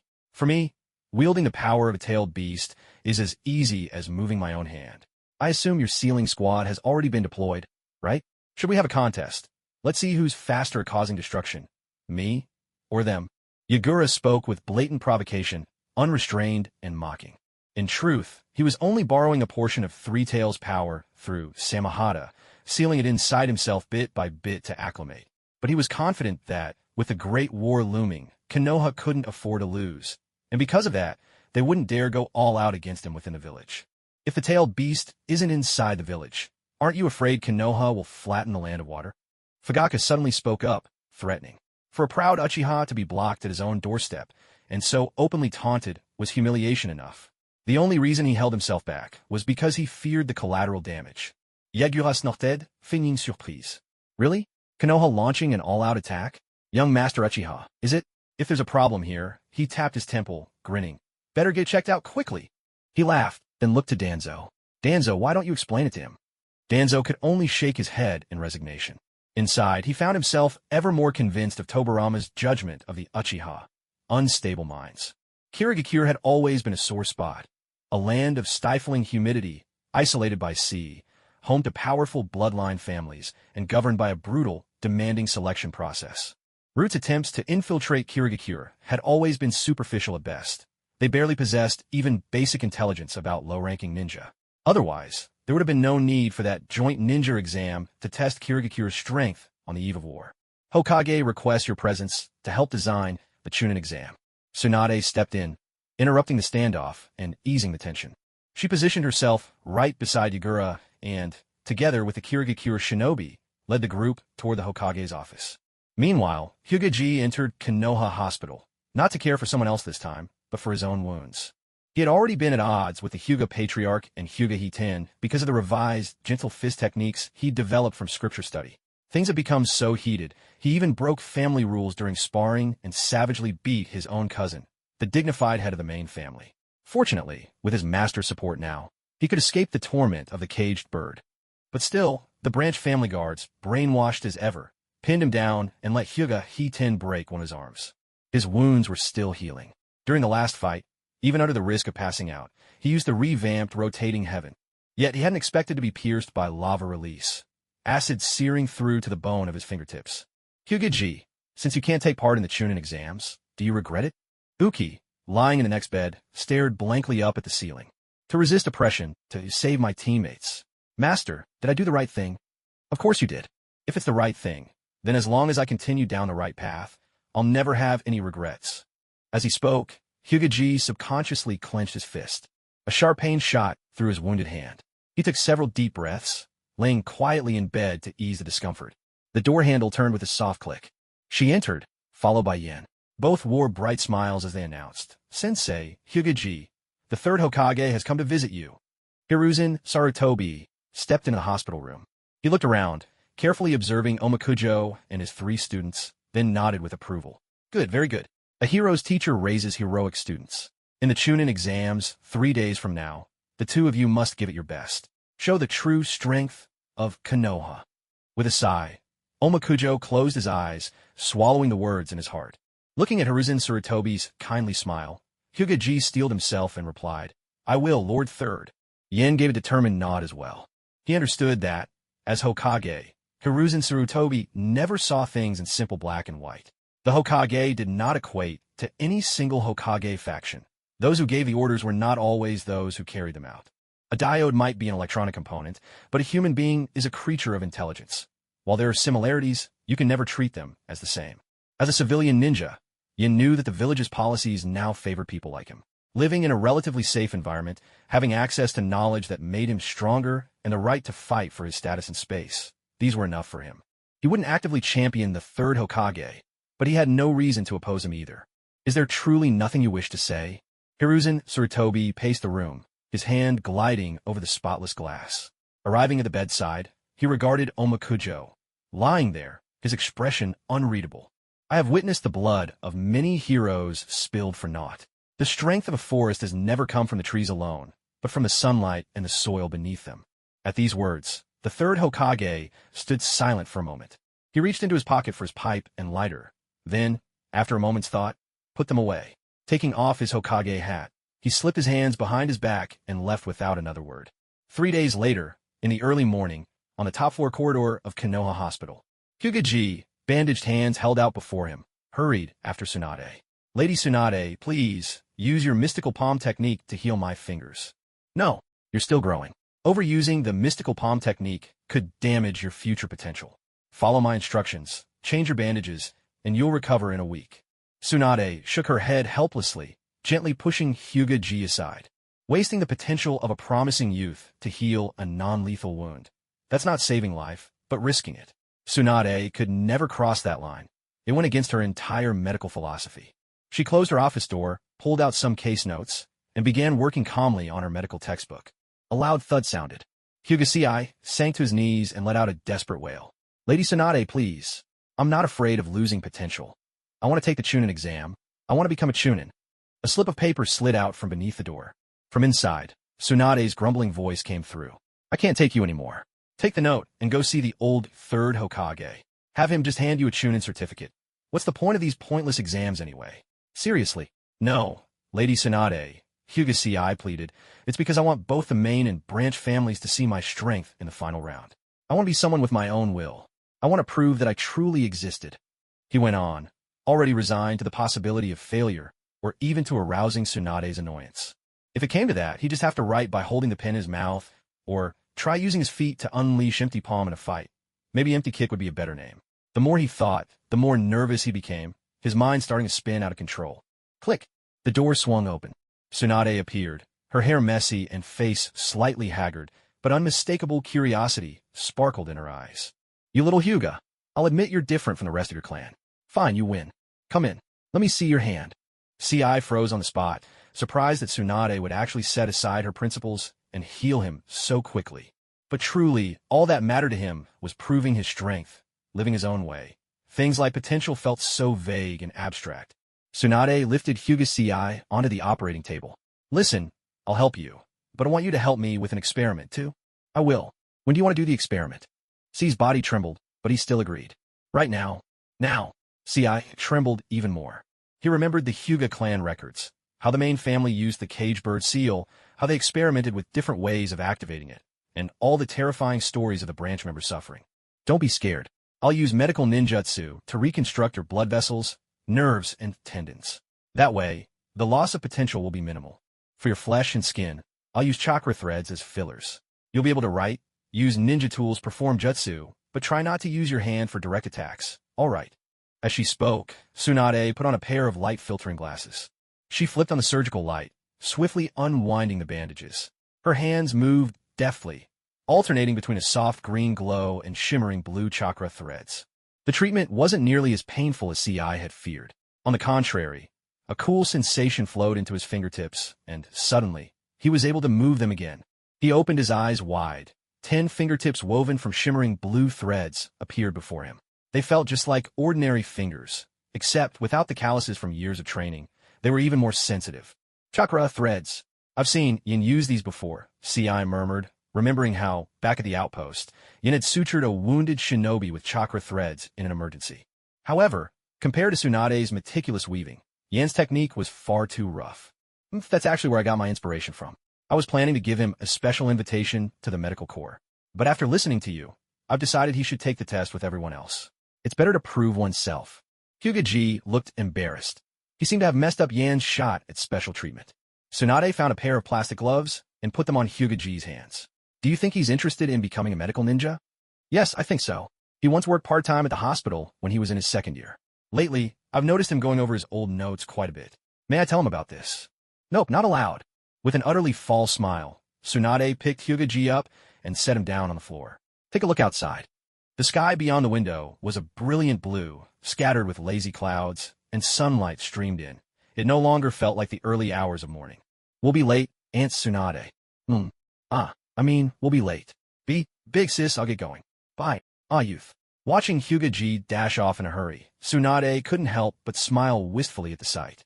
A word of caution, too many people have been inexplicably nitpicking this segment with the Chunin exams. To prevent people from getting overly imaginative in the comments, here's a clear statement. 1. Of those taking the Chunin exams, only Yin and Terumi Mei are geniuses who graduated ahead of schedule. 2.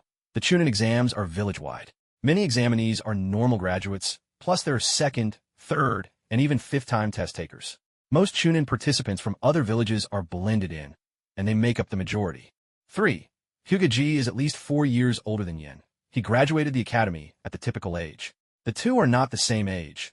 Yin is just well-developed, so they appear about the same height. 4. Apart from the main character, there are no random, Kakashi-level geniuses the same age floating around. If you spot such a character, please call it out directly in the paragraph or chapter comments. Don't invent stories in book reviews. Otherwise, I can only assume you're a sock puppet for another author. Follow me, quick, just 1 minute left. Outside the testing hall, Yin spotted the frantic Hokage, scooped him up, and, channeling the body flicker technique, whisked them both forward at high speed through the crowd. With a powerful leap, they sprang upward. Under the gaze of countless ninjas and nobles gathered outside, the two of them vaulted through a 4th-story window. Yin had already scouted this spot with his sensory abilities. It was the closest entry point to get them inside as quickly as possible after picking up Hokage. The 3rd floor? Isn't our test room on the 4th floor? The moment Hokage got close, he was caught by an illusion. Rubbing his eyes in confusion, he squinted. Someone had cast demonic illusion, false surroundings technique, to mislead everyone about the location. But Yan's mental strength was extraordinary. At age 3, he could resist the hypnotic power of a fully evolved Sharingan, and his sensory skills had only grown sharper since then. It's a Jinjutsu. You know how to dispel illusions, right? Upon hearing this, Hokage swiftly formed hand seals, redirected the flow of his chakra, and grasped the truth in an instant. In fact, directly activating his Byakugan would have produced the same result. He reflected that his injury had, in a way, made his thinking more thorough and comprehensive. Yin, anticipating the incoming In release chakra, activated his taijutsu, releasing a flicker of chakra from his eyes. The Jinjutsu dissolved midway, dissipated by his technique. He glanced at his status panel. The Jinjutsu release progress bar hadn't budged at all. He had no idea how to improve this skill. He'd grown increasingly adept at meditation, a method that could slowly strengthen one's mind, but he was never able to make it register on the panel. Strangely, it was this ambiguous Jinjutsu release ability that refused to progress. No matter how many unusual ways he tried to dispel illusions, his proficiency wouldn't increase in the slightest. Did he need to find a Uchiha, drag him into some endless Jinjutsu practice? How is that any different from getting completely high? Rather than that, he might as well go straight to Ol Madara and ask the elder to unleash Tsukuyami on him a few times, preferably infinite Tsukuyami. It's really tough. If I can't upgrade the skill, I'll just rely on brute force to break Jinjutsu. Yin mused to himself, reaching out to slide open the window. He lifted Hyuga's CI, sunshined in a blur, and shot straight to the entrance of the exam hall. To the candidates inside, it felt like a gust of wind had suddenly swept through the room, only to realize the source was the now open window. Mist still hung in the hallway, suggesting that Kirigakure had a hand in setting up this portion of the exam. Have you, too, been standing here the whole time? The special Jonin, supervising the test, looked at them as if he'd seen ghosts. The two of them merely blinked, and suddenly there they were, materializing before his eyes, and in such an odd, princess carry position, no less. Yes, sensei, please check us in. There are less than 50 seconds until the exam starts, Yin replied, neither he nor Hyuga's CI out of breath or flustered in the slightest. They each produced their admission slips, as if they'd been waiting in the corridor all along. Are you sure you're only 6 years old? Looking at Yin, who already stood as tall as the proctor's chin, the not very tall Jonin was left doubting himself. Maybe it's just good nutrition. In 3 more months, I'll be turning 7, Yin replied with a shrug. A genius always comes with a few peculiar traits. The special Jonin comforted himself as he ran his security checks. All right, you may enter. Hyuga CI presented the medical certificate Tsunade had issued. After registering, the two boys were finally led into the exam hall. The exam bell rang. Test papers were distributed. Yin scanned through them, just 10 questions in total. He could easily solve the first 9 on his own. Only the final one, describe the ninja way in your heart, looked deceptively daunting, the sort of question with no one correct answer. He didn't rush. Instead, he sprawled over his desk, feigning sleep, while subtly extending his sensory perception to sweep across the classroom. 2 individuals, who looked suspiciously like Chunin, had already started writing. Tiny insects darted through the air, giving away the fact that one of the candidates belonged to the Aburame clan. Hinata activated her Byakugan, directly seeing through everything, and began furiously copying the Chunin's answers. Some tried to answer on their own, but after writing less than half, they gave up in frustration and started glancing around for help. In the same room was Uchiha Duka, who activated his Sharingan to imitate the person in front of him. Unfortunately, the one sitting in front of him seemed to be scribbling nonsense. Meitarumi and the other hidden mist ninja had a thin layer of water over their eyes, their chakra seemingly drawn from Yagura, the Mizukage himself. The proctors paced up and down the rows. As elite Jonin, they were all too familiar with the little tricks and schemes attempted by most Chunin hopefuls. They chose to overlook some of those who were stealthily copying answers, since this was an exam, not a real-life intelligence-gathering mission. As long as you didn't go overboard, usually you'd just lose points, not get disqualified. Take, for example, a few participants from the Hidden Grass Village. Their lack of professional conduct was truly appalling. They openly stretched their necks to copy answers, and after being penalized and warned, resorted to tossing paper airplanes. In the end, they lost all their points and were immediately sent out of the exam. The test now entered its second half. Yin used chakra threads to trace his answers onto the exam paper. He recalled how he previously infused fire nature into these chakra threads, using them to trigger explosions. After all, it was rare to get a chance to visit the world of the Hokage. To leave here without developing his own original ninjutsu would be a waste. The Rasengan was undeniably impressive, but he wasn't interested in just being an imitator. Infusing attributes into chakra threads. Perhaps, he thought, this could be a new line of development. If nature-less ninjutsu could be enhanced with elemental changes, what would be possible? If the Rasengan could do it, surely other ninjutsu could as well. Chakra threads that could change nature on command. What possibilities might that bring? Even just thinking about it, the potential for stealth and attack power was clearly elevated. Imagine, one moment, your chakra threads are manipulating a puppet. The next, they're imbued with fire, used to directly injure an opponent. He wondered what might happen if he added wind style, lightning, or even Kekiai Genkai into the mix. On his own status panel, aside from sealing techniques, all his fire and water style jutsu were grouped under one broad category, the proficiency blending together. Using simple water or fire techniques had become as natural to him as breathing. Inspiration would strike from time to time, enabling him to experiment and invent new forms of ninjutsu. So is it possible to apply this to non-elemental ninjutsu as well? Could he combine them all under a single concept, and then refine and evolve at will? Determined, Yin focused his attention, opened his status panel, and poured his ideas for simplification and unification into it.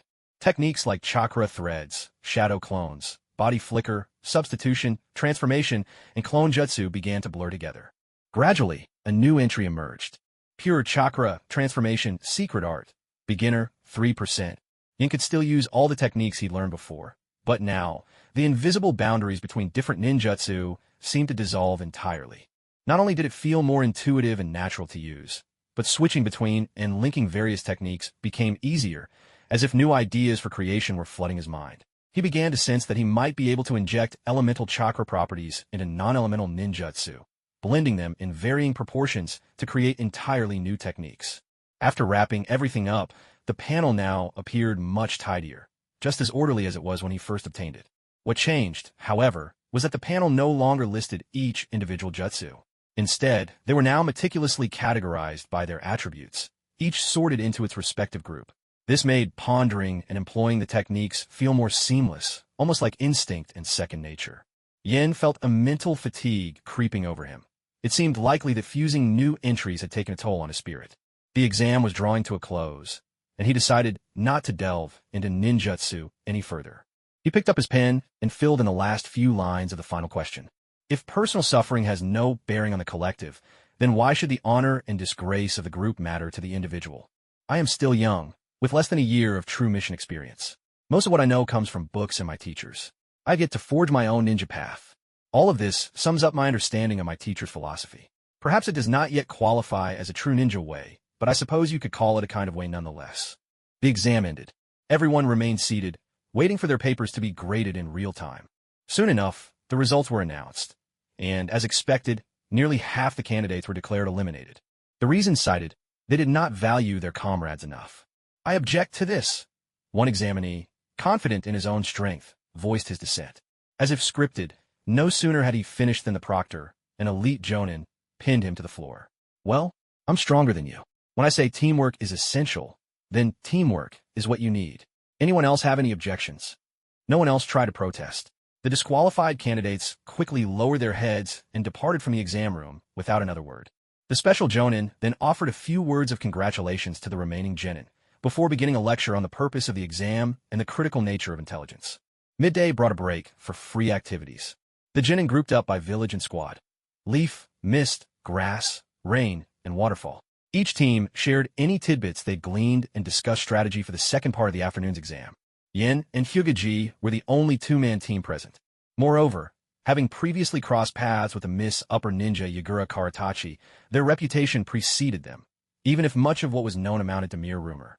All the same, the two drew significant attention. Unable to find anywhere quiet to talk, the two resorted to using chakra threads to secretly exchange coded messages. Aside from the Kiri squad, led by Terumi Mei, none of the outside teams really posed a threat to them. Added to that, with Yan's sensory abilities and Ji's Byakugan, they held the advantage whether they chose to avoid other groups or launch a preemptive strike. As for their lack of firepower due to being only a duo, Yin drew out 2 whole stacks of explosive tags to compensate. The edge of the Forest of Death.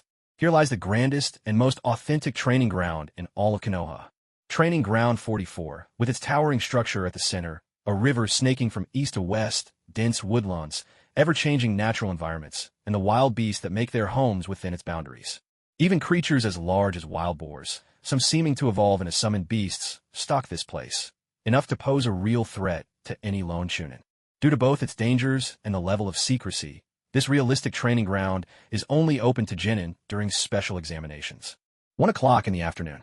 Many teams, teetering on the edge of elimination after almost failing the written test that morning, arrived early at Entrance 1, the main gate, hoping to secure an advantage.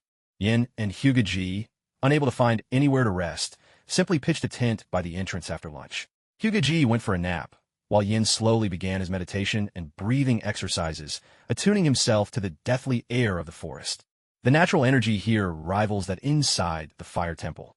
As expected from a place shaped by Hashirama Senju's wood release, a land that gathers energy as if it were forged by nature itself. In less than half an hour, Yin felt refreshed. The exhaustion from a morning's exam and the mental strain of assimilating what he'd learned vanished. Before he knew it, 2 o'clock had come. A sharp, sudden sound of hands clapping rang out, startling the teams gathered for rest and discussion. Orochimaru. A chill swept through the crowd, biting straight to the bone. Instantly, the whole clearing fell silent. Even the seasoned Chunin, disguised as genin and trying to blend in, fell quiet, their bravado slipping away. Heh, why is everyone so quiet all of a sudden? Has your courage evaporated? I much preferred the lively chatter from moments ago. Draped in a jonin vest, Orochimaru strode slowly out from the gates of the training ground. Half a step behind him walked a silent man in a black cloak and dark sunglasses. Boring, Orochimaru muttered, seeing that the crowd still dared not speak. He glanced sideways at Aburame Ryoma, giving a silent signal to produce both the registration ledger and the forms for signing away rights to life and death. I'm Orochimaru, the chief examiner of this test. He's the proctor. If you wish to participate, come forward and register. If you die, at least your name will remain. No one's forcing you. If your team leader agrees, that's enough. His lips smiled, but his tone was flat, so devoid of emotion as to be almost unreadable. Yet, it wasn't entirely mechanical. Some elusive hint of life flickered underneath. With a mixture of encouragement and veiled threats from the team leaders, the hopefuls filed forward one by one. There were 18 teams in total.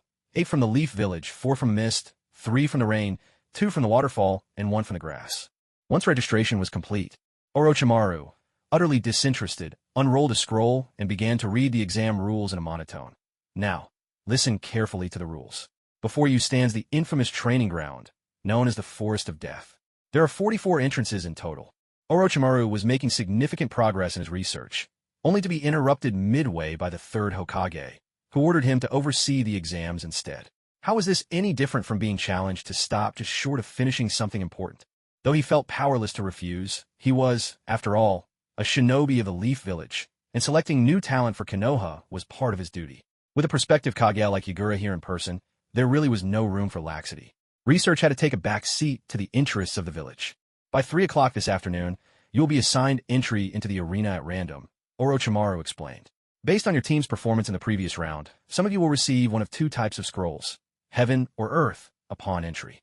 The rest of you will have to seize scrolls from those who possess them, and search for hidden scrolls scattered within the training grounds. Gather both the Heaven and Earth scrolls and reach the central tower. This will be counted as a success. The exam will last a total of 3 days. Escaping through the exit counts as failure. Not reaching the tower in time also means failure. And if your entire team is wiped out, it's considered a failure as well. Does anyone have any questions? Ending his speech, Orochimaru continued to fix his unblinking gaze upon the group. With his pale, almost ethereal skin, the purple shadow around his eyes, and pupils like those of a lurking serpent. Not to mention the lethal aura honed on the battlefield. Even the experienced Jonin leading the teams felt as if an enormous venomous snake had set its sights on them. These rules, they're different from previous years, aren't they? Konoha candidates who'd survived the second and third Great Ninja Wars spoke in hushed tones with Jonin from other villages. If some of the scrolls are just hidden in the woods, and only certain teams start out with a scroll, then the intensity of the fighting will definitely increase, murmured one. That's right. Even if you're strong enough to overwhelm several teams, without proper reconnaissance skills, it'll be very tough to collect both types of scrolls, a young Chunin from the Leaf added. And for the teams without any scrolls to start off, they'll probably team up to hunt down those who have them. A Jonin from the Grass Village stated openly, voicing what everyone knew. In the end, it won't just be about eliminating half the teams. Losing half of the participants outright isn't out of the question, a Chunin from Mist muttered darkly, opening his mouth in a wide grin to reveal rows of shark-like teeth. With slow relish, Orochimaru drew out a stopwatch, set the timer, and placed it on the table before him. With a glimmer of amusement in his eyes, he addressed the crowd. Are you ready? There are still 56 minutes remaining. I'll answer any questions you have, as long as they don't cross the line of the rules and have to do with the exam itself. This is your last chance to back out. Once you sign the consent form, there is no turning back. Hanako, have you decided to take part? Yes, Jifu. Once these exams are over, let's get married. A young Leaf Genin pressed her lips together, then nervously raised a hand. In times of frequent warfare, it was quite common for those who felt they lacked promise to choose to marry at the age of 13 or 14. Go ahead. Orochimaru nodded. Lord Orochimaru, I'm not very talented. This is my 3rd time taking the Chunin exams.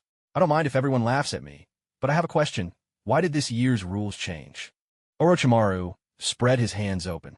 That explanation is actually meant for those who managed to pass, but since you've asked, I might as well share it with everyone. Instantly, the crowd fell silent, listening with utmost attention. Words from an elite shinobi can sometimes help Genin, and even Chunin or Jonin, overcome inner obstacles, breaking through to new heights. Sharing his beliefs is one of Orochimaru's rare hobbies. Conflict and rivalry between people knows no end. In recent times, as each nation has developed, this strife has only grown more intense. It is certain that some people will rise to fame and glory, while others are doomed to become victims. This is precisely why Konoha holds these exams. Only fierce competition can pre-select those who are destined for greatness, so that they can be eliminated early. At the same time, those fated to become victims are identified and cast aside at just the right moment. Some truths aren't difficult to understand. They're simply too harsh, so harsh that one would rather not comprehend them.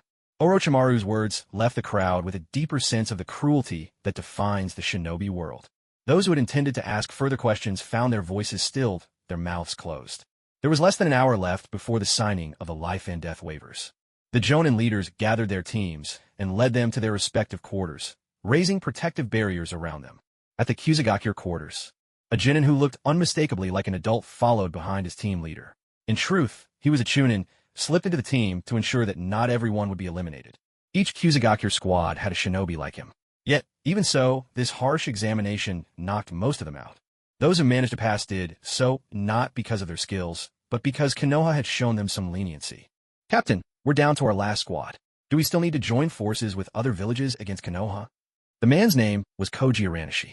He had survived the Second Great Ninja War, and his knack for staying alive ranked him among the best in his village.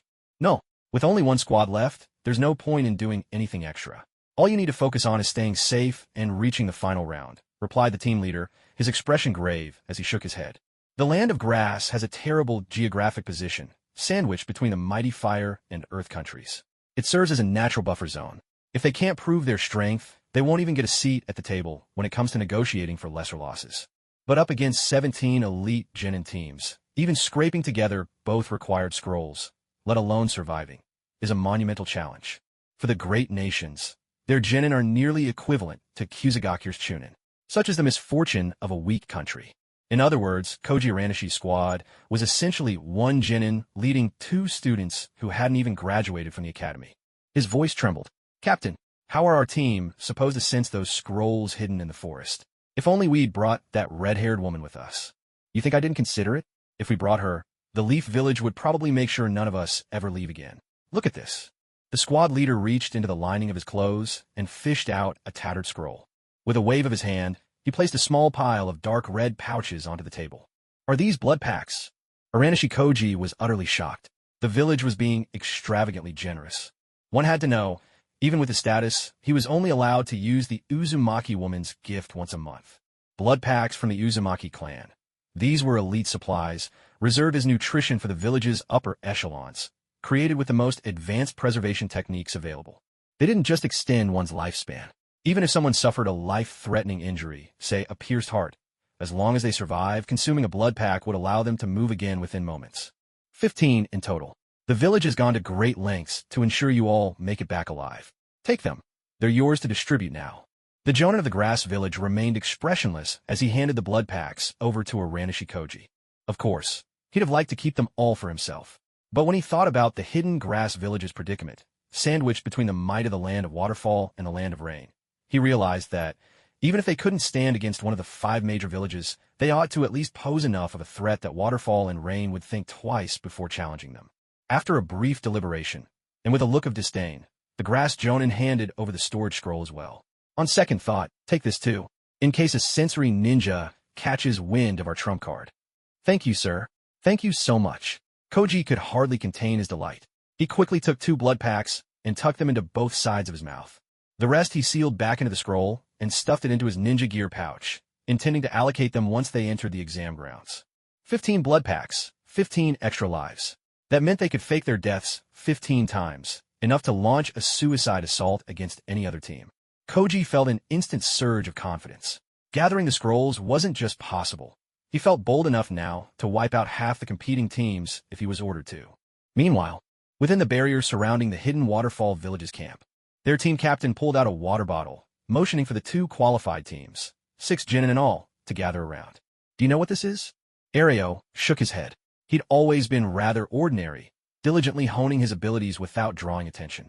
He never imagined he'd be caught up in the larger struggles between villages or privy to their secrets. It's the village's holy water? Yamane-ka took a deep breath, his voice tinged with disbelief. Even though he'd been a favored prodigy since childhood, he could hardly believe it, using a sacred relic for the Chunin exams. Both Areo and Yamane Ka were part of the new generation of waterfall ninja. Their advancement was earned entirely by their own skills. Unlike the Hidden Grass Village, the Hidden Waterfall Village existed even before the founding of the 5 great nations and possessed a tailed beast. Except for one betrayal by Kakuzu, the village had rarely experienced the chaos of war. Years of peace had not dulled the fighting strength of the Hidden Waterfall. On the contrary, its deep roots provided it with the potential to rise as the 6th great shinobi village. Even Amigakure, which had rapidly risen to prominence in recent years, could not match the average skill level of Waterfall's ninjas. This is Hero's Water. Of course, for safety, it's already been diluted tenfold, said the Waterfall Jonin, pouring the diluted Hero's Water into each person's bottle as he spoke. If you face a crisis, take 1 sip. In an instant, your chakra will increase 5-fold, lasting for 2 hours. Are there any side effects? Hiro's cautious nature compelled him to ask more. Of course there are.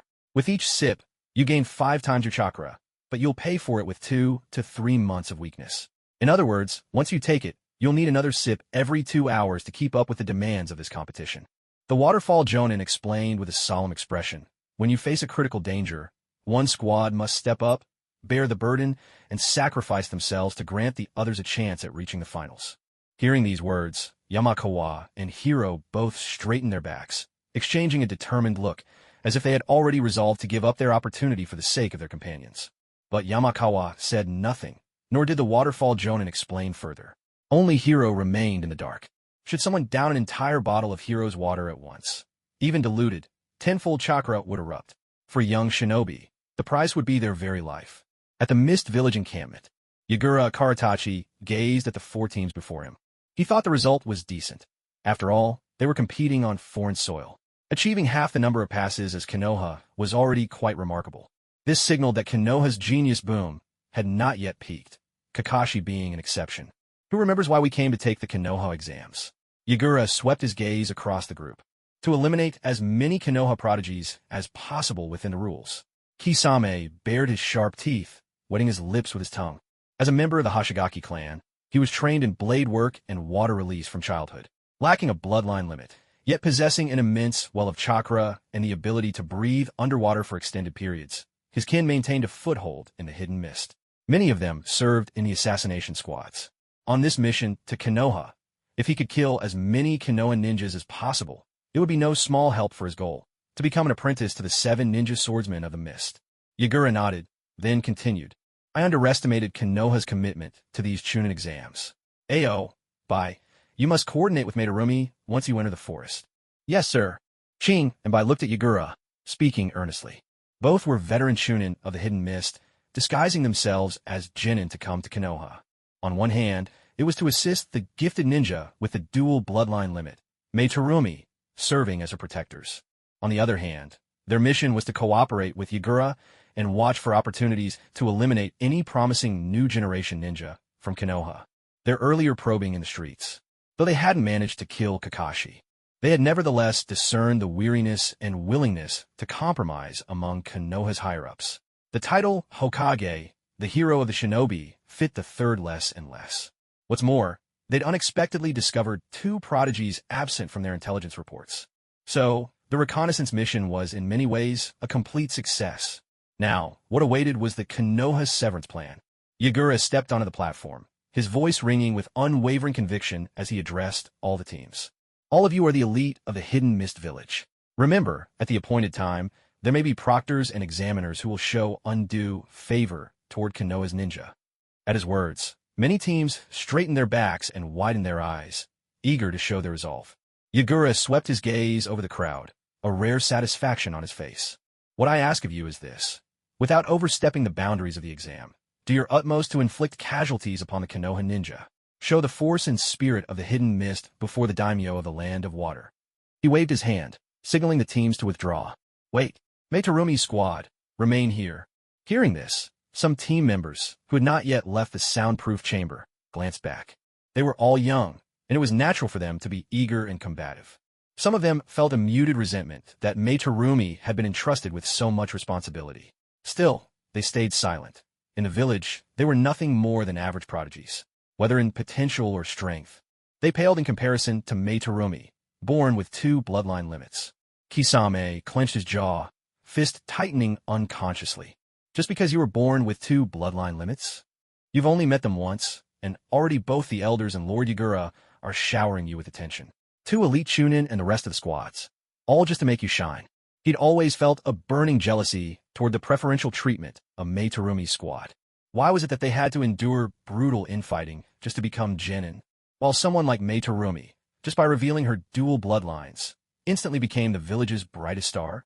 Fortunately, before setting off, Hoshigaki Suikazan, the Fanged Demon, had promised him, as long as he could single-handedly wipe out 2 squads, even if he didn't meet the standard to take on apprenticeship, he'd be taught a stronger sword technique, a promise that gave him confidence.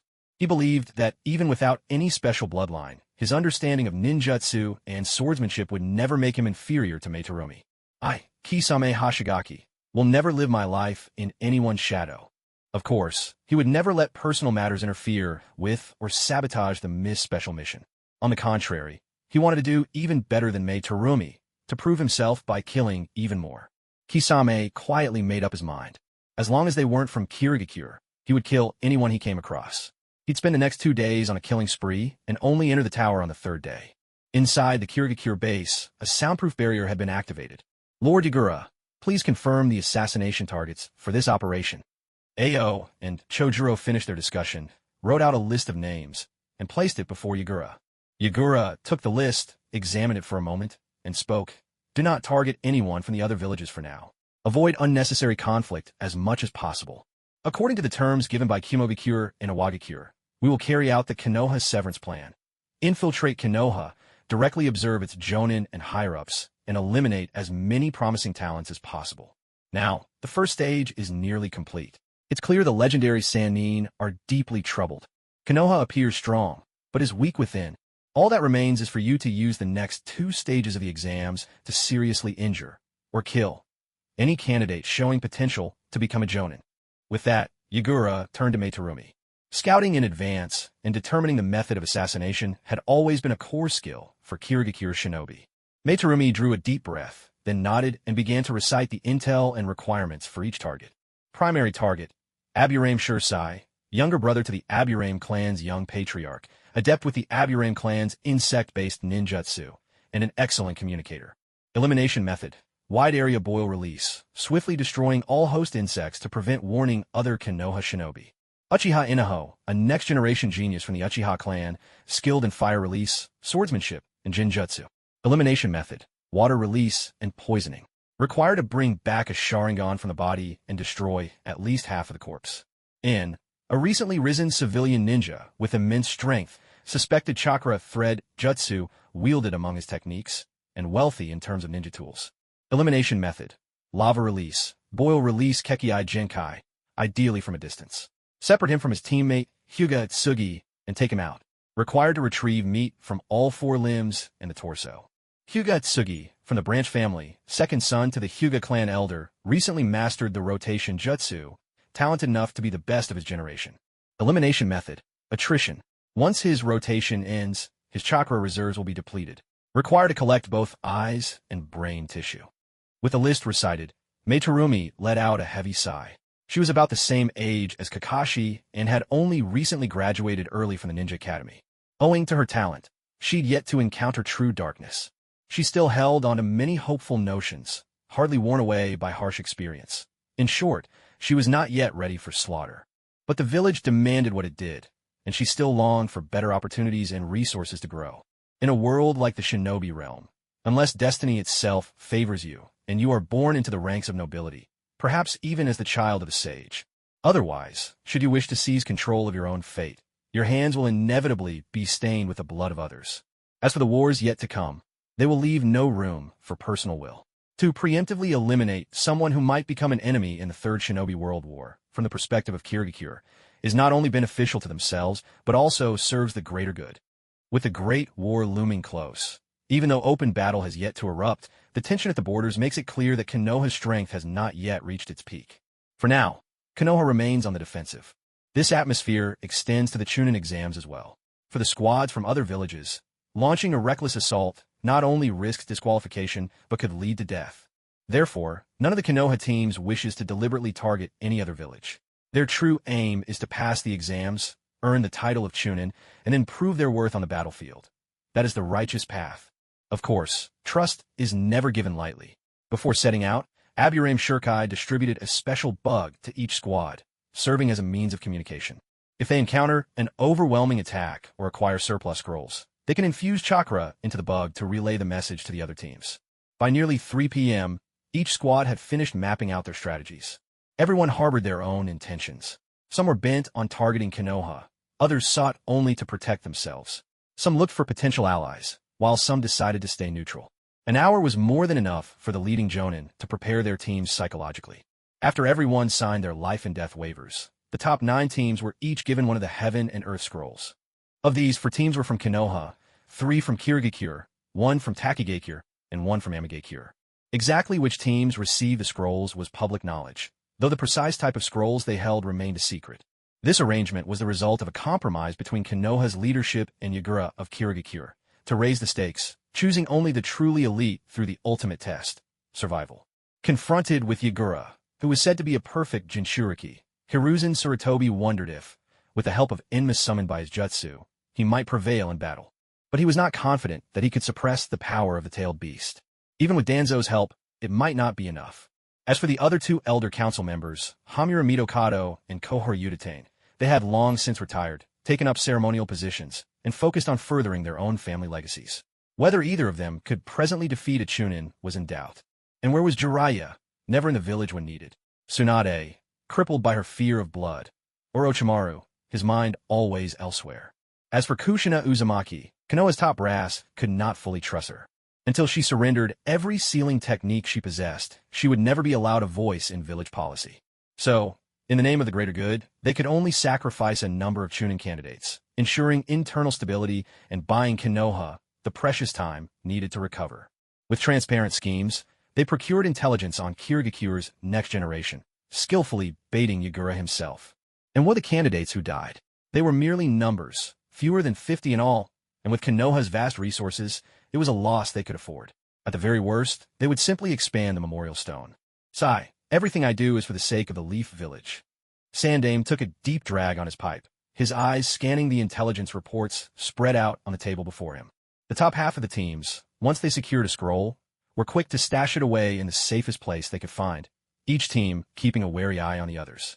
Although the types of scrolls were kept confidential, this secrecy only extended up until the moment of distribution. After that, whether a team could keep its scroll secret depended entirely on their skills in reconnaissance and counterintelligence. Yen and Hyugetsugi had obtained the Scroll of Heaven. The moment they got their hands on it, the 2 tried to seal it away inside another scroll, but their attempt failed. With no other option, they wrapped the scroll tightly in a ball of chakra, hiding it beneath the inner lining of Hyugetsugi's clothes. At the same time, they took out a blank scroll, applying the same technique to it. This decoy would be carried by Yen, whose methods seemed more versatile and harder to read. Everyone knew of the Hyuga clan's renowned Byakugan, so Tsugi made no attempt to activate it outside the arena. Otherwise, with how alert everyone was, they would have found themselves under attack the moment they stepped in. Fortunately, few knew about Yan's sensory abilities, nor did he have any obvious distinguishing traits. This meant they could at least do a preliminary scan before entering the grounds. To avoid triggering any sensory barriers or traps, Yan sent out only a faint wave of chakra, quickly surveying the area. He spotted one other team holding a Scroll of Heaven. Beyond that, most teams were extremely cautious in their defense. Yan checked his own team's security measures again. He let a thin stream of chakra, imbued with mental energy, flow out, scrutinizing the camouflage around their own scroll. The concealment was holding up well. With chakra of his strength, an enemy would need at least 3 full seconds of focus to pierce through the shield and discover what lay inside. 3 seconds. More than enough time for his team to react, pinpoint their pursuer's location, and strike back. The 9 top-ranking teams secured their scrolls and made their way to the square outside the training ground entrance, joining the rest of the participants and waiting for Orochimaru's command. Each group radiated an unmistakable aura of deadly intent, warding off the lower-ranked teams eyeing their scrolls. At the same time, they measured each other's strength in a silent contest of presence and intimidation. Among them, Kisame's squad exuded the most lethal intent, so oppressive that even ninja, with no sensory skills, could feel it in the air.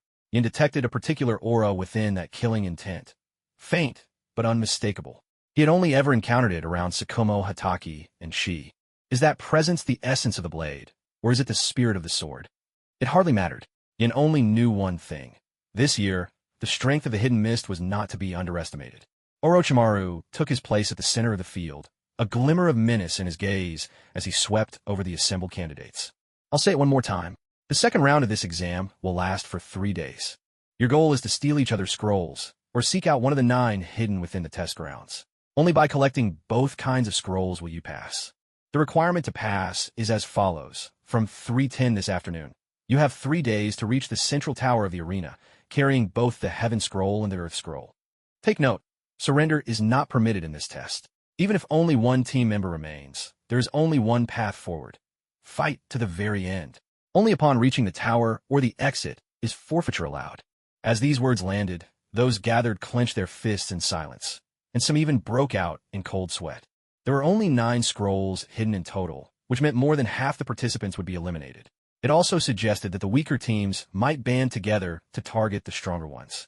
On the other hand, the strong teams might also seek to knock out as many opponents as possible.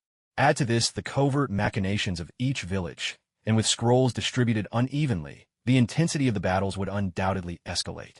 It was worth remembering that the Chunin exams of Konoha in years past had never been so fierce. Teams with solid theoretical knowledge, but lacking in combat skills, hoping merely to try their luck, were now swept into this storm as well. Now, all squads to your positions. Wait for the starting signal. No use of force outside the arena. Each entrance is exclusive to one squad. Entering early will result in immediate disqualification. Ryoma Aburame announced, his tone calm and unwavering. Immediately, he and Orochimaru broke the examinees into their respective squads, ensuring there were no larger groupings.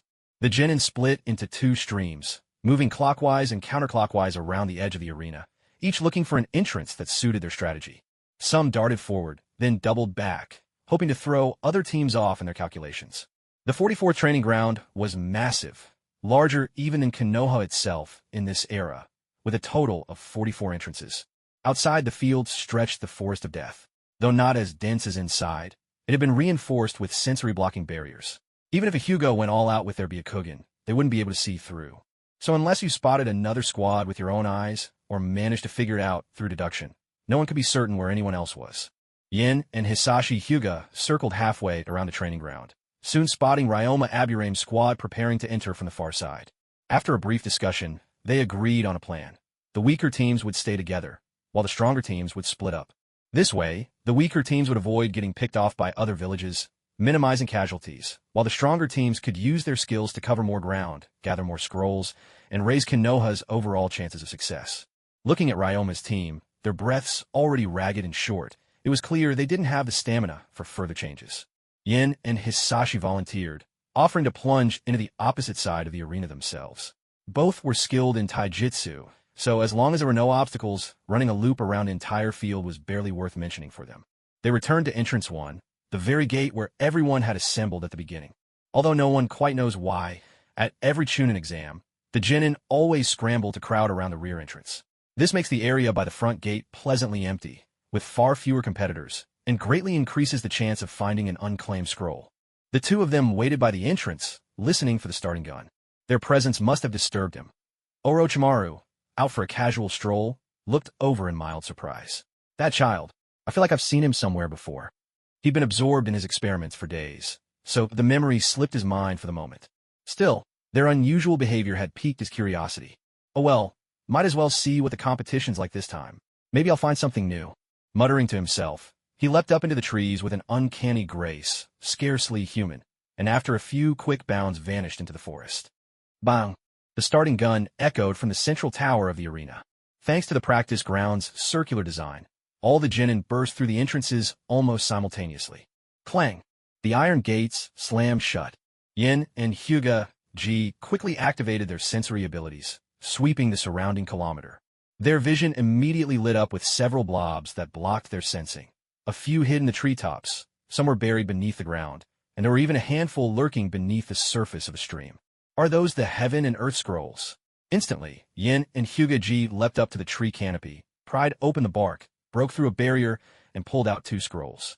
But these scrolls matched the look of the Heaven and Earth scrolls without any writing on them. They were blank. Looks like there are a lot of decoys in this training field. They took out pens, imitated the handwriting on the seals, then tucked the decoy scrolls back exactly where they'd found them. Someone's heading our way. Aim mean.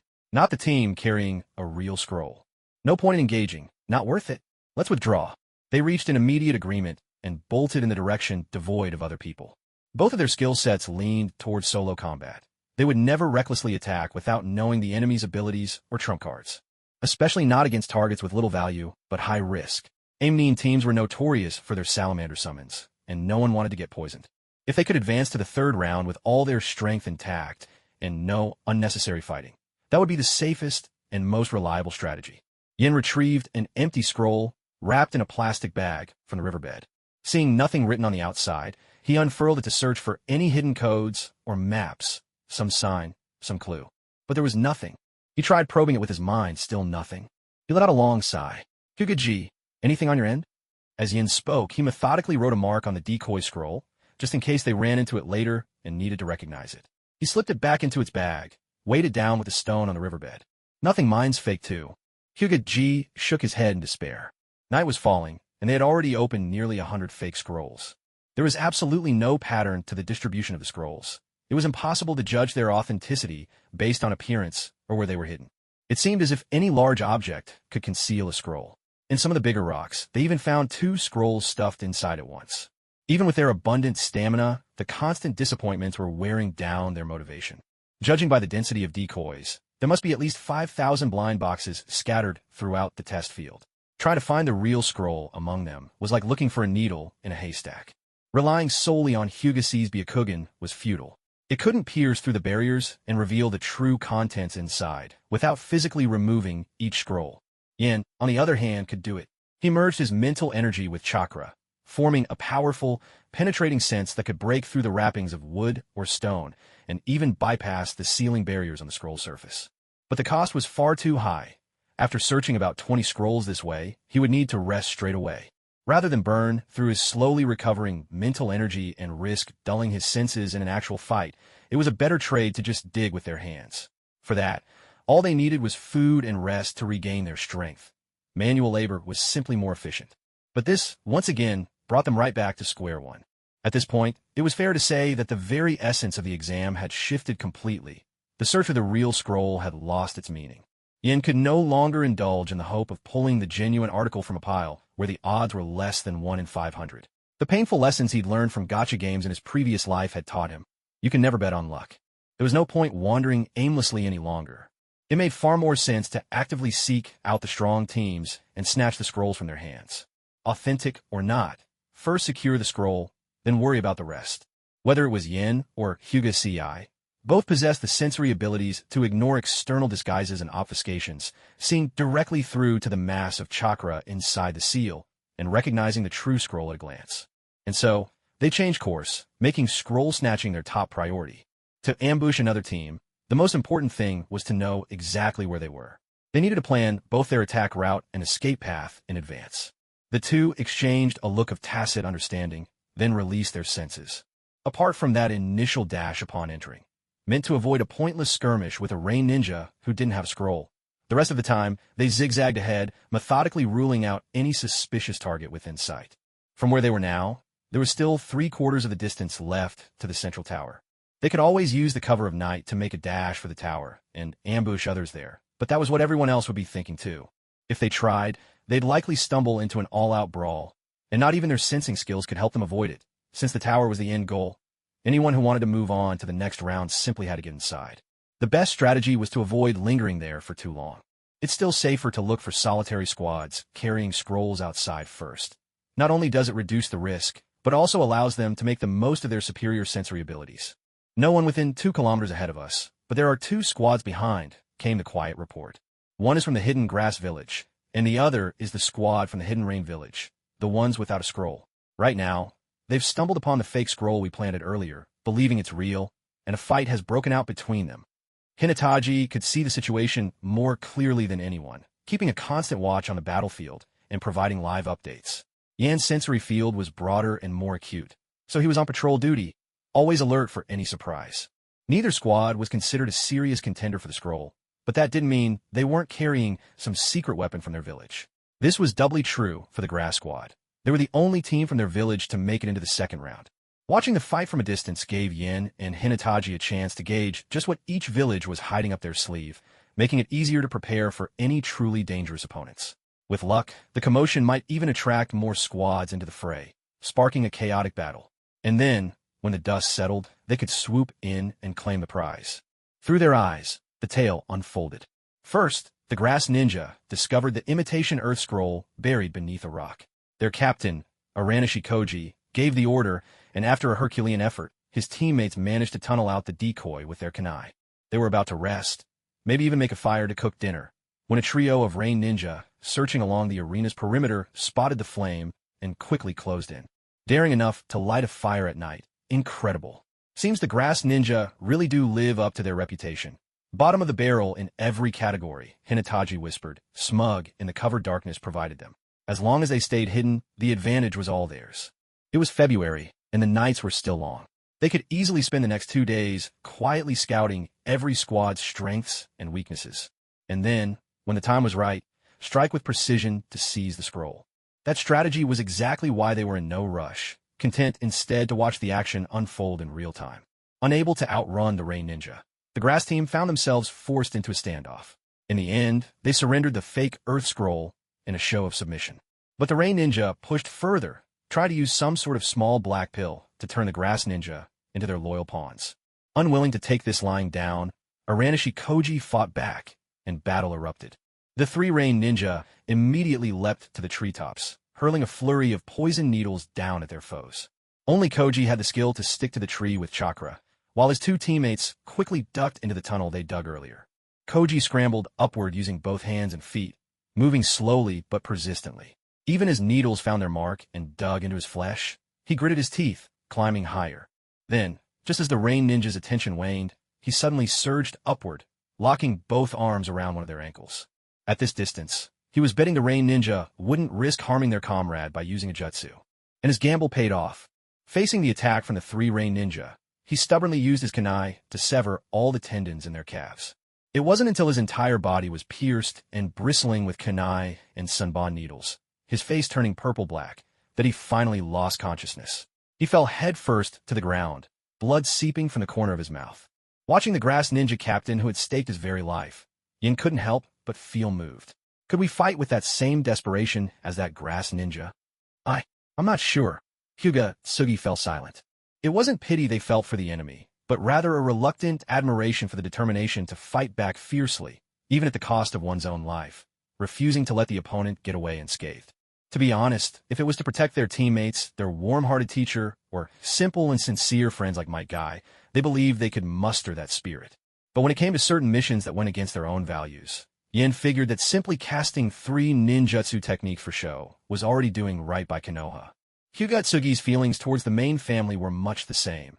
Half-hearted sparring, guarding in name only, harboring resentment behind a smiling facade. That was also why Anoki took them to do missions on the border. Helping their own village contend with outside forces seemed far better than getting mired in internal power struggles. To protect, I want to safeguard the people I care about and the tranquil, comfortable life we choose. And if anyone dares disturb that peace, they'd better be ready to disappear for good. To fight back?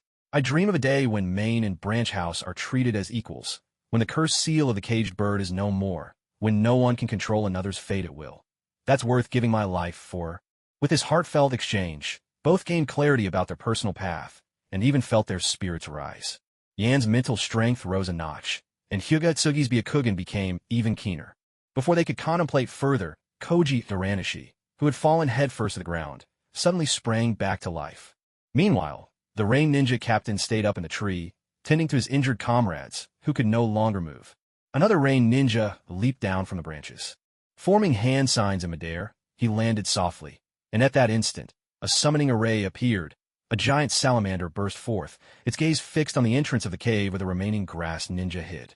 Drawing the long blade from his back, he walked toward the fallen captain of the Grass Ninja. Initially, the Rain Ninja hadn't intended to kill so rashly. But since their trump card, poison pills, had been discovered, and their companion incapacitated thanks to the Grass Ninja, killing to tie up loose ends became inevitable. The blade swept silently through the air. Its tips sliced across the neck. A trickle of black blood oozed out. There was no pressure behind it. The blood, destroyed by poison, had long since coagulated into sludge. Clearly, the grass ninja captain was well and truly dead.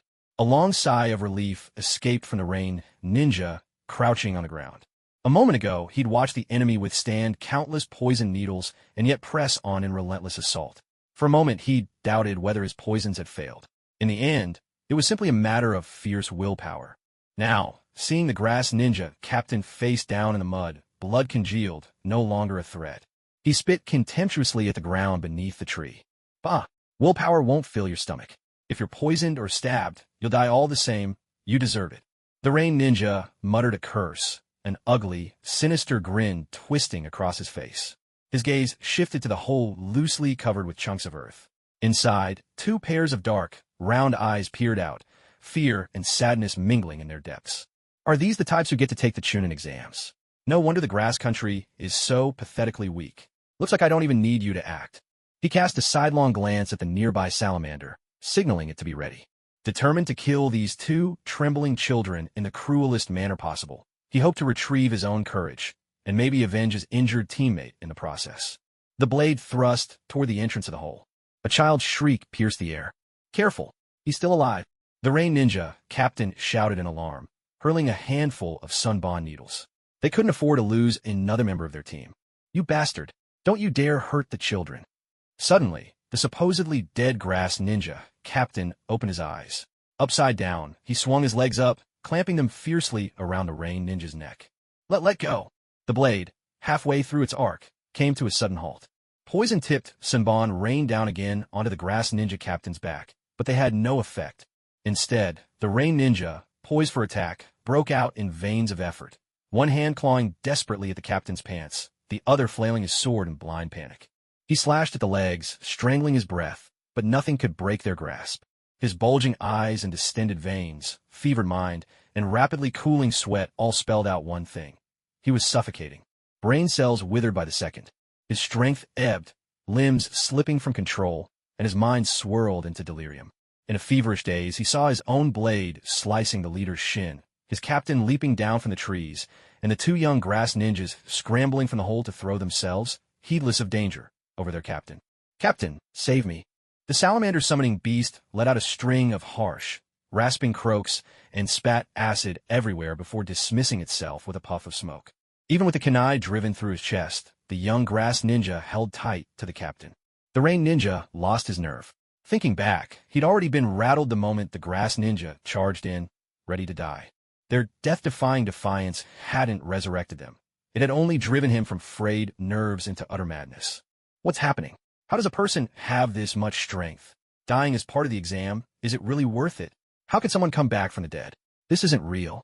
None of it is real. It's all just a jinjutsu. A blunt thud sounded. He saw himself collapse, vision blurring into darkness. The suffocating pain ebbed away, as his soul finally slipped free from its fleshy cage. I've broken the illusion. He was dead. What power? Aranishi Koji trembled as he picked himself up. After biting through the blood pouch of the Whirlpool clan, his capacity for recovery surged as if it were something innate. Mere ninja tools and poison attacks were nothing to be feared. But he knew well that this heightened regeneration would not last long. His only hope was to seize this moment and fight for his life. Moreover, for the sake of his plan, his two comrades now hovered on the brink of death. They needed rescue, and fast. He was the leader of the Grass Village squad. Though his true strength could hardly compare with even the lowest-ranked shinobi of the great ninja villages, his team still represented the honor of the land of grass. He refused to see his homeland once again trampled, becoming little more than a battlefield or barracks for warring neighbors. Only by putting his life on the line could he show the fighting spirit of the grass-hidden village. He had a trump card. With it, he felt no fear. Take this. With a swift motion, he pulled several Senbon needles from his vest and hurled them at the rain ninja leader, who was in the midst of weaving hand signs. At the same time, he funneled what little chakra he had left into his legs, lowered his head, and launched himself forward in a desperate charge. The rain ninja captain's eyes widened with rage. With one comrade dead and another gravely wounded, there was only one thing left on his mind: to kill the grass ninja. Water style, instant water body jutsu. A sudden rush. Water splashed and pooled on the ground where he had stood. A dull thud. The severed arm fell into the water. Kuji Iranishi felt a sudden chill in his left hand and waist, and collapsed his knees as blood gushed out. A sharp crack. The Rain Ninja captain appeared behind Iranishi's left shoulder, his blade held in a finishing pose, perfectly still. His body trembled slightly. A deep hollow caved in at his abdomen. It's over. All of us have lost. The Rain Ninja captain's body crumpled to the ground. He tried to slice Iranishi cleanly in two, but the desperate grass ninja had met him headlong, landing a brutal headbutt. Both moving at top speed, their internal organs were wrecked by the impact, and even his spine had snapped. The grass ninjas were wiped out. A bitter, broken wailing rose up. Ooh, ooh, ooh, ha ha ha ha. Mother, I'm never coming home again. The last Rain Ninja, his legs shattered, cried out, torn between anger and despair. His leader and his friends were dead, and he himself was left a crippled wreck. What good was it to have killed off the enemy now? He no longer cared for the codes of ninja conduct. Passing this exam? That was out of the question. He could barely get down from a tree. Even if he avoided other ninja, the forest snakes, insects, tigers, and leopards would soon tear him to pieces. At this point, ending it myself is the only way. A wet, splitting sound. He plunged a kunai into his heart. Blood sprayed out, and for the first time in his life, he experienced the raw, overwhelming force of being alive. Why, when he took the lives of others before, had he never felt this? Why hadn't he looked back at his mother one more time before leaving? With ragged breaths, he murmured, "Let me see the fireworks of my homeland one last time." Teetering at death's door, he took out a signal flare in one hand, clutched his chest with the other, and gathered chakra to delay the end just a little longer. A high whistle, then a sharp crackle. Fireworks bearing the mark of the Rain Village burst in red against the night sky. Rain Ninja Team number 3, all members fallen. Ow! Iranishi Koji, who had lost his breath, rose once more. This was the second blood pack he had torn open with his teeth. He sprang to his feet, gathering his two teammates with one arm, then tore open yet another blood pack, pouring its contents into their mouths. A grass ninja could only rely on 3 blood packs to bring down a single squad. Just before death, the Rain Ninja fired a signal flare, sending a warning visible to everyone in the examination field. Even if no other Rain Ninja came, they had to withdraw as quickly as possible. Grass Ninja really are far too weak, Iranishi Koji muttered, bending down to pick up his severed arm. Unfortunately, the healing from the blood packs was limited. His arm could no longer be reattached, and a great wound marked his side. Muscle and nerves would never fully recover. Although his chakra was returning, his stamina and spirit were not. As his teammates revived, he quickly searched the Rain Ninjas' bodies. 2 ninja swords, a few bundles of poison simbon, 3 explosive tags, and a bottle each of poison and antidote meant for controlling others. All things a grass ninja like him could only dream of possessing. Awake? Let's go. We're heading for the border, Iranishi Koji said, checking that his teammates' wounds had already scabbed over. He led them away from the tall tower. Concealed by the darkness, Hokage and In watched the entire scene while regaining their strength.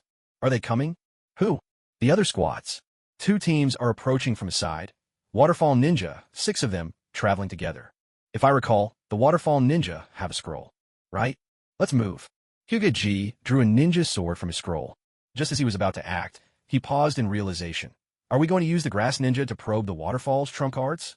In half a year of field missions, he'd come to know himself as someone who acted straightforwardly, not inclined to make strategic decisions. It wasn't cowardice. It was the essential quality of a reconnaissance ninja.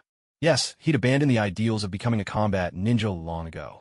But identity was just a facade, a mask to hide his true edge, a remedy to numb the Main family's vigilance. He would keep sharpening himself until the day the Main family gave up trying to control the branch. No need. The Grass Ninja have lost their fighting strength. At least for tonight, they won't slip beyond our perception, In said, raising a hand to halt him. Combining Hugaji's X-ray vision with his own sensitivity to chakra, In analyzed the entire process of the Grass Ninja's resurrection. He developed a theory about their trump cards. If his guess was correct, the leading Grass Ninja had consumed something akin to Uzumaki clan blood, or perhaps flesh. Given the timing, the land of whirlpools had fallen over 5 years ago. Xianglin's mother, cast adrift, might well have reached the grass territory, been discovered by the Grass Ninja, then used as a living healing machine. Because his sensory abilities couldn't penetrate the sealed scroll, and couldn't be sure whether the Grass Ninja still had such a trump card left. If their trump cards aren't completely exhausted, he could never just stand by and let the Grass Ninja continue fighting against other teams. Otherwise, if the revival coin were to fall into the hands of another squad, especially Terumi Mei's team, it would become a grave threat to the Leaf Ninja. Besides, Yin had his own personal reasons. He wanted to seize the Grass Ninja's trump card for himself. Once outside, whether he used it to cure his master, handed it to Tsunade or Orochimaru for research, or even, if Kushina wasn't under strict AMBU surveillance, gave it to her, it would all mean gaining a powerful ally when the next ninja war inevitably erupted. From Shi, Yin had learned just how vital it was to have someone backing you when the world was at war. Unless your rank was Special Jonin or higher, or you belonged to specialized units like the Medical Corps, Sealing Squad, or Communications Team, or perhaps you were the student of a powerful ninja or a core member of a major clan. Otherwise, most of the time, the front lines wouldn't care about your potential. When it was time to serve as cannon fodder, you would be sent out, no matter who you were. When faced with a suicide mission, Chunin and Jinin didn't really have a choice.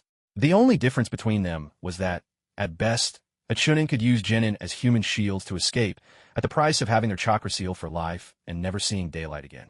With life and death hanging in the balance, Yin couldn't help but be pragmatic. After all, none of this would harm the Leaf Village. On the contrary, it would actually benefit both himself and his comrades. Even though he was confident he could qualify for Tsunade's medical team, having an extra fail-safe couldn't hurt. After all, no matter how much a genius you are, no matter how many cheats you have, growth still takes time. There's no reason to gamble on whether disaster or tomorrow arrives first. How long would it take you, Hyuga next, to get from here to that Rain Ninja's corpse? Watching the Takigakure ninja stealthily inching along the edge of his vision toward the battlefield, Yin started running the numbers in his mind. He could kill a few, but he couldn't wipe them all out. After all, since the Leaf were the hosts, any ambitions for promotion would be dashed if they acted too ruthlessly. Excessive brutality could even inspire the third Hokage's disdain. In other words, not only did they need to probe for the enemy's trump cards, but they had to shatter their will, force them to hand over the true scroll. If I go all out with the body flicker technique, it'll take me just a minute. If I keep it quiet, no more than 3 minutes. Yin nodded. Either way, it would be much faster than the Takigakure ninja's slow, cautious crawl. All right, I'll go set some traps. You can see the chakra threads with your Byakugan. When they're all within range, make your move quickly. There's a flaw in this plan, of course. But as long as they see you acting alone while outnumbering you by a mile, they won't be able to resist trying to finish you off. When that happens, just focus on holding them off and keeping yourself safe. I'll trigger the traps and support you. Let's work down their patience together. Got it. Hyuga responded swiftly. He trusted in, and he also needed this kind of trial by fire on the battlefield. Only by bearing such immense pressure could he discover the combat style truly suited for himself. Here I go. And centered himself, holding his breath as he called upon the taijutsu he had practiced for so long, waking every muscle in his body to action.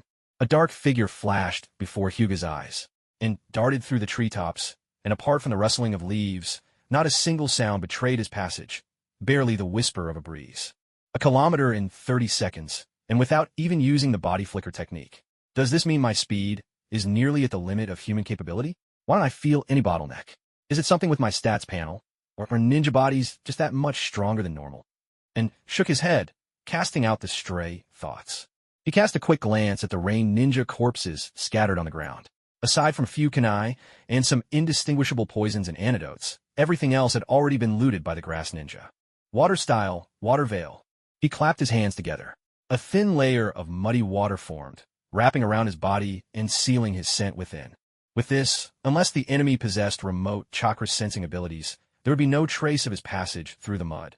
Nothing at all to betray he'd ever been there.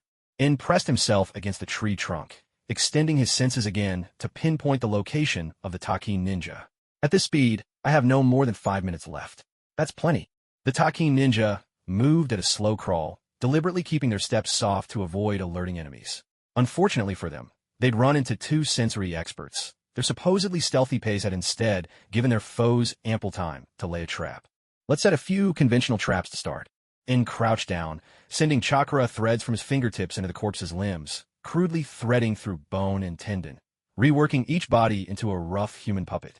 In a way, this was bringing chakra threads back to their original purpose. These human puppets were simple to make, supremely good at blending in, and formed the foundation of puppet techniques. While they couldn't cast jutsu or make fine movements, they felt no pain, making them ideal for close-range suicide attacks. Under his control, each Rain Ninja corpse lurched to its feet.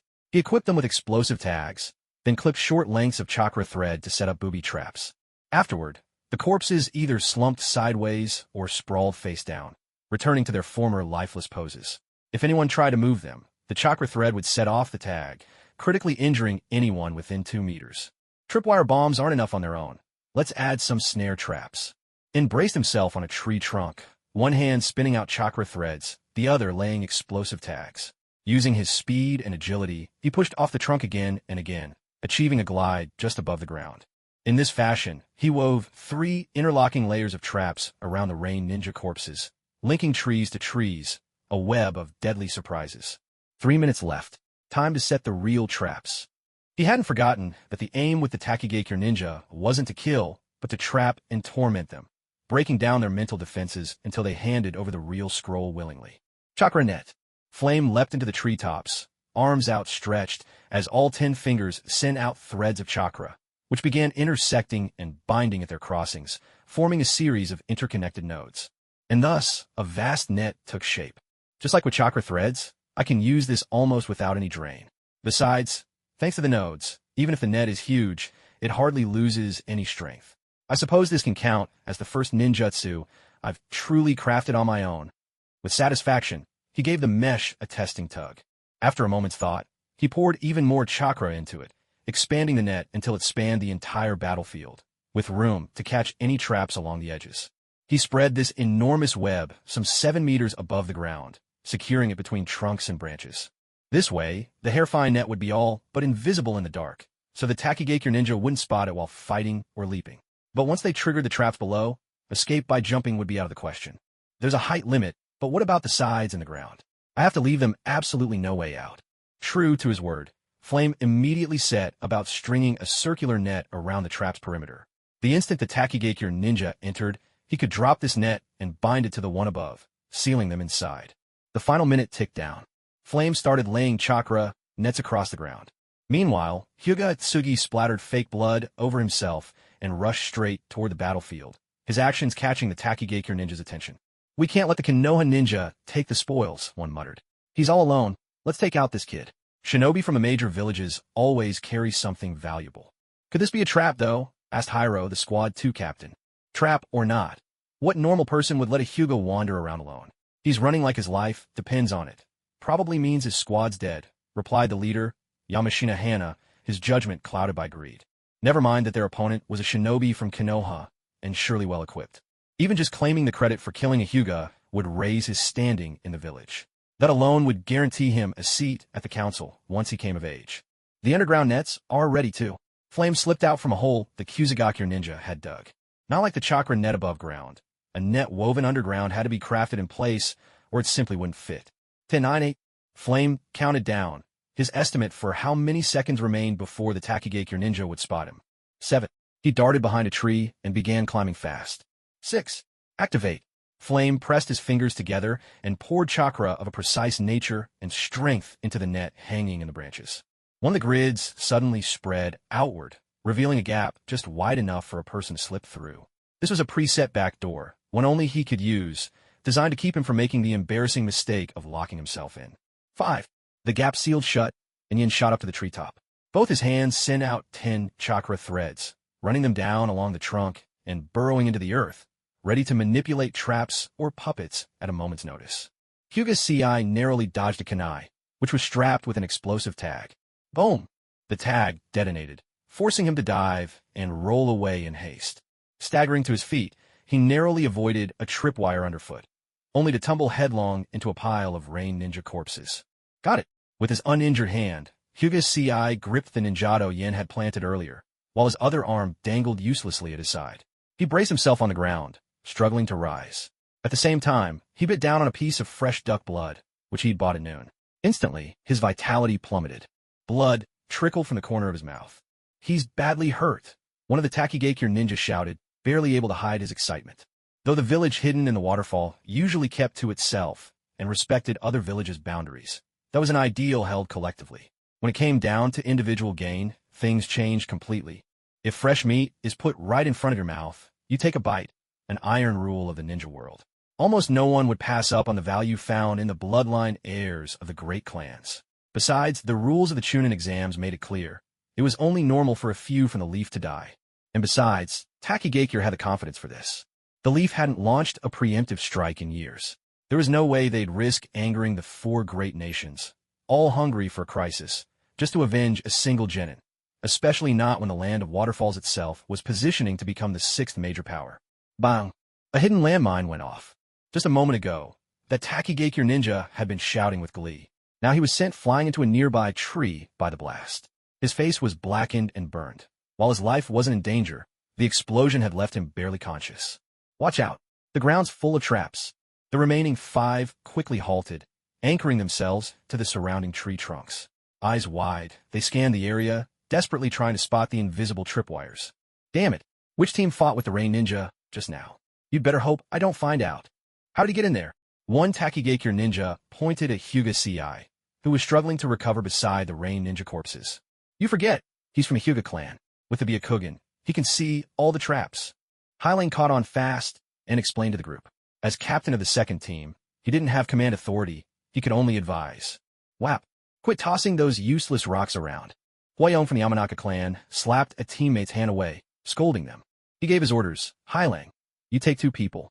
Try following the route that Hyuga guy just used. Hey, you can dream. Hyuga CI let out a hoarse, furious shout, hand trembling as he let go of his grip on the sword. Even standing up seemed to cost him unbearable effort. Hunched over, he fished a stack of shuriken from his belt, his movements weak, drained of strength. Still, he flung them in Hua's direction with what little energy he had left. Huh, Captain, look, the Hyuga kid can't even muster the strength to throw a shuriken anymore. Idiot, get out of the way. He's aiming for the trap. Huashan of the Yamanaka clan reacted in an instant, kicking a teammate aside and diving behind a tree himself. Crackling explosions erupted. After the blasts, the smoke slowly cleared. Captain, my leg. Damn it, that's another one down. Areo, you and your team had better learn from this. Yes, sir. Huashan dragged the injured man, tossing him next to the teammate who'd lost consciousness earlier. Why were the men he'd handpicked by reputation so disappointing? All brute force, and yet completely clueless when it came to actual combat. He felt a rush of frustration. Now that Areo had already led his men to circle around and plan to attack the Hyuga from behind, it was his turn to prove himself. As a future elder, this was the moment to demonstrate his strength and win over everyone present. Taki style, blades of water. Huashan grasped the air with both hands as water rushed across the ground. Incredibly, 2 blades formed out of thin air in his grip, each a constant swirl of water. With a powerful thrust, he hurled the water blades, skimming them low across the forest floor. Boom! Boom! Boom! 3 tripwires in a row snapped, triggering explosions. 8 trigrams, vacuum palm. Exhaustion visible on his face, Hisashi Hyuga raised both hands, desperately unleashing a soft, forceful blow. The water blades, dulled by chakra threads, met the vacuum palm head-on and vanished together. As the last of the smoke wafted away, Hisashi seemed utterly drained. Even his right hand, still gripping his blade, hung limp and powerless. He leaned heavily on the sword's hilt, forcing himself to remain upright. After releasing his palm attack, both his arms sagged wearily, as if he'd spent the last trace of chakra. Only by leaning on the ninja, sword planted in the dirt, could he barely stay on his feet. Meanwhile, under the cautious advance of the Taki ninja, Areo's team of 3 slipped past the tripwire mines, following the path Hisashi had just taken. Everyone attacked together. Seeing this, Huashan gave a loud command. The barrage of explosive tags hadn't drawn in any reinforcements, and with numbers on their side, the Taki ninja squad cared little for stealth now. The spoils of Konoha and Amegakure were nearly in their grasp. They knew, of course, that the credit for killing Hisashi would go to Captain Huashan, but that didn't matter. They couldn't suppress the urge to join the fray. Even letting their blades be stained with the blood of a Konoha elite would be proof of their own strength. Taki style, blades of water. Crossing his arms, Huashan channeled chakra, once again calling forth the blades of water, and charged straight for Hisashi. Water style, water dragon bullet. Areo's hands blurred through a rapid series of 44 hand signs. From the mud at his feet, a snake-like stream of water as thick as a man's thigh began to slither forward. Whoosh, whoosh. The 2 teammates, flanking Areo, also hurled their sunbon and shuriken into the melee. In the face of such a relentless assault, Hyuga CI struggled once more. The veins on his tightly shut eyelids bulged as he forced his eyes open, fixing his gaze on Huashan ahead. His 10 fingers danced nimbly, An unfamiliar ninja technique revealed itself. Earth-style, hardening jutsu. This was a trophy claimed from a skirmish with mountain bandits, and could be considered a lower-tier substitute for Kakuzu's renowned Earth Spear. It could withstand the explosion of a single explosive tag and block ordinary sharp weapons, and even somewhat reduce the damage of non-penetrating ninjutsu, except for wind and lightning styles. Unfortunately, this technique required a constant flow of chakra to the skin. That meant it couldn't be used simultaneously with gentle fist taijutsu. Still, all Hokage needed to do right now was resist the enemy's attacks. He intended to drain the opponent's certainty of victory, little by little. This is nothing more than a desperate beast struggle. Two of his teammates let out triumphant cheers, as if, in mere moments, one of the Leaf's famed ninja would fall at their hands. He's taken the bait. Once all four opponents stepped into the zone sealed by the chakra web, Hokage activated the hardening jutsu right on cue. Yan's lips curled into a subtle smile, a surge of delight swelling inside. He moved his chakra threads in an instant, weaving a silent trap as the great net dropped in all around them. It fused seamlessly with the chakra flowing among the trees and beneath the earth. At last, the cage was fully in place. If the Takigakure ninja had no secret escape, their fate was sealed. Perpetual combat, gradually worn down until their minds spiraled into collapse. Eventually, they have no choice but to confess where they'd hidden the scroll. Of course, a simple search might work as well. Yet, his sensory skills told him they weren't carrying the scroll, nor did they seem to possess any item capable of concealing it with a barrier. This suggested that the Takin ninja, much like his own team, had uncovered the decoy scroll's existence. And so, they must have hidden the genuine one somewhere among them. But where exactly? That was anyone's guess. Yin wanted a precise answer.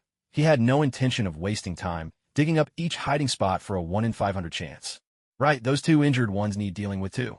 Amid the chaos echoing from the battlefield, Yin silently shifted 2 chakra threads toward the wounded Taki ninja. A gentle loop around the neck, a sharp pull, and those hair-fine, iron-strong strands could sever the carotid artery in an instant. A double kill, done in a heartbeat. He glanced at their twisted, pain-filled faces and slowly shook his head. It was simply too cruel. Forget it. It's better to turn them into living puppets. If the Taki ninja insist on silence, then I'll just use their own teammates to break them. And if it comes to the final showdown, who knows, I might even gain extra help. Action followed thought. 2 chakra threads quickly pierced one target's hands and feet, snaking through tendons and nerves, boring tiny channels, and leaving his own chakra imprint to prevent healing. I really am a kind soul, aren't I? Those who have undergone the transformation appear no different from normal people in their daily lives. However, when the need arises and their chakra threads are reconnected, they lose control over the muscles in their bodies. A sharp intake of breath rang out. The wounded Chunin on the ground gasped as if stung hard by tiny insects. His limbs felt suddenly limp and powerless. Am I poisoned? Hey, wake up. Hey, there are poisonous bugs here. The Takunin whose leg had been severed shook his unconscious teammate violently, stunned by an explosive tag, but his companion only convulsed weakly in response. Guess it doesn't hurt anymore.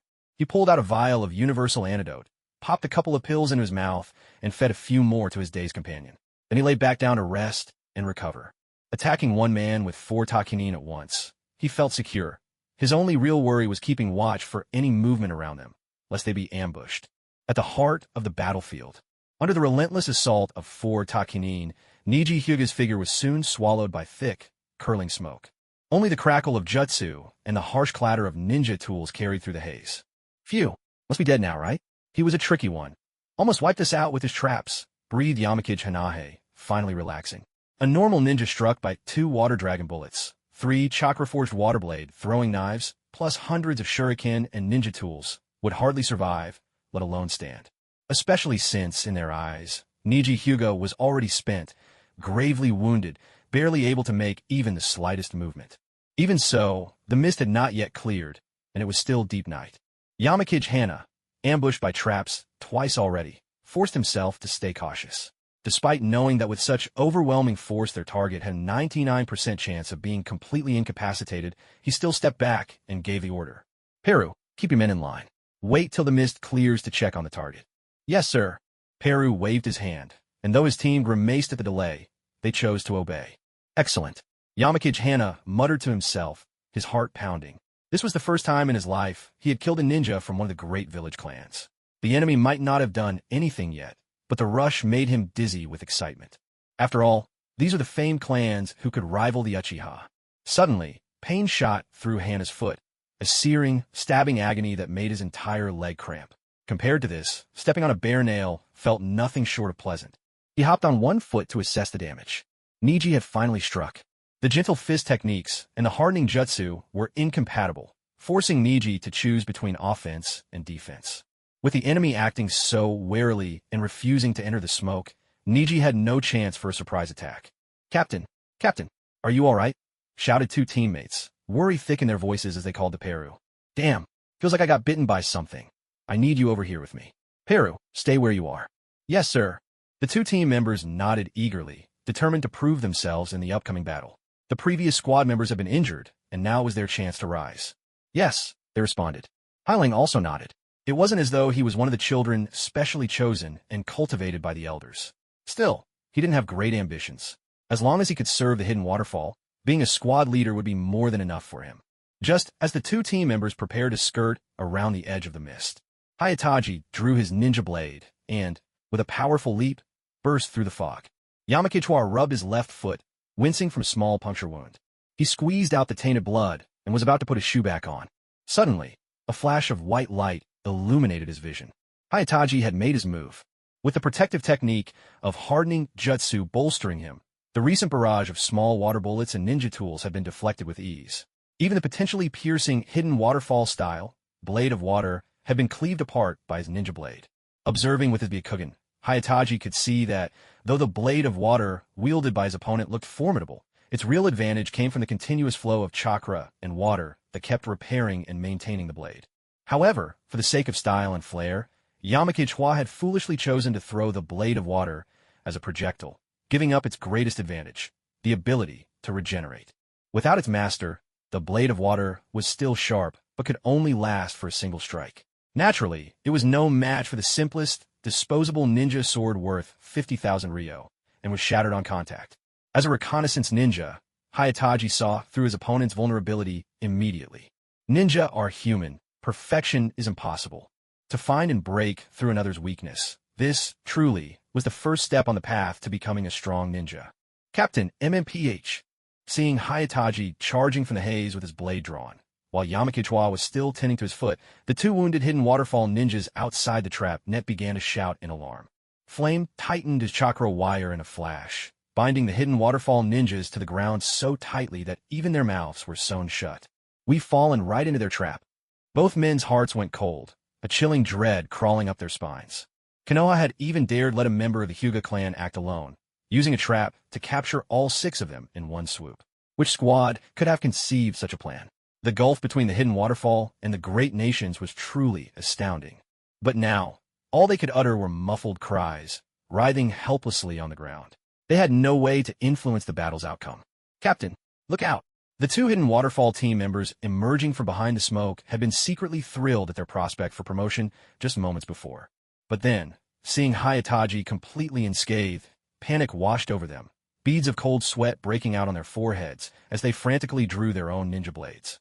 Too late. Yamakichwa looked up, only to have a flash of steel slash across his chest.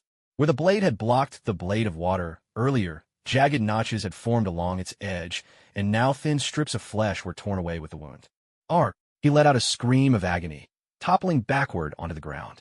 Hayataji showed no mercy, swinging his blade down once more.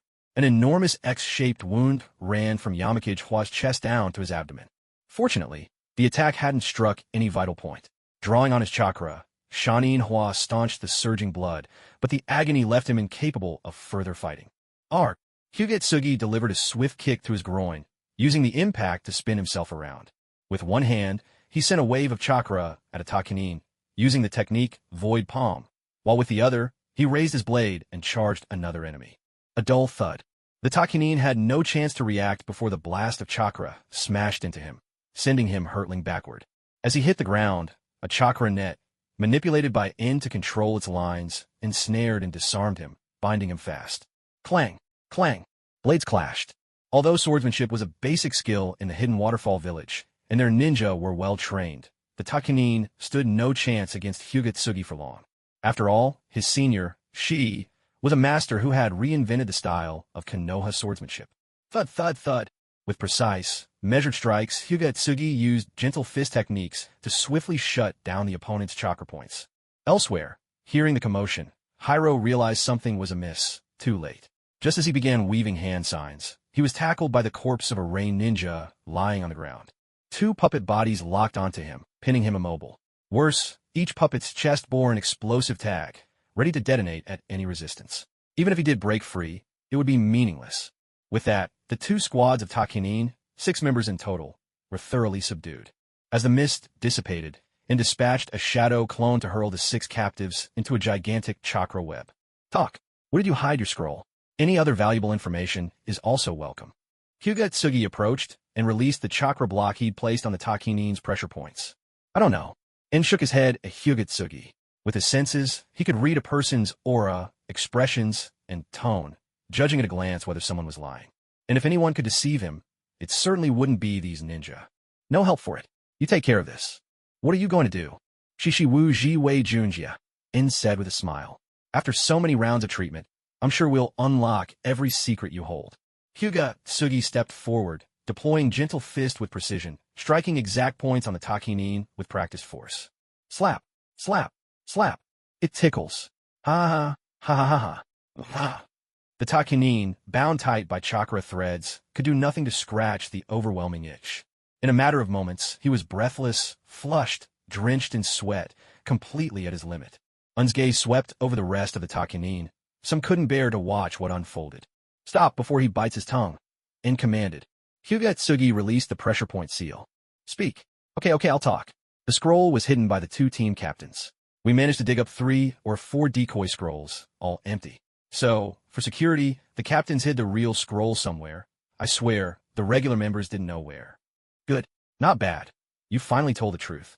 Thud. Yin threw a punch, knocking out the hidden waterfall ninja and tossing him into the corner of the massive chakra net. You all saw it. I keep my word. He talked, so I won't ask him any more questions. Once we leave, he'll get to live. Listen carefully. The next piece of information you give me better not be a repeat of what's already been said. Understood. The hidden waterfall ninjas muttered in response. So who's first? A few hidden waterfall ninjas stammered, hesitating. Forget it. I'm in a hurry. You, step forward. Yin grabbed one of them at random. Let's call him Hidden Waterfall Ninja B. They planned to leave the 2 squad leaders for last. At the same time, the ongoing torment was slowly chipping away at these ninjas' resolve. The squad leaders' information would be the most useful, so the plan was to start with regular members first and weed out anything of little value. The more their spirits and bottom lines eroded, the easier it would be to pry open the squad leaders' mouths. Hidden Waterfall Ninja B spoke up. I'll tell you. Before we set off, our squad leader gave us a trump card. If I say it, will you let me go? What do you think? Is that really intelligence? Hyuga G, give him another treatment. Whap, whap, whap. Ah, ha ha. Hidden Waterfall Ninja B broke into a fit of wild laughter, tears streaming down his face. He struggled to say, it's the sacred water of our village, the hero water. Drinking it increases your power tenfold. Hyuga G glanced over at them and shook his head. Yin pressed on. If you don't have it, where is it? Yeah. Huh. The squad leader hid it as well. All right, you're free too. Thud. Hyuga G knocked Hidden Waterfall Ninja B unconscious with a swift chop and tossed him to another corner of the chakra net. Yin pointed to the stunned ninja and looked to Hyuga G, asking, G, can you wake this guy up? Hyuga G shook his head. His knowledge of pressure points wasn't enough. He only knew the man would recover in time, but there was no way to wake him immediately. And even if he did wake up, his mind would still be a muddle, unable to answer questions right away. Whatever. You're off the hook this time. Yin removed the chakra bonds from the unconscious Hidden Waterfall Ninja, leaving him beside the others who hadn't been interrogated yet. This way, even if the Hidden Waterfall Ninjas had some explosive last resort, they'd be more cautious. Besides, Yin had quietly altered this one ahead of time. He could barely serve as a puppet, a bit of extra insurance for Yan's own safety. From the moment we entered this afternoon, we found fake scrolls during the search, took a few breaks, the locations were, then the captains split up to hide things, and after that, we saw the signal from the rain ninjas. You know what happened after? The limping Hidden Waterfall Ninja laid out their entire path of movement. I'm begging you. I really don't know anything else. Captain, save me. He pleaded desperately. It appeared that everything useful had already been squeezed from the Takunin team member. Yin released the chakra threads, binding his body, leaving only his hands tied. Then he pulled out a bag, stuffed it with dirt, and shoved it into the man's mouth. Without much concern, he tossed him down alongside the two Chunin captains. Now it's your turn. Whoever speaks first will suffer less. Believe me, itching is far from the worst pain you'll face. Isn't that right, CI? He said, signaling to Hinata CI with his eyes. Hinata CI nodded and lifted the injured Takinin's crippled leg. At the spot where the limb had been blasted apart, he struck with gentle fist, injecting several streams of chakra. A flow of foul, dark blood began to seep from the wound. No matter how desperately the crippled Takinin tried to gather his chakra, he could no longer stop the bleeding. The wound now dripped blood in a slow, steady rhythm, like a faucet that would not completely shut. All right, let's not torment him any further. After all, he said everything we asked of him, Hinata CI said, and deftly sealed the injury with a chakra point. Seeing this, Eru's voice darkened with anger. If you're going to kill me, then do it. Torture me any way you want. I won't talk. When he finished, he shut his eyes, turned his head away, and pressed his lips tightly together. Shaninhua, however, was a different story. Watching his companion bleed out, sweat began to trickle down his face, each droplet as big as a bean. He had grown up cherished by the elders of his village, completely unlike Eru, who had always been destined to become a high-ranking suicide operative. Shaninhua had dreams of entering the village's upper ranks someday, to enjoy privilege and comfort. He needed to keep his body in good condition for that. If he lost blood like this, he'd be finished. He'd seen prisoners tortured this way in jail before. Most didn't survive 5 years after such punishment. For a time, he'd even enjoyed participating, volunteering for interrogations, and using cruel methods to prove his mettle to the elders. Never had Shaninhua imagined he'd one day become the victim. His entire life had been smooth, untouched by injury. He couldn't bear to let harm come to his own body. Yet cruel reality had struck him hard. The X carved into his chest still throbbed with pain. He was nothing more now than a prisoner before these two ninja. All the while, Yin was carefully sensing the emotional fluctuations of these two. His sensory skill wasn't quite as precise or inescapable as true mind reading, but when someone's mental defenses were broken, he could get a good idea of their thoughts and backgrounds by reading the changes in their aura. The truth was, if Eru had been a fellow Leaf ninja, Yin would have enjoyed befriending someone like him. People like Eru made great friends. They were loyal, trustworthy, and impossible to bribe. Who wouldn't want a companion so good at keeping secrets, so honest and straight-talking? The answer, of course, was anyone whose interests conflicted with them. With the scrolls of the Takinin up for grabs, they were unavoidably on opposite sides. By comparison, between the two, Yin actually preferred Hua Shan of Shanin, whose timidity ran deep in his bones. After all, this was an obvious weak point to exploit. Sure enough, Yin picked up a vine, dipped it in water, and swished it through the air a few times, making the sound of the whip crack through the stillness. With that, he finally broke down the other's final line of resistance. We had to scroll near entrance 15, under the big tree by the stream. The hero's water, it's hidden. That's enough. Stop. Without waiting for the other to reveal the exact location of the hero's water, Yin turned to Hokage and said, "Gee, let's go. Let's grab the scroll," and he gestured with the hand signals their team used, indicating for Hokage to split up and snatch the storage scroll from the grass ninja. Once successful, there was no need to drag out the fight. Rendezvous at the designated spot.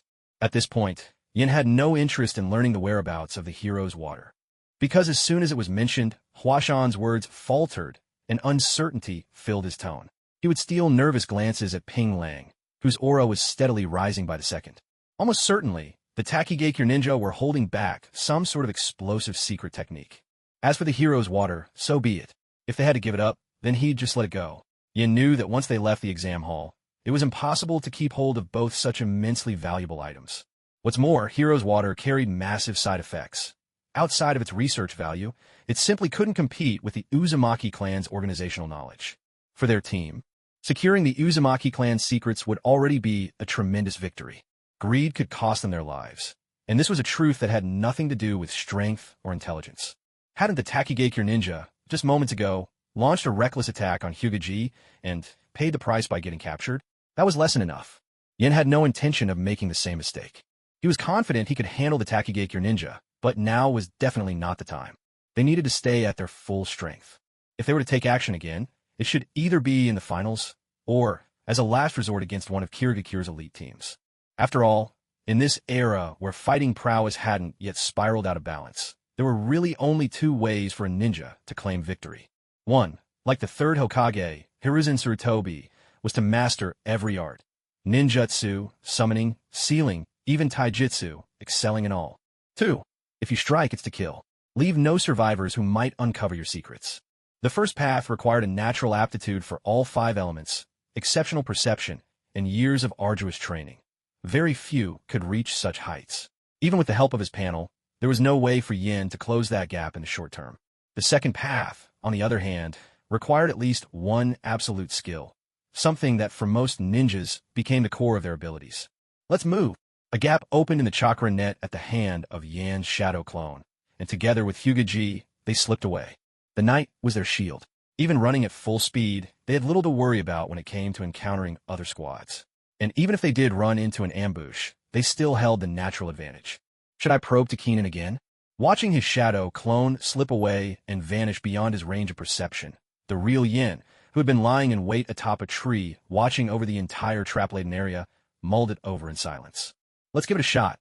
Think of it as a little added insurance for the final round. The opponent always seemed to be holding something back, leaving an itch in his heart he couldn't ignore. After all, enmity had already been sown, but he couldn't just take the initiative and kill.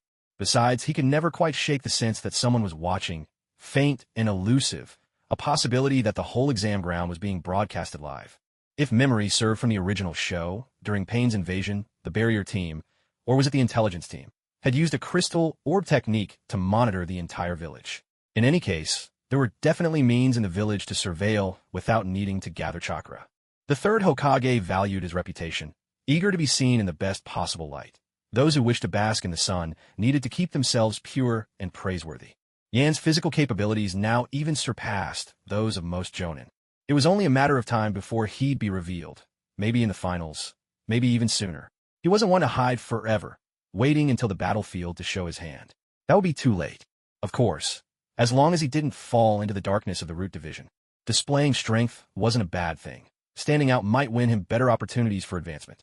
Especially since he'd heard from Mizunoki during the Chunin exams, the talent someone showed could even affect whether a ninja might one day be promoted to jonin. Some late-blooming ninja, even if their skills and judgment measured up, could spend their whole lives as only a special jonin if their performance in the Chunin exam was lacking. Despite the title, special jonin were only jonin in terms of stipend and risk. When it came to influence and decision-making, they paled in comparison to full jonin. Orders were handed down, and whether the tasks suited them or not, there was no room to refuse. And, at the end of the day, their share of the rewards was the lowest. In short, when it came to freedom, being a special jonin was basically just being a chunin with a fancy badge. Yin was about to become a chunin. There were hidden talents among this year's candidates. Even if he showed off his extraordinary power, it wouldn't draw too much attention. After all, pure taijutsu was never that valued in Konoha. Might Due was a living, breathing example of that. Not to mention, there was still Kakashi, the perfect all-rounder, master swordsman, shining like a gem among his peers. As long as Yin kept a low profile in front of the third Hokage, held back during missions, and only unleashed himself for defense or interrogation, he could afford to be indecisive, hesitant to act. That would probably keep him off Danzo's radar. After weighing all these pros and cons, Yan's real body conjured up another shadow clone, preparing to use the transformation jutsu to disguise himself as a Konoha examiner with ulterior motives. Time to test Chunin again. He had originally wanted to become Orochimaru, but after considering it, he realized he neither had the presence nor the courage to damage Orochimaru's reputation. The main issue was that Rope Tree was already dead, and he had no idea just how twisted Orochimaru could be. In short, it was best not to make any unofficial contact with someone like that. He could only transform at random into the appearance of a special jonin exam proctor, mimicking the way someone would naturally disperse, and quietly retracted the chakra threads that had been used to bind people in the arena. His real body, meanwhile, moved closer to the direction of the central tower, keeping a distant, watchful eye on the scene. With a heavy thud, Huashan of the Yamakage village, soaked in sweat, could hold out no longer and collapsed face first onto the ground. Hiss! That hurts! The raw wounds scraped against the rough earth, made worse by the sting of sweat, and he cried out in pain. They're scared now. You shouldn't have revealed the location of the scroll, Hiro muttered, his face full of resentment. He no longer paid attention to Huashan's injuries and instead hurried to rouse his other teammates. Huashan tried to roll over, but he didn't even have the strength to prop himself up. At that moment, a Konoha proctor dropped down from the trees. He shook his head exaggeratedly, his tone flippant as he said, Well, isn't this the Takigake team? Chasing after Konoha Shinobi for sport. Are you having fun? So how about it? Thinking of forfeiting yet? Thank you, but we'll take care of our own affairs, Hiro replied, giving the proctor a quick glance before sensibly shaking his head. Haven't you noticed? You're already trapped. As he spoke, Yin pressed his foot against the chakra web strung between the trees. As the web vibrated, pale blue ripples pulsed outward from beneath his foot, traveling along the mesh from midair all the way down into the ground. Seeing this, Hiro didn't answer. Instead, he pressed his lips together and fell silent, frowning in thought. Let me borrow this, he said to the wounded teammate beside him. He drew a brand new ninja sword, not made of chakra metal, so he could only coat its surface with chakra, and slashed at the side of the chakra web. Clang, clang, clang. His efforts weren't entirely futile, but with Yin standing on the web, reinforcing it, the mesh kept repairing itself. The damage he could inflict wasn't nearly enough to cut through it. It seemed regular strikes wouldn't do the trick. Hiro wiped the sweat from his brow, pulled a few soldier pills from inside his shirt, and swallowed them before crossing his legs to recover his strength. That last battle was just suffocating. Most of his chakra hadn't gone into ninjutsu, but into sheer grit to maintain focus and squirm for freedom.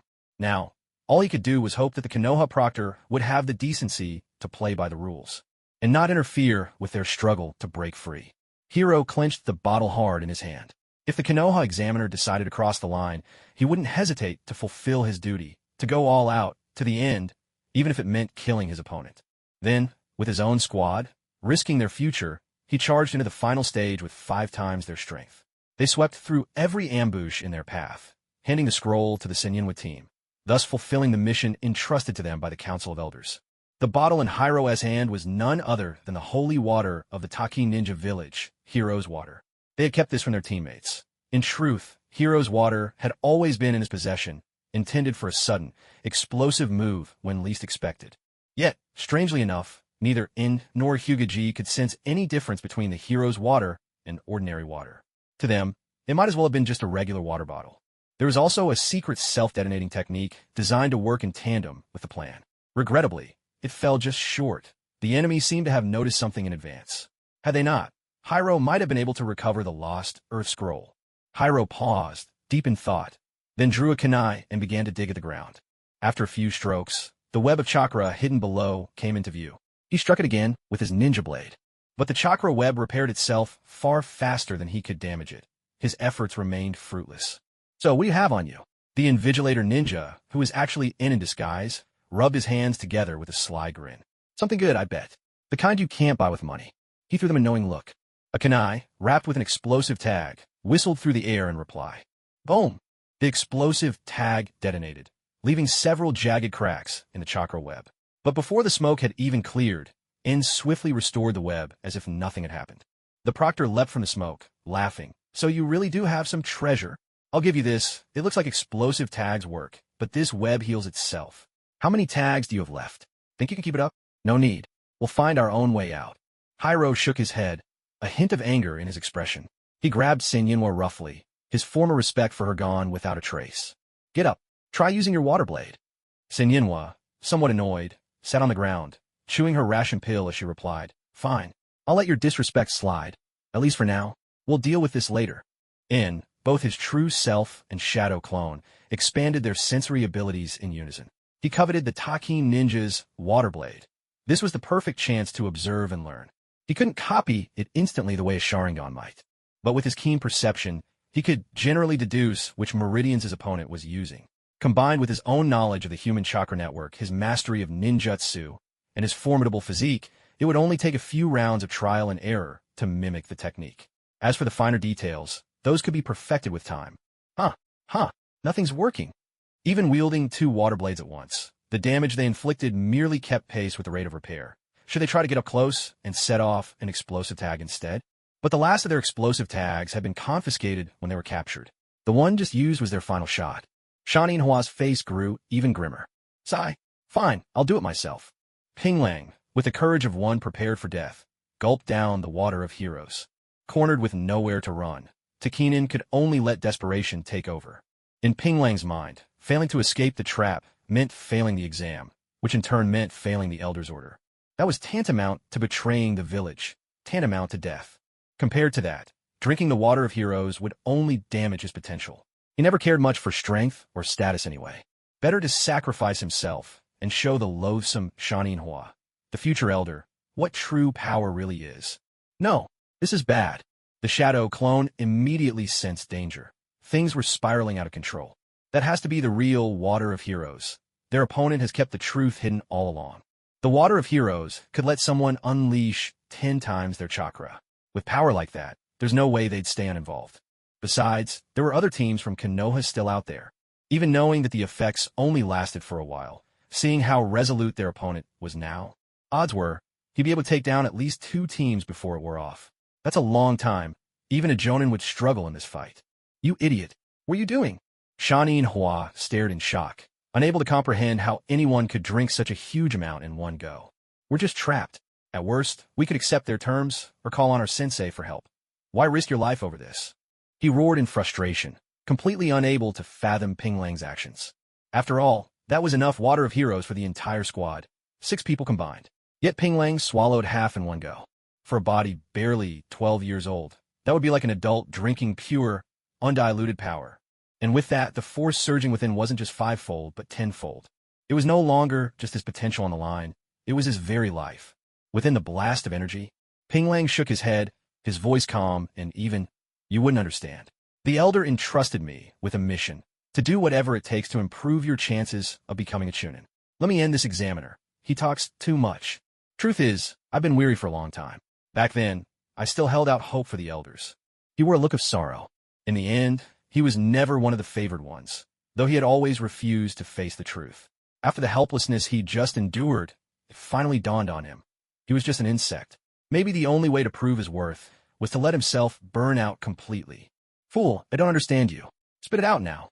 Shanin Hua shouted, utterly baffled by the sudden ferocity of the gentle, unremarkable Ping Lang, the one who'd always endured his mockery. Why not just write a self-critique to the elders for a failed mission? At worst, he'd be scolded, but to throw his life away? If you're the chosen one, and you feel indebted, then use that debt to live well. Go and be your elder.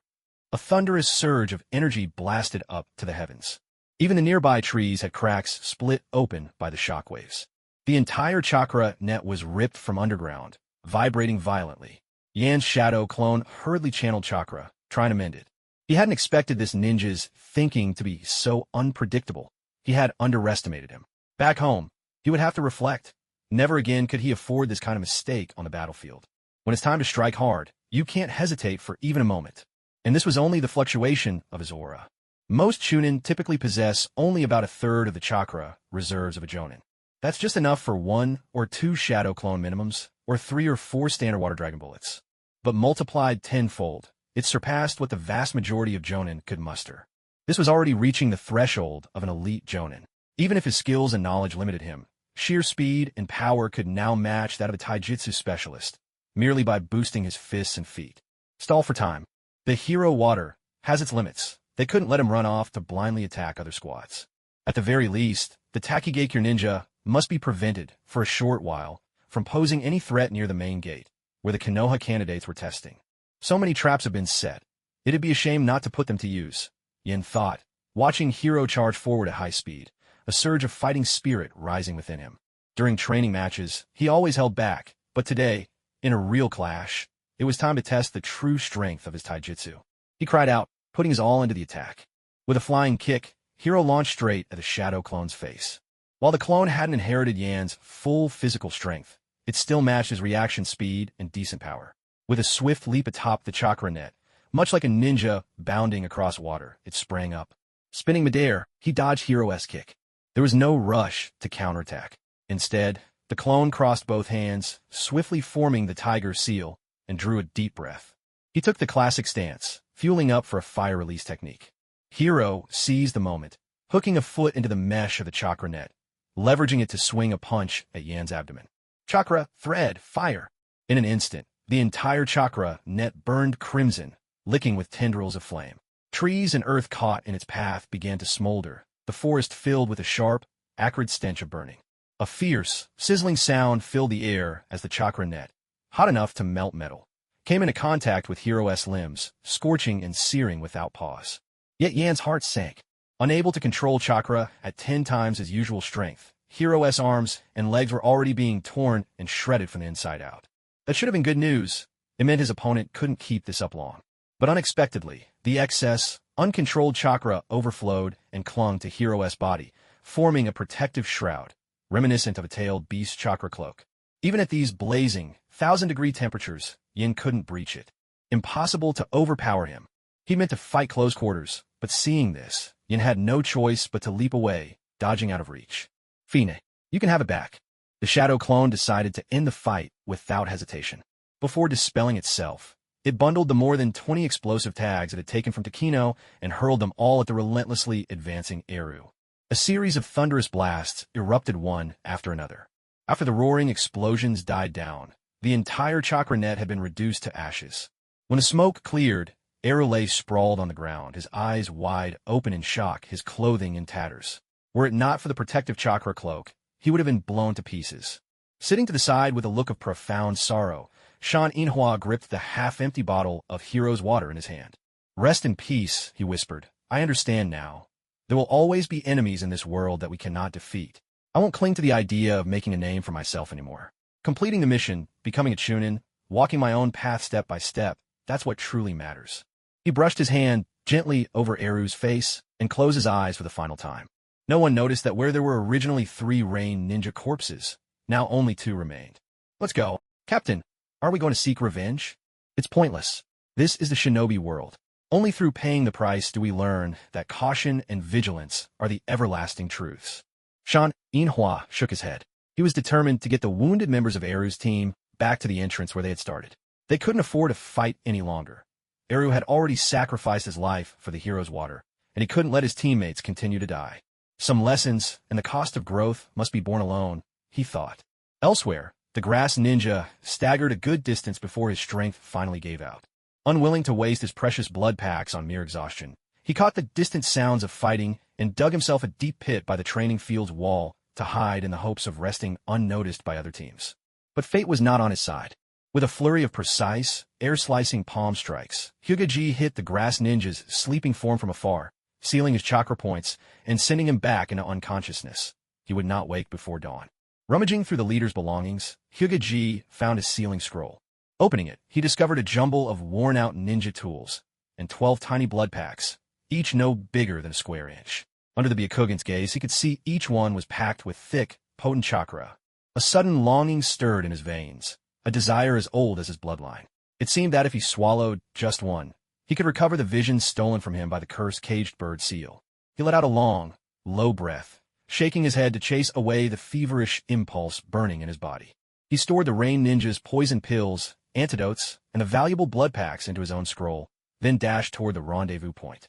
Meanwhile, the shadow clone that had obtained the Earth Scroll also met up with Yan's original body at their agreed meeting place. "You went up against Grass Ninja, huh?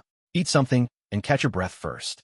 Seeing how drained Hokage looked, Yan pulled out a few homemade meat buns from his storage scroll. Hokage didn't stand on ceremony. He took the meat bun, washed it down with water, and swallowed it in big bites. Yan continued, "We're now halfway from here to the central tower. Tonight, we'll take turns standing watch. Tomorrow morning, after a good rest, we'll set out again." "Right. Even if someone is lurking around the central tower, after a night of suspicion and tension, dawn will be when they let their guard down. That way, we'll conserve our strength for tomorrow's fight and be better prepared for the third round as well." Also, Hokage nodded, swallowed another bun, pursed his lips, and hesitated, as if he had more to say. "Not enough food? I can get you another one." "That's not it, it's just—" He raised his hand, indicating to stop. Then he lowered his head in deep thought.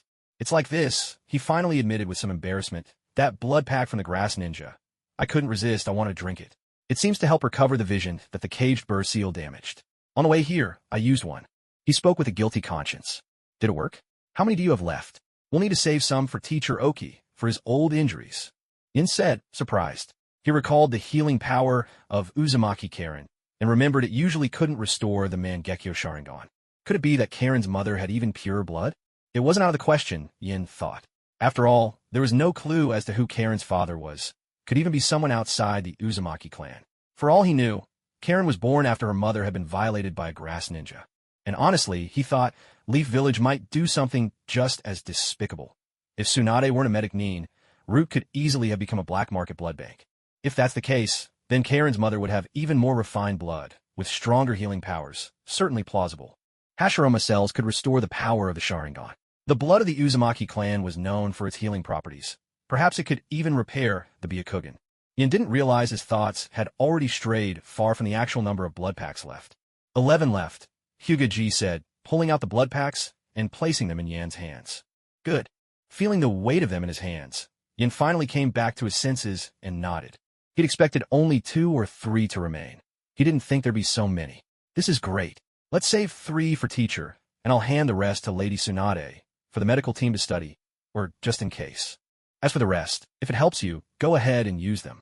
Hokage said with excitement. It works really well. My field of vision is back to 5 kilometers, just like before the caged bird seal. But it seems activating the Byakugan still slowly drains my vision. As he spoke, he activated his Byakugan, attempting to show Yen their military supplies. No, this isn't right.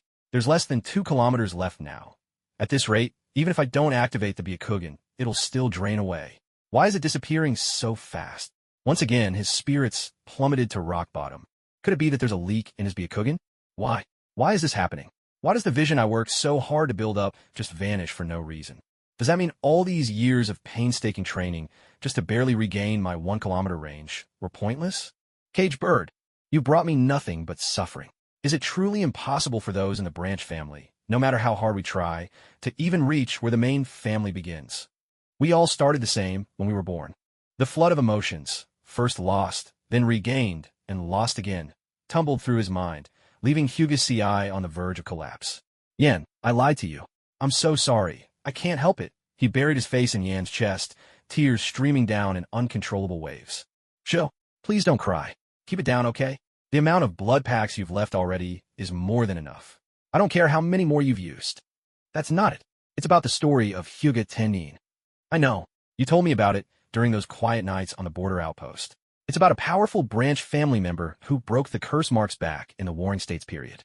You even said he was your idol. What's wrong with that? Yen was puzzled. His knowledge of Hyuga Tennin was limited, mostly coming from CI himself. In his previous life, Yen had been an orphan, rarely opening up to others, often shrouded in negative emotions. That's why he truly cherished CI, a friend whose outward indifference had a heart filled with hope and warmth. No, it's not like that. The story I told you before, it was just a legend. But only now do I realize it was nothing more than a fairy tale conjured by the branch family. Watching CI sit there in hopeless silence, Yen sharpened his senses, locking onto those pale eyes for closer observation.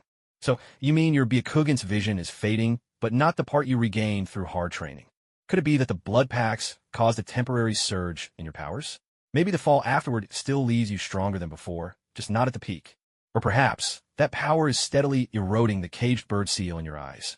After all, jumping from 1 kilometer all the way to 5 is unbelievably drastic. Yen offered soothing words, but CI stayed silent, sitting unmoving, lost within himself, not wanting to think, just waiting for whatever outcome awaited him. Through Yan's watchful eyes, the Byakugan's unique chakra swirled about the small black at the back of C's eyes, spinning like a hidden vortex. Yet even now, it was impossible to tell whether it was grinding away at the caged bird curse mark or simply seeping out like water. Just as Yen tried to focus all his senses, condensing them onto that tiny black point that marked the curse, and observe more closely. Suddenly, a wave of inexplicable dread surged in. He mustn't continue watching. The last time he felt sudden, inexplicable palpitations was when his sensory abilities broke through and he tried to release his mental power alone. After he switched to channeling and releasing chakra together, the feeling never returned. Yen had a faint intuition that all of this was linked to a great secret, one that concerned the entire shinobi world. With his current strength, he was still far from touching such mysteries. At the very same moment, footsteps pounded rapidly along the wooden corridors, thudding in a hasty rhythm. Ha ha! Father! Father! I did it! I did it! The old records were truly effective. Within the grand Hyuga estate, the heavy steps and joyous shouts roused the household's main family from slumber. Each of them was startled awake by the clamor. What is it that you have? The head elder of the clan, dignified and stern, stood across the corridor, his voice echoing in the night. With a crash, Hyuga Rition, who had been running recklessly with his eyes squeezed shut, barreled into him and fell to the ground. Hyuga Rition was none other than Hyugaji's older brother, born to the main line of the head elder's branch. Tonight in the Hyuga compound was anything but peaceful. For once, all members of the main family gathered in the heart of the clan's grounds in the dead of night. Elder and son sat face to face at the very center, the air tense with anticipation. Sit down, open your eyes, and speak properly. Yes, father. Hyuga Ri-Tion raised his head, and as he opened his eyes, everyone could see a subtle but distinct change. What was once the clan's legendary Byakugan, clear and flawless, celebrated as the purest in a century, was now tinged with the faintest trace of blue. What on earth is this? Was he injured? Should we bring him to Lady Tsunade of the Senju for examination? Anxious voices overlapped, speculation mounting among the men and women of the main and branch families. Everyone please quiet. The elder's command restored order instantly. All those present, elders grayed with age, children barely 3 years old, some 20-odd people in all, immediately fell silent. Ri-Tion, explain it yourself. Yes, father. Hyuga Ri-Tion stood and bowed deeply to the assembly. According to father's guidance and the notes left by Hyuga Tennin, I practiced the Byakugan technique all night without rest. At last, I lived up to everyone's expectations. I have achieved the first awakening of the Byakugan. My eye power has greatly increased. It is written that Hyuga Tennin experienced 2 Byakugan awakenings. At the second, his eyes shone with a blue light capable of dispelling any technique. The old clan head added gravely. These were among the Hyuga clan's most closely guarded secrets. At last, our Hyuga clan is poised to surpass the Uchiha. Ha ha ha. Number 1 in Konoha, the mightiest, noble family in the Leaf. With those words, the clan activated their most advanced soundproofing and barrier techniques. After a brief outburst of jubilation, the main family members quickly regained their composure. Among outsiders and the main line's own direct descendants, the Hyuga clan always showed a gentler face. It was a privilege few could enjoy. But inside the clan, especially toward the branch lines, the Hyuga had always ruled with an iron grip. The first awakening of the Byakugan. This was only the first step in realizing the clan's ambitions. Even greater and more thrilling events awaited. Unlike the Uchihas, so impulsive and reckless, the Hyuga would not squander their moment. Enough. Remember, this matter must be kept strictly confidential. Take the children back inside. The heads and heirs of each branch family, stay where you are. The Grand Elder, forcing himself to stay alert, spoke in a solemn voice. The old clan leader straightened his posture, his mere presence radiating authority and commanding respect without a hint of anger.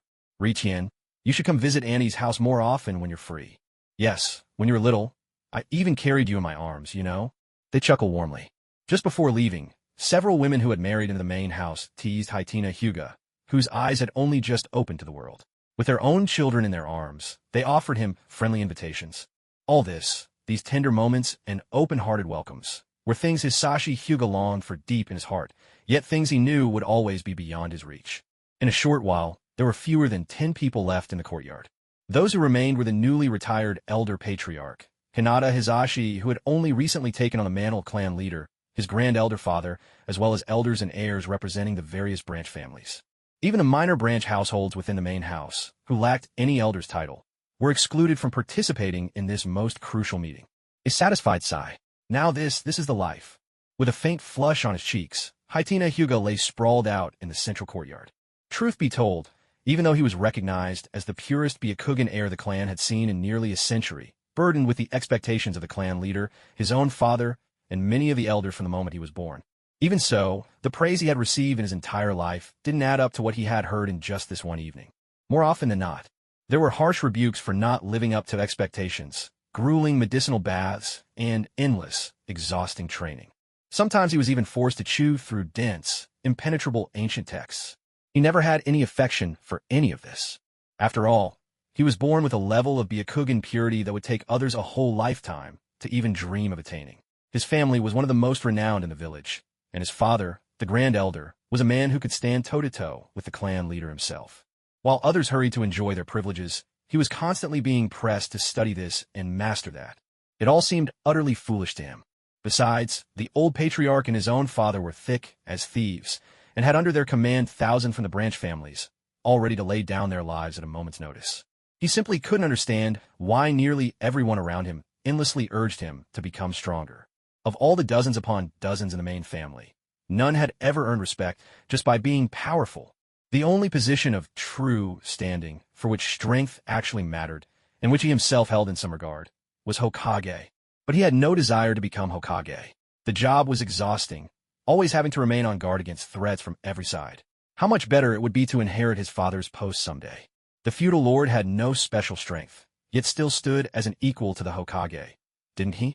If he got right down to it, the Hyuga clan had never shown much interest in becoming Hokage. The main family coddled themselves in comfortable seclusion, while the branch family was denied any room to rise, and so neither side had any real drive to move forward. All right, Richian. You trained hard with your Byakugan in the middle of the night, and just now chatted with everyone. You must be tired. For once, the Grand Elder set aside his usual stern manner with his son and spoke to him in a gentle tone. Richian was a little taken aback. He wasn't quite used to it. For the first time ever, his father did not unmask his little tricks and lies. Instead, he took the initiative to praise his efforts. Had he actually worked that hard? He was stunned for a moment, then suddenly realized what was happening. He hurriedly replied, "Not tired. Not at all. Father, I'm really not tired. Look." As he spoke, Hyuga Hitian instinctively rolled up his sleeves and flexed his arm, showing off his slender, rather pale limb. It might lack training, but it now carried an unexpectedly powerful aura. The old clan leader grabbed his arm and squeezed with some force. Well now, but he couldn't make a dent. A faint furrow formed between the old man's brows. Not everything was as simple as it seemed. Hyuga Hitian had never been diligent in his exercises. Even regular medicinal baths and chakra strengthening, with the elder's help, shouldn't have produced results like this overnight. An old hand himself, the clan elder remembered his own youth. Never as favored as Hitian, but he knew full well the sharp divide between neglect and genuine training. Could it be? He could barely contain the thought that flickered across his mind. Hitian, according to the clan records, once the Uchiha awakened the third tomo of their Sharingan, they gain a unique ability. Similarly, our Hyuga clan history describes unusual powers, breaking through techniques, heightened physical prowess, things ordinary folks cannot achieve.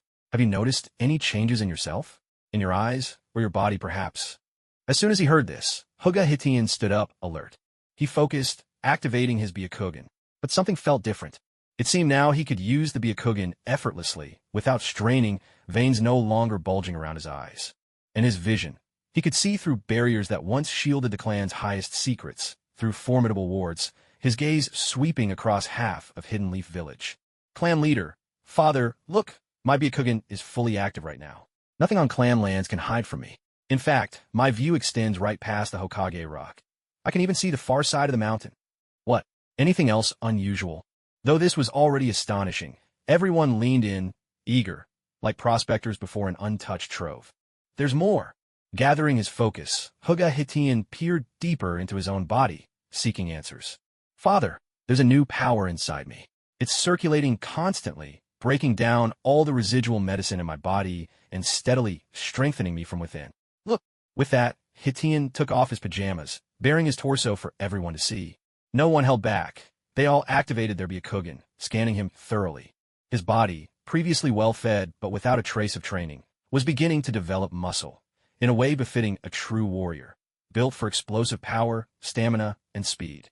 He looked like someone who had mastered martial arts for years. Yet, even as everyone stared, eyes wide open, no one could find the mysterious new force that Hitian described. It seems that this power completely surpasses the Byakugan. Even the noble main branch of the Hyuga clan pales in comparison. Witnessing this, Hyuga Hayashi, who usually doesn't get along with Hyuga Hiten, couldn't help but feel genuine admiration. The Hyuga have longed for a true powerhouse for ages. They are a noble clan, just like the Uchiha and the Senju, who both have their own god of shinobi and demon of a ninja world, figures whose names quake the entire world. But the Hyuga's legendary heavenly shinobi of Hyuga has only ever been a secret whispered among the main family. For it is a matter entwined in the old scandals between the main and branch houses. Even within their own clan, this story is brushed past, with not so much as a portrait left behind. To outsiders, it's mostly seen as something the Hyuga made up to save face, little more than a tall tale. They are desperate for a symbol of strength to prove themselves. Otherwise, before long, they'll fall to the ranks of merely functional clans like the Nara, Aburame, Yamanaka, or Akimichi. They would have to lean on stronger clans in the village for support, choose sides carefully, huddle together for warmth. Gradually, they'd lose their voice and be absorbed as just another part of the village. Just as the elders and the clan head began to discuss, Hyuga Hiten spoke up again. It seems I can unleash this power within me. With that, all eyes fixed on him. He took up a horse stance, half squatting, and in full view of all, unleashed his chakra, gathering his strength. Ichenen. A guttural shout of effort filled the air. Every muscle on Hyuga Hiten's body strained and tightened, his face contorted with effort. Soon, beads of sweat as large as beans began to drip from his brow.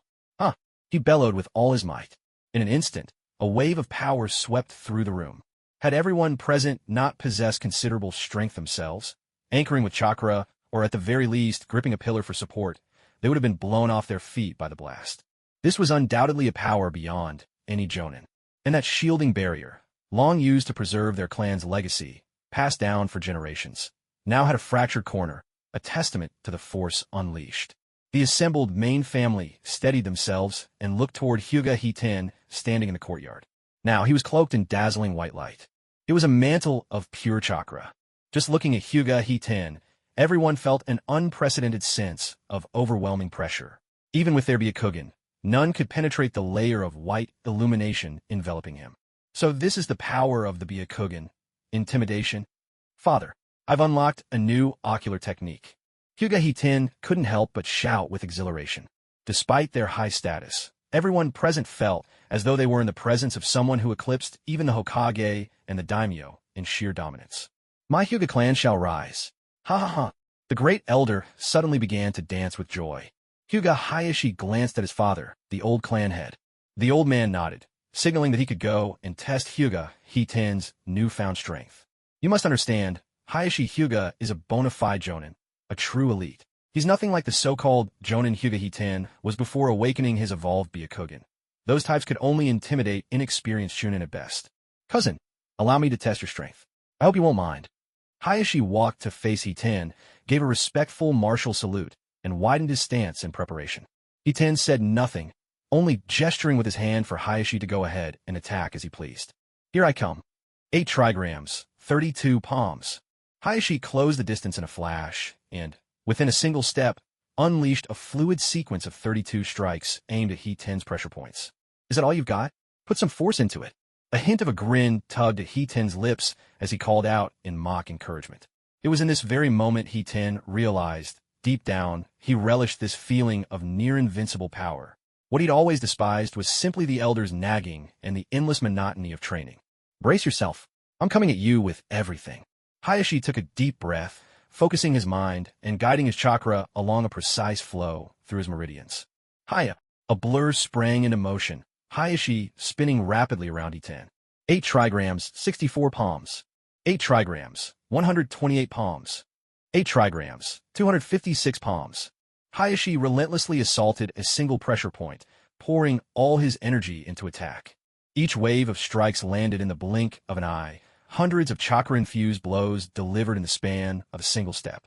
Against such a barrage, the chakra barrier sheathing Hiten's body thickened nearly to the point of becoming solid, effortlessly deflecting every strike. Hayashi staggered back, his hands shaking, flinching from the reverberating sting shooting up his arms. These were blows that could pierce steel or shatter a wooden training post. Nothing should have withstood them. And yet, Hiten brushed them off as if they were nothing at all. Such an overwhelming gap left Hayashi in utter despair. 8 trigrams, 512 palms. Hayashi roared, driving his attack to its conceptual limit, even beyond what had ever been mastered. Meanwhile, Hiten shouted in exhilaration, I acknowledge you. When the dust finally cleared, Hayashi collapsed, utterly drained, his chakra spent, his strength gone. In contrast, Hiten stood utterly unscathed, not a single speck of dust marring his clothes. Only his chakra cloak had dimmed ever so slightly. You did well, wonderfully well, truly worthy of being my son. The elder chief beamed and gave Hiten an enthusiastic thumbs up. Father, everyone forgive my pride, but my strength really does set me apart. With a dramatic wave, Hiten gestured grandly.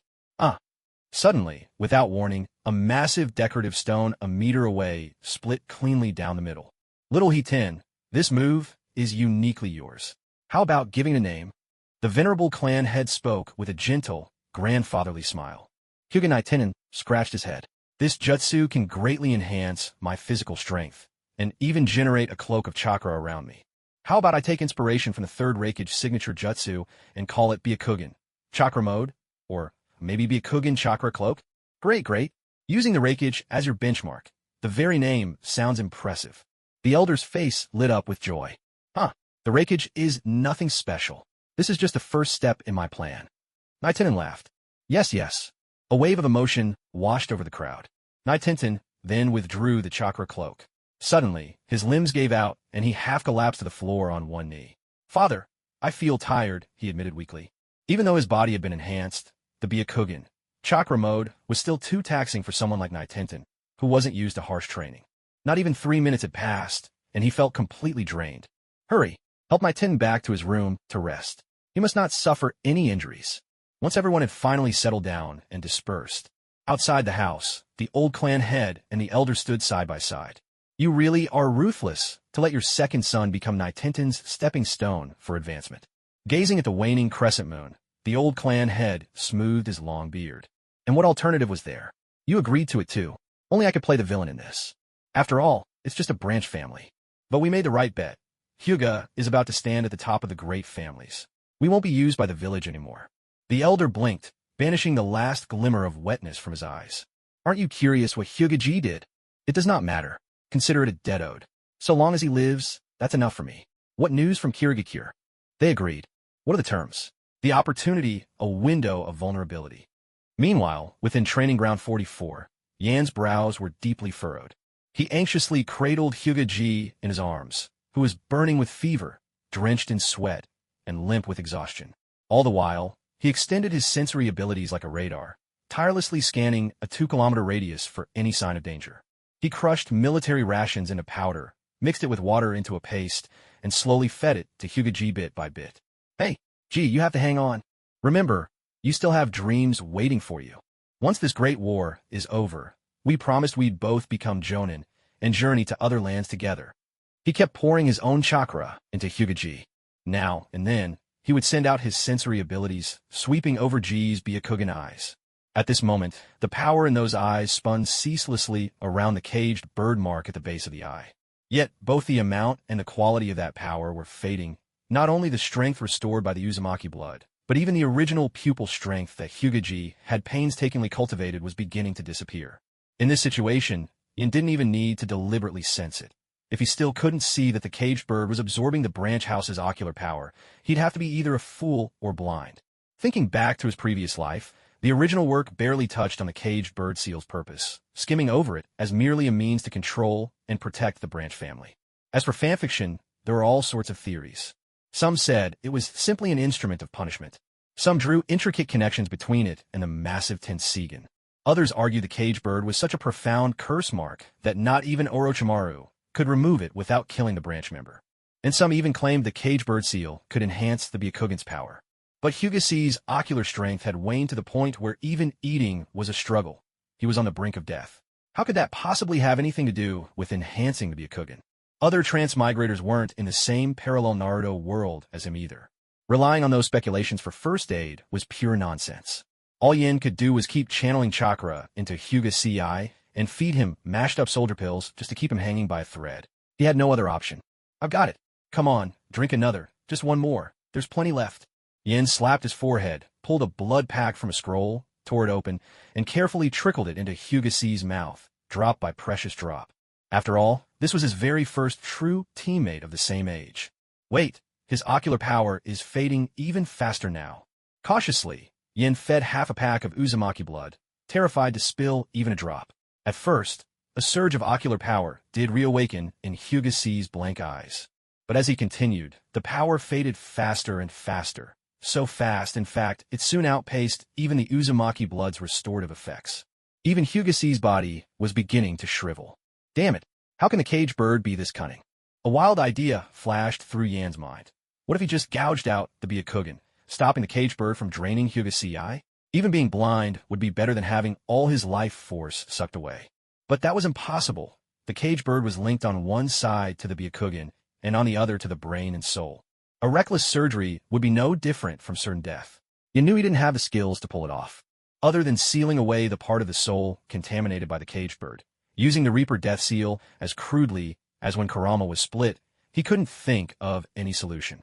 So he could only keep channeling his own chakra into Hyuga CI, slowly extending his life. Little by little, Yin realized something, perhaps because he wasn't a Hyuga himself, nor the host of the caged bird seal. The suction from the depths of the Byakugan had no effect on his chakra. That meant he could try to seize control of some of the life-sustaining energy within Hyuga C's body. It essentially became a tug-of-war with the caged bird. But against such a powerful force, Yin knew deep down this was a drop in the ocean. Gradually, he found himself losing ground to the caged bird. Even if he was losing, he had to keep fighting. At the same time, although he wasn't paying attention himself, the panel began to change. In the section marked Pure Chakra Manipulation Secret Technique, the number representing progress was leaping rapidly. Yin could feel his control over chakra growing at breakneck speed. Is this the panel at work? By the look of things, if I keep this up and treat him in time, maybe there's still hope for Hyuga Tsugi. He felt a quiet sense of relief. But even so, the extra strength he'd gained was a mere drop in the ocean compared to the overwhelming force pouring from the caged bird. This wasn't a power that a simple curse mark could possess. It was beyond human means. Yin felt as if he were pitting his strength against a speeding freight train. Could his theory be right? Was a massive Tensigan hidden behind the caged bird? I can't hold on any longer. Left with no choice, Yin began to surrender the less vital parts. He let the caged bird take Hyuga Tsugi's original chakra. He focused instead on shielding the heart and brain, preventing the last essential energy from being siphoned away. By doing so, he eased the burden of keeping Hyuga Tsugi alive. Soon, everything but the heart and brain had been completely drained. Tsugi's body was gaunt, hair turned ashen, skin wrinkled. He'd become as withered and spent as Nagato, after being devoured by the demonic statue. He now depended solely on the chakra Yin continued to infuse just to keep his body running. His Byakugan dimmed to a lifeless gray, rapidly shriveling. No matter how he tried to sense it, not a flicker of pupil power remained. He was blind. But at last, the caged bird's pull began to ease off.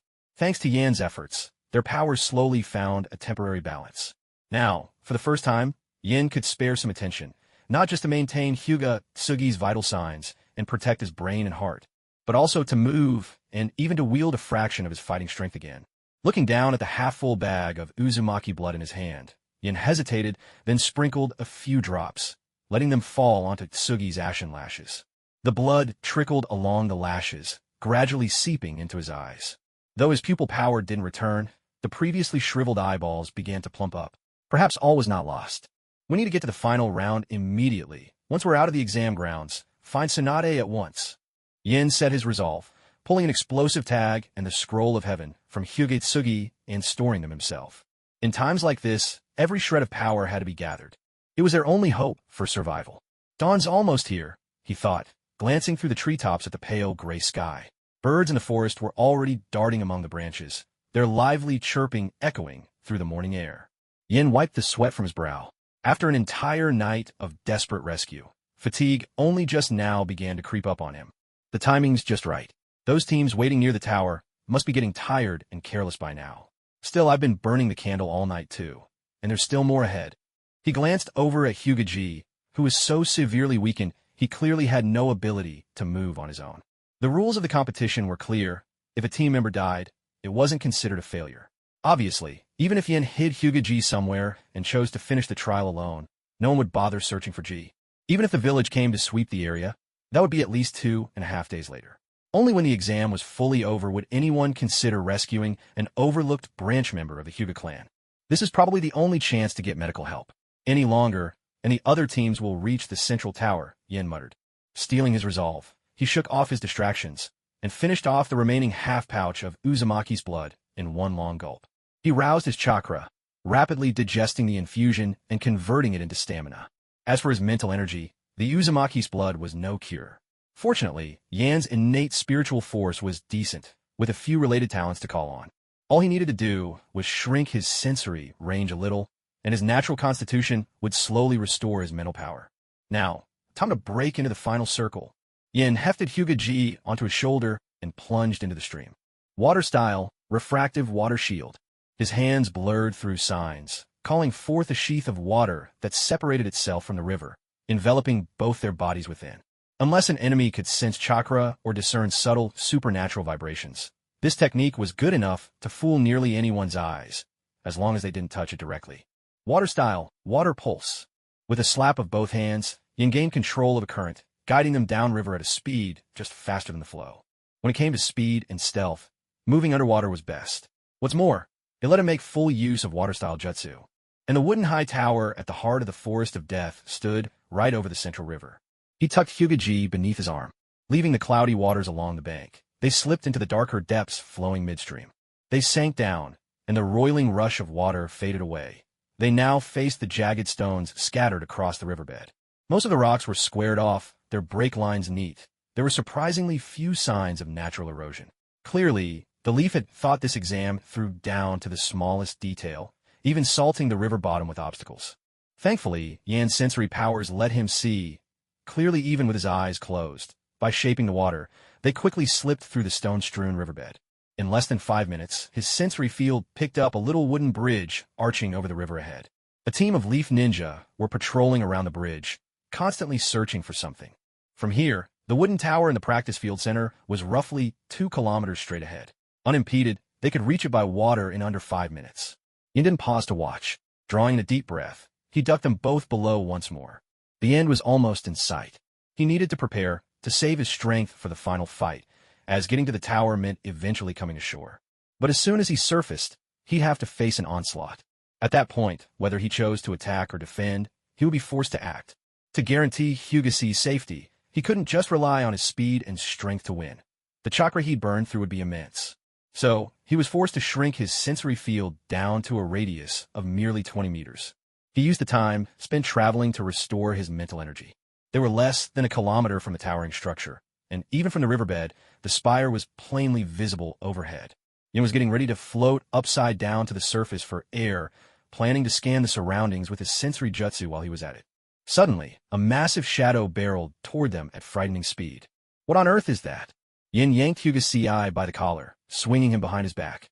He pressed himself urgently against the embankment. The giant creature rushed past, churning the water beside them. With a violent surge, the current shattered the camouflage barrier they'd been using to stay hidden. In an instant, Yin and Hugase were exposed. Regaining his composure, Yin looked closely and was stunned to see a fish-shaped beast, nearly 5 meters in length. It bore a striking resemblance to the Dunkleosteus, a prehistoric predator from another life. The creature's head was encased in a hard bony armor, leaving only its eyes exposed. The armor stretched all the way to the mouth, forming 2 pairs of enormous blade-like jaws. With its monstrous bulk, it looked as though it could bite straight through anything in its path. Is this some wild summoning beast from the Forest of Death? Or does someone control it? Yin sensed a considerable amount of chakra coursing through the monstrous fish. Extending his perception, he picked up a team from the hidden rain lying in ambush nearby. But they were still hidden in the grass on the riverbank, their breathing calm and steady. It didn't seem as though they'd noticed him. Suddenly, a chill ran down his spine. No, Mist Village. The Hoshigaki Shark Squad. It looks like they found me. The monstrous fish lunged at them again. With a start, Yin grabbed Hugase, and the two pressed themselves into a crevice along the riverbed. Using the rocks as cover, they barely managed to evade the beast once more. With heavy, resounding blows, the armored fish slammed its massive head against the rocks, its huge jaws gnawing and tearing at stone. Countless shards of rock, mingled with silt, tumbled down, threatening to bury them alive. Within Yan's sensory field, the 3-man Hoshigaki squad waited motionless at the base of the high tower, intent on remaining concealed as well.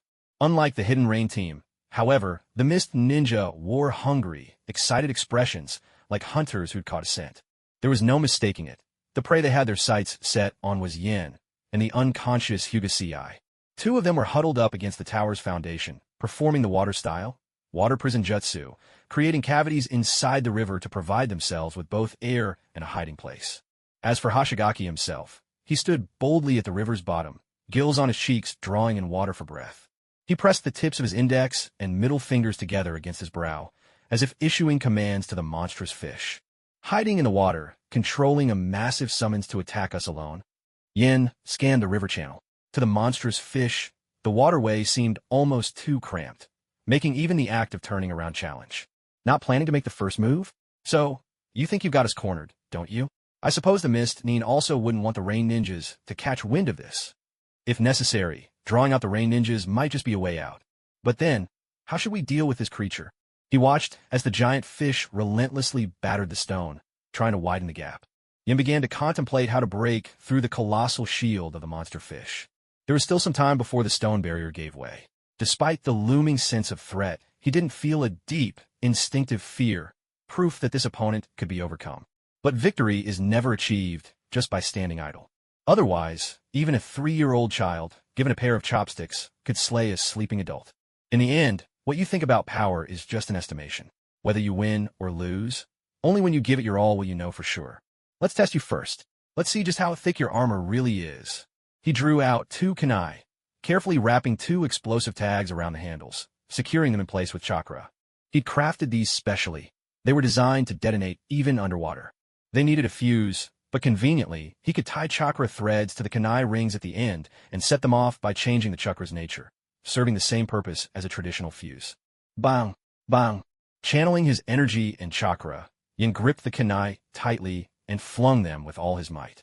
In an instant, the water in that part of the river heated to a boil, vaporizing and forming 2 empty cavities.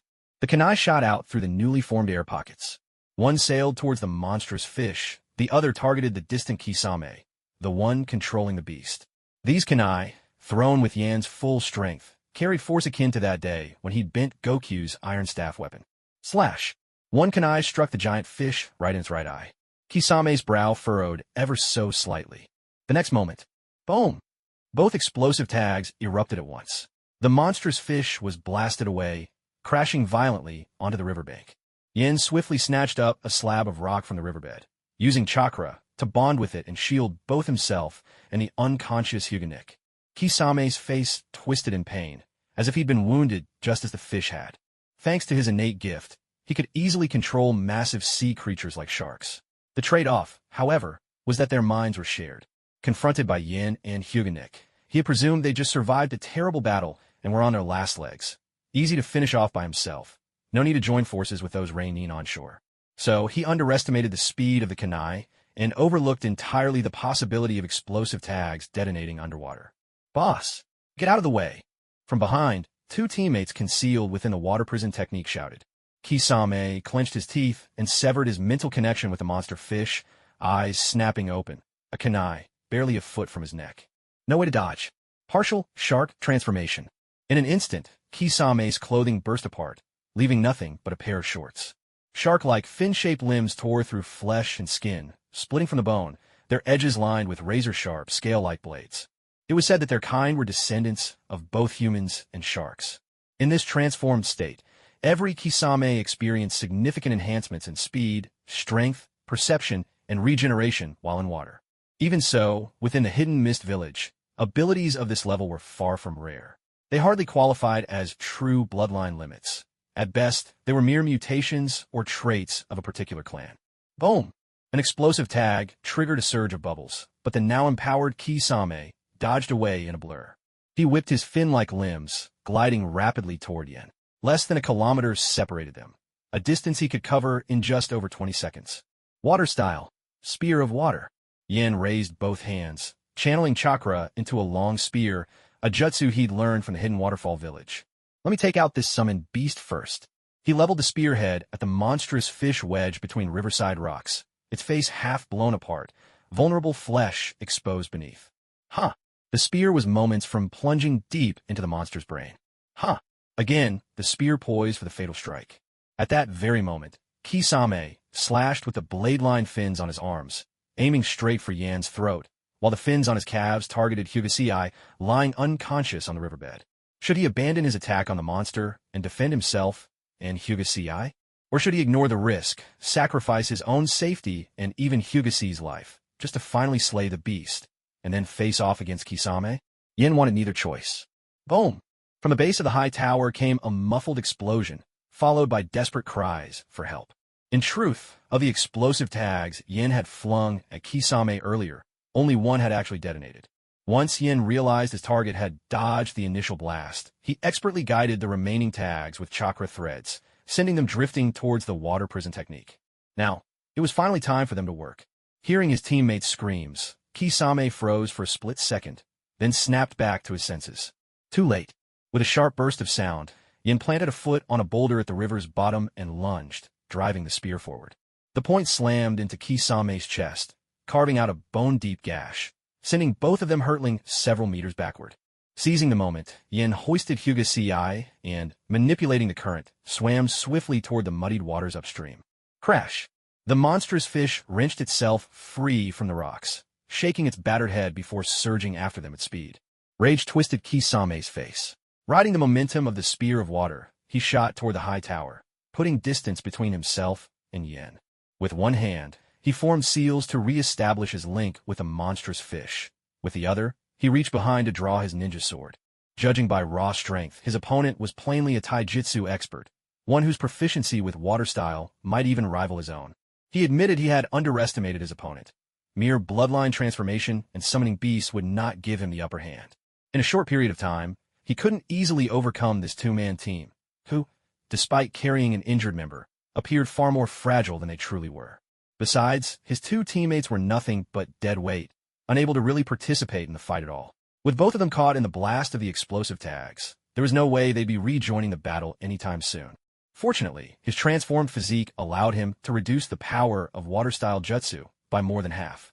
The spear of water hadn't managed to pierce him, though the force of the blow, combined with fire, had left several of his ribs fractured. The waters were murky. Yin looked at Hyuga's CI and couldn't help but feel a hint of regret. Trying to break through the blockade of skilled Chunin all alone, while dragging along an invalid, was proving far harder than he had originally imagined. What's more, the depths belonged not just to himself, but even more to his adversary. When it came to speed and agility underwater, even unburdened by a companion, he wasn't a match for his opponent. But heading for shore was out of the question. The riverbank was waiting with Hidden Rain Ninja, elite guard in possession of the scroll. Rather than walking straight into their trap, it was better to stake everything on a desperate gamble. After all, he'd already taken two missed ninja by surprise, and they temporarily lost their ability to fight. Abandoning his hard-earned advantage was simply not an option. Within Yan's sensory field, Kisame Hoshigaki was once again swimming toward him, his chest wound already mostly healed. In his hands was a distinctly irregular ninja blade, looking uncannily like a gigantic fish scale. Some form of remote signal must have gone out, because the strange summoning beast, its head armor half destroyed, had rallied once more and was plunging through the cloudy depths in pursuit. Getting caught in those monstrous jaws meant being torn clean in two, no matter how skilled a taijutsu master you might be. Now, flanked on both sides, it seemed only moments before they would be discovered. 1,000 strategies played out in Yan's mind. His opponent had enormous resistance to water-style techniques. Except for explosive tags, even fire-style was useless, and taijutsu would do nothing against an armored summoning beast. That bizarre ninja blade was certainly not ordinary, far superior to any chakra-forged metal sword.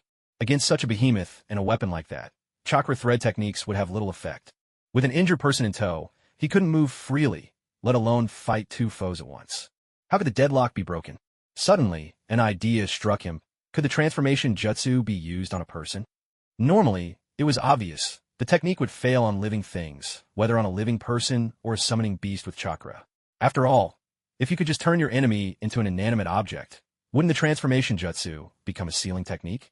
Yet in the original story, Naruto once transformed Gamabunta into the Nine Tails, demonstrating that, as long as the target willingly accepted, the jutsu could be successfully cast. Although Hyuga's CI was completely unresponsive to outside stimuli at the moment, his own chakra reserve was almost depleted, forcing Yin to gamble and inject his own powerful chakra into Hyuga's body. Using the same method he'd employed to snatch chakra before, he forced the other subconscious to accept the transformation jutsu. He shrank him down to doll size proportionally, avoiding any deformation that might have caused the internal organs to shift and inflict secondary injuries. Success. He picked up the doll-sized Nika Hyuga and tucked him in his coat pocket. At the same time, he created a shadow clone, transforming it into the likeness of Nika Hyuga, and let it lie motionless on the riverbed. His original body gathered blades of water in both hands and charged at Kisame. As he departed, he couldn't help but cast a reluctant glance at the weakened Nika Hyuga, a scene Kisame just happened to catch. You killed my companion, so I'll kill yours in return. Kisame secretly directed a monstrous fish to ram straight into the Nika Hyuga clone, trying to finish him off and seize the moment when Yin would falter in grief. Meanwhile, blades of water clashed with the strange ninja sword, and Yin sensed a strange suction force. Could this thing really be the scales of Samahata? He knew this boded ill. Fortunately, with his previous experience fighting over Chakra with the caged bird, his control over his own Chakra was exceptional. He reversed the flow, pouring his Chakra continuously into the ninja blade, trying to wrest control away. Sensing something was off with the suction, Kisame furrowed his brow and promptly stopped clashing swords. Instead, he began using his entire body as a weapon, leveraging his shark-like form to launch a barrage of attacks, executing maneuvers no ordinary human could pull off. Yin relied on his superior control and reflexes, parrying each of Kisame's attacks with precision. The blades of water and the ninja sword collided again and again, sometimes even clashing against the blade-like fins on Kisame's limbs. Under the furious slicing current running along the blades of water, an ear-piercing screech rang out, like fingernails scraping mercilessly across a chalkboard. Countless tiny scales showered down. In that moment, both sides found themselves deadlocked. Kisame's attack patterns were nothing like a human's, and his swordsmanship was immaculate, leaving Yin barely a moment to go on the offensive.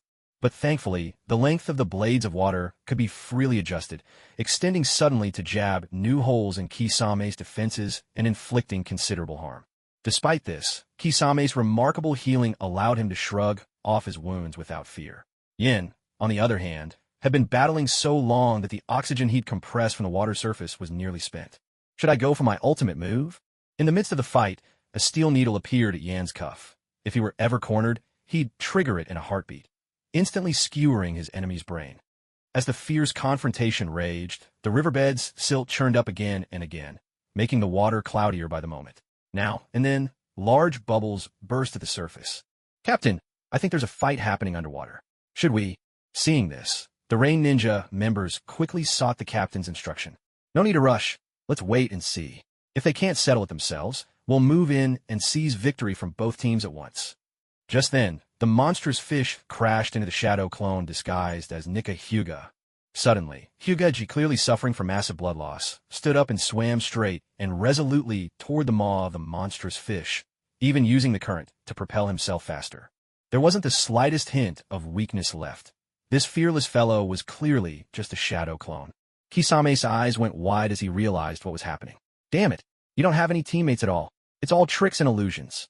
As for where the real Hyuga had gone, he suspected that he'd probably died long ago. Yan's intention was to clear this challenge single-handedly. He was just like some of those guys in Kirigakure, people who treated themselves as mere tools of killing. Ruthless to others, ruthless to themselves, and even more ruthless to their enemies. His danger level had just shot up another notch. Because the monstrous fish was nothing but a dumb beast, once out of Kisame's control, it could only act on instinct, with no ability to reverse summon itself. So Kisame focused his mind, trying to quickly sever the mental link between himself and his summoned beast. He had to avoid letting the opponent blow up the shadow clone, which would send that pain rebounding back at him through the beast. His attacks didn't let up. In fact, he added even more force. But he was still distracted, and Yin seized the chance, landing several vicious stabs. Neck, chest, abdomen, even head, each took a cut. But with his extraordinary regenerative power, Kisame didn't care at all. Instead, he laughed triumphantly. "If your shadow clone gets bitten to death, you'll be sluggish too, won't you?" A sharp, cracking sound echoed. The shadow clone was bitten cleanly in half by the monstrous fish's instincts. A thunder explosion erupted. A stack of explosive tags detonated simultaneously, with nothing guiding it. The fish had no way to cope with the blast inside its mouth. The swelling gases ripped it apart, and then, as the water heated to boiling, its body was cooked from within. The flow of the river was momentarily halted by the shockwave. Enormous bubbles wrapped the fish chunks as they floated to the surface. It smells incredible. Captain, should we?" A slightly plump Rain Ninja, nicknamed Big Buddha, rubbed his stomach, wiped the drool from his mouth, and nudged the person beside him. "Hey, where's the captain gone? Move! After them!" The Rain Ninja captain yanked him up and dashed for the riverbank. This windfall was theirs for the taking. A tremendous wave rippled outward from the center of the blast. Yin froze for a moment. The pain from the destroyed shadow clone rattled his mind. His water blades flickered out, and his body was carried downstream by the current. The opportunity had come. Kisame was ecstatic, using his fins to dart through the waves, keeping himself steady and level with Yin. Executioner's cleave. He drew his strange ninja blade once more and swung it at Yan's neck. The shining blade swept down. Yin made no resistance at all, letting the steel bite deep into his throat. With a sickening squelch, His head was separated from his body. Blood gushed forth from the open neck. The protagonist is dead. The story ends here. With a sickening squelch, a hand extended from the torso of Flame's headless body. A flash of blades swept across Hoshigaki's abdomen, and in an instant his whole body was sliced cleanly in two at the waist. His entrails spilled out completely. Human puppet. Hoshigaki's consciousness began to fade.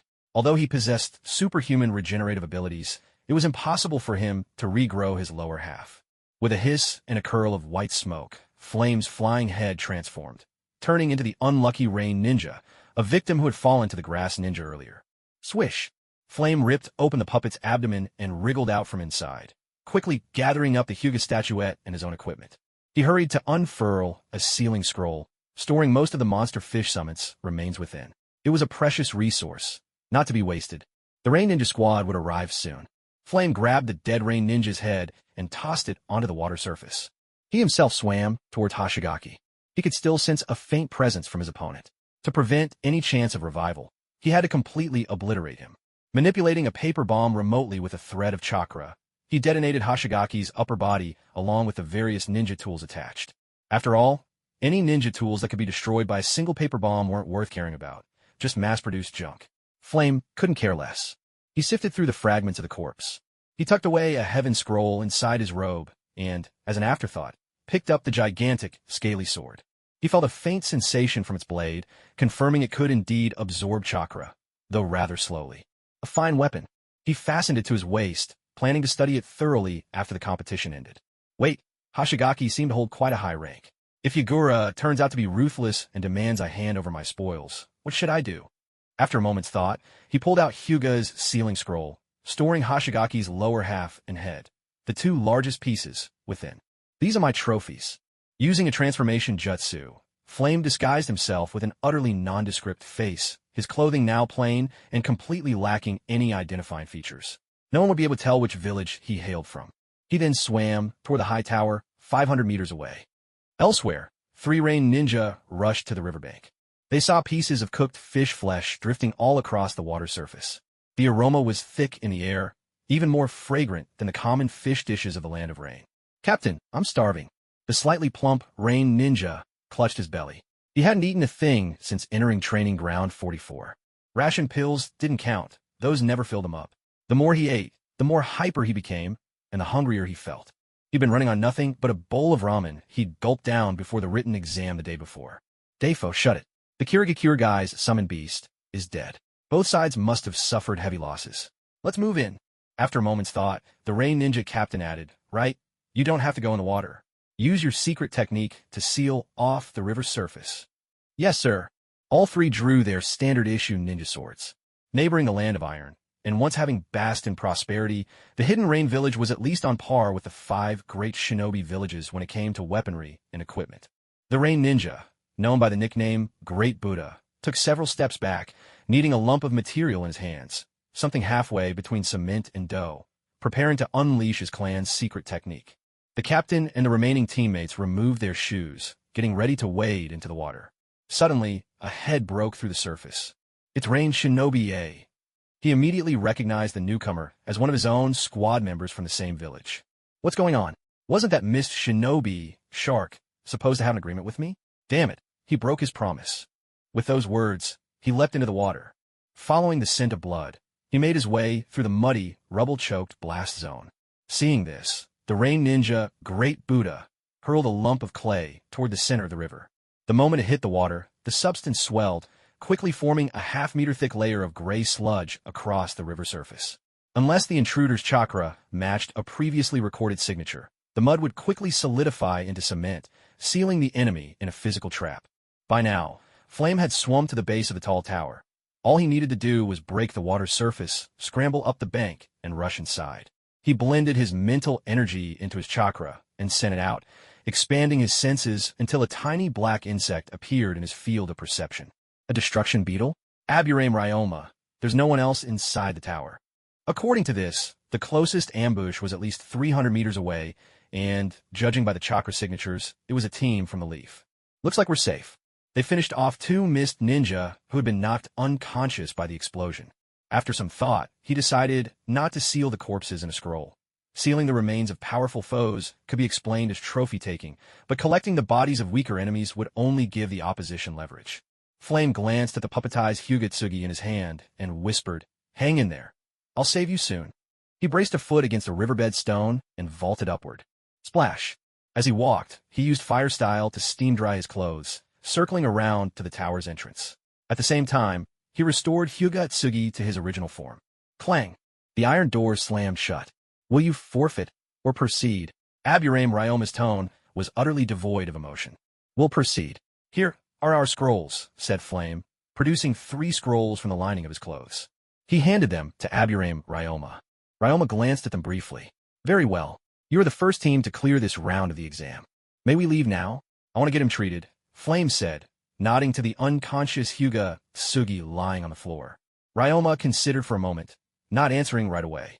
Instead, he knelt and examined Hyuga closely. His previously placid expression tightened into a frown.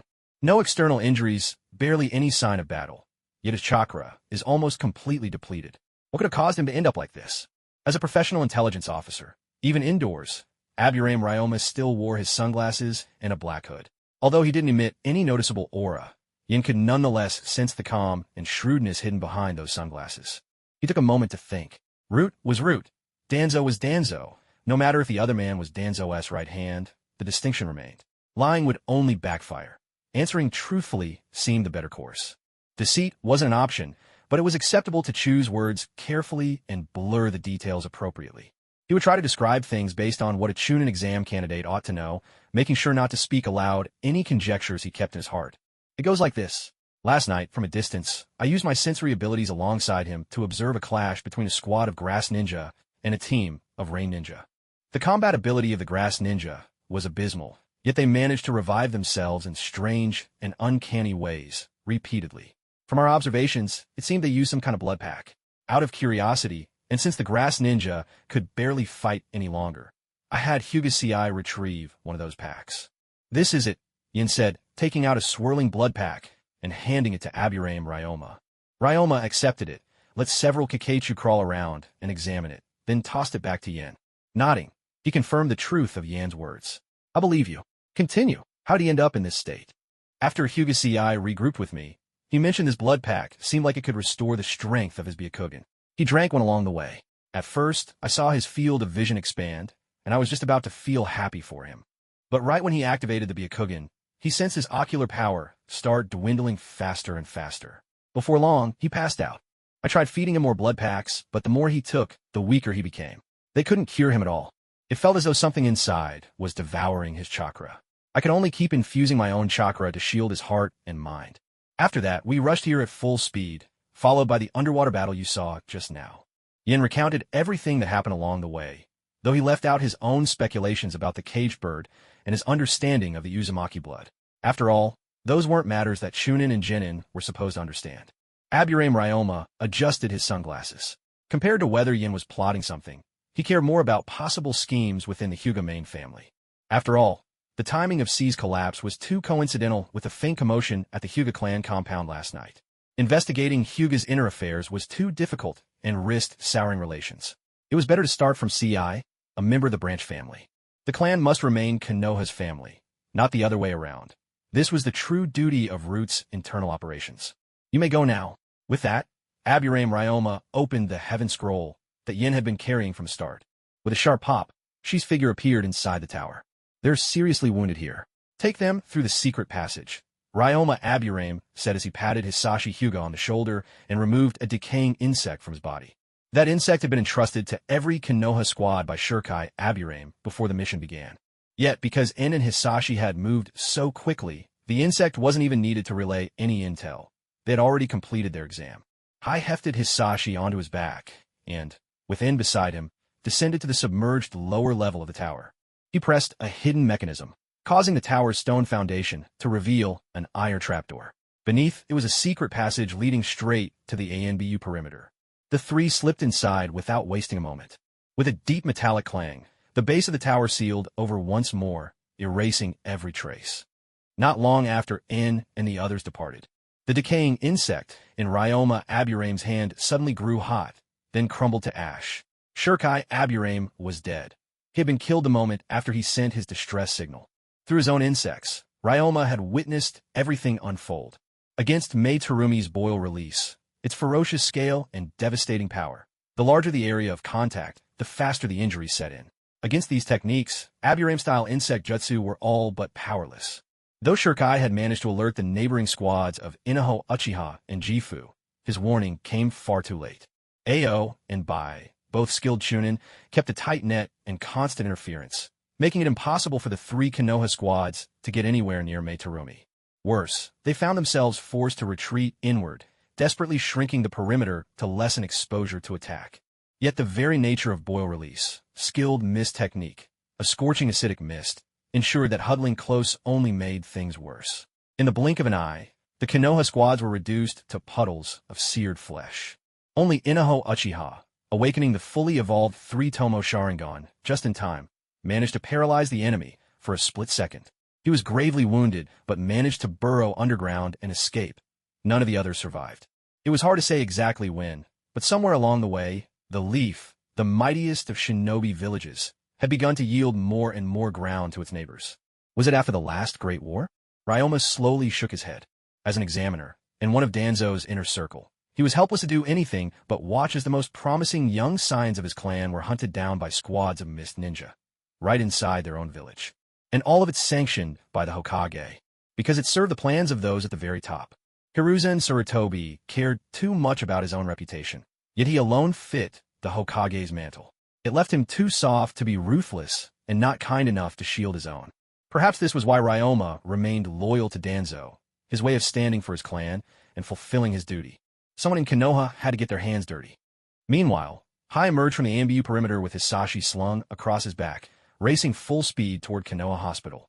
At the very top floor of the inpatient wing was Tsunade's private laboratory. Hisashi's condition was bizarre. No visible wounds, no signs of poison, and yet his body was inexplicably drained from within.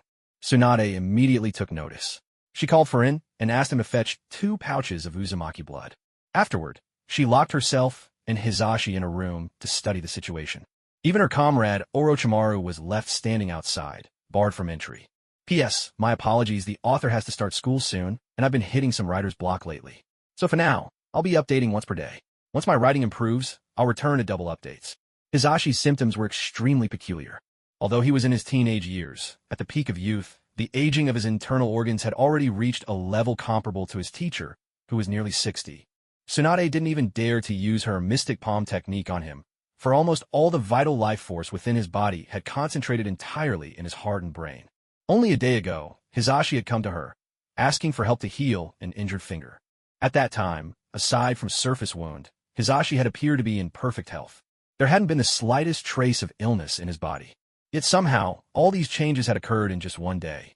Based on Tsunade's assessment, the most probable culprit was the caged bird curse mark located around Hisashi's eyes. But as far as she knew, the Hyuga clan's caged bird was designed solely to protect the Byakugan and to keep the branch family in check. She had never heard of it draining another's chakra, let alone consuming their very life force. She searched through every archive of the Senju clan, even her granduncle Tobarama Senju's research manuscripts. They contained all sorts of experiments on the Sharingan, from methods of awakening to how it affected the brain, and even detailed analyses on Mangekyo Sharingan techniques. There were even extensive discussions on the secret arts of other major clans. But when it came to the Hyuga, whether about the main or branch family, the records merely described differences in the strength of their Byakugan and ways to judge Byakugan purity. The most detailed piece of information she found was simply a chart comparing Byakugan visual power to its range of sight. As for the caged bird, beyond noting its basic function, there wasn't a single speculation on its workings or any ideas for how it might be broken.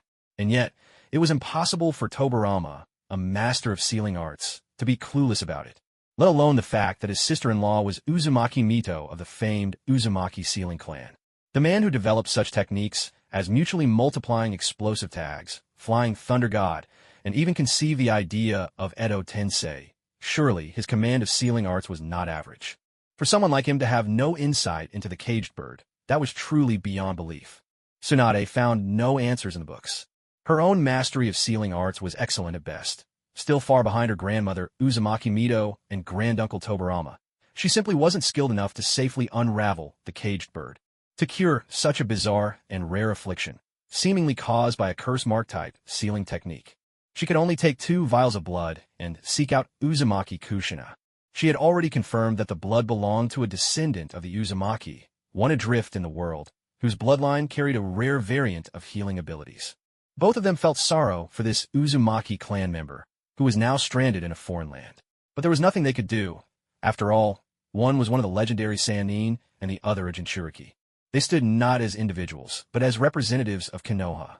Many times, they simply could not act on their personal will. Moreover, the situation had grown complicated.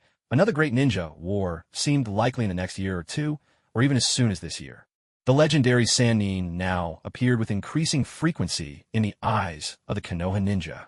Even if Jiraiya had yet to return to the village, border outposts would often catch glimpses of him near the frontiers. Though these two were held in high esteem within the village, when it came to matters beyond its borders, there was little they could do. After all, the Hokage and the Council of Elders held the true reins of power in Konoha. Even ninjas of the Sannin's caliber only exercised real authority when commanding at the front lines, or acting within their specific areas of expertise. Compared to ordinary jonin, they simply enjoyed a bit more freedom in their personal lives, and that was all. For example, Jiraiya could spend long stretches away from the village to work on his novels, but he could never just take a team of ninjas to roam the countryside without a mission, no matter how much he might want to. The former could be dismissed as mere neglect of duty, perhaps even romanticized thanks to his reputation, but the latter would undoubtedly be considered outright treason. Tsunade described the traits of the caged bird to Kushina Uzumaki, adding her own thoughts and observations about the symptoms. But without knowing the exact technique, and going only by appearances alone, even Kushina, who carried the core legacy of the Uzumaki clan, couldn't break a secret jutsu so closely guarded and developed independently by another great clan. Tsunade suggested taking Kushina along for a closer look, but the ANBU assigned to protect the Hyuga immediately bristled at the idea. Even though Kushina hadn't awakened her Kagura mind's eye, it was clear enough what was happening. The opposition didn't even bother to hide. One of the ANBU walked right up to them, bold and brash, declaring that this was strictly a matter for the Hyuga main family, and best not to pry. Could Tsunade stand for that? Not a chance. She struck without hesitation, her monstrous strength reducing the Hyuga bodyguard to a heap of shattered bones. Dragging this super stretchy ragdoll of a man behind her, she marched straight to the third Hokage, Hiruzen Tsurutobi, demanding justice. Seeing the smug look on the Hyuga clan's bodyguard, the upper echelons of Konoha immediately suspected something was amiss. Perhaps even a conspiracy that could destabilize the village on the scale of the Uchiha debacle. After the third Hokage and Danzo finished venting their anger, a decision was swiftly announced. All surveillance over the Hyuga compound was to be completely withdrawn. At the same time, a formal written apology was issued to the Hyuga clan for Tsunade's unprovoked assault on their family's ninja. As for Tsunade herself, she received a lengthy punishment, 1 year of house arrest. But, as ever, her shadow clones were free to come and go. Hinata next was thus treated as a critical patient with unusual symptoms, allowing the Leaf Village to justify using its most advanced medical technology while silencing the Hyuga clan. The Hyuga main house gladly accepted this arrangement, exuding a quiet confidence in their own caged bird curse mark. Though the third Hokage did not approve Kushina Uzumaki's direct observation of Hinata next condition, he did allow her to offer suggestions to Tsunade based on her understanding of the symptoms. At the same time, Orochimaru was instructed to join Tsunade in researching the matter. Under their joint investigation, it became clear only that the caged bird curse was connected both to the Byakugan and the brain, and potentially even etched into the soul. Yet, despite their efforts, the exact details of how the mark was inscribed remained hidden. The curse had been completely sealed away, reduced to a simple manji, merely a two-dimensional mark. Even in the Byakugan and the brain, only the projection existed.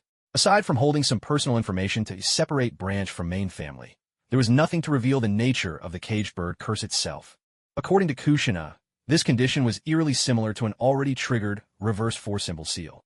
The difference was that the reverse 4-symbol seal collapsed everything into a single point, erasing the very concept of space or time. Those upon whom it was used would be removed utterly from the world. But the caged bird seemed to erase only half of itself. The curse could be seen, its brand was visible, but its details were forever shrouded. Only the curse itself could observe the outside world and issue commands. Outsiders could never fully grasp or influence it, a one-way mirror. It remained possible that the Hyuga main house still possessed the original vessel of the caged bird mark, but that vessel would never be handed over.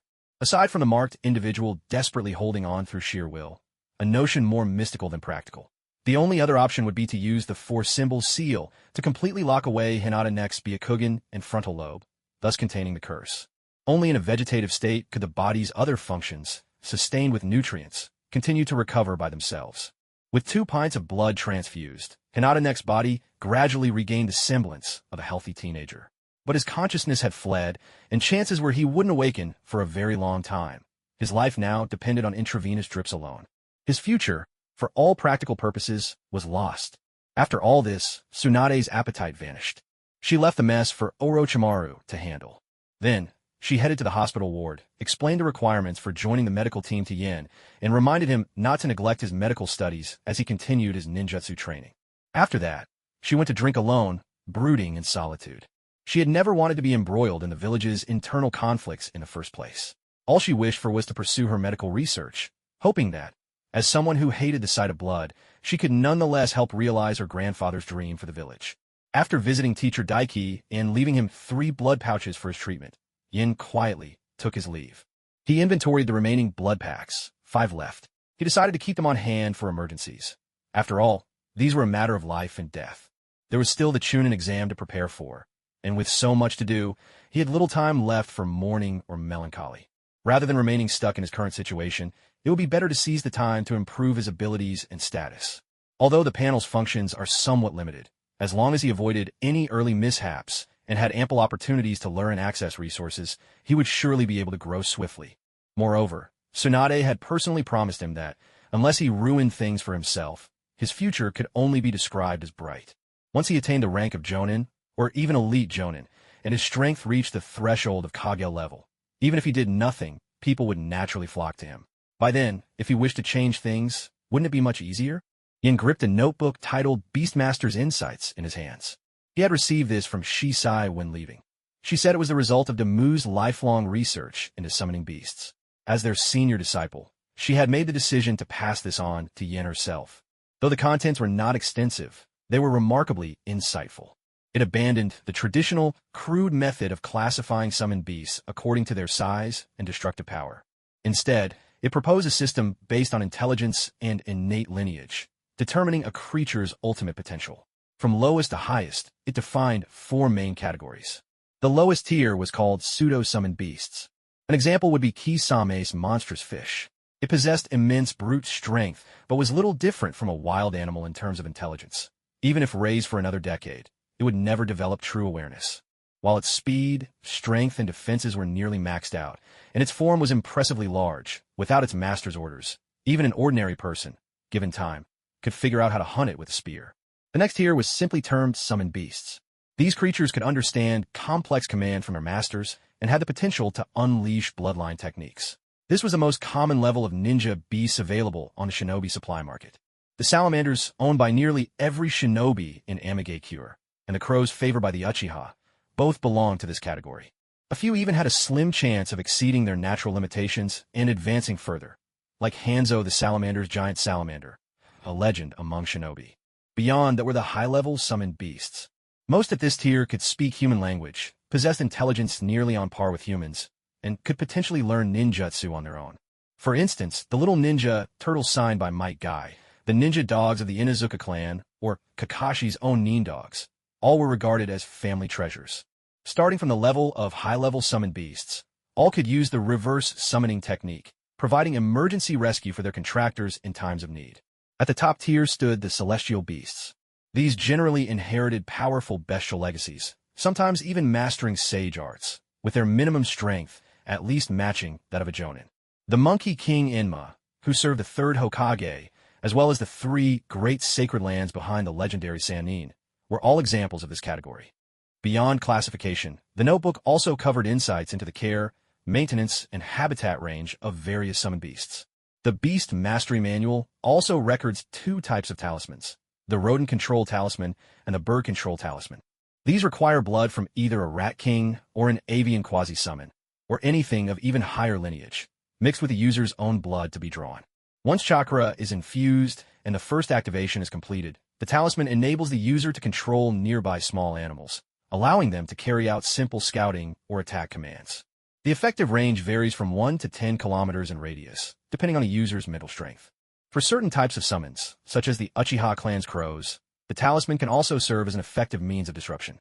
With advanced mastery, the user can share sensory perceptions through the talismans, or even gain the unique senses of the animals directly. Additionally, the talisman can be reactivated by injecting either one's own spiritual energy or the enemy's blood. At this point, the talisman automatically ignites. It will remain attached to the enemy until the user's mental energy is depleted, allowing the controlled animals to relentlessly pursue their target.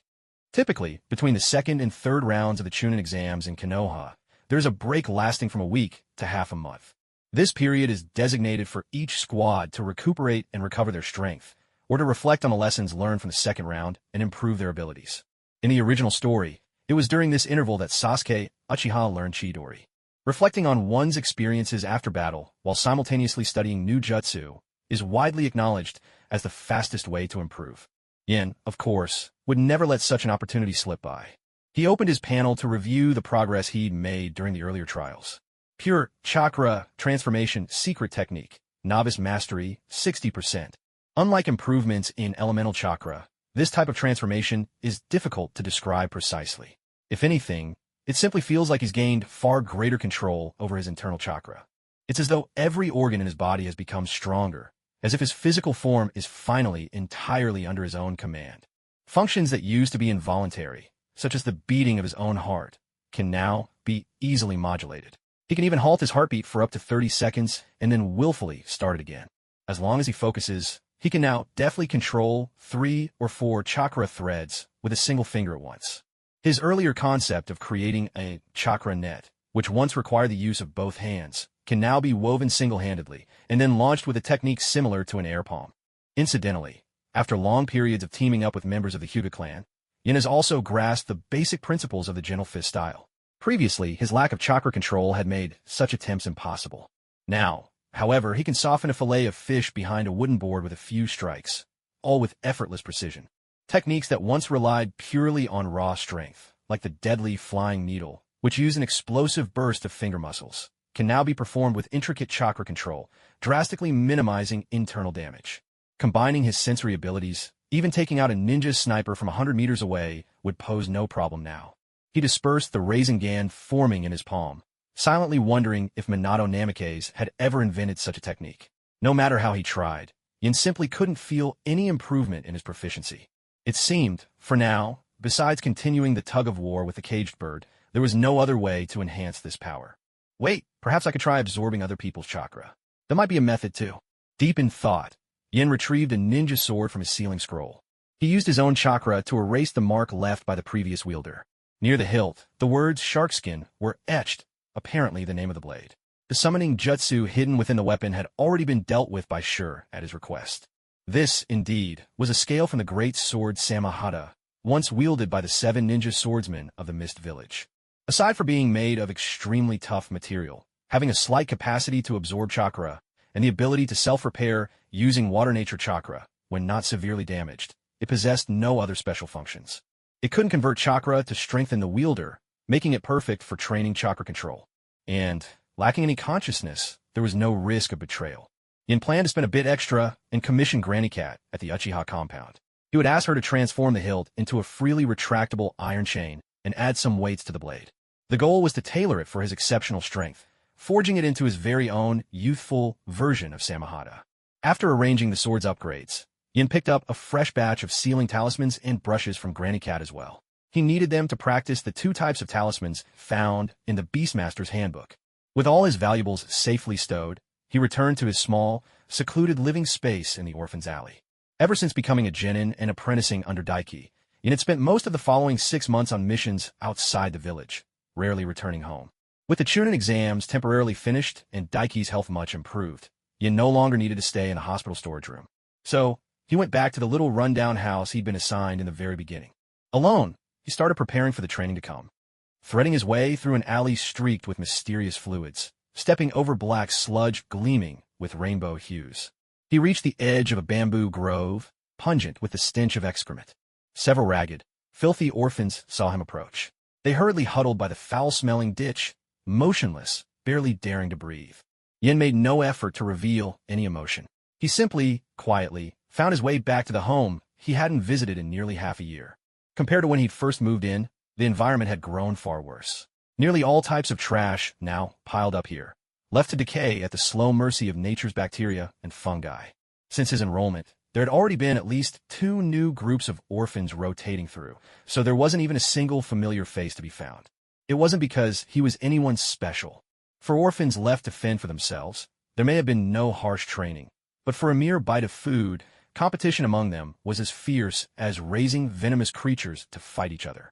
Those able to secure a livelihood had long since become apprentices, living in the village under the tutelage of a master, learning a trade. Those who couldn't find a way to survive fell ill, starved, collapsed from exhaustion, or might even end up selling themselves to passing nobles or traveling merchants. Here, dying from physical wounds was a rarity. But to die from hunger, that happened almost every day. After all, there were countless orphans in the ninja world, and Konoha didn't just take in children from within the village. Any child who became an orphan within the land of fire could be sent to the orphanage, used to replenish the population. Sometimes, they might even forcibly take children from buffer states and small neighboring countries. This method of raising made it possible for Konoha to accommodate a great number of orphans without bearing an unbearable burden of resources. At the same time, those who survived tended to be either hardworking or fierce, or at the very least, cunning or resilient. With their differing traits, some orphans were channeled into becoming regular villagers, boosting future food and resource production. Others were guided to become shinobi, raising the minimum standard for ninja candidates.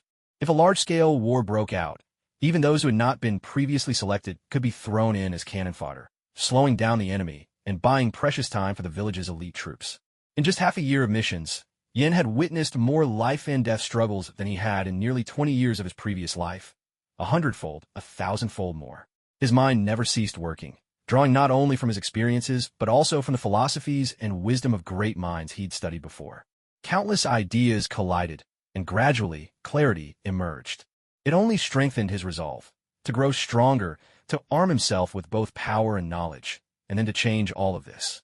After all, his senior, Shi, had once narrowly avoided being beaten down as a disposable pawn, an orphan almost doomed to die for nothing because of the village's ways. Even if just for his own sake, he had no choice but to do this. Holding his breath against the strange smells, Yin walked to the entrance of the shabby little house. He reached into his pocket, about to fetch the key, but at a glance, he saw the iron lock and wire at the door had already been pried open. It seemed there'd been a break-in. Even if he reported it now, it was unlikely he'd recover anything, given how much time had passed. He pushed the door. His fingertips brushed the dust.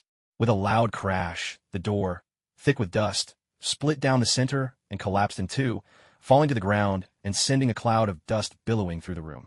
Whoever broke in must have kicked the door awfully hard. He peered inside. The interior showed obvious signs of being ransacked.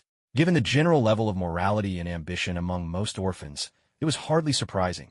When the owner had been gone for so long, a theft was only to be expected. Truth be told, before becoming a genin, Yin had never been well off.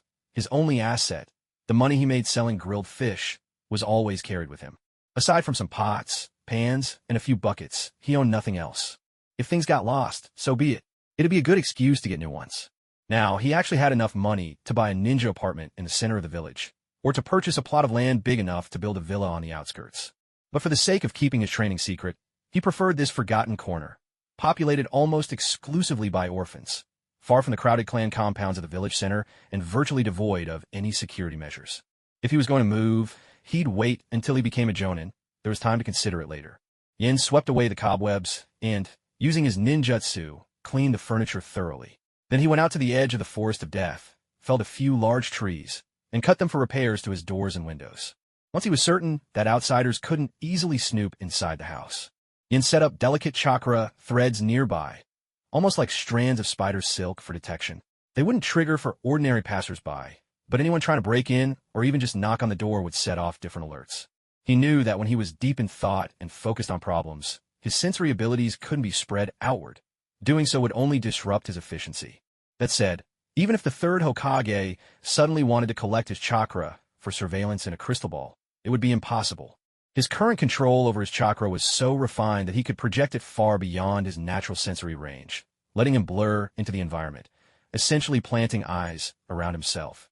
And if needed, he could instantly dissipate any lingering traces of his chakra outside. Though he didn't know Earth-style techniques, with sheer physical strength alone, he dug a secret tunnel beneath his house, running straight to the river. To avoid detection from outside, he filled the tunnel loosely with sand, ensuring he could quickly break out in an emergency. After all, the Hidden Mist Village had already shamelessly slaughtered more than half of the Leaf Village teams during the exams. Who was to say they wouldn't also target candidates outside the arena, trying to undermine the Hokage's authority? After all this was done, Yin asked she to spread the word among acquaintances interested in the Chunin exams, that he was staying at home, working hard on new Jutsu, in hopes of qualifying for Chunin. In essence, he was giving advance notice of his whereabouts, hoping to slightly lower his odds of being targeted by Mist Ninja. It wasn't much, but anything helped. After warning the nearby orphans to stay away, he took out the materials he needed and locked himself inside. He sealed every gap in the house, making sure no scent would leak out to attract unwelcome people or the stray cats and dogs that wandered the area. Then he cut up some of the strange fish he caught and put the slices on stew. Because the monstrous fish was a kind of summoning beast, it lacked an intelligence, but had a truly extraordinary body. As a result, the natural energy stored within its flesh was guaranteed to be substantial. It could be considered an exceptional tonic, compared to the usual method of cultivating the body, where one meticulously tempered violent natural energy, absorbing it bit by bit through spiritual power and vital force, carefully transforming it to avoid petrification or mutation. This offered shortcut. Absorbing the natural energy already refined and stripped of its violent qualities by the monstrous fish was undoubtedly safer and more efficient. With the timer set, Yin took out the Beastmaster's notes, sorting out the sections that could be used for ninjutsu practice.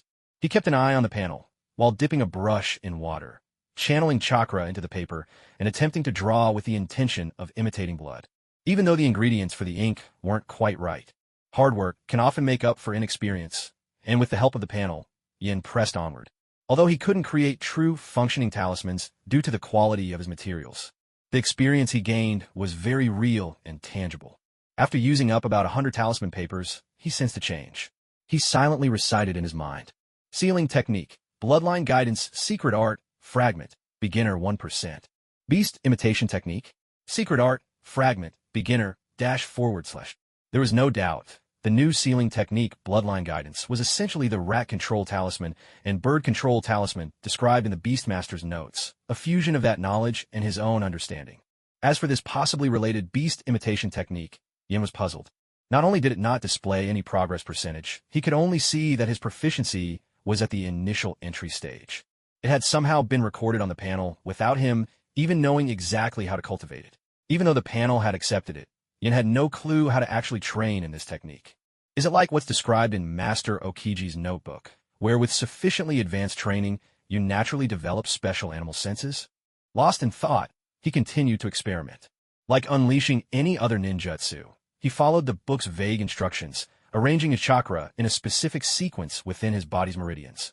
There was a sudden puff of white smoke around him, but beyond that, nothing happened. It didn't work. Come to think of it, isn't there a secret clan technique called beast imitation jutsu among the Inuzuka family? I wonder if the two are connected somehow. Could it be that, like the Inuzuka, I need to coordinate with my own ninja beast partner to use this technique? Yin shook his head, choosing for now not to dwell on the ambiguous language in Beastmaster's notes or its possible connection to the Inuzuka clan's jutsu. He only had a month. Finding a compatible ninja beast in that time, let alone growing close enough to achieve true harmony, was impossible. And mastering a complicated technique that required seamless collaboration, when he didn't even fully understand how it worked himself, was out of the question. There wasn't much time left to train, and it was absolutely essential for him to raise his overall strength to the level of a jonin, or at the very least, to scrape by as a special jonin. Otherwise, Yin couldn't guarantee he'd make it through the exam without losing an arm or a leg. He certainly didn't want to become a cripple before even setting foot on the battlefield. After all, with Kyoji Yagura, a suspected perfect Jinchuriki, staying in the Hidden Leaf Village, the higher-ups had their hands tied. They could only let the mist ninjas indulge their murderous impulses within the rules, unable to stop them outright. None of the hopefuls aspiring to become Chunin this year could back out now. It was almost inevitable that they'd face the remaining 3 mist squads in the third round of individual matches. No use overthinking things. He should just make full use of every method that could boost his strength. Yin shook his head, pulling himself out of his ruminations on the beast taming manual. Half a day had already gone by, which, compared to a whole month, still felt generous. Of course, that presupposed no one would interrupt his training with other jutsu, nor would he run into any unforeseen bottlenecks. He felt a twinge of disappointment for still failing to learn the training method for beast mimicry. But then he recalled that his original goal in studying the beast taming manual was simply to master 2 types of talismanic techniques, and he had already done so. Beast mimicry was just icing on the cake. It could wait for deeper study later. Yin took out 2 small vials of blood from a scroll, gifts from Shi when she passed down the beast taming manual to him. He unscrewed the caps and wafted the scent toward his nose, instantly understanding their origin. Apparently, he wouldn't need to spend extra time searching for materials to craft the talismans. One bottle contained the blood of a giant rat king, caught inside a certain warehouse, whose intelligence hovered somewhere between quasi-contract beast and contract beast. Because it was so ferocious, she kept it trapped in a basement, draining its blood day and night to gradually sap its aggression. The other vial held blood voluntarily donated by Teacher Dima's contract beast, the Pidgeot. Its wisdom neared the level of an advanced contract beast, so its blood could enhance or dilute talismanic effects. He decided to start by crafting the rat control talisman. After all, the Rat King's blood could always be extracted again. No reason to feel stingy.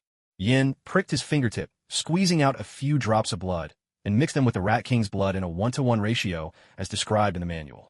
But after making only a few, he noticed a problem. His own blood contained far more energy than that of an ordinary person.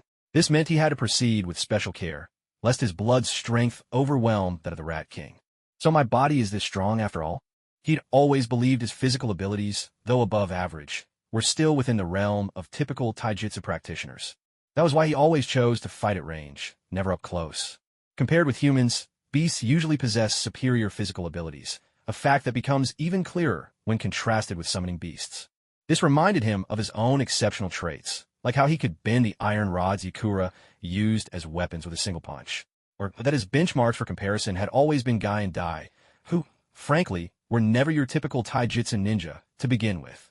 That being said, he couldn't neglect long-range ninjutsu, or sealing techniques either.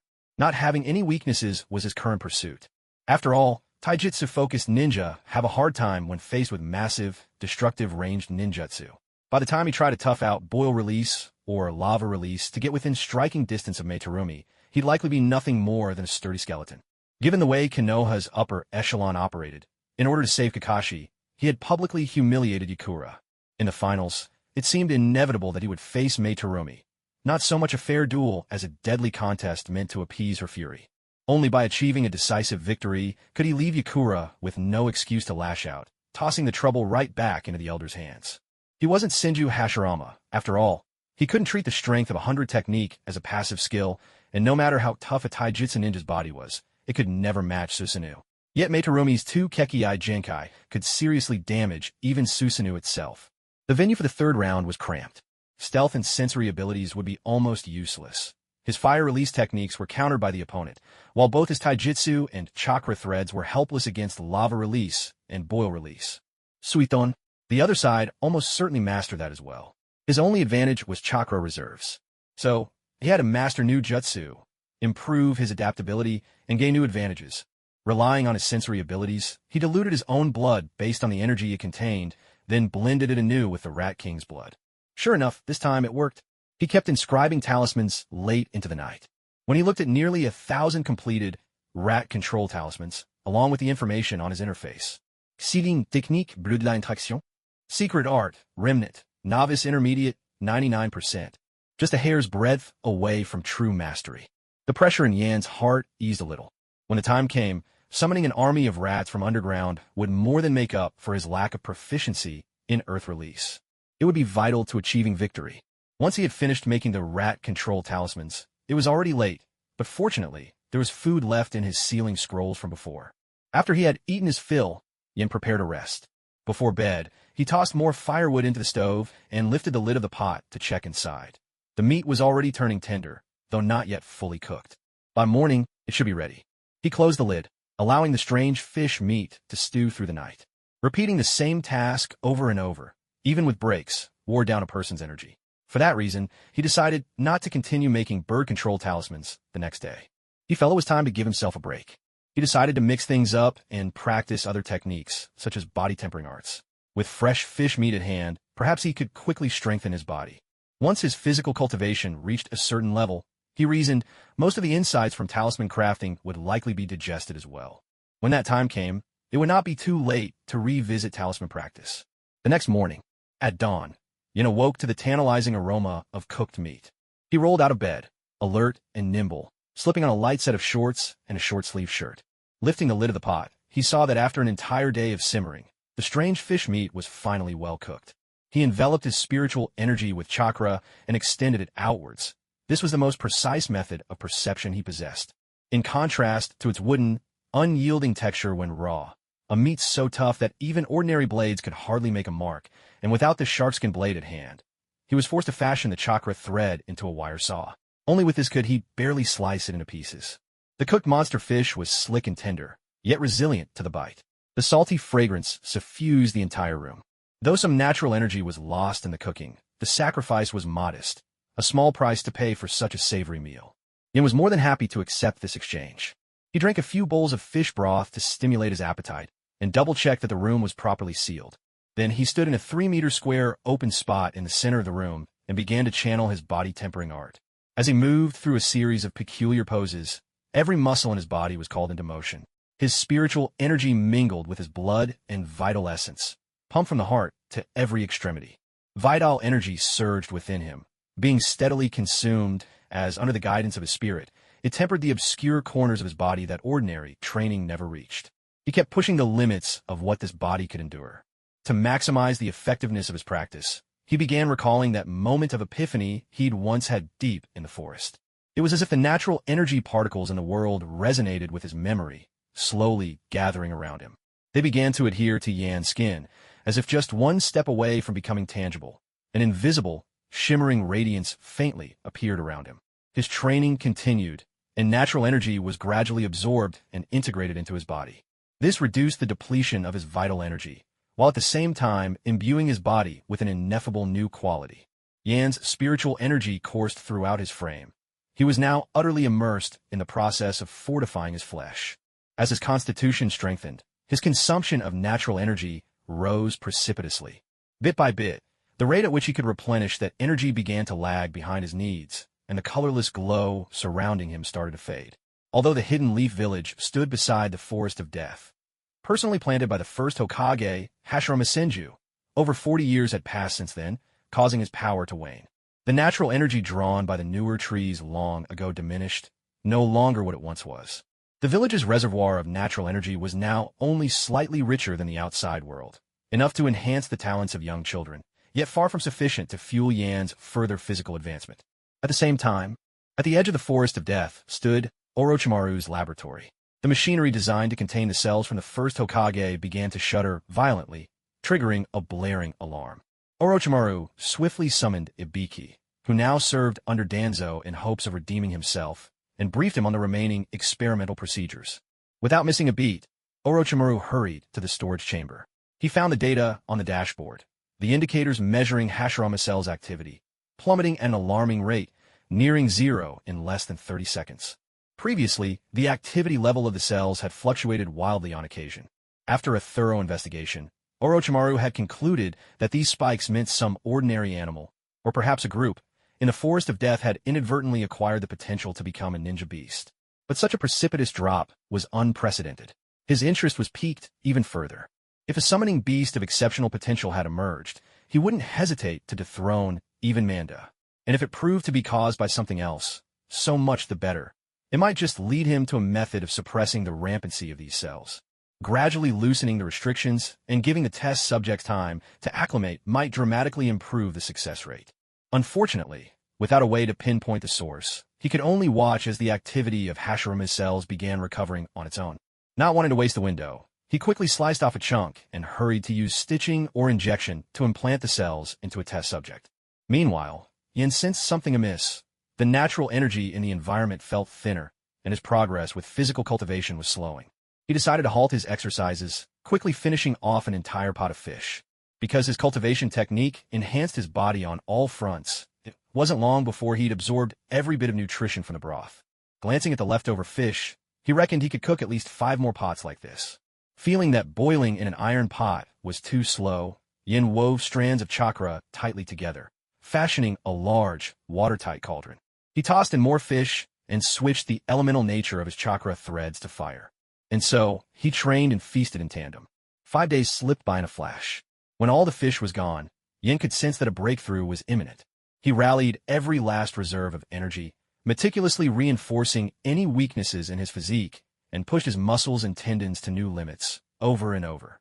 With a thunderous boom, the very air around him exploded with a deafening crash. Thankfully, Yin had reinforced the walls earlier, so from the outside, the place only shook twice. For a ninja used to training in tight quarters, this wasn't out of the ordinary. His breakthrough complete, he tore off the rags his exertions had reduced his clothes to. He plunged straight into the medicinal bath he prepared. His body finally relaxed, greedily drawing in the potent extracts, now far more concentrated than before. At last, Yin truly felt the exhaustion bearing down on him. He channeled water and fire chakra simultaneously, weaving them together with his chakra threads to strip away the grime and odors from his training, then incinerated them to ash. Open the panel, he murmured in his heart. Age, 6/1, 50 years old. Cultivation, movement to essence transformation, stage 4-5, 83%. New innate ability, immortal body, incomplete, blue+++. Body tempering technique? Secret technique, +++. Mastery perfection, 99.9%. Perception, secret technique, ++. Beginner proficient, 67%. His recent breakthrough had not only raised his cultivation to a higher realm, but also increased his maximum lifespan by another 10 years.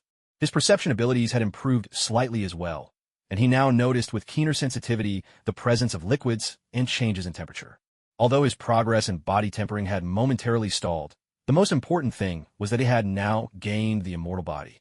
This was, so far, the highest quality talent he had acquired, though it did have the incomplete mark, likely due to missing some attributes.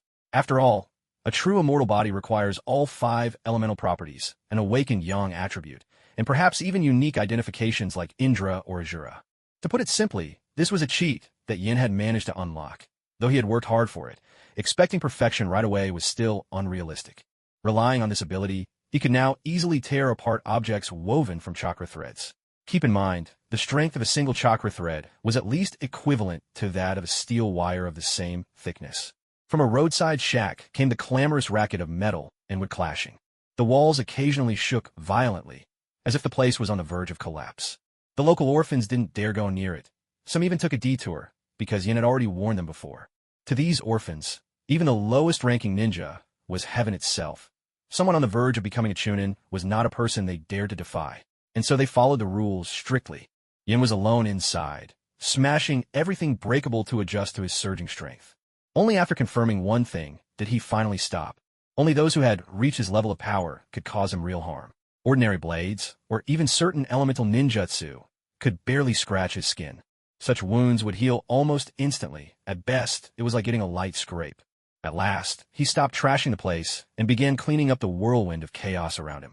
It seems that my immortal body is rather different from Hashirama's or Naruto's, Yin mused, calming his racing excitement while comparing his abilities to the storyline as he remembered it. Setting aside the question of attributes, in terms of sheer physical strength, his immortal body offered tremendous support, and his powers of recovery could only be described as remarkable. The only noticeable difference was that his immortal body enhanced every aspect of his physical being, directly proportional to his raw strength. If this all-encompassing amplification were ever possessed by the first Hokage, Senju Hashirama, don't even mention that ridiculous idea of healing instantly by committing suicide with a kunai. Given how tough those things are, I doubt they'd even leave a scratch on Hashirama's Senju. Honestly, a hand strike would make for a more reasonable attempt. But in truth, Sage Body provides only minimal enhancement to Hashirama and Naruto's physical durability, especially when you compare it to their leaps in strength. Its primary benefits are heightened perception, increased power, and faster regeneration. Their pool of vitality seems nearly unchanged.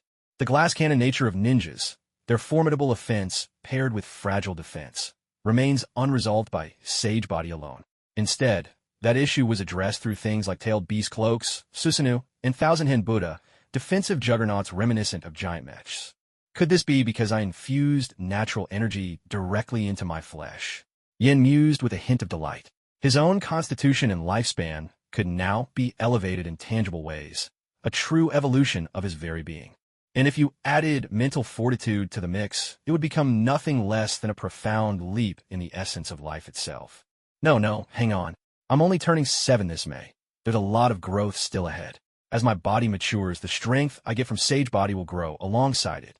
If it follows the natural progression from childhood to adulthood, am I going to become some kind of human-shaped Gundam when I'm fully grown? Heart pounding at the thought, Yen regarded his sturdy, beautifully proportioned frame, nearly 1.70 meters, exactly the kind of build he had dreamed of in his previous life. Just one detail left something to be desired. He glanced down and eyed the unimpressive little earthworm he possessed. But he had to remind himself his 7th birthday was still 2.5 months away. Clearly, even intense training hadn't spurred early development. Instead, his ascent to a higher life form meant he was beginning to shed his humanity, morphing into an adolescent with the longevity of a mythical being. In other words, from this point forward, he was stepping onto a path surpassing human limits. Being less than human doesn't bother me. After all, ninja aren't exactly your run-of-the-mill humans. They only look human. Who even knows if they truly are? After all, a ninja's cell count is 3 times that of an ordinary human. They can't reproduce like plants or lower animals, but they sure sport some functional polyploidy. As long as he could amass enough power to live in comfort, did it really matter what he was? If he enjoyed mingling among humans, he would stay. If not, he could drift among the stars and return home to rest whenever wanderlust faded. Now, that was genuine tranquility, a peaceful, carefree existence. The more he thought about it, the lighter his mood became. At this point, even if he knew no jutsu at all, his raw physical might alone was enough to make an average jonin sweat, unless they resorted to special sealing techniques, kekiai jinkai, or secret arts. Maybe my approach to wielding natural energy is actually better suited to humans. It might truly help raise the very fabric of life, instead of serving purely as a last-ditch battle mode. After all, the ninja training methods originally came from the Otsutsuki clan, a foreign import riddled with hidden traps set by its creators. Natural energy, in fact, is quite similar to the spiritual energy described in the Cultivation novels I once read in my previous life. The only real difference is its wild and uncontrollable nature. It can turn a person to stone in the blink of an eye if mishandled. That said, novel settings are just that, settings. I can't simply take them at face value. It's safer to treat them as sources of inspiration, useful for forming hypotheses, but each idea must be tested carefully. Yen decided to keep the true extent of his physical strength hidden deep in his heart. If he revealed too much power, the 3rd Hokage and Danzo might see him as nothing more than a pawn. And if things got tough, there was always the path of becoming a rogue ninja, which in certain cases could even offer a shot at redemption. No matter how much he struggled, he would never have the power to shake the schemes being plotted by the real masterminds behind the shinobi world. To be overlooked was preferable to catching the eye of those lurking in the shadows of the ninja world. At least the 3rd Hokage was a known quantity. Figures like the Sage of 6 Paths or the Great Toad Sage, even in the original story, rarely intervened directly, leaving their true motivations impossible to fathom. They already had their own chosen pieces on the board. No matter what, a guy like him, with no background to speak of, would never be their first pick. Yen had no intention of staking his future on the whims of beings whose depths he could not even guess, hoping for some sudden burst of conscience from them. Until he reached the very pinnacle of the ninja world, until shadowy figures like Uchiha Madara and Black Zetsu had been dealt with, he would never fully reveal his real capabilities to others, especially before he understood the true intentions of the Sage of 6 Paths, Otsutsuki Himura, and that wily old toad of Mount Myaboku. At most, he might occasionally showcase his speed and strength, but for the time being, he planned to keep the long-range ninjutsu as his main means of attack. Given the choice to fight from a distance, why risk your life in close combat? His body was strong, yes, but he was still growing. Not nearly strong enough yet to face off against terrors like Susanoo or the Tailed Beast Cloak, those towering monsters of power. Even with the doubled mental fortitude of someone who had lived 2 lives, and a handful of spiritual talents to boot, Yen had no confidence that he could stand up against reincarnated heavyweights like Indra and Ashura, let alone the Sage of 6 Paths himself, who might command the very power of the Pure Land.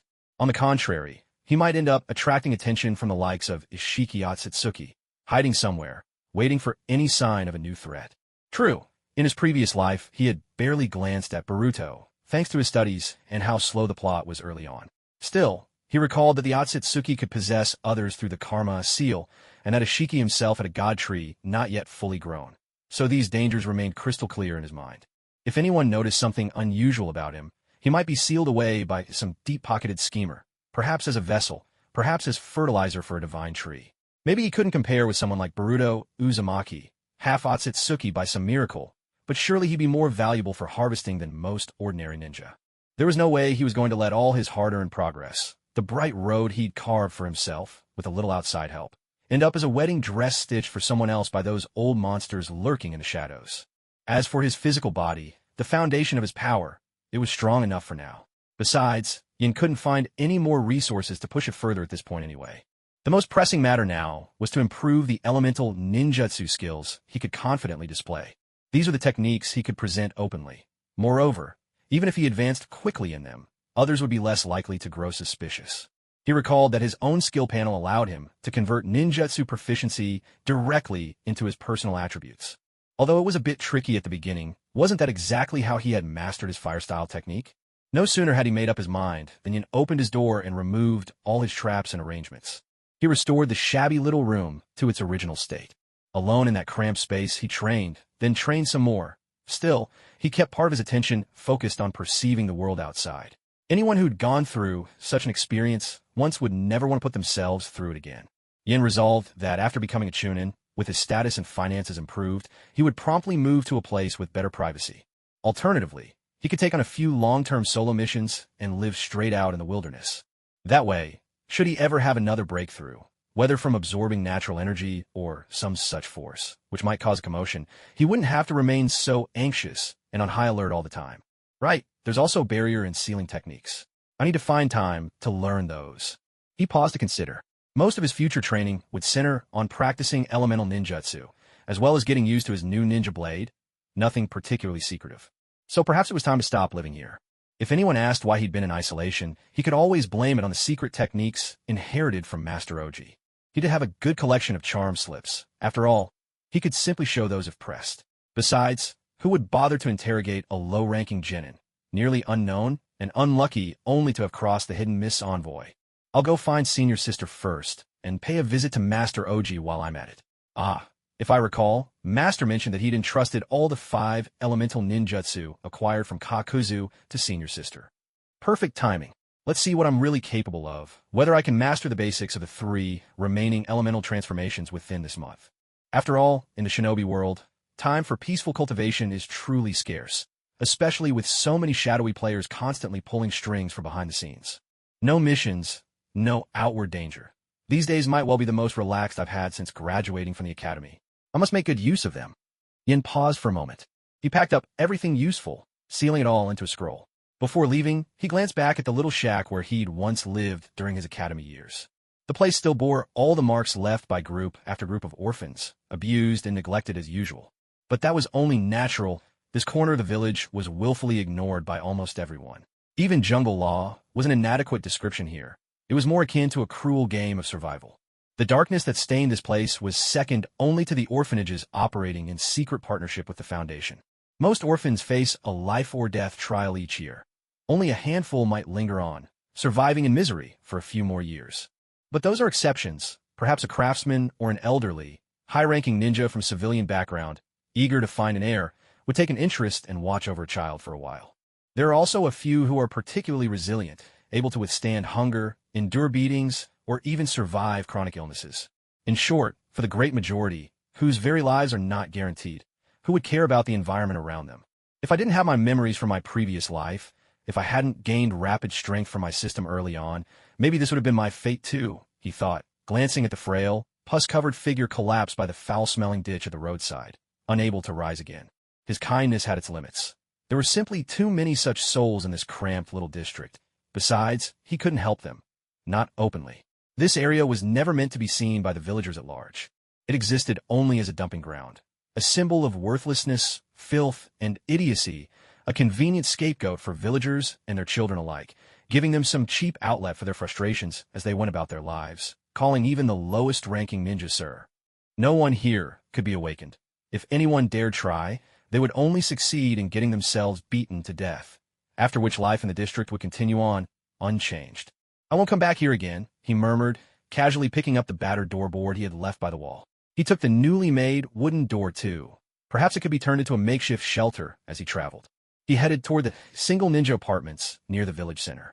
She lived in this area, after all, but elsewhere in the story, atop the Hokage tower at the heart of Konoha, the Hokage's office. Tsunade wore a look of displeasure, her eyes locking firmly onto her revered teacher. Across from her, the third Hokage, Hiruzen Sarutobi, sat behind his desk, slowly inhaling from his pipe. His right hand drifted toward the drawer containing his crystal ball. Sensing Tsunade's glare, he reluctantly withdrew his hand and instead drew a document from the stack on his desk, calmly beginning to review it. Yen is a child who respects his teachers, studies diligently, and loves his village and companions. Sensei, I want to know, why must he die at the hands of a hidden mist village ninja? Tsunade questioned. The third Hokage listened in silence, offering no response. Now and then, he would glance up at her. He's offered his hard-won spoils to save his teachers and comrades. When confronted with Yagura, who seems to possess the power of a tailed beast, he stepped up, buying precious time for Kakashi. And those things he did at the Ninja Academy. Surely you remember them all? Tsunade pressed on, reasoning forcefully. When she and Yagura had faced off, she had already noticed the fist marks chiseled into the iron staff. Coupled with his creative use of chakra threads for medical purposes, her background check had left her truly eager to recruit Yen as a future talent. But because she had promised her late lover, Dan Kato, to look after his niece with care, she had long been mulling over how best to pass on the title of personal disciple. The question of how to handle the relationship between her two students had become a source of constant headache. On top of that, she was busy researching medical ninjutsu and training the newly recruited medical squad.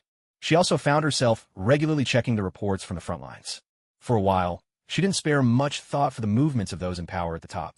By the time she did turn her attention back to those matters, it was because her sensei, Hiruzen Sarutobi, had summoned her to discuss the arrangements and hospitality plan for the Mist Ninja.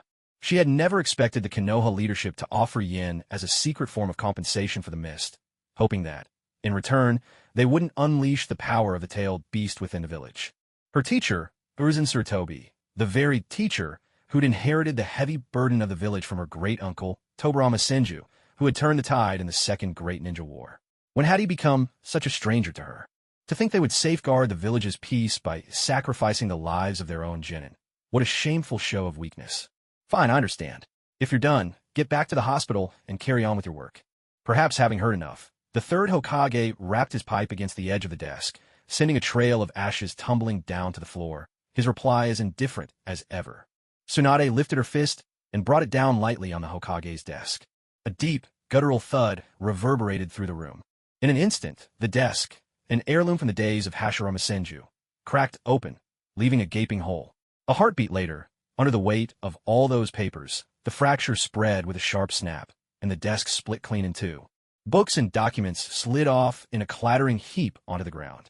Hiruzen Sarutobi's weathered face showed a flash of distress at the sight. He hurriedly stooped down, hands deftly searching through the wreckage to rescue the crystal sphere from a drawer, clutching it protectively to his chest.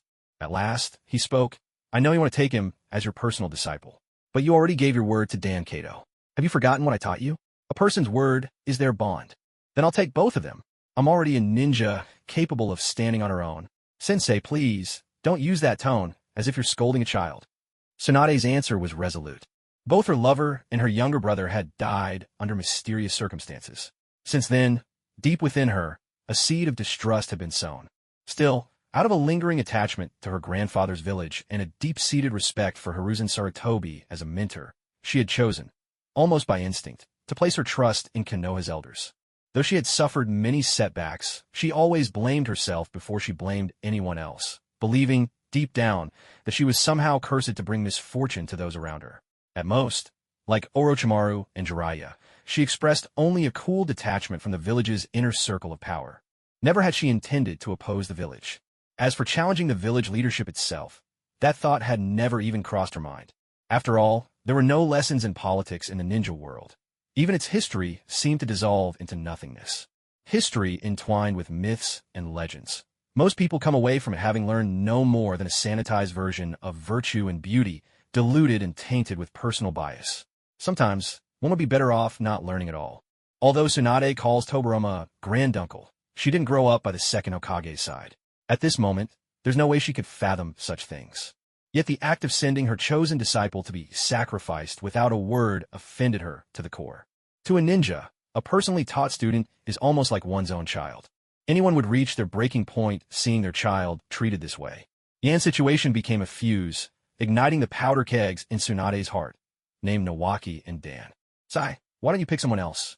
Just a genin. He doesn't have to die. Sensei, why not? Let me watch over Kushina instead. Don't be angry, all right? Sarutobi Hiruzen spoke in a rare tone, weariness and helplessness evident in every word. With tensions at the borders escalating, a major war could break out next year, the year after, or even sooner. He didn't want to be too blunt, wishing instead to push these unpleasant matters aside for now, at least until the war inevitably came. After all, Tsunade was not only one of the legendary Sannin and the founder of the village's medical system, but also the granddaughter of Hashirama Senju. She was, by all accounts, the face of Konoha in this era. If anything, compared to Jiraiya and Orochimaru, who were famous for their strength, Tsunade's medical prowess was rapidly becoming a tangible benefit every ninja could truly appreciate. With her legitimate lineage, most of the village's lower and mid-tier shinobi genuinely supported her. Tsunade's significance was as fundamental to the village's stability as its very bedrock. In Hiruzen's mind, even if he set aside the bonds of teacher and student, he had to consider the greater good. By sacrificing a single genin, he could send away the Miss Jinchuriki hiding in Konoha, always on the verge of causing chaos. However one looked at it, it was the way to keep losses to a minimum, especially since Yen, at the outset, had saved Kakashi, damaging Yagura's pride in the process. Though it was a credit to Yen, it was only recognized within the Jonin circles. It never reached the ears of the common folk. Even if whispers from a ninja academy occasionally made it out, it was nothing more than idle gossip over tea. No harm done. At most, Yan's mission record would note one B-rank mission as a form of encouragement. Rather than holding some ceremony or award, letting Terumi Mei or another missed ninja kill him would give Yagura, the probable Jinchuriki, a way to save face. In the end, it would close the loop, completing the cycle of cause and effect. Hiruzen didn't want to let the sacrifice of one genin unravel his relationship with Tsunade. But as for the future, Tsunade headed to the battlefield to confront the enemy ninjas, and as she became swamped treating the wounded, she naturally learned to distinguish what truly mattered. Even if she harbored some grievances against her master, it wouldn't be enough to make her turn against him. At most, she would do as she had after the deaths of Nawaki and Dan Kato. Leave the village on her own to clear her mind, but if the village ever faced trouble, she would always come back of her own accord. In any case, the first point was clear. The village must remain stable, and no one could be allowed to launch a large-scale assault inside the village. Second, it hadn't been long since the last war. Konoha was still recovering, and any talk of war needed to be postponed as long as possible. Third, and by far the most pressing, Kirigakure's strength was formidable. They had more young bloodline bearers than anyone except Konoha, yet despite participating in several wars, had been content to stay largely out of direct conflict, biding their time in peace. Apart from Konoha, Kirigakure's individual combat skills were second only to Kyomogakure, and the number of troops they could mobilize was surpassed only by Wagakure. Geographically, their position allowed them both to attack and to defend easily. They were, in essence, a smaller version of Konoha. Fortunately, thanks to their rich fisheries, starvation was never a concern for Kirigakure, and so, for now at least, their desire for expansion paled compared to other major ninja villages. All of this had been pieced together by Danzo from recent days' observation of Kirigakure's delegation. Their words and actions painted a clear picture of the current state of Kirigakure.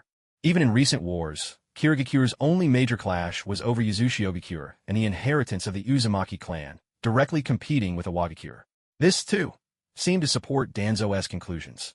It had to be said for all the climate, geography, and strong local clans that made it impossible for Root to deeply infiltrate the village. Danzo, as Tobarama's student, was no slouch at gathering intelligence. With nothing more than one diplomatic mission from Kirigakure, he'd managed to deduce their overall strength with impressive accuracy. Hiruzen Sarutobi, modeling his approach after his teacher Tobarama Senju, ran through all possible future strategies in his mind. Then he switched expressions, as if Tsunade's outburst and table flipping hadn't just happened. Quietly, he grabbed the crystal ball still playing unsavory images and shoved it deep into his sleeve. With a serene smile, he spoke. Tsunade, this is a necessary sacrifice. You know what's at stake? It concerns Konoha's future. Sensei, after being your student for all these years, I think I know you pretty well. Sacrifice, higher purpose, kings and generals from shogi. I've heard it all 1,000 times. Tsunade waved her hand, cutting Sarutobi off. Let's do it this way. I'll keep an eye on Kushina Uzumaki myself, bring a sealing team with me, and keep a close watch on Yagura Karatachi.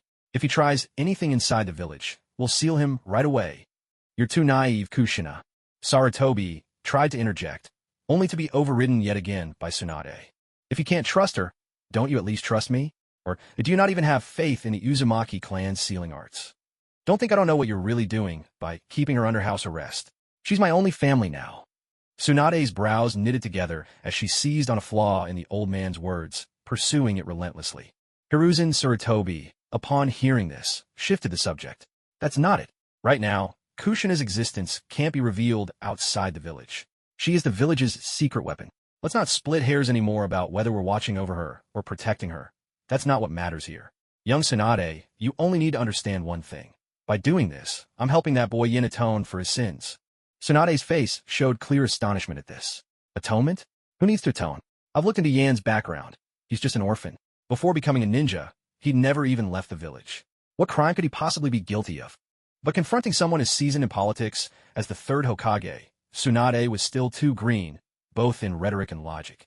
In just a few exchanges, her focus was deftly redirected. Once he saw that Tsunade no longer pressed the issue of what intentions the village might hold for Kushina, Hiruzen's brows relaxed slightly. He continued, but have you investigated Yan's birth parents? No, I haven't. For an orphan who's never even seen his parents, what's the point of digging into their background? Tsunade reflexively replied. A faint, knowing smile appeared on Hiruzen Sarutobi's face. If I told you Yan's father was a traitor to the village and his mother was a ninja from outside, how would you treat him then? How should I treat him? It seemed like Tsunade was throwing the question back at Hiruzen, but in reality, she was asking herself. Betrayal of Konoha, to her, was an unforgivable transgression. If Yin truly was the son of traitors, she wasn't sure whether she would remain indifferent or take matters in her own hands. At the very least, she'd be inclined to watch from the sidelines in cold silence. Just as she had back on the rain-drenched battlefield. In those days when Jiraiya suggested adopting young Nagato and his friends, Orochimaru had wanted to end their lives then and there, while Tsunade had simply withdrawn in his silent ambivalence. On the one hand, she was reluctant to stain her hands with innocent blood. On the other, she was unwilling to let even a potential enemy slip through. Yet Yin himself, now a Konoha shinobi, had always conducted himself with utmost diligence and never once disobeyed a single rule of the ninja code. In fact, if not for his utter lack of connections or backing with his ability and record, he would have long ago become a village role model, just like Kakashi was now. Since the earliest days he could remember, he'd grown up in the orphanage. Could he really be called an enemy? As Tsunade wavered, unable to decide, the third Hokage handed her a file at just the right moment. Take a look for yourself, then decide. My plan won't change. Sacrifice is inevitable. Hiruzen Sarutobi turned away, facing the window, refilling his pipe with tobacco, and tapping it gently against the wall.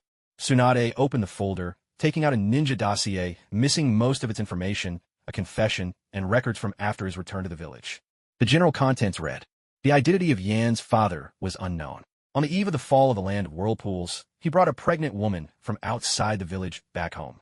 He called himself Agent C, claiming to have been sent years ago by Tobarama Senju to the area near the land of whirlpools, responsible for early warning of war and monitoring enemy spies as a Chunin.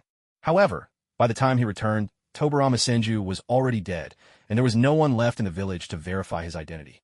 On top of that, the man himself was unable to give his real name by any means. When brought before the third Hokage and Danzo, he still refused to reveal any information. This obstructed the rescue operation for the land of whirlpools. After the land of whirlpools was destroyed, he ended his life to atone, and Yan's mother, after giving birth, committed suicide for love. That was how Yan ended up in the orphanage. According to Root's intelligence assessment, Yan's father, driven by self-interest, betrayed secret sealing Jutsu information of the land of whirlpools to the other 4 great hidden villages. He became one of the main culprits behind the destruction of the land of whirlpools. Tsunade fought to still her trembling hands, her breath coming hard as she gazed at the file. A single tear traced down her cheek. The land of whirlpools. Those had all been her kin. At this, Hiruzen Sarutobi interjected, You needn't suffer so much. The child of a sinner will grow up to be a sinner too. While he still loves the village, let us grant him his wish. He can atone for his father's crimes. I'll have his name engraved on the memorial stone. He looked at Tsunade and shook his head in resignation. I'll judge for myself. Tsunade flung the folder to the ground, storming out of the office without so much as a glance back. She was no longer someone who simply believed whatever the third Hokage told her. She'd spent so much time wandering outside. To outsiders, it might seem she did nothing but gamble and drink herself numb, but she'd witnessed the lives of ordinary people. Most of the time, she could persuade herself to follow the elders' orders, invoking the will of fire. But the seed of doubt, once planted, never stopped growing. She had little power, but she still wanted to do what her heart truly desired. On the other side, after visiting teacher Anoki, Yin saw that his mentor's health had noticeably improved. In good spirits, he left Shi's house carrying the wind, earth, and lightning scrolls. He passed through the Uchiha district and dropped by Granny Cat's shop to pick up his newly modified ninja blade, Samahata, which had cost him nearly all his savings. Truly, the pen wielders are always poor, while warriors grow rich. Yin sighed, and that was just the price of altering the blade's hilt and rebalancing it. If he had tried to buy a finished product outright, except for those single-use, standard-issue weapons, he probably couldn't even afford the lowest-grade blades forged by apprentice swordsmiths. You have to realize, over the past 6 months, he had completed countless D-rank and C-rank missions, and during his time at the border, he even participated in several B-rank missions. Unlike adults, apart from eating and dressing, he had few other desires and hardly spent any money elsewhere. The savings he accumulated were not much different from those of a young Chunin. This sum of money was enough for an average villager to spend from birth until death. Weapons, in the end, are only external tools. What really matters is the strength you command yourself. He was still all too familiar with the feeling of poverty. Weighing the handful of ninjutsu scrolls in his pocket, he tried to comfort himself. Still, I have to at least test the quality of this ninja blade. Even if the Uchiha clan is known for their reliable weapons, it takes time for a blade to fit with its user before it's truly battle-ready. After all, the modifications he suggested for the ninja blade were inspired by the Samahata. He didn't even have a blueprint, just a sketchy design, an idea more abstract than concrete. Even if he entrusted Granny Cat to build it, the end result would inevitably stray from his original concept. As these thoughts swirled through his mind, Yin reached the entrance of the training grounds. He paused to check his gear, preparing to go inside. Suddenly, a sharp twinge ran between his brows, and a wave of pain twisted through his gut. Doujinshi! He leapt up instinctively, expanding his sensory field. Chakra surged to wrap around his perception, sweeping urgently through the surroundings. But apart from a few leaf shinobi in the midst of training and some children sitting quietly on the sidelines bragging about their parents, there was nothing out of the ordinary. A few of the shinobi cast him puzzled glances. He waved his hand, signaling that it was nothing, merely a training exercise in jumping. The shinobi looked down with helpless faces at the footprints he'd left, depressions a good 10 centimeters deep in the earth, and seemed to ask, "Are you sure that's just jump practice?" Yin didn't bother explaining. He scraped some dirt over the hole with his foot, tamped it down to restore the ground, and walked away on his own. If it's not danger here and now, then it must be danger in the future. He trusted his senses. His perceptive ability didn't just allow him to probe his surroundings when he actively reached out with his mind. It also let him sense danger ahead of time. For instance, when he first tried releasing his spiritual energy directly, and when he scrutinized the caged bird, both times, a sense of dread had gripped him in advance. These sensations all seemed tied to the shadowy hands moving behind the scenes of the ninja world. But his reaction this time, though abrupt, wasn't as distressing as when he'd brushed up against the secrets hidden in this world. It had come, however, much more suddenly. Is it that the enemies in the Chunin exams have grown even stronger? Or is it something else entirely? Apart from my still-concealed physical strength, have I done anything lately that might have drawn attention? Yin puzzled over it. His actions, the ones that could have brought disaster, had always been restrained as soon as he felt that pang of dread, so they were unlikely to be the cause. And if any true power broker behind the scenes wanted him gone, they could have erased him without trouble. As he was now, even if he fought with everything he had, he wouldn't stand a chance of resistance. The course of history in the shinobi world could, with little effort, be steered back onto the path of the original story. Some might say he was mature beyond his years, quick to learn new things. But precociousness is hardly unique in the shinobi world. It's only a matter of degree, not something that would pose a real threat to his life. As for the notion that he had provoked Yagura Karatachi, and thus earned resentment from him or his subordinates, that didn't seem likely either. If there had been such a risk, he would have sensed it immediately. Surely Yagura didn't possess some secret power or artifact that even the puppet masters of the shinobi world lacked, something that could block his spur-of-the-moment passive perception. Truly, there were only two scenarios that could trigger his passive ability. The first was that sharp, fatal instant when he was ambushed or attacked. The second was if the action he was about to take might, by its nature, invite disaster upon himself. It was obvious he hadn't been assaulted, nor had he detected any hidden hostility. That ruled out the first possibility. So that leaves the second. What exactly am I about to do? Yin muttered to himself, half in curiosity, half in dread. Step onto the training field? Draw my ninja sword? Or maybe take out those 3 scrolls I got from Kakuzu? He was already standing in the training field, so entering couldn't be the issue. As for his sword, Samahata, he'd revealed it before, and it had never heralded any danger. As for those Jutsu scrolls once belonging to Kakuzu, that was even less plausible. No one even knew where Kakuzu was. Besides, these are the kind of scrolls that Jonin considered beneath their notice, and Chunin or Jinin wouldn't dare touch. In other words, what he was doing right now had no real connection with this creeping sense of crisis in his heart. So what is it really? Why do I feel this danger? Yin racked his brains, but found no answer. Danzo? Or Hiruzen Sarutobi? Everyone knew. In the world of Naruto, when you couldn't figure out who was pulling the strings, Danzo was usually a good bet. But why? They can't possibly want me dead, just because I rubbed them the wrong way, right? Danzo was ambitious, perhaps a little unhinged, but he wasn't a lunatic. He would never endorse random killings in Konoha, at least not in this era. If it's not Danzo himself, maybe it's really something to do with Hiruzen Sarutobi. In a way, Danzo was the 3rd Hokage's secret hand. So, Yin reasoned, perhaps he'd somehow violated the 3rd Hokage's will. But he'd always been careful and respectful from childhood to now. The will of fire was never just something he talked about. He lived it out every day. For instance, he cherished his uncorrupted community, respected his teachers, and looked out for his friends. Obito, who was often the practice target, interjects, "Hey, I'd like to say something about that." Still, all of this had little in common with those who merely paid lip service to the will of fire. What guided his actions sprang from solid upbringing in his past life, in a time of peace. And yet, the result was the same, only perhaps even better. He knew far too little. For Yin, his current circumstances allowed him, through the help of retired teacher Tamu and the support of his senior sister, to step into the upper circles of Konoha. He had some insight into the battle reports, the enemy's capabilities, and the movement of certain units. But when it came to decisions made at the highest level, he was completely out of the loop. Those matters were tightly sealed off by the very top brass of Konoha and their trusted confidants. He had no chance of reaching that innermost circle of power, not even to catch a stray bit of information, unless the entire game was overturned and started anew.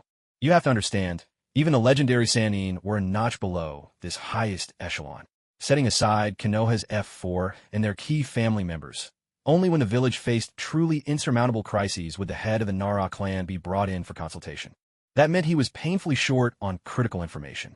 Even if Yin tried to piece together his increasingly unreliable memories from his previous life with all the intelligence he currently possessed, there were still 1,000 ways, engineered by the high-ups, whether intentionally or not, that could lead to his death. There was simply no way to investigate them all. He let out a deep sigh. Looks like it's time to be on edge again. But isn't that how the ninja world is? War and intrigue are the main theme.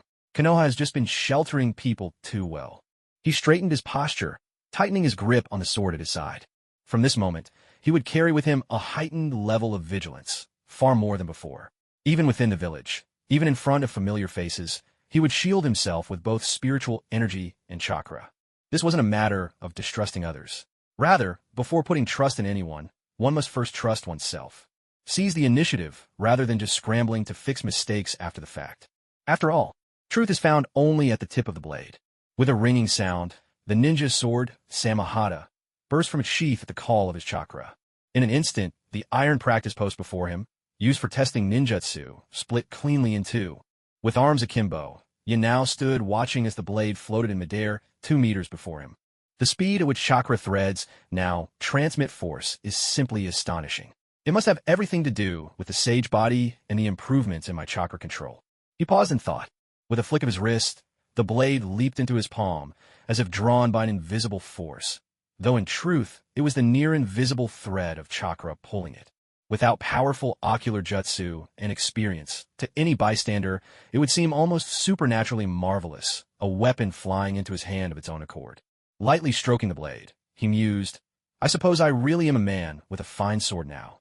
Though it can't compare to the legendary swords of the Hidden Mist or the White Fang, it's high time I started learning the art of swordsmanship properly. In the past, Yin could wield a sword in battle, but it was only an extension of the hand-to-hand techniques he already knew. A martial arts novice might never notice, but for a true swordsman, it was painfully obvious. He was just playing around. And those elusive realms, like the will of the sword and blade intent, were things he deeply coveted. After all, these realms enhance a person in every possible way. Looking at Hatake Sakui and his senior sister, even the original owner of this blade, their presence was unmistakably different from that of ordinary people. It seemed that sword intent was not just a matter of empty words, but something that truly existed. He thought about going down to ask his senior sister about it. Still, one should not bite off more than they can chew. Even with a growth panel, he needed to proceed step by step. After all, this wasn't some stat adding or proficiency panel. The support panel's functions were limited to easing bottlenecks, granting mastery, converting abilities into innate talents, and offering psychological suggestions. As for learning quickly, that was actually a talent unique to Flame II. But even so, he was perfectly content. He never had a peculiar desire to suppress the world for ages, nor did he have any need to put on airs. As long as there was a path forward and the freedom to avoid what he didn't want to do, that was already enough. He studied the blade before him. Because its surface was coated with metallic paint, sharkskin looked nothing like a legendary weapon. It resembled a cleaver, bent to the side from improper use. Utterly unremarkable, yet perfectly serviceable, just like Yan's own personality. Yan channeled his chakra and mental focus together. From the newly fashioned hilt, he poured energy in, letting it circulate again and again through the blade, until he sensed the sword had become an extension of his own body. Only then did he reluctantly withdraw. Now he understood the nuances of the ninja blade sharkskin down to the last detail. For example, by infusing chakra into the hilt, it could stretch out into a chain over 10 meters long, twisting and flexing at will, a blend of force and agility. On top of that, the blade possessed a faint ability to absorb chakra. Coupled with Yan's precise control, it allowed him to quickly siphon energy from others. Yan couldn't ordinarily absorb chakra. At best, he could use his own to disrupt someone else's. But with this ninja blade, he could not only absorb chakra, but also increase his mastery during combat. This was a case where 1 + 1 truly made more than 2. It worked wonders for enhancing both his abilities and his combat strength. Furthermore, inside the blade, there were remnants of an incomplete summoning technique. It resembled a reverse summoning art, though only half finished. Perhaps the significance of each sword determined how much care was given to its summoning technique. But, just like the 7 ninja blades, this meant that even if a blade was lost, as long as it wasn't sealed, the real owner could retrieve it at any moment. This served as a kind of protection and monopoly by Kirigakure over the village's assets. For example, if an outsider ninja didn't excel at sealing arts, even if they captured a sword, they couldn't truly claim it for their own.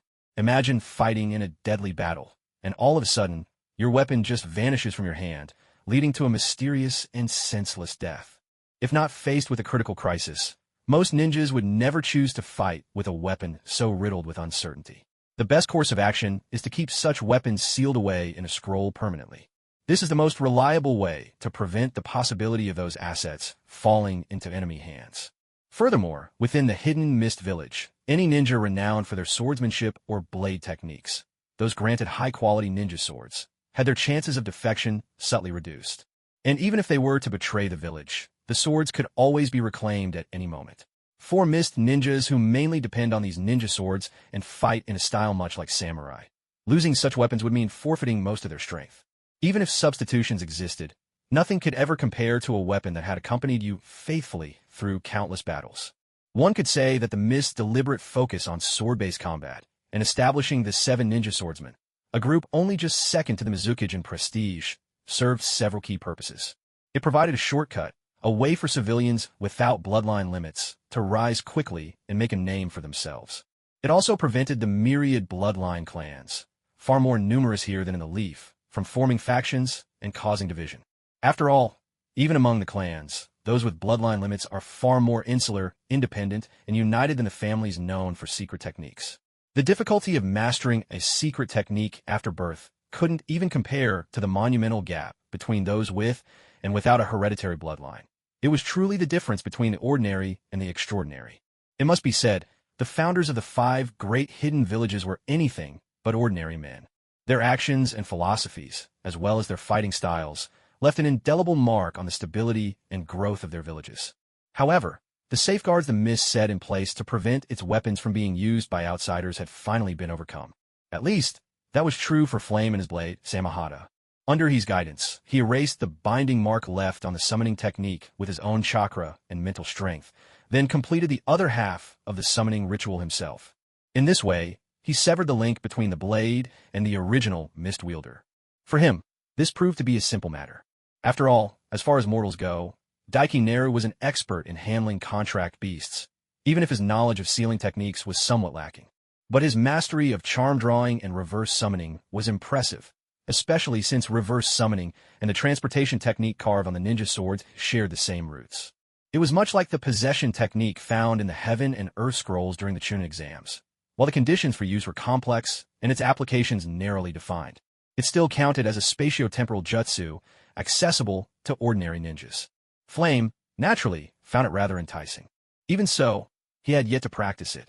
After all, the possession technique was largely impractical, and he had yet to find a suitable contract beast for reverse summoning. Thanks to the support panel, his bottlenecks often felt as fragile as paper. He only needed the right method, or enough energy, to break through. Sometimes, it didn't even take much effort. Simply converting body energy would do the trick. This predetermined that his potential ceiling was extremely high. So high, in fact, that it might as well be limitless. Influenced by the morals from his past life, he couldn't bring himself to abandon a summoning beast that was almost like family. He couldn't just watch them wither and die of old age. Unable for the moment to find a summoning beast with equally endless growth potential, he simply left that spot vacant for now. As for the three great sacred regions, their whereabouts were elusive, and to seek out Ryuchi Cave would mean becoming entangled with the fate of the ninja world. In his mind, he should only venture into such places once he could reliably match the strength of an elite Kage, at least in his normal state. But then, if he did have Kage-level strength, who would he need to make a contract with? The Whitesnake Sage? Or Ganmaru the Great Toad? He looked down on the weak, yet the strong wouldn't even spare him a glance. Sometimes, for him, summoning beasts were more trouble than they were worth. Here's the thing. He had begun his foundational training at the tender age of 4, and he wasn't even 7 yet. Despite still holding the title of a genin, his abilities were already solidly on the level of a Chunin, or even higher. And that was only because he used close combat sparingly, never relied on his trump cards, and refrained from abusing the explosive tags he so deftly drew himself. If he really let loose, he was confident he could trade blows and take down an elite jonin, or severely wound a weaker Kage-level opponent. Strictly speaking, if he became a rogue ninja now, especially with a large battle on the horizon, his real ability was far beyond what the bounties on his head would suggest, and he could easily carve out a good life for himself. But on the other hand, human nature tends toward inertia. Given the choice between quietly growing stronger in the safety of the village, occasionally glancing at familiar faces, gathering with friends and mentors from time to time, or surviving out there where every day meant dancing on the knife's edge, who wouldn't choose comfort? If he could keep laying low and playing it safe, who would ever willingly live on the run? His attribute panel was a veritable treasure trove. He didn't need to chase external opportunities for breakthroughs. Besides, Yin didn't believe he had any protagonist's aura. Uchiha Madara wouldn't care if you were a genin or a Kage. If you were useful to the Eye of the Moon plan, he would make you a pawn. If you stood in the way, he would erase you. Such power sounded impressive, even awe-inspiring to some. But for someone actually living in the ninja world, like Yin, figures like Madara were worthy of respect, but best admired from a distance, something to aspire to, but never to encounter. At the very least, Madara was unlikely to act directly in the heart of the Hidden Leaf, nor would he willingly expose himself to the eyes of Kage-level shinobi. After all, Madara didn't have many years left. The Eye of the Moon plan couldn't afford any more disruptions now. In Konoha, as long as Yan's displayed abilities matched Kakashi's, he'd be safe. Even if he occasionally slipped up, in a few more years, once he reached Kage-level strength himself, that meant at least 10 years of unshakable safety. He had no desire to wander the world, exposing all his cards and revealing his true strength. That would be walking straight into disaster. The price Obito paid, and the stroke of luck it took to remove the curse mark on his heart. Those were ordeals Yin had no intention of tasting for himself. Having his heart marked by the curse seal was, in fact, the best outcome one could hope for after crossing paths with Madara. Normally, complete annihilation would be the expected fate. After all, Yan's bloodline was nothing remarkable. Aside from the almost universal 1 in 10,000 trace of Otsutsuki blood found in most shinobi, he could be said to have no real connection to the Uchiha clan whatsoever. But that didn't mean he wouldn't find himself used as a pawn on the chessboard of Uchiha Madara, or even Black Zetsu, the Millennium Filial Son. Naturally, his chances of becoming an heir were next to none. However, the likelihood of being preemptively dealt with as a potential disruptor to their plans, as an obstacle to be removed, was much higher. White Zetsu's intelligence network reached every corner of the ninja world. At all times, Madara kept a close watch on noteworthy individuals and the ever-shifting tides of the shinobi world. He could even, subtly and without leaving a trace, manipulate the course of events throughout the land. And so far, even with all his sensory skills, Yin hadn't managed to spot a single white Zetsu. Their concealment techniques stood at the very pinnacle of the ninja world. One might call Uchiha Madara arrogant, but his meticulousness was not to be underestimated. From staging his own death with the transcription seal, after the legendary clash with Hashirama at the Valley of the End, allowing him to obtain Hashirama's flesh and blood, to escaping the notoriously cunning second Hokage, Tobirama's grasp as a crippled wreck, to orchestrating the Eye of the Moon plan, handpicking a guardian for his resurrected body and eyes, as well as a personal disciple to be his voice. Had it not been for Black Zetsu's deception from the very start, twisting the true purpose of infinite Tsukuyomi, who knows how the battle with the Child of Destiny would have turned out? Bear this in mind. Anyone whose strength or potential is considered great enough becomes more than a mere bystander through sheer influence alone, no matter their bloodline. Imagine, for instance, that during the Third Great Ninja War, a second Hanzo of the Salamander had emerged in the Hidden Rain village. Suppose this person possessed both the charisma to become a second mentor to Nagato and the bond of a comrade, teacher and friend, while also wielding strength to surpass even a Beto.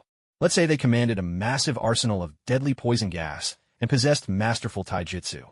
Just those two abilities would severely neutralize the effects of Kamuyui's intangibility. No matter how well protected you are, you still have to breathe. If you hold your breath in a fight, but your taijutsu falls short of someone like Might Guy, how much damage could you really inflict in such a short window? Want to retreat to the Kamui dimension for a breath of fresh air? No problem. But using Kamui to transport yourself renders you tangible.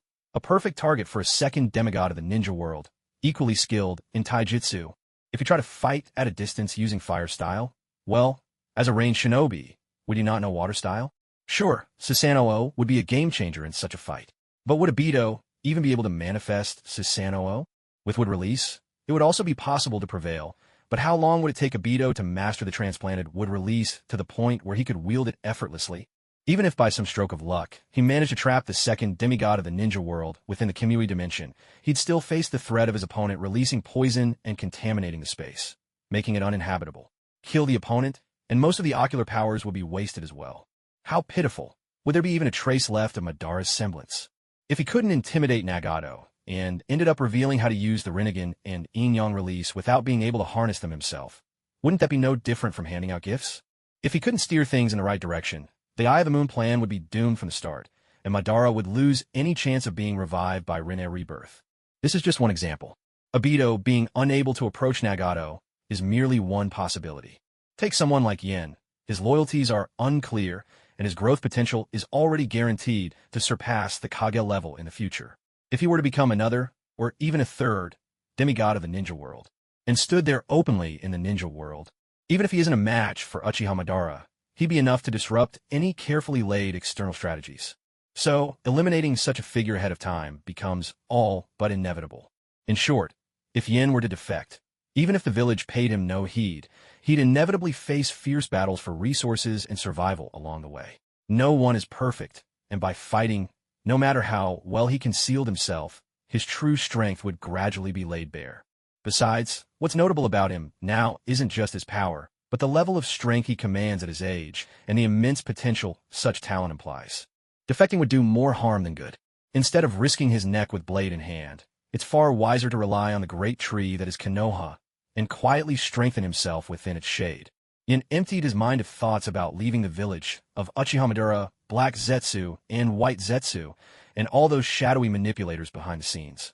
Such things were far too distant from him. Besides, as the saying goes, there is no thief who steals forever, nor can one guard against thieves forever. Overthinking was pointless. He was in the prime of youth. Gaining strength was the only thing that mattered. At most, a bit more vigilance in daily life would suffice. Settling his mind.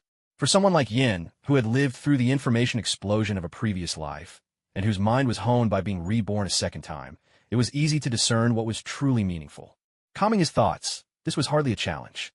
He spent the whole afternoon practicing with his ninja sword. Unlike basic sword techniques and blade forms, things like sword intent had to be discovered and refined through actual combat experience. This was inextricably linked to one's unique fighting style and will to fight. You could say that even twin disciples, identical in talent and taught by the same master, would never share the exact same sword intent, neither between students nor between master and apprentice. Watching how the chains in his hand danced at will, and how the blade tip-darted and flickered like a snake, Yin sensed that he was starting to gain some faint, hazy understanding of swordsmanship. He reviewed his internal panel. No new information appeared. Still, Yin didn't feel discouraged. Over the past 2 years, he shed the slothful habits of his former life and developed a rigorous routine, seizing every spare moment to train hard. Most of the time, the system panel served him as nothing more than a scoreboard. It could motivate him to push himself, but its absence wouldn't have made much of a difference. It seems that sword intent is different from ninjutsu. It's more of an artistic conception, something born from a blend of mental focus and combat experience. It's not something you can pick up just by watching someone else and imitating their moves. As the sun sank in the west, most of the ninja with families headed toward the residential district, where columns of smoke were already curling into the twilight. Meanwhile, the younger, unmarried ninjas strolled off in 2s and 3s, arms slung over each other's shoulders, cracking off-color jokes as they wandered in the direction of the entertainment district. One more round of practice, and then I'll call it a day. Yin looked at the blade in his hand.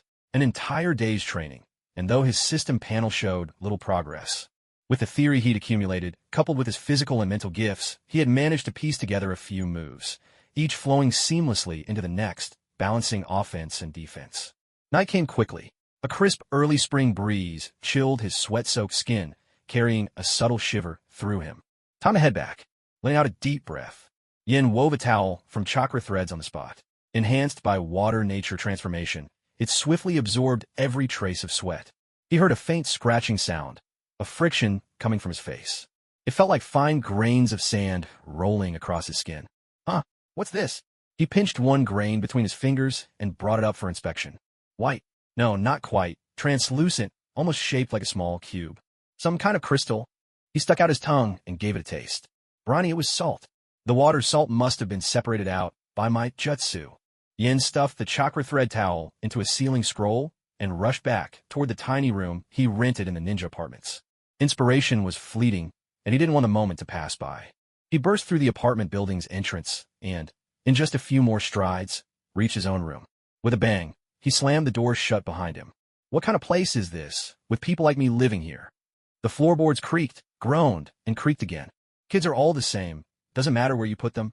More creaking, persistent and repetitive. Cut out already. Suddenly, cries of pleasure and exertion echoed from upstairs, a young man and woman caught in the excitement of their rendezvous. The soundproofing in these single apartments was abysmal, the living spaces barely larger than cells, and, even when it came to hygiene, the standards were only a little better than those of the Orphan Street. But at least there was some degree of privacy. No one would barge into another's so-called personal space on a whim.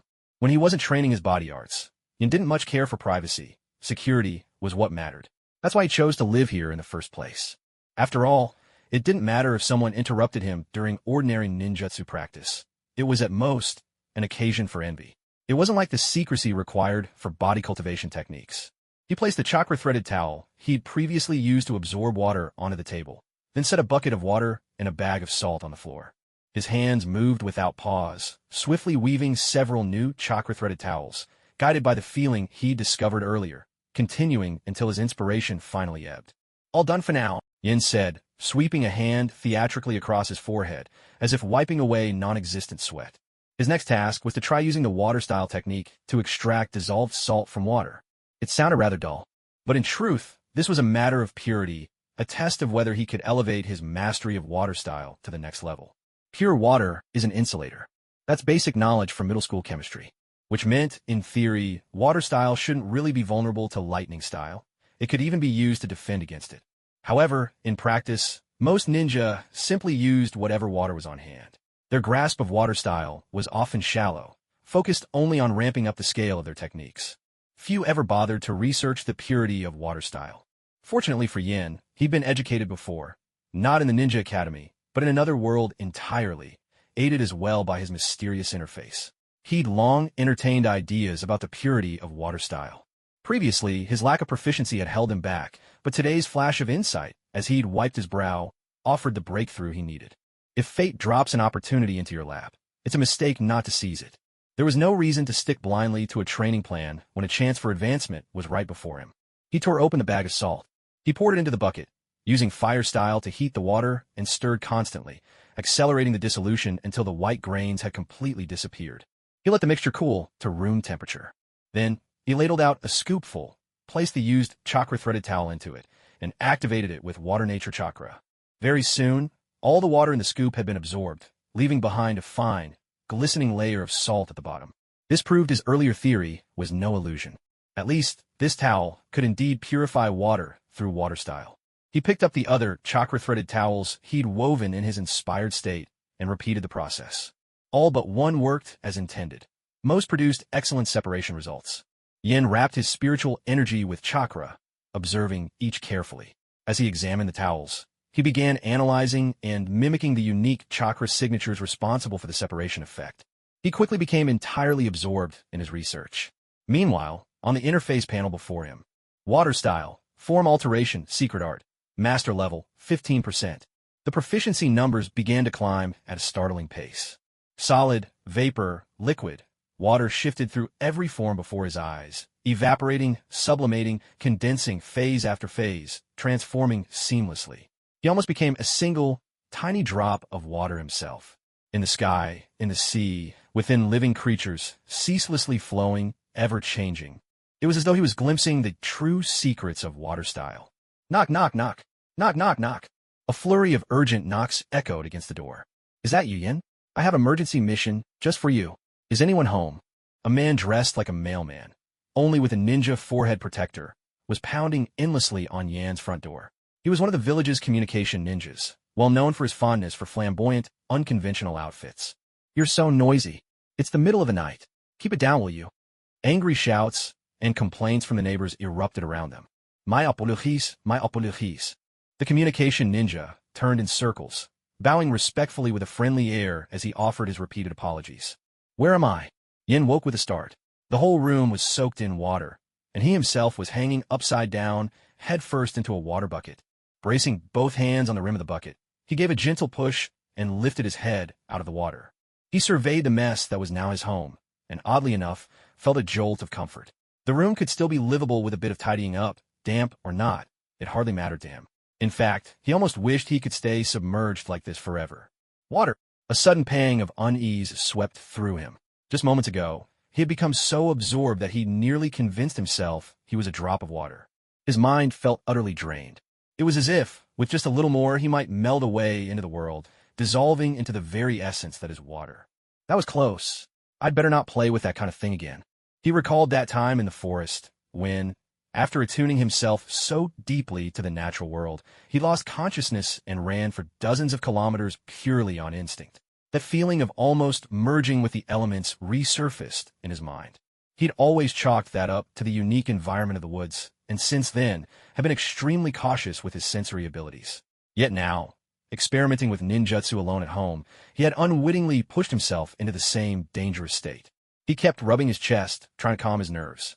And in his mind, he silently called up his status panel.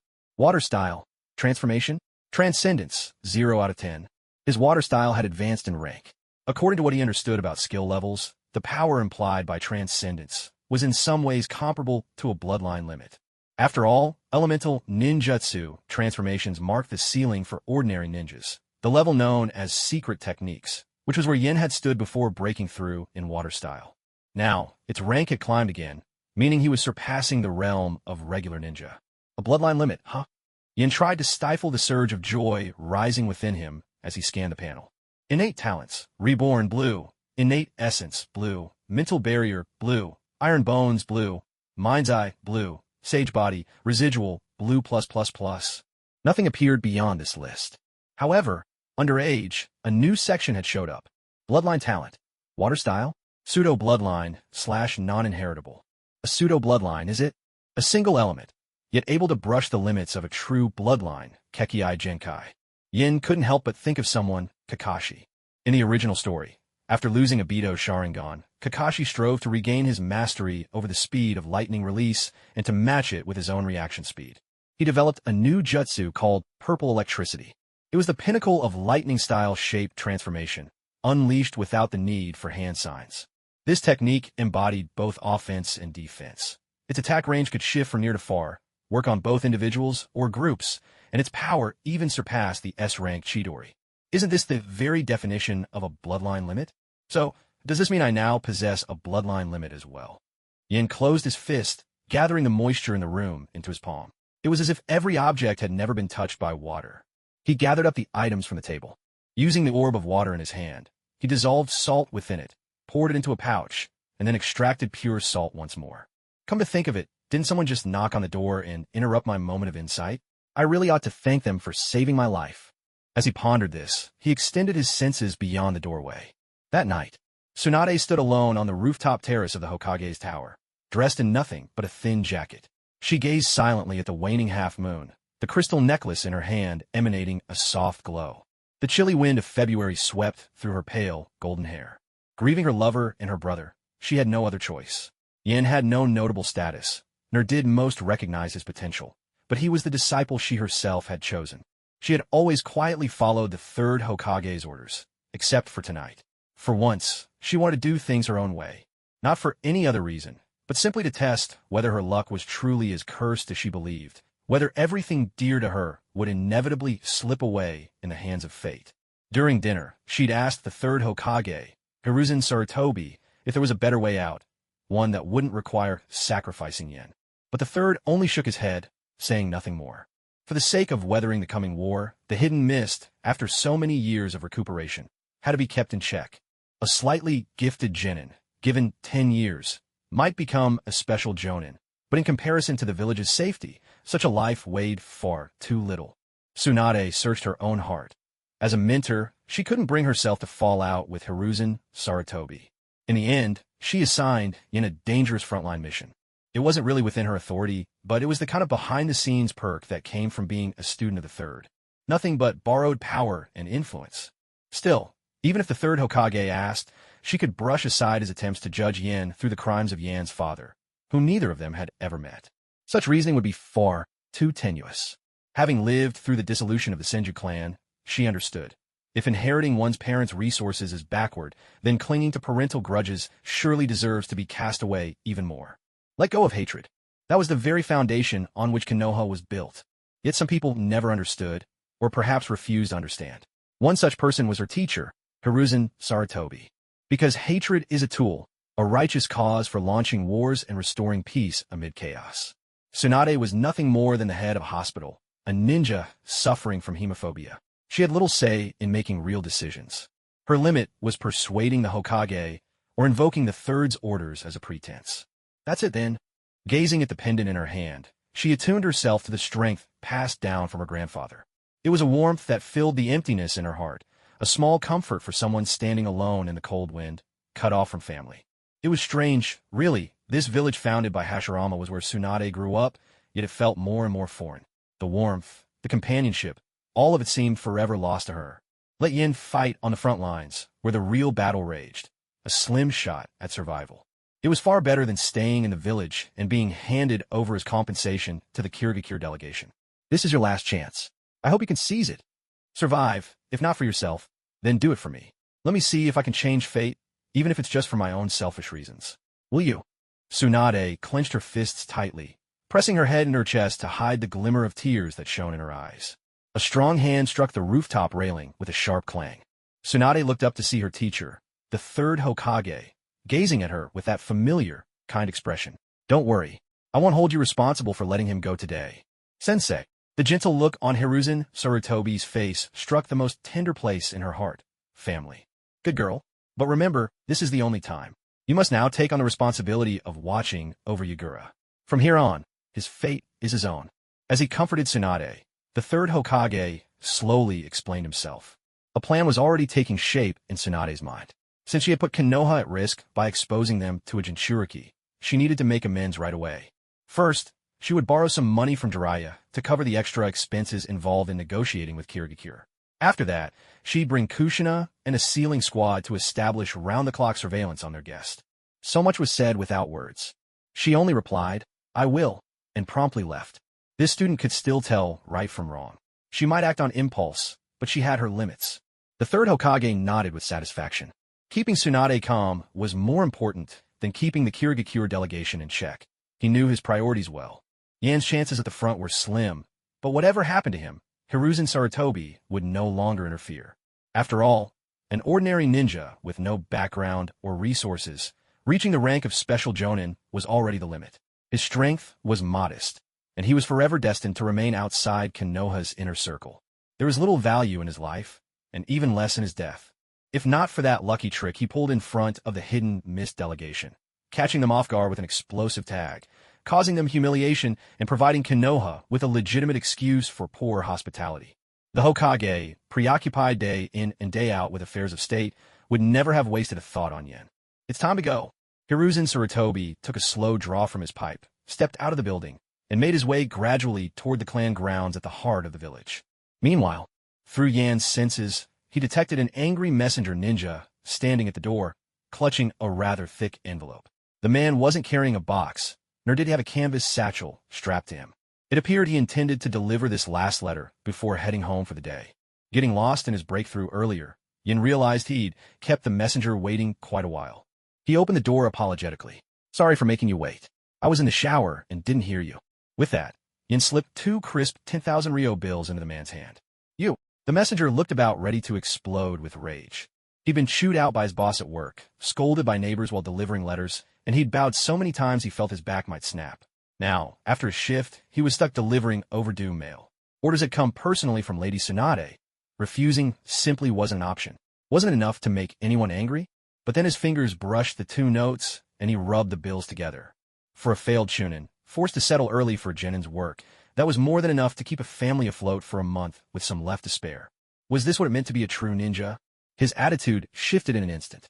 Leaning in close to Yin, he said in a far more genial tone, "Sir, future Chunin, I brought you an urgent assignment from the third Hokage himself, delivered through Lady Tsunade." An urgent assignment? Yin echoed with surprise. But the question was as much to himself as it was to the messenger. Had he done anything out of line lately? As far as he could recall, nothing came to mind. Had he given away his strength? That didn't seem likely either. He'd been buried in preparing for the Chunin exams. And now, the Hokage was sending him on a mission? Could it be his parents, those entirely absent from his life, were actually influential figures working in the shadows? To his parents, huh? Absurd. He couldn't believe that for a second. Back in the orphanage, he'd come within a breath of being beaten to death. Even old grudges had flared up in that place. Malnutrition and frailty had marked his entire childhood. Was this what passed for nurturing a child? Anyone else would have run out of what little talent they possessed. Be at the death forest outside the village at 4 sharp tomorrow morning for team assembly. There's a pass in the envelope. The messenger, now looking more like a postman, finished up awkwardly before slipping away. Whatever, let's just take a look at it first. Yin shut the door and sat down at the table. During a skirmish along the land of Lightning's border defense, a small enemy squad broke through. The depot was bombed, and supply lines are now in crisis. A squad of ninja is urgently needed to form a food transport team. Accordingly, Jin and Yin of Konoha is hereby assigned to serve as a transport squad member. Staring at the mission orders, Yin was left utterly bewildered. It's not that he couldn't understand it. He just kept feeling that something was off, as if the whole mission was a collection of mismatched pieces. "Maybe my comprehension skills are slipping," he muttered to himself. After all, he'd only just completed the transformation from water release to bloodline limit, and his mind still felt somewhat weary. To make sure he hadn't misread anything, he went through the entire document again. This wasn't like tackling a school exam. Heading to the front lines was a matter of life and death. Since he had chosen to be a ninja, he couldn't afford careless mistakes. If he didn't get it the first time, he'd read it a second. He was about to become a Chunin, a leader who would soon command a team. When you're on your own, you can't expect rookie Genin to point out your oversights, nor would any enemy pull their punches just because you look young. Now I see. The issue is right here, Yin exclaimed to himself. After reading it through twice more, he finally unraveled the logic and understood exactly what had felt so strange. To put it simply, for reasons that were somewhat understandable, the Konoha ninjas guarding the land of Lightning's defense line got careless. While probing the movements of a small force of Cloud Ninja, They accidentally allowed a unit to slip behind their lines. Once discovered, the enemy chose to go down in flames, blowing up Konoha's largest supply depot and plunging them into a food shortage. Up to this point, the situation all made sense. After all, constant defense will result in a lapse sooner or later. If Konoha could have crushed Cloud without breaking a sweat, the conflict wouldn't have dragged on for so long. The real problem was in the way he had been assigned this task. For a genin, the tone of the letter was simply too formal, almost ceremonious. The signature and official seal at the end were both from Tsunade herself. It was like wielding a sledgehammer to crack a nut. This doesn't count as pulling strings, does it? He wondered out loud. And why had Tsunade put him in the supply transport squad in the first place? He'd only be a regular member there. Nothing more. There was no opportunity for reward, and if anything went wrong, he'd be the first to take the blame. Calling it a trial was a stretch. Since when does someone quietly send their favorite up-and-comer to the front lines without so much as an escort or a word to anyone? Was this supposed to be an ordeal or a death sentence? Even for ordinary Chunin or genin from small clans, their families would at least inform some friends to keep an eye out for them. If there weren't any friends in the squad, at the very least, their families would try to slip the team leader a little gift. Even if he wasn't officially her student, surely he shouldn't be sent off to the battlefield without a second thought. Tsunade might get outrageously drunk whenever she had free time, but deep down she could never be described as careless. Otherwise, how could she have developed medical ninjutsu? The more he thought about it, the more suspicious Yin became. Maybe I need to look at this from another angle. He lay back against the headboard and pulled the departure permit from the envelope, holding it up toward the light. Bored, he studied it, hoping for inspiration. At this moment, a pale yellow strand as thin as a hair slipped out from the envelope's opening, falling to the foot of the bed along a trajectory that felt strikingly unnatural. That path triggered a faint sense of déjà vu within him. In an instant, he sprang up from the bed, leaping 5 or 6 meters back until he was pressed against the wall. One empty hand curled behind him, and the moisture in the air began to gather silently into his palm. Even though the envelope's scent assured him that this was indeed something Tsunade herself had handled, its seal untouched by anyone else, and Tsunade herself being utterly incapable of harboring malice toward him. He nevertheless knew that, as a ninja, one must treat every strange occurrence with utmost caution. No matter your curiosity or interest, caution must always come first. Only by eliminating at least the most obvious threats can you hope to survive longer. With his other hand, he shoved the village exit pass in his pocket, then sent out a strand of chakra thread to probe the thread at the foot of the bed. This feels like a chakra thread, but it's Tsunade's.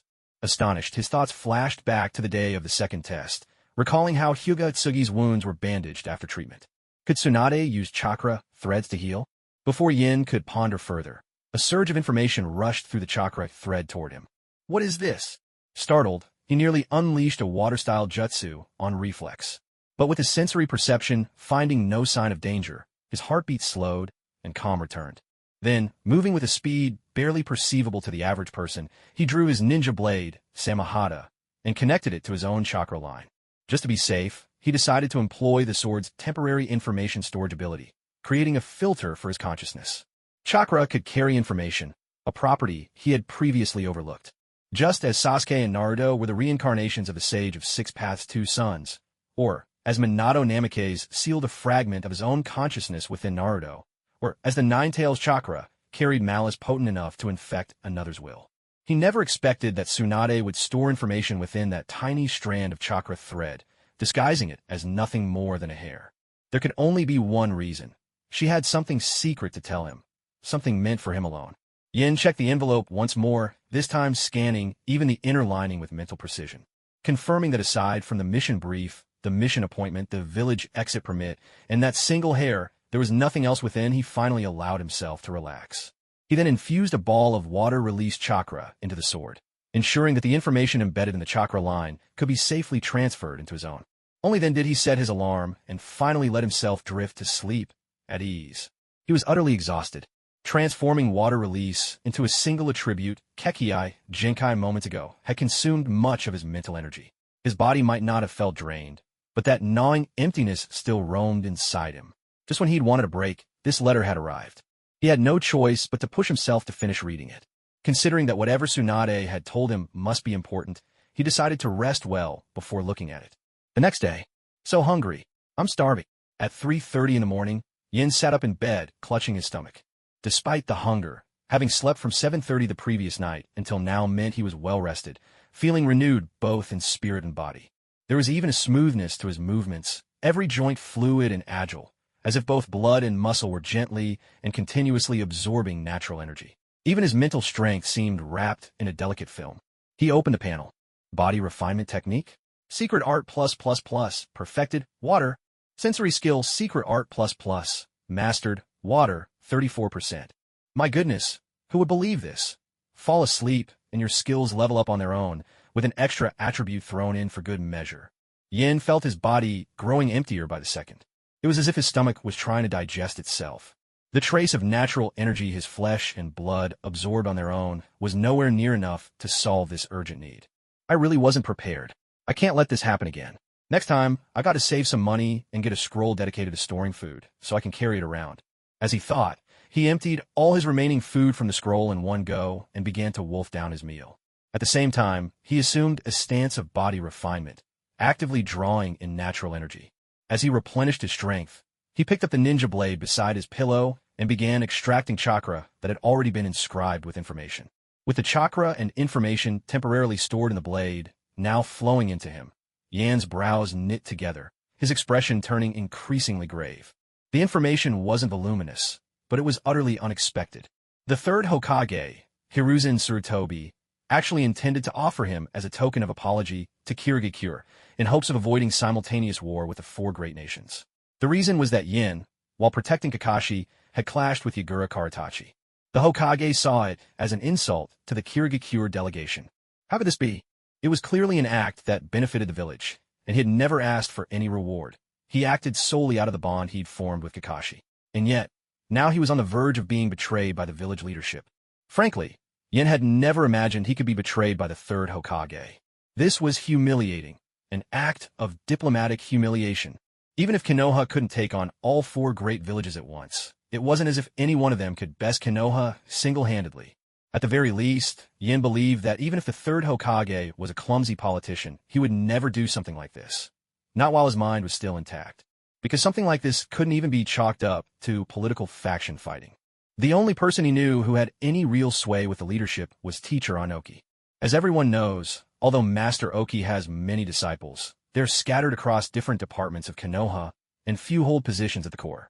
Those who did not train in the same generation rarely keep in touch, and at most, they only gather around Master Oki when there's important business. An elderly man with no interest in power approaching the twilight of his life, surrounded by a group of disciples who barely communicate with each other. Such a loosely gathered collective, even if called a faction, poses no threat at all to the position of Hokage. After reading this, Yan's attitude toward the third Hokage changed dramatically. Leaving aside whether the third was truly incompetent or corrupt for the time being, at the very least, his bottom line was shockingly low. In the past, when Yin was weak, he had even wondered, as an orphan, if showing more potential would help him secure a place with the Hokage's faction, a chance to cling to its powerful backing. That way, he could simply lay low and build up his strength in peace. But reality was harsh. The Hokage's faction was already highly structured and had no need to take the risk of sharing power by recruiting new members from among commoners. The sons and daughters of long-standing clans sufficed. Only the disciples of the three legendary Sannin could be considered the last batch of civilians who managed to make it into the inner circle. Luckily, Yin hadn't wasted too much effort on this notion. Even when he knew there was no chance of ever being chosen, he never lost heart. After all, the strength won by hard work would never just vanish.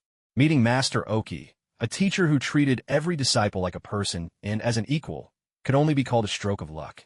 I really was too young and naive. Tagging along with the Hokage, it was never something he could truly seize hold of. Who was Hiruzen Tsurutobi, really? To put it plainly, let's not drag the Uchiha massacre into this, but look at an earlier example. He first raised Orochimaru as his chosen successor, then turned a blind eye while Danzo ruthlessly built his own power behind the scenes, all the while playing the role of the genial elder statesman, preaching unity and cooperation to the villagers. Perhaps that's just what it takes to lead village. There's no managing without wearing more than one mask. Even trying to protect your reputation is only human. You can understand that much. But all the while, right under the third's nose, Orochimaru and Danzo had been collaborating from the end of the Second Great War, carrying on together till the close of the third. Almost a decade. And Hiruzen, with his crystal ball, pretended not to see a thing. Then when Yamato emerged as a successful subject of Wood-style experimentation, the third was quick to snatch him away from Danzo's hands. And the moment Orochimaru set his sights on becoming Hokage, Hiruzen had Minato Namikaze waiting in the wings, and no longer cared for Orochimaru, dumping all the blame on him and washing his hands of it. Whatever merits Orochimaru's war exploits or his research might have brought to the village, it was all wiped away with a single stroke. After all, human experimentation is cruel. And so look what happened. Orochimaru defected. Some people have asked, "Author, could you talk about Danzo, the very man who started it all? What kind of fate did he meet?" Guess what? Danzo just carried on as always, still conducting human experiments, still orchestrating villagers' disappearances. His life went on, untouched by the so-called consequences. With Danzo, it's all about personal connections. With Orochimaru, it's all about supposed justice. Hiruzen Sarutobi, in the end, truly lacked any personal integrity. When it comes down to it, everything he did was dictated by his own likes and dislikes. One minute, he uses public resources for private gain. The next, he draws on his private power for public affairs. The only thing he's truly good at is picking the sweetest fruit when it's ripe, and his own glow of prestige never dims. In his youth, he was barely capable of maintaining the status quo, but showed little ambition. As an old man, he can't even maintain what he once guarded, yet he still clings stubbornly to his position. They say the fourth Hokage, Minato, died as the heir, leaving Konoha with no one truly capable of standing alone. So, were those able to stand at the helm? Orochimaru has become the tyrant of the Land of Sound, and as for those not affiliated with the Hokage faction, no one even knows if they're dead or alive. All of this happened 5 years after the end of the Third Great Ninja War. But Yin wants to say, to be honest, things were already like this 5 years ago. It's just that some of the elders weren't all extinct yet. The backbone born during the Second Hokage's era hadn't entirely passed away. They managed to keep the filth hidden, kept the stench from spreading everywhere. And that's the only reason the village barely held together. This time, he finally figured it out. His own position within the village is truly in peril. Should I betray the village? This thought sprang up naturally in his heart. But Tsunade had managed to win him a sliver of hope. Otherwise, how else would someone like him have learned about such confidential internal affairs? At the very least, Tsunade's capabilities as a leader and her personal integrity both ranked among the best in the ninja world. If he just ran away, Yin would feel he let her down. To cut all ties and turn his back on everything. That wasn't how he wanted to live. Besides, his current strength was limited. Relying on a recently acquired Kekkei Genkai, his powerful physique, and a few trump cards, he could only hope to use surprise attacks to offset his opponent's edge and experience. He might stand a chance against elite Jonin, or perhaps a weaker Kage-level foe. But the outcome would most certainly be mutual destruction. He's nowhere near being ready to fully sever ties with Konoha. Or rather, escaping might be easy enough, but living as comfortably and as humanly as he does now, that would be close to impossible. Ninja tools cost money. Jutsu costs money. Finding a safe place to live costs money. Prices in the black market are anything but cheap, and quality is all over the place. Ninja tools, at least, were manageable. His ninjato was durable enough, and he could learn to make his own paper for explosive tags. He could also train hard on his own jutsu, or even snatch some from others.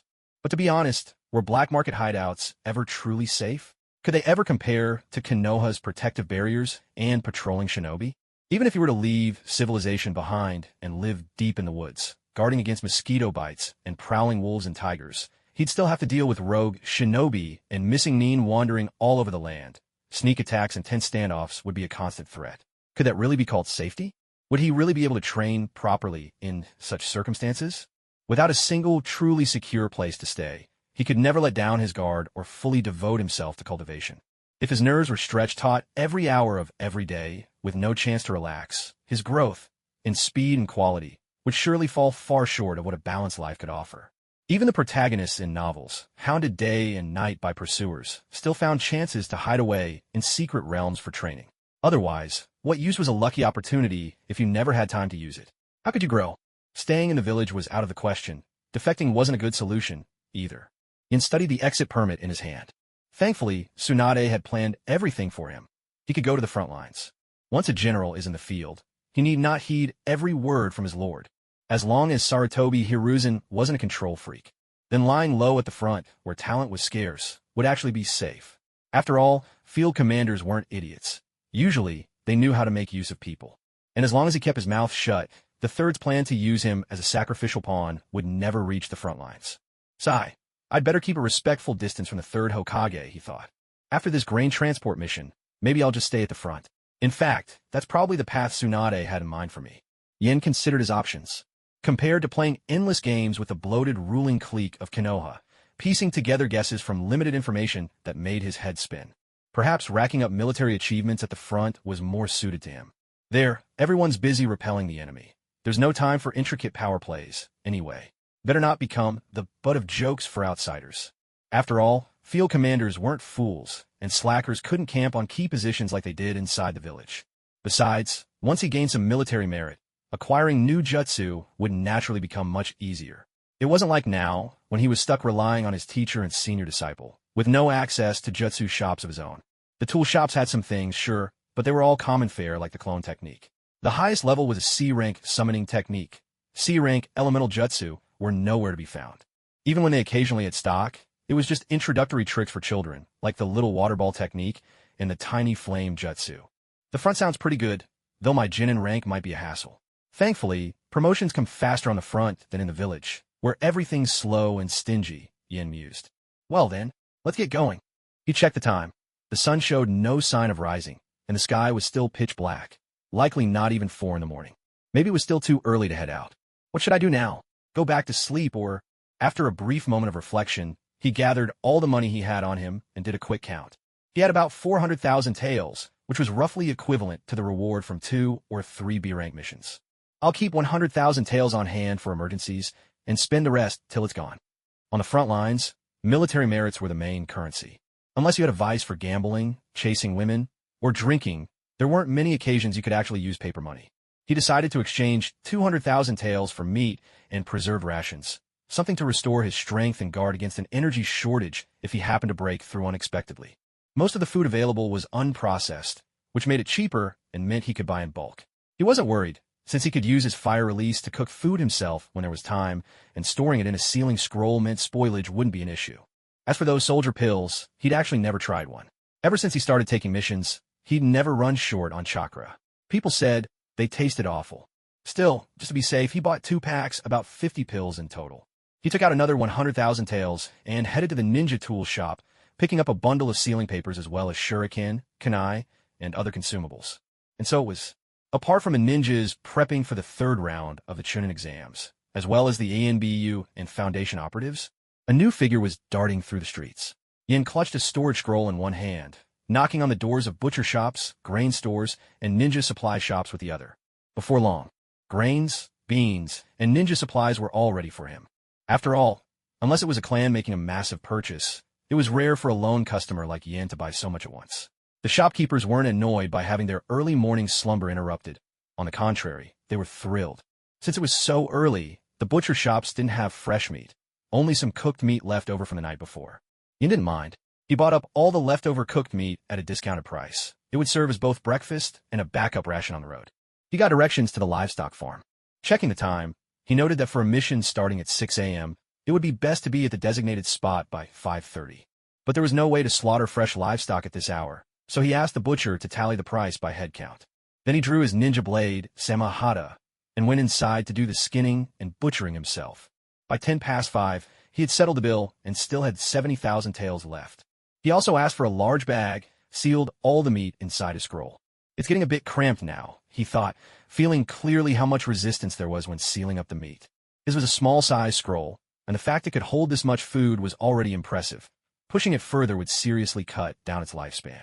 If it tears open, there's no way to repair it on the front lines, and buying a new one would burn a ton of military merits. He had no choice but to take out the ninja tool pouch he hadn't used in a long time, buy an extra backpack, and stuff the rations and some blank sealing papers he didn't need immediately inside. When he found the time, he planned to turn the meat into jerky and process the grains and beans into rations. Once their volume and weight were reduced, they would easily fit back into the scroll. Everything was ready. He took out his travel permit and mission scroll, then dashed towards the entrance of the Forest of Death. Even though his backpack looked heavy, his pace was swift and light. That was the advantage of having great physical strength. Along the way, he saw other ninja walking in small groups toward the forest as well. Some, like him, were clutching their mission scrolls and permits. Most of them were Chunin, with the occasional older jonin and a few genin accompanied by their elders. With a cursory glance, he noticed that most of them, like himself, had received the food transport mission. Strange, aren't Chunin supposed to lead genin squads? Fun fact, Chunin typically lead 3-person Genin teams. Among these people, there were clearly more Chunin than Genin. So that means the Jonin are leading Chunin squads. This mission must be quite important. A seed of vigilance quietly took root in Yan's heart. Soon, he left the village behind. At the forest's edge, wagon loads of supplies and horses were gathered. From within the forest, other vehicles could just barely be glimpsed. He didn't linger to look. Holding his mission scroll, he sought out someone who looked like the squad captain, reported in, and watched the captain check his name off the list. With a quick signature, the supply captain rubbed his eyes and stifled a yawn, clearly disinclined to chat. Yin, following protocol, was just about to thank him. But the captain quickly signaled with his eyes for Yin to head to the Genin area. When he reached the Genin section, he saw several young ninja sprawled on rocks, yawning tiredly, looking for all the world like dead fish. Yin tried to strike up a conversation. No one paid him any mind. Only a handful of Genin, dressed in unfamiliar fabrics, spared him a condescending glance before losing interest. A scruffy, bearded Genin rose to his feet and took the initiative to greet him. Only then did Yin learn. Though this mission was nominally ranked A, there was talk it might be recalculated as S rank. Because it was a large-scale joint operation, the barriers for participation had been lowered. Many Genin who were second-generation ninja, eager for rich rewards and to pad their resumes, or those who were simply confident in their abilities, had been allowed to join. Yin recalled seeing younger Genin just now, walking with their elders. The ones wearing fine clothes before him were no doubt those second-generation types. In contrast, the older, more serious Genin introduced himself as Ji-Fu. Unlike the others, Ji-Fu wasn't here for glory. He sought battle honors at the front lines. He wished to exchange them for ninjutsu powerful enough to avenge his fiancée. Ji-Fu said that he, too, had participated in the second round of the Chunin exams, but his luck hadn't held, and his strength fell short. He'd been ambushed by Terumi Mei's squad, lost his fiancée Hanako, and had been struck into the lake. Only when the Konoha ninja came to clear the field was he discovered and managed to survive by sheer luck. He was well aware of his own abilities. Even if he'd made it to the third round, there was no way he could avenge his fiancée. So all he could do was complete this mission, head to the front lines early to temper himself, and hope that someday he could fight at the borders of the land of water. After hearing Chi-Fu's words, Yin, too, felt a twinge of emotion. Indeed, in the ninja world, it's not only those famous figures and mighty warriors who hold hopes and dreams. In fact, most people with ambition carry all kinds of ideals, but the vast majority eventually find themselves undone by harsh reality. In the end, you either break into pieces, struggle to survive in some corner of the world all alone, or resign yourself to compromise, becoming the very person you once despised. It was the truth for those like Shimura Hiruzen and Sarutobi Danzo, even the so-called demigods who once basked in glory. They represent the peak that ordinary people can reach by accumulating resources, waging political battles, and sheer effort. But those distant descendants of the Otsutsuki, the ones forever preaching love, peace, and ideals, they were never walking the same path as the rest.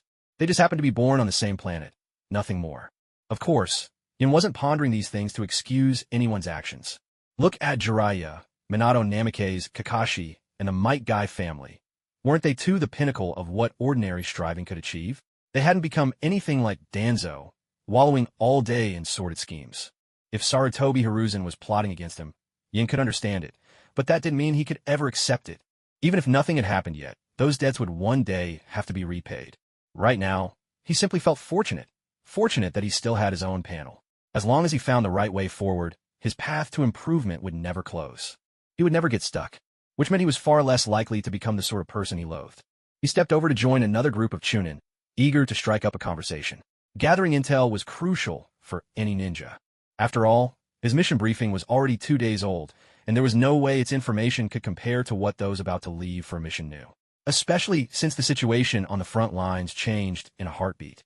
But, for all his questions to several Chunin in a row, none seemed willing to speak, their interest in conversation practically non-existent. They waved him off, signaling for him to leave. Do I look that unlikable? He glanced down at himself. The more he thought about it, the odder it seemed. Yin couldn't help but wonder. When ninja gather before a mission, even if they aren't beaming with excitement, they're usually not so withdrawn they refuse to speak. He found himself standing there, more than a little awkward. Hey, you over there, the Genin. A middle-aged Chunin with a scruffy beard waved in his direction. Me? Yin pointed at himself. Yes, you. Come here, I need to tell you something. Sensing no ill intent, if anything, there was a touch of warmth, Yin hurried over. Hello, sir. May I ask your name? For those who showed him kindness, Yin always responded in kind, polite, and open. My name isn't really a good one. How about you just call me Beard? The Chunin scratched his head, as if saying his real name was a bit of a hardship. Yin immediately picked up on the shift in mood, but didn't press further. Everyone has their secrets. All that mattered was that there was no malice. The Chunin continued, judging by how you're dressed, you're still a genin, right? Uncle Beard, yes, I am a genin, Yin replied with quiet composure. His rank was nothing to hide, nor could it be. With a warm grin, Beard patted Yin a few times on the shoulder, so firm that his own hand stung from the impact. Suppressing the pain, he complimented, Ha, you're sturdier than you look. Watch your back out there. At the same time, he slipped a small note into Yan's sleeve. Uncle Beard, have you had breakfast yet? Yin fished a piece of cooked beef from his pocket, tore it in half, and offered one half to the Chunin. At the same time, he swept his senses over the note hidden up his sleeve. Several cloud-hidden squads have broken through the line. Genin without elders are being pushed into the suicide squads. Survival rate, less than 1 in 10. Take care, not for anything else, but for the sake of making friends, sticking together, and keeping each other safe. Kazumitsuri Kawama. Kazumitsuri seems like a branch of the Senju clan. In the original story, Konohamaru's friend was Kazumitsuri Moegi, a possessor of the grass-release Kekiai Genkai. The thought flickered through Yan's mind. Could this man in front of me be her father? The age seems about right, but as the idea arose, he quickly dismissed it. With his fine control over body and spirit, thanks to his powerful will and the soul of someone who had lived 2 lives, no reaction showed on his face. Still smiling, Yin handed the meat to the man across from him. Whoever this man was, he might not even be the one who signed the note. No hasty conclusions. Having just slipped through the fifth's machinations, the last thing he wanted was to get swept into more trouble. Besides, for someone not yet 7 years old, the name Kazumitsuri was just an ordinary surname. Best to treat it that way. Uncle, how's the meat? I just bought it on my way here. Smells pretty good, right? Right in front of him, Yin purposefully rolled the paper between his fingers, then gave a firm nod and shot a grateful look before jogging back to the genin line. A hearty laugh followed from behind. The bearded Chunin managed a helpless smile as he took the chunk of meat Yin offered him. This was how he treated every promising genin, always eager to win them over. Yet, the name of the Senju clan had long faded into memories, and who in this new era of ninja would even recognize the name of the Kazumitsuri clan? Reviving his family, settling old scores with traitors. These were dreams that could exist only in sleep. No one noticed. Hidden in his sleeve, the strip of paper Yan's fingers had just touched quickly turned yellow then black, as if soaked in thick sulfuric acid, and in an instant crumbled to ash. This was one of the abilities from his water-release bloodline limit, called desiccation. Fall in. The squad leader's sharp order allowed no objection. Without waiting for anyone to voice an opinion, he called the roll, dividing the ninjas into 5 teams. There was the Vanguard Suicide Squad at the front, tasked with engaging the enemy first and pinning them down. The Convoy team in the center, in charge of transporting supplies and rotating rest. 2 teams covering the flanks. And finally, a small rearguard squad to guard against surprise attacks. Each of the 5 squads had a Jonin captain and a Jonin vice captain. The rest consisted mostly of Chunin, with a handful of genin scattered among them. Just as the bearded Chunin's intel had predicted.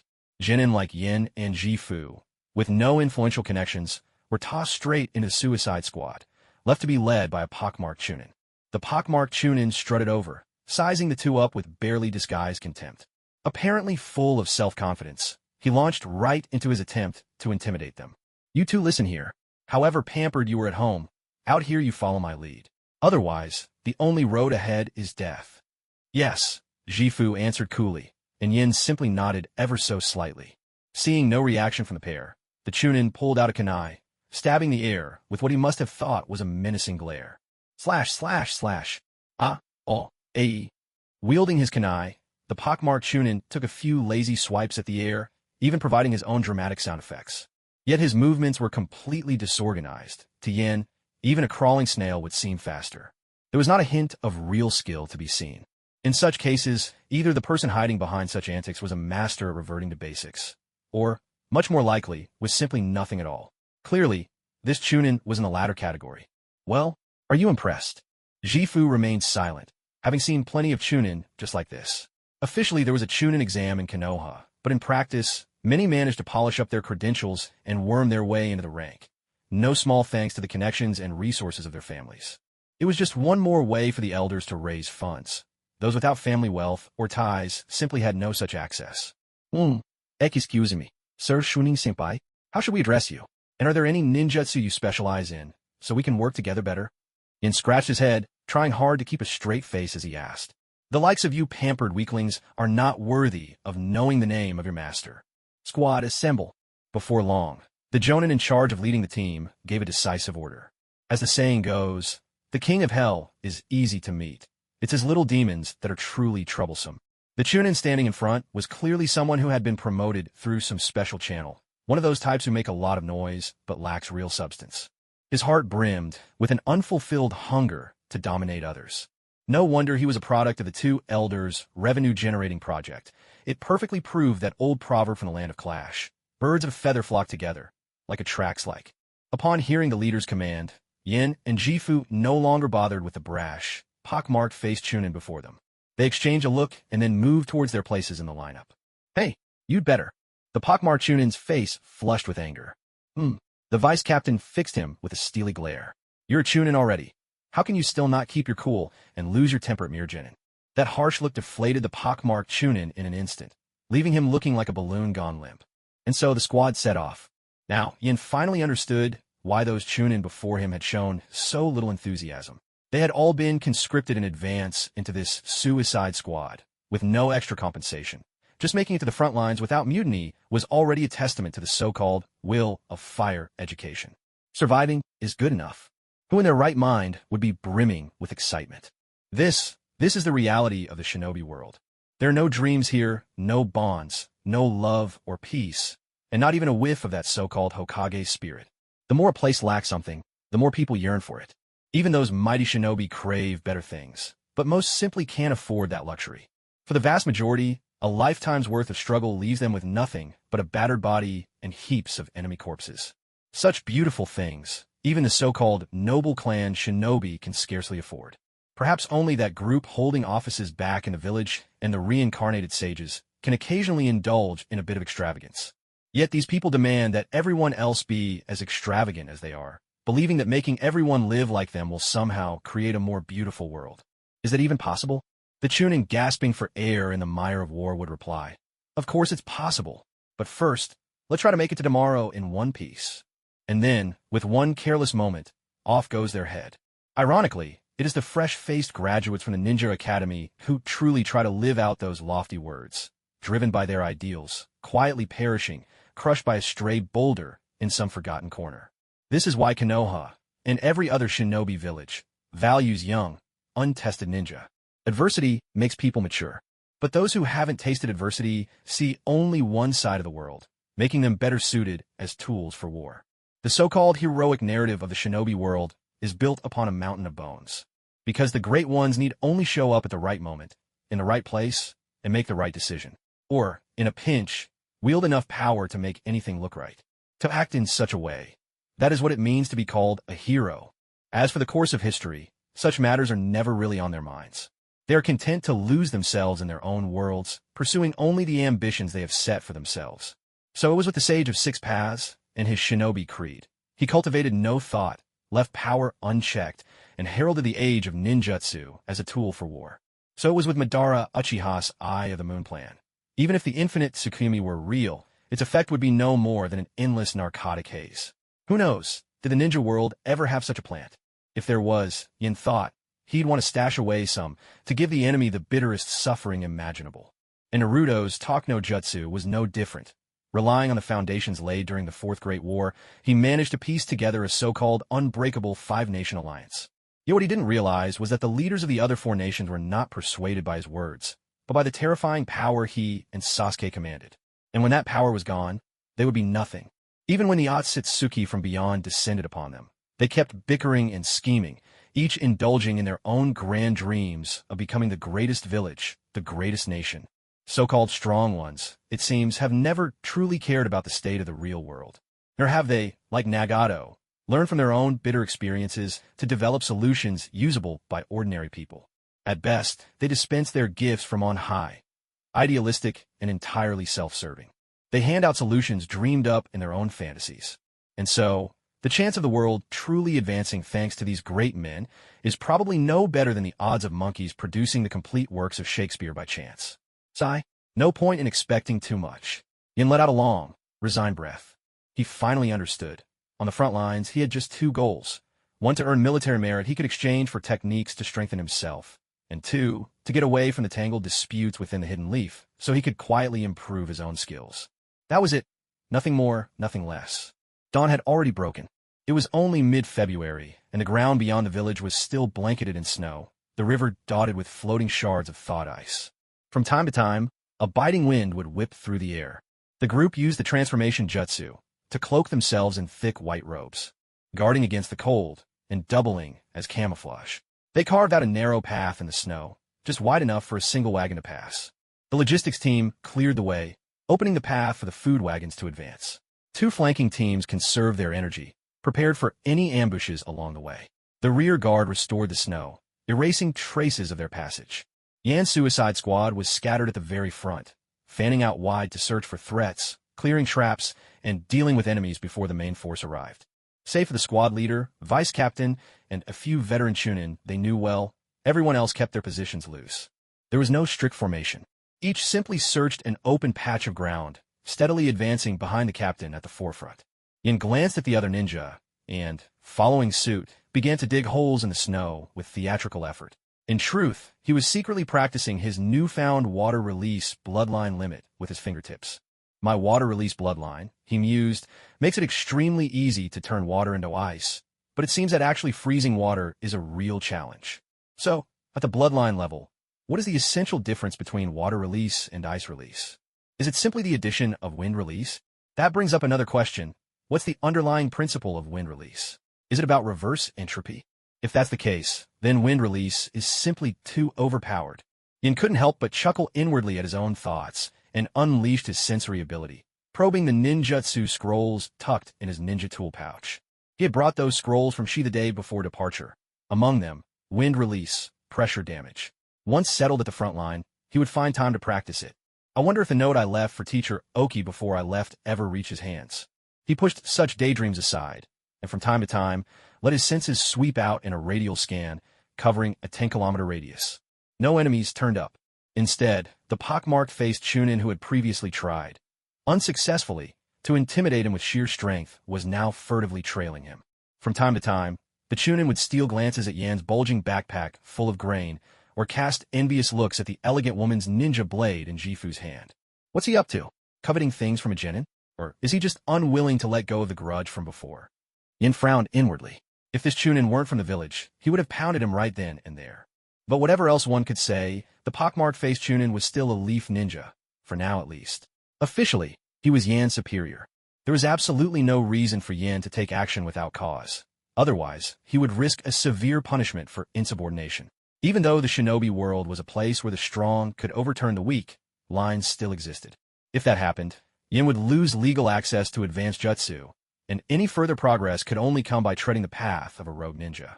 Defection was always possible, but his teacher and friends were still in the village. Besides, the village itself wasn't the same as the parasites inside it.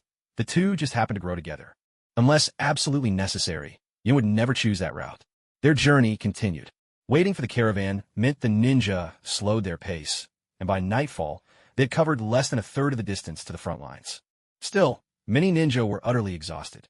They had to break trails through the snow, and the melted water seeped into their boots, only to freeze again with the drop in temperature. It wasn't long before many of them developed frostbite. They sat around campfires, hoping for a bit of relief from their injuries and searching for a little comfort. Yin, meanwhile, had perfected his water release control to the point that, with just a bit of attention, not a single drop of water clung to his shoes, almost as if they'd been waxed. He gazed dispassionately at the Chunin howling in pain, brought low by their own frostbitten feet. Is this really the standard of today's Chunin? That can't be right. Even Jifu, who sat next to him munching on a flatbread, knew better. Just like climbing trees or walking on water, all it takes is channeling chakra to control the force of adhesion and repulsion, separating melted snow from your feet. The only difference is you have to make sure to protect the tops of your feet as well as the soles. Yet somehow, after reaching the rank of Chunin, people start neglecting these basic techniques. By the glow of the campfire, Yin took out some cooked meat he'd bought that morning and warmed it again over the flames. Turning aside, he tore off a piece. I wonder how long we'll get to rest tonight? If there's enough free time, maybe I'll use a water-style jutsu to turn the rations in my pack into something like compressed biscuits.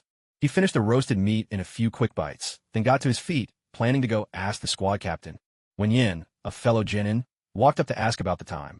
The Jonin leading the group thought for a moment, exchanged a brief word with several trusted Chunin by his side, and replied, "We'll rest as usual. We still gather at 6 in the morning, but we'll need to pick up the pace. Let's try to get the supplies to the front in 3 days, no, 2.5, if possible." Their attitude was perfectly normal. None of them looked down on him just because he was a genin. Apparently, the Chunin assigned to him earlier that morning really was an exception. Thankfully, this team assignment was only temporary. Even if a genin ignored a Chunin's orders, nobody really cared. But if he got himself killed or injured, the Chunin wouldn't be held responsible. With his answer in hand, Yin gave his thanks, shouldered his pack, and walked through the areas set aside for the Chunin to rest, making his way back to the genin section where he belonged. "Hey kid, care for an energy pill?" A familiar voice called out. Yin turned his head. "Uncle Beard, you're here too." "Where else would I be?" The bearded Chunin grinned, then said, "Kid, judging by your young face, I bet all you brought were dry rations, right?" Yin thought about it. Rice, flour, beans, those did count as dry rations. Besides, travelers carrying such basic food wouldn't attract unwanted attention from those with less honorable intentions. Though he'd never personally witnessed it. Back when he'd spent some time at an outpost, he'd often heard stories of Chunin turning on one another during fights with the enemy, all over something as small as a single explosive tag. Rare supplies at the front lines were worth their weight in gold. No one wanted to be seen as an easy mark, even among their own comrades. He gave his pack a shake, and the gentle rustle of grains shifting together confirmed his story. "That's good. When you're out like this, don't let people see anything valuable." The bearded Chunin nodded approvingly. Yin also noticed that, as soon as he'd shown his pack only had rations, several shifty glances immediately slipped away. It seemed that even among Konoha's own ninja, the front lines were anything but safe.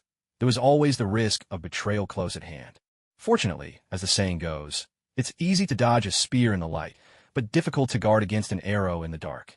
At least all the malice on the front lines is right out in the open. He can sense it at any moment, which is far better than dealing with those who sit comfortably in their offices giving orders from behind the scenes. Besides, he had made preparations before setting out. All his commonly used items were stored in his ninja tool pouch. He had never planned to reveal his storage scroll in front of others. Unless someone went back to the village specifically to investigate this unknown figure, there was no way anyone at the front would have reason to suspect he was carrying anything valuable. He still found the bearded Chunin's sudden kindness somewhat baffling. But Yin accepted it with a smile and, after bidding farewell, returned to his own resting place. Because none of the other supporting shinobi present were people he knew. So he chose to stay with Ji Fu for the time being. The other man had also participated in the second round of the Chunin exams, so they shared a bit of common ground and could chat to pass the time. Plus, for Ji Fu to escape alive from the hands of Mei Terumi, who possessed dual Kekkei Genkai, meant that at the very least his strength or good fortune should not be underestimated. Late at night, Yin tried to dehydrate all the rice, flour, and beans in his large backpack. Thanks to his water-release bloodline, he didn't even need to touch them directly to achieve this. Of course, it wasn't like a strong acid stripping away all moisture. It was a gentle process, just enough to leave the grains crisp and dry. His method was similar in principle to some of today's non-expanded snack foods. Freeze-drying, which extracts moisture by sublimation under low temperature and vacuum. Though he couldn't create vacuum himself, he could directly manipulate water content, thus inspiring this idea. Likewise, the fresh meat stashed in his storage scroll could be turned into jerky using the same approach. Actually, at this point, the food could be stored for long periods. He could even eat it straight away if he wanted, and it tasted pretty good. Still, he decided that during the next break, he would grind the dehydrated grains into powder. By adding water and oil to form blocks, then dehydrating them again, he could make something similar to compressed biscuits. This would not only save storage space, but also increase the energy density of their food. And there would be no side effects from explosive additives like those found in soldier pills. Who knows, maybe he could even use this to do a bit of business on the side and earn a few extra battlefield merits. After all that, Yin felt mentally exhausted. At this moment, Ji Fu woke up beside him to take over the watch, giving Yin the perfect chance to finally get some sleep. After all, precise dehydration was no easy feat. Otherwise, it would end up like burning a coded note earlier in the day, where nothing remains but a pile of carbon dust. Before bed, out of habit, he opened his panel, Water release. Transformation. Transcendence, 0/10. The proficiency hadn't increased, though this time it didn't show percentages or progress tiers like basic, proficient, or mastery. This suggested that, for water release to progress any further, it would take more than just relentless practice. It would require inspiration, or perhaps a stroke of luck with some rare natural treasure. In truth, Yin believed that if he were to fully master just pure water and dehydration, these two abilities alone could make him an elite among the Jonin. If his chakra reserves ever reached the level of a tailed beast, he would be among the very best, even in the ranks of the Kage. Before long, he hugged his pack close and drifted off to sleep. Only a faint circle of mental energy and chakra was left hovering around him, quietly on guard, ready to sense any hostile approach. In the dark hours before dawn, Gifu struggled to stay awake, blinking constantly as he rubbed snow onto his face to keep his spirits up. The pockmarked Jonin clutched his stomach and crawled up from among the deeply sleeping Chunin nearby. He was desperately hungry, and the money he'd swindled, money that bought him a fake ninja resume, had done nothing to give a lifelong petty crook like him any professional ninja discipline. This job might just cost me everything I've got, he muttered to himself. He had no idea that proper ninja packed their own food and blankets before setting out on mission.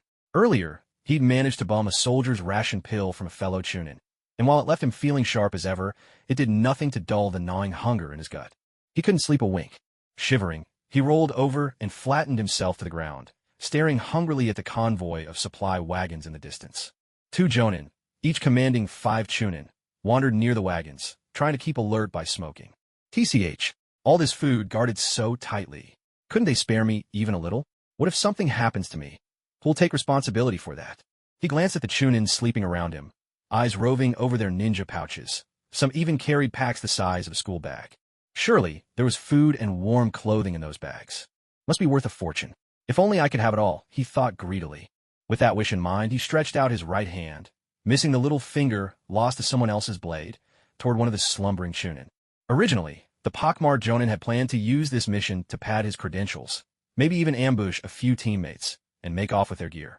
That way, he could keep hustling using his tenuous connection to the Midaman clan elders, relatives so distant the family register could barely trace the line, swindling his way toward buying a cushy administrative post as a special Jonin.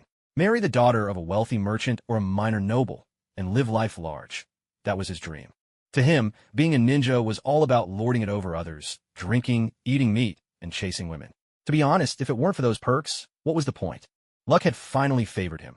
After enduring the ideology training from the Uchiha police force, his fortunes seemed to be turning around. While selling off his family's meager possessions to raise gambling money, he'd stumbled across an old family connection to the Midaman line.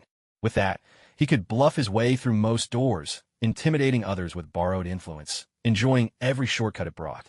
Yet he hadn't counted on this mission being so dreadfully hard. The moment they'd set out, he'd been struggling just to keep up. Smack! What do you think you're doing? The previously sleeping Chunin shot awake, pinning the pockmarked Jonin to the ground in an instant. The pockmarked-faced Chunin's eyes darted, and in the corner of his vision, he saw the blanket with an edge flipped up. I was worried you'd be cold, so I covered you with a blanket. He blurted out a well-worn excuse. Oomph. Who stays up in the middle of the night instead of sleeping? The drowsy Chunin glanced at his watch, but didn't press the matter. He merely yanked the blanket over himself and went back to sleep. Damn it, I can't keep this up much longer. The pockmarked-faced Chunin cursed silently in his heart. If things went on like this, he might not even survive until the mission ended. Starvation or the bitter cold could claim him halfway through. If it comes to it, then I'll... He reached for the 2 special signal flares hidden deep within his clothes. These were timed, delayed detonation flares. When they erupted, the blaze could be seen from even 100 kilometers away. Before setting out, a masked man had approached him. He'd urged him to weigh his options carefully. If he succeeded in helping the Cloud Village intercept Konoha supplies, he would be allowed to marry the feudal lord's youngest daughter from the Land of Lightning. Driven by greed, he'd reluctantly accepted the task of spy. With risk, there was also opportunity. The pockmarked-faced Chunin wavered for a while, but in the end he set aside the signal flares and turned his attention to the sleeping Jonin. When we're a bit closer to the front lines, then I'll send the signal. For now, I have to deal with the food problem first. Jonin are worthless. If 1 or 2 die, no one's really going to care. Such were his thoughts. He crept over to the side of Yin and Haruo. A fresh human puppet? Even in his sleep, Yin could sense the thick malice wafting his way. A few chakra threads attached themselves beneath the attacker's feet. Yin didn't mind killing anyone within his reach who harbored ill will toward him, even if that person was from Konoha. With this new puppet, he could even claim double battle merits, being his own superior. As long as the other sensory ninja didn't notice, all he'd have to deal with was a bit of corpse preservation trouble. After all, he wasn't Sasori. He didn't care about the puppet's former abilities. All he needed was this human skin for disguise. I'm a Chunin. Time you learn the price for talking back to your superior. The pockmarked-faced Chunin drew his kunai and lunged. The departure was still some time off, so he was confident he could drag the two Genin's bodies away and bury them. Even the spilled blood would freeze in this weather, making everything easier to hide. Suddenly, a searing pain shot up from beneath his feet, and the next moment, his entire body felt as though it were being devoured by swarms of biting insects. In less than half a second, the chakra threads finished their work, replacing muscle and tendon, then invaded his head. The brain dehydrated and shrank to the size of a peanut. And yet, the pockmarked-faced Chunin didn't utter a sound. His iron will have its reward. From now on, he'd never feel hunger or cold again. Even pain was gone. Though he'd lost his life, he'd finally become, in the truest sense, a shinobi. How on earth do you project innate chakra? Not knowing any Jutsu is a pain. I don't know the first thing about this guy's memories, either. Yin mulled it over. This person didn't seem to have any acquaintances in the supply convoy. Even if he did run into someone he knew, it'd likely be back at the village. So he only needed to use him up at the front lines, then discard him. Using melted snow, Yin crafted a water clone and tucked it inside the human puppet. This way, within a range of about 5 kilometers, the puppet could be remotely controlled without restriction, and the water clone could transmit information to his true body in real time. Granted, the water clone only had about 1/10 the strength of his original self, and could perform only water-style jutsu, with the power amounting to perhaps 1/3 of the originals. But for a Chunin, that should be more than enough. After all, Yan's own strength could frankly be called monstrous, and he possessed water-style prowess that bordered on a Kekiai Genkai. For the time being, I'll call you clone number 1. With regular dehydration and disinfection, it should keep from rotting for quite a while, Yin murmured, settling back to continue his rest. The water clone directed the puppet back to the Chunin rest area. Meanwhile, it took a look through Ma Z's, the pockmarked-faced Chunin stash. On his ninja ID, the name field read, Ma Z. So his name really is Ma Z? No wonder he hates being asked about it. In a ninja pouch, aside from a few dice, 2 decks of playing cards, and 30,000 Ryo in small bills, there were just 5 or 6 rusty shuriken and a single kunai. Is this guy really a Chunin? Tucked against his chest was a letter, carefully kept. The water clone manipulated the body to open and examine it. Correspondence between the Mito clan and Ma Z's father from years ago? Not bad. This is worth keeping, the water clone thought, refolding the letter and placing it back against his chest. What are these 2 lumps? Since a puppet lacked any sensation, the water clone had a fumble about to investigate the items on its body. 2 large signal flares? Wait, what the? Someone used Chakra to carve the words, "I am a spy," on this guy's back. And it's in lightning-style script. Could he have been a Cloud Village plant all along? Plus, his personal effects scream gambler, the kind easiest to turn traitor. The water clone was startled, though hidden inside the puppet, so no one could see any reaction. After a faint crackling sound, the puppet stood in an open area and erased the words, along with a layer of skin, using the dehydrate technique. Puppets don't bleed, and Yin wasn't about to go through a hassle just to patch up a scrap of dead skin. It was a disposable asset anyway. After a few months' use, he just tossed it aside. The next morning, the supply convoy set out, as usual. As for what happened the night before, no one seemed to know a thing. Other than the handful who'd exchanged words with Ma Z the day before, no one found anything out of the ordinary. Moreover, Ma Z and the Chunin in the squad were just passing acquaintances. No one would really pay much attention to him. Yin had no intention of telling the Jounin everything about Ma Z being a spy. After all, if he did, he wouldn't be able to keep the puppet safe, and he himself would be even more likely to be accused as a traitor. It was better to let this secret rot in his own belly. After roll call, as usual, Yin was in high spirits. Immediately, Ma Z, the first puppet, pulled him along to help with scouting for dangers, while his true self stood to the side, feigning idleness. From time to time, he swept the surroundings with his sensory abilities. Roughly 10 kilometers away, a squad of well-equipped cloud ninja lay hidden under a pile of snow. Were they just waiting for their prey, or was this an orchestrated ambush? Was it a case of blind luck, or was this all part of a plan?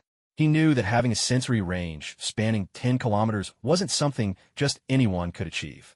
Only the most gifted Hyuga clan heirs, those with the purest Byakugan, could manage such a feat. Thus, Yin made no sound. Instead, through his water clone, he directed the human puppet to run to the vanguard Jounin captain who was scouting up ahead. He needed to alert the convoy by some other means. What is it? Captain, I have a bad feeling about this. The puppet scratched his head. You're pulling my leg, aren't you? No, not at all. I'm a gambler. Every time something bad happens, I get this inexplicable sense of dread. Huh? Ma Z. Your name's Ma Z, right? The Jounin tried to stifle a laugh, looking at the puppet with disbelief. Yes, and if you don't believe me, let's make a bet. To make himself more convincing, the puppet pulled out a deck of cards from his ninja pouch, subtly coating their surface with a thin layer of water-style chakra. The squad captain chuckled, pushed the cards back, and said, "All right, I get it. Better safe than sorry." He then called out to the rest of the group. "We're approaching thick woods. There may be an ambush. Everyone, stay alert." After all, among ninja, there was a long-standing belief in luck, and Tsunade, one of the legendary Sannin, was rumored to have received premonitions while gambling. So, taking a better safe than sorry attitude, the captain brought the puppet with him, and the two led the front of the procession, chatting and laughing as they went. A chorus from the rear rang out. "Yes, sir." Next came the sharp, metallic sounds of kunai and ninja, swords being drawn. Yin knew the warning had been received. Although, lacking concrete evidence, most of the ninja still seemed somewhat casual. Even so, this was everyone's life at stake. At the very least, a protective barrier had gone up in each of their hearts. Besides, being prepared was always better than being caught off guard. Sometimes, just those brief moments spent readying a weapon could determine the outcome of a battle. For those ninja with whom he had no personal grievances, those who were naturally allies of the leaf, Yin was still willing to do his part. After all, trees are trees, and borers are borers. Anyone with a clear mind can tell the difference. Besides, from the perspective of the ninja world, the standard of living for ordinary people in Konoha has always been among the best. There's no need to throw everything into chaos just for the sake of personal grudges. He wasn't someone who liked to pursue private vendettas or to punish the many for the crimes of the few. If every resident of Konoha deserved to be punished, then in this entire ninja world, the number of people with a reason to live would be in the negatives. Moreover, it wasn't until after Minato Namikaze's death, when the third Hokage came back to power for a second time, that Konoha truly began to rot from the roots. Before that, Konoha's domestic affairs were still salvageable. In Yan's view, as long as he didn't get involved in the upper echelon's power struggles, with his current abilities, he could live quite comfortably at the front lines, where only skill mattered. Especially for a ninja like him, with no powerful connections but great ambition. If he stayed in the village, no matter how much money he had, he'd only be able to afford heavily edited, watered-down versions of D-rank Jutsu, and if luck was on his side, perhaps stumble upon some auxiliary C-rank spells like the summoning technique, though that would already be exceptional. Other than a meager inheritance, he could only rely on what techniques he learned from his mentors. But the vast majority of ninjas aren't all-rounders, and that included Teacher Demo. Even adding his senior apprentice sister, they barely covered a scattered collection. Basic elemental jutsu, animal handling techniques, swordsmanship, and only a rough understanding of drawing charms. Thanks to the study of seals, he had a passing acquaintance with sealing techniques, but he was absolutely clueless when it came to Jinjutsu. And as for those powerful forbidden techniques listed in the Book of Seals, those were simply out of reach. For most ninja, this would have been more than enough, but Yin was never satisfied with just that. This wasn't about greed, but rather about living up to his own talent. He had the panel to assist him. Yin always demanded of himself to be a true all-rounder, leaving no area as a weakness. That's why, for him, being able to exchange for new types of jutsu at the front lines was truly crucial. Even if these jutsu weren't especially advanced, as long as there were enough of them and the selection was broad, he was confident he could unearth a path fitting for himself. Would he risk biting off more than he could chew? Yin didn't think so, at least not for now. After all, he was born in the 5th month of Konoha's 37th year, not much older or younger than Kakashi. Now, at the dawn of Konoha's 45th year, he was at most not even 7 years old. Even counting his final semester at the Ninja Academy, his time spent learning elemental jutsu was less than 2 years in total. Yet, through his own effort and exploration, he'd already raised his water release to the level of a bloodline limit and trained his latent fire release up to the stage of shape transformation, something he didn't originally possess. What's more, in channeling natural energy to strengthen his body, he forged his own path, focused on the enhancement of his physique. This kind of giftedness was precisely why he refused to act rashly or recklessly. Even if you want to make a name for yourself in the ninja world, you should at least fully develop whatever innate talents you possess, turning them into tangible strength. You need to search for new paths, while always keeping safety as your bottom line. Because there were suspicions of an ambush by Cloud Shinobi up ahead, The members of the Suicide Squad unconsciously quickened their pace. Very soon, the puppet controlled by the water clone and the squad's Jonin leader entered the dense forest. Yan's real body kept a distance of 3 to 4 kilometers from the water clone, so that the clone wouldn't disperse due to being out of the range of his water-style control. On the way, the sub-captain dangled an irresistible offer before the water clone. If he agreed to serve as point and scout the enemy now, he'd earn a sizable amount of military merit, enough to exchange for a non-restricted B-rank ninjutsu. If he didn't mind trading a lower value, he could instead get rare items such as C-rank jinjutsu or basic sealing techniques. For Chunin, this was an offer impossible to refuse. Of course, for Yin, who longed for all-round skills, this was also a reason he simply couldn't turn down. Might as well treat this as puppet practice. After all, before I can get a firm foothold at the front lines, I'll still need to rely on the ferocious reputation of this puppet for protection. Yin mused to himself as the Suicide Squad members entered the dense woods one after another. Snowflakes began to flutter down from the sky above. The rest of the squad transporting supplies halted, and according to their plan, teams guarding the rear and 2 flanks moved in. The 3 groups formed a tight circle, keeping the supply wagons at their very center. They were all waiting for the Suicide Squad to send back word. The puppet controlled by the water clone, along with the squad sub-captain, took up the lead at the very front. Yan's true self, meanwhile, kept a purposeful distance behind, walking in the intersection between Chunin and Genin ranks near the rear. No way.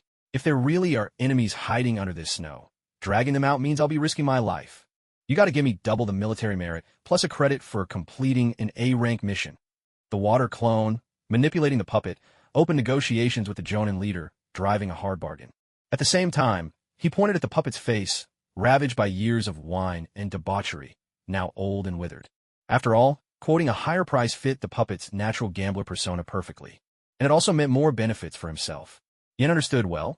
He had missed the Chunin exams and was still just a genin. Out here on the front, no one cares how you performed during the exams. A genin is a genin. A Chunin is a Chunin. A genin who does not come from a clan or have a teacher or friends, even less so from a noble family branch, is considered no more than expendable material on the front lines. In fact, even among the elite Chunin, there are those who are allotted a permissible quota of genin losses under their command. He learned all this during his last rotation at the outpost, eavesdropping on the casual conversations of other ninja while accompanying Great Wood Sensei. At that time, he could still rely on his status as a Jonin sensei, taking on missions whenever he pleased, training as he wished, and even gathering a few Chunin for lessons if he felt like it. None of it really mattered. But now, alone and unsupported, there were certain thankless tasks he simply couldn't avoid, unless he could convincingly showcase his strength. Therefore, to break free from this predicament, he first had to establish his persona as a puppet master, if only for the short term. By leveraging the reputation of a Chunin-ranked puppet, he could secure better missions for his true self, presenting to the world the image of a genin seizing opportunities in battle and advancing through merit. In this way, his real self could, under the more relaxed promotion policies at the front lines, naturally rise to Chunin and finally gain autonomy in his actions. Though Yin wasn't some expert who could deftly control hundreds of chakra threads, his manipulation of subtle facial expressions left much to be desired. The falling snow and the Jonin leading the team meant no one could make out the puppet's face anyway. And as for the puppet's lack of body heat, the snowy weather served as a perfect excuse to gloss it over. Fine, just get on with it, the squad captain said, shaking his head with a touch of impatience. At the same time, a sly curve tugged at his lips as if waiting for a blunder, yet his fingers stayed firmly on his sword hilt, his blade ever ready to be drawn. All right, we have a deal then, the human puppet replied, shooting the captain a glance half filled with doubt. He then reached into his pouch, taking out his only usable kunai, and crept toward the spot where his true self sensed the hidden cloud squad was hiding. His footsteps pressed into the snow without a sound. Not even a footprint remained behind. Perfectly traversing untouched snow was a skill only the original could manage. Water clones couldn't pull it off. But now, even at such a distance, he made it happen. So this is what it means to tread on snow without a trace, Yin mused silently at the rear of the group. Though he'd used Chakra as a shortcut, it was clear that advancing his water release to the level of a bloodline limit brought almost across-the-board improvements. Deadlier attacks, broader range, and far more precision in manipulation. Each had taken a qualitative leap. TCH. Solid fundamentals, huh? Why did it take him so long to make Chunin? The squad captain muttered under his breath, watching the puppet move, especially noting that disappearing footprints trick, which even he, a Jonin, couldn't perform. Gambling ruins people. Without Lady Tsunade's fortune, Betting is just throwing your future away. The squad captain grumbled, pounding a fist into his palm, secretly vowing, from today on, gambling is off the table. Meanwhile, the vice captain sidled up. Boss, are you really so sure about him? What if there are actually cloud ninja out there? What else? We fight. The captain lit a cigarette, unconvinced by the whole premonition of enemy's story, and puffed out a thin stream of smoke. Yet there was an almost imperceptible sense of pressure emanating from the other man, which compelled him to obey despite himself. It's just from what I've heard, the ones who broke through our defensive lines were all cloud hidden elites, almost all 5-man Jonin squads. With just the 2 of us Jonin, plus this squad of less than 100 assorted Chunin and Jinin, aren't we a bit outmatched? The vice captain spoke hesitantly. You're worrying for nothing. We got 5 squads in total, 10 Jonin. If you're uneasy, just stick with him. The squad leader pointed to the water clone, carefully moving ahead. No one noticed the shadow flicker through the vice captain's eyes. Resting his chin in his hand, he pretended to be deep in thought, while in reality, his gaze swept over the distant ninja formations, quietly weighing the odds. After a brief pause, the vice captain draped an arm around the captain's shoulders and said, "Forget it. I'll stay here with you. Let's just watch that Chunin put on a show." Guided by chakra threads, the water clone maneuvered the puppet forward. As those threads delved deeper into the puppet's meridians, he grew ever more attuned to this borrowed body. Most of the residual chakra in these meridians is fire-natured. That means fire style is the puppet's most practiced ninjutsu. But the quality of the chakra is poor. After all, this guy was weak with little chakra to draw on. He probably wasn't even used to relying on ninjutsu much. Yan's real body began to analyze the information relayed in real time by the water clone. There had been no explosive scroll when he killed the Chunin. He couldn't tell what specific fire style the puppet's previous owner favored, but using a standard great fireball technique should be possible. Wait, that's not right. What I sent out is a water clone. It can only use water style. How am I supposed to pull this off? Better to stick with taijutsu then. The water clone's reflexes are close to my own, and since the puppet doesn't fear pain or care about damage, even at 1/10 my true strength, it should be enough to dominate most regular shinobi. As the water clone pressed on, Yan's true body contemplated from afar. Such is the true advantage of a puppet master. While other shinobi put their lives on the line in personal combat, nerves on a razor's edge, the puppet master divides his focus at will, pressing in step by step even as he orchestrates the larger battlefield strategy. And if an enemy doesn't understand the puppet arts, they might never realize where the true puppet master is, even after the fight ends. Of course, Yin didn't grow up as a puppet master. Even now, his use of puppetry was mostly for misdirection, infiltration, and increasing his margin for error during battle. Rarely was it his main tactic. It was only during the second round of the Chunin exams that he used it to deceive Kisame Hashigaki and disrupt the synchronized attacks between him and his summoned creature. His true specialty was chakra threads. As for puppet technique, he'd hardly begun to scratch the surface. But what did that matter?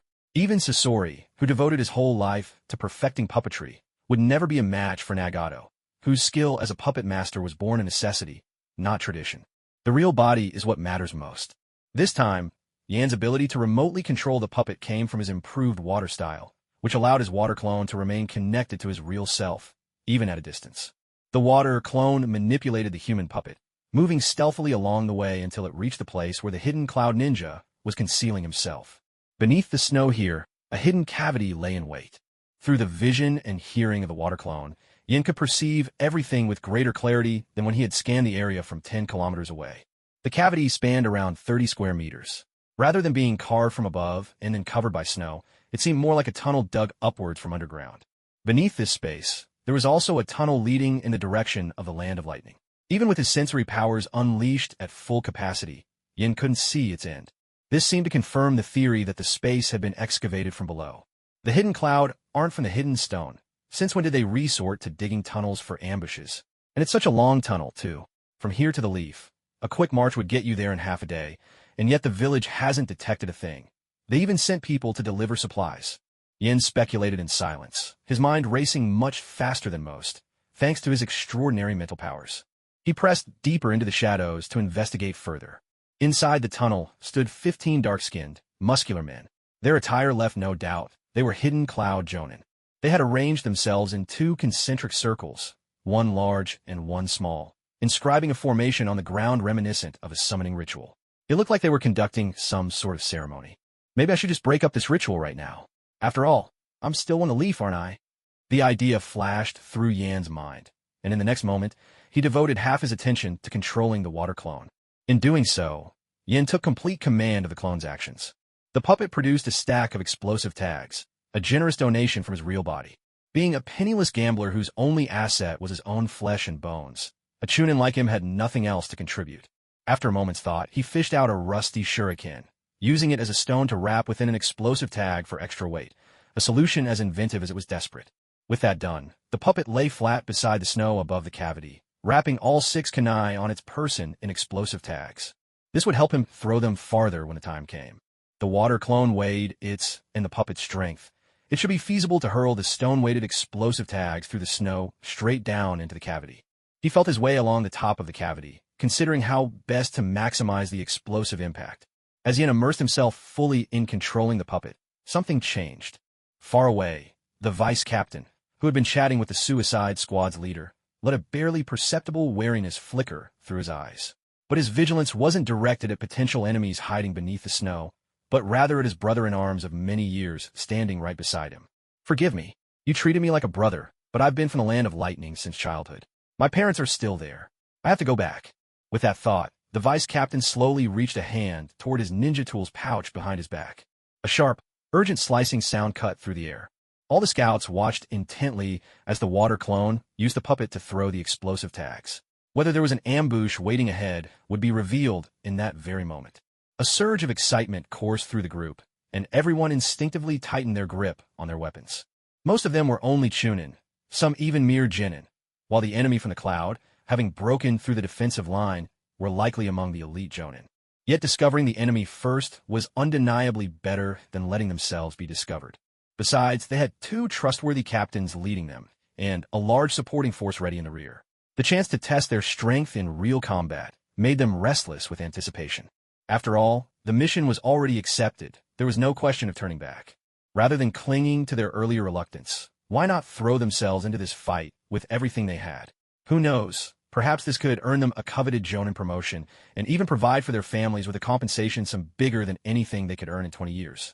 Everyone watched as the puppet, like a whip, gathered all its strength in one motion and then snapped, flinging the explosive tags with precision. The 2 compact, weighted tags disappeared into the snow. Suddenly, a spurt of vivid blood stained the untouched white landscape. But that was not the work of the explosive tags. "Captain, I'm sorry," came a voice. To everyone's shock, the vice captain slowly stood up. At his feet lay the squad captain, a kunai driven through his throat. The squad captain, his windpipe severed, could no longer speak. Only airy, meaningless sounds escaped his lips. Blood pooled across the ground, pooling and freezing until it turned to ice. The vice captain had murdered the captain. None of the gathered ninja knew how to react. After all, these 2 were the only jonin among them, figures of authority to the Chunin. Surely someone of such rank had their reasons. Chunin only needed an explanation. And now, deep in the forest and kilometers from the main force, there was no one but themselves. So the group stood frozen, gazing at the vice captain in mute disbelief. But the vice captain offered no explanation. He simply sighed, a bitter, resigned look on his face. Just then, a thunderous blast echoed as the explosive tag detonated within the tunnel. A group of cloud ninja, faces smeared with dirt and soot, burst up from underground. One stayed behind to duel with the puppet, while the rest charged headlong toward the leaf ninja. "We're under attack. Fight back now," someone shouted. That galvanized everyone. The shock of the captain's murder barely had time to fade before crisis swept over them again. 15 elite ninja from the land of lightning surged toward them, murderous intent chilling the air. The bloodthirst in their eyes paralyzed the genin and the less experienced Chunin. They couldn't bring themselves to move. "Follow me. No, follow me. Use the explosive tags. No, stop. You'll hit our own men." Without the captain to issue orders, the Chunin were just snapping out of their stupor. They shouted to one another, trying desperately to reorganize the ranks. Yet in the chaos, no one was willing to take orders from anyone else, not in such a short time. All they could muster were a handful of genin, but they were of little use. The formation fell into complete disarray. The vice captain, seeing this, put on a sycophantic smile and produced a token of some sort. He handed it respectfully to the leading cloud ninja, and then stepped back with deference. "The vice captain has betrayed us. Someone go to the rear and report." A bespectacled Chunin sprinted toward the rear ranks, shouting to alert the remaining disoriented ninja nearby as he ran. Without pause, He hurled a handful of shuriken at the vice captain, hoping to slow any pursuit. All at once, he staggered and crashed to the ground, clutching his chest. He had been struck down by a cloud ninja. The lightning release had pierced straight through his torso. More than 10 cloud shinobi, their bodies charged with lightning, burst into the crowd, breaking through every line. The sheer force of their chops alone rivaled the blades and kunai wielded by Chunin. Let's die together. A desperate leaf ninja covered himself head to toe with explosive tags and charged headlong at the cloud shinobi. An enormous blast thundered out, smothering the battlefield in thick black smoke. There was no sign of the leaf Chunin left behind. Down in the smoking crater, a cloud ninja whose body was charred black patted his arm, tearing off a whole sheet of burnt skin. Exposed beneath was raw, bloody flesh, which he showed to the stunned leaf onlookers. They can't be killed, someone shouted, though it wasn't clear who. Some with weaker nerves went limp on the spot. Another billowing cloud of black smoke erupted. Dozens of explosive tags detonated almost at once, their uproar echoing through the sky. The distant squad assigned to guard the provisions heard the commotion. They snapped to attention and began regrouping. A few with training in reconnaissance ninjutsu bounded up into the treetops to peer toward the battlefield. Yin narrowly evaded a cloud ninja's lightning-fast assault. Finding a fleeting opening, he used a water-style jutsu to burrow beneath the thick blanket of snow and conceal himself. He glanced toward the main force, his mind racing. Even if reinforcements arrived immediately, there was little chance they could subdue these cloud shinobi. After all, nearly 100 Leaf Suicide Squad ninja were being hounded relentlessly, and their meager defenses stood no chance against these expert cloud jonin, honed by lightning release techniques. To them, the Chunin were as fragile as paper. True, some of the disorders stemmed from the vice captain's betrayal and the captain's death, yet the fighting power of jonin couldn't simply be measured by numbers. The gap between an ordinary jonin and an elite jonin was sometimes greater than that between a genin and a jonin. As for these cloud shinobi, all specialists in body-strengthening lightning release, whether or not they were considered elites, they far surpassed any squad leaders among the supply troops. What's more, Konoha had only 8 jonin left, 8 against 15, not counting the traitorous vice captain. No matter how one looked at it, the odds were entirely against Leaf. Yin compared his own skill with that of the cloud shinobi. Let's put it this way. He held the upper hand in raw power, thanks to honing himself with natural energy, and his reflexes were sharper than his opponents. But when it came to sheer speed, he simply couldn't keep up with the cloud ninja, whose movements were bolstered by their lightning-style techniques. His combat experience, moreover, was almost non-existent compared to these battle-hardened veterans of the ninja world. In other words, even going head-to-head with 2 cloud ninja at once would be an overwhelming challenge for him. Maybe he could try to exploit their lack of sensory skills, relying on his own strength and the support of his ninja blade. He might manage to ambush and bring down a few. After that, he could use his newly mastered water release, the bloodline limit, to deal with a couple more. Yet, when confronted by the combined assault of 15 cloud ninja, not even miracles would save him. Don't be fooled by the cloud ninja's muscles. They've got brains too. If he exposed his own power, showing strength at the level of a jonin while still so young, he'd almost certainly become their top target. The best move was to use his puppets and water clones outside as a test. If he could stall even a single cloud ninja, trading blows and gaining high-level combat experience, that would be his way of doing as much as he could for the sake of Konoha. After all, he was only a genin. Though he had been repeatedly maneuvered by the third Hokage's schemes, and his feelings toward the village were mixed, he still harbored some hope for Konoha. But now, his faith was more firmly rooted in his own abilities. He must first be loyal to himself, then to his friends and loved ones, and only afterward to the village, and certainly not to the rot festering within. Survival always comes first. Only then could he ever hope to speak of anything else. Fortunately, the Cloud Ninja's poor sensory skills worked in his favor. It gave him the freedom to fully control his puppets and water clones from a safe distance. What's more, because these were remote operations by his true body, any experience gained this way would count for real, adding directly to his own skills as a shinobi. It could be said that, empowered now by his water release bloodline limit, training with water clones was even more effective than shadow clones, save for range and elemental limitations and the general drawback that clones couldn't improve his physical conditioning. Thanks to the unique nature of his bloodline, water clones could execute maneuvers regular humans could never achieve. They could squeeze through gaps, morphing their forms to slip through even wide cracks, or shift their shapes to lessen the damage they sustained. In terms of seamless control, they were nearly perfect. So, hiding under the snow, Yin used his water clone to remotely maneuver a puppet. He sent it casually toward one of the Cloud Ninja. Seeing only a gaunt, skeletal Konoha Chunin rushing at him, the Cloud Ninja didn't take it the least bit seriously. In his eyes, these leaf ninja were as fragile as rice paper, crumble at a touch, and their attacks felt no more harmful than massage. Given how shabby they looked, there was no way they could have any significant number of explosive tags, either. What's more, with even the only Jonin capable of harming them having defected on the spot, how could the hidden leaf hope to challenge the might of the hidden cloud? The only thing Konoha really had going for it, he thought, was the shelter and bounty left behind by Hashirama Senju. In the Cloud Ninja's memory, the state of the Konoha shinobi before and after the Second Great Ninja War was world apart. Their spirit, their energy, utterly changed. Each new generation's quality of ninja had grown weaker than the last, clear signs of decline already showing. The Land of Fire's fertile soil rightfully belongs under the stewardship of a united and ambitious hidden cloud village. With this thought in his mind, he moved with a hint of contempt, though, truth be told, this was how he treated most of the Leaf Village's Chunin as well.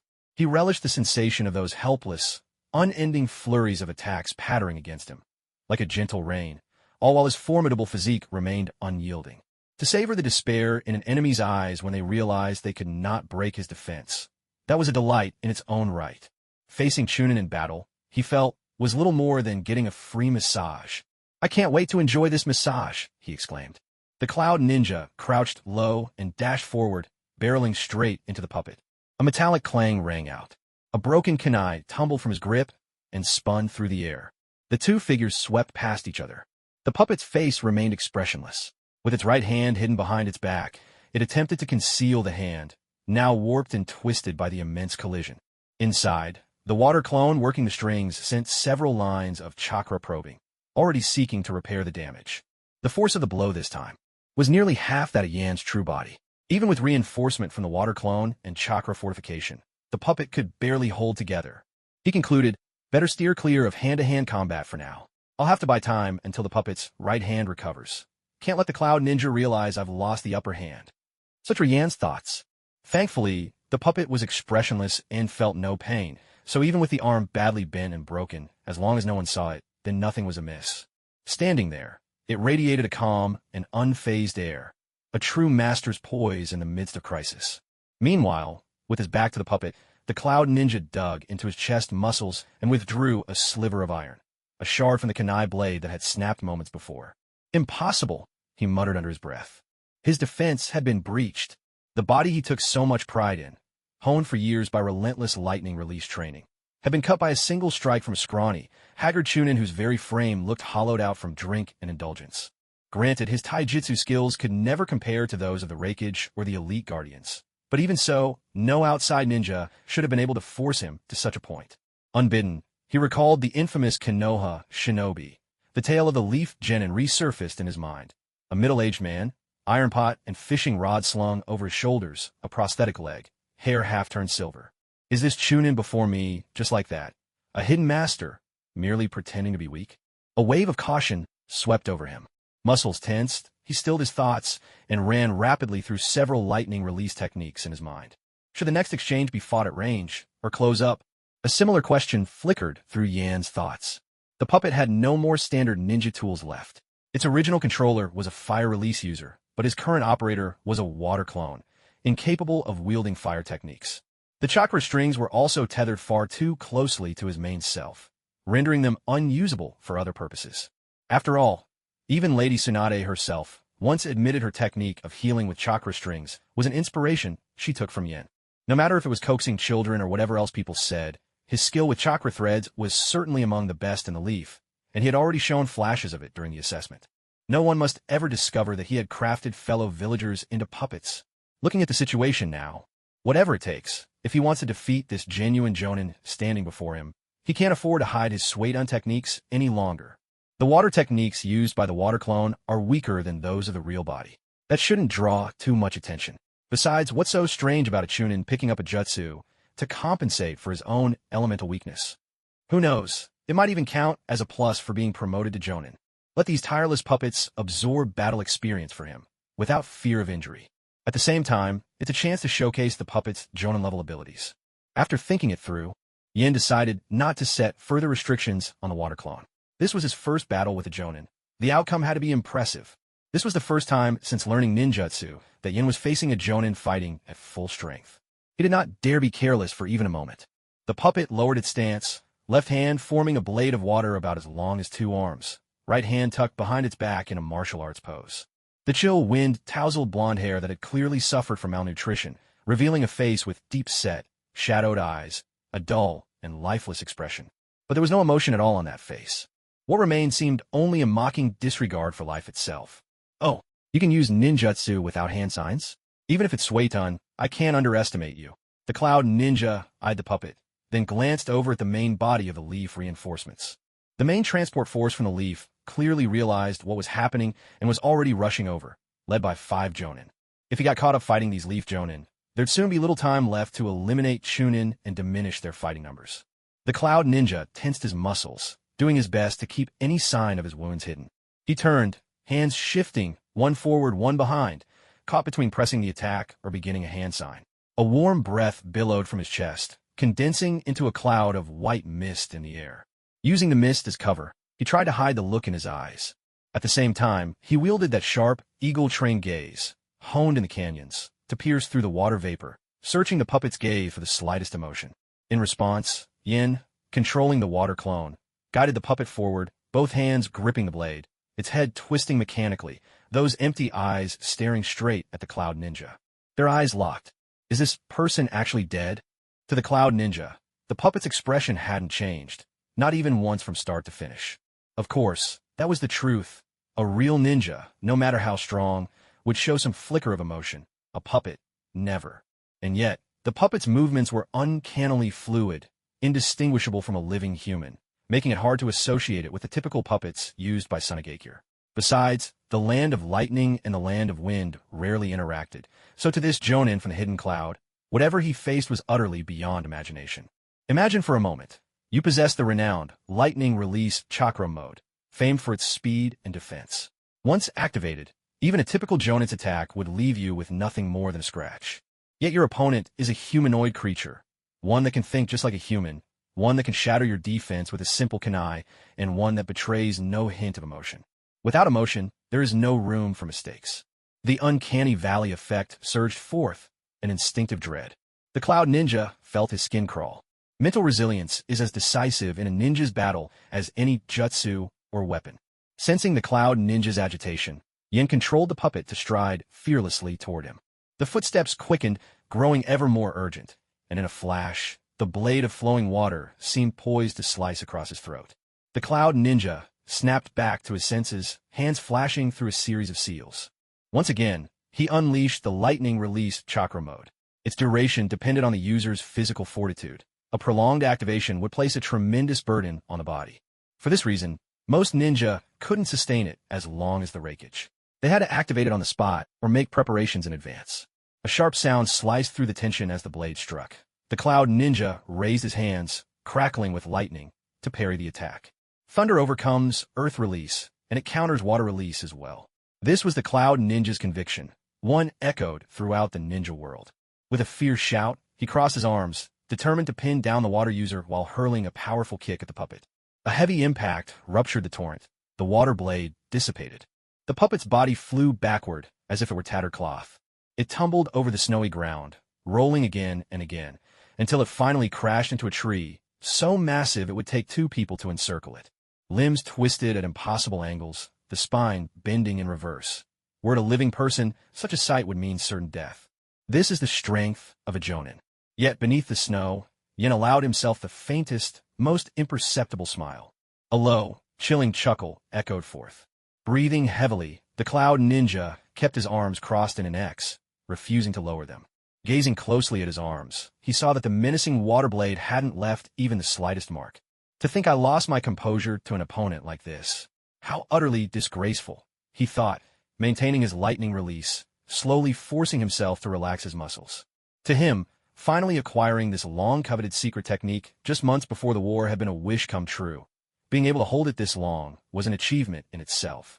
He would need his remaining strength to deal with the approaching leaf ninja. Battles in the ninja world had always been soldier against soldier, general against general. In other words, as long as jonin numbers on both sides were roughly even, a jonin would not abandon his counterpart to chase after lesser foes. unless by ninjutsu gone awry. Of course, exceptions existed. If there were few ninja on one side, or if prodigiously gifted youngsters made their debut on the battlefield. In such cases, the powerful would undoubtedly prey upon the weak. There'd be no talk of honor then. However, among the 5 great ninja villages, Konoha possesses the most well-rounded and capable ninja, with a greater variety of tactics at their disposal. So even though the Hidden Cloud could launch fierce attacks on the Chunin through infiltrators and superior taijutsu, when the Konoha Jonin arrived to lead reinforcements, the enemy often found themselves forced into 2 against 1, sometimes even 3 against 1 fights, just to ensure they could take down a Konoha ninja. Still, even as they joined forces with their comrades to overcome the Konoha Jonin, the Cloud Ninja knew better than to leave any loose ends. He fixed his gaze on the motionless puppet. Carelessness was not in his nature. With a flick of his hand, he let go of his lightning release armor for the moment, ready to launch a long-range jutsu, wanting to probe if the puppet was truly felled by his taijutsu. After all, despite the puppet's fragile appearance, there had been a fleeting moment when it sent a surge of danger rippling through his instincts. Just as he shifted out of chakra mode, loosening the tension in his arms and opening his meridians for the chakra to flow and weave a new hand seal. Suddenly, a sharp, wet sound broke the air. A splash of vivid red stained the snow-covered ground. The Cloud Ninja's face changed in an instant, his heart skipping a beat. He glanced down to see both his forearms gashed deeply, all the way to the bone. Blood surged violently from the wounds. It turned out the water blade, formed by the water clone, had not failed. It was merely waiting for its moment. Harnessing the frigid air, it instantly transformed into a razor-thin ice blade just before contact. Concealed by the outer sheath of flowing water, the ice blade cut through the protective lightning release chakra and sliced cleanly through his forearm tendons before melting away into droplets. The wound itself had been temporarily frozen. Now, with Yan's mastery of water release and her unique bloodline limit, the water blade she conjured was a world apart from the jutsu of the former Hidden Waterfall village. It could adapt to its environment, shifting between forms as needed. When struck, the Cloud Ninja's muscles were taut and reinforced by his lightning armor, keeping the wound sealed and undetected at first. But the moment he relaxed, everything changed. The tendons were completely severed. There was no way to staunch the flow of blood by muscle contraction. He collapsed onto the snowy ground, gasping for air, frantically pressing his arms into the snow in hopes of freezing the wounds and stemming the bleeding. The other ninja who had accompanied him, along with the recently defected Konoha Jonin, were all locked in fierce combat with the 5 Konoha Jonin who had arrived for backup. No one could break away to help him now. For a ninja, losing the use of one's hands was almost a death sentence, especially here in the chaos of the battlefield. Even though the Hidden Cloud was famed for its unity, there was no way they would risk victory. No way they would abandon the complete annihilation of Konoha's supply convoy, or miss the chance to trap Konoha's frontline ninja, just to save a now-crippled comrade. In the distance, the Konoha reinforcements clashed with the Cloud Ninja in a flurry of movement. The 5 Konoha Jonin, mentally prepared for an ambush, managed to hold their own. Even when faced with 14 Hidden Cloud Jonin, they were only slightly hard-pressed. Their Chunin reinforcements, too, began pulling the wounded to safety. Some well-coordinated Chunin squads were even able to employ ninja tools or long-range ninjutsu to disrupt the Cloud Ninja from the flanks, occasionally creating crucial openings for the Jonin. Yan's mind was considerably set at ease. Clearly, the Konoha ninja here were not as hopeless as he had feared. Most of the frontline Jonin still possessed notable strength. The situation here was far different from the chaos he'd witnessed back in the village. In truth, this was what a real fighting unit looked like. Otherwise, Konoha wouldn't even be able to defend against one of the 4 great nations, never mind fending off all of them at once. Of course, the spirit and discipline of these ninja were nothing like that of the Suicide Squad he'd once joined. Even the Chunin knew how to organize and support each other. A well-trained 5-man Chunin squad, executing precise attack patterns, could actually hold off a Cloud Jonin for a good while. Even the Genin understood to steer clear of the direct line of fire, circling the battlefield and seizing every opportunity to evacuate their wounded to safety. In stark contrast stood his own former Suicide Squad. The squad's leader? One defected, the other was dead before doing anything at all. As for the Chunin, there was no cooperation whatsoever. Everyone wanted to lead, no one listened, and infighting happened far more often than teamwork. Frankly, they might have done better fighting on their own.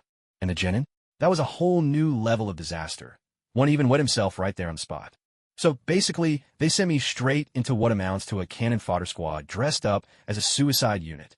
The true elites were all hidden safely away. Lying in the snow, Yin couldn't help but simmer with indignation. His letter of appointment clearly bore Lady Tsunade's signature, yet the ninja in charge of assignments had just thrown him among the expendables. What was that supposed to be? Did they think he was easy to bully just because he was a lone genin? Luckily, having lived 2 lifetimes, he possessed an inner fortitude and remarkable memory. He could recall every detail, both face and voice, of that jonin responsible for assignments. But now was not the time for settling old scores. Right now, his top priority was to establish himself on the front lines. After all, as a genin with no backing, signature from Tsunade or not, there was no path to stability. If he was too strong, he'd attract envy. Too weak, and he'd be useless.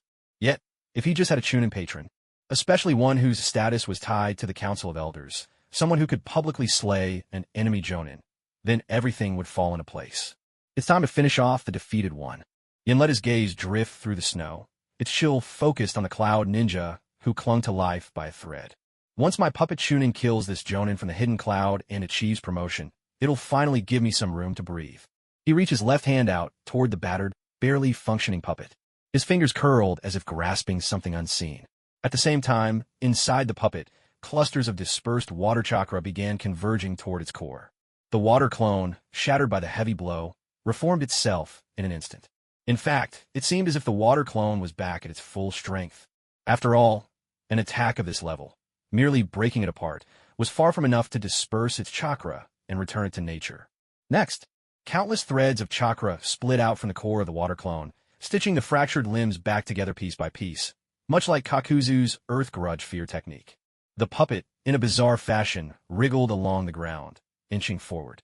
Very soon, aside from a few holes where the pieces had been sewn back together, the puppet appeared indistinguishable from an ordinary person to the naked eye. These stitch marks are a bit of a problem. While most of them could be hidden under clothing, the ones on the face and hands aren't so easy to conceal. After all, puppets don't self-repair. But this wasn't exactly a major issue. Yin smiled faintly, casting a glance towards the dead ninja. With so many perfectly intact skins, burying or burning them all seemed like such a waste. A good life is hard to come by. It's only right to make the most of every resource. Nearly everyone else was preoccupied with fighting and rescue efforts. The timing was perfect. The water clone manipulated the puppet to its feet from behind a tree. By now, the puppet's internal skeleton and tendons had been entirely reconstructed with chakra threads by the water clone. Yan's own chakra threads, in both toughness and hardness, could rival steel wires of the same thickness, and the puppet skeleton was woven from precisely these threads.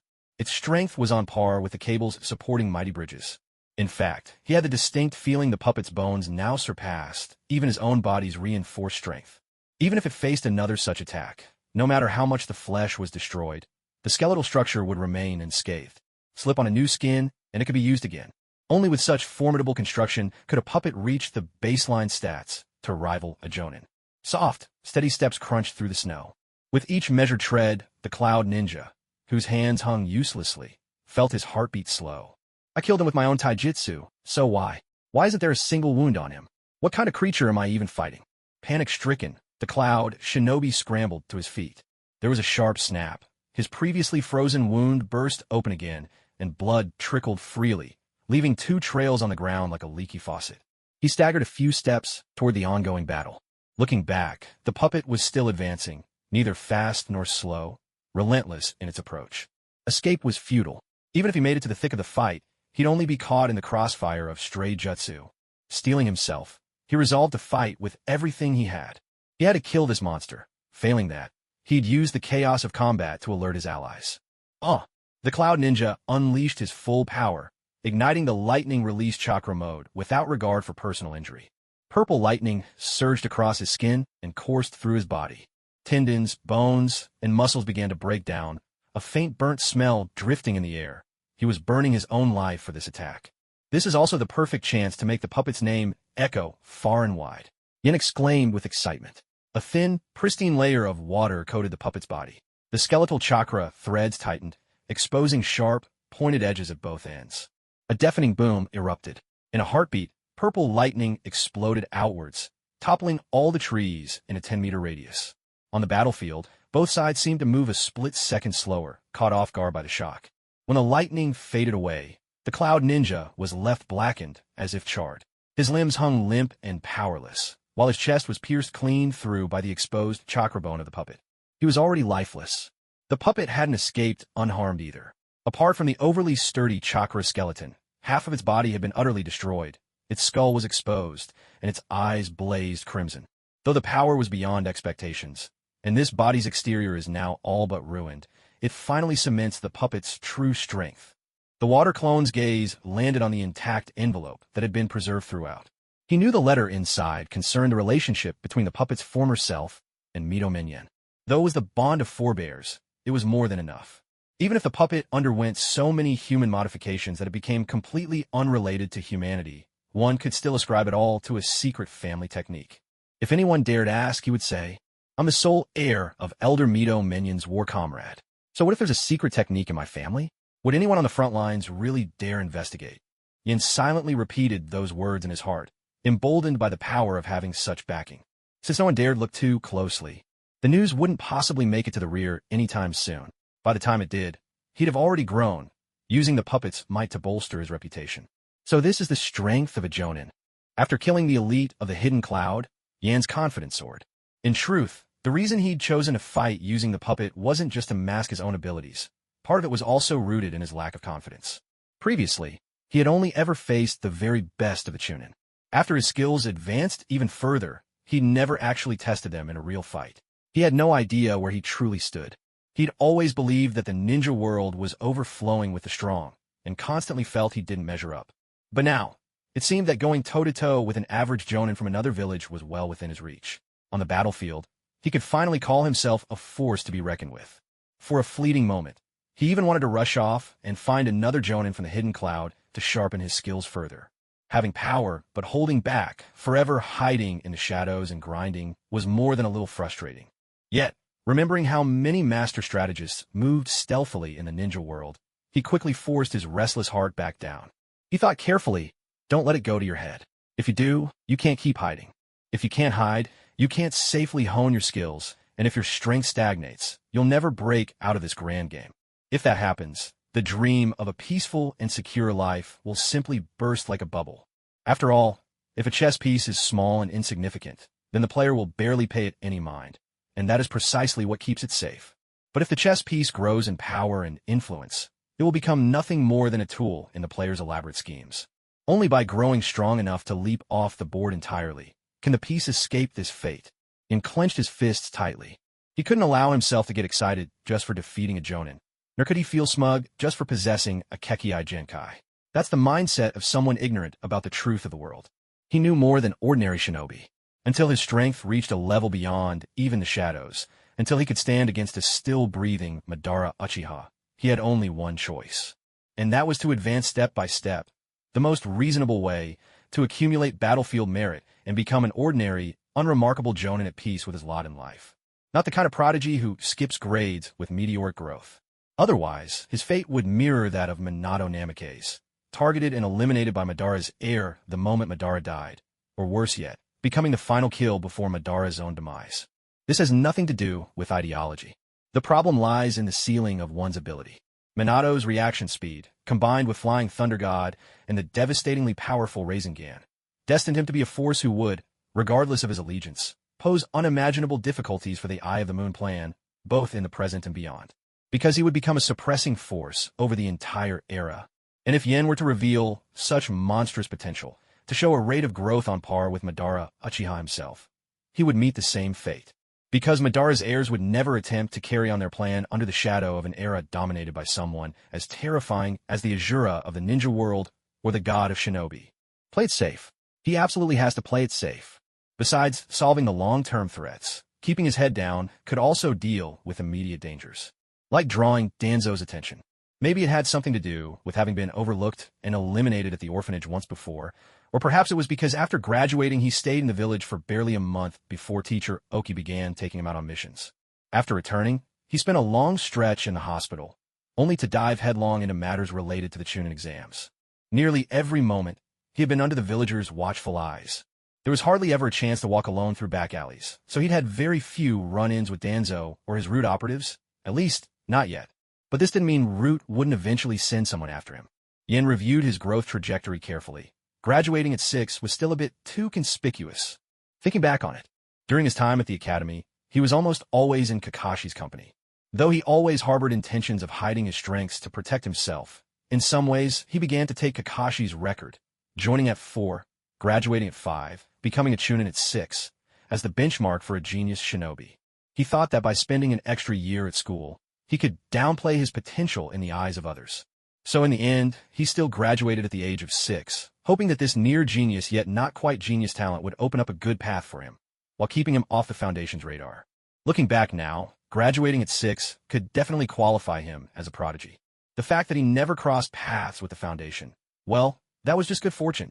Or perhaps, it was because Teacher Oki was knowledgeable and far-sighted, taking him beyond the village early on, not only to hone him through experience, but also to help him avoid the Foundation's recruitment drive. Yet, Yin felt his family background probably fell short. He was hardly a true-born member of the Hokage's trusted faction. This was evident from the meager, though perfectly rounded, compensation his family received. And aside from Asuma, he almost never encountered other die-hard members of the 3rd Hokage's camp. It was only someone like Teacher Oki, with deep enough experience yet lingering on the margins of the village's politics, who would take him in as a disciple because of his talent. Because of this, in the eyes of the Hokage, he was probably always nothing more than a dispensable piece. At least Tsunade hasn't fully sided with the 3rd's faction. At least my role as a puppet. Yin resolved it was time to cut ties with his past self. He was no longer a prodigy, nor did he wish to be seen as one, garnering privileges that only brought him trouble. Quietly amassing strength, this was the only true path. From now on, he was just a foot soldier on the front lines, a lowly ninja stripped of all backing. Only by chance did he meet someone of influence, a puppet, no less, who recognized him, giving him the opportunity to accumulate battle merits, learn new techniques, and rise gradually, in anonymity and obscurity. A childhood prodigy denied proper training and later fading into mediocrity. This was a fate that befell many, even in the world of shinobi. Otherwise, why would every ninja village follow Tobarama Senju's example and establish shinobi schools? His gaze drifted to the battlefield. At this very moment, with Konoha's Jonin leading the charge and coordinating with the Chunin they brought, the Cloud Ninja showed clear signs of defeat. A few could no longer maintain their lightning armor and collapsed, paralyzed by ninjutsu. Even the squad's deputy who first betrayed them had his chakra sealed and was now under the Chunin team's watch. For some reason, though, he glared at the puppet with a hint of venom in his eyes. It almost seemed like, from the start, these Cloud Ninja weren't really here to attack Konoha's supply convoy at all. Instead, they were enacting some kind of ritual. Later, I'll have the puppet voice my suspicions about the Cloud Ninja. Let the Jonin handle the rest themselves. Controlling the puppet, Yin channeled Chakra into its skeletal framework, now extending through its palm and forming a blade. He cleaved a Cloud Ninja cleanly in half, stripped away the bone, and directly stitched half the flesh to repair the puppet's damaged section. The sound of bone and flesh interlocking echoed, sharp and cold, like steel snapping into place. He twisted his neck and proceeded to piece together the remaining half of the puppet's head with half of the Cloud Ninja's. The seam ran from the forehead, across the nose, and all the way down to the neck, where it vanished beneath the collar. One side pale, the other side dark, the gruesome stitches in between, topped with eyes utterly devoid of emotion. He looked every bit a demon clawing his way up from the depths of hell. The name this puppet used to have simply didn't carry any weight. What was it again? Pockmark? Honestly, even our own people would have laughed themselves silly at that. Never mind our enemies. They say an undignified name leads to an easy life. Is that it? Well, not for you anymore. With the status of Jonin, that's worth at least a struggling nobleman's title. No need to keep that old name. When I move up, I'll change it for good. Mizabunshin mused aloud, tidying up the puppet's belongings as he thought. From Yan's perspective, aside from a mostly intact shinobi ID, which had survived the lightning release, and a letter verifying the puppet's identity, everything else could be discarded. Still, to create the persona of a reformed gambler, a young lord shaken awake by life's harsh lessons, he decided to keep a handful of dice. On the way, he might even snap a few twigs from the roadside to fashion makeshift fortune sticks. With these plans churning in his mind, his gaze swept over the battlefield. The battle was nearing its end. More than half of the Cloud Ninjas had fallen. Those who remained were wounded, holding the line with nothing but sheer strength, barely keeping up against Konoha's Jonin assault. By contrast, the Konoha side had suffered only a minor injury to one Jonin through carelessness. Further back, reinforcements were urging their horses onward, grain wagons rushing at full gallop toward the front lines. Victory for Konoha was all but sealed. Yin paid none of this any mind, instead focusing on gathering spoils from the Cloud Ninja's remains. After all, the puppet now had a status to maintain, and no matter how poorly his past life had been, he wouldn't stoop to scavenging what little remained on a battlefield. Besides, hadn't he just acquired his clan's secret techniques and newfound power? All he had to do was clean up after the enemies he, himself, had killed, then collect a share of the loot from whichever Jonin was managing things. One nearly destroyed scroll, just barely legible as lightning released Cha, a weighty metal bracer, and broken ninja tools. Is this really all a Jonin had? Mimicking the puppet's altered voice, Mizabunchen murmured under his breath. Soon, with the last Cloud Ninja taking poison and ending his life, the fighting drew to a close. The Konoha shinobi began sweeping the battlefield. Since the ambush came without warning, and the puppet had been in charge of reconnaissance, apparently even besting a Cloud Jonin himself, a number of leading Konoha Jonin were now heading his way. By now, he'd finished tallying his own trophies. Without hesitation, he stuffed the Cloud Ninja's valuables right into his small equipment pouch, right in full view of the approaching Jonin. This was no small gesture, because in Konoha, spoils of war were meant to be collected for centralized distribution, turned into merits, and then shared accordingly. Only a select few among the elite Jonin, the core heirs of the great clans, or members of the Hokage's faction were allowed to distribute resources on their own. Of course, this was against the rules, but everyone accepted it as an unspoken norm. What's more, the puppet's back was turned toward the crowd. Seeing this, the injured Jonin froze for a moment, frowning as he was just about to vent his anger. But the leading ninja reached out to stop him. Come on, Oyano, don't be so upset. It's something worth celebrating when a Chunin manages to defeat a Jonin. The wounded Jonin called Oyano snorted, turning away with a sour look. Ahem, and you are? The leading Jonin paused for a moment, deliberating over the appropriate form of address. At that moment, the puppet turned around. A wound stretched from the very top of his head down to his neck. His face was split into two contrasting halves, one inky black, the other ghostly pale, fused haphazardly together without any sense of symmetry. It looked for all the world as if two faces had been torn apart and then crudely stitched back into one. When confronted with such an appearance, even these seasoned Jonin couldn't suppress a shiver that crept up their spines. Captains, there's no need to be so tense. Just call me Scarface. That's my proof of identity. The puppet rasped in a hoarse voice as he pulled a ninja identification card out of his tool pouch. After a moment's thought, he handed over an envelope bearing the emblem of the Mizurumon clan as well. The leading ninja was just about to accept them, but when his eyes fell upon that clan symbol, he quickly waved his hands, refusing. With a tone of measured seriousness, he replied, "A friend from Mizurumon elders, I am Fuyo. Just a commoner, promoted to Jonin in the 33rd year of Konoha through years of service. I'm also the commander in charge of this grain transport operation." His demeanor wasn't exactly fawning, but it was clear he now addressed the Chunin before him as an equal. So, simply being related in some way to the elders commands that much respect. Witnessing this exchange from beneath the snow, Yin grew ever more determined. He would make this puppet into something truly formidable. "Captain Fuyo, may I ask what brings you to me?" The water clone feigned ignorance, asking politely. "No need for titles. Just call me old pal, or use my name, it's fine." Fuyo gave a warm laugh, draping an arm around the puppet's shoulders. "You're older than me, so it's better if I call you Brother Fuyo," the puppet responded, flipping open his ninja identification and tapping the section listing his background. "I can hardly believe it. Your face and your name," Fuyo muttered quietly, his eyes scanning the ninja ID. A man who had ties to the elders, if not born to a life of privilege, would at least have bodyguards whenever he left home. Why end up in such a state? Why choose such an ordinary name? For Fuyo, who had scraped his way up through endless setbacks and scorn from noble clans before barely making Jonin, this was simply beyond his comprehension. In my reckless youth, after my father died, I spent all my time drinking and gambling at home until I'd thoroughly ruined my own health. Fortunately, when I was forced to sell off my family property, I discovered the secret techniques passed down in my family, along with a letter from the elder. Only then did I come to understand what it truly meant to be a ninja." The puppet shook its head, as if confessing its regrets about the past. "The Leaf Village has given me so much.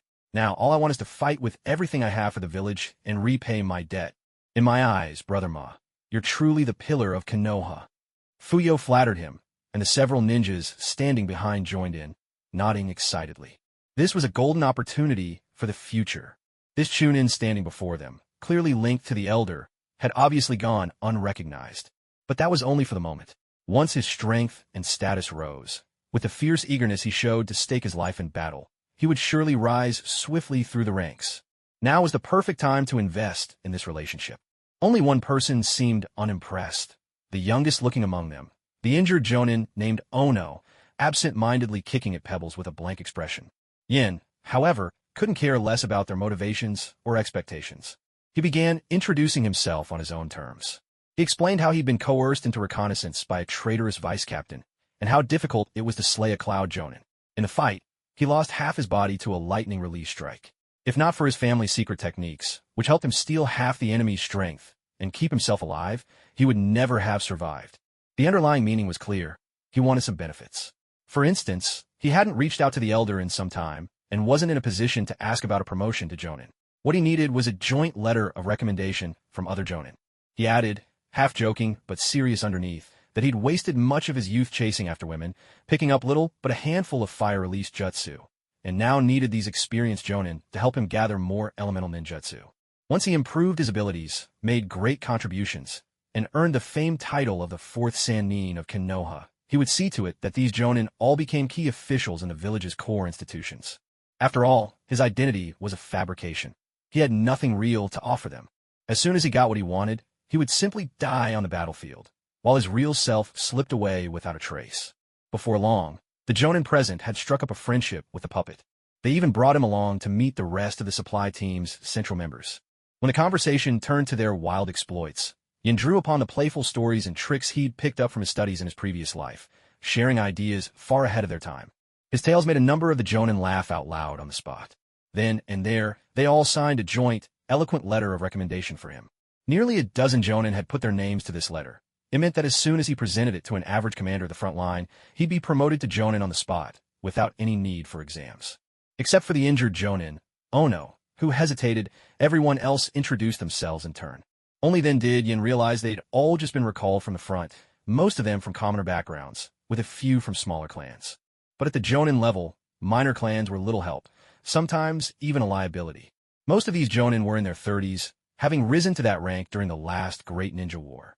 At this age, according to the average life expectancy in the ninja world, they could be considered to have lived a long life.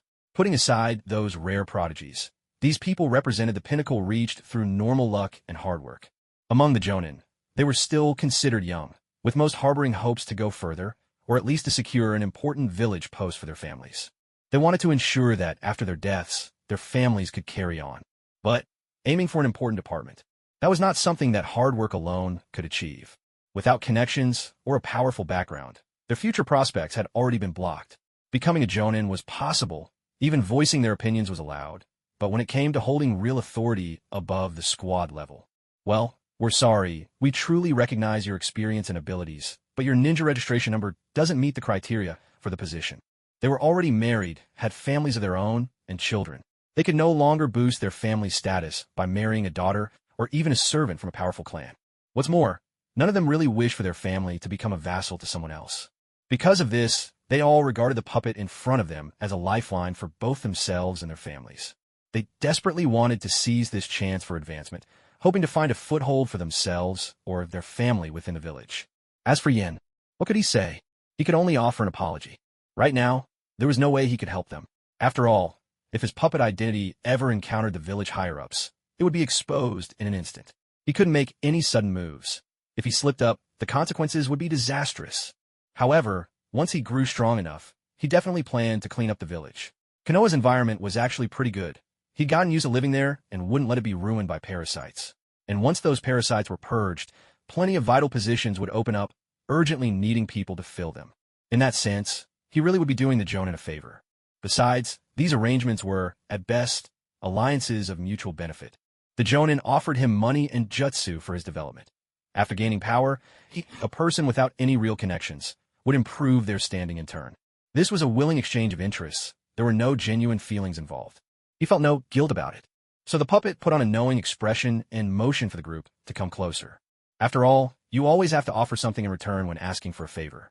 The jonin understood tacitly, enthusiastically delving into their own pockets. Some contributed money, some offered ninja techniques, and others put forth military achievements. Very quickly, the puppet gained over 1 million ryo, handwritten copies of techniques commonly used by Konoha Jonin, such as Fire Release, Great Fireball Technique, Water Release, Water Dragon Bullet Technique, and Earth Release, Earth Style Wall, all B-rank jutsu. There were no wind or lightning jutsu, though. Those were rarely practiced among the Konoha Jonin. He also received 1,000 merit points, the equivalent of a ninja blade forged from Chakra alloy by a second-rate blacksmith, or the value of 4 B-rank jutsu. Of course, if he wanted to exchange for sealing jutsu, sensory techniques, or jinjutsu, those might not be quite as valuable, but they were still obtainable. On the front lines, military merit was worth far more than plain money. Since the puppet had never officially set foot on the front lines and didn't have a record of military merit like the other combatants, several Jonin helpfully signed a transfer certificate for him. With this certificate in hand, he didn't need the required record of achievements. Anyone, even a freshly graduated genin, could exchange it for whatever they desired. No one would dare deduct or block anything. Simply possessing such a certificate was already a symbol of high status. 1,000,000 Ryo, 3 B-rank jutsu, plus 1,000 points of wartime merit. In total, this was no small fortune. In fact, it could be considered the foundation of a medium-sized clan. After all, it was pooled together by 7 or 8 Jonin, while some mid-sized clans may only have 4 or 5 Jonin in their ranks. The puppet searched through his belongings, but it was obvious. His tool pouch was nowhere near big enough for such a haul. He had never experienced such wealth before. Not even close. For a fleeting moment, he even wondered if these Jonin had seen through his puppet disguise and were trying to outwit him. Yet, when he used his sensory ability to carefully probe their intentions, he found that the Jonin's emotions were genuine. They were sincerely gifting these things for the sake of his promising future.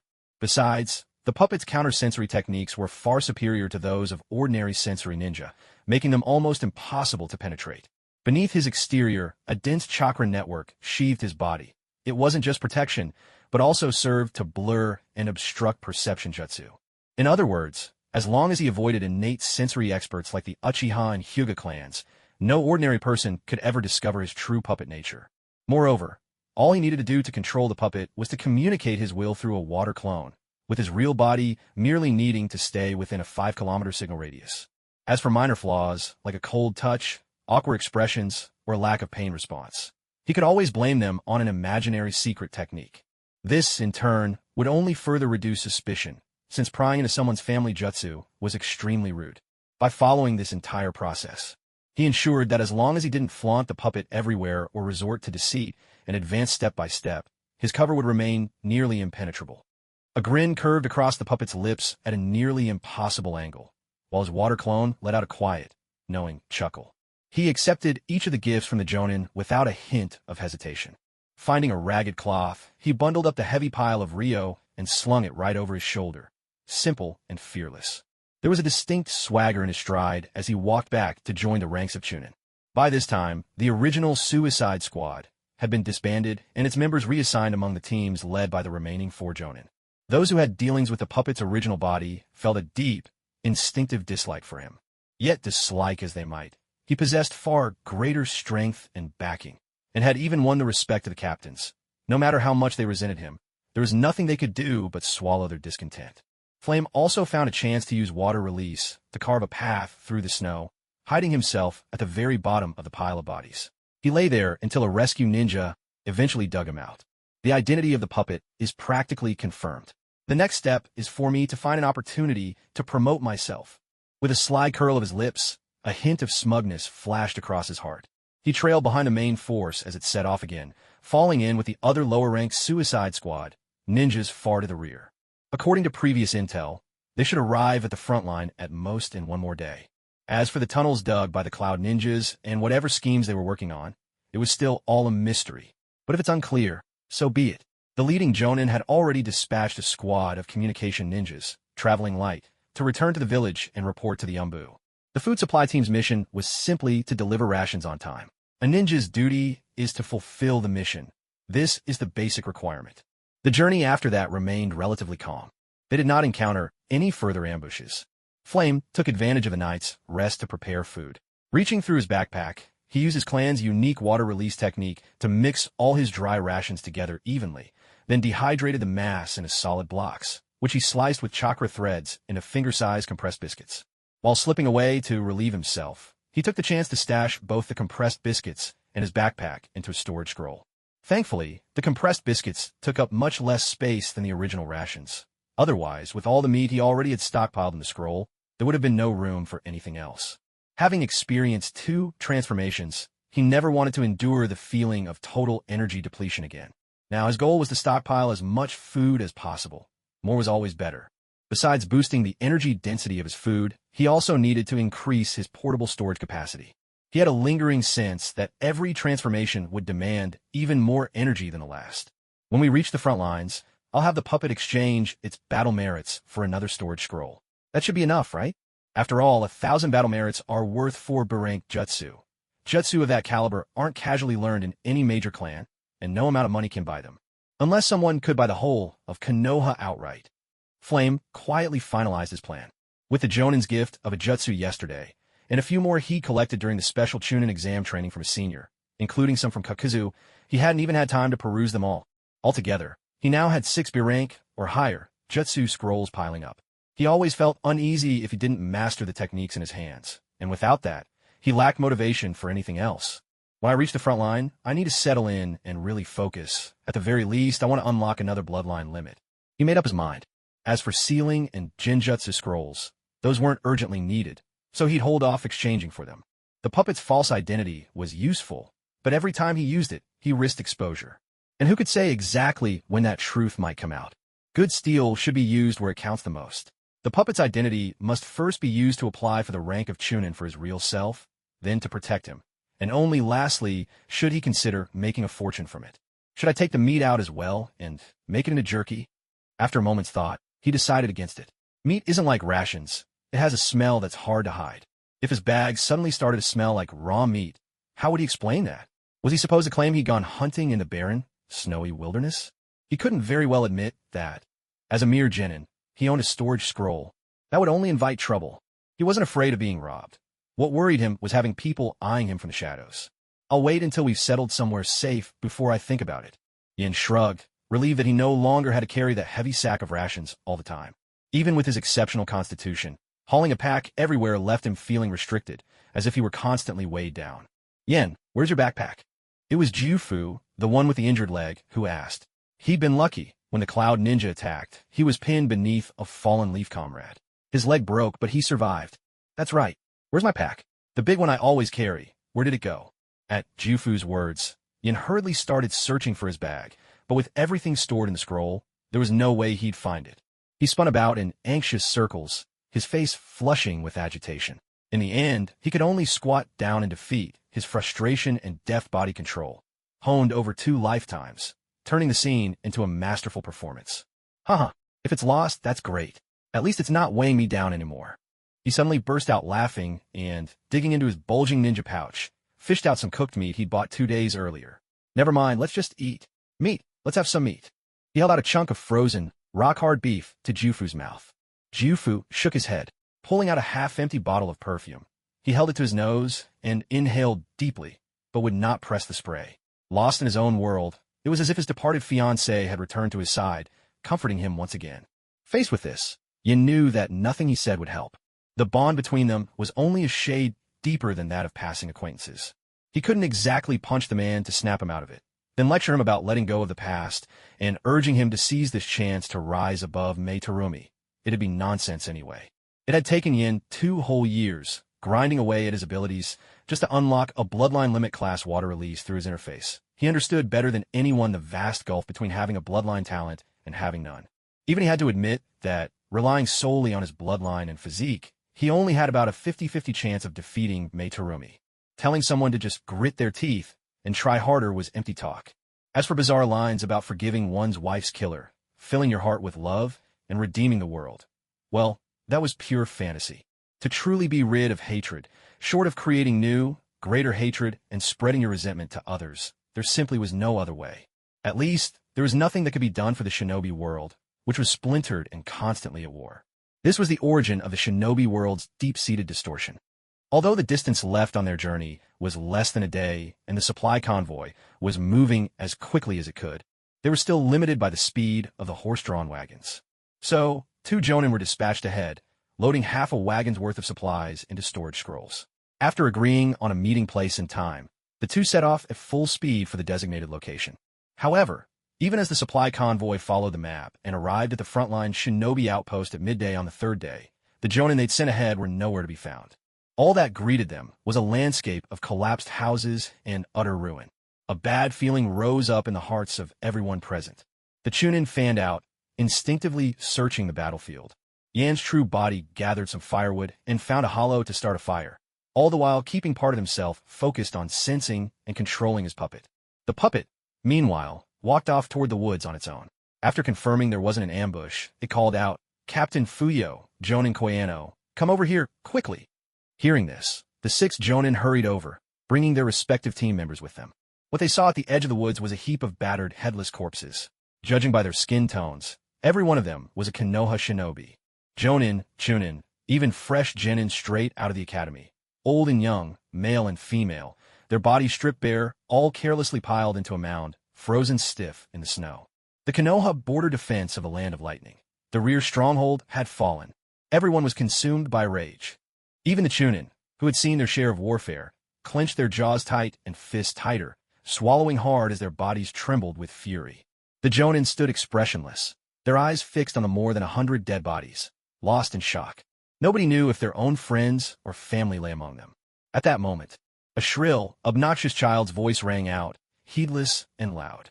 "What's going on over here? Ha, ha, ha, ha. All the Chunin are idiots. Move aside and let the future Jonin of the Yamanaka clan have a look. Yeah, Elder Minor, let me through too. And me. Come on, let's bring out our bodyguards. We need to teach these losers a lesson." In the distance, a few genin, wearing clan crests, seemingly bored of the dull, snowy setting, cheerfully approached to join the commotion. One casually scooped up a snowball and hurled it straight at a Chunin's head. During the second Hokage's era, many small clans, after Tobarama's death, aligned themselves with what used to be another minor clan, the Yamanaka, at exactly the time when the elders were short of reliable people. Thus, both sides found each other useful and quickly formed an alliance. With no authority above them, a tide of undisciplined shinobi flowed into the village's key positions.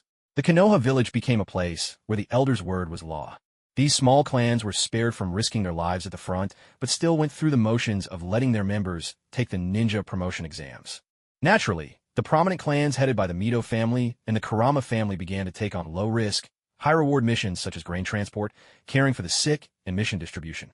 They bypassed the qualification exams and simply churned out a large number of Chunin by assigning them A and B rank missions. This was how both the early puppets and those genin came to be. A pristine white snowball traced a graceful arc through the air.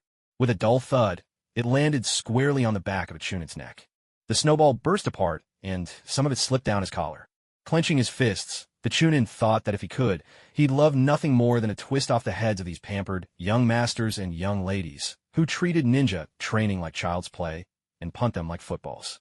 But on second thought, he decided against it. It wasn't worth throwing away his own future just to teach these silver spoon novices a lesson. What do they know of sacrifice? Did they understand what it meant when the rear lines fell? Did they ever wonder what truly kept the Hidden Leaf Village alive? And even if someone tried to teach them, it was probably impossible.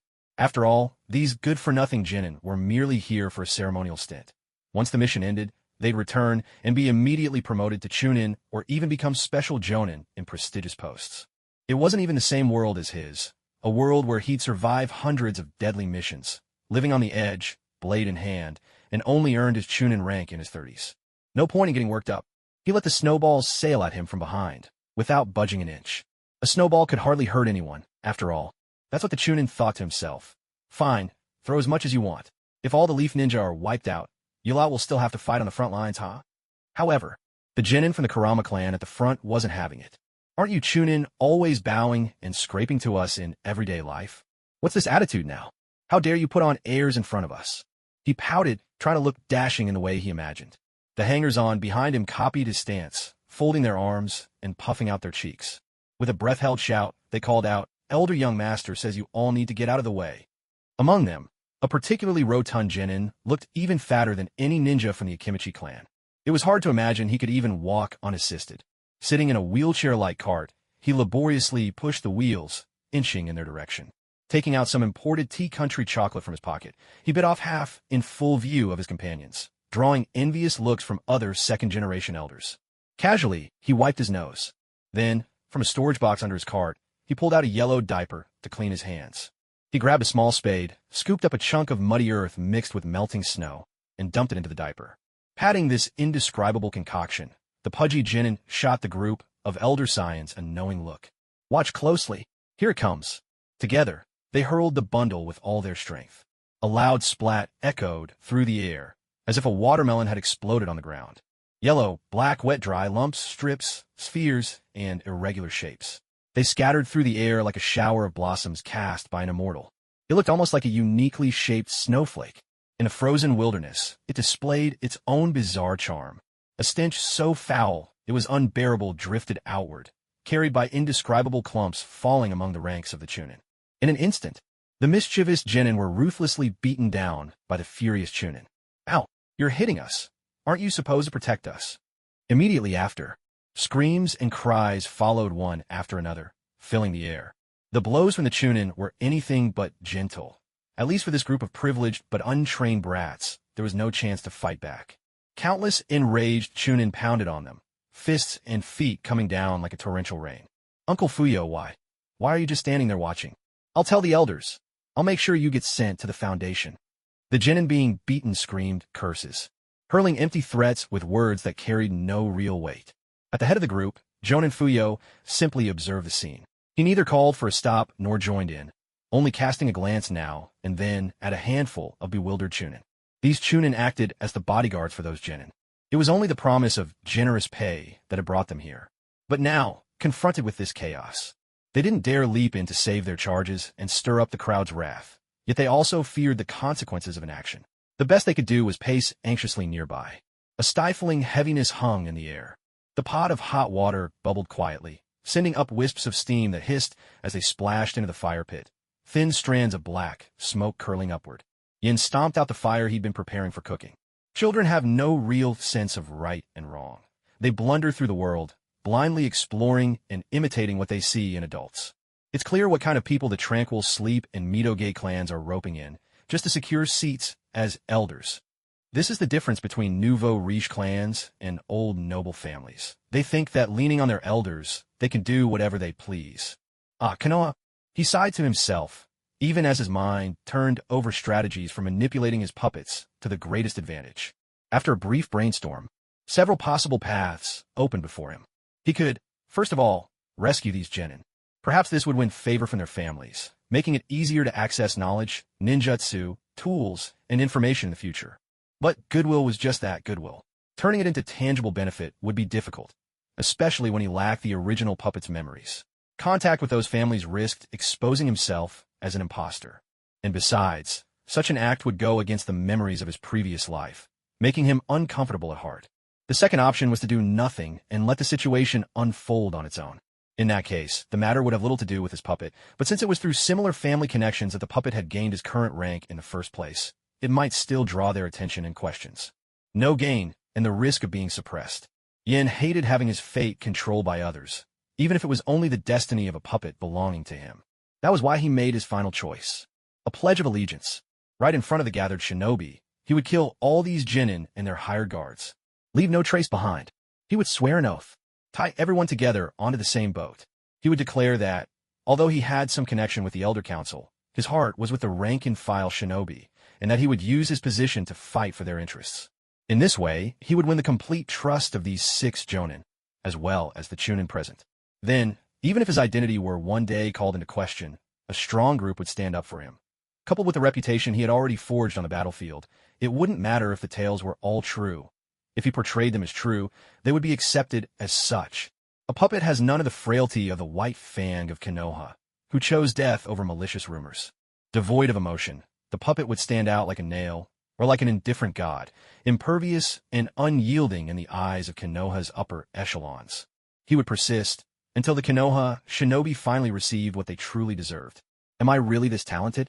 With the formulation of this plan, a surge of inspiration flooded through Yin. He had viewed this puppet, from the very beginning, as nothing more than a disposable tool or experimental subject. A remote-controlled puppet really is extraordinary. No wonder Nagato liked to use pain and call himself a god. Yin rubbed his hands together in anticipation. Brother Fuyo, our rear defenses have been breached. Should we move forward and search for the main force we've lost contact with? The puppet leaned in close to Captain Fuyo's ear, its voice gritty and hoarse from its damaged vocal apparatus. Fuyo furrowed his brow. He kept silent, but showed a troubled expression, signaling toward the puppet with his eyes, glancing at the Chunin hired to be guards. Big brother, you want to take them with us? But honestly, with that lot dragging us down, how are we supposed to respond to any real fight? The puppet clenched its fists, speaking with a hint of urgency. At these words, a barely perceptible hint of joy flickered between Fuyo's brows, and the water clone hiding within the puppet caught the moment perfectly. So even the Jonin aren't fans of these elders, privileged kids, eh? Yen curbed his inner delight. He knew his plan was now almost certainly set. The sound of fists and feet from the Chunin was fading away. The cries and curses of the genin subsided, exhaustion written all across their faces, bruised and battered, too worn out to even shout. We fight, putting our lives on the line, and mourn for our fallen comrades. Meanwhile, you lot loaf around at the back, running your mouths. If it weren't for the elders' sake. Looking at the sorry, bedraggled second-generation shinobi, the Chunin finally let out a sigh of relief. And yet, even though venting their anger should have felt satisfying, once they cooled down, a wave of anxiety crashed over them. Beating up these pampered brats might be easy, but how are we supposed to explain ourselves when we get back? Sigh. One of the Chunin spoke with resignation. In a moment of impulse, although the anger was vented, their future was ruined, and they even faced the prospect of a severe sentence. How about we all testify together and just say they tripped and fell on their own? Another Chunin suggested, his voice trembling. Yet the more he spoke, the softer his voice became. Well done. Just look at your handiwork. One of the guards, who'd previously hesitated, now gathered with the others. We all saw it. Wait till we're at the front lines. We'll have someone report everything to the elders. The once unsure guards now stood together with a newfound unity, each gripping a kunai. Their posture made it clear they'd fight unless given something nice. Smirks played on their lips as they cast sly, triumphant glances at the Jonin. So what if you're Jonin? No matter how high your rank, you're nothing compared to the elders. If you won't stop these second-generation ninjas from bullying us, we Chunin can play rough too. Though their own masters had just been beaten, the guards couldn't hide their pride, like roosters strutting after a victory. There was only one reason for this swagger. They held incriminating evidence against everyone else. Fuyu, the captain, ran a hand across his forehead, wiping away sweat that wasn't even there. Emotionally, he truly wanted to support the Chunin, and if it weren't for the sake of appearances, he might have thrown his own punch at the offenders. But logically, he was a man with a wife and children, reluctant to clash with the vast alliance of clans and vested interests led by the elders. And so, he could only stand on the sidelines. But times had changed. The grain convoy had already lost 2 Jonin to traitors. The Vanguard suicide squad had been scattered, and the fate of the 2 Jonin rushing supplies ahead was still unknown. They had lost over 40% of their elite fighting force. To put it bluntly, if the Chunin weren't allowed to vent their fury and the vested interests continued sneaking their brats into the squad, letting them run wild over the heads of seasoned ninjas, then, long before they even joined up with the main forces, the team's combat strength would be in shambles. They might even mutiny. Fuyu's gaze swept over the other Jonin beside him. He silently asked for their opinions. No one said a word. Instead, they all met his eyes with trust, passing the decision to him. Even Xiao Yi, who'd often butted heads with him before, nodded in agreement, quietly handing over the authority to the most experienced among them, Fuyu. Pressing his lips into a line, Fuyu said, "Leave 20 Chunin here to guard the injured." But the guards of the so-called second-gen ninjas weren't having it. Well, Captain, you really think you're still in charge, huh? What's that supposed to mean? Fuyu frowned, his tone heavy. One guard stepped forward, his voice shrill and sharp. The supplies are already delivered. It's time for us to go back. If you keep making decisions on your own and delay the mission, you'll face a tribunal. Our little masters are still waiting to be treated for their injuries. As he uttered little masters and treatment, he enunciated each word with extra clarity, making sure everyone heard the message between the lines. A respectable Chunin of the Hidden Leaf Village, and yet he addresses a mere Jonin from a minor clan as master. Even among the nobles, none would demand a ninja to call them so. Not even the daimyo would impose such an address. What a humiliation this is. Is the Hidden Leaf still the Hidden Leaf for its people? At those words, the 6 Jonin's faces darkened. Jonin Ono, unable to contain his anger, shouted at the guards, "Do you even know what that title means? It's over. The control of the squad is slipping away." Fuyo was racking his brain for a solution when suddenly someone poked him in the back. He turned around. What? The puppet waved its hand. "Don't get worked up. Listen to me first. All right, go ahead. Your plan is to leave these burdens behind and lead the squad to search for the defensive line, right? Yes, but they won't listen to me. Even if I take them along, we won't get far. Ugh. Fuyo shook his head helplessly. Back at the end of the Second Shinobi War, he had led supply convoys. Back then, ninjas followed orders swiftly and precisely. There was never this kind of ridiculous mess. Now, these ninjas valued their clans more than the village itself. He simply couldn't command them. What if we leave them behind like this? The puppet's eyes grew sharp as he drew his hand across his throat in a slicing motion. Ah! A few jonin cried out in shock. They despised these people, yes, but had never considered harming their fellow villagers. Not that they wanted to, nor did they dare. Jonin, have you made your choice? Will you come with me now to protect the young master and return to the village? Hand over what you've got, and I'll put in a good word for you, give you a chance to redeem yourselves. Or do you insist on acting on your own and chasing after that big squad you're just imagining out there? Before the puppet and the jonin could finish their exchange, the guards began to clamor again. Some of the less resolute Chunin began to waver, wondering if it might be safer to escort the injured jonin back to the village. Perhaps they could make amends and avoid punishment from the elders. No need for your help. I'll take care of this myself. The puppet flexed its hands, the reinforced joints letting out a crisp mechanical click. I was wrong about you before, but now you have my support. Jonin Ono put his hand on the puppet's shoulder in resignation. At this point, only if they removed these troublemakers could they regain control of the squad, restore their fighting power, and press on to aid the front lines. No one answered. Face cold and stern, the puppet walked through the jonin, heading toward the guards. His pace quickened with each step. At the same time, chakra threads streamed from his wrists, swiftly condensing into a pair of short blades. Pale blue chakra, finely attuned to water, danced along their tips. Countless razor-sharp ice crystals, twirling like the teeth of a buzz saw, spun madly along each blade. This was a new technique, developed by Yin after learning from his encounters with Cloud Village foes. In the guard's line of sight, a strange man stepped out from behind the jonin, a face half black, half white, grotesque as a demon. He strode straight toward them. A slight nervousness flickered in the guard's heart, but he couldn't afford to lose his composure. Who the hell are? Before the Chunin could finish, a sickening sound sliced the air. His head vanished in an instant, a fountain of blood erupting 2 meters high from his neck. The headless body toppled stiffly to the ground. So the gloves were off. The remaining dozen or so Chunin guards immediately closed ranks, one hand gripping chakra-forged blades, the other clutching explosive tags. If the jonin refused to side with them, the path could only lead through battle. They trusted the Elders faction had armed them well enough to kill this mysterious enemy, perhaps even force the remaining jonin to retreat and warn the village. The confrontation lasted less than a heartbeat. The puppet struck first. Twin blades of chakra-formed steel shot outward, lengthening rapidly. Its foot slammed into the ground with a powerful thud as it began to spin. Several Chunin tried to seize the opening and charge.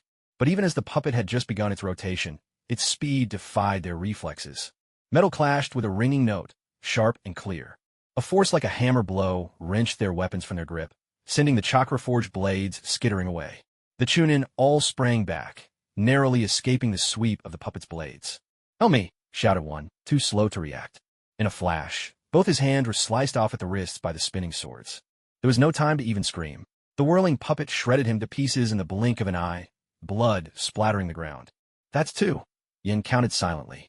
The puppet spun low across the earth, its sword-stretched arms stained bright red with blood, a relentless, out-of-control engine of destruction barreling toward the guards. "Don't get close!" The leading Chunin snapped the warning. "Fire release, great flame bullet." 5 or 6 Chunin, scattered in a perfect ring, spat streams of fire, as if by instinct, their timing synchronized like a train company. The cones of flame surged outward, striking the puppet at nearly the same instant with a roaring explosion, engulfing it in fire. Instantly, it became a blazing figure. Water release, severing wave. A razor-thin stream of water erupted from one of the Chunin's mouths, propelled by staggering pressure. Damn, that's one of Tobarama's signature water techniques. Yin marveled inwardly, focusing all his attention on the water clone behind the puppet's control. Clearly, these Chunin have been richly rewarded by their supporting clans, their jutsu already surpassing that of some jonin and bringing other assets besides. No wonder they called him young master with such devotion. No wonder their loyalty ran so deep. In a flash, the water stream blasted straight through the puppet's internal chakra framework. Then, on a harsh diagonal, it slashed from the puppet's left shoulder down to its right abdomen, pulverizing the flesh along the belly and back, exposing the writhing, self-repairing chakra threads within. A nearby Chunin, unable to dodge in time, was bisected cleanly by the same stream, dead before he hit the ground. Damn it, that's the second Hokage's water release technique. How could Chunin possibly use something like that? Those rotten elders. Oh no, the Jonin could no longer contain his fury. He drew a kunai, ready to fight side by side with the puppet. But after only a few hurried steps, Fuyo grabbed him, pulling him back. Wait, let's help whoever wins. Judging by the synchronized teamwork, the ninjutsu, and the ninja tools these Chunin just displayed, calling them special Jonin wouldn't be an exaggeration. In fact, if they joined forces, taking down 2 or 3 of the 6 Jonin here wouldn't be out of the question at all. No wonder they had the confidence to stand up to the Jonin squad leaders. Fuyo's mind wavered once again from the puppet's earlier persuasion. This was also why he insisted the Jonin not intervene. Fortunately, the water clone had only been dispersed, not destroyed, so it could still control the puppet. But even for Yen, facing this mini elite Chunin all attacking at once was a first, and he had clearly underestimated their strength. His puppet was badly damaged. Determined to avoid further mistakes, he stopped the battered puppet right where it stood, waiting for the enemy's next move, ready to seize any opening. By exceeding their own limits to unleash water release, water severing wave, the Chunin had drained almost all their chakra.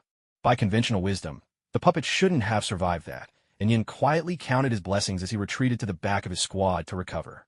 You, go have a look. The Chunin guard leader grabbed a particularly shifty-looking guard and threw him in front of the puppet. The nervous guard fumbled out an explosive tag, ready to slap it onto the puppet. Suddenly, a faint blue thread-like substance shot out from the puppet's chest, latching onto the Chunin's face. It began burrowing in through his eyes, ears, nose, and mouth. The Chunin shrieked in agony, struggling weakly.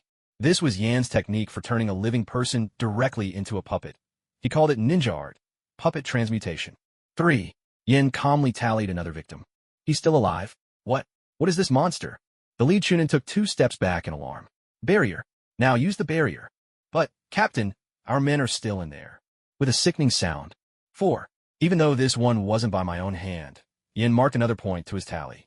The objecting Chunin was caught off guard, as the guard captain drove a kunai straight into his heart. I don't care.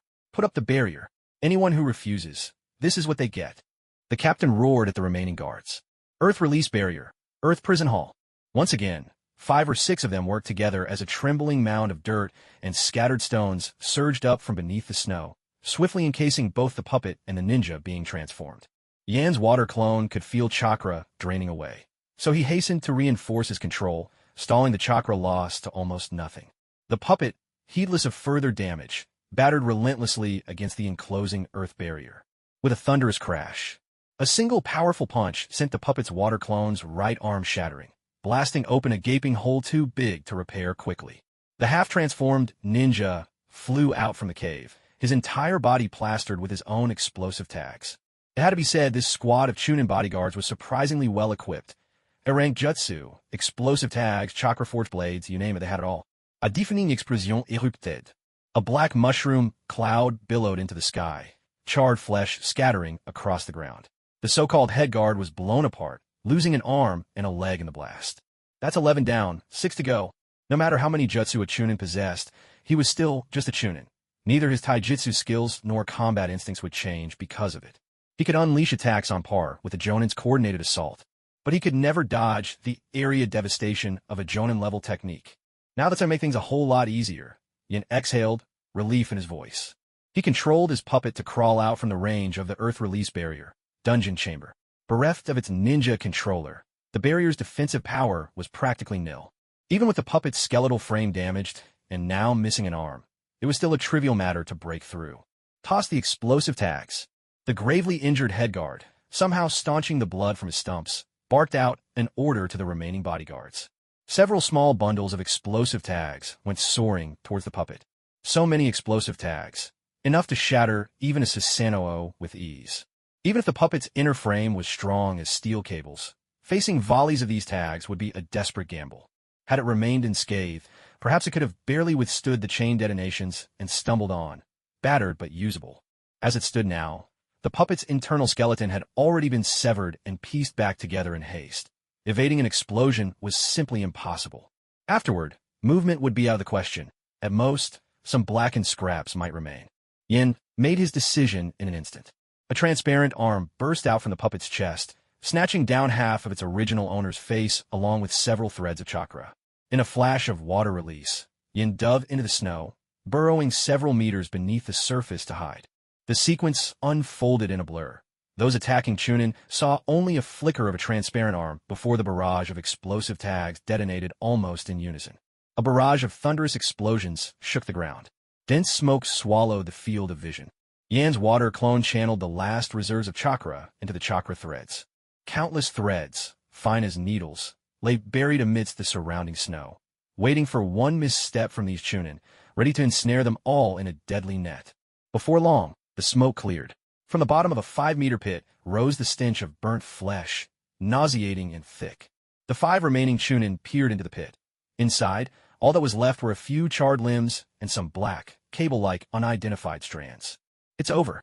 The head guard, bereft of hands and feet, felt his heart sink like a stone. Ninja art, puppet conversion. Yin split his concentration to remotely trigger the trap, his true self tensing ever so slightly. No one noticed. Off near the fire pit in the distance, a perfectly ordinary genin suddenly froze, his movements arrested. The bowl brimming with water in his hand cracked just as it neared his lips. At this moment, the positioning of the rebel Chunin was extremely precise. They landed almost simultaneously in the snow where the chakra threads were hidden.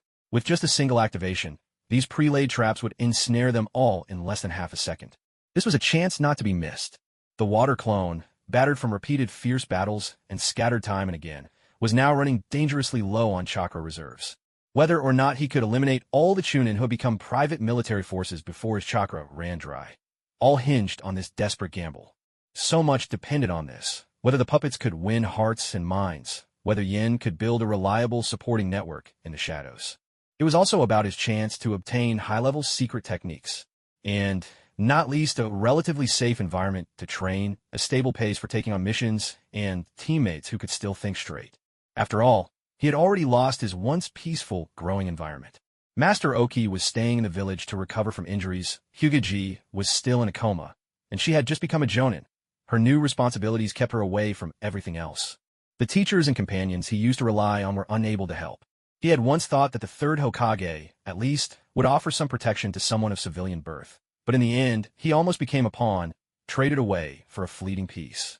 I was too hopeful about Hiruzen Sarutobi, Yin thought with a touch of bitterness. Someone who survived 2 great ninja wars and still sits on the Hokage's seat.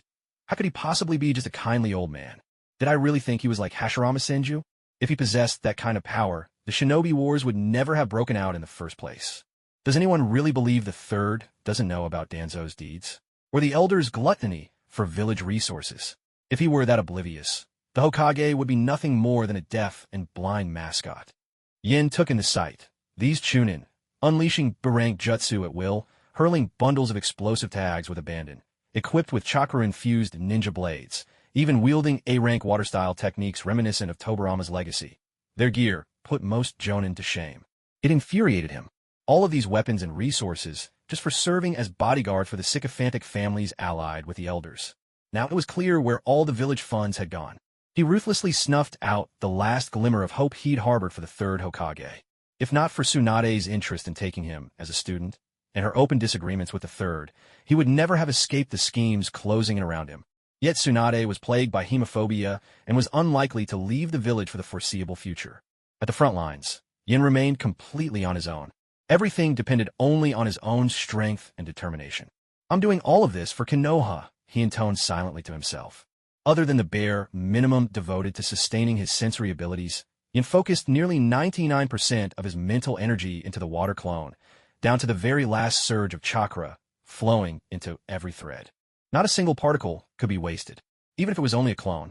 It had been nearly a year since he last found himself so dangerously low on energy.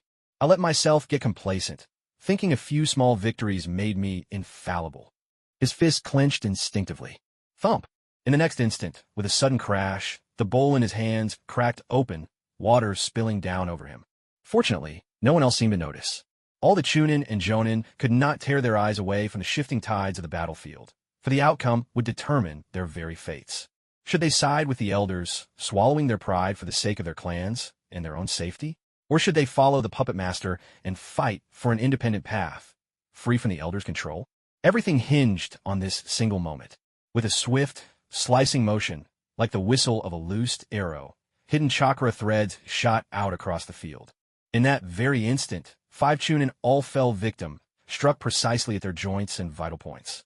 Damn it, even in death you lay traps. What on earth are you? One of the defected Chunin cried out, his ankle skewered through, his voice brimming with frustration and rage. As the chakra threads snaked through their bodies, blood misted from each pierced wound.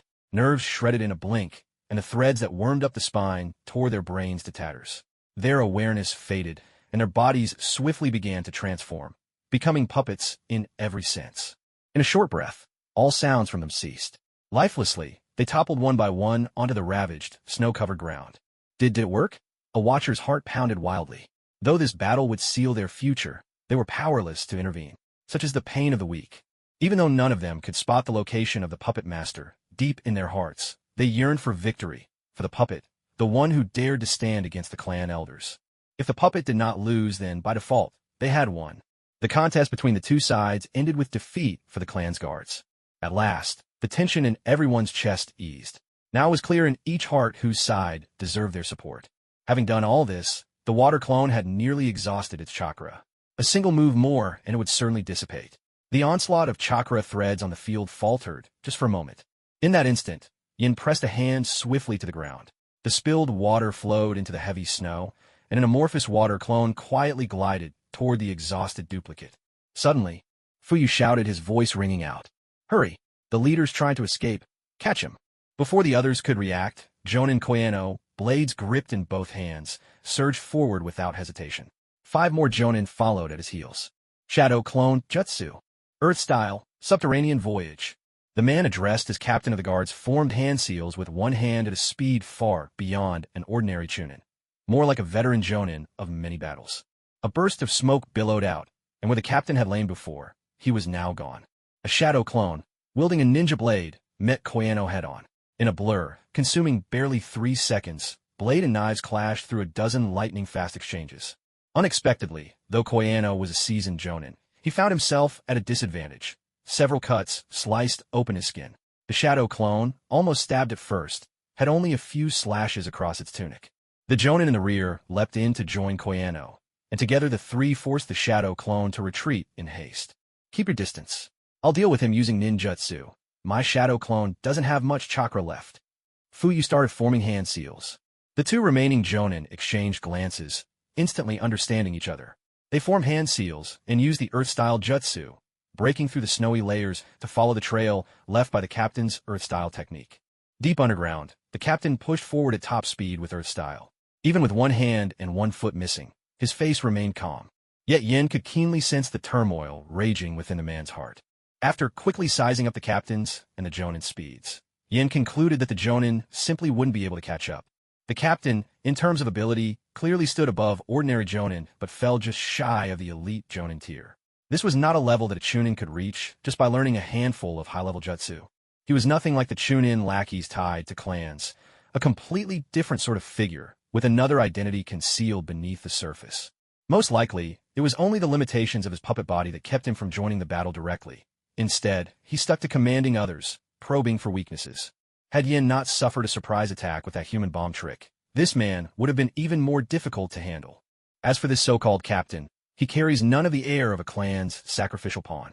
Chances are, he's from the Umbu, or root. Whatever the case, I can't let this escalate. Looks like it's time for me to give one more nudge. Yin created another water clone, but this time, it was the clone who stayed above ground in place of the real body. When the true self steps in, there is no room for failure. Only after diving into the snow and earth did Yin remember. He'd never learned earth style, but it was no real obstacle. With his mastery of pure chakra shade transformation, he could quickly use chakra threads to mold things into any form he wanted. In no time, a gigantic drill materialized in Yan's hands. Its blades were made up of countless interlocking segments, which could be swapped out when damaged, each blade spun together with threads of chakra. Even if the blades wore down, they could be swiftly repaired. The cost in chakra was no more than a trifle to Yin. Truth be told, this wasn't some spur-of-the-moment invention. Back in his days at the Jonin Academy, He'd seen designs like this in concept drawings brought in from the land of artisans. They were little more than ideas, incomprehensible to ninja, and impossible for craftsmen to build. High-strength materials couldn't be shaped precisely, and weak materials, even if shaped properly, were useless. Thus, large volumes of these blueprints had been left carelessly in the academy library, perfect for Yin to discover. Of course, this also had to do with the fact that, just before his transmigration, he'd been freshly admitted to university. With the college entrance exam barely behind him, his study habits still lingered. If he'd been in his senior year, a bored college student, he'd probably be at a loss, let alone complete something from schematic. Show him even the most detailed assembly layout, and all he'd care about was how much rice to eat for dinner that night. Yin pointed his drill toward the direction where he sensed the captain fleeing. Pouring chakra inward, he set the drill spinning. The hard layers of earth crumbled into sand and rock, which the rotating weapon flung upward. A deep, rumbling noise thundered up to the surface. What's that? A fleeting shadow darted before the Jonin in pursuit, making him tilt his head, just about to alert his companion. Suddenly, a cascade of earth and stones surged over them, engulfing both men in a powerful wave. Glancing back at the Jonin, Yin confirmed that the enemy was merely buried, not fatally harmed, and pressed forward without hesitation. This is far too slow. How many hours would it take to catch up at this rate? Without breaking stride, he drove his drill ahead, tunneling hundreds of meters beneath the earth in the blink of an eye. One hand braced the drill, the other gripped the ninja blade strapped at his waist. Compared to the speed of Earth-style Jutsu, he carved a tunnel a meter wide at a pace that defied belief. The churned-up debris quickly collapsed behind him, closing the path just as swiftly as it was made. Yet the deeper he burrowed, the more dense the rock and soil became. Occasionally, a chunk of or would ricochet off the drill, snapping its saw blades with a harsh crack. Yan's arms rattled relentlessly. Sometimes his whole body jolted so violently that it felt as if he might come apart. If that sensation needed a comparison, it would be like a tractor barreling across a rubble-strewn road at full speed, except the driver held the axles directly with bare hands instead of piloting at the wheel. It was only thanks to his exceptional physical endurance, far surpassing any ordinary person, that he could grip the drill and pour in chakra to keep forging ahead. For anyone else, enduring vibrations this intense would be sheer torture. Even escaping with only powdered fractures in both hands would be considered lucky. Yin possessed the partial traits of a sage's physique. So, even though his internal organs were more vulnerable than his exterior, any mild internal injuries he sustained rapidly repaired themselves. A sudden, resounding clang shattered the grind, as the drill finally snapped, defeated by a chunk of what looked like metallic ore. Yin winced, his wrist absorbing the jarring shock and nearly wrenching itself out of joint. Still not enough preparation. In the end, I'm too young. Lucky for me, I've always prioritized physical training. His desire to reach the front lines and master auxiliary five-nature techniques burned more fervently than ever. At the same time, he felt ever more convinced he'd chosen the right path in focusing on body training. The reflex for self-reflection arose only briefly before he pushed it aside. There was something more urgent at hand, not letting even a single enemy ninja escape. This particular fugitive, running faster on broken limbs than most Jonin could manage whole, belonged to precisely the kind of organization Yin least wanted to face. Fortunately, as he pressed deeper into the earth, his opponent's speed began to flag. Tunneling so quickly brought both escape from his pursuers and unavoidable injury. For buried deep beneath the surface, even the depth itself began to take its toll. The farther down one went, the heavier the planet's gravity pressed, and tunneling with Earth-style Jutsu meant constantly struggling against the crushing weight of the soil above. Blood seeped from the ragged stumps of the fugitive Jonin's limbs, his chest caving alarmingly. A mouthful of blood welled, threatening to spill. Swerving to avoid a looming boulder, the wounded Jonin could do no more than grope his way alongside it, inching forward by feel alone. The distance between the two sides was rapidly closing, with less than 10 meters now separating them. A massive boulder stood between them. At this depth, the immense earth-nature energy pressed down on everything, suppressing all movement. Time and space themselves seemed to thicken, becoming viscous. Since acquiring the body of an immortal, there hadn't been any further increase in his physical strength. But at this moment, stirred by the situation, that strength began to grow again, though at an incredibly slow pace. Having confirmed that the underground was a sanctuary for physical training, Yin could also clearly feel his own senses being restricted. Still, limited perception was better than none at all. He could still see, through the boulder, the Jonin groping along the rock face, while his own presence remained hidden. That alone was a significant advantage. Yin withdrew the drill attachment and gripped his ninja blade with both hands. As a fragment from Samahata's body, this shark scale had little function beyond absorbing half a Jonin's chakra to strengthen itself. Yet, it would be more than enough to cleave the boulder before him. As chakra coursed in, the shark scale began to emit a pale blue glow, becoming sharper and tougher. Under Yan's expert chakra control, a blade of light nearly a foot long condensed at the sword's tip. The blade itself quivered uncontrollably. Any more chakra, and it seemed ready to shatter. Timing it perfectly, Yin hefted the sword overhead, targeting the fleeing Jonin through the boulder, then brought it down with all his might. A thunderous crack echoed through the cavern, shaking the ground, and a faint, agonized scream could be heard. This place is going to collapse. With one hand on his blade, Yin deftly batted aside the falling debris, slashing his way forward and carving a path through the fissure he'd just created. Directly ahead lay a corpse, its body gruesomely split from head to toe, blood streaming everywhere. The face bore only a faint trace of fear. Yet, the way the body had fallen suggested that death hadn't come as an immediate shock. On the contrary, the Jonin's hand had been reaching into his tool pouch, the sign that he'd already sensed Yan's attack coming from behind and was about to defend himself, but simply hadn't had time. This is some nerve. Something's off about that expression, Yin thought warily. He hurled two kunai, one pinning the Jonin's throat, the other piercing up through the nose into the skull. When there was no reaction, Yin finally relaxed, closing in swiftly to search the body. The cursed tongue eradication seal. 3 long horizontal marks above, 2 shorter broken lines below. Yin was certain. This was definitely the cursed tongue eradication seal. Root, is it? What benefit could the Elder's vassal clan offer Danzo? Wait, maybe not a hired hand after all. More likely it was Root that initiated this infiltration. What exactly were they after? Clenching his fist just a little tighter, Yin muttered to himself, I have my weaknesses. The way things are, if my true identity is exposed, making it out in one piece is next to impossible.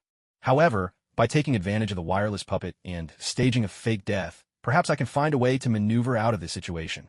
Considering that these are people from the Root organization, Yin had no intention of searching them himself. Instead, he sent out a water clone for the task.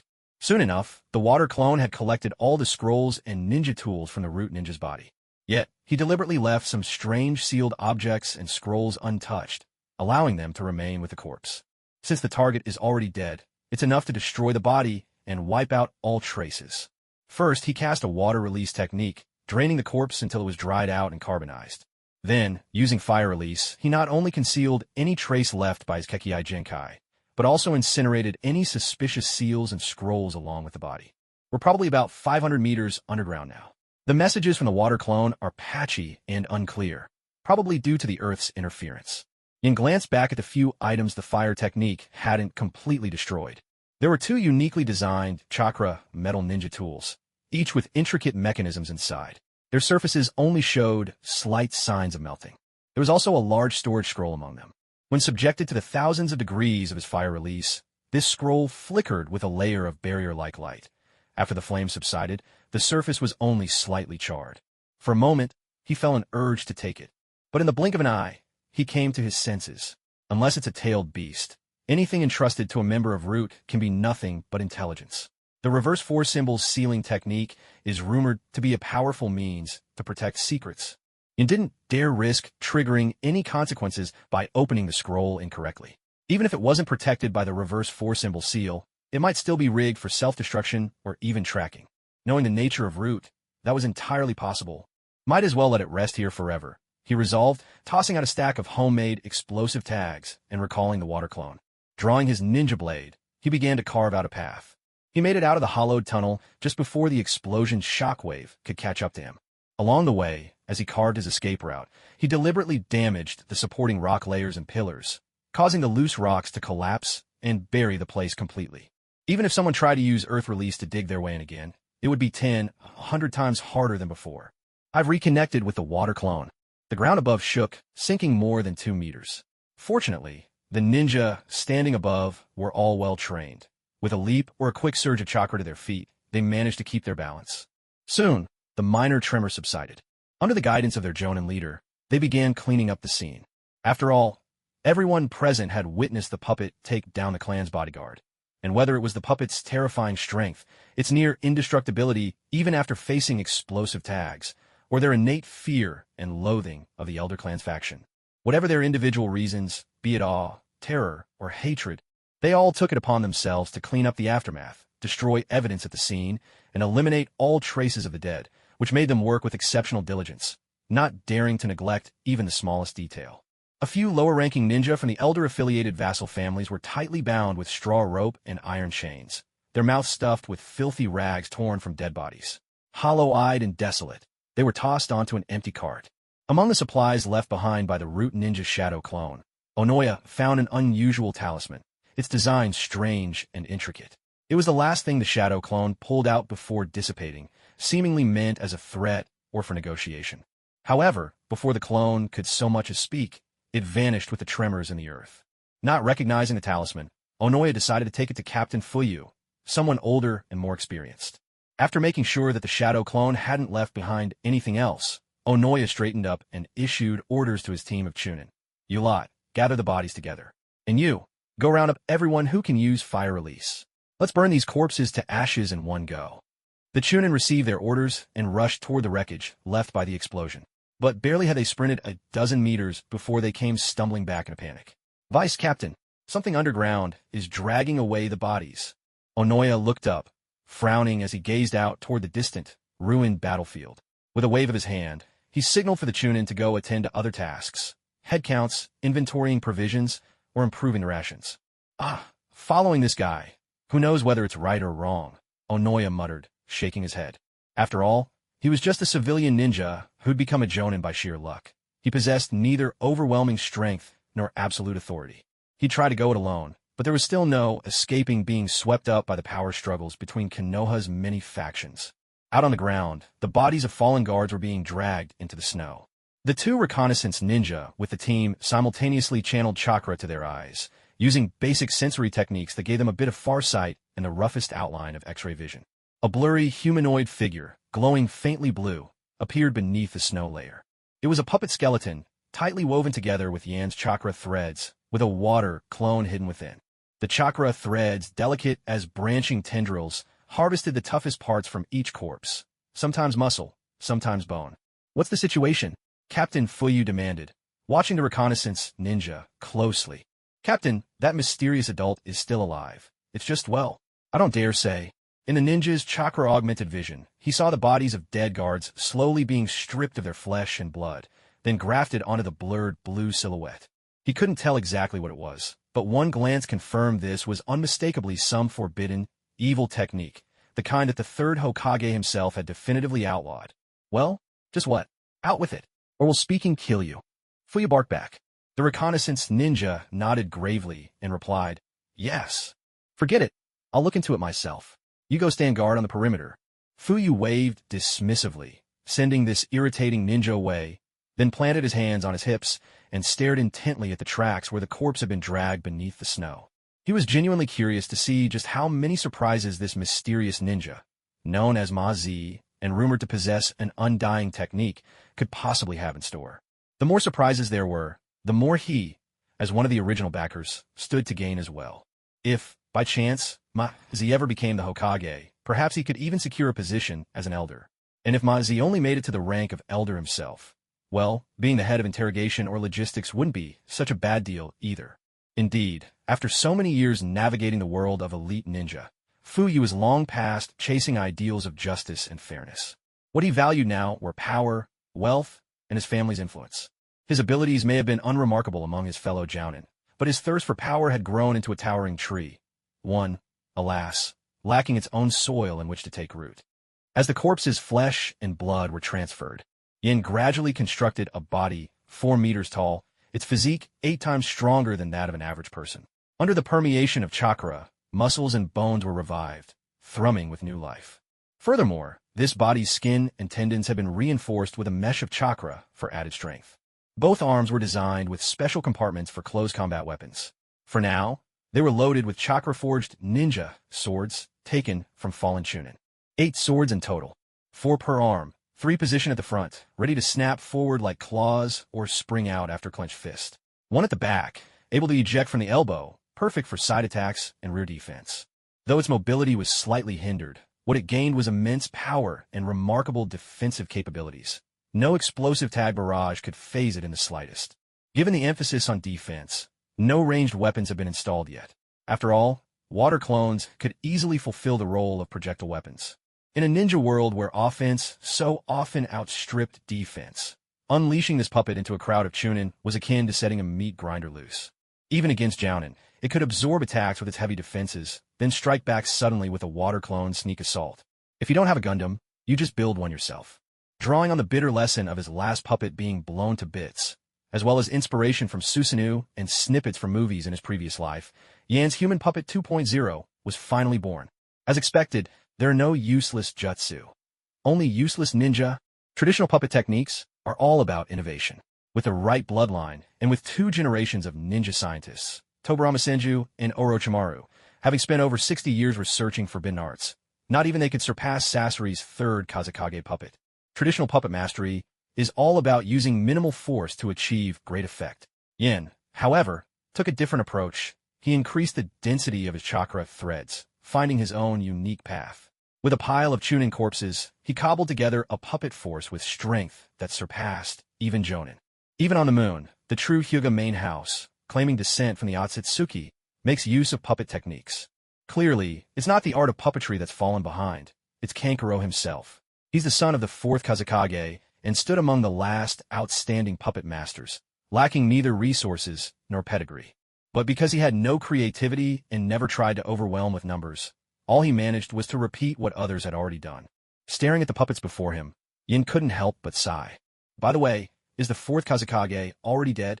Back in the village, he hadn't heard a word from the sand about their former leader on the front lines. Had they just kept things tightly under wraps? Or was it a butterfly effect from his own change to Tsukumo Hataki's fate? Never mind. As long as I have the strength to back myself up, everything else can be dealt with. Just as long as things don't stray too wildly from the original story, and I don't trigger the early appearance of Uchiha Madara or the Otsutsuki, I'll be able to handle it. Letting his thoughts wander a bit. One of his favorite ways to relax. I remember both Jiraiya and Minato Namikaze had run-ins with the Cloud Ninja. Minato even went up against the AB duo single-handedly. If the war with the Hidden Cloud breaks out in full, they'll probably show up on the front lines, won't they? Of course, it's actually unlikely for me to run into Minato there. Otherwise, the Cloud Ninja wouldn't have slipped through to attack the supply convoys in the rear, and there wouldn't be any need for this ragtag team to escort them. Yin gave himself a wry grin. Look at me. I've been a Ninja Academy student and a genin in Konoha for 2.5 years now. Yet I've never once met those famous, upright hidden masters from my generation. Minato Namikaze, Kushina Uzumaki, Kosuke Mariboshi, or even Teacher Chun, the dragon god of the leaf. If I had, I would have trained relentlessly, and with a big shot in my corner, I'd be soaring by now. As for Might Dewey, he said he'd only teach me the 8 Gates technique after I turned 12, once my body had finished growing. Until then, it's all about scientific training, diets, and medicinal baths to build up a solid foundation. Nothing out of the ordinary. As I absorbed the core techniques and became determined to master them, the incomplete sage body I developed was my biggest reward. But the energy it drained was enormous. No amount of feasting could replenish what I used up. The expenses would have flattened even a Jonin's savings. No wonder, despite Jinin being relatively well paid, Might Dewey's family barely scraped by. Even though I've managed to force myself to absorb natural energy through sheer willpower, every time I break through, I all but wring myself dry. That's why, before setting out this time, I stocked up on rations and started experimenting with ways to make compact, high-calorie food. Yet even with these compressed rations, I doubt they'll do much for my further taijutsu progress. Even delving deep underground to try and absorb the Earth's vast natural energy brings only limited results. Gazing at the majestic puppet 2.0 standing before him, Yin fell silent. Yin was certain this was a level his current body simply couldn't reach. Not for a long while, in fact, since the counter-explosion talisman's power had been specifically designed to rival Susanoo. Although, to be fair, the puppet's durability probably didn't even compare to Susanoo in its initial form. Still, at the very least, it had achieved this caliber. If it came down to a direct clash, he guessed the puppet could survive a bit of sparring and maybe manage to escape with its life. Roughly speaking, he now possessed his own mobile suit, something on par with Susanoo or a tailed beast cloak. The thought brought a smile to Yan's heart. Using the transformation jutsu, he shrunk himself down, turning his real body into an unremarkable kunai, silently hanging from the puppet's waist like nothing more than an ornament. Inside the puppet, he used his mind to control a water clone, setting it firmly as commander of the hulking shell. He was just about to burst through the layers of snow for a spectacular entrance when he suddenly noticed something odd with his transformation jutsu. It felt as if he were suffocating under a plastic bag. Utterly uncomfortable, yet he knew a mere tug would break the illusion. Is this because of my incomplete sage body? That can't be. Naruto was born with a sage body and could take transformation jutsu to wild, imaginative extremes, like the sexy jutsu, using it from the very first episode all the way to the last. My chakra control is leagues above his, so why am I struggling? Sure, I haven't reached tailed beast levels, but it's not like I'm short on chakra. Yin opened his system panel and combed through each entry until his gaze landed on a particular skill, the very first one he'd received upon arriving in this world, which had evolved countless times since. Body cultivation technique? Secret art +++. Perfected. Water, earth 0%. What's with this 0%? I don't remember having an earth attribute before. Whatever. It must be that my body cultivation has reached its pinnacle. He remembered. Ever since his training ordeal in the Forest of Death, he hadn't used the transformation jutsu again. It was also during that time he'd perfected body cultivation and obtained his incomplete sage body. He'd tested it out. If an ordinary person struck him with a kunai, at most they'd leave a tiny cut on his skin. With his physical toughness this high, it actually made sense for the transformation jutsu to struggle. In fact, he could hardly use the transformation jutsu on the human puppet 2.0 either, and no one ever used the jutsu for storage or offense, suggesting there were limits to its scope. It's time to go. With a dull thud, the 4-meter-tall puppet kicked off from the ground, shattering even the frozen hard earth below. Snow exploded in all directions as the massive figure landed, impossibly nimble for its size, almost skimming across the surface like a dragonfly touching water.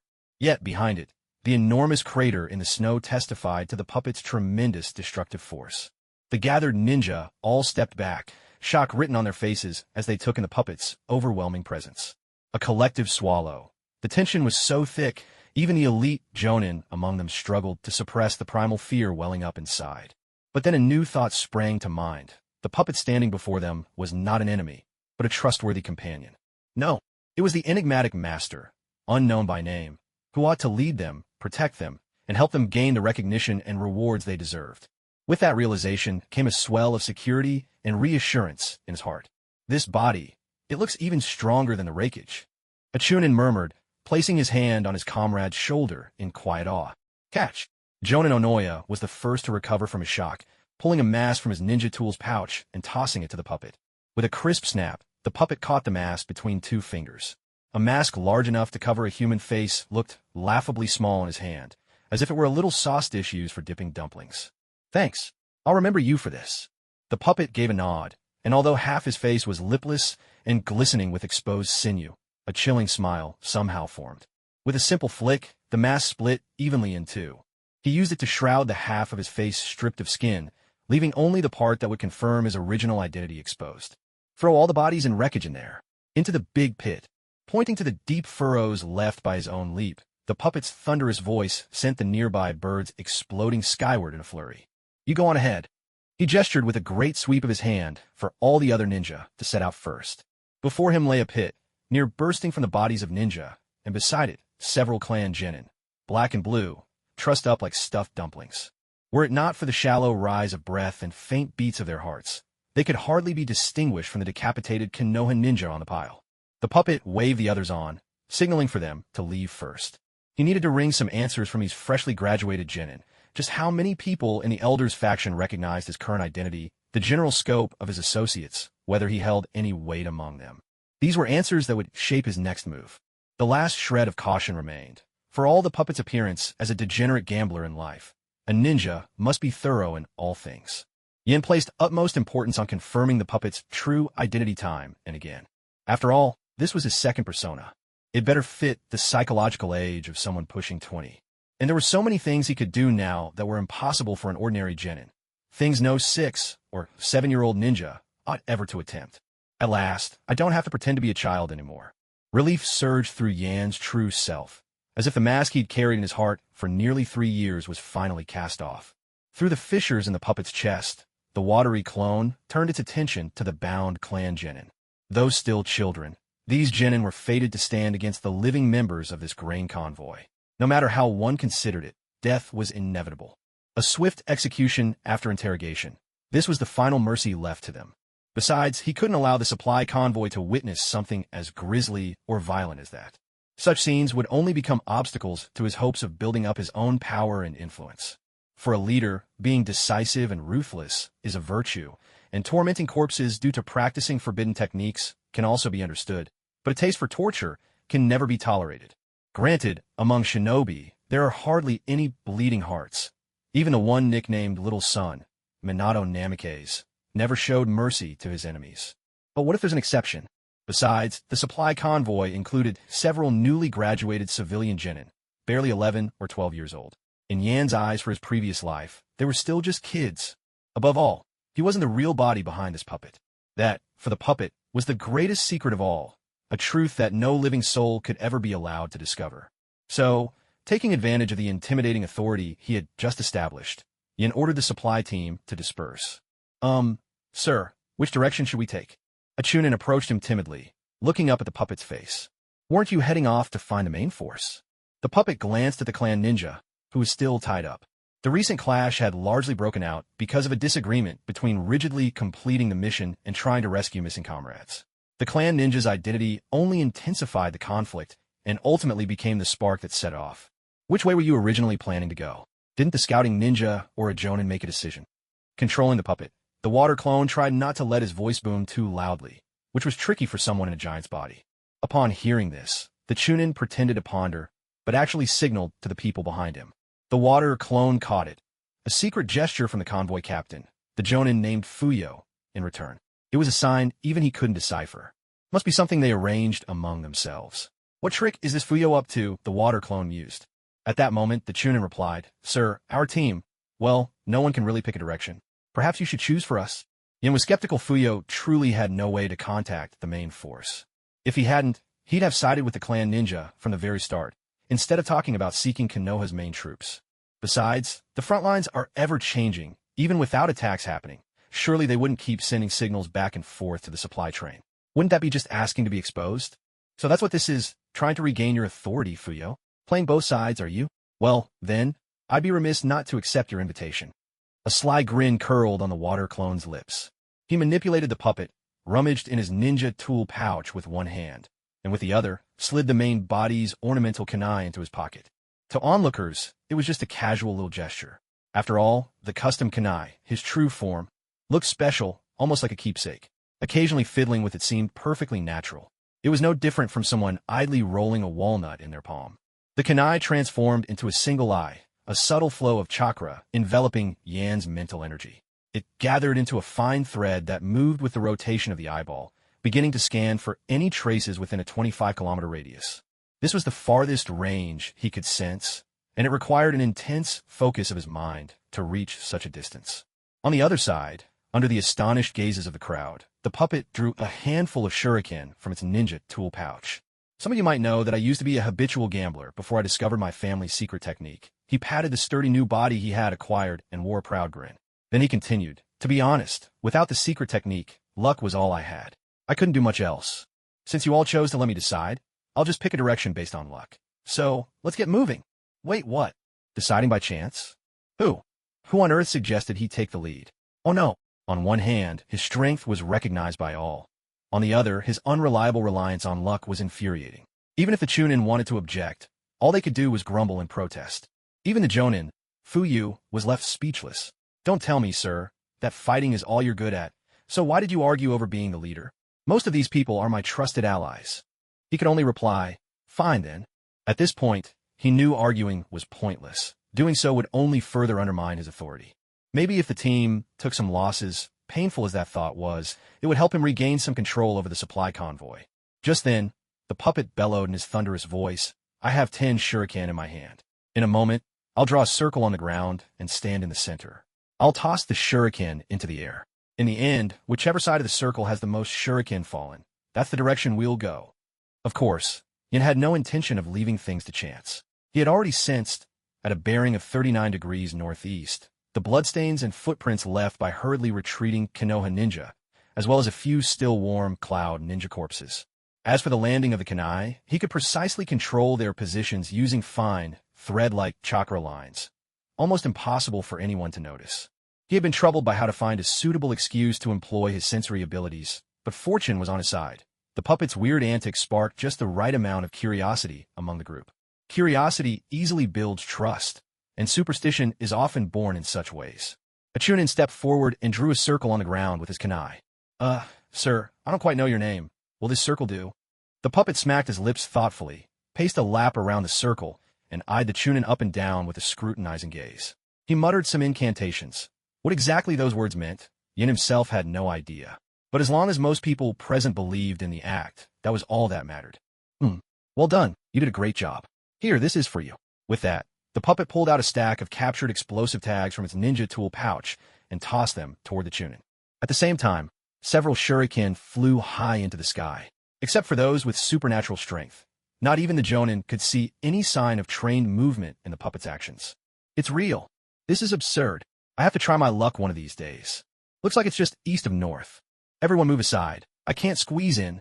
One of the Chunin flung open a map, compass in hand, and used a pencil to connect the landing points of the kunai into a perfectly straight line. No mistake. I measured it. 39 degrees east by north. Every single shuriken landed in a straight line, not a hair out of place. Under Yan's expert manipulation with chakra threads, the shuriken landed neatly, tracing out a flawless straight line. It looked as though fate itself had guided their path. The crowd burst into cheers, with only Jonin Fuyo's face twisted in displeasure. In this world of ninja arts, where even the basics were often a mystery, one unbelievable event suggested the arrival of another. For example, the puppet tossing shuriken at random, only for them to line up perfectly on the ground. Such a coincidence would naturally convince everyone that the direction of that line must be the right way to go. This utterly ridiculous turn of events, and the way ninjas wholeheartedly embraced it, gave Yin yet deeper insight into the shinobi world. Let's move out.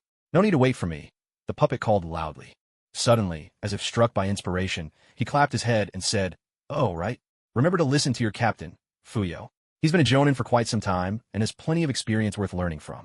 No sooner had he finished than the Chunin snapped into orderly ranks before their squad leaders. Their speed and enthusiasm outstripped any ordinary day by far. The glint in the ninja's eyes was one of pure excitement, reminiscent of children looking forward to a school field trip for the very first time. In that moment, the Cloud Ninja attack, casualties, the two missing Jonin, and even the internal divisions, each of which would have been enough to severely damage morale, were all forgotten. This scene left the regular Jonin captains watching in shame. Why? When it was their turn to lead, had they never seen the Chunins so spirited? Where was this energy before?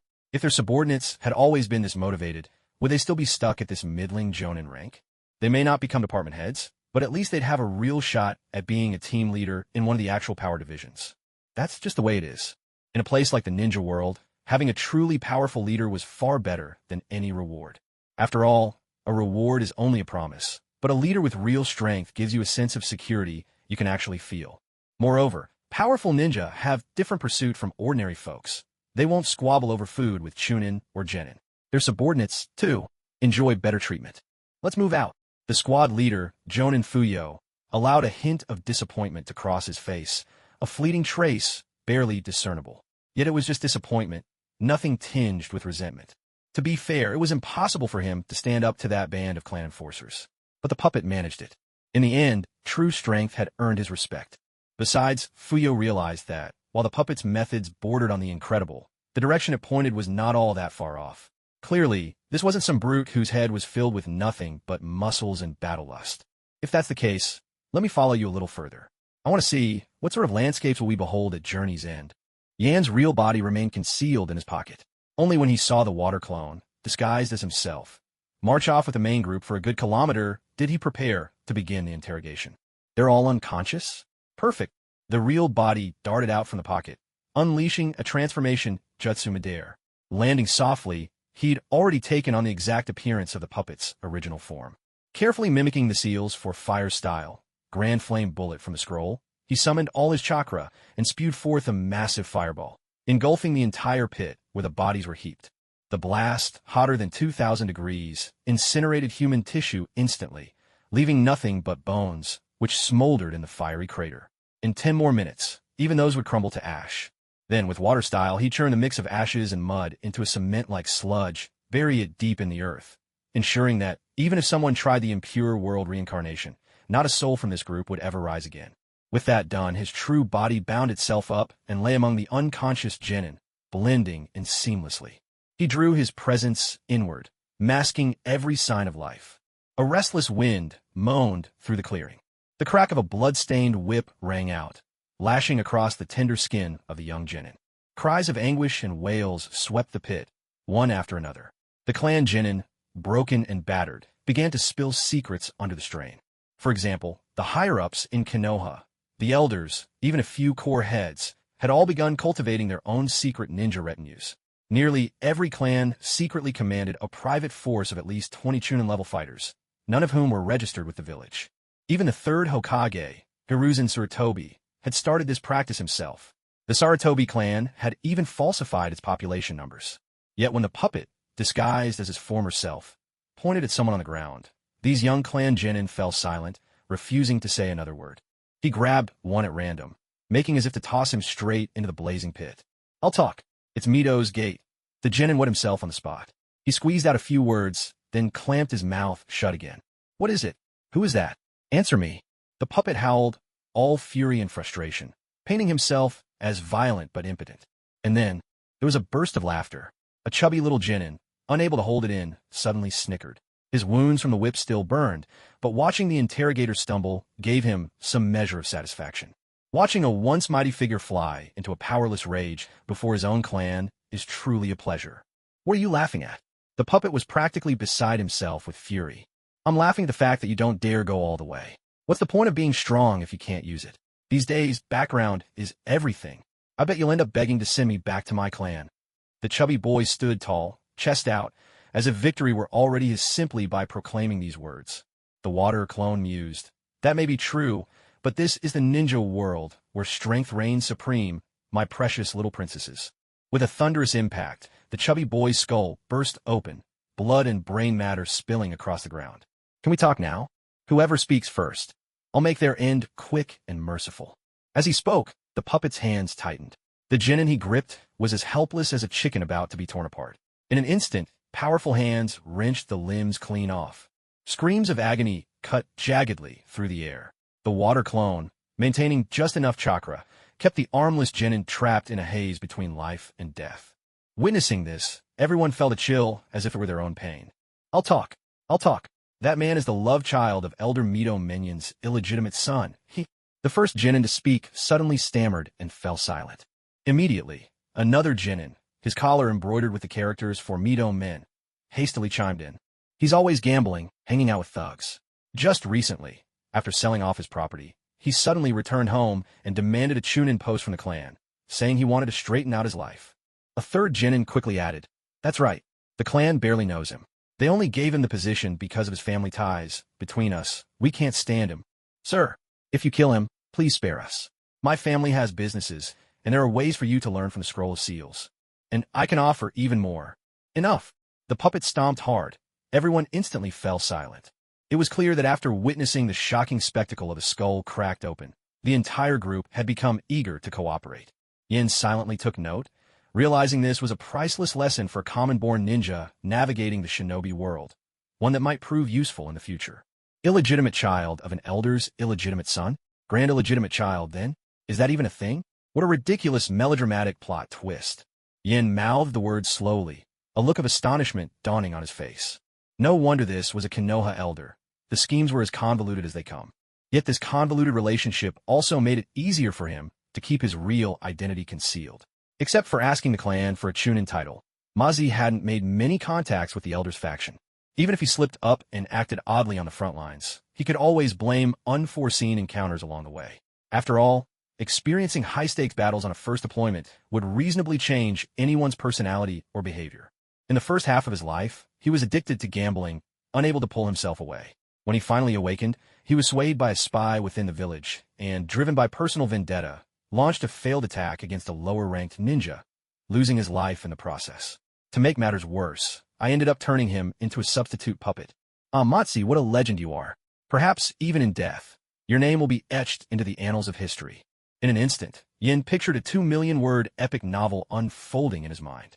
He gazed quietly at the lower ninjas burning in the pit, and with a soft clap, brushed the bloodstains from the puppet's robes, leaving not a trace behind.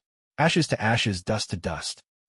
By helping Konoha reduce its surplus population, I've eased the economic burden and freed up quite a number of slots and resources for nurturing new ninjas. That has to count as a major contribution, doesn't it? Such wild thoughts flitted through his mind. Though Yin himself hadn't fought with the clan's guards, and his chakra reserves were still more than half full, the sheer focus needed to control both puppet and water clone was not insignificant.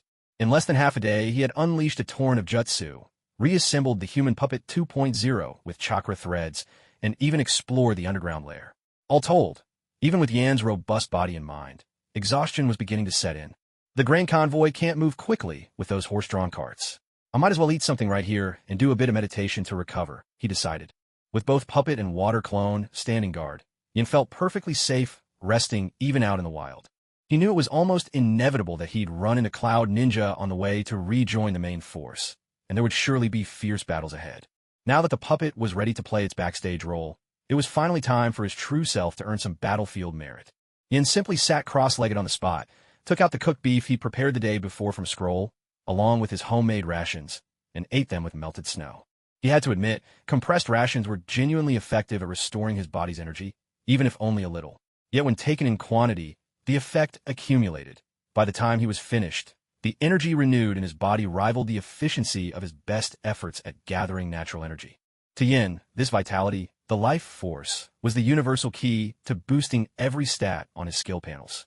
Once he reached full proficiency and had mastered the related knowledge, only spiritual abilities didn't require it.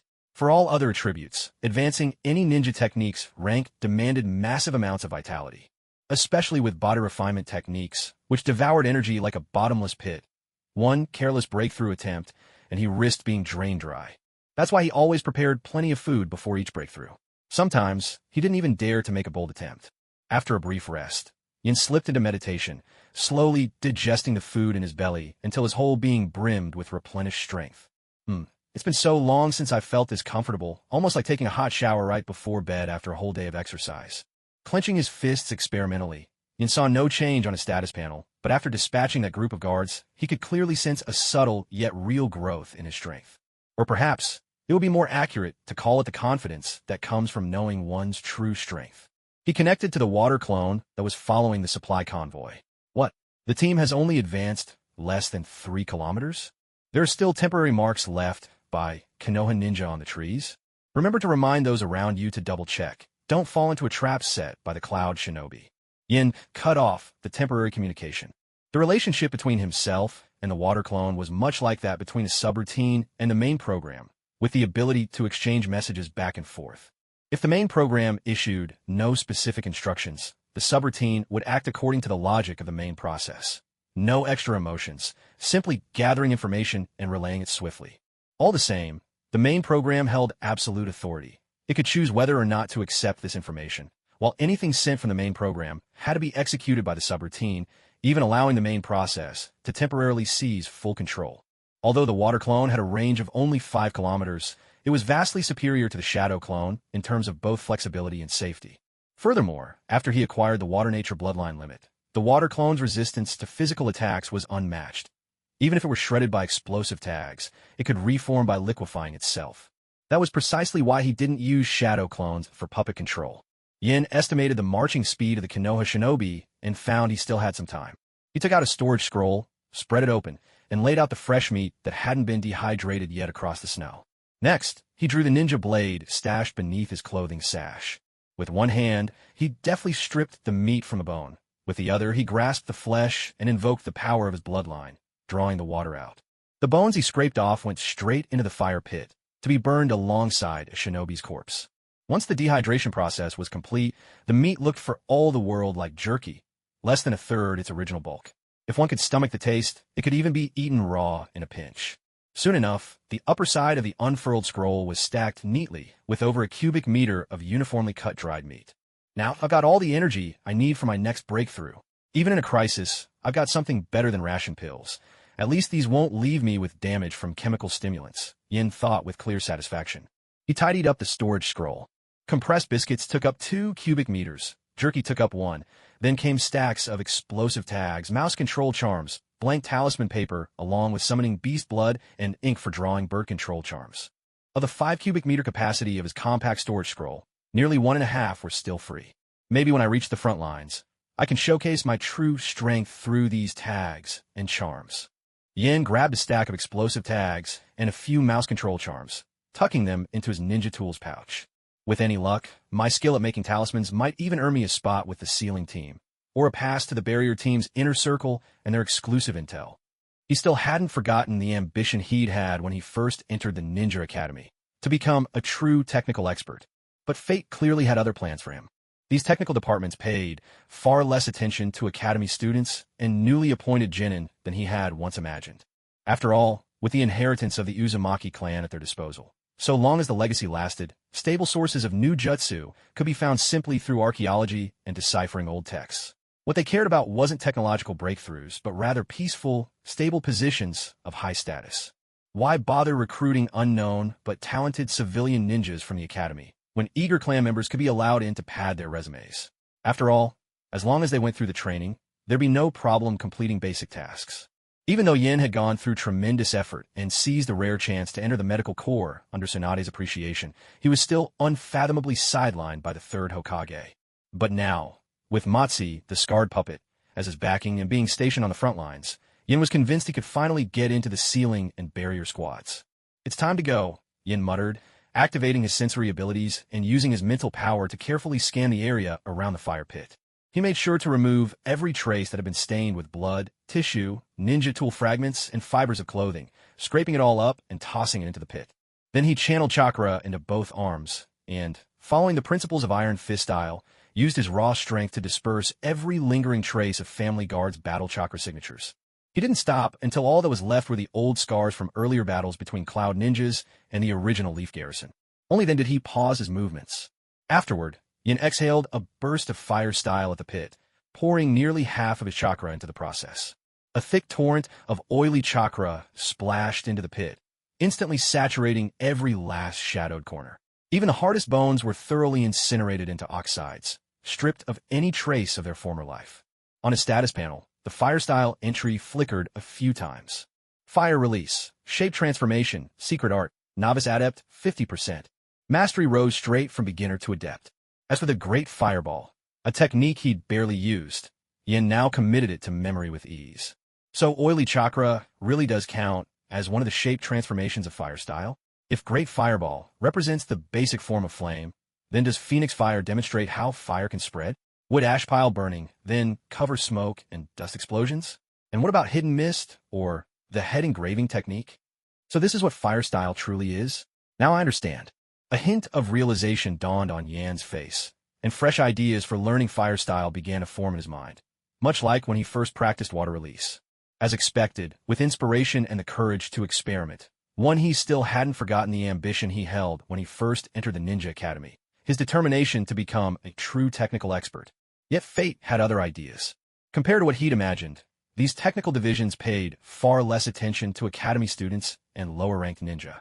After all, with the legacy of the Uzumaki clan in their hands, as long as the inheritance remained, new jutsu could be steadily unearthed through archaeology and deciphering alone. What they cared about wasn't technical breakthroughs, but rather having a secure, stable, and prestigious position. Rather than recruiting outstanding but little-known civilian ninja from the academy, they prefer to give these posts directly to motivated children of prestigious families, letting them pad their resumes. With some basic training, almost anyone could manage the routine work without issue. Even when Yin seized the hard-won opportunity to join the medical corps with Tsunade's endorsement, his efforts got inexplicably upended by the third Hokage. But now, with Matsi the puppet backing him up and being at the front lines, Yin couldn't believe he wouldn't make it into the seal or barrier divisions. "It's time to go," Yin muttered, activating his sensory abilities and carefully scanning the area around the burnt pit with his mind. He scraped away every patch that might have been stained with blood, tissue, fragments from the ninja world, or even loose threads from clothing, piling everything together and tossing it all into the fire pit. Then, channeling chakra into both arms, he unleashed his strength in the method of the steel fist style, deliberately dispersing every lingering trace of chakra left behind by the family's warrior guards. Not until only the old, faded marks from past combat between the Cloud Ninja and the original Konoha garrison remained did he finally stop. Satisfied, Yin poured another burst of fire-release chakra into the pit, a surge that consumed nearly half his reserves. A torrent of oil-like chakra flooded the pit, spreading to every last corner, instantly incinerating even the toughest bone fragments to ash, until every trace of organic material was utterly destroyed. Even the fire release entry on his abilities panel flickered in response. Fire release, shape transformation secret technique, beginner proficient plus 50%. His mastery leapt straight from beginner to proficient. The Jutsu Great Burning Ember, which he'd only attempted a handful of times before, now felt entirely instinctive. So oil-based chakra counts as a shape transformation for fire release, too. If the Great Fireball is the basic form of flame, does Phoenix Sage Fire correspond to the spreading of fire? Then ash accumulation burning must be about smoke and dust explosions while hiding in ash and headstrong. So this is fire release? I get it now, Yin whispered, a spark of realization flickering in his expression. He now had new ideas for mastering fire release, just like when he first practiced water release. Clearly, as long as inspiration struck and he was willing to experiment, his mastery of Jutsu could progress by leaps and bounds, far more than by numbly grinding away at his training panel, mindlessly repeating the same motions until he grew sick of it, dragged along unwillingly by external routines. In the end, he much preferred the progress that came from his own innovations. Otherwise, no matter how capable you might be, you'll end up understanding only the surface without grasping the underlying reasons. Even with immense strength, you'd still leave behind fatal flaws. Without realizing it, Yin found himself relying even less on the information panel than before. Let's keep going. He clapped his hands together, channeling chakra, and the layers of snow around him morphed rapidly. The scars left by battle vanished completely, as if the scene had been wiped clean, refreshed like a computer screen. All that remained were the original traces from their arrival, along with the footprints and wheel ruts left by the supply convoy. By this time, the fire in the burial pit had also burned itself out, leaving only a thick layer, almost 2 centimeters deep, of ashen bone powder.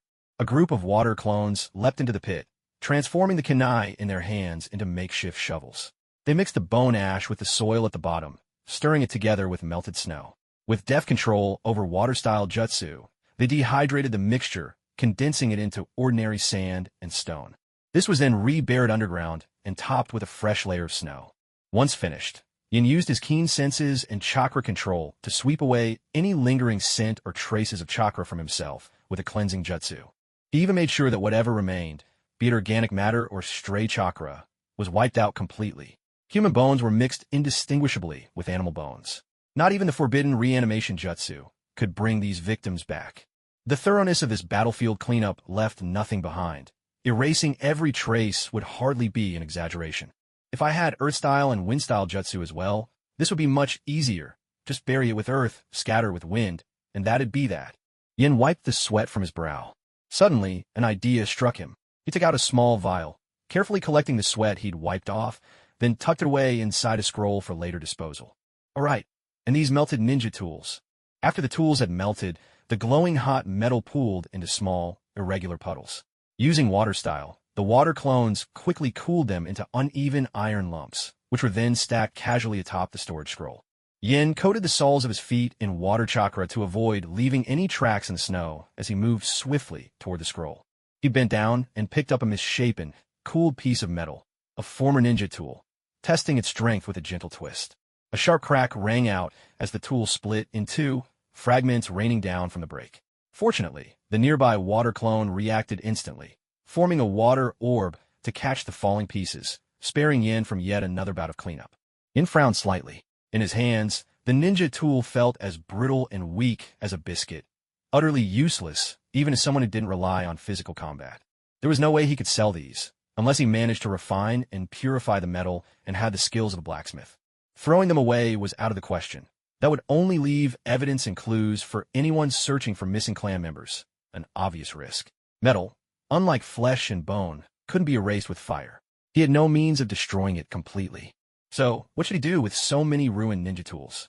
After pondering for a moment, an idea suddenly dawned on Yin. He took out the large backpack that originally held his rations from the storage scroll and began packing the pieces of metal into it, one after another. In no time, the storage scroll was filled to the brim again. But he didn't mind at all.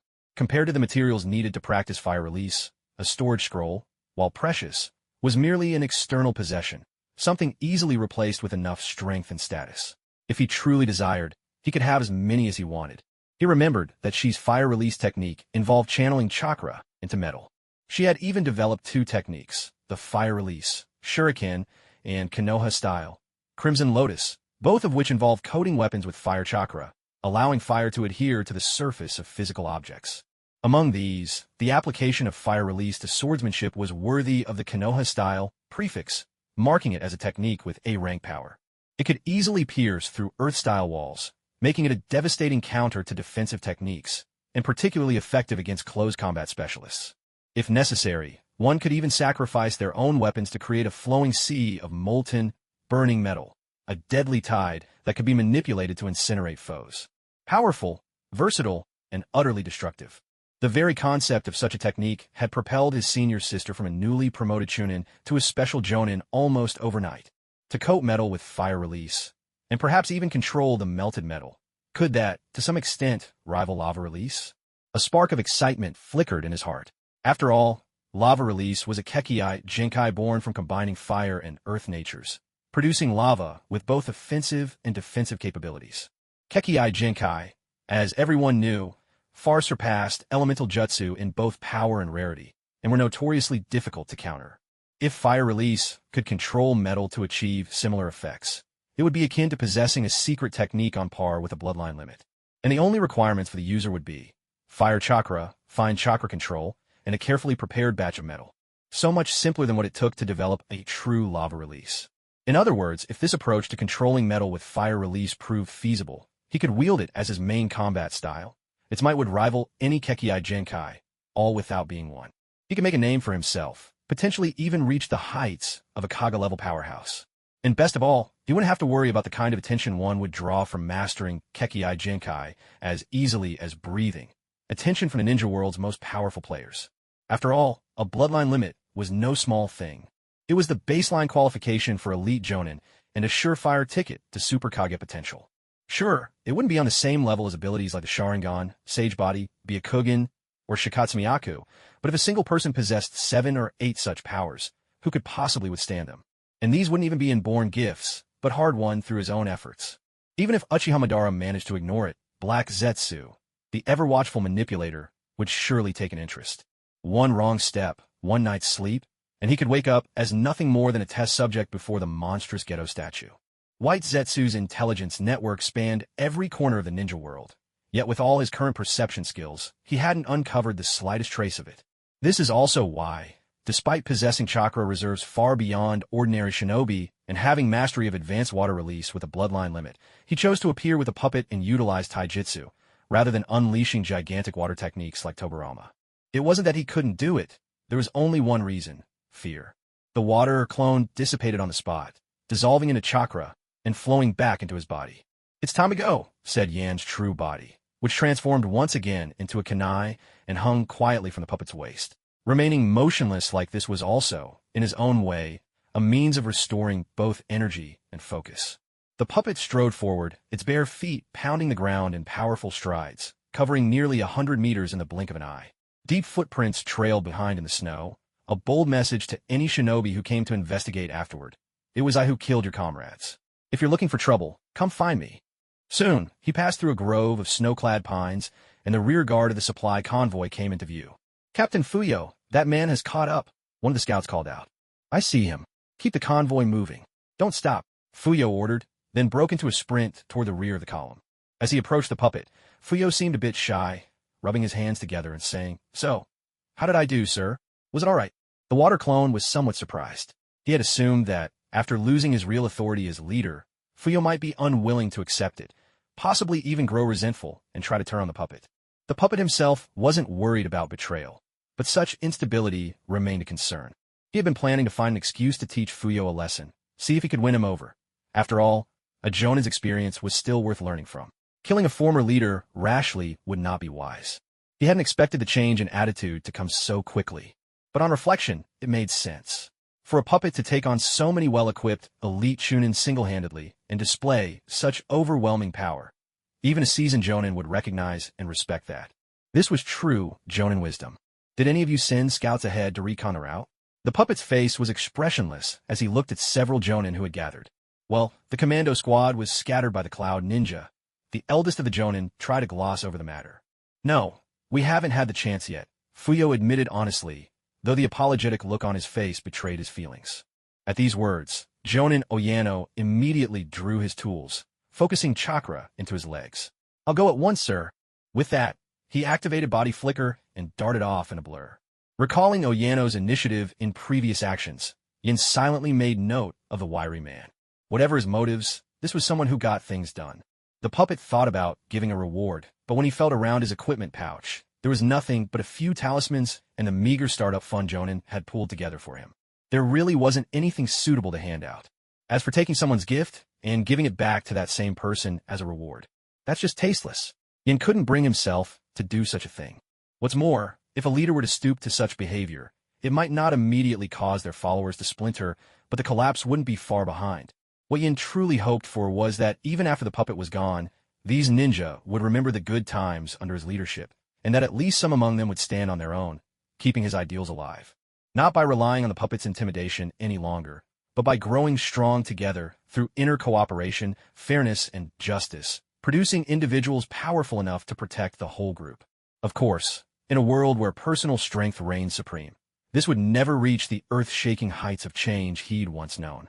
Not to mention, even in his previous life, such ambitions were nearly impossible to realize, fraught with resistance, hardships at every step, and sometimes even repeating the same old failures. Still, he selfishly hoped that a group of clear-eyed idealists, like-minded companions, would always have a presence here, that a true, inextinguishable flame would burn on this planet, kindling in every heart. Who could say when this hope had first sparked? Perhaps it was half a day ago, when the clan's ninja shamelessly slandered the fallen soldiers at the front lines. Perhaps it was that very moment he learned the third Hokage had used him. Or maybe it was at the very instant he crossed into this world. It might even have been earlier, before he ever traveled here, that such a thought had taken root within him. As his power grew, this notion only became harder to ignore. It felt as though for every boon he took from the world, he owed the world something in return. Not as a shackle, but as a kind of completion for his soul. Like Uchiha Madara, Yahiko, and Nagato, Yin found himself yearning to reshape the world. The difference was, Yin had the benefit of past philosophies, as well as the strength and potential granted in this life. He was in no rush to rally others with grand slogans or earth-shaking feats. Instead, he chose to quietly sow the first sparks. But words alone would never be enough. This called for real experience, practice, and living proof. Let them learn to ignite the flame for themselves. As for Yin, he would pour his efforts into growing stronger still, cutting down those lurking in the shadows, those behind-the-scenes manipulators conspiring for this world. To the northeast of Konoha's supply convoy, nearly 100 kilometers away, there was a nameless basin amidst nameless snowbound mountains. The mountains were sealed by heavy snow, and the last 1,500 survivors of the Konoha and Cloud Shinobi frontline forces were stranded there, encircled by Cloud ninja troops. There were a little over 40 Jonin and Special Jonin, 1,000 Chunin, and more than 500 Jinin, all trapped within. The Cloud Shinobi, wary of Konoha's fighting strength, had avoided direct confrontation. Instead, they attacked from behind, destroying supplies and ambushing Konoha's forces through hidden tunnels, driving them into these cloud-familiar valleys, where they now lay besieged by barrier techniques, blocked in but not attacked. By now, the Konoha main force had been cut off from supplies for almost a week. Their carrier-summoned animals were unable to break through the lightning barrier, and their specially made communication tags had all been exhausted. They could barely hold on, relying only on melted snow and ration pills for sustenance. However, the ration pills themselves were designed to stimulate a ninja's chakra, but the energy they supplied hardly matched the loss from using chakra in battle. After relying on them for so long, the Konoha forces were teetering on the verge of a complete mental breakdown. Commander Tanamine, on behalf of Squad 3, I request permission to try breaking through with Earth Style just one more time. Please, let me try again. If I fail, I'll take responsibility with my life. Please, I beg you. A burly man, his scarred face twisted in anguish, knelt before the commander and pounded his head against the ground as he spoke, his voice breaking with desperation. It's useless. The Cloud Ninja have no scruples. They've completely sealed us in with their lightning-style barrier. Not even a rat could slip through. Tanamine Jingshun, currently the frontline commander, was the elder cousin of Konoha elder Tanamine Koharu. Not long ago, he'd received orders from the village to withdraw and rendezvous with Jiraiya. But before he had a chance to reply and set a time and place, the Cloud Ninja launched a fierce assault, cutting off all contact with Konoha. With a flick of his pipe, he turned and went back to his tent to warm himself by the fire. Gradually, the aroma of simmering chicken drifted out. For the Konoha ninja, shivering and starving, it was a tantalizing bombshell dropped in their midst. Yet not a soul dared approach. It wasn't out of respect for the commander. It was fear. Fear of the trusted Chunin loyal to the Elders faction. This was the front lines. Here, the commander's authority eclipsed even that of the Hokage. Life and death could pivot on a single word. Most of these ninja, stationed on the border even in peacetime, had already grown weary of bloodshed. Squad 1, Squad 2, distribute these. Tanemine Jingchuan's voice called out from inside the tent, and soon after, 2 masked ninja emerged, each carrying bags full of the black ration pills. By now, it had become routine. All personal food supplies had been confiscated for fair redistribution. In practice, only the ration pills were handed out. Jonin received 3 apiece, Chunin got 1, and 3 Genin had to share a single pill among them. If you won't eat, then you might as well drop dead right now. A sudden scream slashed through the murmuring camp, joined by the fizzing, crackling sound of electricity along the barrier's edge. It was a Genin whose mind had snapped, muttering incoherently until one of the ninja distributing pills gave him a brutal kick and sent him sprawling into the cloud's barrier. He was fried black in an instant, life snuffed out before he could scream again. A sickening aroma of cooked meat drifted through the air. At this, the surrounding Genin rushed forward as if possessed, tearing into the corpse like ravenous animals, clawing and gnashing with their teeth, blood and viscera spattering the snow. See that? If you want to eat, you'll have to settle for this. The distributing ninja sneered as he kicked several Genin aside, proudly displaying his authority to the Chunin who still clung to shreds of sanity, desperately suppressing their own hunger. Inside the tent, Sakanami Keishun opened his diary, carefully pulling a bottle of ink and a fountain pen from his ninja tool pouch. Dipping the pen in ink, he began to write. Year 44 of the Hidden Leaf, Spring, February 29th. Incidents of cannibalism grow frequent. I am pained to the core, worn and haggard. Yet our stores have been burned, and supplies are slow to arrive. All I can do is strictly command my trusted men, striving to prevent such desperate acts among the Chunin ranks. When he finished, he dutifully squeezed out a few tears. Before the stains could dry, he donned his gloves and closed the diary, its cover gilded with the characters for the Will of Fire. Anyone who didn't know better might have thought this gaunt old man was truly worried for the plight of the frontline shinobi. He removed his gloves and ladled a bowl of chicken soup from a pot, blowing on it cautiously, then tore off a piece of meat and chewed it with obvious relish. Before long, he was comfortably full. Keishun pulled a blanket over himself, settled back into the sofa at the center of the tent, and called out, Kaizen, how many came today willing to serve the clan? He idly flicked the ash from a cigarette. His gaze landed, almost taunting, on the communication toad sealed in its cage. A ninja dressed in black and masked entered the tent, dropping to one knee before Keishun. Reporting, Elder. No Jonin have joined us today. Only 5 Chunin came, and they brought 2 fresh Genin. Judging by the looks of them, 2 pairs of fathers and sons. And special Jonin? Not even one. There was a weight in the old man's tone, a subtle authority, not the bloodlust of battle, but the commanding air of a long-entrenched noble. Yet beneath it all, a certain roguishness lingered. No, sir. The rest are stubborn fools, blind to the benefits of joining the clan. The masked Kaizen replied ingratiatingly. Sigh. All my love for exceptional talent wasted, Keishun muttered, squinting as he shook his head. The deep wrinkles lining his face made it near impossible to read his true expression. Kaizen, go deliver a message to Connie. Tell him to bring my token and go with you to the Cloud, Ninja Commander. Say I want to discuss some major business deal. But, sir, what if the Nara clan or Jiraiya finds out and reports to the Hokage? If word gets out that it's against the Will of Fire, what should we do? Kaizen glanced warily at the communication toad on the table. What are you afraid of? I know how far to go. Besides, the Will of Fire isn't meant for the likes of us. As long as there are still fools in the village who cling to it, that's enough. And as for this creature, I'll have the Cloud take care of it, but only once everything's been settled. Otherwise, that brat Jiraiya will never let me go. Anyway, the head of the Nara clan is just a Jonin-class leader, a powerless advisor. What can he do besides complain? The clan head and the Hokage are fellow disciples. 1,000-odd ninja mean nothing. Once this is done, I'll simply retire with honor to the capital for a peaceful old age. This has nothing to do with you.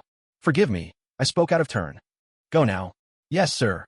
Wait, take this pot of soup and give each of the 5 Chunin a bowl. Tell them exactly what they need to do. what ought to be said, and what must not be spoken. As for the rest, split it among yourselves. Yes, sir. Jiasen stood up, gave a respectful bow to Tatsumi Kei-chan, then lifted the tent flap and walked out, carrying the half-full pot of chicken soup in his arms.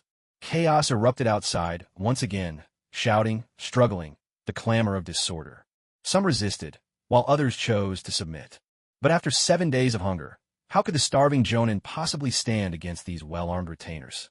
Besides, most jonin had wives and children. If not for themselves, they had to think of their families. In the end, what remained were the bodies of chunin who tried to fight back, their corpses marked by torture, stripped of their heads and clothing, littering the ground. Apart from lacking the scorch marks of lightning techniques, the scene was indistinguishable from the heaps of corpses spotted by the grain convoy. The morale of the Konoha main force plummeted straight to rock bottom. Yet the Tatsumi clan still carried weight. Though they were nowhere near the scale of noble houses like the Hyuga or Uchiha, and even lagged behind the traditional boar, deer, and butterfly families. But, crucially, there was no one left at the top to keep them in check, and the Hokage had been the clan head's classmate. Even the privately raised, death-sworn retainers were well-equipped, with strength on par with Chunin. They gathered distant relatives from small clans and commoner shinobi, growing bigger by the day, even if their fame wasn't widespread. Look at the most powerful of the noble houses, the Uchiha. The clan head was just a chief of security, with only a handful of members in the ANBU as the Hokage's bodyguards. How could these two groups ever be compared? They couldn't. There was simply no comparison. Hurry, catch those two Konoha shinobi. Several Cloud Village Chunin with dusky skin shouted excitedly. Before them, a dense forest stretched away, a faint trail of blood wound through the trees. The ones they were chasing were the owners of that blood, two jonin sent out by the grain convoy after its encounter with the Cloud Nin. Their critical mission: deliver emergency rations using a sealed scroll. A mouthful of blood spilled out. The young male jonin pressed his hand to the charred wound on his chest, seared by a lightning technique.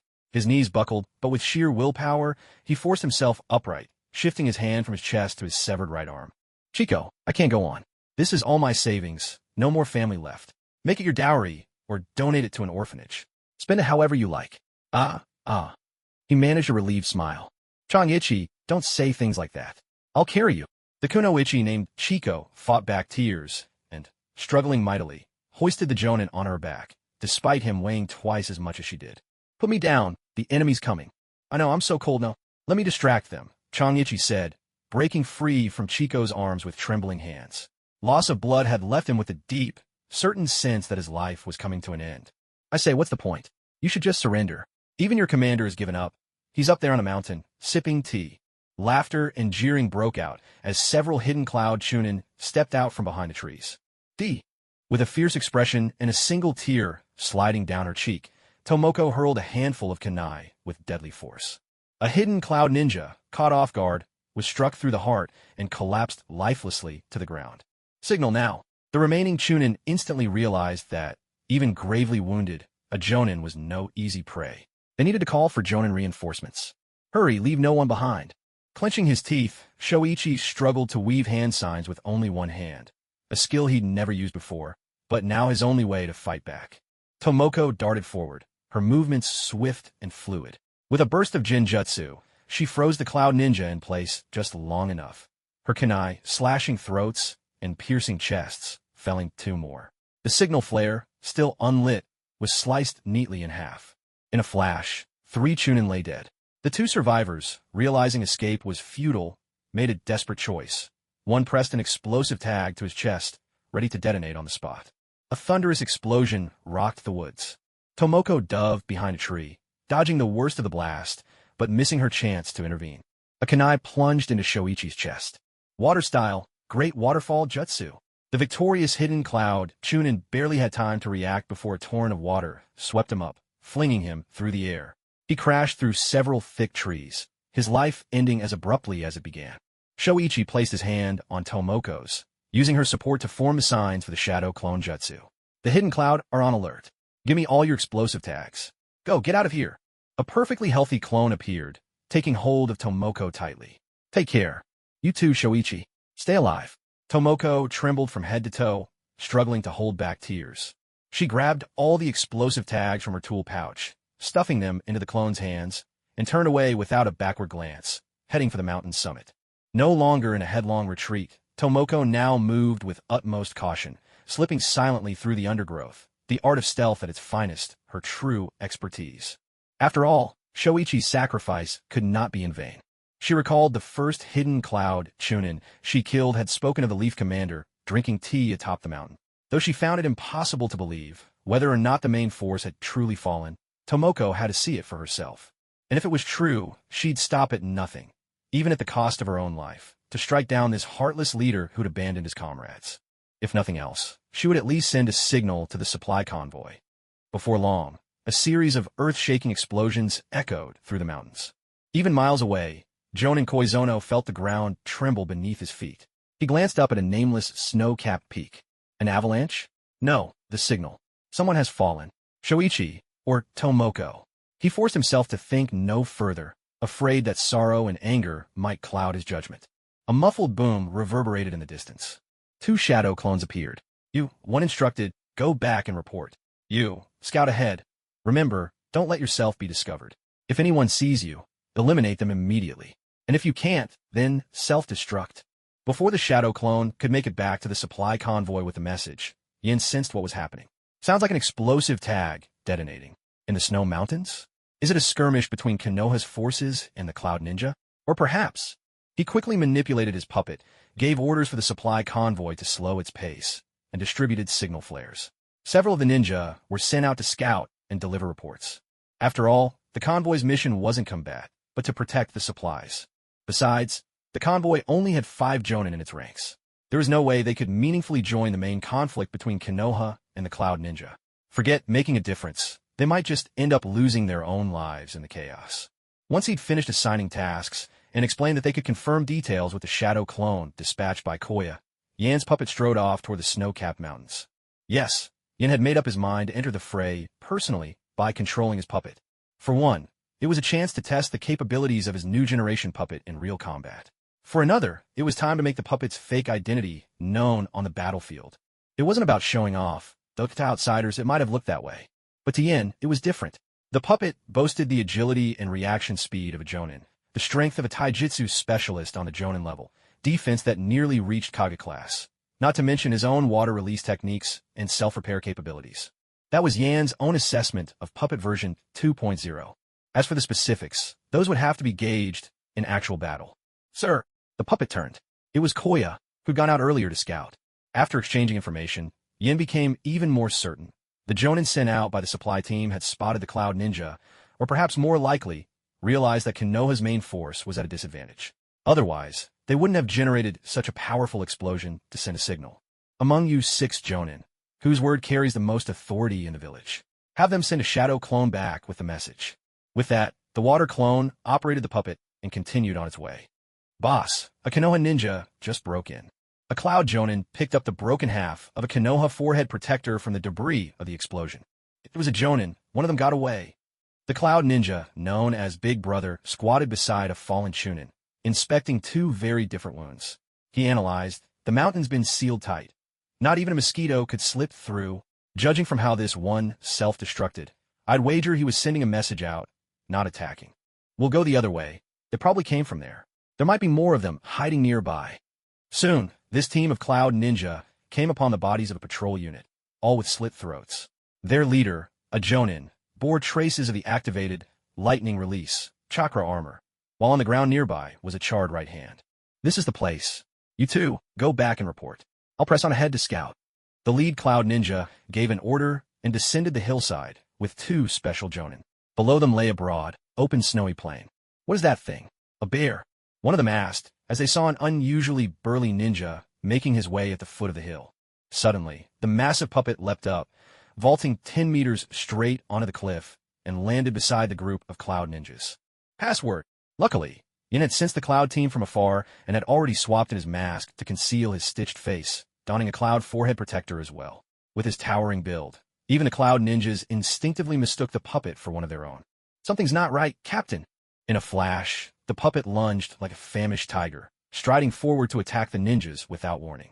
Lightning style, lightning armor. The lead Jonin reacted instantly. Blue electricity crackled over his body as he crossed his arms in preparation to withstand the puppet's charge. A deep, Heavy thud echoed as the leader spat blood and collapsed, unmoving. Muscles and bones could be strengthened, but the internal organs were far more vulnerable. The puppet's enormous weight was a force not to be underestimated. Under the crush of half a ton, even the practiced lightning armor of seasoned Jonin stood no chance. Captain! A cloud ninja drew his blade and struck at the puppet, only to find his sword trapped in its neck as the puppet stood motionless, making no effort to dodge. The blade wedged tight, and the ninja instinctively tried to yank it free. Seizing the moment, the puppet's wrist split open to reveal a hidden blade. The cloud ninja jumped back, but not quickly enough. The slicing force, bolstered by overwhelming strength, cut him cleanly in half. 4 cloud ninjas, famed for their hand-to-hand combat, the human puppet 2.0 was a nightmare made for them. Lightning style, ground walk. A streak of lightning zipped along the ground, swift as a serpent. Before the puppet could retract its blade, the attack struck home, squarely hitting its massive frame. For a moment, blue arcs of electricity enveloped the puppet, sizzling and crackling in the snow. Lightning-style signature effect was paralysis. A few heartbeats of stillness, just long enough for a ninja of Chunin rank or higher to react and try to escape. Seeing his attack work, the cloud ninja didn't linger. He turned and bolted, intent on warning the others. He made the right call. The puppet was indeed immobilized for an instant by the lightning. After all, human bodies conduct electricity, and this puppet, though reinforced by chakra threads, still retained enough flesh to carry a jolt. However, the pure water clone remained entirely unaffected. Sensing the puppet couldn't move, the water clone instantly shifted, spewing a jet of water from its mouth and directing it at the fleeing cloud ninja. A sudden rush, the ninja dug in with his leg, dodging to one side. The water struck the ground, sending shards of rock scattering. Out of nowhere, a hand clamped on his back, and a bolt of piercing pain shot into his neck. He frantically triggered his lightning armor, twisting to shatter the half-formed arm that had grabbed him. However, it was already too late. The chakra threads clung to him like a curse that could not be shaken off. Even when he unleashed all his strength, enveloping his entire body in lightning armor, he still couldn't peel away the chakra threads embedded deep within his very bones. After a round of interrogation, Yin admitted that the mental fortitude of the cloud ninja truly surpassed that of the Konoha shinobi. What's more, lightning armor, known as the lightning style, chakra cloak, was almost standard for higher-ranking jonin. In terms of generosity and resources, Cloud Village far outclassed Konoha by a wide margin. Their unity alone gave them the advantage of human harmony. No wonder they dared to launch an assault on a Konoha so riven by internal strife. Sorry, but wars don't end just because we wish them away. Without hesitation, he drove his kunai straight into the cloud ninja's heart and twisted it, leaving a paper bomb behind as a trap. Should anyone try to move the cloud ninja's body carelessly, the trap would trigger at once. Yin cast his gaze toward the distant mountain peaks. Although the cloud ninja would rather die than betray their village, pain has a way of clouding the mind. Unless one has undergone the inhuman training of Root, sooner or later, a few secrets will slip in the haze of agony. Take this one, for example. The distance is a bit much. Looks like the water clone technique is out of the question. Yin clapped his hands together, leaving 2 shadow clones behind.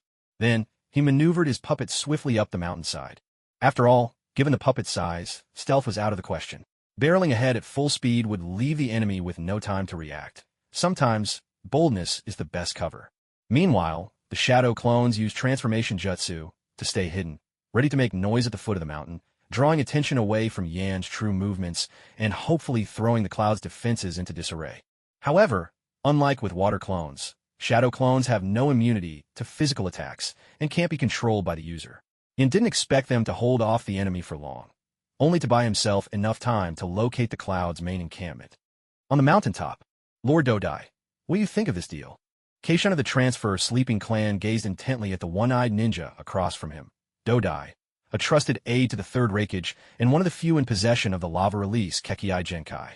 To attain such status in the Cloud Village, where a lightning style was near universal, and to do so on the strength of innate fire and earth affinity, Dodai's abilities spoke for themselves. That depends on what cards you have to play.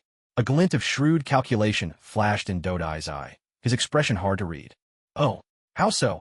Keishun's heart tightened, though he showed nothing on his face. He fancied he knew this old rival well enough. Dodai would never act without purpose. In the years of ceasefire between their two sides, Keishun had repeatedly traded Konoha's genin and Chunin as bargaining chips, exchanging heads for weapons and equipment from the other side. Sometimes, he even acquired relatively cheap Chakra metal ninja tools from the Land of Iron through Dodai's private channels. Keishun would split these gains in two. One portion submitted as spoils of war, the other funneled back to his clan through commercial means. Little by little, both the assets and the ninja of Konoha were quietly transferred under the family's name, with no one the wiser. The heavier the losses, the more Konoha increased its support for the front lines, and he reaped massive profits from it all. With the wartime merit system being a long-standing tradition in the shinobi world, Tudai also gained tangible benefits through the Konoha heads that Hazakura Zenjime willingly handed over. In short, with this unspoken web of mutual benefit, his trust in Tudai as a partner ran deep. Hey, old man, are you listening to me? The sharp rapping of knuckles on the table jerked Hazakura Zenjime back from his memories to the present. So, what are you trying to say?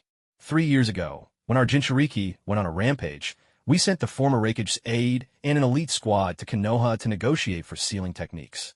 You remember that, don't you? Tudai sipped some hot tea, his tone faintly mocking. Of course I remember. You'd just been transferred at the time, and I personally let them across our defense line. Today Tudai was acting unlike his usual self, his demeanor a shade more forceful, and Zenjime responded with caution, testing the waters to gauge his stance. But those people never returned to the hidden cloud. I want to know, can you afford the price for that? What do you mean by that? Calm down. Just as Zenjime tried to rise, Tudai pressed him down with a single hand from across the table. Old and frail, his body had long since lost its fighting prowess. His bones creaked alarmingly under the grip of Tudai, who was still in his prime. Guards! Alpha 2, Alpha 3, get out here, help! At his wit's end, he cast aside whatever pride he had left and yelled for help as loudly as he could, paying no mind to the fact he was deep inside enemy territory. Flushed with anger, he shouted, Tudai, you ingrate! Don't forget where your position came from. Where did it come from? Of course, it was bestowed by the third Raikage. No way. Don't tell me you actually believed a handful of Chunin heads was all it took for me to become the Raikage's right-hand man. Do you still think you're in Konoha, old man? Or that you and I are cut from the same cloth? What a joke. Tudai threw back his head and laughed, the sound echoing off the walls. You bastard. Cough, cough, cough. As Zenjime was racked with coughs, Tudai sauntered away, grinning. Ultimately, a person always thinks others are just like themselves. Zenjime's greed wasn't born yesterday. Old age had blunted his judgment further. Like most Konoha ninja, he'd always pictured the Cloud Ninja as little more than muscle-bound brutes, brains crowded out by brawn. But caught in the rut of his own assumptions, he never realized Tudai was using weapons and wealth to win over Konoha's very loyalty on the battlefield. So he ended up confused and helpless, imprisoned, with over 1,000 Konoha ninja trapped and leaderless, divided, and sapped of any will to fight.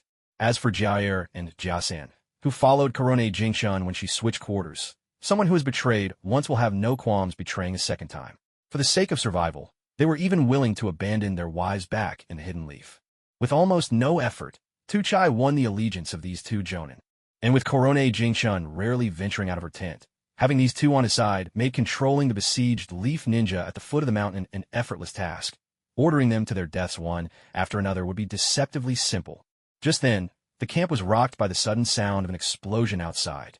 The Hidden Cloud forces had long suffered from a severe lack of reconnaissance capabilities, relied frequently on scouring the country for sensory ninja with rare talents. And if that failed, they kept their eyes greedily fixed on the Byakugan.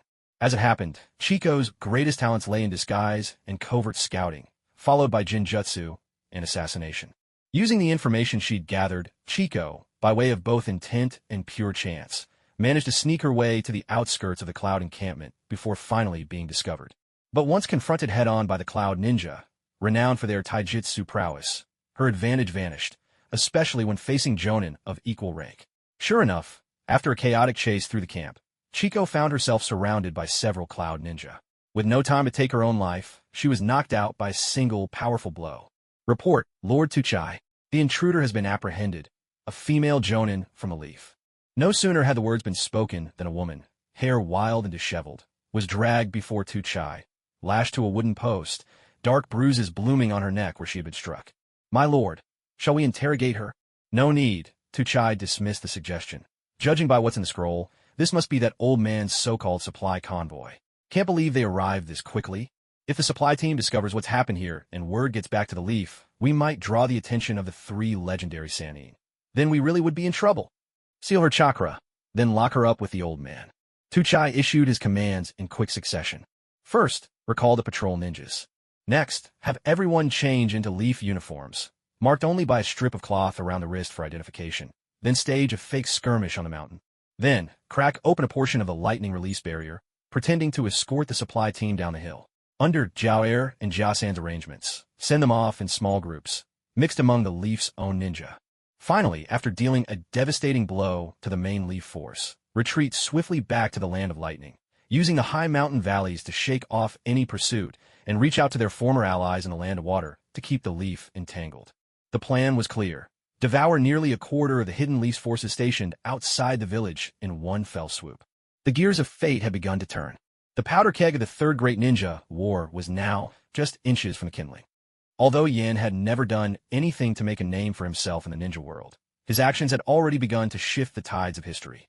Compared to the original story, subtle changes were quietly rippling through the balance of the entire shinobi world. However, in this world, every person is an independent individual. No one thinks and makes decisions along some predetermined path. In fact, to expect people to think as planned is futile. Only the likes of Koto Tsukimi or Koto Tsuki could possibly achieve that. He himself was far from all-knowing or all-powerful. Compared to what was shown in the anime, the real world was far more complicated. Fate is unpredictable. Take, for instance, when he had once warned Tsukumo Hatake, advising him to investigate the rumors circulating within the village and to take precautions in advance. Tsukumo had indeed followed through.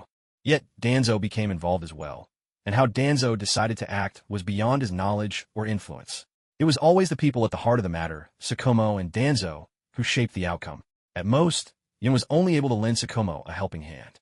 Besides, Yin had his own affairs to handle. Other than Kakashi becoming Minato's student earlier than expected, and the fact that Tsukumo showed no signs of dying from rumors in year 44, he knew nothing of what lay ahead. Even now, he only knew that he stood on the eve of the Third Great Ninja War, a member of an obscure squad that had never even appeared in the original story. Compared to the great battle between Minato and the AB duo, which he knew so well, Yin could only admit such a moment was still far off. For now, he had to focus on preserving his own life and strive to survive until that day arrived. From the moment Tomoko ignited the explosive tag, the puppet changed direction and rushed toward the mountaintop. Soon enough, Yin detected a massive congregation of hidden cloud ninjas. What's that? A barrier? In his sensory field, a towering curtain of purple lightning, nearly 100 meters high, stood against the cliffs, occasionally sending arcs of violet electricity crackling into the thunderclouds above. Judging by the curvature of the barrier, it seemed to be enclosing something within it. It looks like the main Konoha force is trapped in the basin. I wonder how much fighting strength they still have left. Defense alone won't be enough. There are so many people. If they rely solely on taijutsu, they'll exhaust themselves to death. Seems I'll need to trigger a few more self-destructs. He examined the puppet's frame and the array of explosive tags attached to it, estimating how many more times he could use it as a living bomb. After all, the hidden cloud forces were simply too numerous. Even if he engaged in close combat alongside the puppet, his attack efficiency would be limited. If he couldn't find a way to break the barrier and release Konoha's main forces to confront the cloud head-on, then it wouldn't matter how sturdy the puppet's defenses were. Sooner or later, it would get torn apart. His only hope lay in utilizing the puppet as a living bomb. On one side, drawing the enemy's attacks, on the other, forcing his way to the barrier's edge under heavy fire. Only then would victory be in sight. I wonder whether the people Fuyosen have made it back to the village, and if anyone is coming to our aid. Yet the hope for rescue vanished as soon as it surfaced. Yin forced himself to get used to fighting alone. 2.5 years as a ninja had impressed on him a simple truth. If you want something done, you can only rely on yourself. Enemy attack. The cloud ninja stationed atop the watchtower shouted out. Water style, severing wave. The water clone performed a few symbolic hand signs, and a torrent of water spewed forth from the puppet's mouth. The cloud ninja, tower, and all, was cleaved neatly in two, the force of the attack also striking a swath of the camp down the slope from the watchtower. Amid cries of pain, it was as if the mountainside had been struck by a mighty blade. The craggy rock underneath, untouched by time or weather, now lay exposed. Gifted with a water-style bloodline, he managed to master the A-rank severing wave move simply by observing the attacks of his family's guardian ninja. The second Hokage. Elsewhere, Tsukidai, the commander in charge of the Cloud Ninja, had just issued deployment orders when desperate screams reached his ears. Looking up, he saw a pillar of water shooting across the sky above the camp. Even at a distance of over 500 meters, its destructive power was impossible to ignore. Such a long-range, massive water technique instantly awakened memories from his early days as a ninja.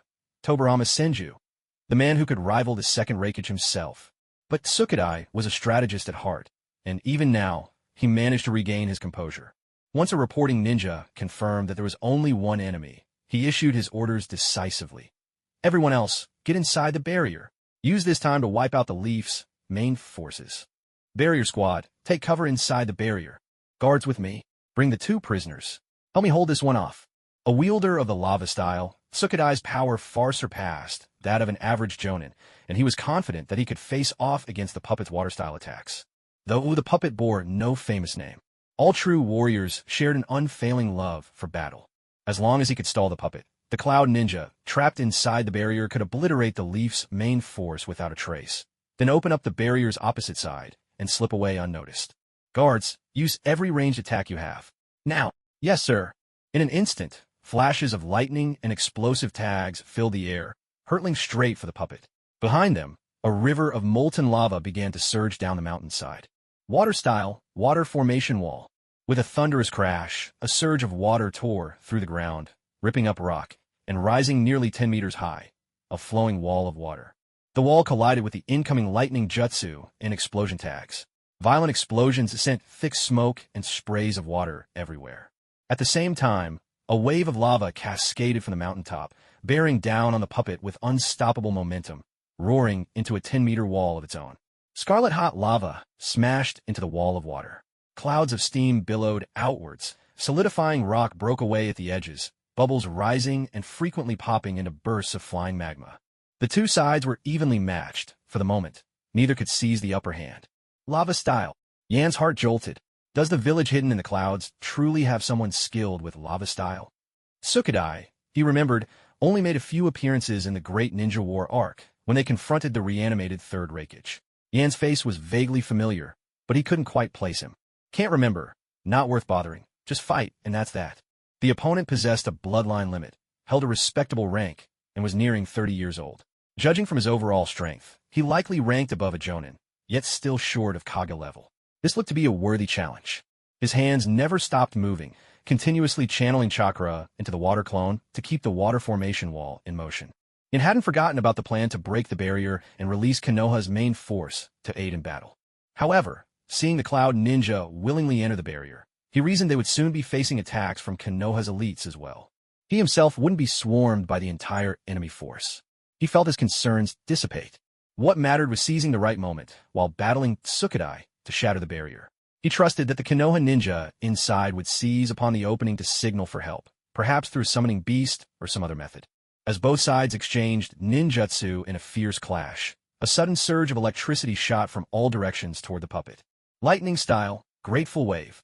Tsukadai's guards seized their chance mid-battle, slipping past the molten and surging waters to surround the puppet on both sides and behind.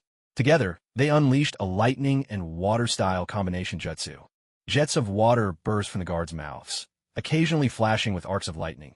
Should any hit, the current would flow along the water, enveloping the entire body in numbing shock and inflicting serious burns. Yet the puppet paid them no mind. It coolly continued weaving hand seals, allowing the water jets to splash over its form. The trick was simple. By projecting a layer of pure water as a shield over the puppet's body, most of the electrical harm could be neutralized. Not to mention, the water clone itself was composed of pure water. Lightning-style attacks were only marginally more effective than their physical counterparts. In fact, they were less dangerous than fire jutsu. At least fire could turn a water clone into vapor. Crackling bolts sizzled and popped, scorching the puppet's surface black, but despite the impact, the water formation wall holding off the molten flow remained as formidable as ever. What's going on? Seeing the lightning jutsu fail to even slow the puppet, the squad guards were momentarily startled. But they quickly gathered themselves, hands flying to relocate and form seals again. Yin seized the brief opening without hesitation. Water style, severing wave. A powerful surge of water erupted from the puppet's mouth. With a swift turn of the head, Yin swept the water jet at his foes. The guards scattered, some leaping high, some vanishing with body flicker, others raising earth walls to shield themselves. Throughout, the Cloud Ninjas moved with admirable speed, worthy of an elite squad where every member was Jonin level. Yet even so, a few still took the brunt of the severing wave, immediately dropping out of action. And despite executing this highly focused water jutsu, the wall countering the molten assault held steady and strong. To maintain two large-scale water-style techniques at once would be impossible for a mere clone. Yen, however, was directly controlling the puppet through his true self. This shocked Tsukadai to his core. His strength surpasses mine. Lightning style, 4-pillar binding. He shouted loudly, his hands swiftly forming seals, and at the same time, he sprang up from the flowing lava. Water release, severing wave.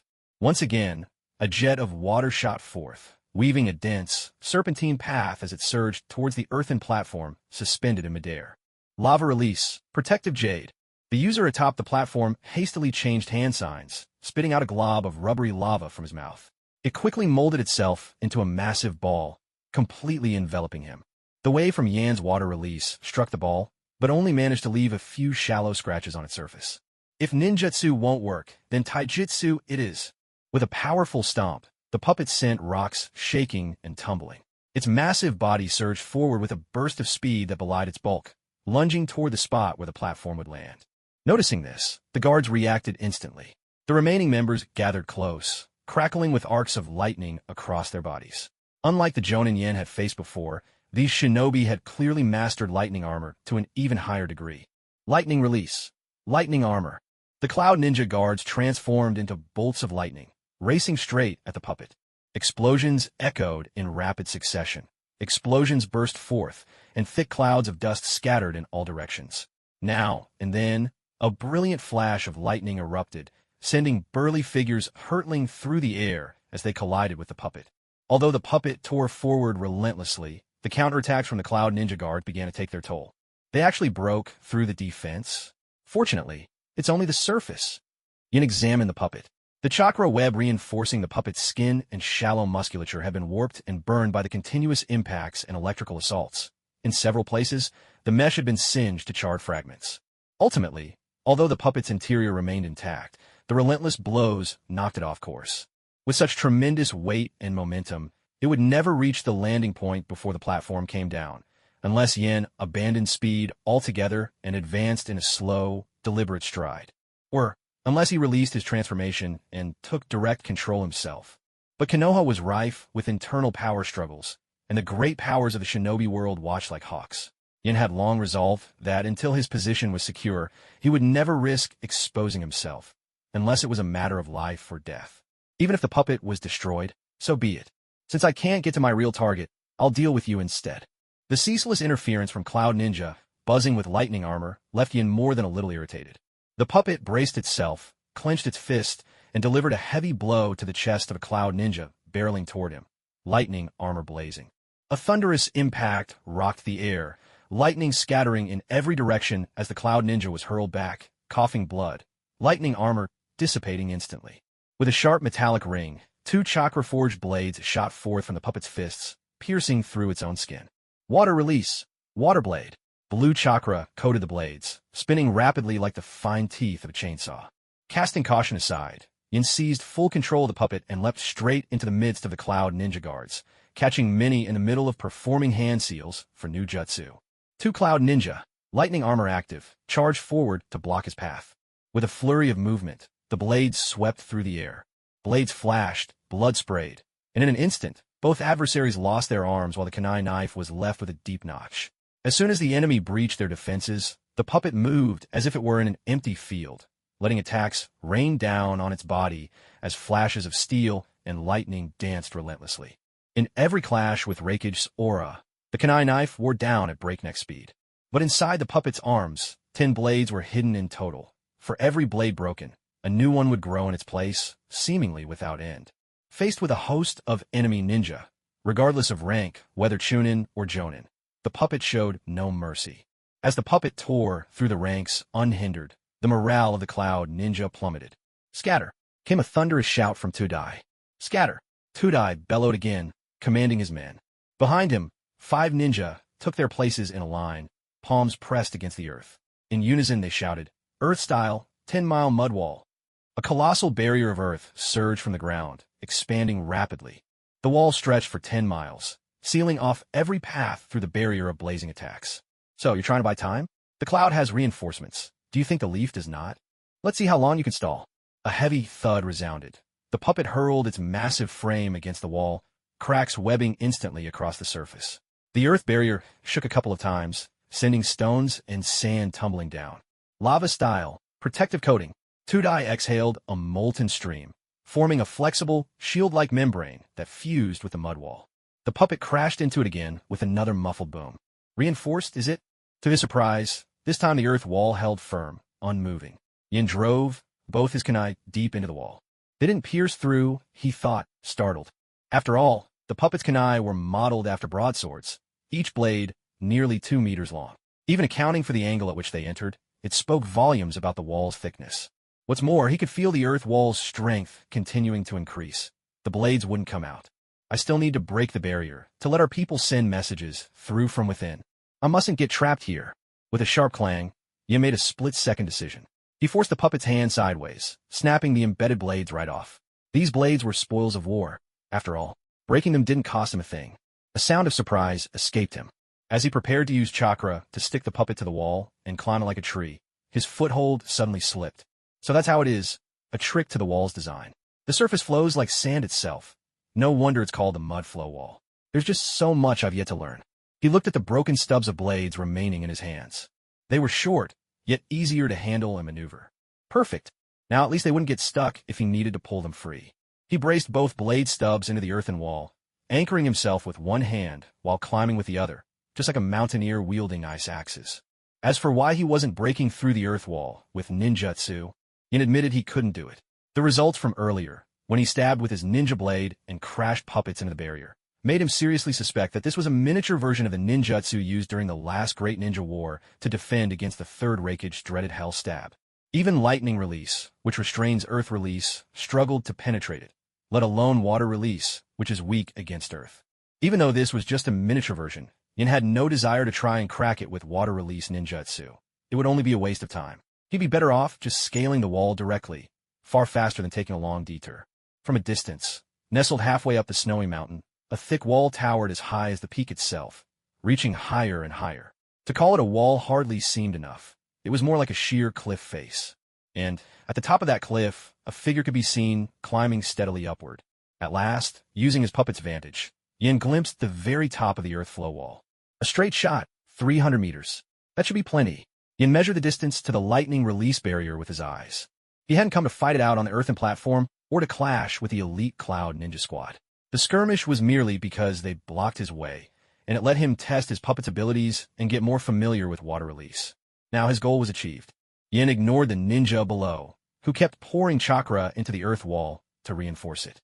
He decided to unleash a jutsu, strike the barrier head-on. A shadow clone was launched from within the puppet's body, gathering nearly all its chakra. A huge gulp of oil welled in its mouth. All its strength pooled to this one point, so much so that the clone's head swelled to a nearly cartoonish size. Suddenly, it opened its mouth and spat the contents with ferocious force. Fire release, great flame bullet. There was a tremendous burst, and the clone expended every last drop of chakra in its body. A column of smoke billowed out before it faded away. This attack was equivalent to a third of Yan's own chakra. Oily chakra coated the surface of the lightning release barrier, and under the high heat, countless arcs of lightning snaked and writhed across the jutsu surface, but even then there was no sign of a breach. Yet the surging electricity was impossible to conceal. This anomaly snapped the Konoha ninja, trapped inside the barrier, to full alert. They began to doubt the alleged supply convoy rescuers before them. No matter how battered these disguised Cloud Ninja looked, a group of Jonin joined forces to block their advance. After all, if there really was a way through the barrier to reach those in need, then what were those flashes flickering across the sky right now? It couldn't just be explained as a thunderstorm. Today was clear and cloudless, not a hint of rain. This was obviously some scheme from the Cloud Ninja, and in this moment, as Squad A2 and Squad A3 still tried explaining themselves, their words only dug the hole deeper. Tensions rose, and the nerves of every ninja snapped taut. Swallowing the soldier pills they'd been living on for days, desperate for even a spark of extra strength, Konoha's ninja hurled themselves at these Cloud Ninja, fighting for their lives. In the ensuing close-quarters melee, what dominated the battlefield were not ninjutsu techniques, but explosive tags and kunai, flashing and clashing at every turn. The entire basin resembled a giant meat grinder, its snowy ground stained red with the blood of both Hidden Cloud and Leaf shinobi alike. Because the Leaf Ninja fought with reckless abandon, their desperate offensive actually managed to briefly suppress the disguised Cloud forces at the outset, at least until Cloud's lightning-style jutsu gave them away. Once their identities were exposed, even the Jonin guards of Tokoroy Kei-chun, who had previously held back, along with the private soldiers he'd recruited at the front, had no choice but to join the fray. They weren't fools, with their master missing and the Cloud Ninja's threat looming before them. Surviving the ordeal took priority over any potential consequences. Whatever their fate might be after this battle, it was better to join forces with a Leaf shinobi and live to face it. Stubbornly clinging to the so-called bigger picture would only be sheer folly. It's unbelievably solid. Watching the barrier engulfed and scorched by roaring flames, yet remaining completely unmoved, Yin couldn't help but feel a surge of apprehension. It made one thing clear. In the Hidden Cloud, no, likely in every great shinobi village, there existed special means to restrain or concentrate firepower on enemies above the Jonin level. It was nothing like what they'd learned in the Shinobi Academy's textbooks. Even the strongest Jonin, even elite Jonin or the current leaders of each village, might be trapped or overwhelmed given the right tactics. It was just like the allied shinobi forces organizing their assault on the reanimated Kage during the Fourth Great War. Though such tactics proved useless against Madara Uchiha, it was impossible to imagine that the great villages had never trained for coordinated attack at scale. Lava-style, armor wall. Standing atop a platform opposite an earth-style wall, someone spewed a mass of clay-like substance into the air, hurtling it directly at the puppet. At the same time, his squadron unleashed a torrent of earth-style techniques toward the barrier and the puppet within. Judging by how water-severing wave had managed to slice through lava-style armor sphere just now, Yin understood all too well. He currently had no way of countering this rubbery, sticky armor for all its lava-like substance. Neither taijutsu nor slashing jutsu could break free from it, and Firestyle was all but helpless against such melted, magical muck. Maybe it was better to leave the puppet here and use a water clone to slip inside the barrier myself, he suddenly thought, a reckless idea blazing through his mind. If Firestyle couldn't breach the barrier, what would happen if I heated it first and then cooled it rapidly? Yin stared intently at the barrier, glowing red as it endured the relentless assault of his great fireball. He decided it was worth a gamble. His thoughts concluded. A blazing mass of rubber hurtled directly toward the puppet's face. Luckily, it was only a puppet. Yin drew in a long breath, realizing his physical body was nowhere near robust enough to withstand such hellish temperatures. Even without the puppet slowing him down, Yin knew full well that, with his current speed and agility, he couldn't hope to keep up. He'd have perished countless times already under this siege. No matter how sturdy a puppet's defenses, it would never be true strength of his own. Yin grudgingly admitted to himself that he envied the Uchiha. How Susanoo was inscribed so deeply into their blood, though that fleeting envy was quickly cast out of his mind. With the help of the puppet, he had already witnessed glories beyond the reach of even the Jonin. When he eventually became stronger through his own efforts, he would be able to avoid many hidden pitfalls that others could not foresee. What more could he ask for? A sharp sound. The puppet's entire body was covered in blobs of molten release, its two arms extended, each brandishing a shinobi blade. As he channeled chakra into them, activating the chakra-infused metal, he tried to cut through the rubbery mass formed by the molten release. But the blades wouldn't move. Or rather, they managed to slice in just a little, only to become stuck fast, unable to budge. Noticing that the poorer quality of the two blades was beginning to glow red and warp, threatened with melting, Yin realized there was no time to wait. Again, one more time. Using his sensory abilities, he observed. After each ninjutsu, the squad led by Tudai would form hand signs, unleash their attack, and as the jutsu came for him, they rotated smoothly. At most, there would be a gap of 0.6 seconds between attacks. Within this fleeting window, only Earth-style reinforcement was present. There was no deadly molten release. Yin prepared to seize this very moment. Inside the puppet, his water clone summoned a protective water shield, desperately trying to withstand the burning heat. Countless torrents of steam hissed out, swelling the rubbery prison of molten release, causing it to balloon outward. The puppet's space to maneuver began to grow. By harnessing the intense heat of molten release and sheltering behind water-style defenses, a flood of steam built up from within, until, finally, it would burst the prison apart. This was the opportunity to break free. Well done. His real body dispelled the Kanai transformation, and with his sensory ability piercing through the molten barrier, he saw Tudai and the other Jonin preparing their next assault. Without hesitation, He opened his mouth and poured forth a torrent of water-style chakra against the encasing wall. In truth, once water-style had reached the level of a bloodline limit, chakra alone was enough to transmute into water. The only thing ninjutsu adjusted was speed, pressure, and the state in which the water appeared. Boom! With an explosive roar, loud as dozens of overinflated basketballs bursting at once. The molten release shell that wrapped the puppet, far thicker than even the tire of a truck, ruptured from the inside. High-pressure steam bursted apart. Two figures shot out rapidly from behind the puppet. A wave of hot air washed over them. Below, Tudai and his squad instinctively clapped their hands over their ears. Some even bled from both ears and collapsed to their knees, momentarily stunned. Their hands halted mid-hand sign. Jutsu interrupted. The sudden, violent noise was a weapon in itself. No wonder Orochimaru had founded the Sound Village. Fortunately, Yen had shielded his body with twin layers of water membranes before the blast. The sound waves, weakened as they passed through the water, lost much of their force. Otherwise, with his acute sensory abilities, the effects would have been all the more severe. It was like being suddenly blinded by a flashlight in the dead of night. Painful, overwhelming. Ceased attacking? Perfect timing. Two nearly invisible water clones, kunai and explosive tags in hand, stepped out from behind the puppet, quickly forming hand signs. Although it was a ninjutsu that could be performed without forming hand seals, executing the seals seriously would, nonetheless, enhance its power to an extent. Since his opponent's technique had been interrupted by the explosive sound wave, Yin certainly wouldn't let such an opportunity slip by. He intended to make use of the extra time to increase the chance of breaking open the barrier. Water-style, water-severing wave. A torrent of pressurized water surged forth, dispersing the surrounding fire-style jutsu and focusing its force on a single point of the lightning barrier. A faint crackling sound followed. In an instant, lightning serpents raged, pouring their electric current into the point under assault.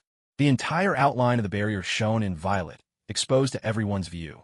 From afar, it looked like a vast, translucent dome, covering the entire snow-capped mountain and rising until it nearly brushed against the clouds. Naturally, the distant supply convoy also witnessed this scene. Yet, all they could do was watch helplessly. Having already signaled the village, they knew this level of battle was far beyond anything they could interfere with. Within the snowy wilderness, two figures, a master and his apprentice, messengers from Konoha, paused in their journey and sat silently atop a tree branch. A surge of powerful lightning chakra is coming from that direction. Minato, do you sense it? With a head full of white hair, Jiraiya pointed at the endless line of snowy peaks, then glanced back at his gifted disciple, Minato Namikaze. No, I'm afraid not, replied Minato, rubbing the back of his head with a sheepish grin. He'd only just begun training in sage mode, struggling to sense natural energy on his own, and hadn't yet used toad oil. How about we race? See who gets there faster. Jiraiya broke into a gentle smile, marking their destination on his map. A specially crafted, three-pronged kunai sailed through the air, and the next moment, Minato's figure appeared several dozen meters ahead.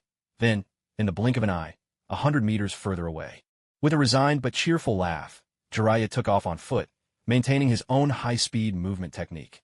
Meanwhile, back at the barrier, Yin had unleashed his most powerful water style, the irranked water style, water-severing wave, boasting his strongest penetrative force. Yet the barrier only showed a faint crack. Countless lightning serpents, crackling with voltage, surged back along the track carved by the water-severing wave, biting fiercely at the water clone. This was the combined strength of the entire barrier. The water clone began to boil and bubble, streams of steam pouring from its form, barely able to maintain a human shape. A flicker of anxiety crossed Yan's face. Water style, water formation wall. Another water clone triggered a technique, sending the water wall flowing snugly along the lightning barrier, sweeping toward Tutai and the others. Tolerating the searing pain of ruptured eardrums, Tutai finally managed to catch his breath. Lava release, earth style. No time.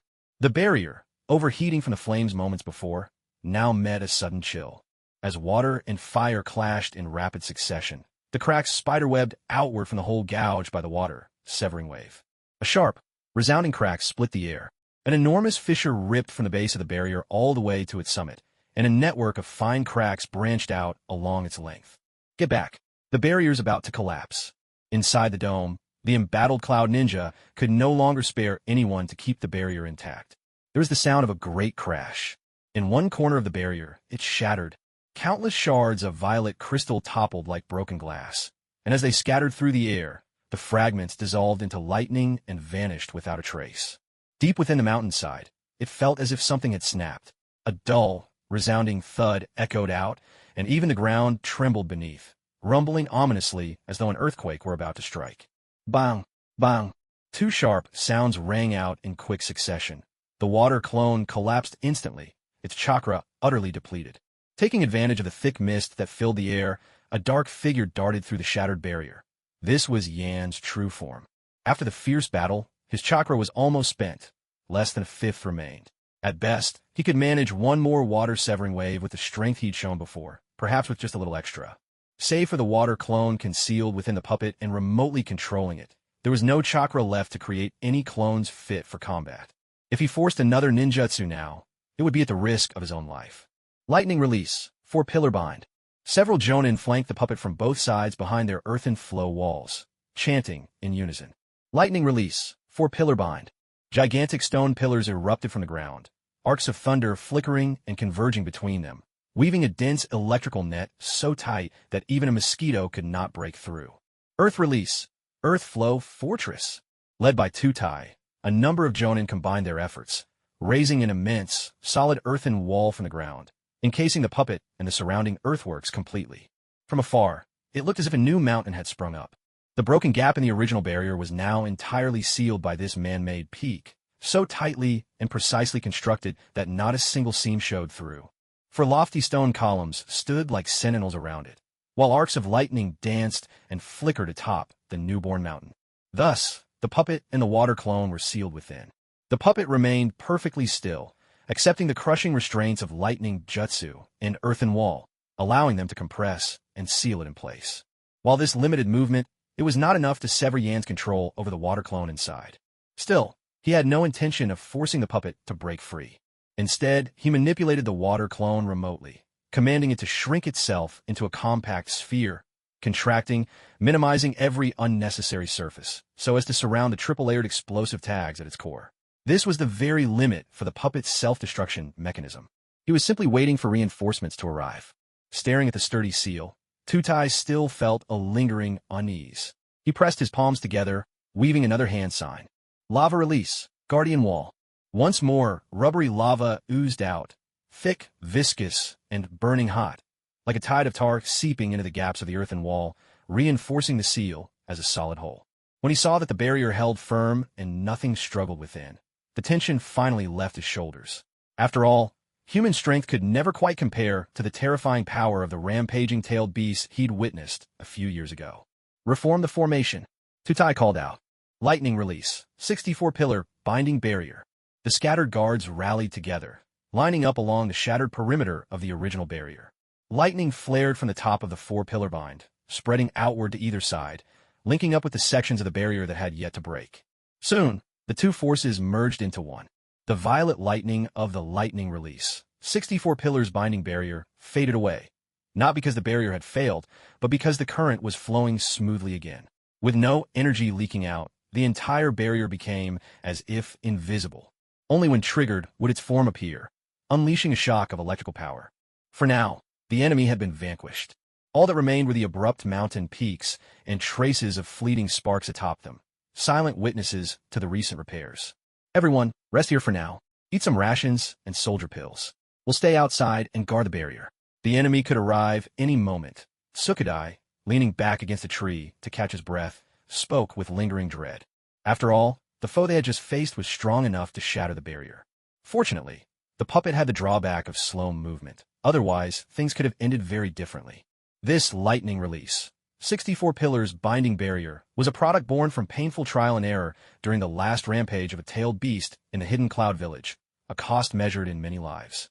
Its resistance to heavy attacks once earned the praise of the third Reikage.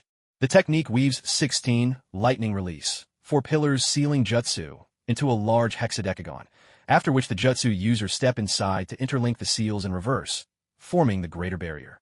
It amounts to nesting 16 individual mini-barriers within a single grand enclosure, assuring the safety of those operating inside. At least 16 elite ninja, or a team of Chunin skilled in both sealing arts, earth and lightning release, are required to activate it. Then, 128 ninja rotate shifts to maintain its power. Each face of the 16-sided shape can both channel all combined energy for defense and counterattack, or isolate and absorb damage that spills over, keeping the rest of the barrier intact. However, this comes at a price. The overall defensive strength of the barrier drops noticeably.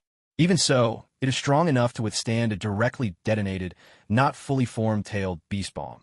Even if damaged, the isolated zones of the barrier can still dampen the aftershocks. It's a formidable tool for destroying immobile enemies or waging war with a large force. Aside from needing a great many participants and being heavily constrained by the terrain, it offers tremendous advantages for secrecy, defense, and even imprisoning foes, be they known or unknown. While not quite on par with the Leaf's 4 Red Yang formation, it vastly outclasses the 4 Violet Flames formation, offering both stealth, shielding chakra activity, and sensory defense. It stands as a testament to the Cloud Ninja's expertise in developing chakra-based technology, like their infamous chakra cannons. To penetrate, it would require the flaming devastation of a great fireball, pinpoint breakthroughs from water severing waves, extreme thermal expansion and contraction swinging nearly 1,000 degrees, and the battering force of a water array wall's impact. Combined, this onslaught could barely scrape the edge of matching a tailed beast bomb. It's worth noting, though, that this was partly due to the Cloud shinobi inside the mountain consuming too much chakra and being distracted by the chaos outside, which weakened the barrier to a degree. Moreover, since he had fought while rooted to the spot with a stationary offense, the puppet had taken nearly all the attacks for him. Even so, it had still drained every last drop of his once plentiful chakra just to pull this off. What a close call. A puppet is, in the end, only an external tool. You can't depend on it for a lifetime. I still have a long way to go. Exhausted, Yin collapsed into the snow at the base of the mountain, carefully avoiding the battlefield, and began to steady his breath once more. This battle, it gave him a new understanding of what it truly means for a ninja to reach the rank of Kage. If you take away his puppet and that stationary fighting style, if he didn't go all out, his real combat capability would be that of a special jonin, one focused solely on water release and taijutsu. His grasp of battle tactics and countermeasures still left much to be desired. He had to rely entirely on the handful of skirmishes he'd experienced as a genin and his shallow, second-hand understanding of ninja battles from his previous life. He hadn't even had the chance to spar properly with other jonin. Yan's actual fighting experience was pitifully scarce. Calling it lacking and inexperienced would not be an exaggeration. After all, he'd only been a ninja for less than a year, with no elders to guide him. The Chunin exams and the life-and-death struggle with Kisame underwater. Those are the fiercest battles he'd ever fought with nothing but his own skills to rely on. But by jonin standards, such fights were nothing more than a light drizzle. Some of that arrogance born of being a transmigrator was quietly reined in. No matter where you are, everyone's path is made by taking one step at a time. Some people may start out in Rome, but in the end, Rome is just a speck of glory in the vast ocean of Earth's history. The universe is boundless, and one should always seek to go further. Even at the very pinnacle of the cosmos, your thoughts will inevitably drift to what lies beyond. Once his breathing calmed, a wave of exhaustion washed over him, the tension from the battle finally loosening its grip. Whatever you do, don't fall asleep. Reinforcements will be here soon, Yin muttered, trying to will himself awake. He pressed on for some distance, found a small hollow near the cliff face, extended his chakra-wrapped spiritual sense to scout the area, and discovered that the nearest Cloud Ninja in the mountains was still 500 meters away. Meanwhile, the previously damaged barrier had already been repaired. Drawing his ninja blade, imbuing it with chakra, he hacked away at the rock a few times. Soon, he'd carved out a small cave fit for hiding and resting. Yin squeezed inside and wedged a relatively intact slab of stone in the entrance. He covered it with a thin layer of water to mask any escaping traces of chakra. From his portable scroll, he took out some jerky and compressed biscuits, ate them with melted snow, and gathered chakra in his stomach to speed up digestion and hasten his recovery. Go stand guard at the entrance. With a casual hand seal, he created a water clone to act as a sentry while he rested. As long as it wasn't used in combat, maintaining a single water clone wouldn't drain him much. The food was quickly digested, and the surging energy spread through his body, gradually restoring his strength. Yin sat cross-legged in the cave, gathering his focus to begin meditation. His mental energy also began to recover bit by bit, much faster than simply sleeping would allow, though it couldn't erase the fatigue from his body. So, once his mind had returned to a normal state, Yin shifted into a half-awake, half-asleep state. He rested while maintaining awareness of his surroundings and managed to keep his thoughts sharp. As his mastery of body training advanced, Yin gained greater control over every part of his physique. This allowed him to develop many small techniques for recovery and controlling his breathing, so he could adapt to different environments and opponents. Although these scattered skills lacked a cohesive system and were nowhere near as effective in boosting his combat strength as the Eight Gates technique, they proved useful for stealth and recovery. How strange. Meditation not only helps me recover, but also gradually strengthens my spirit. So why can't I integrate it into my status panel? The thoughts surfaced again, unbidden. He guessed that it must be due to his limited understanding of spiritual power and in release. When he found the opportunity, he resolved to exchange for ninjutsu and information related to in release and spiritual energy, and carve out time to study them. Body, mind, and spirit must all be given equal importance. This is as fundamental as it gets. It was only after he met the Might Father and Son that his training and body techniques started to follow the right path. The physical toll left by his hungry, uncertain childhood at the orphanage was at last being repaid. Later, after meeting Hokage, he began to incorporate some concept from Gentle Fist, developing new methods of attack. As for ninjutsu, he had encountered no real obstacles. After all, it was the most widely practiced skill. Whether from ninjutsu scrolls or the village library, there was always information to be found, and some scientific principles from his previous life could even be applied to ninjutsu. But when it came to spiritual energy or in release, he was moving forward in the pitch dark. Apart from the slight improvements brought by meditation, his only other progress came passively, resisting others' illusions and sharpening his dispelling techniques. His related sensory abilities were passable, though they seemed tied to his physical strength to some degree. Fortunately, being reincarnated meant his spiritual power naturally exceeded that of ordinary people. Still, if he didn't make further progress soon, it would inevitably become his greatest weakness. Before long, just over an hour, the exhaustion in his body had mostly faded, and both his mental energy and chakra had recovered by more than half. He wouldn't be able to cast massive ninjutsu without restraint, but at least his taijutsu would remain unaffected in a fight. That sense of security returned. He pressed his ear against the stone wall and began to distinguish the shouts and clashing from outside. This battle, it's looking tough for the Leaf. The Cloud Ninjas seemed tireless, rotating their forces and relying on the lightning release. Chakra mode for speed, defense, and attack, weaving relentlessly through the Leaf forces. And with the Leaf side nearing a week without supplies, worn by hunger and cold, the Cloud Ninjas' assault was as fierce as armored cavalry charging into a line of archers, cutting through everything in their path. They cleverly sidestepped their own shortcomings in ninjutsu and minimized the disadvantages of their limited personal adaptability, relying on group tactics to drive the numerically superior and individually stronger Leaf Ninja into constant retreat and disarray. Though the Leaf Ninja possessed varied ninjutsu styles, versatility, and nimbleness in close combat, reflecting their philosophy of balanced development, they were undeniably most skilled at operating in small, specialized squads perfect for targeted elimination missions. In other words, they were more ninja-like. Each individual could stand on their own, formidable in solo action. But when assembled into large teams, their diverse skills did not always complement one another. Instead, coordination often descended into confusion, especially without clear leadership. In contrast, the Cloud Ninja, much like their stone counterparts, trained almost every shinobi in the same set of techniques, unless their natural affinities clashed. Nearly everyone practiced the lightning release armor, for instance, just as stone village ninjas were uniformly drilled in earth release techniques. They resembled disciplined soldiers. Taken alone, they might not match a Konoha ninja in a duel.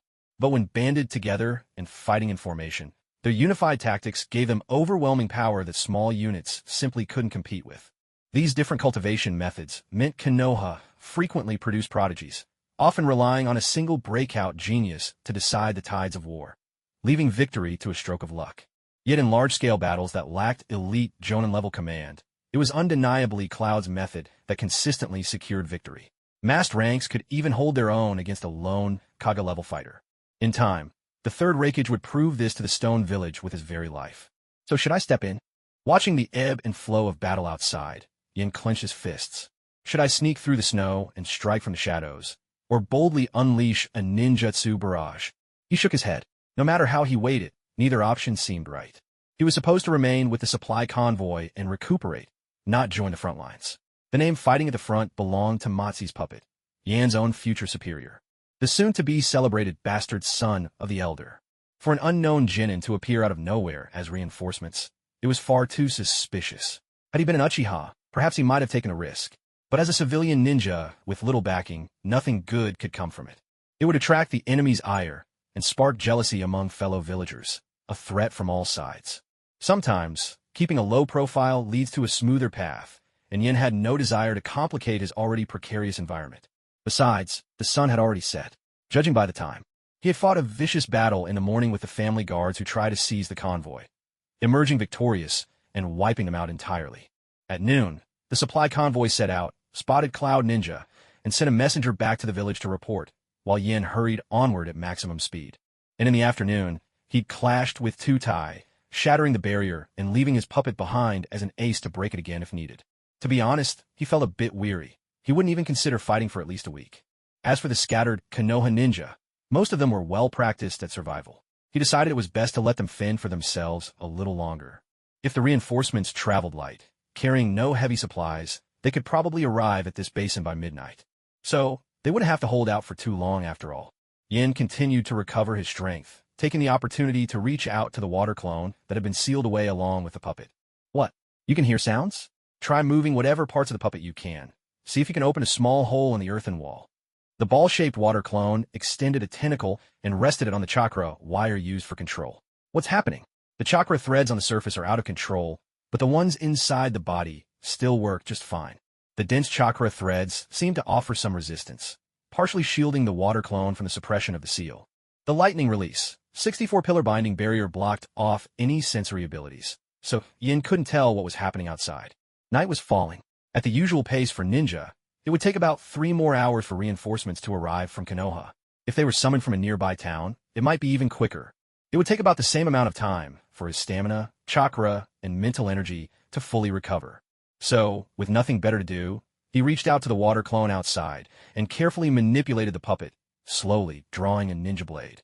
A low, persistent grinding echoed in the cramped sealed space as the puppet's blade wore down the sand and stone little by little. First the fingers, then the whole hand, and then half the body. Eventually, as a katana was ground down to a short blade, the burly puppet was even able to straighten up inside the confines of the sealed chamber. So this is how earth release techniques actually work. With the water clone's vision, Yin studied the small pile of earthen debris at his feet, the very dirt he'd excavated. The odd thing was, the earthen wall ought to be packed solid, yet the pile was loose and crumbly.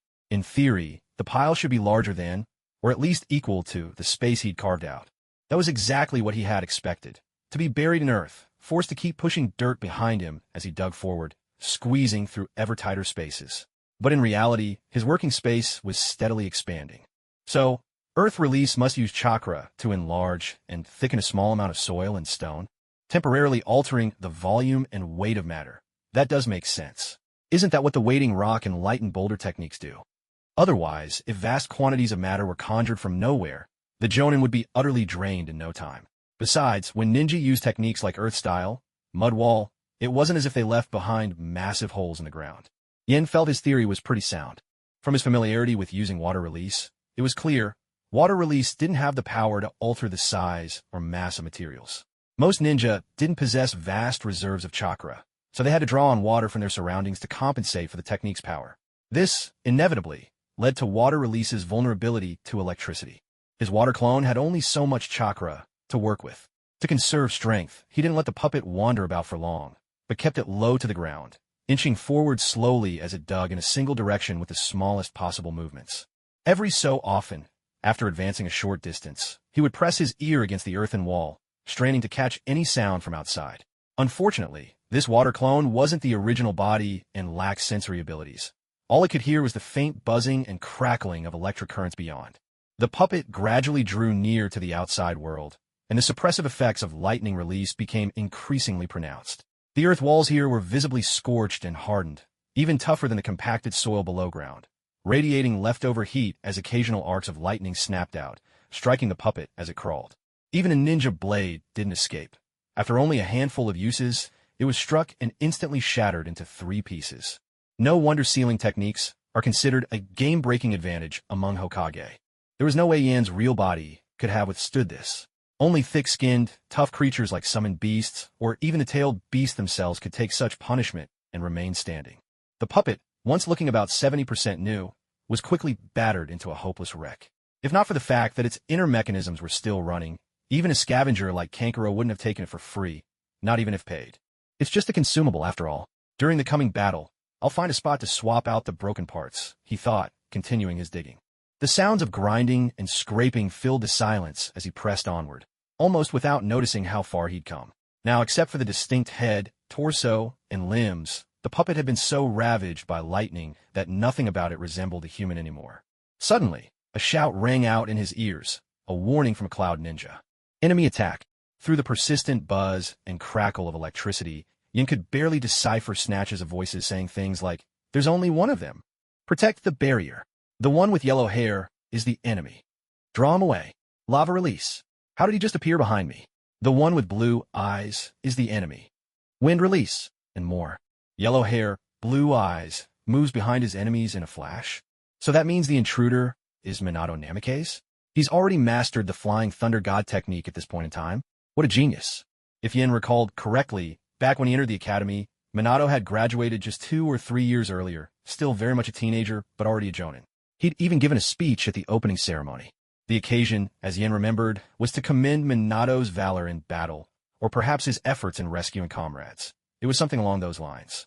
One thing stuck in his mind. He'd witnessed the third Hokage, Hiruzen Tsurutobi, hand Minato a list, perhaps a booklet or a scroll, from the Book of Seals. Yin hadn't gotten a clear look at it back then. Maybe this Flying Thunder God technique was given to him at that time. In less than 3 years, Minato had already mastered it for use on the battlefield. He was blessed with natural talent for space, time techniques, and possessed the fastest reflexes in the ninja world. His prowess at innovating new jutsu ranked among the best, and both his character and looks were equally outstanding. A ninja truly worthy of the title perfect. Yin still wasn't sure if he possessed the space-time affinity. If he didn't, would he have to grind proficiency points endlessly like with elemental ninjutsu, cramming as much knowledge as possible just to keep up? He feared that, if he ever tried the Flying Thunder God technique even once, his body would be torn to pieces on the spot. It was a pity, back when he just crossed into this world, he'd barely settled in and was still adapting to everything. Otherwise, as a child, he could have simply skipped the classroom introduction after the speech and latched onto Minato Namikaze right away, refusing to let go. Given Minato's character and background, it was almost certain he'd offer some assistance, and it was highly likely he'd take Yin under his wing. A missed opportunity. Yin mocked himself, then hastened his digging. Regret served no purpose now. After all, the best time to plant a tree was 10 years ago. The next best time is now. Right now, he needed to head out and lend Minato a hand. Since Minato was using wind release, that most likely meant he didn't have the Rasengan yet. Without the Rasengan, even Minato's efforts would be more like scratching an itch than inflicting real damage. Fortunately, Yan's puppet made for an excellent turret, able to hold its ground and provide sustained firepower, perfect for breaking through another barrier. At worst, he'd use this chance to build rapport and make his presence known. And he could also test Jiraiya's attitude towards the puppet and those family ninja who sought to usurp power. If he followed the original storyline, while Minato and the AB combo battled fiercely, it was highly likely Jiraiya served as the commander in the direction of Konoha's defense against the hidden Cloud Ninja, which meant Yin would be spending a lengthy period under Jiraiya's command. He had to consider carefully, how should the real body and the puppet interact? How best to transfer any benefits gained by the puppet back to himself? If Jiraiya demonstrated dislike or disdain for the puppet's deeds, then he'd have to share the benefits with his own followers, take the populist route. Then, he'd find an excuse and have the puppet die off as soon as possible. But if Jiraiya was indifferent or even approving, Yin could reward himself directly, and maybe bring along a few genin and Chunin as his followers. That way, when he returned to the village, he could avoid being swept up by rival factions. The puppet, in that case, could afford to linger a while longer. Yan's mind churned with these thoughts. Suddenly, a thunderclap, a searing arc of violet lightning split the night sky, striking straight for the puppet's head. There was no way to stop it. If that bolt landed, the puppet's upper half and the water clone hidden inside would be blown to bits. Luckily, the earthen wall had already been breached. Retreat now. The prisoners escaped from the seal. Barely were the words out when a hidden Cloud Ninja, wrapped in a mantle of lightning, plowed ahead in a wild dash, smashing through countless trees, even shattering a section of the mountainside, blood streaming down his face. It was as if he were desperately fleeing from something. Abruptly, the fleeing Cloud Ninja stopped short. Without turning, he flung a kunai behind him. There was a sharp crack as the kunai struck a wooden board. A searing pain stabbed into his lower back. "Ack, my kidney, Minato Namikaze, this isn't over between us." The Cloud Ninja could no longer remain calm. His fighting spirit shattered on the spot, and he collapsed helplessly to the ground, howling in despair. At that moment, a thunderclap echoed from the sky. The puppet performed a nimble roll, powered by its inhuman physique, and leaped down from 100 meters above without hesitation. A streak of lightning split the air. Atop the four-pillar binding technique, arcs of electricity lashed out, launching a passive assault at anything inside, trying to breach the seal. But with no one left to control the technique, and the chaos caused by Minato's sneak attack, the Cloud Ninja were in utter disarray. There was no room left in their minds to care about the seal's integrity. They could only focus on keeping the barrier from collapsing. A crack of thunder split the air. Electricity struck the massive wall of earth, blasting off a huge chunk of hardened soil. A heavy impact resounded, and the puppet landed upright, sending a wave of dust billowing from the ground. I want nothing more than a slice and slash here all day long. Perhaps it was the pent-up frustration, but a thirst for violence and carnage welled up from deep within. Seeing the Cloud Ninja squad so utterly routed, the water clone broke into a wide, sinister grin, drawing a pair of ninjato blades from his arms. He was just about to begin a slaughter, hoping to quell both the lingering exhaustion from days of marching and the tightly wound tension of the day. There was no denying it. A puppet's power, far exceeding anything achieved by mere training, was exhilarating and dangerously intoxicating. Once unleashed, it was nearly impossible to restrain. Moreover, the water clone lacked a sense of smell, and the puppet felt no pain. Sometimes, Yin even treated battle like a twisted game, though he knew such thoughts were wrong. Still, the sinister urge to kill lingered in his mind, refusing to fade, no matter how much he meditated. Suddenly, words that carried a sense of tranquility floated gently to his ears. "Sorry I'm late." Minato flashed into view, appearing a short distance behind the puppet. His tone held a hint of apology before he vanished again, this time appearing amidst the chaos of the Cloud Ninja. For a brief moment, Yin felt the anxiety that had gripped his heart ever since being outmaneuvered by the third Hokage finally subside. Truly, Minato Namikaze lived up to his reputation. When it came to the villagers, whether friends or strangers, he was always as warm and comforting as the sun. Unfortunately, for those who stood against him, that warmth took on a very different meaning. As Yin pondered this, Minato reappeared without warning behind a cloud Chunin, determined to strike the puppet. In a flash, Minato gripped his signature three-pronged kunai and drove it viciously toward the ninja's kidney. Realizing escape was impossible, the Cloud Ninja tensed his muscles and formed hand seals at blinding speed. With a grunt, he straightened and let out a muffled exhale. Lightning release. Lightning armor. A ruthless blue aura of crackling electricity wrapped around his entire body. A sharp metallic snap rang out as the kunai, driven an inch deep into his side, snapped and shattered against the armor. Spinning instantly, the Cloud Ninja launched a knee strike, but Minato was already gone, vanished without a trace. Missed again. The Cloud Ninja muttered a curse to himself, but did not falter. Fueled by fury, he immediately shifted his focus to the puppet, which appeared badly damaged. Pushing off the ground, his steps carried him forward as swift as a lightning bolt under the power of lightning release. For one fleeting moment, the Cloud Ninja felt as though he ran shoulder to shoulder with the Raikage himself. Suddenly, Minato Namikaze appeared directly ahead, his kunai sweeping upward toward the enemy's throat.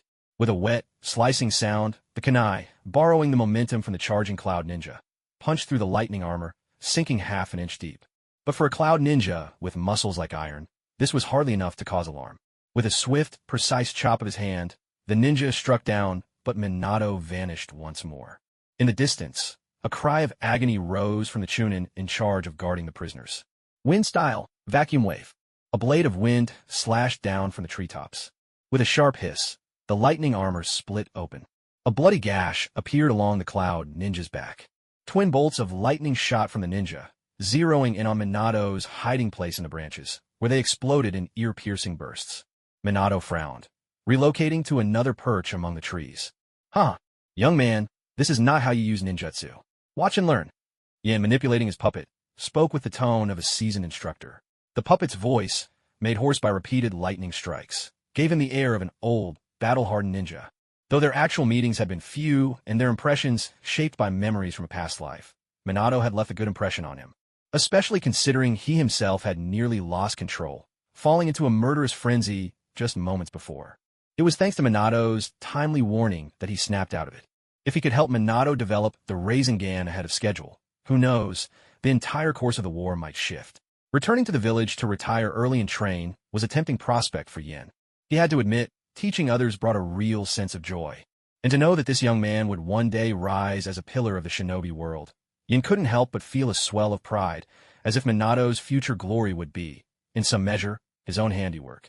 And if this puppet could win some points with Minato, maybe, just maybe, he could impress Jiraiya from afar as well. Through his water clone, Yen cast a mocking eye at the charging Cloud Ninja. "Kid, do you really think your precious defense could withstand even a single blow from me?" With that, the puppet flung wide its arms, muscles extensively modified, taut, and bulging. A demonic face began to manifest on its back. The Cloud Ninja crossed his arms and, pouring in all his strength, ran at full tilt, crashing headfirst into the puppet's neck. A thunderous crash echoed as, in the blink of an eye, the puppet's arms snapped shut, delivering a mighty clap to the sides of the ninja's head. A shock wave burst from between the two, sending leaves rustling furiously in the treetops. "Not bad. You've managed to entertain me." The puppet twisted its neck, then lifted the Cloud Ninja, his face smashed, blood pouring from every orifice, with one hand tossing him aside like refuse. Nearly 2 meters tall, hulking and broad-shouldered, the Cloud Jonin seemed little more than a broken toy in the 4-meter-tall puppet's grasp. Swaying in the night breeze, he dangled in a rhythmic, helpless dance. And with the puppet's battered, vaguely humanoid face, even more so if its eyes could glow red, it would have looked in the darkness like a demon come to life. It's the Butcher. The Butcher of the battlefield has broken free of his seal. One of the Chunin clutched his head in terror, shrieking. He lost all control, soiling himself as he collapsed to the ground, scrabbling backward in a blind panic. The word Butcher struck the hearts of every Cloud Ninja present like a heavy hammer. After all, this was someone who could fend off endless attacks without a single defense. He was also the man who, through sheer force, shattered the barrier meant to imprison a tailed beast. The last person to achieve such a feat was the current Raikage of the Hidden Cloud Village. Faced with this, even those Cloud Shinobi who had once sealed the Butcher themselves could not suppress their pounding hearts. Minato glanced at the puppet, his eyes filled with respect. Ignoring the Chunin, he turned away, continuing his harassment and surprise assaults upon the other Cloud Ninjas. Let them suffer, let them wail. Only by sowing terror and pain could their morale be weakened. The lightning armor could only be maintained for so long. With Minato's level of agility, even brandishing only a kunai, he had countless opportunities for a fatal strike. Not to mention, simply maintaining the lightning armor drained enormous stamina from the Cloud Shinobi. Butcher, the Butcher of the battlefield. Is it? That's not a bad name at all. I'll take it. Through a water clone, Yen savored the new title with a hint of intoxication. Not exactly elegant, but it certainly carries weight. The sort of nickname that marks someone as a hated enemy, yet one who inspires fear in all. A moment later, the puppet surged into the Tsukadai guard, smashing through a tree as thick as 2 men with a single kick, grabbing it to use as a weapon and swinging it in a ruthless arc. With every contact, there came deep, sickening thuds. Tree trunks howled as they sliced through the air in a crushing dance. In a matter of seconds, no one could withstand even a single exchange against the puppet. Under the crushing blows of the tree trunks, even the elite most skilled with the lightning armor were sent flying. Cloud Ninja fell unconscious, the lightning armor fading from their bodies. No. Minato seized the opportunity and in a blink severed the heads of 2 elite Jonin. The air behind him echoed with agonized cries. Tsukadai instantly recognized the loss of the elite bodyguards tasked with protecting his vulnerable flesh and blood. His eyes went bloodshot in a fury, at all costs. Everyone, activate your lightning armor. Lava release, torrent of molten rock. He drew in a long breath, then unleashed a flood of molten lava from his mouth, surging straight towards Minato. Lava surged uphill, racing from the mountainside to the summit, but Minato had already vanished. Blind rage would only strike empty air. Now that his bodyguards were gone, Tsukadai, one of the rare shinobi-type elite Jonin of the Hidden Cloud, as well as their strategist, had no choice but to force himself into composure. He had noticed that Minato's instant movements came from the trident-shaped kunai, but it was too late. Those kunai now scattered everywhere, in tree trunks, in the cracks between rocks, and even on the fallen bodies of their own Cloud Ninja. There was no possibility of removing them all in time. Bring up the hostages. In panic, resorting to threats, Tsukadai could only cling to this desperate ploy. At the same time, Ignoring his own injuries, he wrung every last drop of chakra from his body. Using his jutsu, he drove molten lava to flow out in all directions, covering the ground and slowly seeping through every crack and crevice in the mountainside. In this way, part of the trident-shaped obstacles were destroyed by the lava before they could be melted completely. Meanwhile, the ninja covered in lightning armor could withstand the intense heat and even walk on top of the molten flow for a short time. A heavy thud echoed as a cloud ninja, who tried to stop the puppet, was sent flying backward, coughing up blood. You handled that lava release pretty well, but unfortunately, you were still a step too slow, Tsukadai.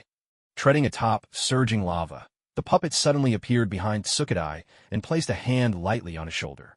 Once the butcher closed the distance, there was no hope left. Certain death awaited. This was the conclusion both the Cloud Ninja and Yin had reached in battle. Knowing resistance was futile, Tsukadai tossed his pouch of ninja tools into the lava without regret, letting his arms hang loosely by his sides. Yet, his tongue remained sharp. It's still too early to tell who wins or loses. Let Tsukadai go. Release Lord Tsukadai. Butcher, if you dare harm a hair on Lord Tsukadai's head, just wait. Lord Raikage will reduce your leaf village to ashes. That's right. Flatten the leaf. Bring down the leaf. At this, the Cloud Ninja, who had previously been fighting Namake's Minato alone, all turned to face the butcher, spitting threats through gritted teeth. Minato sensibly stopped his assault. With Tsukadai, their strategist, now captured, and their large-scale terrain jutsu gone, the Cloud Ninja's defeat was all but assured.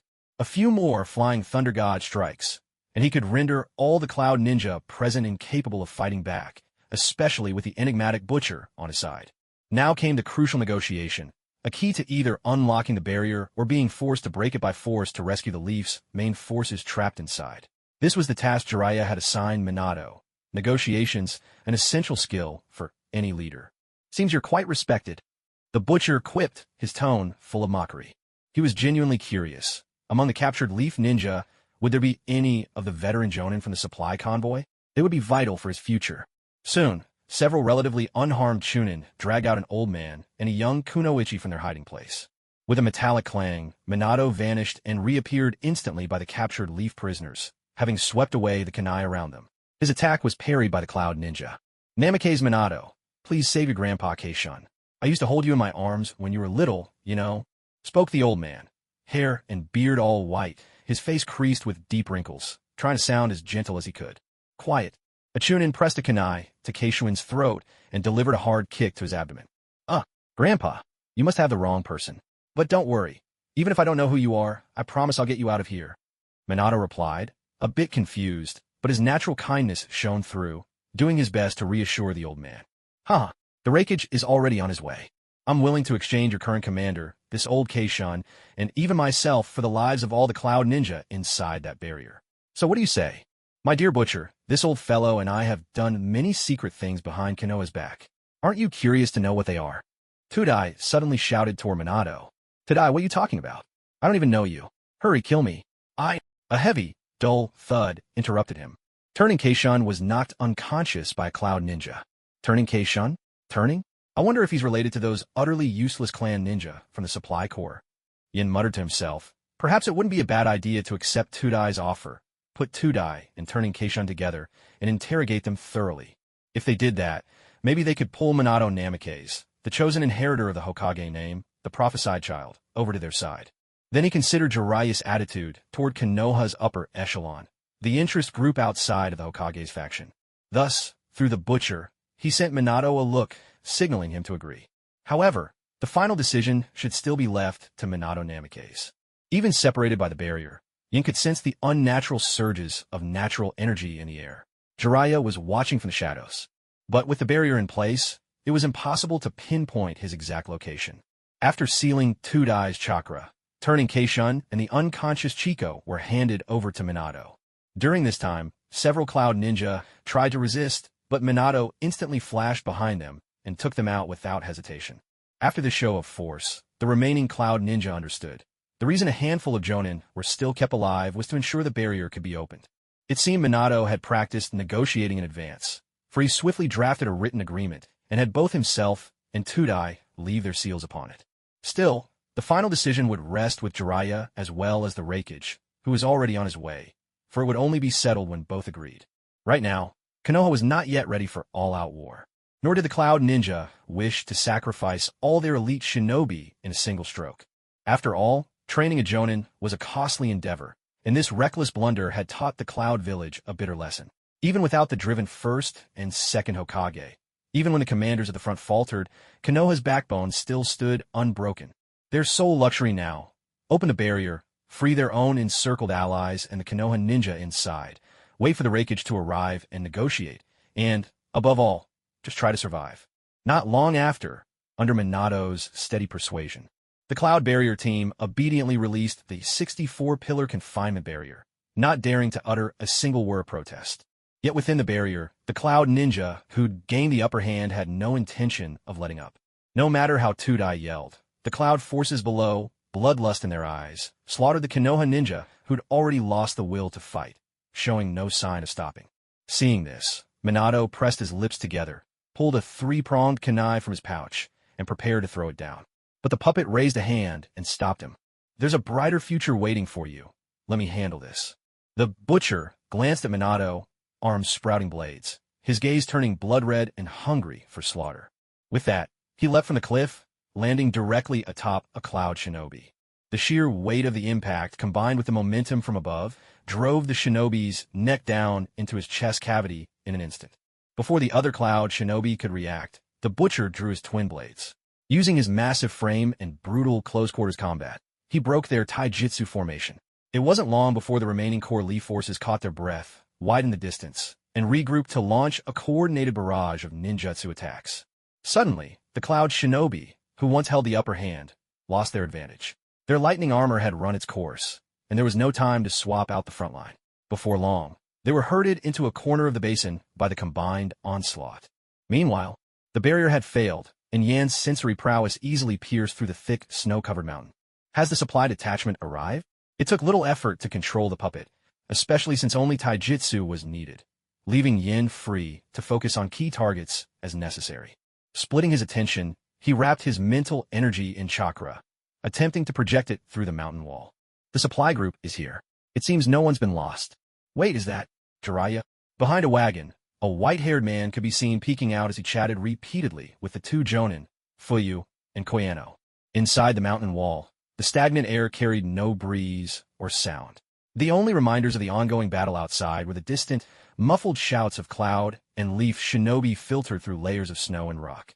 Yin, unable to hear them, could only survey the silent scene through his psychic sense. At one point, Fuyu seemed to bring up some critical subject. Jiraiya's brow furrowed. He immediately whipped out pen and paper and began jotting something down. Koyano, meanwhile, argued fiercely, his words sharp and urgent. The Jonin beside him quickly reached out to hold him back.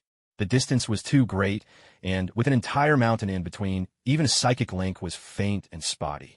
Still, Yin managed to catch glimpses, Jiraiya writing characters that meant Mizuko, clan ninja, and death. Yin shook his head. He had always known the secret wouldn't stay hidden for long. What surprised him wasn't that his cover-up was discovered. It was that Fuyu, whom he'd already considered an ally, was the one to report it first. Fuyu's a fair-weather follower. He can't be relied upon any longer. Good thing the attack was carried out by a puppet, and my water clone's rain techniques have only been seen in front of others this one time. If need be, I'll just stop using it. Yin realized now how naive he'd been in building an organization. Merely exerting strength, paired with vague promises, could at best gather a band of undisciplined rabble. Talented young Jonin, like Koyano, might still choose to follow. But experienced men in their prime, like Fuyu, with a family and social standing, would always look for a chance to side with a stronger patron. One with greater authority, broader acceptance, and a far more impressive background. Like Jiraiya. It was inevitable. Let be a lesson learned. After all, in his previous life, the young Xiao Yin was just a college freshman. Even as an orphan, he was well protected by the orphanage director, kind-hearted people, and a peaceful society, so it could be said he had no real-life experience whatsoever. Besides, Yin had no intention of falling out with Jiraiya. Back in the orphanage, when he occasionally watched anime, he actually had quite a fondness for Jiraiya. There were even times before Tsunade ever appeared when he imagined pairing the orphanage director with Jiraiya, hoping someone like him might teach him skills, just as he had cared for Naruto. In times of war, it's a world where the big fish constantly devour the small. Jiraiya, for all his notorious flirtatiousness, which at this stage amounts to more of a roguish uncle than an old pervert, still possesses a moral standard far above the average ninja in this troubled world. Besides, the man wasn't into men, so there was no worry about being spied on. Yin still needed to carve out a place for himself on the front lines, hopefully making it to Jonin rank and exchanging earned merit for a wealth of jutsu and secret techniques to fuel his growth. Even if he couldn't become Jiraiya's student, at least he wouldn't become anyone's pawn in a scheme. To catch a glimpse of the legendary Toad Sage and absorb some wisdom from battlefield encounters, that would already be a wish fulfilled. Yin carefully reviewed every moment of their march, pondering whether he had let slip any clues that could reveal his true self. Thankfully, it seemed not. The traces he had left behind were tasks only skilled Chunin, or special Jonin, could have managed, and he had taken care to erase all evidence afterward. His chakra and presence were thoroughly concealed. Plus, even when leaving the convoy, he always left a shadow clone in the supply team to act as his stand-in. As everyone knows, unless engaged in battle, it's nearly impossible to distinguish a shadow clone from the original. His demeanor was indistinguishable from any ordinary genin. At most, he seemed a touch sharper, fitting the image of a freshly promoted genin who had just passed the Chunin exams and was already showing promise. Now, the only real challenge is, how do I swap my real body with the shadow clone's position? Although he had ways of masking his presence with water membrane techniques, and shape-shifting jutsu could cover him for a while, he still had this gnawing feeling that such tricks wouldn't fool Jiraiya for long. Yin kept his gaze fixed on Jiraiya for a moment longer, long enough for the man to turn around in puzzlement. Almost forgot, Jiraiya's sage mode gives him sensory powers, and even when it's not activated, it seems he can sense when he's being watched. Yin hurriedly shifted his gaze to the puppet beside him. Fire style, great flame bullet. Jiraiya unleashed a breath of ancient, smoky oil, which splashed across the mountainside, erupting into a massive wall of persistent fire. In an instant, the thick layer of snow simply vaporized, and even the rocks began to melt and run. Amid this frozen world, such a scene was a spectacular oddity. How strange. There's no way anyone could be hiding here, and yet I can't shake the feeling that someone has their eyes on this sage. Jiraiya scratched his head, staring thoughtfully at the mountain wall scorched by his attack. My lord, pardon me, what just happened? Asked Fuyu in a cautious, hesitant voice. Nothing you need to worry about. Now, where were we? What else did that man who called himself Ma Z have you do? At the start, he produced a letter claiming to be a relative of Elder Mito's Gate, raving about his disdain for the clan ninjas. But in truth, his aim was to take control of the supply convoy and incite a revolt against the village, and then, it was my negligence. I didn't take him seriously. In a moment of carelessness, he killed a great number of genin. Intimidated by his brutal threat, I dared not let the Jonin intervene, for fear of losing the elite whom the village had spent years nurturing. I had no choice but to give in, voluntarily handing over command of the supply convoy to appease him. While Matsi was away meeting with the Cloud Ninja, I secretly sent out a shadow clone to deliver the message to you, sir. That's a load of nonsense. Ono had half his sleeve torn off as he pulled free from his companion's grip, his eyes bloodshot and furious. And what about the rest of you? Jiraiya ignored the agitated Ono, his gaze sweeping across the Chunin in the supply convoy. Some nodded to show their support for Fuyo, while others hesitated, unable to voice their opinions. Several genin were called forward to answer, but all they could describe was ninjutsu flying wildly through the air. They couldn't even say who was fighting whom. This matter is far too grave. I, the Toad Sage, will investigate thoroughly and guarantee the village a proper explanation. The blood of our genin will not be shed in vain, Jiraiya declared in a stern voice. But in his heart, he knew the truth was far from simple, and not something a single act of betrayal could explain away. He suspected that the meddling of the two elders was deeply entwined in all of this. It was also why he had chosen the life of a wanderer, reluctant to take up an official post within the village. However, the butcher targeting newly graduated genin, that was something Jiraiya would never tolerate. There would be no chance at a peaceful ending now. For the sake of the village, he planned to meet this legendary, upstart butcher before making any final decisions, to see what kind of person he truly was. He did not want to push him too hard. A ninja whose strength rivaled that of an elite jonin would still prove a challenge, even for Jiraiya himself. Forcing him into a corner could risk him defecting to the Cloud, and that would be a disaster. A tortured wail rang out. One of the Cloud ninjas, encased in a cloak of lightning, was struck heavily by a puppet's blow. The force shattered his internal organs. Is there anyone skilled in sealing techniques who can suppress their chakra? The butcher, his entire body smeared with blood, radiated a power that cowed the remaining Cloud ninjas. To be safe, He called over the few ninjas still able to move, asking about the ceiling of Chakra. Suddenly, the spot where several leaf ninjas stood turned abruptly dark. A surge of powerful music filled the air. I am the sage hermit, toad spirit from Mount Myaboka. Looking up, they saw a giant toad descending from the sky. Lord Jiraiya, a ninja exclaimed, his voice trembling with disbelief. At once, the group fell back behind the butcher. Xin realized the butcher's actions had already been exposed. If his true self were here, he might have already backed down. At this very moment, he'd probably be frantically digging a hole and trying to escape. But a man must own up to his actions. Whatever the butcher did has nothing to do with a small fry like him. Better to admit everything openly and frankly. Bring all the dirty secrets out into the open and put them on the table. Make a little profit with the puppet one more time. And while at it, take a good look at what kind of man Jiraiya truly is. Is he a wanderer who cares nothing for political affairs, a mentor for chosen ones, or just a pure lecher? None of these things truly matter. What matters is whether the other party follows the letter of the law or the spirit of justice, or perhaps is simply ruled by personal feelings. His familiarity with the original manga, combined with all he's experienced since being reborn in the Naruto world, makes him feel that Jiraiya's actions are strikingly similar to an older, thoroughly redeemed, and more powerful version of the third Hokage, one who holds no real power. To sum up, there are 3 particular traits. There's a certain tragedy in failing to make tough decisions when the time calls for it, a recurring flaw that breeds nothing but chaos. If the first deficiency can be understood only with hindsight, the other 2 are mistakes entirely of his own making. There's a kind of misguided righteousness in chanting grand slogans while getting lost among the pleasures of life. He treats his students well, but his mentorship about life remains hollow and theoretical. He seldom takes real action himself, always placing his hopes in the wisdom of future generations. And in the end, he clings to the nebulous will of fire to pass judgment. He uses force to refute the conclusion Nagato arrived at through bitter experience, that only overwhelming force can deter violence. Fortunately, all of this turns out to be Black Zetsu and Uchiha Madara's conspiracy. Otherwise, with Nagato's death, who knows how many times the shinobi world would have spun through cycles of brutal war and loss before birthing someone capable of bringing true peace. If we set aside the third Hokage's tacit approval of Danzo's internal slaughter, the master and disciple really are remarkably alike. Even their deaths seem cast from the same mold. Of course, putting all that aside, Jiraiya truly qualifies as a perfect teacher and a leaf shinobi through and through. Yen is still a citizen of Konoha for now, and though he harbors resentment toward the third, his knowledge from his past life gives him insight into the true heart of these problems. He won't let emotion cloud his judgment. He still respects Jiraiya. After all, the future isn't written yet, and everything could still change. Besides, compared to wandering ninja, nothing can compare to the comfort and order of a great village like Konoha. At least you don't have to stay on alert through the night. You can keep a regular schedule, eat well, and have a clean place to sleep. While opportunities for advancement are somewhat restricted, as long as you're willing to go to the front lines, they're still there. At least you won't end up dying from practicing some ridiculous, made-up jutsu. None of those lethal imposter techniques.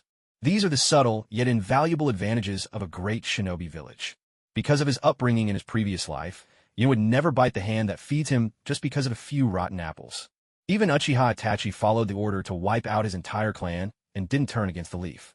If he were to turn hostile just because the third Hokage schemed against him, treating his life as a bargaining chip, wouldn't that mean his true self has finally emerged?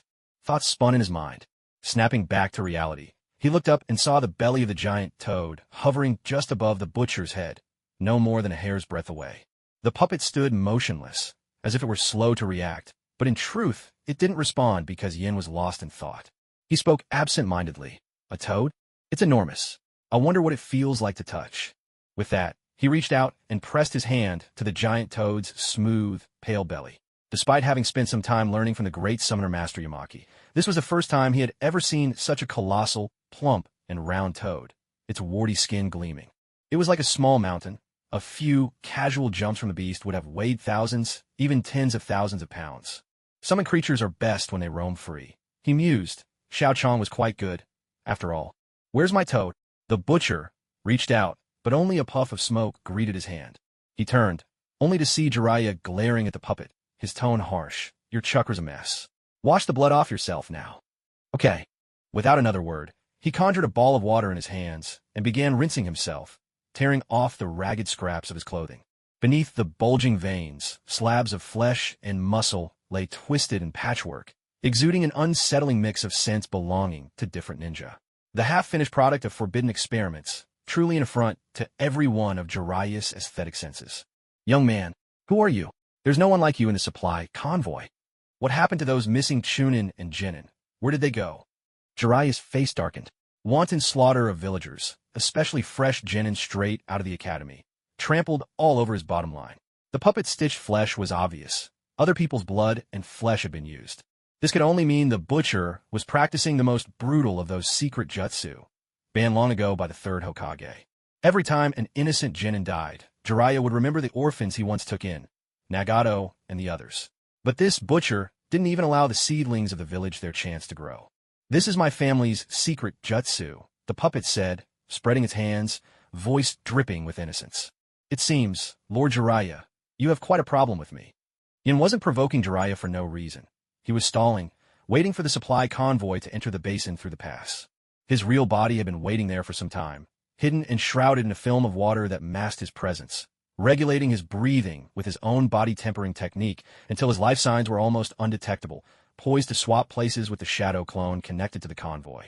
Once he resumed his identity as a regular Jinin, then he truly would be safe. The supply convoy? They're unreliable at best. Nothing but fence-sitters. The butcher let out a mocking laugh. It was unclear whether he was laughing at himself for having foolish hopes. Answer me. Jiraiya's voice was like a whip crack. My name is Ma Zi. I don't really have a family name. Like you, Master Jiraiya, I was once an orphan too. But about 2 months ago, I accidentally learned that I'm actually the illegitimate child of Elder Mitokado Hamura, born from a youthful indiscretion. As he spoke, the butcher reached into his chest and handed Jiraiya a letter, its surface smeared with dried blood but curiously uncreased, as if carefully preserved. I suddenly realized that after all these years of the village raising me, I, descendant of an elder, have done nothing but idle away, eating and waiting to die. A parasite, a complete waste. So I trained in the forbidden technique that came with the letter, using this body hollowed out by drink and debauchery to do at least a little for the village. Jiraiya looked at him strangely, then nodded and asked, have you ever considered those who, because of your forbidden arts, were cut down, the young seedlings of Konoha? TCH, they're no seedlings, they're parasites, just like I was. These are the seedlings you speak of. The butcher swept his broad hand outward, pointing toward the group of grain convoy Jinin. At that instant, Jiraiya was at a loss for words. These are your seedlings. The butcher gestured again, his hand toward the young ninja, hauling carts of supplies. In the biting wind, some wore nothing but thin shirts, their frail frames shivering in the cold. Some had faces flushed red from the chill, yet not a word of complaint escaped their lips. Despite what people think, Jinin do not live much better than your average villager.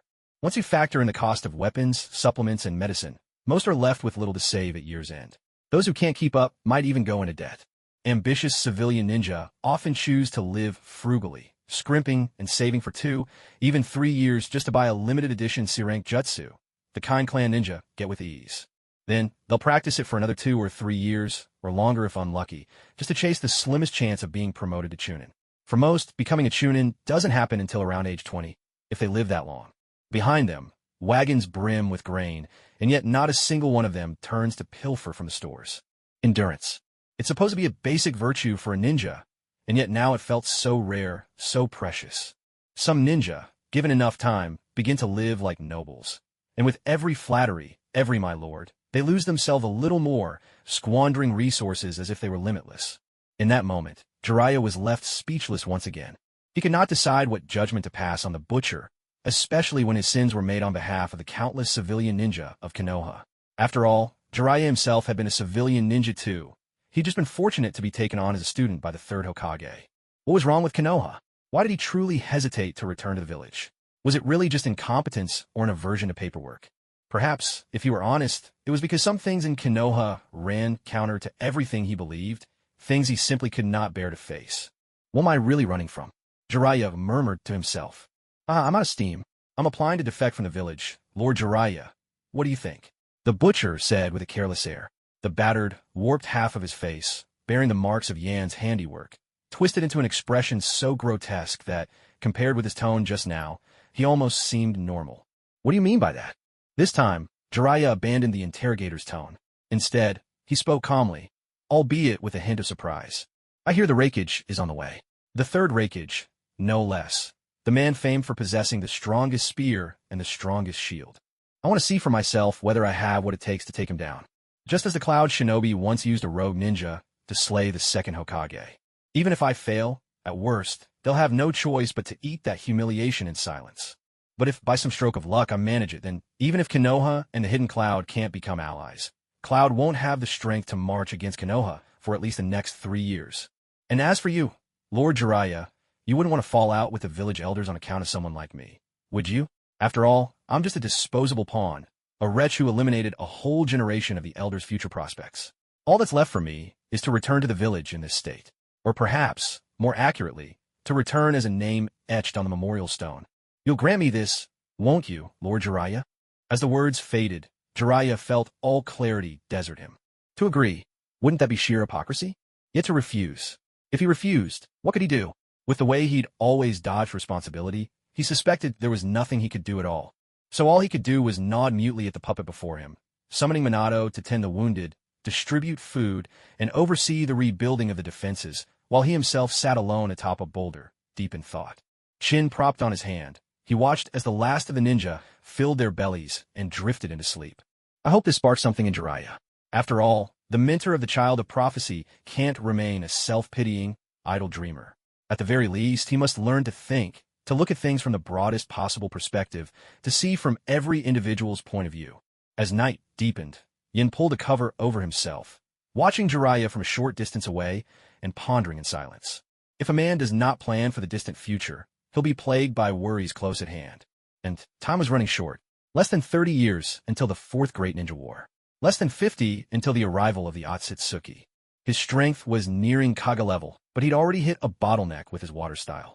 Ever since crossing over into this world, the vicious cycle of physical frailty, his narrow escape from Root's recruitment, and that desperate reversal against Jia had left Yin saddled with an affliction he called firepower deficiency anxiety. Over time, he had become someone perpetually bracing for disaster before it struck. So, by the harshest reckoning, even if he mastered the 5 chakra natures, he might still fail to synthesize a more powerful level of true bloodline limit. At best, he could reach the pinnacle of Super Kage rank. Against opponents with sage-level prowess, relying on nothing but taijutsu would put him at a terrible disadvantage. Of course, if it ever came to that, overhauling his own body with forbidden techniques or unleashing hidden reserves in desperate moments wasn't out of the question. But that was an emergency measure, a path of no return, not the true way forward. So he hoped not only to grow stronger himself, but to raise the power of all of Konoha, even the whole shinobi world. And the very first step towards strength is unity. After all, the Otsutsuki would never give such a lowly race as shinobi any chance for preparation. The night passed in dreamless silence. At dawn, the puppet had already set out, lying in ambush 4 kilometers away, following Yan's plan. Before leaving, Yan handed over all the wealth he'd accumulated, through dubious means, to Jiraiya, asking him to divide it among others. He specifically called out a handful of promising genin, including himself. Great Bear, Fat Tiger, Xiaofu, Shizuka. Great Bear, though frail in body, was gifted in the arts of throwing weapons. Despite his thick glasses, his accuracy rivaled that of the Uchiha.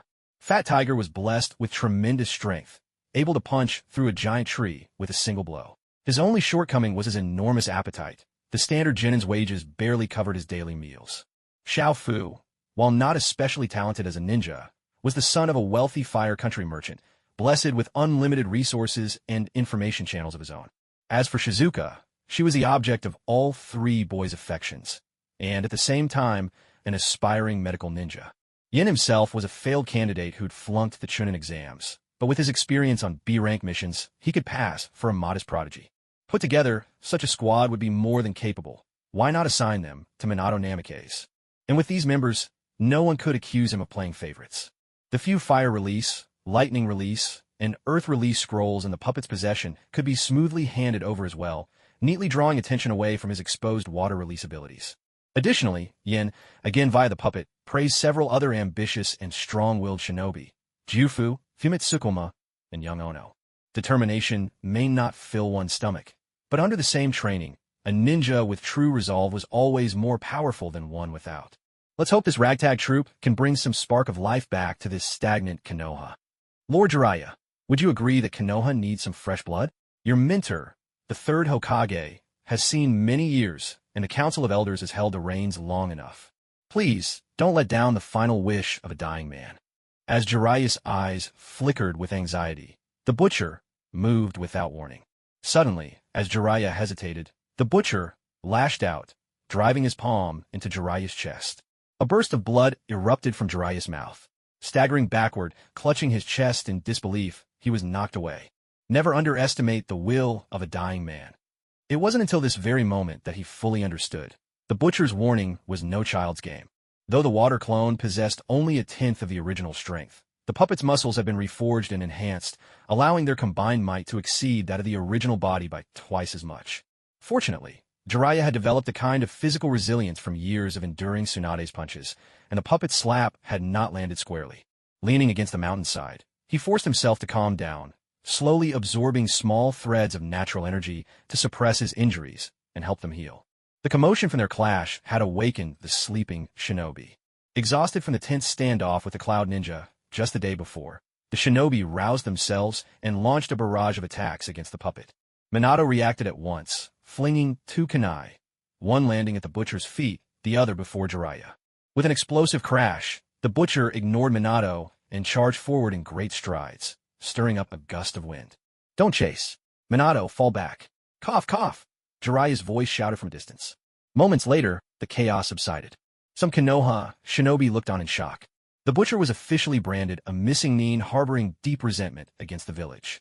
He had launched a dawn assault that gravely injured Jiraiya, a deed that now carried a bounty of 20 million ryo.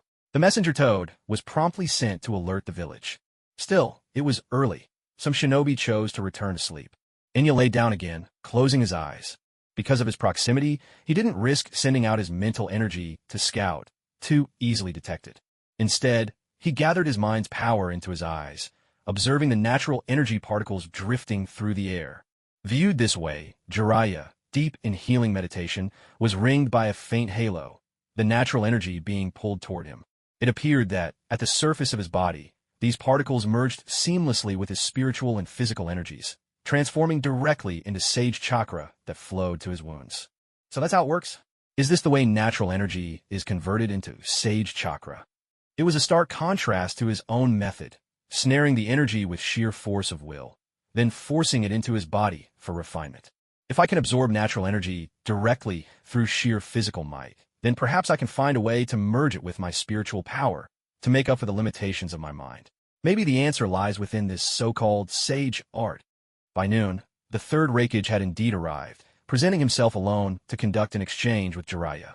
Though still hurt, Jiraiya's wounds had healed remarkably thanks to the nourishment of natural energy, and with Minato at his side, he was well supported.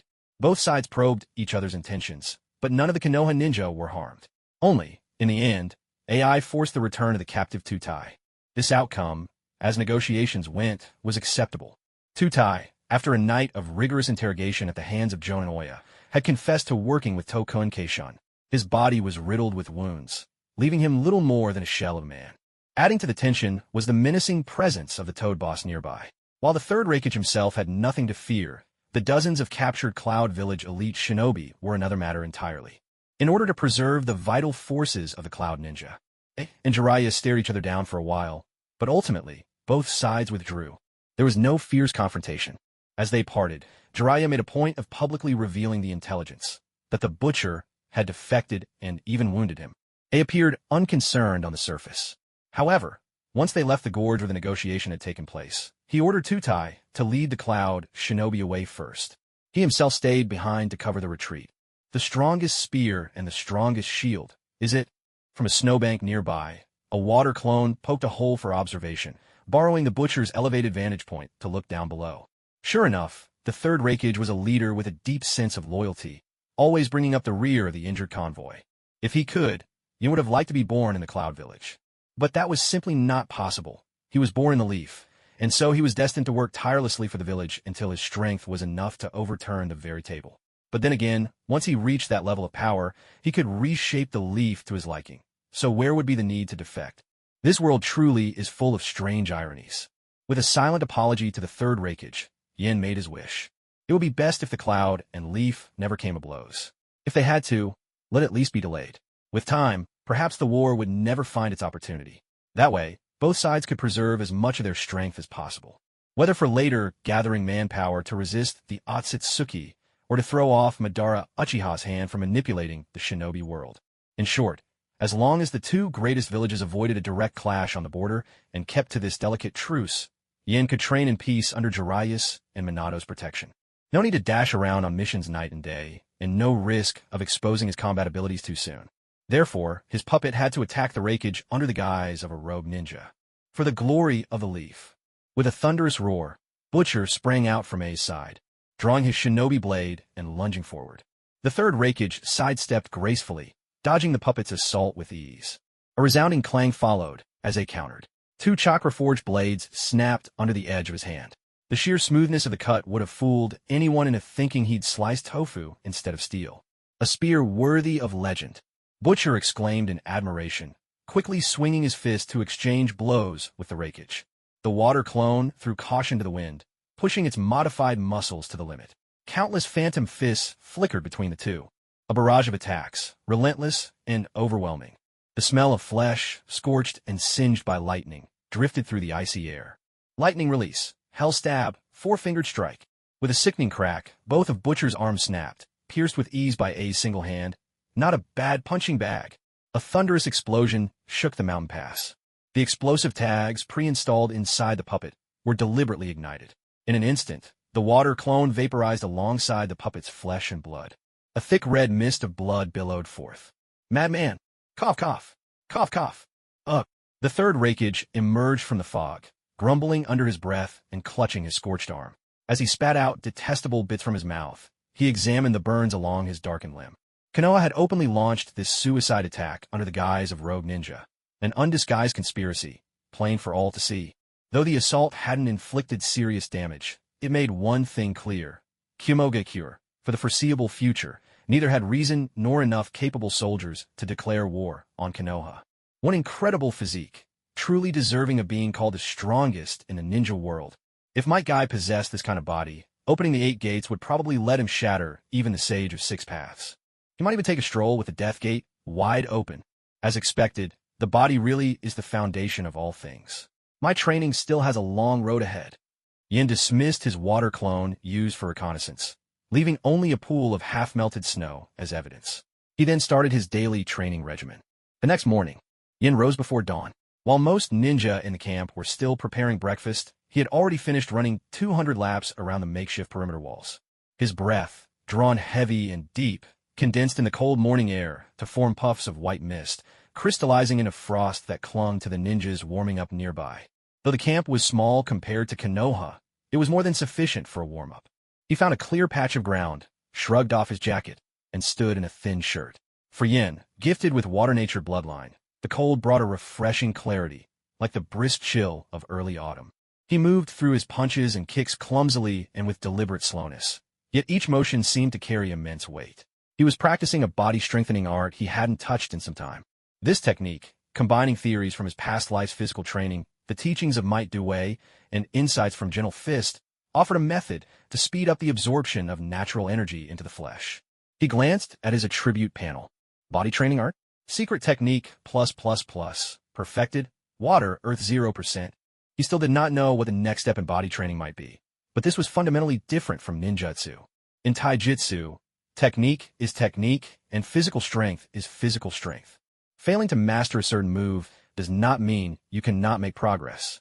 There's a world of difference between repeating an action 10 times and training it rhythmically 1,000 or 10,000 times. That's the essence of physical condition. Just as Sasuke could copy Rock Lee's taijutsu forms with his Sharingan, that didn't mean he could unleash the same power and speed. In terms of pure physical prowess, at least before the Rinnegan, that legendary inheritance of Yin and Yang Chakra, tilted the scales. Sasuke couldn't compare to Rock Lee. As his body continued moving, a thin film of moisture spread across Yin's skin. This wasn't sweat, but a delicate veil formed from the natural water element ions in the world, congealing and settling upon him. Slowly, they seeped through his skin into the muscles, merged with his blood, and followed the steady beat of his heart to every corner of his body. What a feeling! Finishing his routine, Yin stretched out every joint in his body.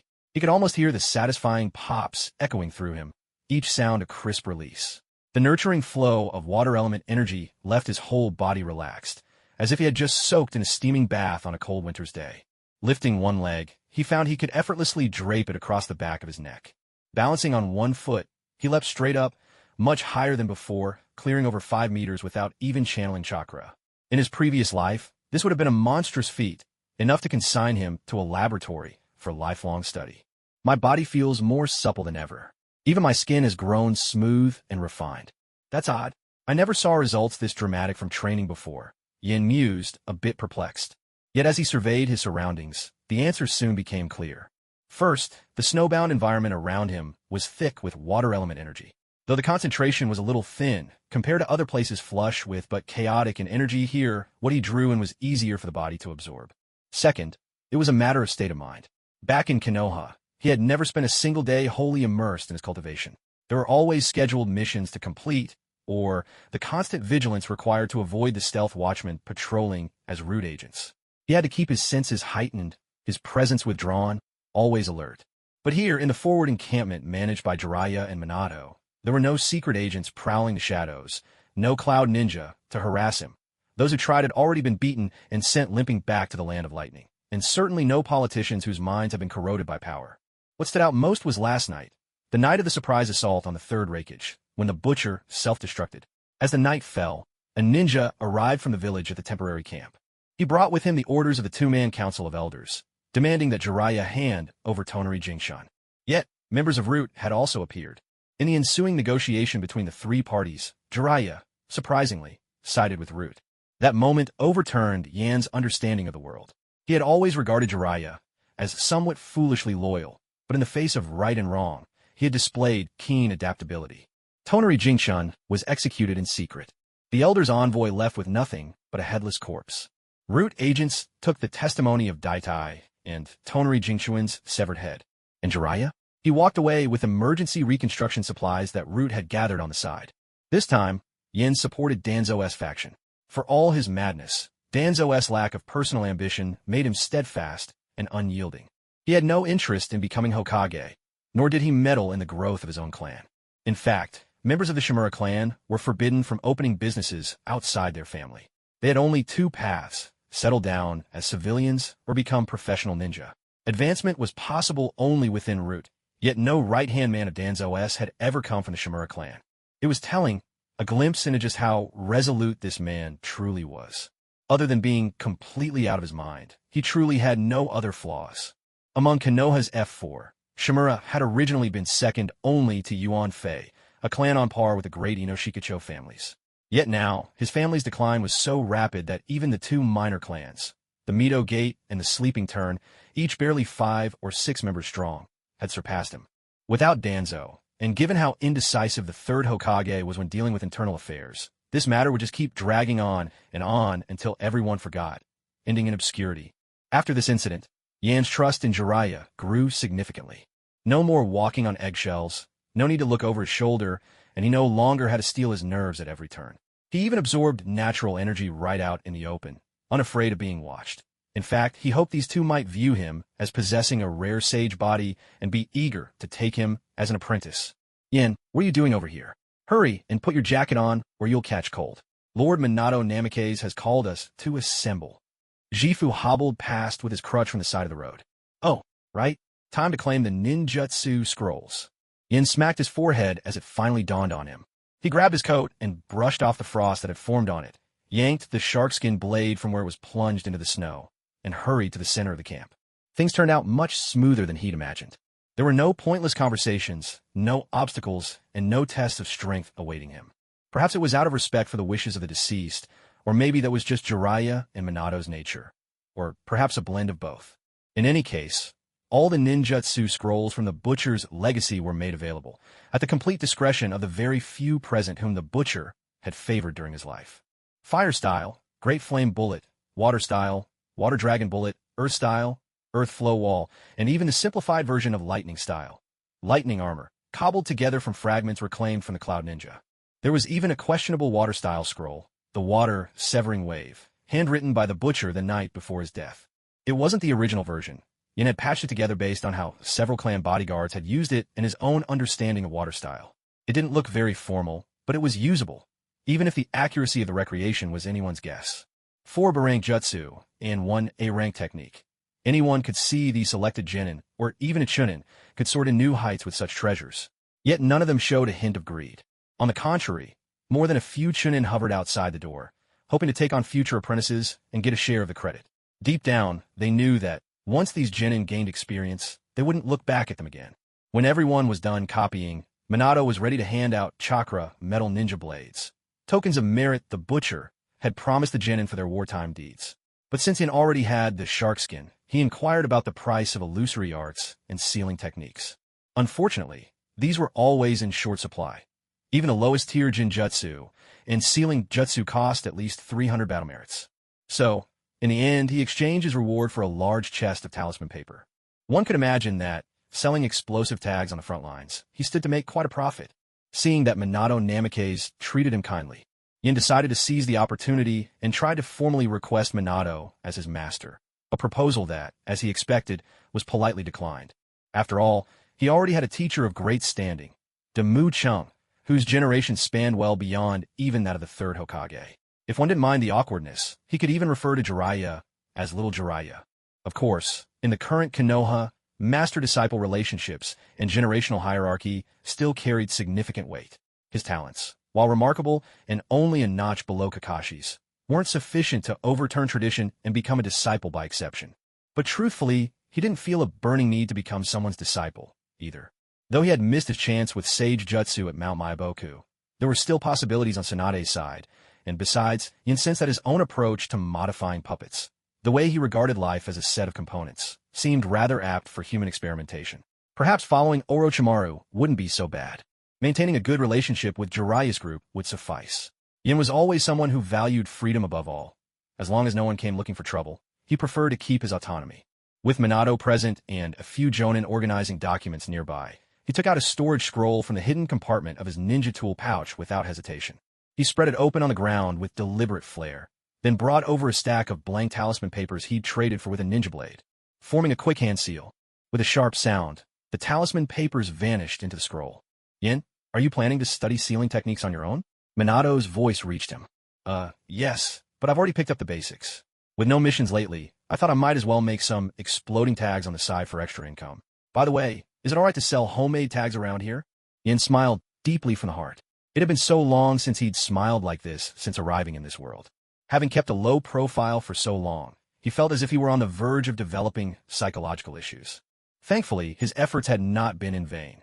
After breaking through countless obstacles, his abilities were finally being revealed in front of someone truly reliable.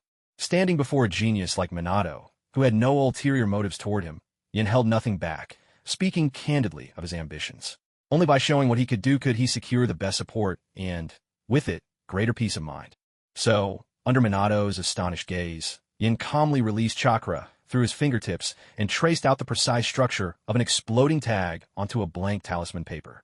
Attaching the tag to a kunai, he hurled it into a freshly carved hole in the frozen lake made for ice fishing. An explosion erupted.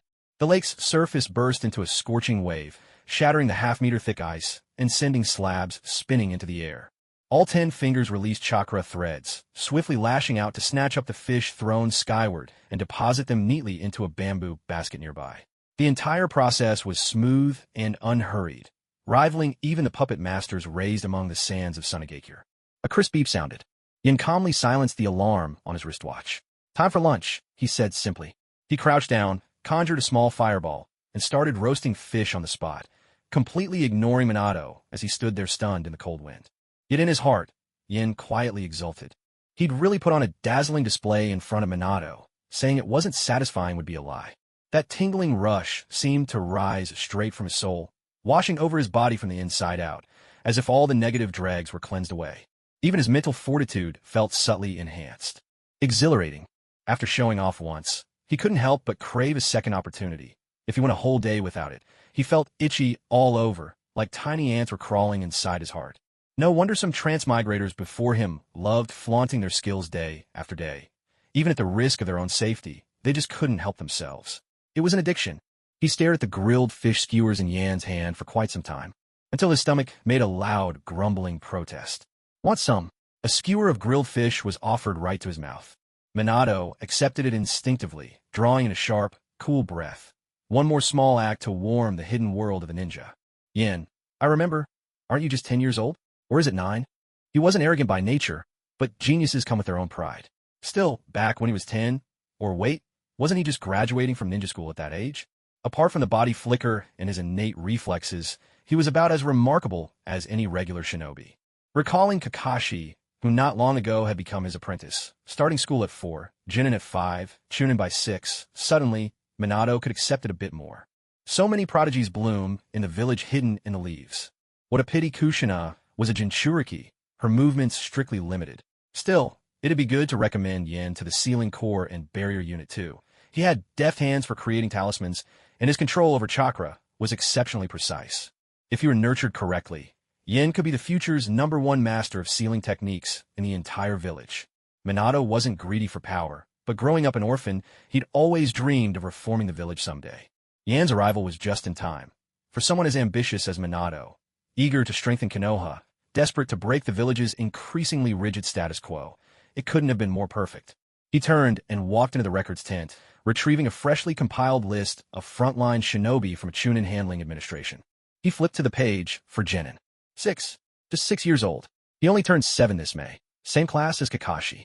Wait, something isn't right here.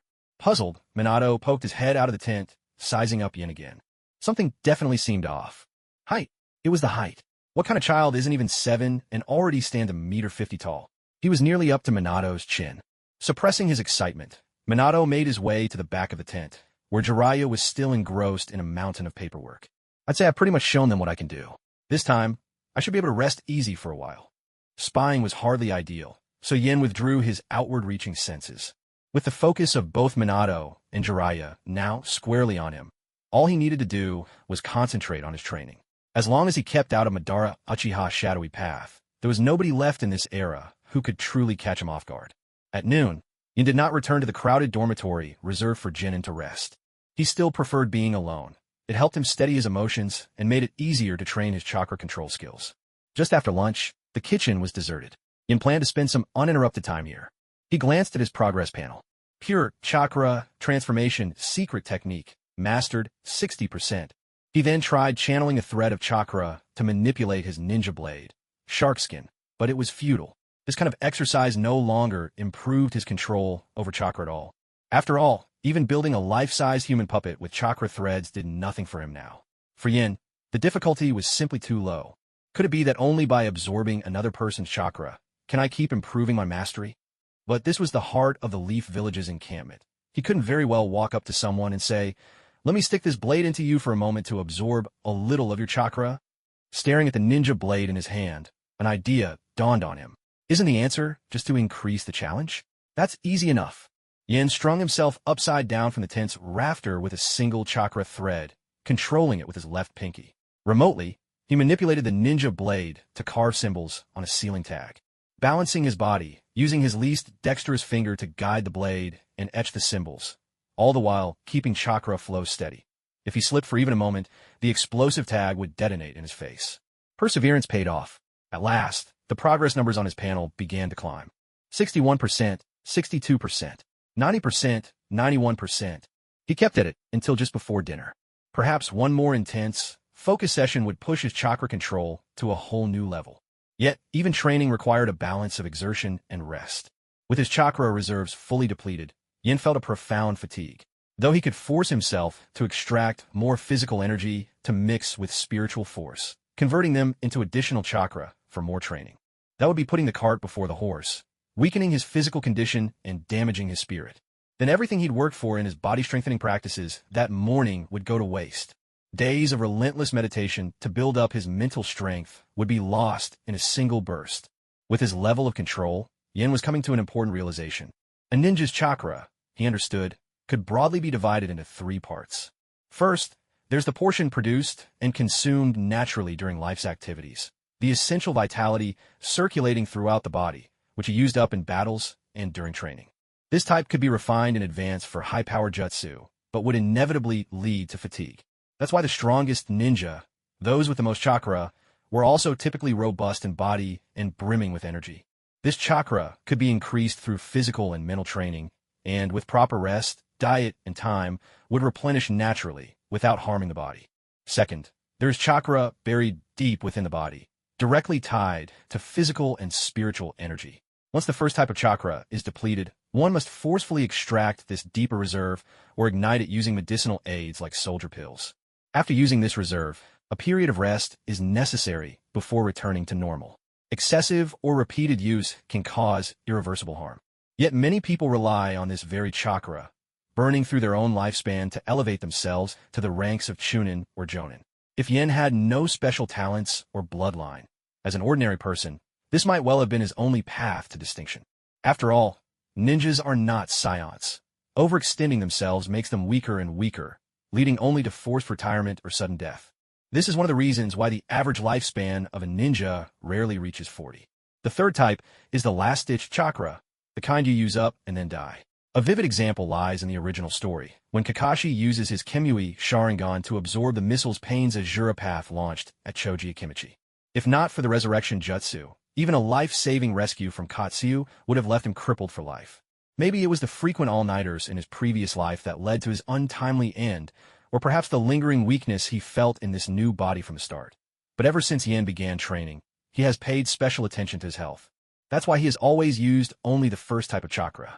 Once it runs out, he either rests or reads, never forcing himself to train ninjutsu to excess. He is always focused on improving his chakra control and physical condition above all else. Because of this, he now enjoys a remarkable chakra reserve. After all, you don't build up chakra in just a day. Yin put away the newly finished explosive tags and roughly estimated the count, about a quarter of the sealing paper he'd managed to get for free at lunchtime, resulting in close to 2,000 finished tags. That was enough to replenish what he'd used up during the previous puppet battle. Even if he sold them at the absolute lowest bulk rate, he'd make at least 1,000 points of battle credit, a phenomenal profit. Assuming, of course, he didn't flood the market with too many at once. And this was just the most common kind of expendable tag. Above that, there were storage scrolls in various sizes, sealing scrolls in every attribute and type, even special scrolls capable of storing living creatures. What's more, sealing techniques were astoundingly efficient in their use of chakra. With the same amount that Yin would need to unleash 2,000 great fireballs, he could instead produce 2,000 explosive tags. It was almost unfathomable. No wonder sealing techniques were regarded as godlike arts, or that every major hidden village coveted the Uzumaki clan, until they were eventually wiped out. Yin kept shaking out his hand, trying to soothe the ache in his little finger. Luckily, dinner time had come. He helped himself to 2 big bowls of rice, and splurged on enough grilled meat for 3 with his spare change. Afterwards, he even went down the lake to boil up some fish soup for a late-night snack. It all suited his image as a taijutsu specialist perfectly. After regaining a bit of strength, he planned to spend the night in his tent studying scrolls of other chakra attributes, hoping to master them sooner rather than later. Now, he planned to focus primarily on fire release techniques, using other elemental jutsu as support, and to completely redesign his combat style. In a way, this approach fit his name perfectly. Too many tricks at his disposal could lead to hesitation in battle. Previously, the Butcher relied on brute force and erratic water release attacks, leaving glaring openings. Even though his fundamental abilities surpassed his opponents in every aspect, it still made every fight an uphill battle. There were even stretches of combat where he was simply taking hits, worn down to the point of chakra depletion, and nearly sealed by Tobii and his men. Had it been real life, he would have been dead already. Moreover, his water release abilities had now been exposed. That's why developing a battle system uniquely suited to himself was crucial. It might even inspire him, helping him see how to further advance his mastery of water release. That night, Yin sat outside the edge of his camp, the flicker of a small fire in front of him.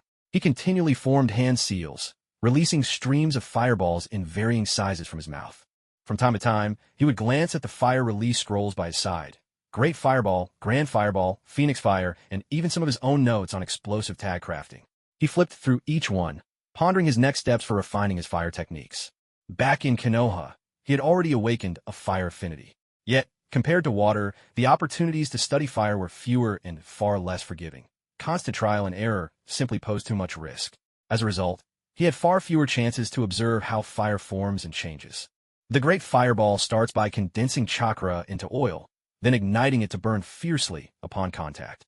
But how could I manage to expel only the oil without having it ignite at once? Muttering to himself, he pulled out a deep iron bucket from behind him. To call it a bucket wasn't entirely accurate. It was more like a pipe with just one open end. He wanted to test what would happen if he spat the chakra-derived oil into it.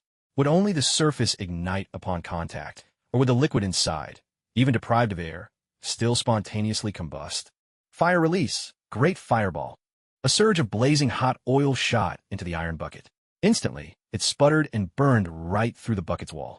He jumped up, kicked the burning metal container into a snowbank to smother it, then unleashed a stream of water release to extinguish the flames. I was far too careless. Sitting down and letting himself relax, Yan's eyes clouded with disappointment. Someone was behind him. In a flash, he spun in place and swept out with a powerful back kick. Thud! Ouch! Jiraiya, with his white mane, toppled to the ground, clutching his calf, his face contorted in pain. Lord Jiraiya, are you all right? I didn't expect to run into you here, Yin said, a hint of embarrassment in his tone, though a smile tugged at his lips. How old is he? And he's still playing kids' tricks like the body replacement technique. He grabbed Jiraiya by the leg and gave a hard yank. Poof! A puff of white smoke drifted away, leaving only a wooden log behind. Not far off, Jiraiya's voice rang out. You're a sly little brat, aren't you? Before Yin could respond, Jiraiya rushed over with an air of mystery and whispered, Take these 2 letters, and tomorrow morning, go to that tent over there. From now on, you'll be the acting leader of the sealing squad. What? Sometimes, happiness comes upon you so suddenly. This sealing squad, of course, didn't refer to the squad back in the village, but rather to the sealing team within this frontline ninja unit. But to be a squad leader, only special jonin or higher ranks were usually eligible for that role. For Yin, a mere genin, this was a reward far beyond his station. He couldn't shake the sense of unreality. The sealing squad, which he had long struggled to join, was now suddenly his for the taking, handed to him this easily. He rummaged through the memories of his past life, wondering if he ought to come up with something wild and exciting to thank Jiraiya, that infamously lecherous sage. However, when Jiraiya was serious, he truly acted the part. At the very least, these past few days, he hadn't peeped at any kunoichi bathing, so perhaps it was best to hold back on those gifts. No need to tarnish Jiraiya's grand image in everyone's eyes. In this era, no one called Jiraiya the pervy sage yet. He still referred to himself as the Toad Sage. So, while he was certainly lecherous, it hadn't become common knowledge. The shock of the Minato couple's deaths, perhaps, left an impact too profound for such rumors to spread. Returning to his bunk, Yin didn't open the envelopes. Instead, he channeled his chakra into them, examining the contents with eyes closed. After all, the genin all bunked together in communal quarters, leaving no room for privacy. He certainly didn't want some gossipy or nosy fellow ruining this golden opportunity. One letter was an official appointment, handed over to Minato as a formality the next morning, and he could start managing the sealing squad supplies. The other was a false dossier to mask his identity. His age amended to 15, while the graduation year remained, effectively shifting his birth date up by 8 years. With this, his prodigious talent would top out at that of a special jonin. Ordinarily, as long as acquaintances kept quiet, his mature appearance and fake record would keep the village's power-hungry schemers and would-be assassins from outside from getting suspicious. Changing my age? Is this a form of protection for geniuses? Jiraiya may not have taken me as a student, but this surely counts as an investment in me. Yin was more than a little excited. From this moment on, he would no longer be that invisible wanderer dancing on the edge of life and death. Now, he could finally put his talent to use and receive the guidance and resources he deserved. His status was officially promoted to Chunin, bearing Jiraiya's signature. The mission escorting the supply convoy would count as an A-rank mission, and so would the skirmish with the Cloud Ninja along the way. So, I'm a Chunin now? How casual. Strength may be one thing, but using that strength was another. He'd thought he'd have to keep suppressing himself, biding his time until he could overturn the table in one dramatic move. But now it seemed the risk of bottling things up to the point of madness had, at least for now, been set aside. All he needed to do was find a messenger ninja, say he was applying for replacement documents, send the file back to the village, and then wait a few weeks. Soon, he'd receive the flak jacket and the official ninja certification for a Chunin. The next day, after his morning exercises, Yin took a hot bath by the lakeside. He found the messenger ninja and sent the documents back to the village, then grabbed his appointment letter and set off to find Minato Namikaze. Along the way, the two made small talk, exchanging thoughts here and there. To Minato's surprise, Yan's views on the inner workings of the village were uncannily similar to his own. In fact, many of Yan's insights were so impressive that even Minato couldn't help but be amazed. It seemed Yin had a logic all his own. It was hard to believe such words could come from a 7-year-old child. But this was just how things were. Genius prodigies cropped up everywhere in the shinobi world. Even Minato had met his share of younger talents outshining their elders. His eyes landed on the ninja blade hanging at Yan's waist. Minato brought up Tsukumo Hatake. During their conversation, Minato revealed that something was wrong with Tsukumo Hatake's mental state lately. He'd been distracted, and ever since he went to the Sand Village front, he had completely lost contact for some time. A pang of unease seized Yin. To be honest, the rumors have been quiet for nearly a year now. What could possibly still disturb White Fang so much? Could it be that my suspicions are unfounded, and that White Fang's death really was due to him botching a mission? All these conspiracy theories have led me astray. Yin decided to set aside that matter for the time being. After that tumult caused by the Butcher, the overall war situation between Cloud and Leaf had shifted drastically. Apart from certain key events and major players, the future of the shinobi world was no longer something he could predict just by following the original storyline. His advantage of foresight was eroding little by little. Without enough strength, thinking too far ahead was pointless. Truth lies at the tip of a blade. Justice lies within range. If only he possessed power at the level of the Sage of Six Paths. Would he even need to care about the maneuverings of those so-called master strategists? The fate of the ninja world would be his to decide. Since he now had a powerful ally willing to help hide his talents, it was better to focus his efforts on increasing his own strength and knowledge. Striving for self-improvement was the only true path. Chatting idly, they soon reached an area covered by a large swath of dark green canvas. Something sizable appeared to be piled beneath it. Well, here we are. Where is this exactly? Minato pointed to the canvas, his lips moving as if wanting to speak, but hesitated. So this is what's left of the sealing squad, huh? Not a single soul left. Yin took the casualty list Minato handed over, and understanding dawned. This was all the handiwork of the previous commander. To eliminate rivals, the sealing squad, barrier squad, and medical squad had all been betrayed by their teammates, sold off for bounty rewards, disbanded on the spot, or simply driven to quit and return to the village in frustration. All of them had been ruined by a variety of excuses, courtesy of Nezumi Jinchun. Even the reconnaissance and communication squads only survived because clans with power still had their ninjas serving in them. Even so, they were a depleted rabble, unable to function as a proper unit. No wonder it was so easy for him to be trapped by Tutai leading a squad of Cloud Ninja. He almost starved and was nearly wiped out. As the ancients said, before dealing with external threats, one must secure internal unity. The wisdom of our forebears never fails. Upon closer reflection, the third great ninja war in the original story is filled with bizarre moments. Sending the Uchiha to fight the mist hidden in Chakra fog, blundering around as if they were blind, using fire release against water release. Letting the 7 swordsmen of the mist slip all the way to the village's outskirts, only for Might Dewey, a mere genin, to be dispatched against them, while the third Hokage remained comfortably inside the village, seemingly unaware. No wonder Sir Toby Hiruzen stepped down at lightning speed after the war. It's clear that only a madman could have orchestrated those kinds of moves. I thought I'd have a few capable subordinates, but now it seems I'll have to take the lead myself, starting out alone and building on my own team over time. The upside is with people I select, I'll never have to second-guess where their loyalties lie. And, in a sense, I'm now aligned with Minato's faction. When it comes time for a change of leadership in a village, things will go much more smoothly. 15 years old, Chunin, acting squad leader of the sealing team. Potential ranges from Jonin to elite Jonin, categorized as a non-combat ninja. He won't draw suspicion, nor will he be underestimated. Not bad at all. Finally, everything is falling right into place, just as I'd hoped. Yin lifted the canvas, taking the notebook from Minato and beginning to inventory the previous sealing team's items as listed. A few boxes of large, uncut sealing paper, some of it water-damaged, uncertain if it's still usable. 8 or 9 slightly worn brush pens, likely matching the original size of the squad. Several bottles of dried-out sealing ink. Maybe if it's mixed with water and ground, it can be salvaged. Some mysterious animal blood, already reeking, which Yin promptly tossed into the trash. There were also materials you'd never find in the public library. Titles such as Cutting Sealing Paper, A Brief Analysis of Sealing Principles, Introductory Sealing Techniques, The Classification of Seals, Volume 1, Intermediate Sealing Techniques, A Beginner's Guide, An Overview of Advanced Sealing, and 3 Steps to Mastering Explosive Tags, and a blood-soaked copy of Frontiers of Sealing Techniques.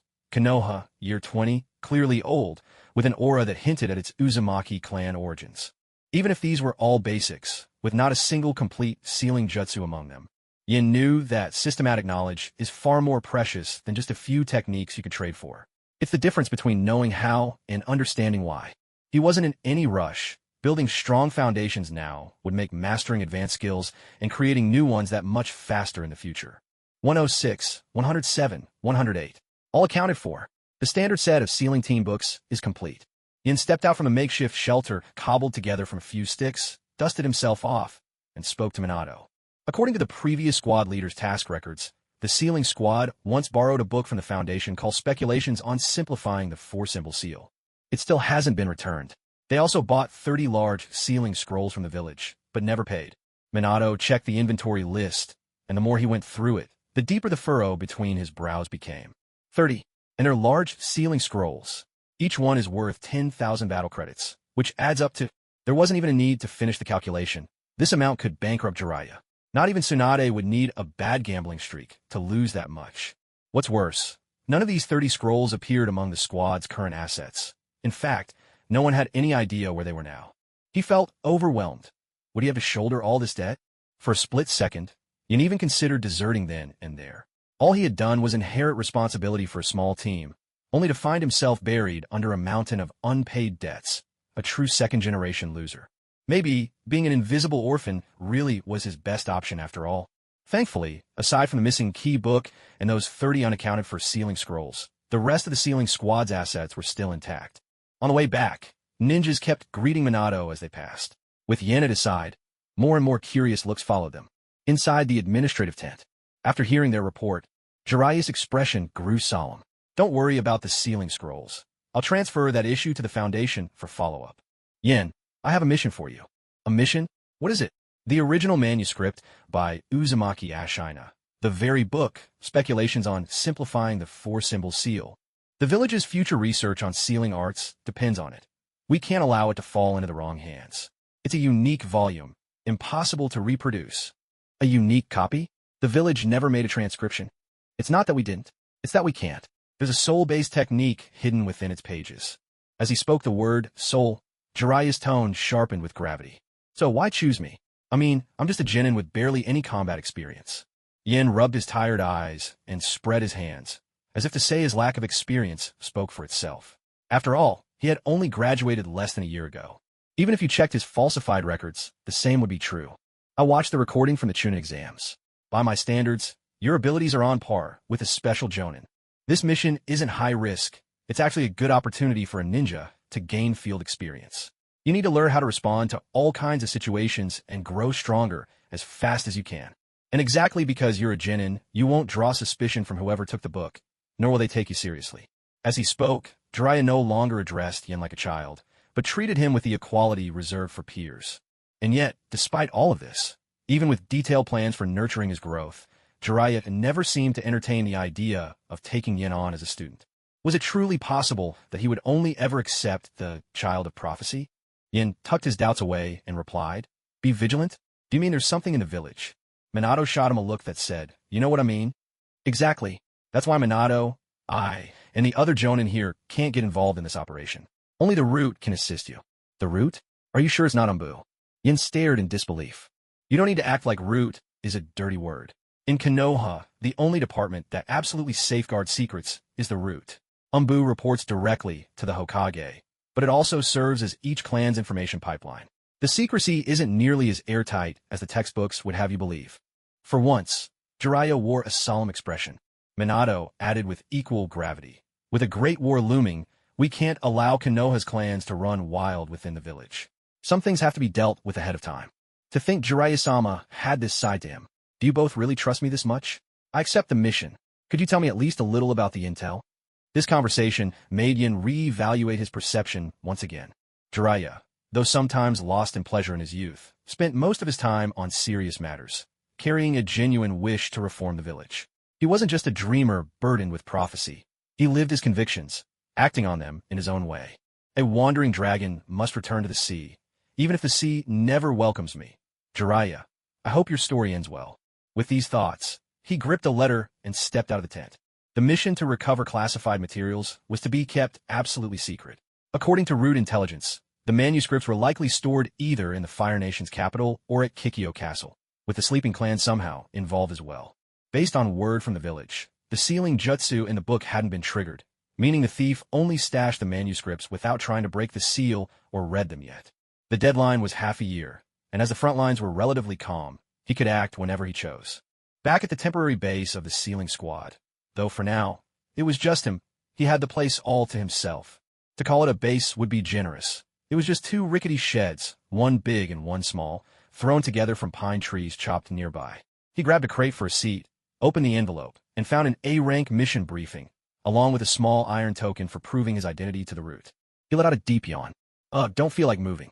Must have overexerted myself, practicing chakra control yesterday. Exhausted this early. Might as well study some sealing jutsu today. Leaning against the crate, Yin read through the mission file over and over. Wait, Jiraiya mentioned there was a soul-related jutsu in the manuscript.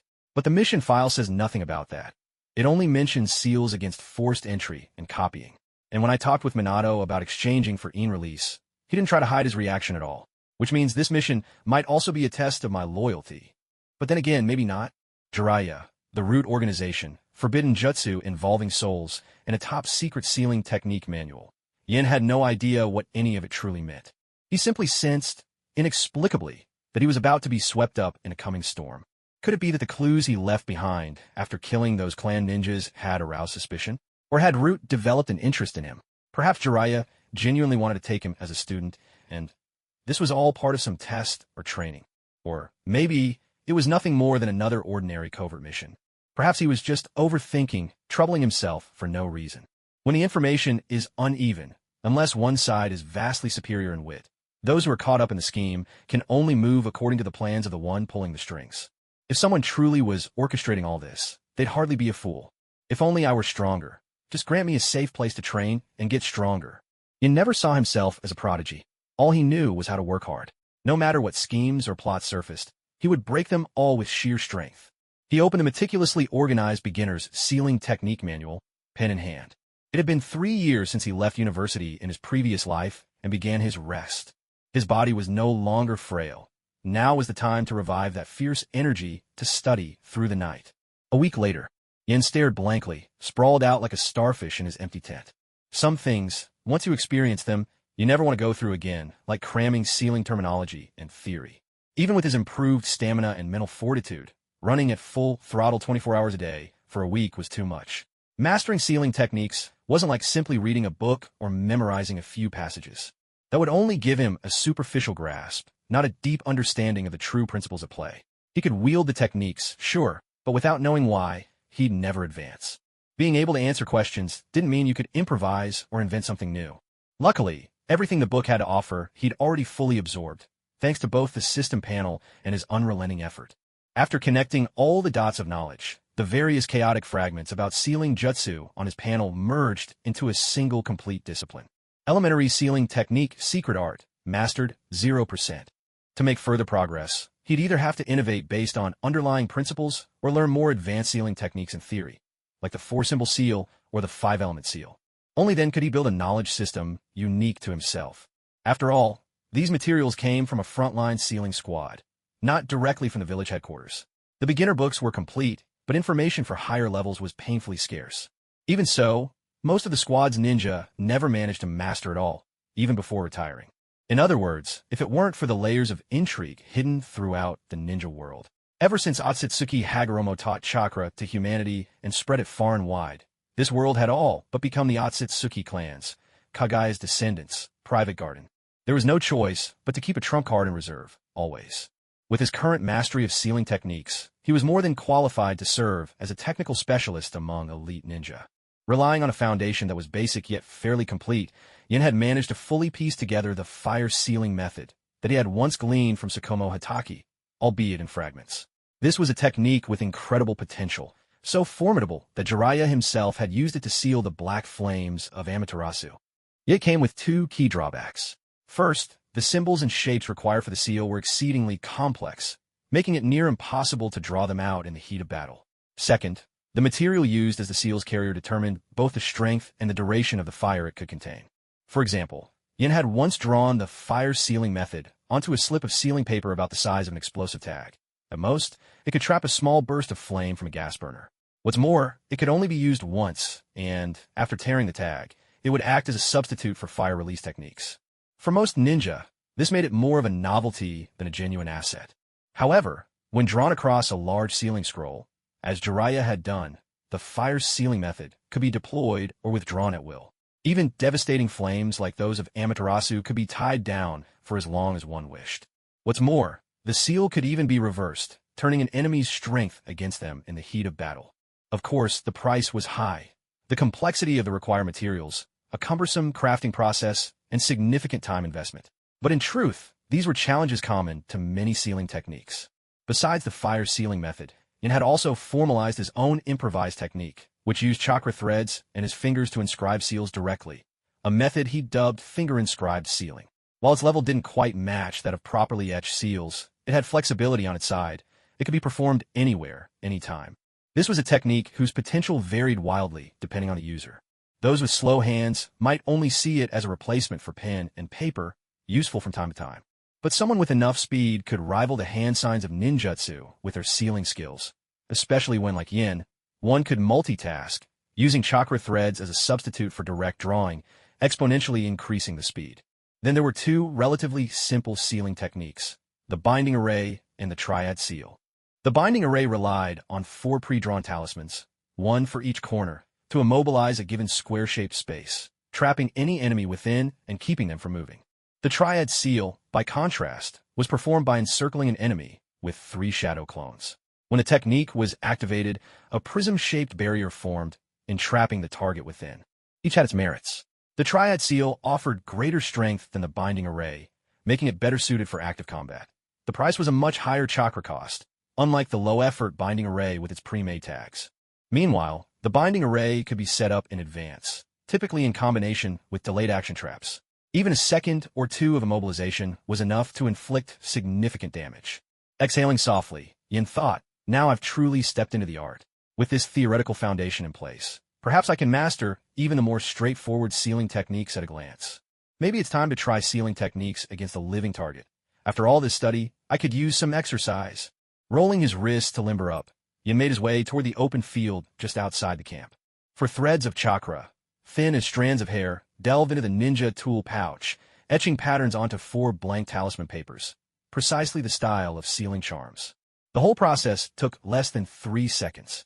If his mental prowess were twice as strong, if he could control his chakra with even greater finesse, he could inscribe the charms directly onto the ground in less than a second, trapping his enemy without moving an inch. Shadow Clone Jutsu. 3 shadow clones burst forth from Yan's body, surrounding his original form. At the same time, he cast sealing charms around himself in all directions. 3-point seal. Binding array. As his words fell, the shadow clones poured their chakra into the technique. A triangular pyramid of emerald light rose around him. The 4 binding charms hovered midair, glowing a dim golden hue. Yin felt a strange restraint settle over his body. He wasn't weakened, but it was as if an invisible force was pulling him back, making every movement a little harder. It reminded him of gravity training, though the intensity was low, about 1.3 to 1.5 times the normal force. This pressure, it must be the effect of the binding array. Clenching his fists, he tested the 3-point seal barrier with varying degrees of force. With every movement, the power of the binding array rapidly drained away. What, it's over already? I haven't even warmed up yet. No wonder this is only considered introductory level jutsu. Fortunately, his shadow clones still had a stockpile of charms prepared from previous practice. Each time one charm was exhausted, another took its place, allowing the barrier to persist. Bang, bang, bang, bang, bang. Feels amazing. It's been so long since I let loose at full strength. Crack. At 80% power, the 3-point seal finally broke, spiderweb cracks crawling across its surface. No matter how much chakra the clones poured in, they couldn't keep up with the destructive force. Gathering his muscle power, Yin focused all his strength into a single point and launched a furious punch. His fist landed before the sound could catch up. In the air, an invisible membrane seemed to shiver, then shattered. The once clear atmosphere blurred and trembled. Boom! A shock wave surged outward. Yin was flung backward, clutching his arm, as the sealing arrays and shadow clones all vanished without a trace. A crater, a meter wide, marked the ground where he'd stood, the earth itself giving off a faint, scorched smell. His entire arm was battered and bruised, the skin torn into scale-like gashes by the razor-sharp force of wind. Yin felt as if his whole body had been hammered, the pain indescribable, even his insides burning with agony. Did I just break the sound barrier? Could this be the effect of gravity training? What just happened?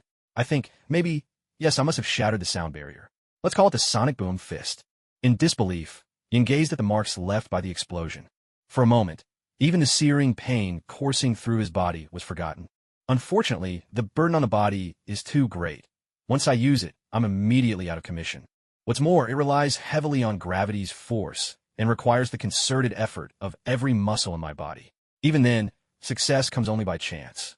Still, given more time, if I keep collecting different skills and principles of physical techniques, then repeatedly test them through trial and error, who's to say I won't one day rival the legendary 8 Interrogates?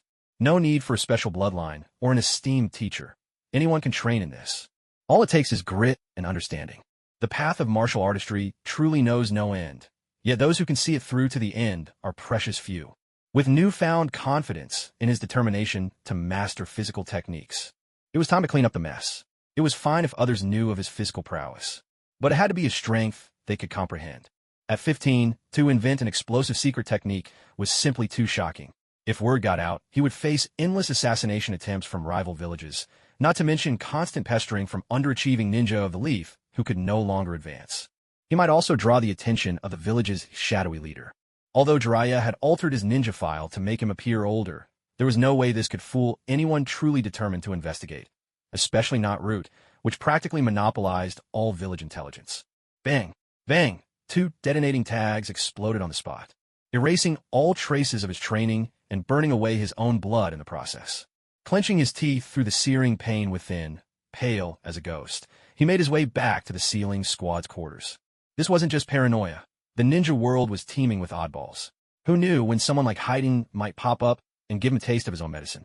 He was no Hashirama Senju, that plant man who could keep going even with his head chopped off.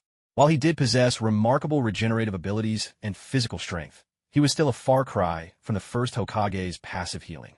Without the healing power of the creation rebirth, strength of a hunter technique, he wouldn't survive pretending to be Hashirama. Gifu, could you do me a favor? Please fetch 10 servings of rice and a whole lamb. He spoke while gnawing on compressed rations from scroll, urging his digestive system to work faster. Simultaneously, he activated a body-refining technique, drawing in natural energy to heal and temper his body directly. Had anyone been able to perceive natural energy, they'd have seen a pale blue aura enveloping him, seeping slowly through his skin, and finally gathering at his wounds. Knock, knock. Yin, are you in there? I'm here. At Gifu's voice, Yin roused from his healing trance. He tensed every muscle, then relaxed. Oddly, he now felt a little stronger than before his injury. There was a supple resilience in his body, a blend of softness and steel, more sensitive than before. No longer was he only chasing raw speed and brute strength, as he'd done in previous training. Even his internal organs had become tougher. This feels rather similar to Gentle Fist, doesn't it? Hurting himself, then absorbing natural energy to regrow muscle. This could break the bottleneck he's faced in his body-forging technique. It wasn't a bad path to seek a breakthrough. Although he wasn't fully healed yet, nothing was stopping him from moving around normally. Yin opened the door and called Gifu in to eat together. Yin, Lord Minato's training is so strict. Is that so? For many, that's the kind of chance they could only dream of. Are you really willing to give it up? No, it's not that. I just don't know what's wrong with me. Every time I feel exhausted or in pain, Chico, my fiancé who died at the hands of Meitarumi, appears by my side. I understand all too well. With my talent and ability, even with Lord Minato's teaching, I might never reach the level of Meitarumi, who's just a Chunin. There's no chance for revenge. Why? Why is it that a venomous woman like Meitarumi, just because she's strong, can kill so recklessly? And the village still serves them the best food and drink, like their honored guests. Animals. Why doesn't Lord Hokage do something? At this point, Yin knew there was nothing more to say in comfort. In his past life, and this one, he had never loved anyone, but sorrow was universal.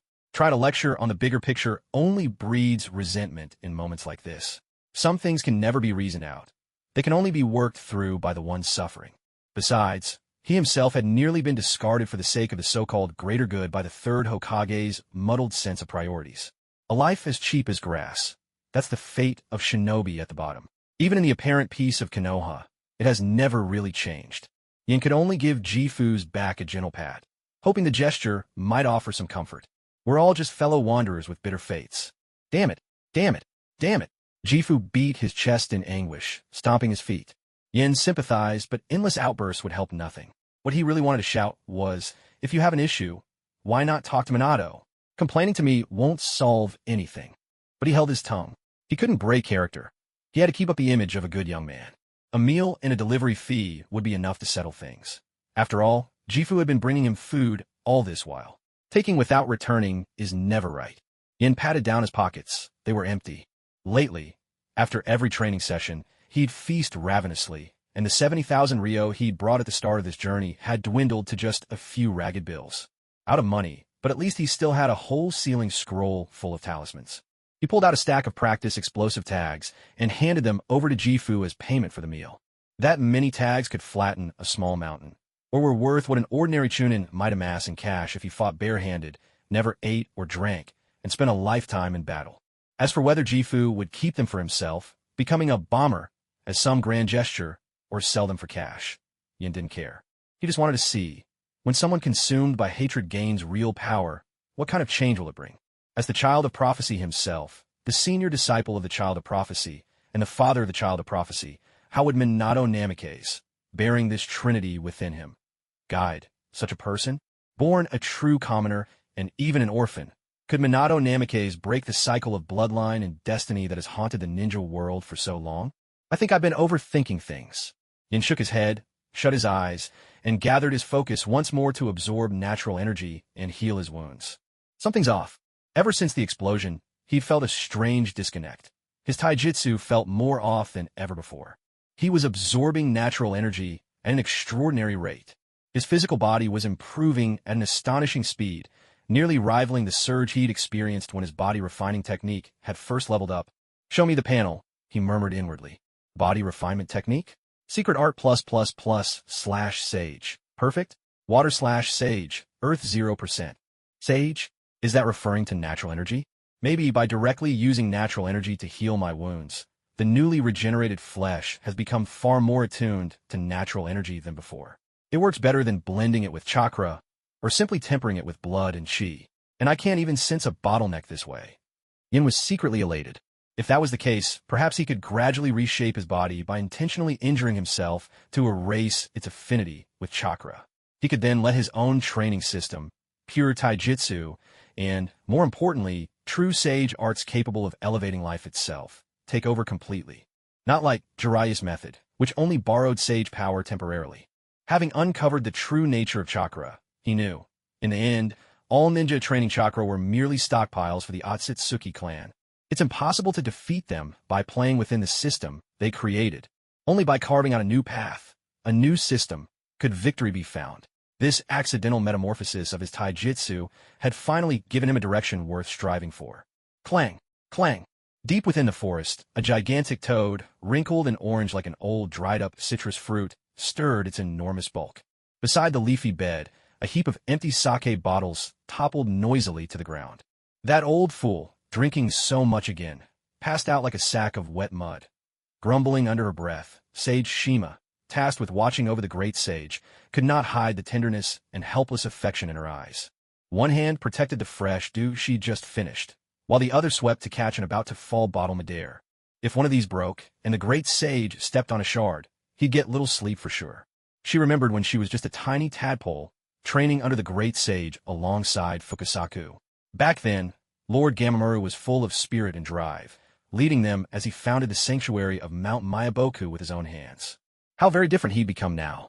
Forgetful and lost in a haze. If he wasn't drinking, he was spouting nonsense or napping the day away. Still, as the old saying goes, having an elder at home is like having a living treasure. If he's spoiled and a bit willful, so be it. Just dote on him. Bang! Shima suddenly felt the ground shake beneath her. She looked up, alert. Clouds of dust enveloped the leafy bed, and the great sage was nowhere to be seen. She glanced around, searching intently. A voice rang out from above her head. Ahem, Shima, are you secretly calling me old and muddle-headed again, aren't you? The immense, orange figure stretched and rubbed its back, emerging from behind the bed with a drowsy smile at the corner of its mouth, and mumbled, I've had a prophetic dream again. A prophetic dream? Is it about the child of prophecy? Shima put down the sake bottle in her hand. The last time the great toad sage had dreamed of the child of prophecy was ages ago. By now, it must have been over 800 years. Through all those centuries, there have been more than a dozen mentors guiding the child of prophecy, from Kashin to Jiraiya, and over 5 people who have signed summoning contracts. Yet, there's been not a single real clue about the child of prophecy. Though the great toad sage would occasionally have glimpses of the future in his dreams, to actually dream of the child of prophecy was a rare and extraordinary event. Go and fetch little Jiraiya. Right away, great sage. And one more thing, bring Fukasaku here to me.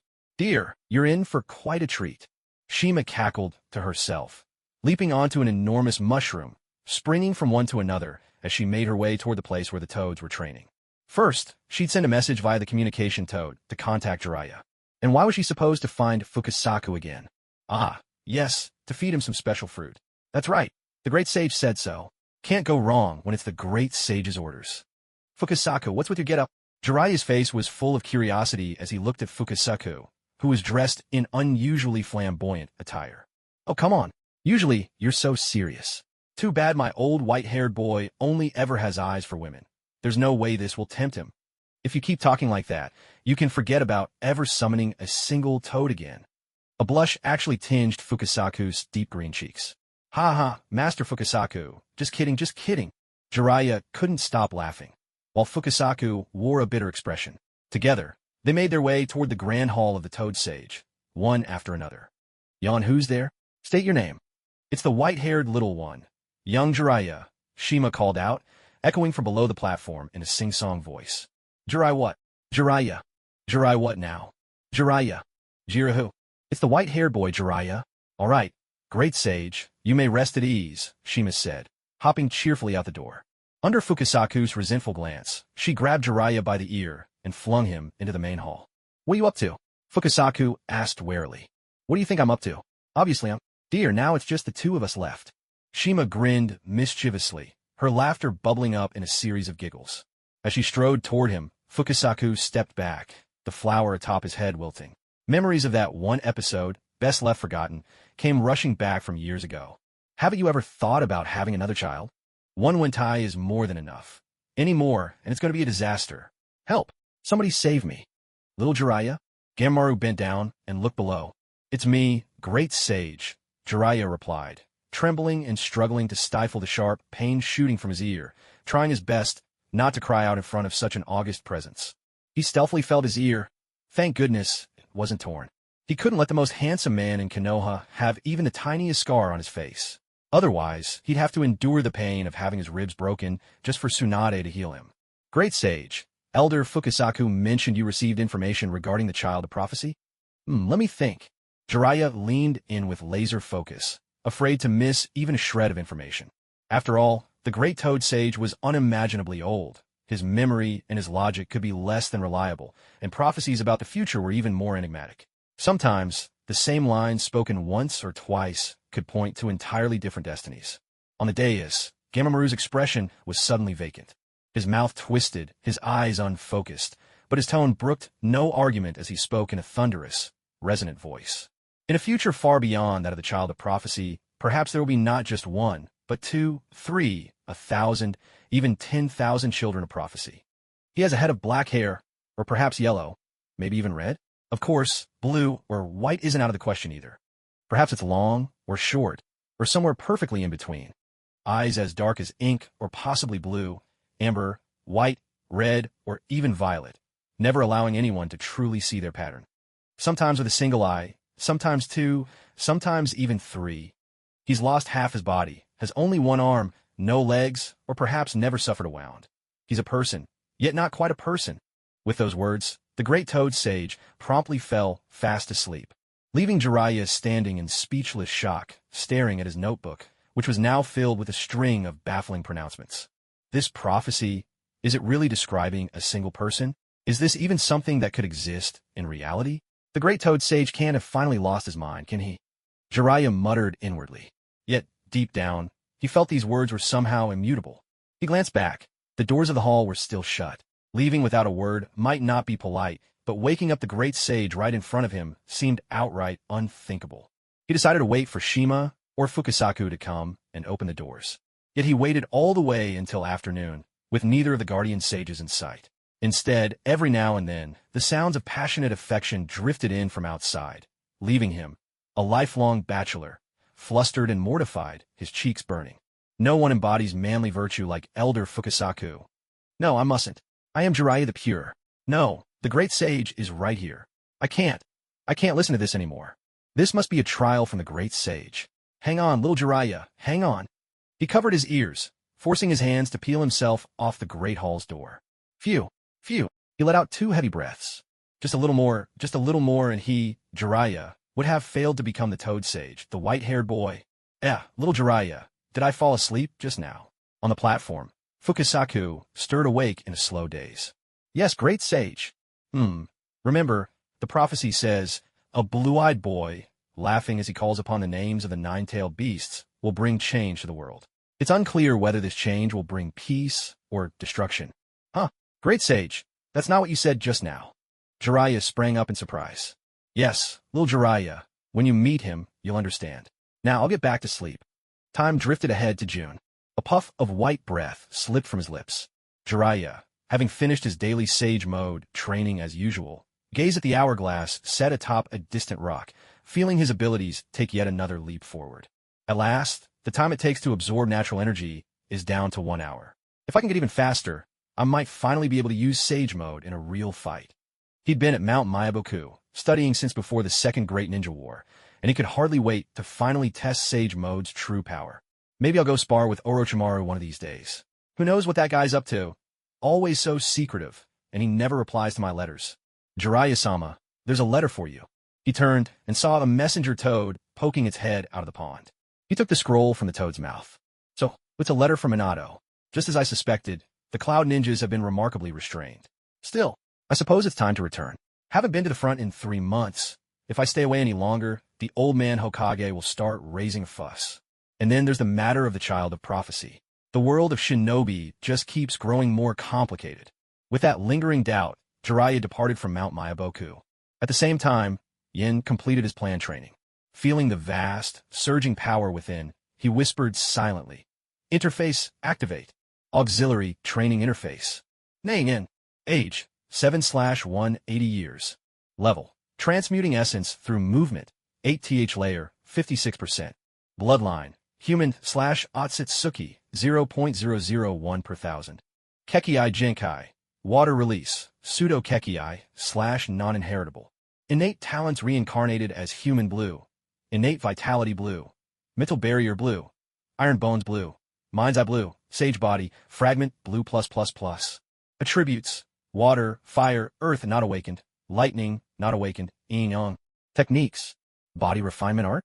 Secret technique +++/sage. Mastery. Water/sage. Earth 0%. Sensory secret technique ++. Mastery 44%. Water. Pure chakra transformation secret technique mastered.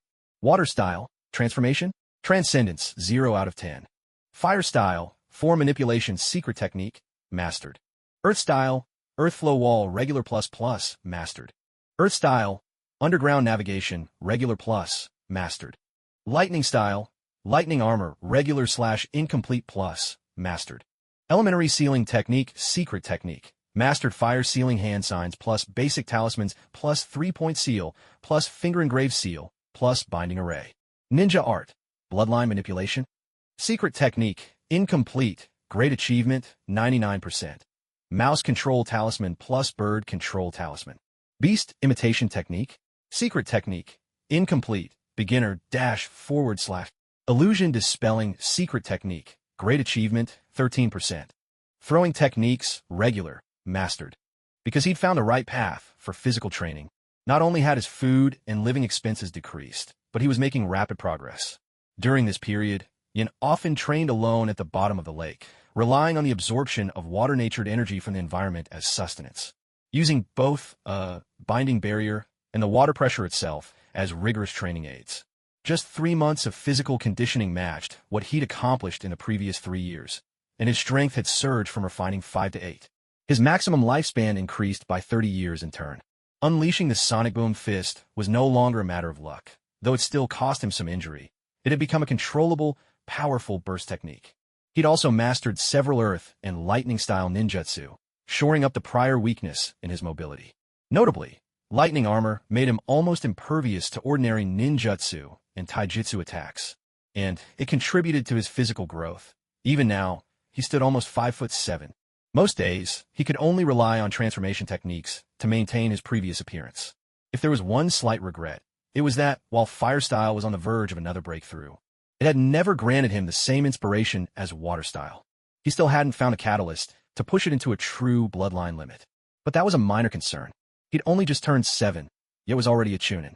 There was plenty of time ahead. A 15-7-year-old Chunin with potential like his wouldn't become anyone's deliberate target, yet still possessed a future full of promise. Once I finish this task, I'll take the chance to step up to Special Jonin. Once he packed up his things and added another batch of provisions for the road, Yin deliberately slung on an enormous backpack, making himself look for all the world like an inexperienced genin on a basic mission. Even though this secret assignment was within the village, and the disguise was nearly pointless, he did it anyway. In his eyes, a ninja's most vital quality wasn't peace, nor some watered-down will of fire. It was endurance, the resolve to live on until victory. His power was growing far too swiftly, yet not swiftly enough. Not enough to overturn the board at a stroke, but enough to attract attention. One must act with utmost caution, relying on passive perception to steer clear of taboos and to avoid drawing the attention of the big players. He still vividly remembers the times he directly projected his mental power or tried to peer into the secrets behind the Byakugan. On both occasions, he sensed mortal peril. He dares not forget these memories.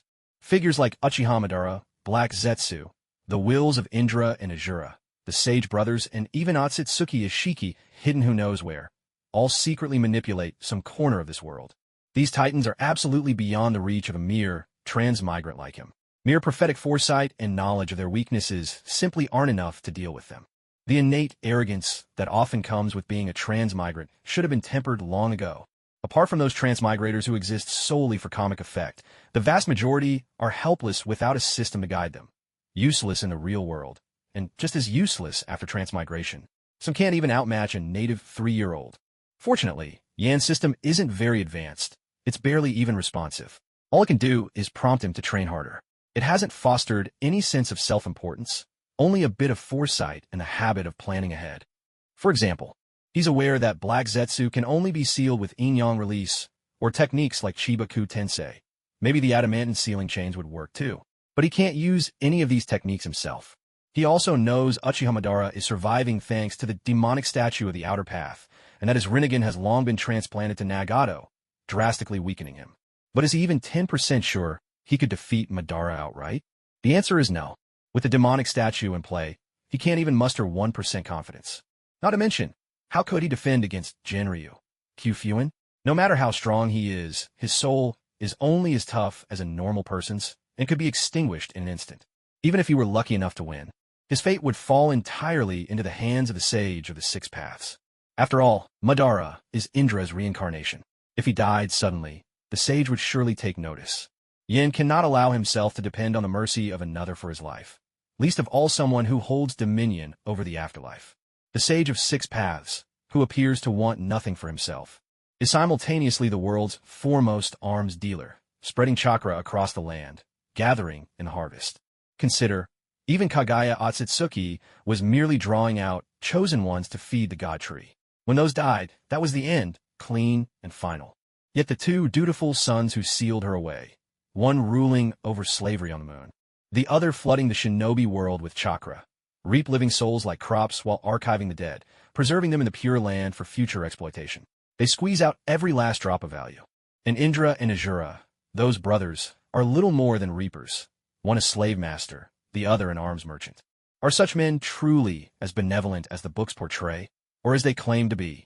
How was this any different from selling tactical nuclear weapons designed for children? If he were truly kind-hearted, then why hasn't he done anything about the extraterrestrial invaders, the Otsutsuki main clan? He lets a few juniors fight and bleed on the battlefield while he stays behind in the pure land, harvesting souls. After all, as long as people die, it works out in his favor.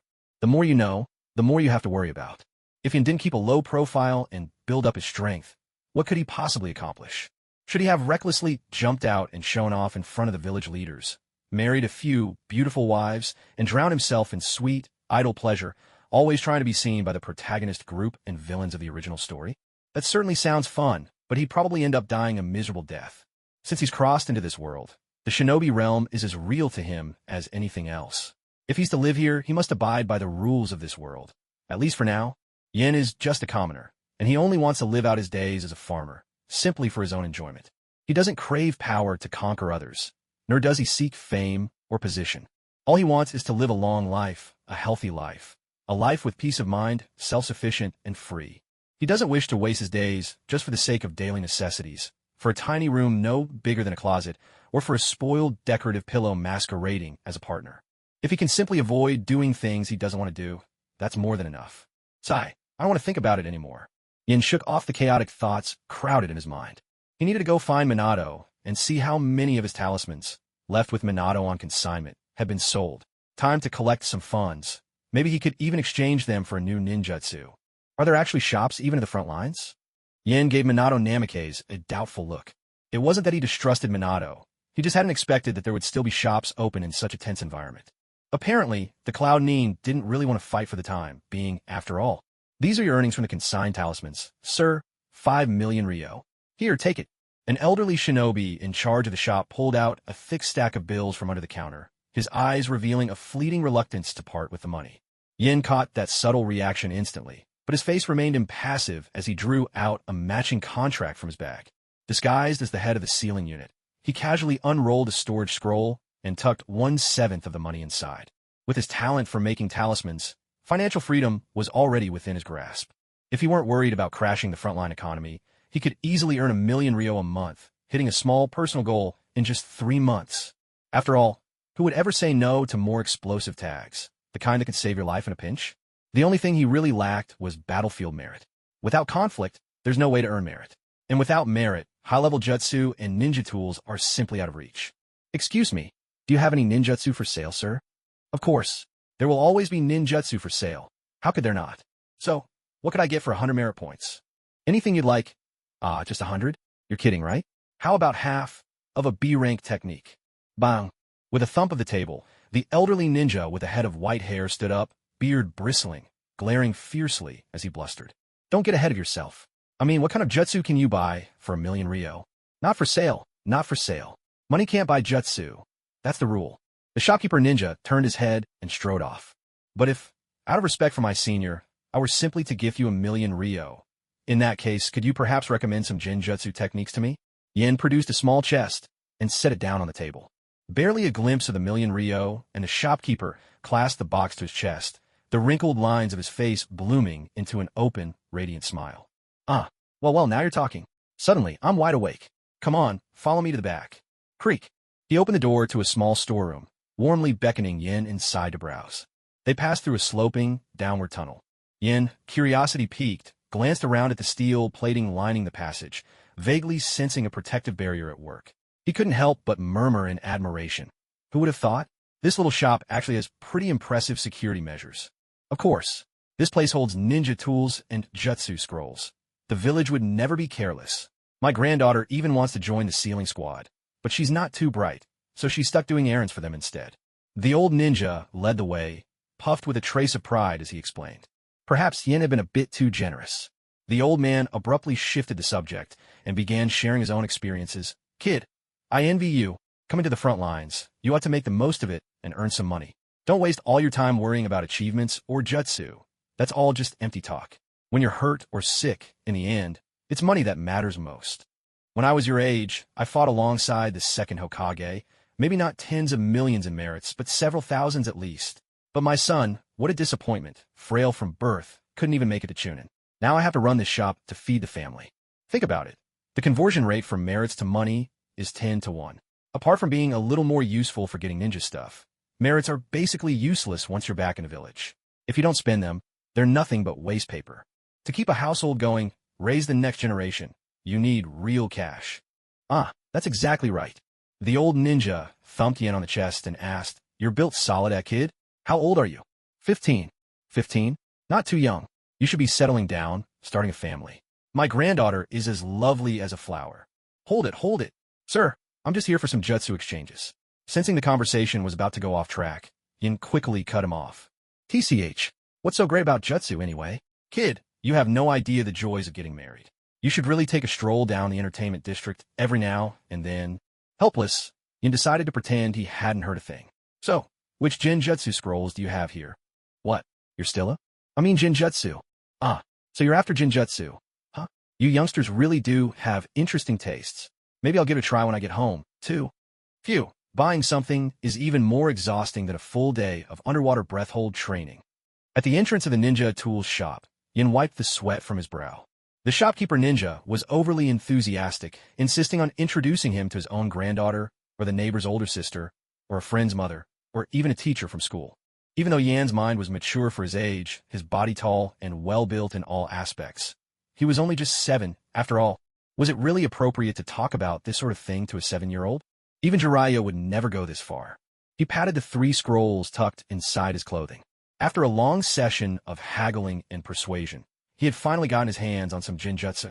First, the A-rank Temple of Nirvana technique, a group target visual illusion that works at any range, near, mid, or far. It conjures an illusion of white feathers drifting down through the air using chakra, and with in-release, invades the enemy's mind to cast them into a hypnotic trance. In the original story, Kabuto Yakushi used this very technique to put both students and teachers at the Chunin exam into a deep sleep. It's notoriously difficult to master, and equally easy to break out of. The cost-effectiveness is abysmal.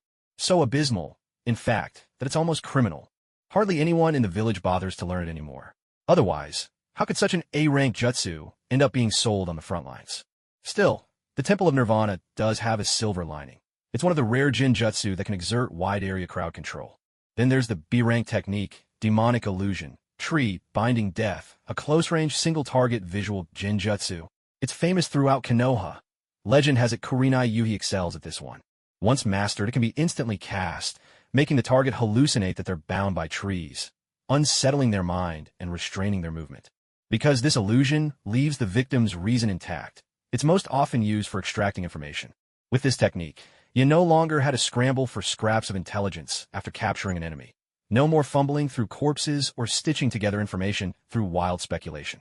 Of course, ever since Kurenai tried to use Jinjutsu against Itachi Uchiha and paid the price, Yin had learned to exercise caution.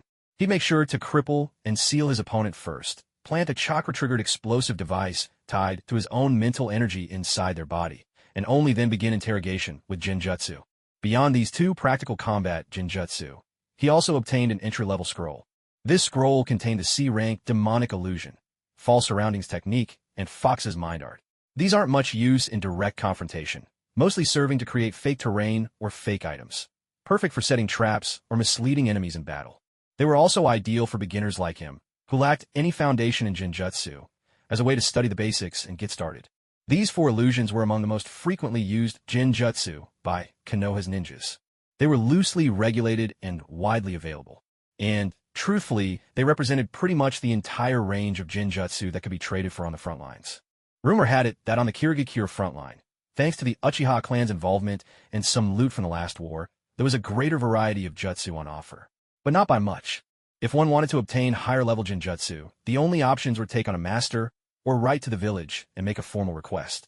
Of course, it was obvious. Unless you achieved something truly remarkable, the kind of merit that would earn you the right to study the Forbidden Scrolls, such a request was out of the question. Otherwise, only the wealthy or influential could afford to write letters. For them, learning ninjutsu in the village was a given, and writing home was nothing more than a formality. The act of encouraging other ninjas to strive in battle carries far more weight than the letter itself. Are you leaving already, Yin? Minato Namikaze casually pushed the documents on his desk to the side. Yes, there are only 3 months left for that mission. Time's running short. Instead of letting my skills go dull here, I'd rather train while completing the assignment. After all, that's how I improve fastest. Yin clenched his fist as he spoke. Minato nodded. Makes sense. Have you thought about a convincing way to leave the camp? His gaze flickered toward the entrance, carrying a subtle implication. Yin understood at once. Although it was merely a single secret slipping out, the implications ran deep, touching the interests of 2 elder clans. There were surely eyes and ears within the camp. Otherwise, those assisting him wouldn't be from the notorious root, but from the esteemed Umbu. After all, Danzo's stubbornness was in a league of its own. Suruharuzen's goodwill couldn't compare. Especially when his own interests were involved, Danzo had only one real concern: his own life. With no other desires, he was as resolute as steel, and that meant he would never hesitate. From what I've seen, patrols have been pretty relaxed recently. Plenty of Chunin and Jonin take outside jobs to earn extra. Maybe I'll do the same and request an outside mission. At least, it'll make for a reasonable explanation. After all, that confidential assignment is secret, right? After thinking it over briefly, Yin answered. Minato let out a warm laugh. That makes sense. Given how much attention Yin had drawn lately, Minato knew it was impossible to slip out unnoticed. Jiraiya's receipt of a secret mission hadn't been kept quiet either. If anything, it was announced openly. This was a fresh new force in Konoha, launching an offensive against the old established interests. Unless the elders and their loyalists decided to back down themselves, conflict was inevitable. In the end, finding a suitable pretext might be the only option. At least, that way, the elders wouldn't have any grounds to accuse him outright. Otherwise, charges like desertion, abandoning the squad, or harming fellow comrades could all be thrown at him. For your safety, take this with you. Minato's smile was as bright as the sun. He retrieved a trident-shaped kunai, the words Blade of Shinobi Love engraved on its hilt. Just channel Chakra into it if you face a crisis. Thank you. Yin accepted the kunai, examined it for a moment, then tucked it into his pouch. A subtle detail on the Blade of Shinobi Love caught him off guard. It wasn't protected by the usual oil paper seal. Instead, there was a finger-carved seal. Did Minato take extra precautions for water combat? Knowing his strengths? Minato's mind was truly as fine as silk. If only he could survive, perhaps he would unify the ninja world ahead of time. Then I could finally focus on training with peace of mind. With that thought, Yin stepped out of the tent. He had made up his mind already. When his strength permitted, he would find the right opportunity to reveal the truth about Uchiha Madara and the Eye of the Moon plan to Minato. No, there was no need to expose his own unique abilities. Just a subtle hint would suffice. With Minato's resourcefulness, he would surely get to the bottom of it.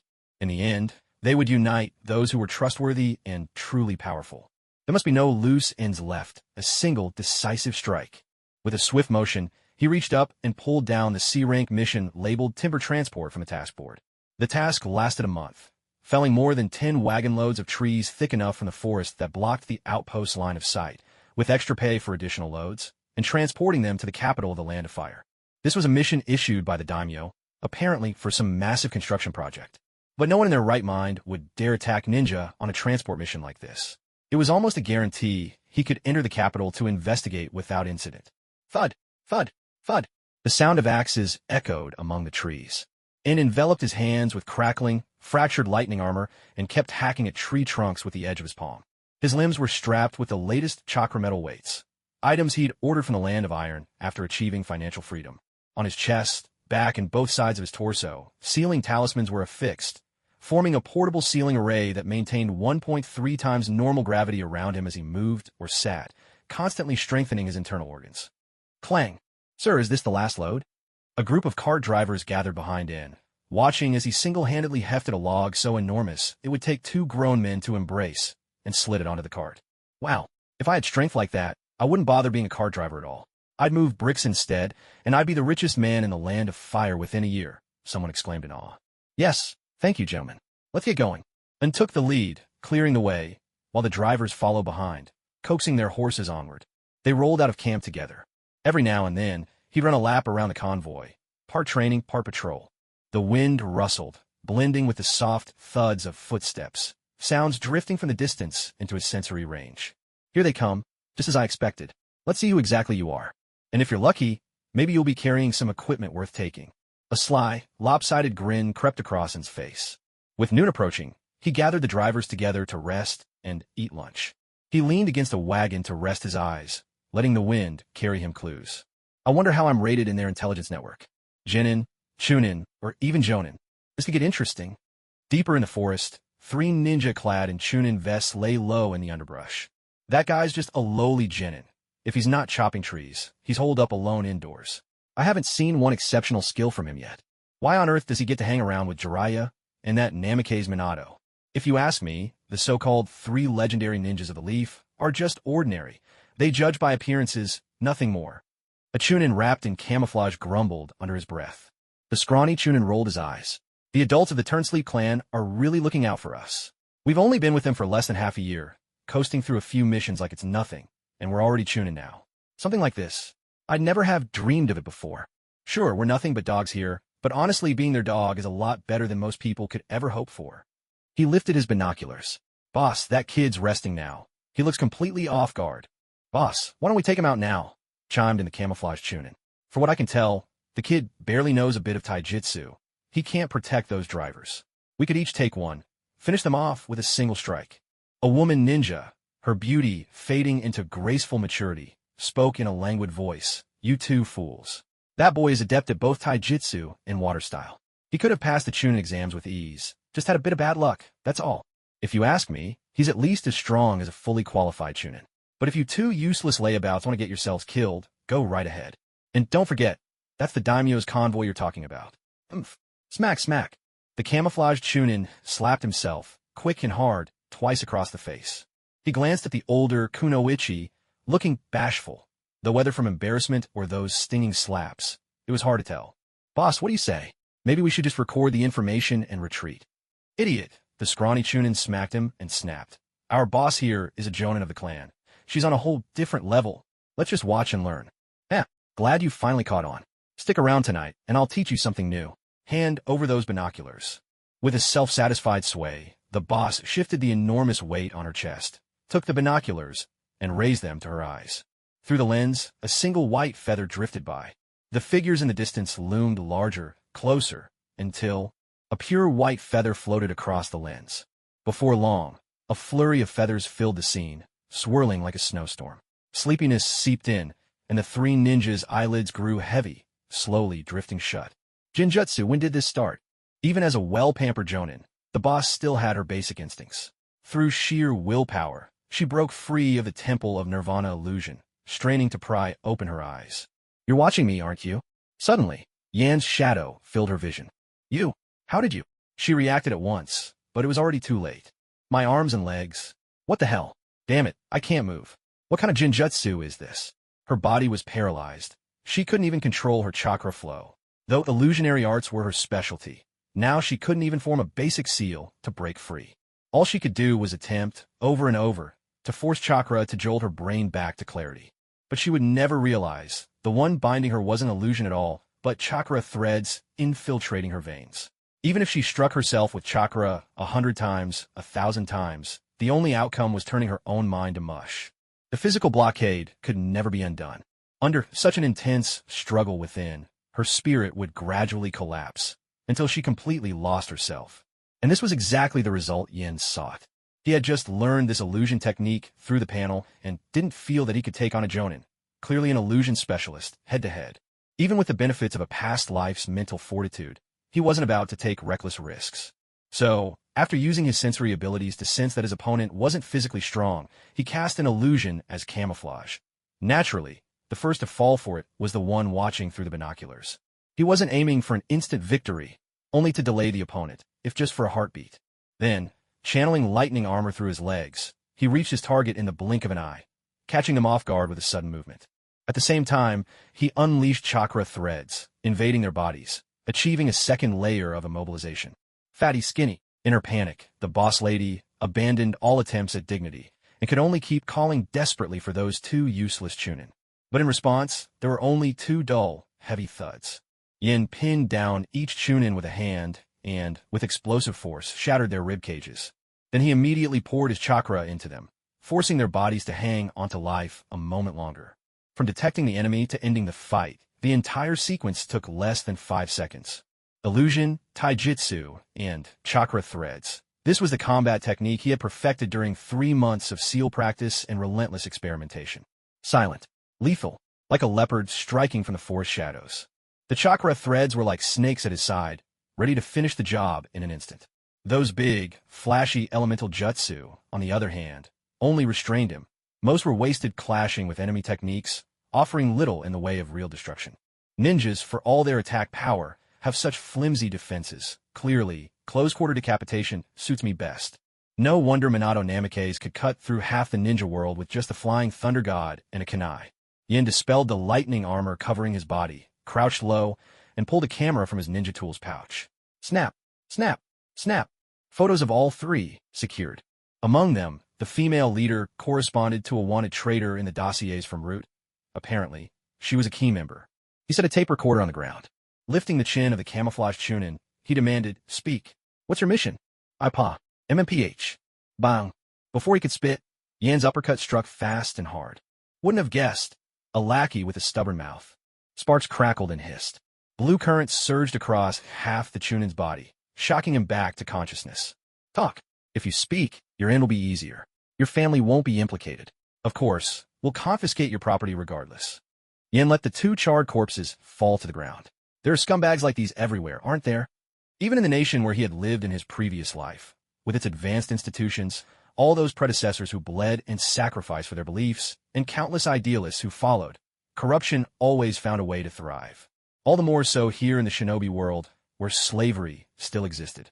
Such things had always been so, but under Danzo's iron-fisted tactics, this would not work, and it certainly clashed with Yan's values, forged in his former life. From the words of these two, he'd learned quite a bit. For instance, the sheer scale of the elder-led interest groups, so vast that ordinary Chunin couldn't even glimpse the end of their reach, the outflow of Konoha's sealing techniques and chakra metal, and the gradual monopolization of some public assets from the second Hokage's era, as they quietly slipped into private hands. Yet even these paled in comparison to what lay beneath. Worse still, it seemed that vital intelligence was being leaked. Under Danzo's stringent purges, there were now fewer spies in Konoha than there were Uchiha with 3 Tomo Sharingan. And yet, even with all this, the reports from Yakushi no Noyu were clear. Certain top-secret matters, discussed only behind the walls of the Hokage's office, would appear punctually on the desks of other Kage the very next day. Even Kakashi, whom Danzo himself coveted as a genius, was nearly assassinated in broad daylight by Miss Shinobi during a joint exam, right in the village streets. The secrets of Konoha's finest shinobi were as good as public knowledge. According to Root, that underground passageway the supply team had stumbled upon, able to slip past Konoha's defenses without a trace, could be linked back to both the Mito and Nara clans. But to uncover anything deeper, they'd have to drag more out of the captured leaders through further interrogation. Yin walked over to the woman pinned to the ground, the boss lady. You heard what your subordinates said, didn't you? If you don't want to die in agony, let me go now. I'll cut off my own hands, kneel and kowtow all the way back to the village, and atone before the Nara clan's gates." Hearing footsteps, the boss lady stopped resisting Yan's Jutsu and spat venomous threats instead. But the questioning led nowhere. "Seems ordinary beatings and electrocution have no effect on you," Yin remarked. "Of course not. I'm a Nara clan's elite jonin. Scum, daring to treat me like this. Aren't you afraid of the Hokage's wrath?" Yin didn't lose his composure. He simply raised his hand and gripped the binoculars sewn onto her face by chakra threads, a precaution against Jonin-level counterattacks, but just as well suited for interrogation. With a swift and fluid motion, a guttural, wrenching scream tore through the air as Yin ripped off the binoculars. Along with them came the skin around her eyes, and both eyeballs rolled free. A Jonin adept in Jinjutsu, but not of a bloodline limit, was a rare find, and thus highly valuable. Such an opportunity didn't come often. Yin snipped the optic nerve of one eyeball and sealed it into a scroll, preserving it as a specimen for further research into ocular power. The power of the eyes is not something exclusive to clans renowned for their ocular techniques, just as physical strength is not unique to the Senju or Uzumaki clans alone. Ordinary people, too, can acquire and strengthen it through practice. The difference lies only in whether one possesses sage eyes or ordinary eyes, a sage body or a normal body. It's much like how Deidara trained his eye specifically to counter Uchiha Itachi. It's no match for the Mangekyo Sharingan, but it's effective enough against the basic 3 Tomo Sharingan. If I could unravel the true nature of ocular power, that would be a blessing. Even for a ninja like myself with no ocular bloodline, but who has studied Jinjutsu, just as a partially developed sage body has enhanced my taijutsu training, understanding this could boost my skills further. This is my first time interrogating a jonin. I don't have much experience, so I'll be counting on your guidance, he said with polite humility. Yin picked up the eyeball, still hanging from its socket. Good, the optic nerve was intact, an opportunity to observe how in-release techniques affect the brain. He focused both eyes, weaving the Jinjutsu. Demonic illusion, tree binding death. Yes, understood. You're the adopted daughter of Tokain Saiharu? Noted. I'll see that you're reunited with him soon. After removing the other Genjutsu users, along with their identification token, Yin proceeded. He severed the head of the leading ninja and preserved it, submerging it in formalin provided by the Foundation.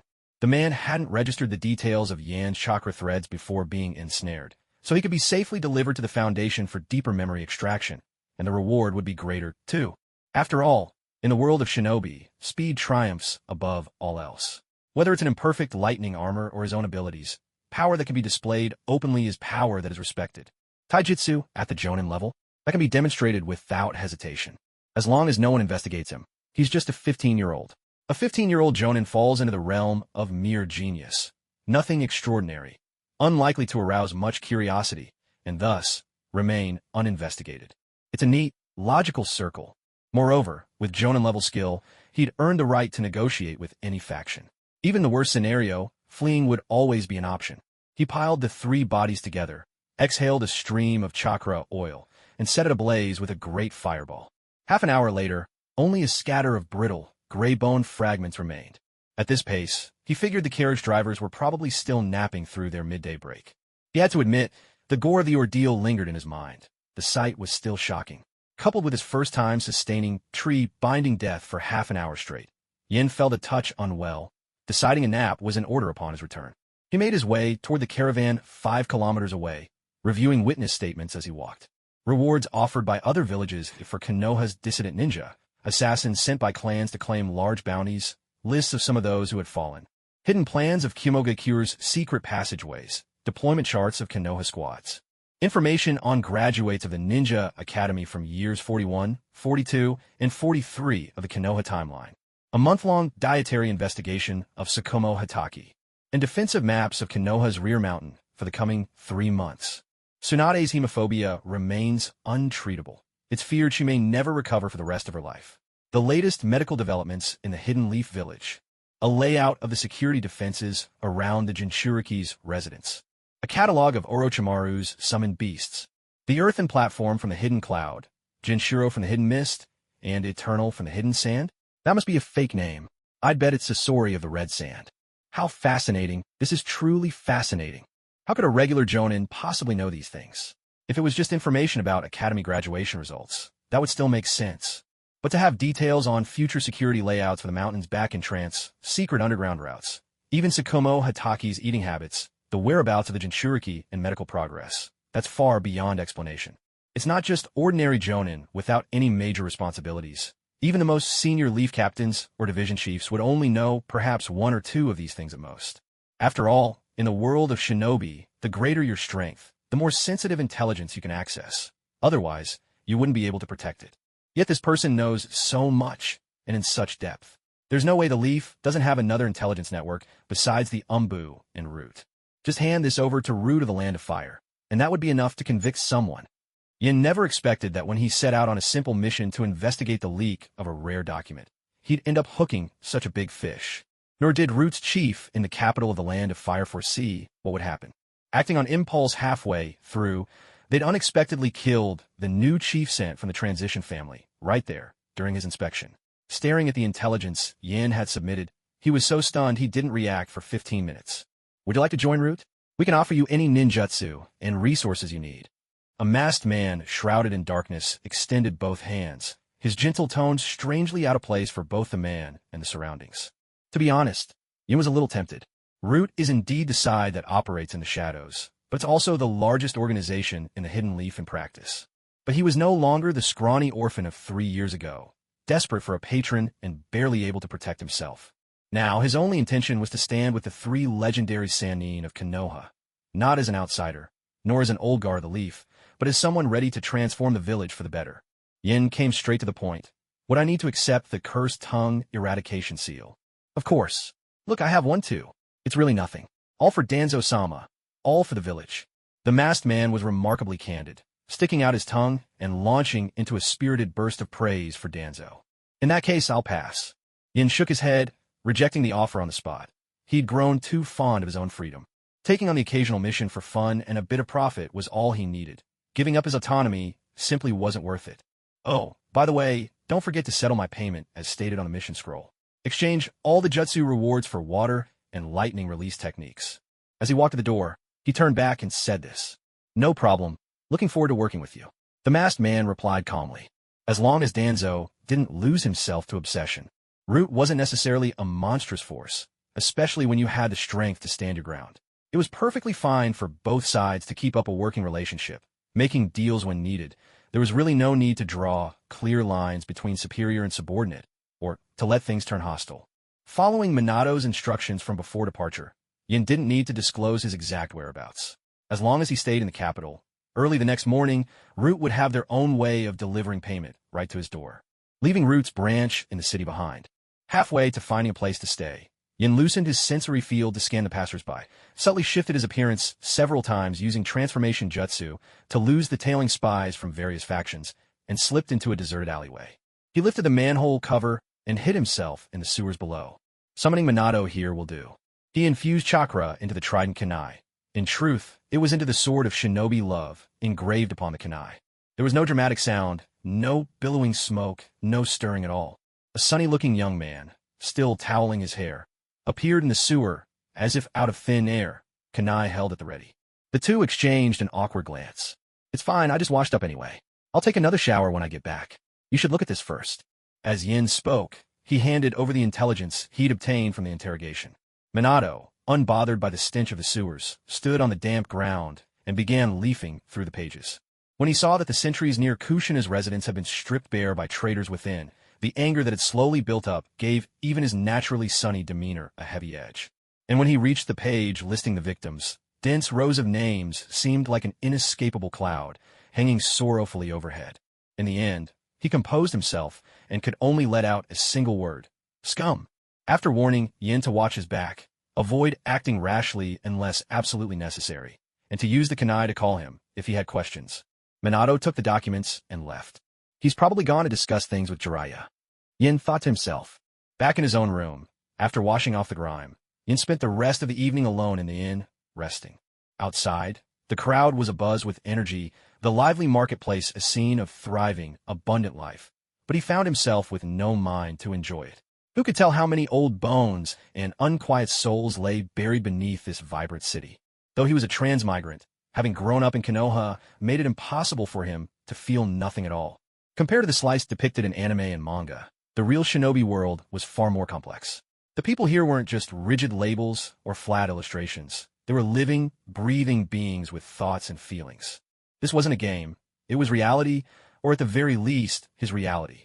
An invisible barrier might always linger, but the values he'd carried over from his previous life still drove him to try and make this place better.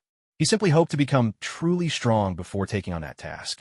In the meantime, a little troublemaking here, and that would suffice. As for Minato, he was already taking action.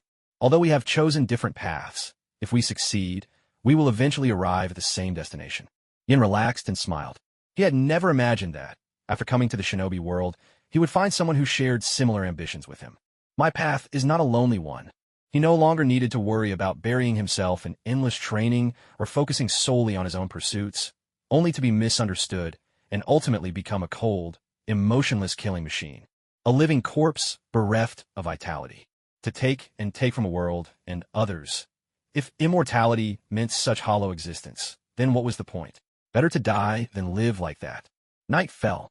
Now that I've learned Jinjutsu, it's the perfect time to see how I can enhance my spiritual strength. If I can shore up this mental shortcoming, then my vision of refining mind, body, and spirit together will finally have a blueprint. Yin silently recited. Interface, show me the newly learned Jinjutsu. Nirvana Spiritual Chamber Technique. Ordinary ++, Adept, 43%. Phantom Binding, Trees of Death. Ordinary, Adept, 56%. Phantom, Displacement Technique. Basic Beginner, 99%. Fox's Heart Technique. Basic Beginner, 99%. So these two C-rank Jinjutsu are only considered basic techniques on the panel. Makes sense. After all, even the A-rank Nirvana Spiritual Chamber Technique is just approaching the secret technique tier. Even my most familiar shape-transforming fire release is only at the pinnacle of the secret technique level. Above that, it'd be the level of Kekkei Genkai. Yin realized it had been a long time since he'd seen a basic grade technique. Still, since his taijutsu started at that level, it was only natural for his Jinjutsu, representing yin nature, to begin there as well. But how does one actually train in it? Taijutsu could be improved by striking objects, medicinal baths, refining techniques, and relentless repetition until the body remembers. But Jinjutsu mostly worked on people. Was he supposed to pull a random passerby aside for practice? He didn't think he could bring himself to do such a thing. If worst comes to worst, I could always practice in front of a mirror or use a shadow clone. He picked up the Jinjutsu scroll again and started reading carefully. Only then did he realize that Phantom, displacement technique, and Fox's heart technique, while simple, were quite different from conventional Jinjutsu. Whether it was the A-rank, Nirvana spiritual chamber technique, the B-rank Phantom binding, Trees of Death, or the likes of Tsukuyami, Infinite Tsukuyami, and even the game-breaking Kodoemitsumi, Izanagi or Izanami, all of them targeted the mind, the spirit, of beings with a certain degree of sentience. Yet the most basic Phantom, displacement technique, and the Fox's heart technique only worked on the eyeballs themselves, purely on the sense of sight. That's why they were so easily dispelled. But if these techniques affected the eyeballs, could they also work on cameras or other light-sensitive devices? If they could actually alter the path of light, wouldn't that, in a way, be just like affecting the physical world directly? Yen believed it was very likely, for after all, Izanagi was that kind of jutsu. Although there was an immense gulf between the two in terms of difficulty and effect, illusion, the art of non-existence, and the Fox's heart technique belong to the most fundamental category. Often, the more basic something is, the more comprehensive its nature. Just like the body arts, movements of hands and feet, the torso, the head. Corresponding techniques include punches, kicks, iron body rams, and headbutts. No body art could ever completely depart from these. To do so would be like abandoning the body itself. Without a body to act upon, martial arts become a castle in the air. Yin understood this deeply. He felt that illusions were much the same, built from their own fundamentals, even if different schools of illusion chose different routes of development and areas of emphasis. It was like the diverse schools of martial arts. Some excel at striking, others at grappling on the ground. Perhaps most Jinjutsu in the ninja world focused on mental disruption, neglecting reality warping because such effects were generally too weak. He reached into his bag and pulled out a Polaroid camera. He fixed it on the corner of the table and aimed it at the flower pot in front of him, pressing the shutter. Click! A photograph slid out. In the picture, a potted rose sat at the center of the windowsill. Beyond the glass, the lively night market could be glimpsed. So what if I try this? Yin sat down by the window. He focused his eyes, channeling a surge of released chakra from his mind through his optic nerves and finally out through his eyeballs, coating the camera lens. He began to imagine, conjuring a dense forest as the background, while moving the flower pot from the center of the sill to the left side of the table. He refined this vision in his mind until the illusion solidified. Click! He pressed the shutter again, and out came a photo with a deep green backdrop. On the windowsill and at the left side of the table stood two flower pots, each one cradling a rose. Yet there was a flaw. Both flowers looked strangely vague and dreamlike. In modern terms, it was as if they existed on a different visual layer from the background. Moreover, the forest he constructed as the background was exceedingly blurry, just a chaos of uneven green, rather like a child's scribble. But it was enough. Yan's hypothesis was confirmed. He took a deep breath, doing his best to keep his laughter from escaping. He constructed more backgrounds and objects in quick succession, as if he were experimenting with different camera settings. At last, the camera produced a photograph he found truly satisfying. A lotus gracefully arranged on a small boat, drifting on a sunlit lake. So, where are the limits to illusion's ability to distort reality? Yin posed this question and then answered himself aloud. There are none. There are only the limits of the mind's endurance. He then took out a blank photo paper and, using his released chakra, painted the objects of his illusions onto it. Before long, a black and white image began to appear. As expected, there was no need for any camera lens, nor the assistance of any sentient being. Release itself was a means to bend reality on a microscopic level. Controlling light? He turned on the desk lamp, attempting once more to release chakra. To ensure the process went smoothly, he closed his eyes and switched to a mental perspective. A faint black, translucent energy clung to the light bulb. Suddenly, a wave of dizziness rushed over him. Yin swiftly shut the window and collapsed onto the bed. He could not continue practicing. He knew clearly. This was a symptom of severe mental exhaustion. Besides sleep and meditation, there was no other way to recover. Even medicine could at best calm the mind, but not directly replenish his mental strength. If it didn't rest soon, it could lead to permanent spiritual damage. Panel, show me all the release techniques I have mastered, he murmured inwardly. Yin could distinctly sense that his mind was undergoing a subtle transformation, growing tougher yet rapidly dwindling in reserves. There was no time left for further thought. Fatigue gripped him, impossible to resist. Bang! Smoke billowed out. 2 shadow clones emerged, each carrying a variety of talismans. Their duty was to guard him and handle tomorrow's task reward exchange with the root member. They would use rat control talismans and bird control talismans without concern for cost, pairing them with a binding formation whose gravity restraints could be tightened or loosened at will, plus bundles of explosive talismans. Even if handled by a freshly graduated genin, these tools could hold off several jonin for a time. In the hands of a seasoned veteran, they might even challenge a weaker Kage-level opponent. 2 shadow clones were plenty. With power, it really is true. You can always rest comfortably, no matter where you are. This was Yan's final thought as he drifted into unconsciousness. Unlike before, this time, even though he slept in a shop guarded only by a handful of samurai, he slept soundly. In fact, it was the most restful sleep he'd had since his spiritual awakening. Morning, with the shadow clones watching over him, a middle-aged man with no chakra signature, who looked just like a newspaper deliver man, dropped off a newspaper wrapped around a scroll for the innkeeper. The whole process seemed perfectly ordinary. Even the shadow clones sensed nothing suspicious. So this is all there is to their supposedly advanced ninjutsu? Turns out Root uses ordinary people as well. Makes sense. Wasn't any of the pharmacist a specialist intelligence operative, highly skilled in reconnaissance and concealment, yet never training in chakra or ninjutsu? She sacrificed her combat ability in exchange for letting the enemy's guard down. By the same logic, Root would of course employ similar methods, mobilizing civilians with suitable rewards to pass along messages and items. In a flash, morning arrived. The shadow clone opened the closet and saw that the original body still showed no sign of waking up. He shut the cabinet door and stood there, staring into space. It wasn't until the afternoon, 2 days later, bang, with a muffled thud, Yin, who just tried to turn over, tumbled right out of the cabinet. It wasn't the fall that hurt, it was hunger. Starving. Looks like a shadow clone that has no consciousness and only follows orders isn't nearly as handy as it sounds. To think he'd spent 3 days straight, locked up in a cabinet by his own bizarre maneuver. This shadow clone was more like artificial stupidity than intelligence. He sucked in big gulps of fresh air. Ah, that's sweet relief. Out. Get out. Go buy me something to eat. He chased off the 2 shadow clones. Shivering, he slowly dragged himself onto the bed. His face was pale as paper. His arms and legs quivered uncontrollably, like an old man with Parkinson's. His head throbbed with pounding pressure from the inside out, and weakness clung to every fiber of his being. Now he could finally relate to how Kakashi must have felt after suffering through Itachi's Tsukuyami for 3 days and nights. Casually channeling chakra, he transformed the sweat clinging to his skin into a watery orb and tossed it into the toilet. Splash! Only then did he feel a tiny bit better. Open the panel. Let's see what's changed this time. A half-transparent panel, like a jade disc, materialized before his eyes. Well, even the system panel can upgrade.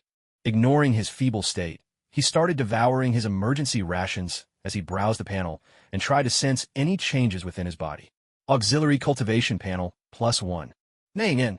Lifespan, body 7/140/180. Lifespan, soul 25/350. Cultivation, dynamic refinement of essence, 4 TH level, 1%. You noticed that beneath the usual lifespan line, there was now an additional one. This one, it seems, should indicate my soul's lifespan. Doing some quick math, in his previous world, he had just started college at 18. After crossing over and adding 7 years before awakening his past memories, it added up to a total of 25 years. Makes sense. So that means if I die physically right now, even if the Sage of 6 Paths won't take me, I could still haunt this world as a ghost for another 325 years, right? That's not too shabby. But what's going on with his body's lifespan? Why is it back down to 140 years? Was it extreme weakness, too much exertion? Did that cost me some years? And my cultivation dropped from level 8 of dynamic refinement of essence down to level 4. More time to grind that back up, I guess. With that in mind, he could clearly feel his strength was far from what it used to be. If the cap hasn't changed, I should be able to recover, right? Tearing off a piece of beef jerky, he forced himself to keep scrolling. Talents reincarnated as a human blue. Innate essence blue. Iron muscle and steel bone blue. Immortal body. Fragmented blue +++. Mental barrier blue plus insight blue. Micro-perceiving eye purple plus. The eyes of subtle sight? Or the eyes of subtle sight? Wait, have those 2 blue talents just merged and disappeared? He focused for a moment, sensing inwardly. Although the blue talents had vanished, their effects remained, most likely fused into this new talent. He chewed on some dry rations, and once he felt the comforting fullness in his stomach, he decided to take some time to digest, meditate to speed up the recovery of his mental energy, and only then inspect the changes further. A knock sounded at the door, firm and clear. It was his shadow clone, returning with a large bundle of food. Yin opened the door. He didn't immediately dissolve his shadow clone, for he realized that, through his eyes, the clone had become almost translucent, hovering in that strange state between energy and substance, intermittently flickering in and out of solidity. So I can see through the shadow clone now. Is this the power of the eyes of subtle sight? He raised his palm, effortlessly channeling his spiritual energy, and Yin released Chakra into his eyes. It felt so natural, as if it were a reflex. Gone was the sluggish resistance he used to sense when casting illusions. Then his palm seemed to expand before his very eyes. First the intricate lines of his skin, then the tiny crystals of dried sweat, countless dust motes, and even bacteria came sharply into focus. A sharp sting seared through Yan's eyes, startling him so much he shut his eyelids at once. That was close. Any longer, and I might have gone blind. After tinkering inside the room for a while, he understood the effects of this new talent. First, he could directly perceive the attributes of energy and matter, seeing through shadow clones as well as watching the flow of power within seals and barriers. In other words, if he could trace the current of energy, he could dodge it in advance, effectively making him immune to most illusion techniques. Second, his pupils were now extraordinarily sensitive. Depending on what he focused on, they could contract and expand, shifting between the power of a telescope and a microscope, up to about 200 times magnification. Even in pitch darkness, his eyes reflected light like an animal's, giving him night vision. Third, by channeling spiritual power into his eyes, he could quicken his reactions, essentially slowing down the movement of objects around him. Additionally, by gathering either ocular power or spiritual energy, he could now manipulate up to 10 natural energy particles with pinpoint precision. Though a small number, this proved quite useful, whether for accelerating his own cultivation or disrupting an opponent's actions. Finally, his pupils could now focus spiritual power and release chakra to heighten the potency of his illusions. Conversely, he could scatter enemy visual attacks through his pupils, weakening their illusion-based assaults. Admiring the amber pupils in the mirror as they contracted and dilated, Yin couldn't help but indulge in a touch of vanity. Not too bad to look at, if I say so myself. Withdrawing his focus, his eyes returned to their unremarkable, inky black. How to put it? This ability suited him perfectly. Whether it was for learning and copying new ninja techniques, researching rare materials, or working in tandem with his physical combat skills, it could yield marvelous results. Simply put, the Eye of Subtle Observation is like a Sage-powered plus version that blends the best of both the three-tomo Sharingan and the Byakugan. Its functions far surpass both of them by a wide margin. At least, as far as he could remember, no one had ever used either of those doujitsu to directly observe bacteria. Aside from Madara Uchiha, no one else could see through shadow clones either, but the Eye of Subtle Observation could. However, unlike the Mangekyo Sharingan, Tenseigan, or Rinnegan, it didn't come with fancy new eye techniques of its own. Manipulating just 10 natural energy particles was so basic it couldn't even be called a technique, more like a bonus feature. It possessed pure power, without any flashy abilities. It was rather like Nagato's Rinnegan, a cleansed, unembellished version of an eye. The only difference was that the Eye of Subtle Observation was his and his alone. Moreover, its ocular power could be accumulated and restored through meditation, eye exercises, and sleep. Absorbing natural energy particles into the eyes could speed up the process. Apparently, in doing so, it was also possible to simultaneously enhance both mental and soul strength. Unlike physical strength, which could be measured by cultivation level, soul strength had no clear indicator. Yet the longevity of one's soul was, to some degree, a reference point. The stronger one's soul became, the longer its lifespan would be. This meant he can now cultivate both body and mind, without any weak spots. Yin was overjoyed. He barely noticed his pallor, and pressed on, poring over his own status panel and probing the depths of his new abilities. There aren't any 1,000-year-old ginsengs or millennium spiritual mushrooms in the shinobi world. No miracle supplements at all. Debilitation from loss of cultivation can't be restored in an instant. Might as well lie down and get to know my new powers. A little happiness might help me recover faster. After a hearty meal, Yin decided to continue exploring these new abilities. Attributes: water, fire, earth, awakening not yet attained, lightning, awakening not yet attained, yin yang.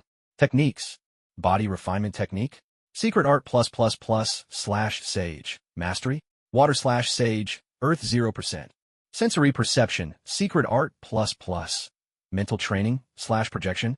Secret Art +++ / Sage. The attributes themselves hadn't changed much, but that sensory ability he'd haphazardly developed while messing around with taijutsu. Now, it had evolved into something akin to a method of training mental energy on par with his body refinement techniques. Still, that didn't mean he could no longer use his former sensory techniques. They were simply overshadowed by something better. If he wished, he could still use them as before.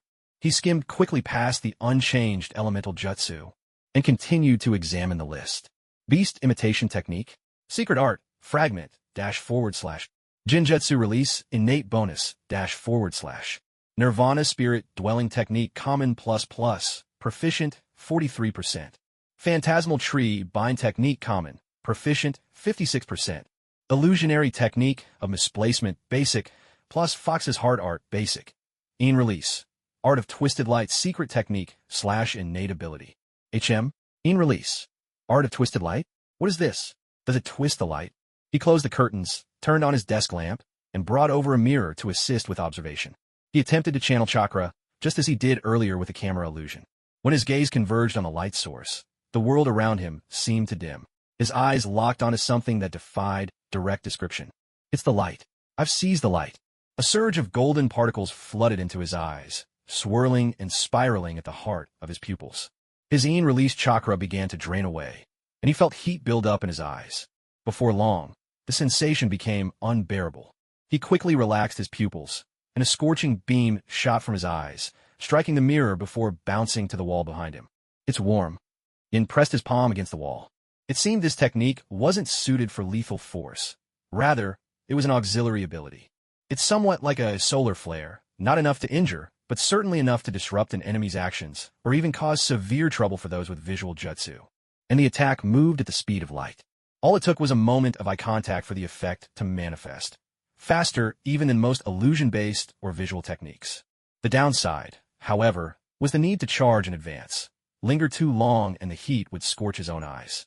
But otherwise, it could very nearly be called the ultimate illusion breaker. Next, he tried absorbing the reflected light from the surface of his body. In the mirror, his form turned pitch black and inky, as if the lamp beside him cast no light at all. The sight was unsettling and uncanny. If I didn't know that was me, I'd have mistaken it for black Zetsu. It was akin to becoming invisible in the night. And at least in this level of darkness, his current ocular power could keep him hidden for more than 2 hours. Perhaps, with time, I could even develop the ability to vanish in broad daylight. Yin allowed himself a moment's daydream. However, achieving optical invisibility under the sun would require contorting and bending light far more intricately and unpredictably. Even creating a single warped plane of light already strained all his visual and mental reserves, let alone enveloping his entire body. Well, it could be a direction for future exploration. While perfecting the art of concealment, Yin discovered something else. Although X-ray vision remained out of reach for excessively dense objects, he could bend certain light paths, making his line of sight curve, allowing him to see behind himself. These eyes were earned through my own hard work. If I can perfect the eye of subtlety, perhaps it'll rank alongside the eternal Mangekyo. If only these eyes didn't drain half of my cultivation or sap away 40 years of my lifespan. I'm a taijutsu specialist. These things have nearly sapped me dry. With that kind of absorption method, it's no wonder Uchiha Itachi suffered from hereditary affliction. For a full half-month, Yin devoted himself solely to rehabilitation training. He didn't even have the heart to examine the jutsu scrolls sent by the root division. After all, for a ninja who valued taijutsu, to have once stood strong and unyielding just yesterday, and now be reduced to this feeble state, such a blow was hard to swallow. Each day, he holed up in the inn, sending out shadow clones to run errands and shop. While he lazed around, indulging in copious amounts of food, he tried to extract energy and vitality from his meals, supplemented by the scant natural energy in the capital, and used the heavy gravity of the binding sealing array to push through his rehabilitation exercises. Whenever he had a break, he'd pick up intel from Root and search through it for clues on the heavyweight manuscript, on the theories of simplifying the 4-symbol seal. Because this was essentially rebuilding his foundation after some time. Yin regained both his level and his physical strength. However, his lifespan remained different. It would take much longer for that to fully recover. Panel. Show me my lifespan and cultivation. Lifespan, body 7/168/180. Lifespan, soul 25/352. Cultivation, dynamic essence refinement, stage 8, 20%. His soul's lifespan had increased by 2 years. This was the result of Yin absorbing natural energy with the eye of subtle insight. As for ocular power, the panel didn't display it. He would have to gauge that by feel. Ever since the last time the panel evolved, it seemed to have grown far more sensitive. Now, lifespans were displayed separately, and the fusion of techniques had become much easier. At least, it no longer consumed such a massive amount of mental energy. Yin wondered if the panel could quantify other stats. He focused his mind on the panel: chakra, strength, ocular power, speed, property. One concept after another floated up at his thoughts. Unfortunately, all attempts to display physical data ended in failure. Only a single new attribute appeared. Property, 5,670,000 Rio. Switch to a larger unit. Property, 0.162 Asuma. How poor am I? After 3 months of drawing talismans, plus all the treasures I'd saved before, I still can't afford even a seventh of an Asuma. He made a wry joke of it. He guessed he simply hadn't met the right opportunity, or gathered enough data. Plus, his own understanding of things like ocular power and chakra remained insufficient for the panel to quantify them. If I get the chance, I'll need someone to help test my basic stats. For example, chakra units: 1 Ka, 1 Naruto, 1 Hashirama. Large-scale currency units: 1A, and even higher denominations: 1 Kaku. Reaction speed units: 1 Tobarama, 1 Suigetsu. Physical strength units: 1 Reikage, 1 Tsunade, 1 Guy. Tap, tap, tap. The auction. A dark silhouette appeared at the doorway. Yin picked up the token from the table. It was a fresh clue he had uncovered a few days ago, tracing the path of the mysterious Uzumaki Ashina manuscript. Come in. A ninja, wholly shrouded in a black robe, drifted into the room like a shadow caught in the wind.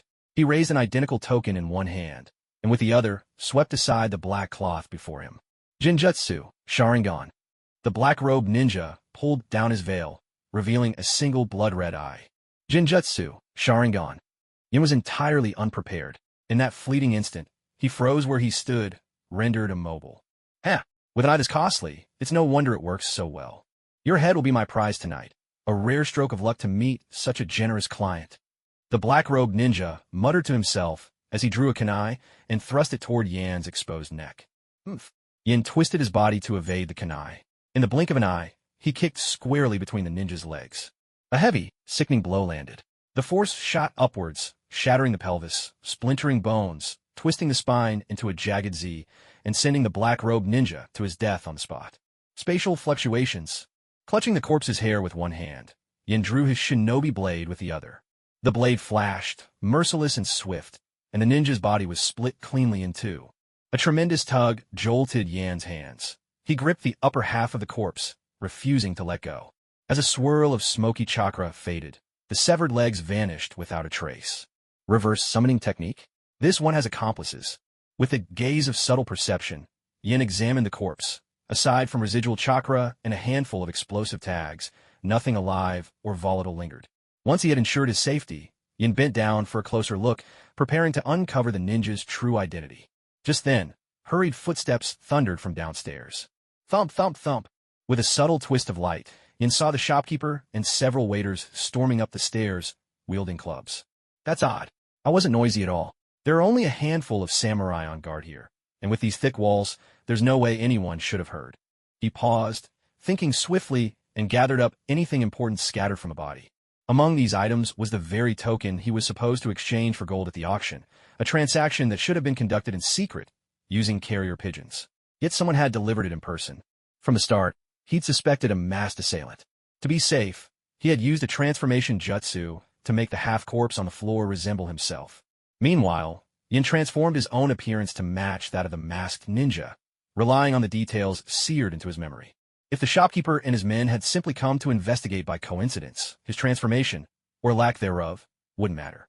After days of casting shadow clones, his identity as a Leaf Village ninja was surely no secret by now. But if the shopkeeper and the masked ninja were in league, if they'd come to confirm his death or finish the job, then things were about to get very interesting. For now, let's hope I'm just being overly suspicious. Huff, huff. Master, forgive me, huh? I'm late. Are you all right? Teach this person what? He's dead. The shopkeeper panted heavily, speaking in broken gasps. But Yin noticed that the shopkeeper seemed to have something on his mind, something left unsaid. Yet his tone was strangely calm, as if this was nothing out of the ordinary. Thinking of the role he was playing now, he quipped, "What's this? Do customers at your place get killed so often that you're used to it by now?" With a deep breath, Yin gathered the surging energy within his body. A formidable presence swept over the room in an instant, like a powerful tiger baring its fangs. The attendants nearby were so frightened, they hurriedly shrank back. Only the shopkeeper, who had seen a thing or two, stepped forward nervously and stammered, "Huh? And no, of course not. You're just teasing me, sir. Please, there's no need to make fun of me. I know full well the one lying on the floor here. He was the assassin sent to kill you. After all, you're the guest renting this room. Ha ha ha. Ha ha ha." Yin laughed along with him, his tone light. "Ha ha. If your conscience is clear, what's there to be afraid of?" Thud. With a casual sign, he dispelled the illusion, returning both himself and the masked ninja on the ground to their true forms. But then he suppressed his internal energy, paled his face, and leaned toward the shopkeeper, saying, "Congratulations, you guessed right. Oh, sir, you praise me too highly, far too highly. I've already called for a banquet to be prepared, so you can recover from the shock." "Splendid, let's go then." Yin held his head high, eyes blazing with youthful arrogance, trying to look strong, despite feigning weakness. In his bearing was that proud, untouchable air exclusive to the young and reckless. He returned to his room to gather his things, flinging what was left of the corpse over his shoulder. Though turning his back, the flicker of twisted light entering his eyes didn't escape his notice. He caught, in that brief moment, the shopkeeper's expression, a petty man relishing some fortuitous reprieve, unmistakably smug. He also spotted, revealed by a habitual movement, a walkie-talkie tucked into the shopkeeper's belt. "My first assassination attempt. This is actually kind of exciting." And with it clear the shopkeeper was in on it, Yan's curiosity was piqued even more. "Now, this is thrilling. You want to follow the clues to see who is really behind this. Someone deserving of a personal invitation to the Sage of Six Paths welcome party. Or perhaps a grand gift basket for the entire family in the Pure Land." With an inviting gesture, he signaled for the shopkeeper to lead the way. "After you." "So this is the custom in the capital? Hosting guests underground?" Yin mused aloud along the way, eyes wandering curiously like a rookie fresh out of ninja school. That's right. It's all part of the hospitality. Digging a basement for your guests. Nothing out of the ordinary," the shopkeeper replied, his story getting more outrageous by the minute. Yin joined in the boasting. "I've heard there's a temple of fire in the capital where they entertain distinguished guests on the 18th basement level. And as for the daimyo, they're so exalted they reside on the 19th level themselves. Is that true?" "Ah, yes, of course." The shopkeeper wore a pleasant smile, but inside he cursed, "Utterly reckless, ignorant brat. About to meet your end, so prattle all you want. That's not something I'd dare say aloud." An ancient bronze door appeared before them, its presence imposing and dignified. "We're here now." "Yes, we've arrived." "If we've arrived, then open the door for me now."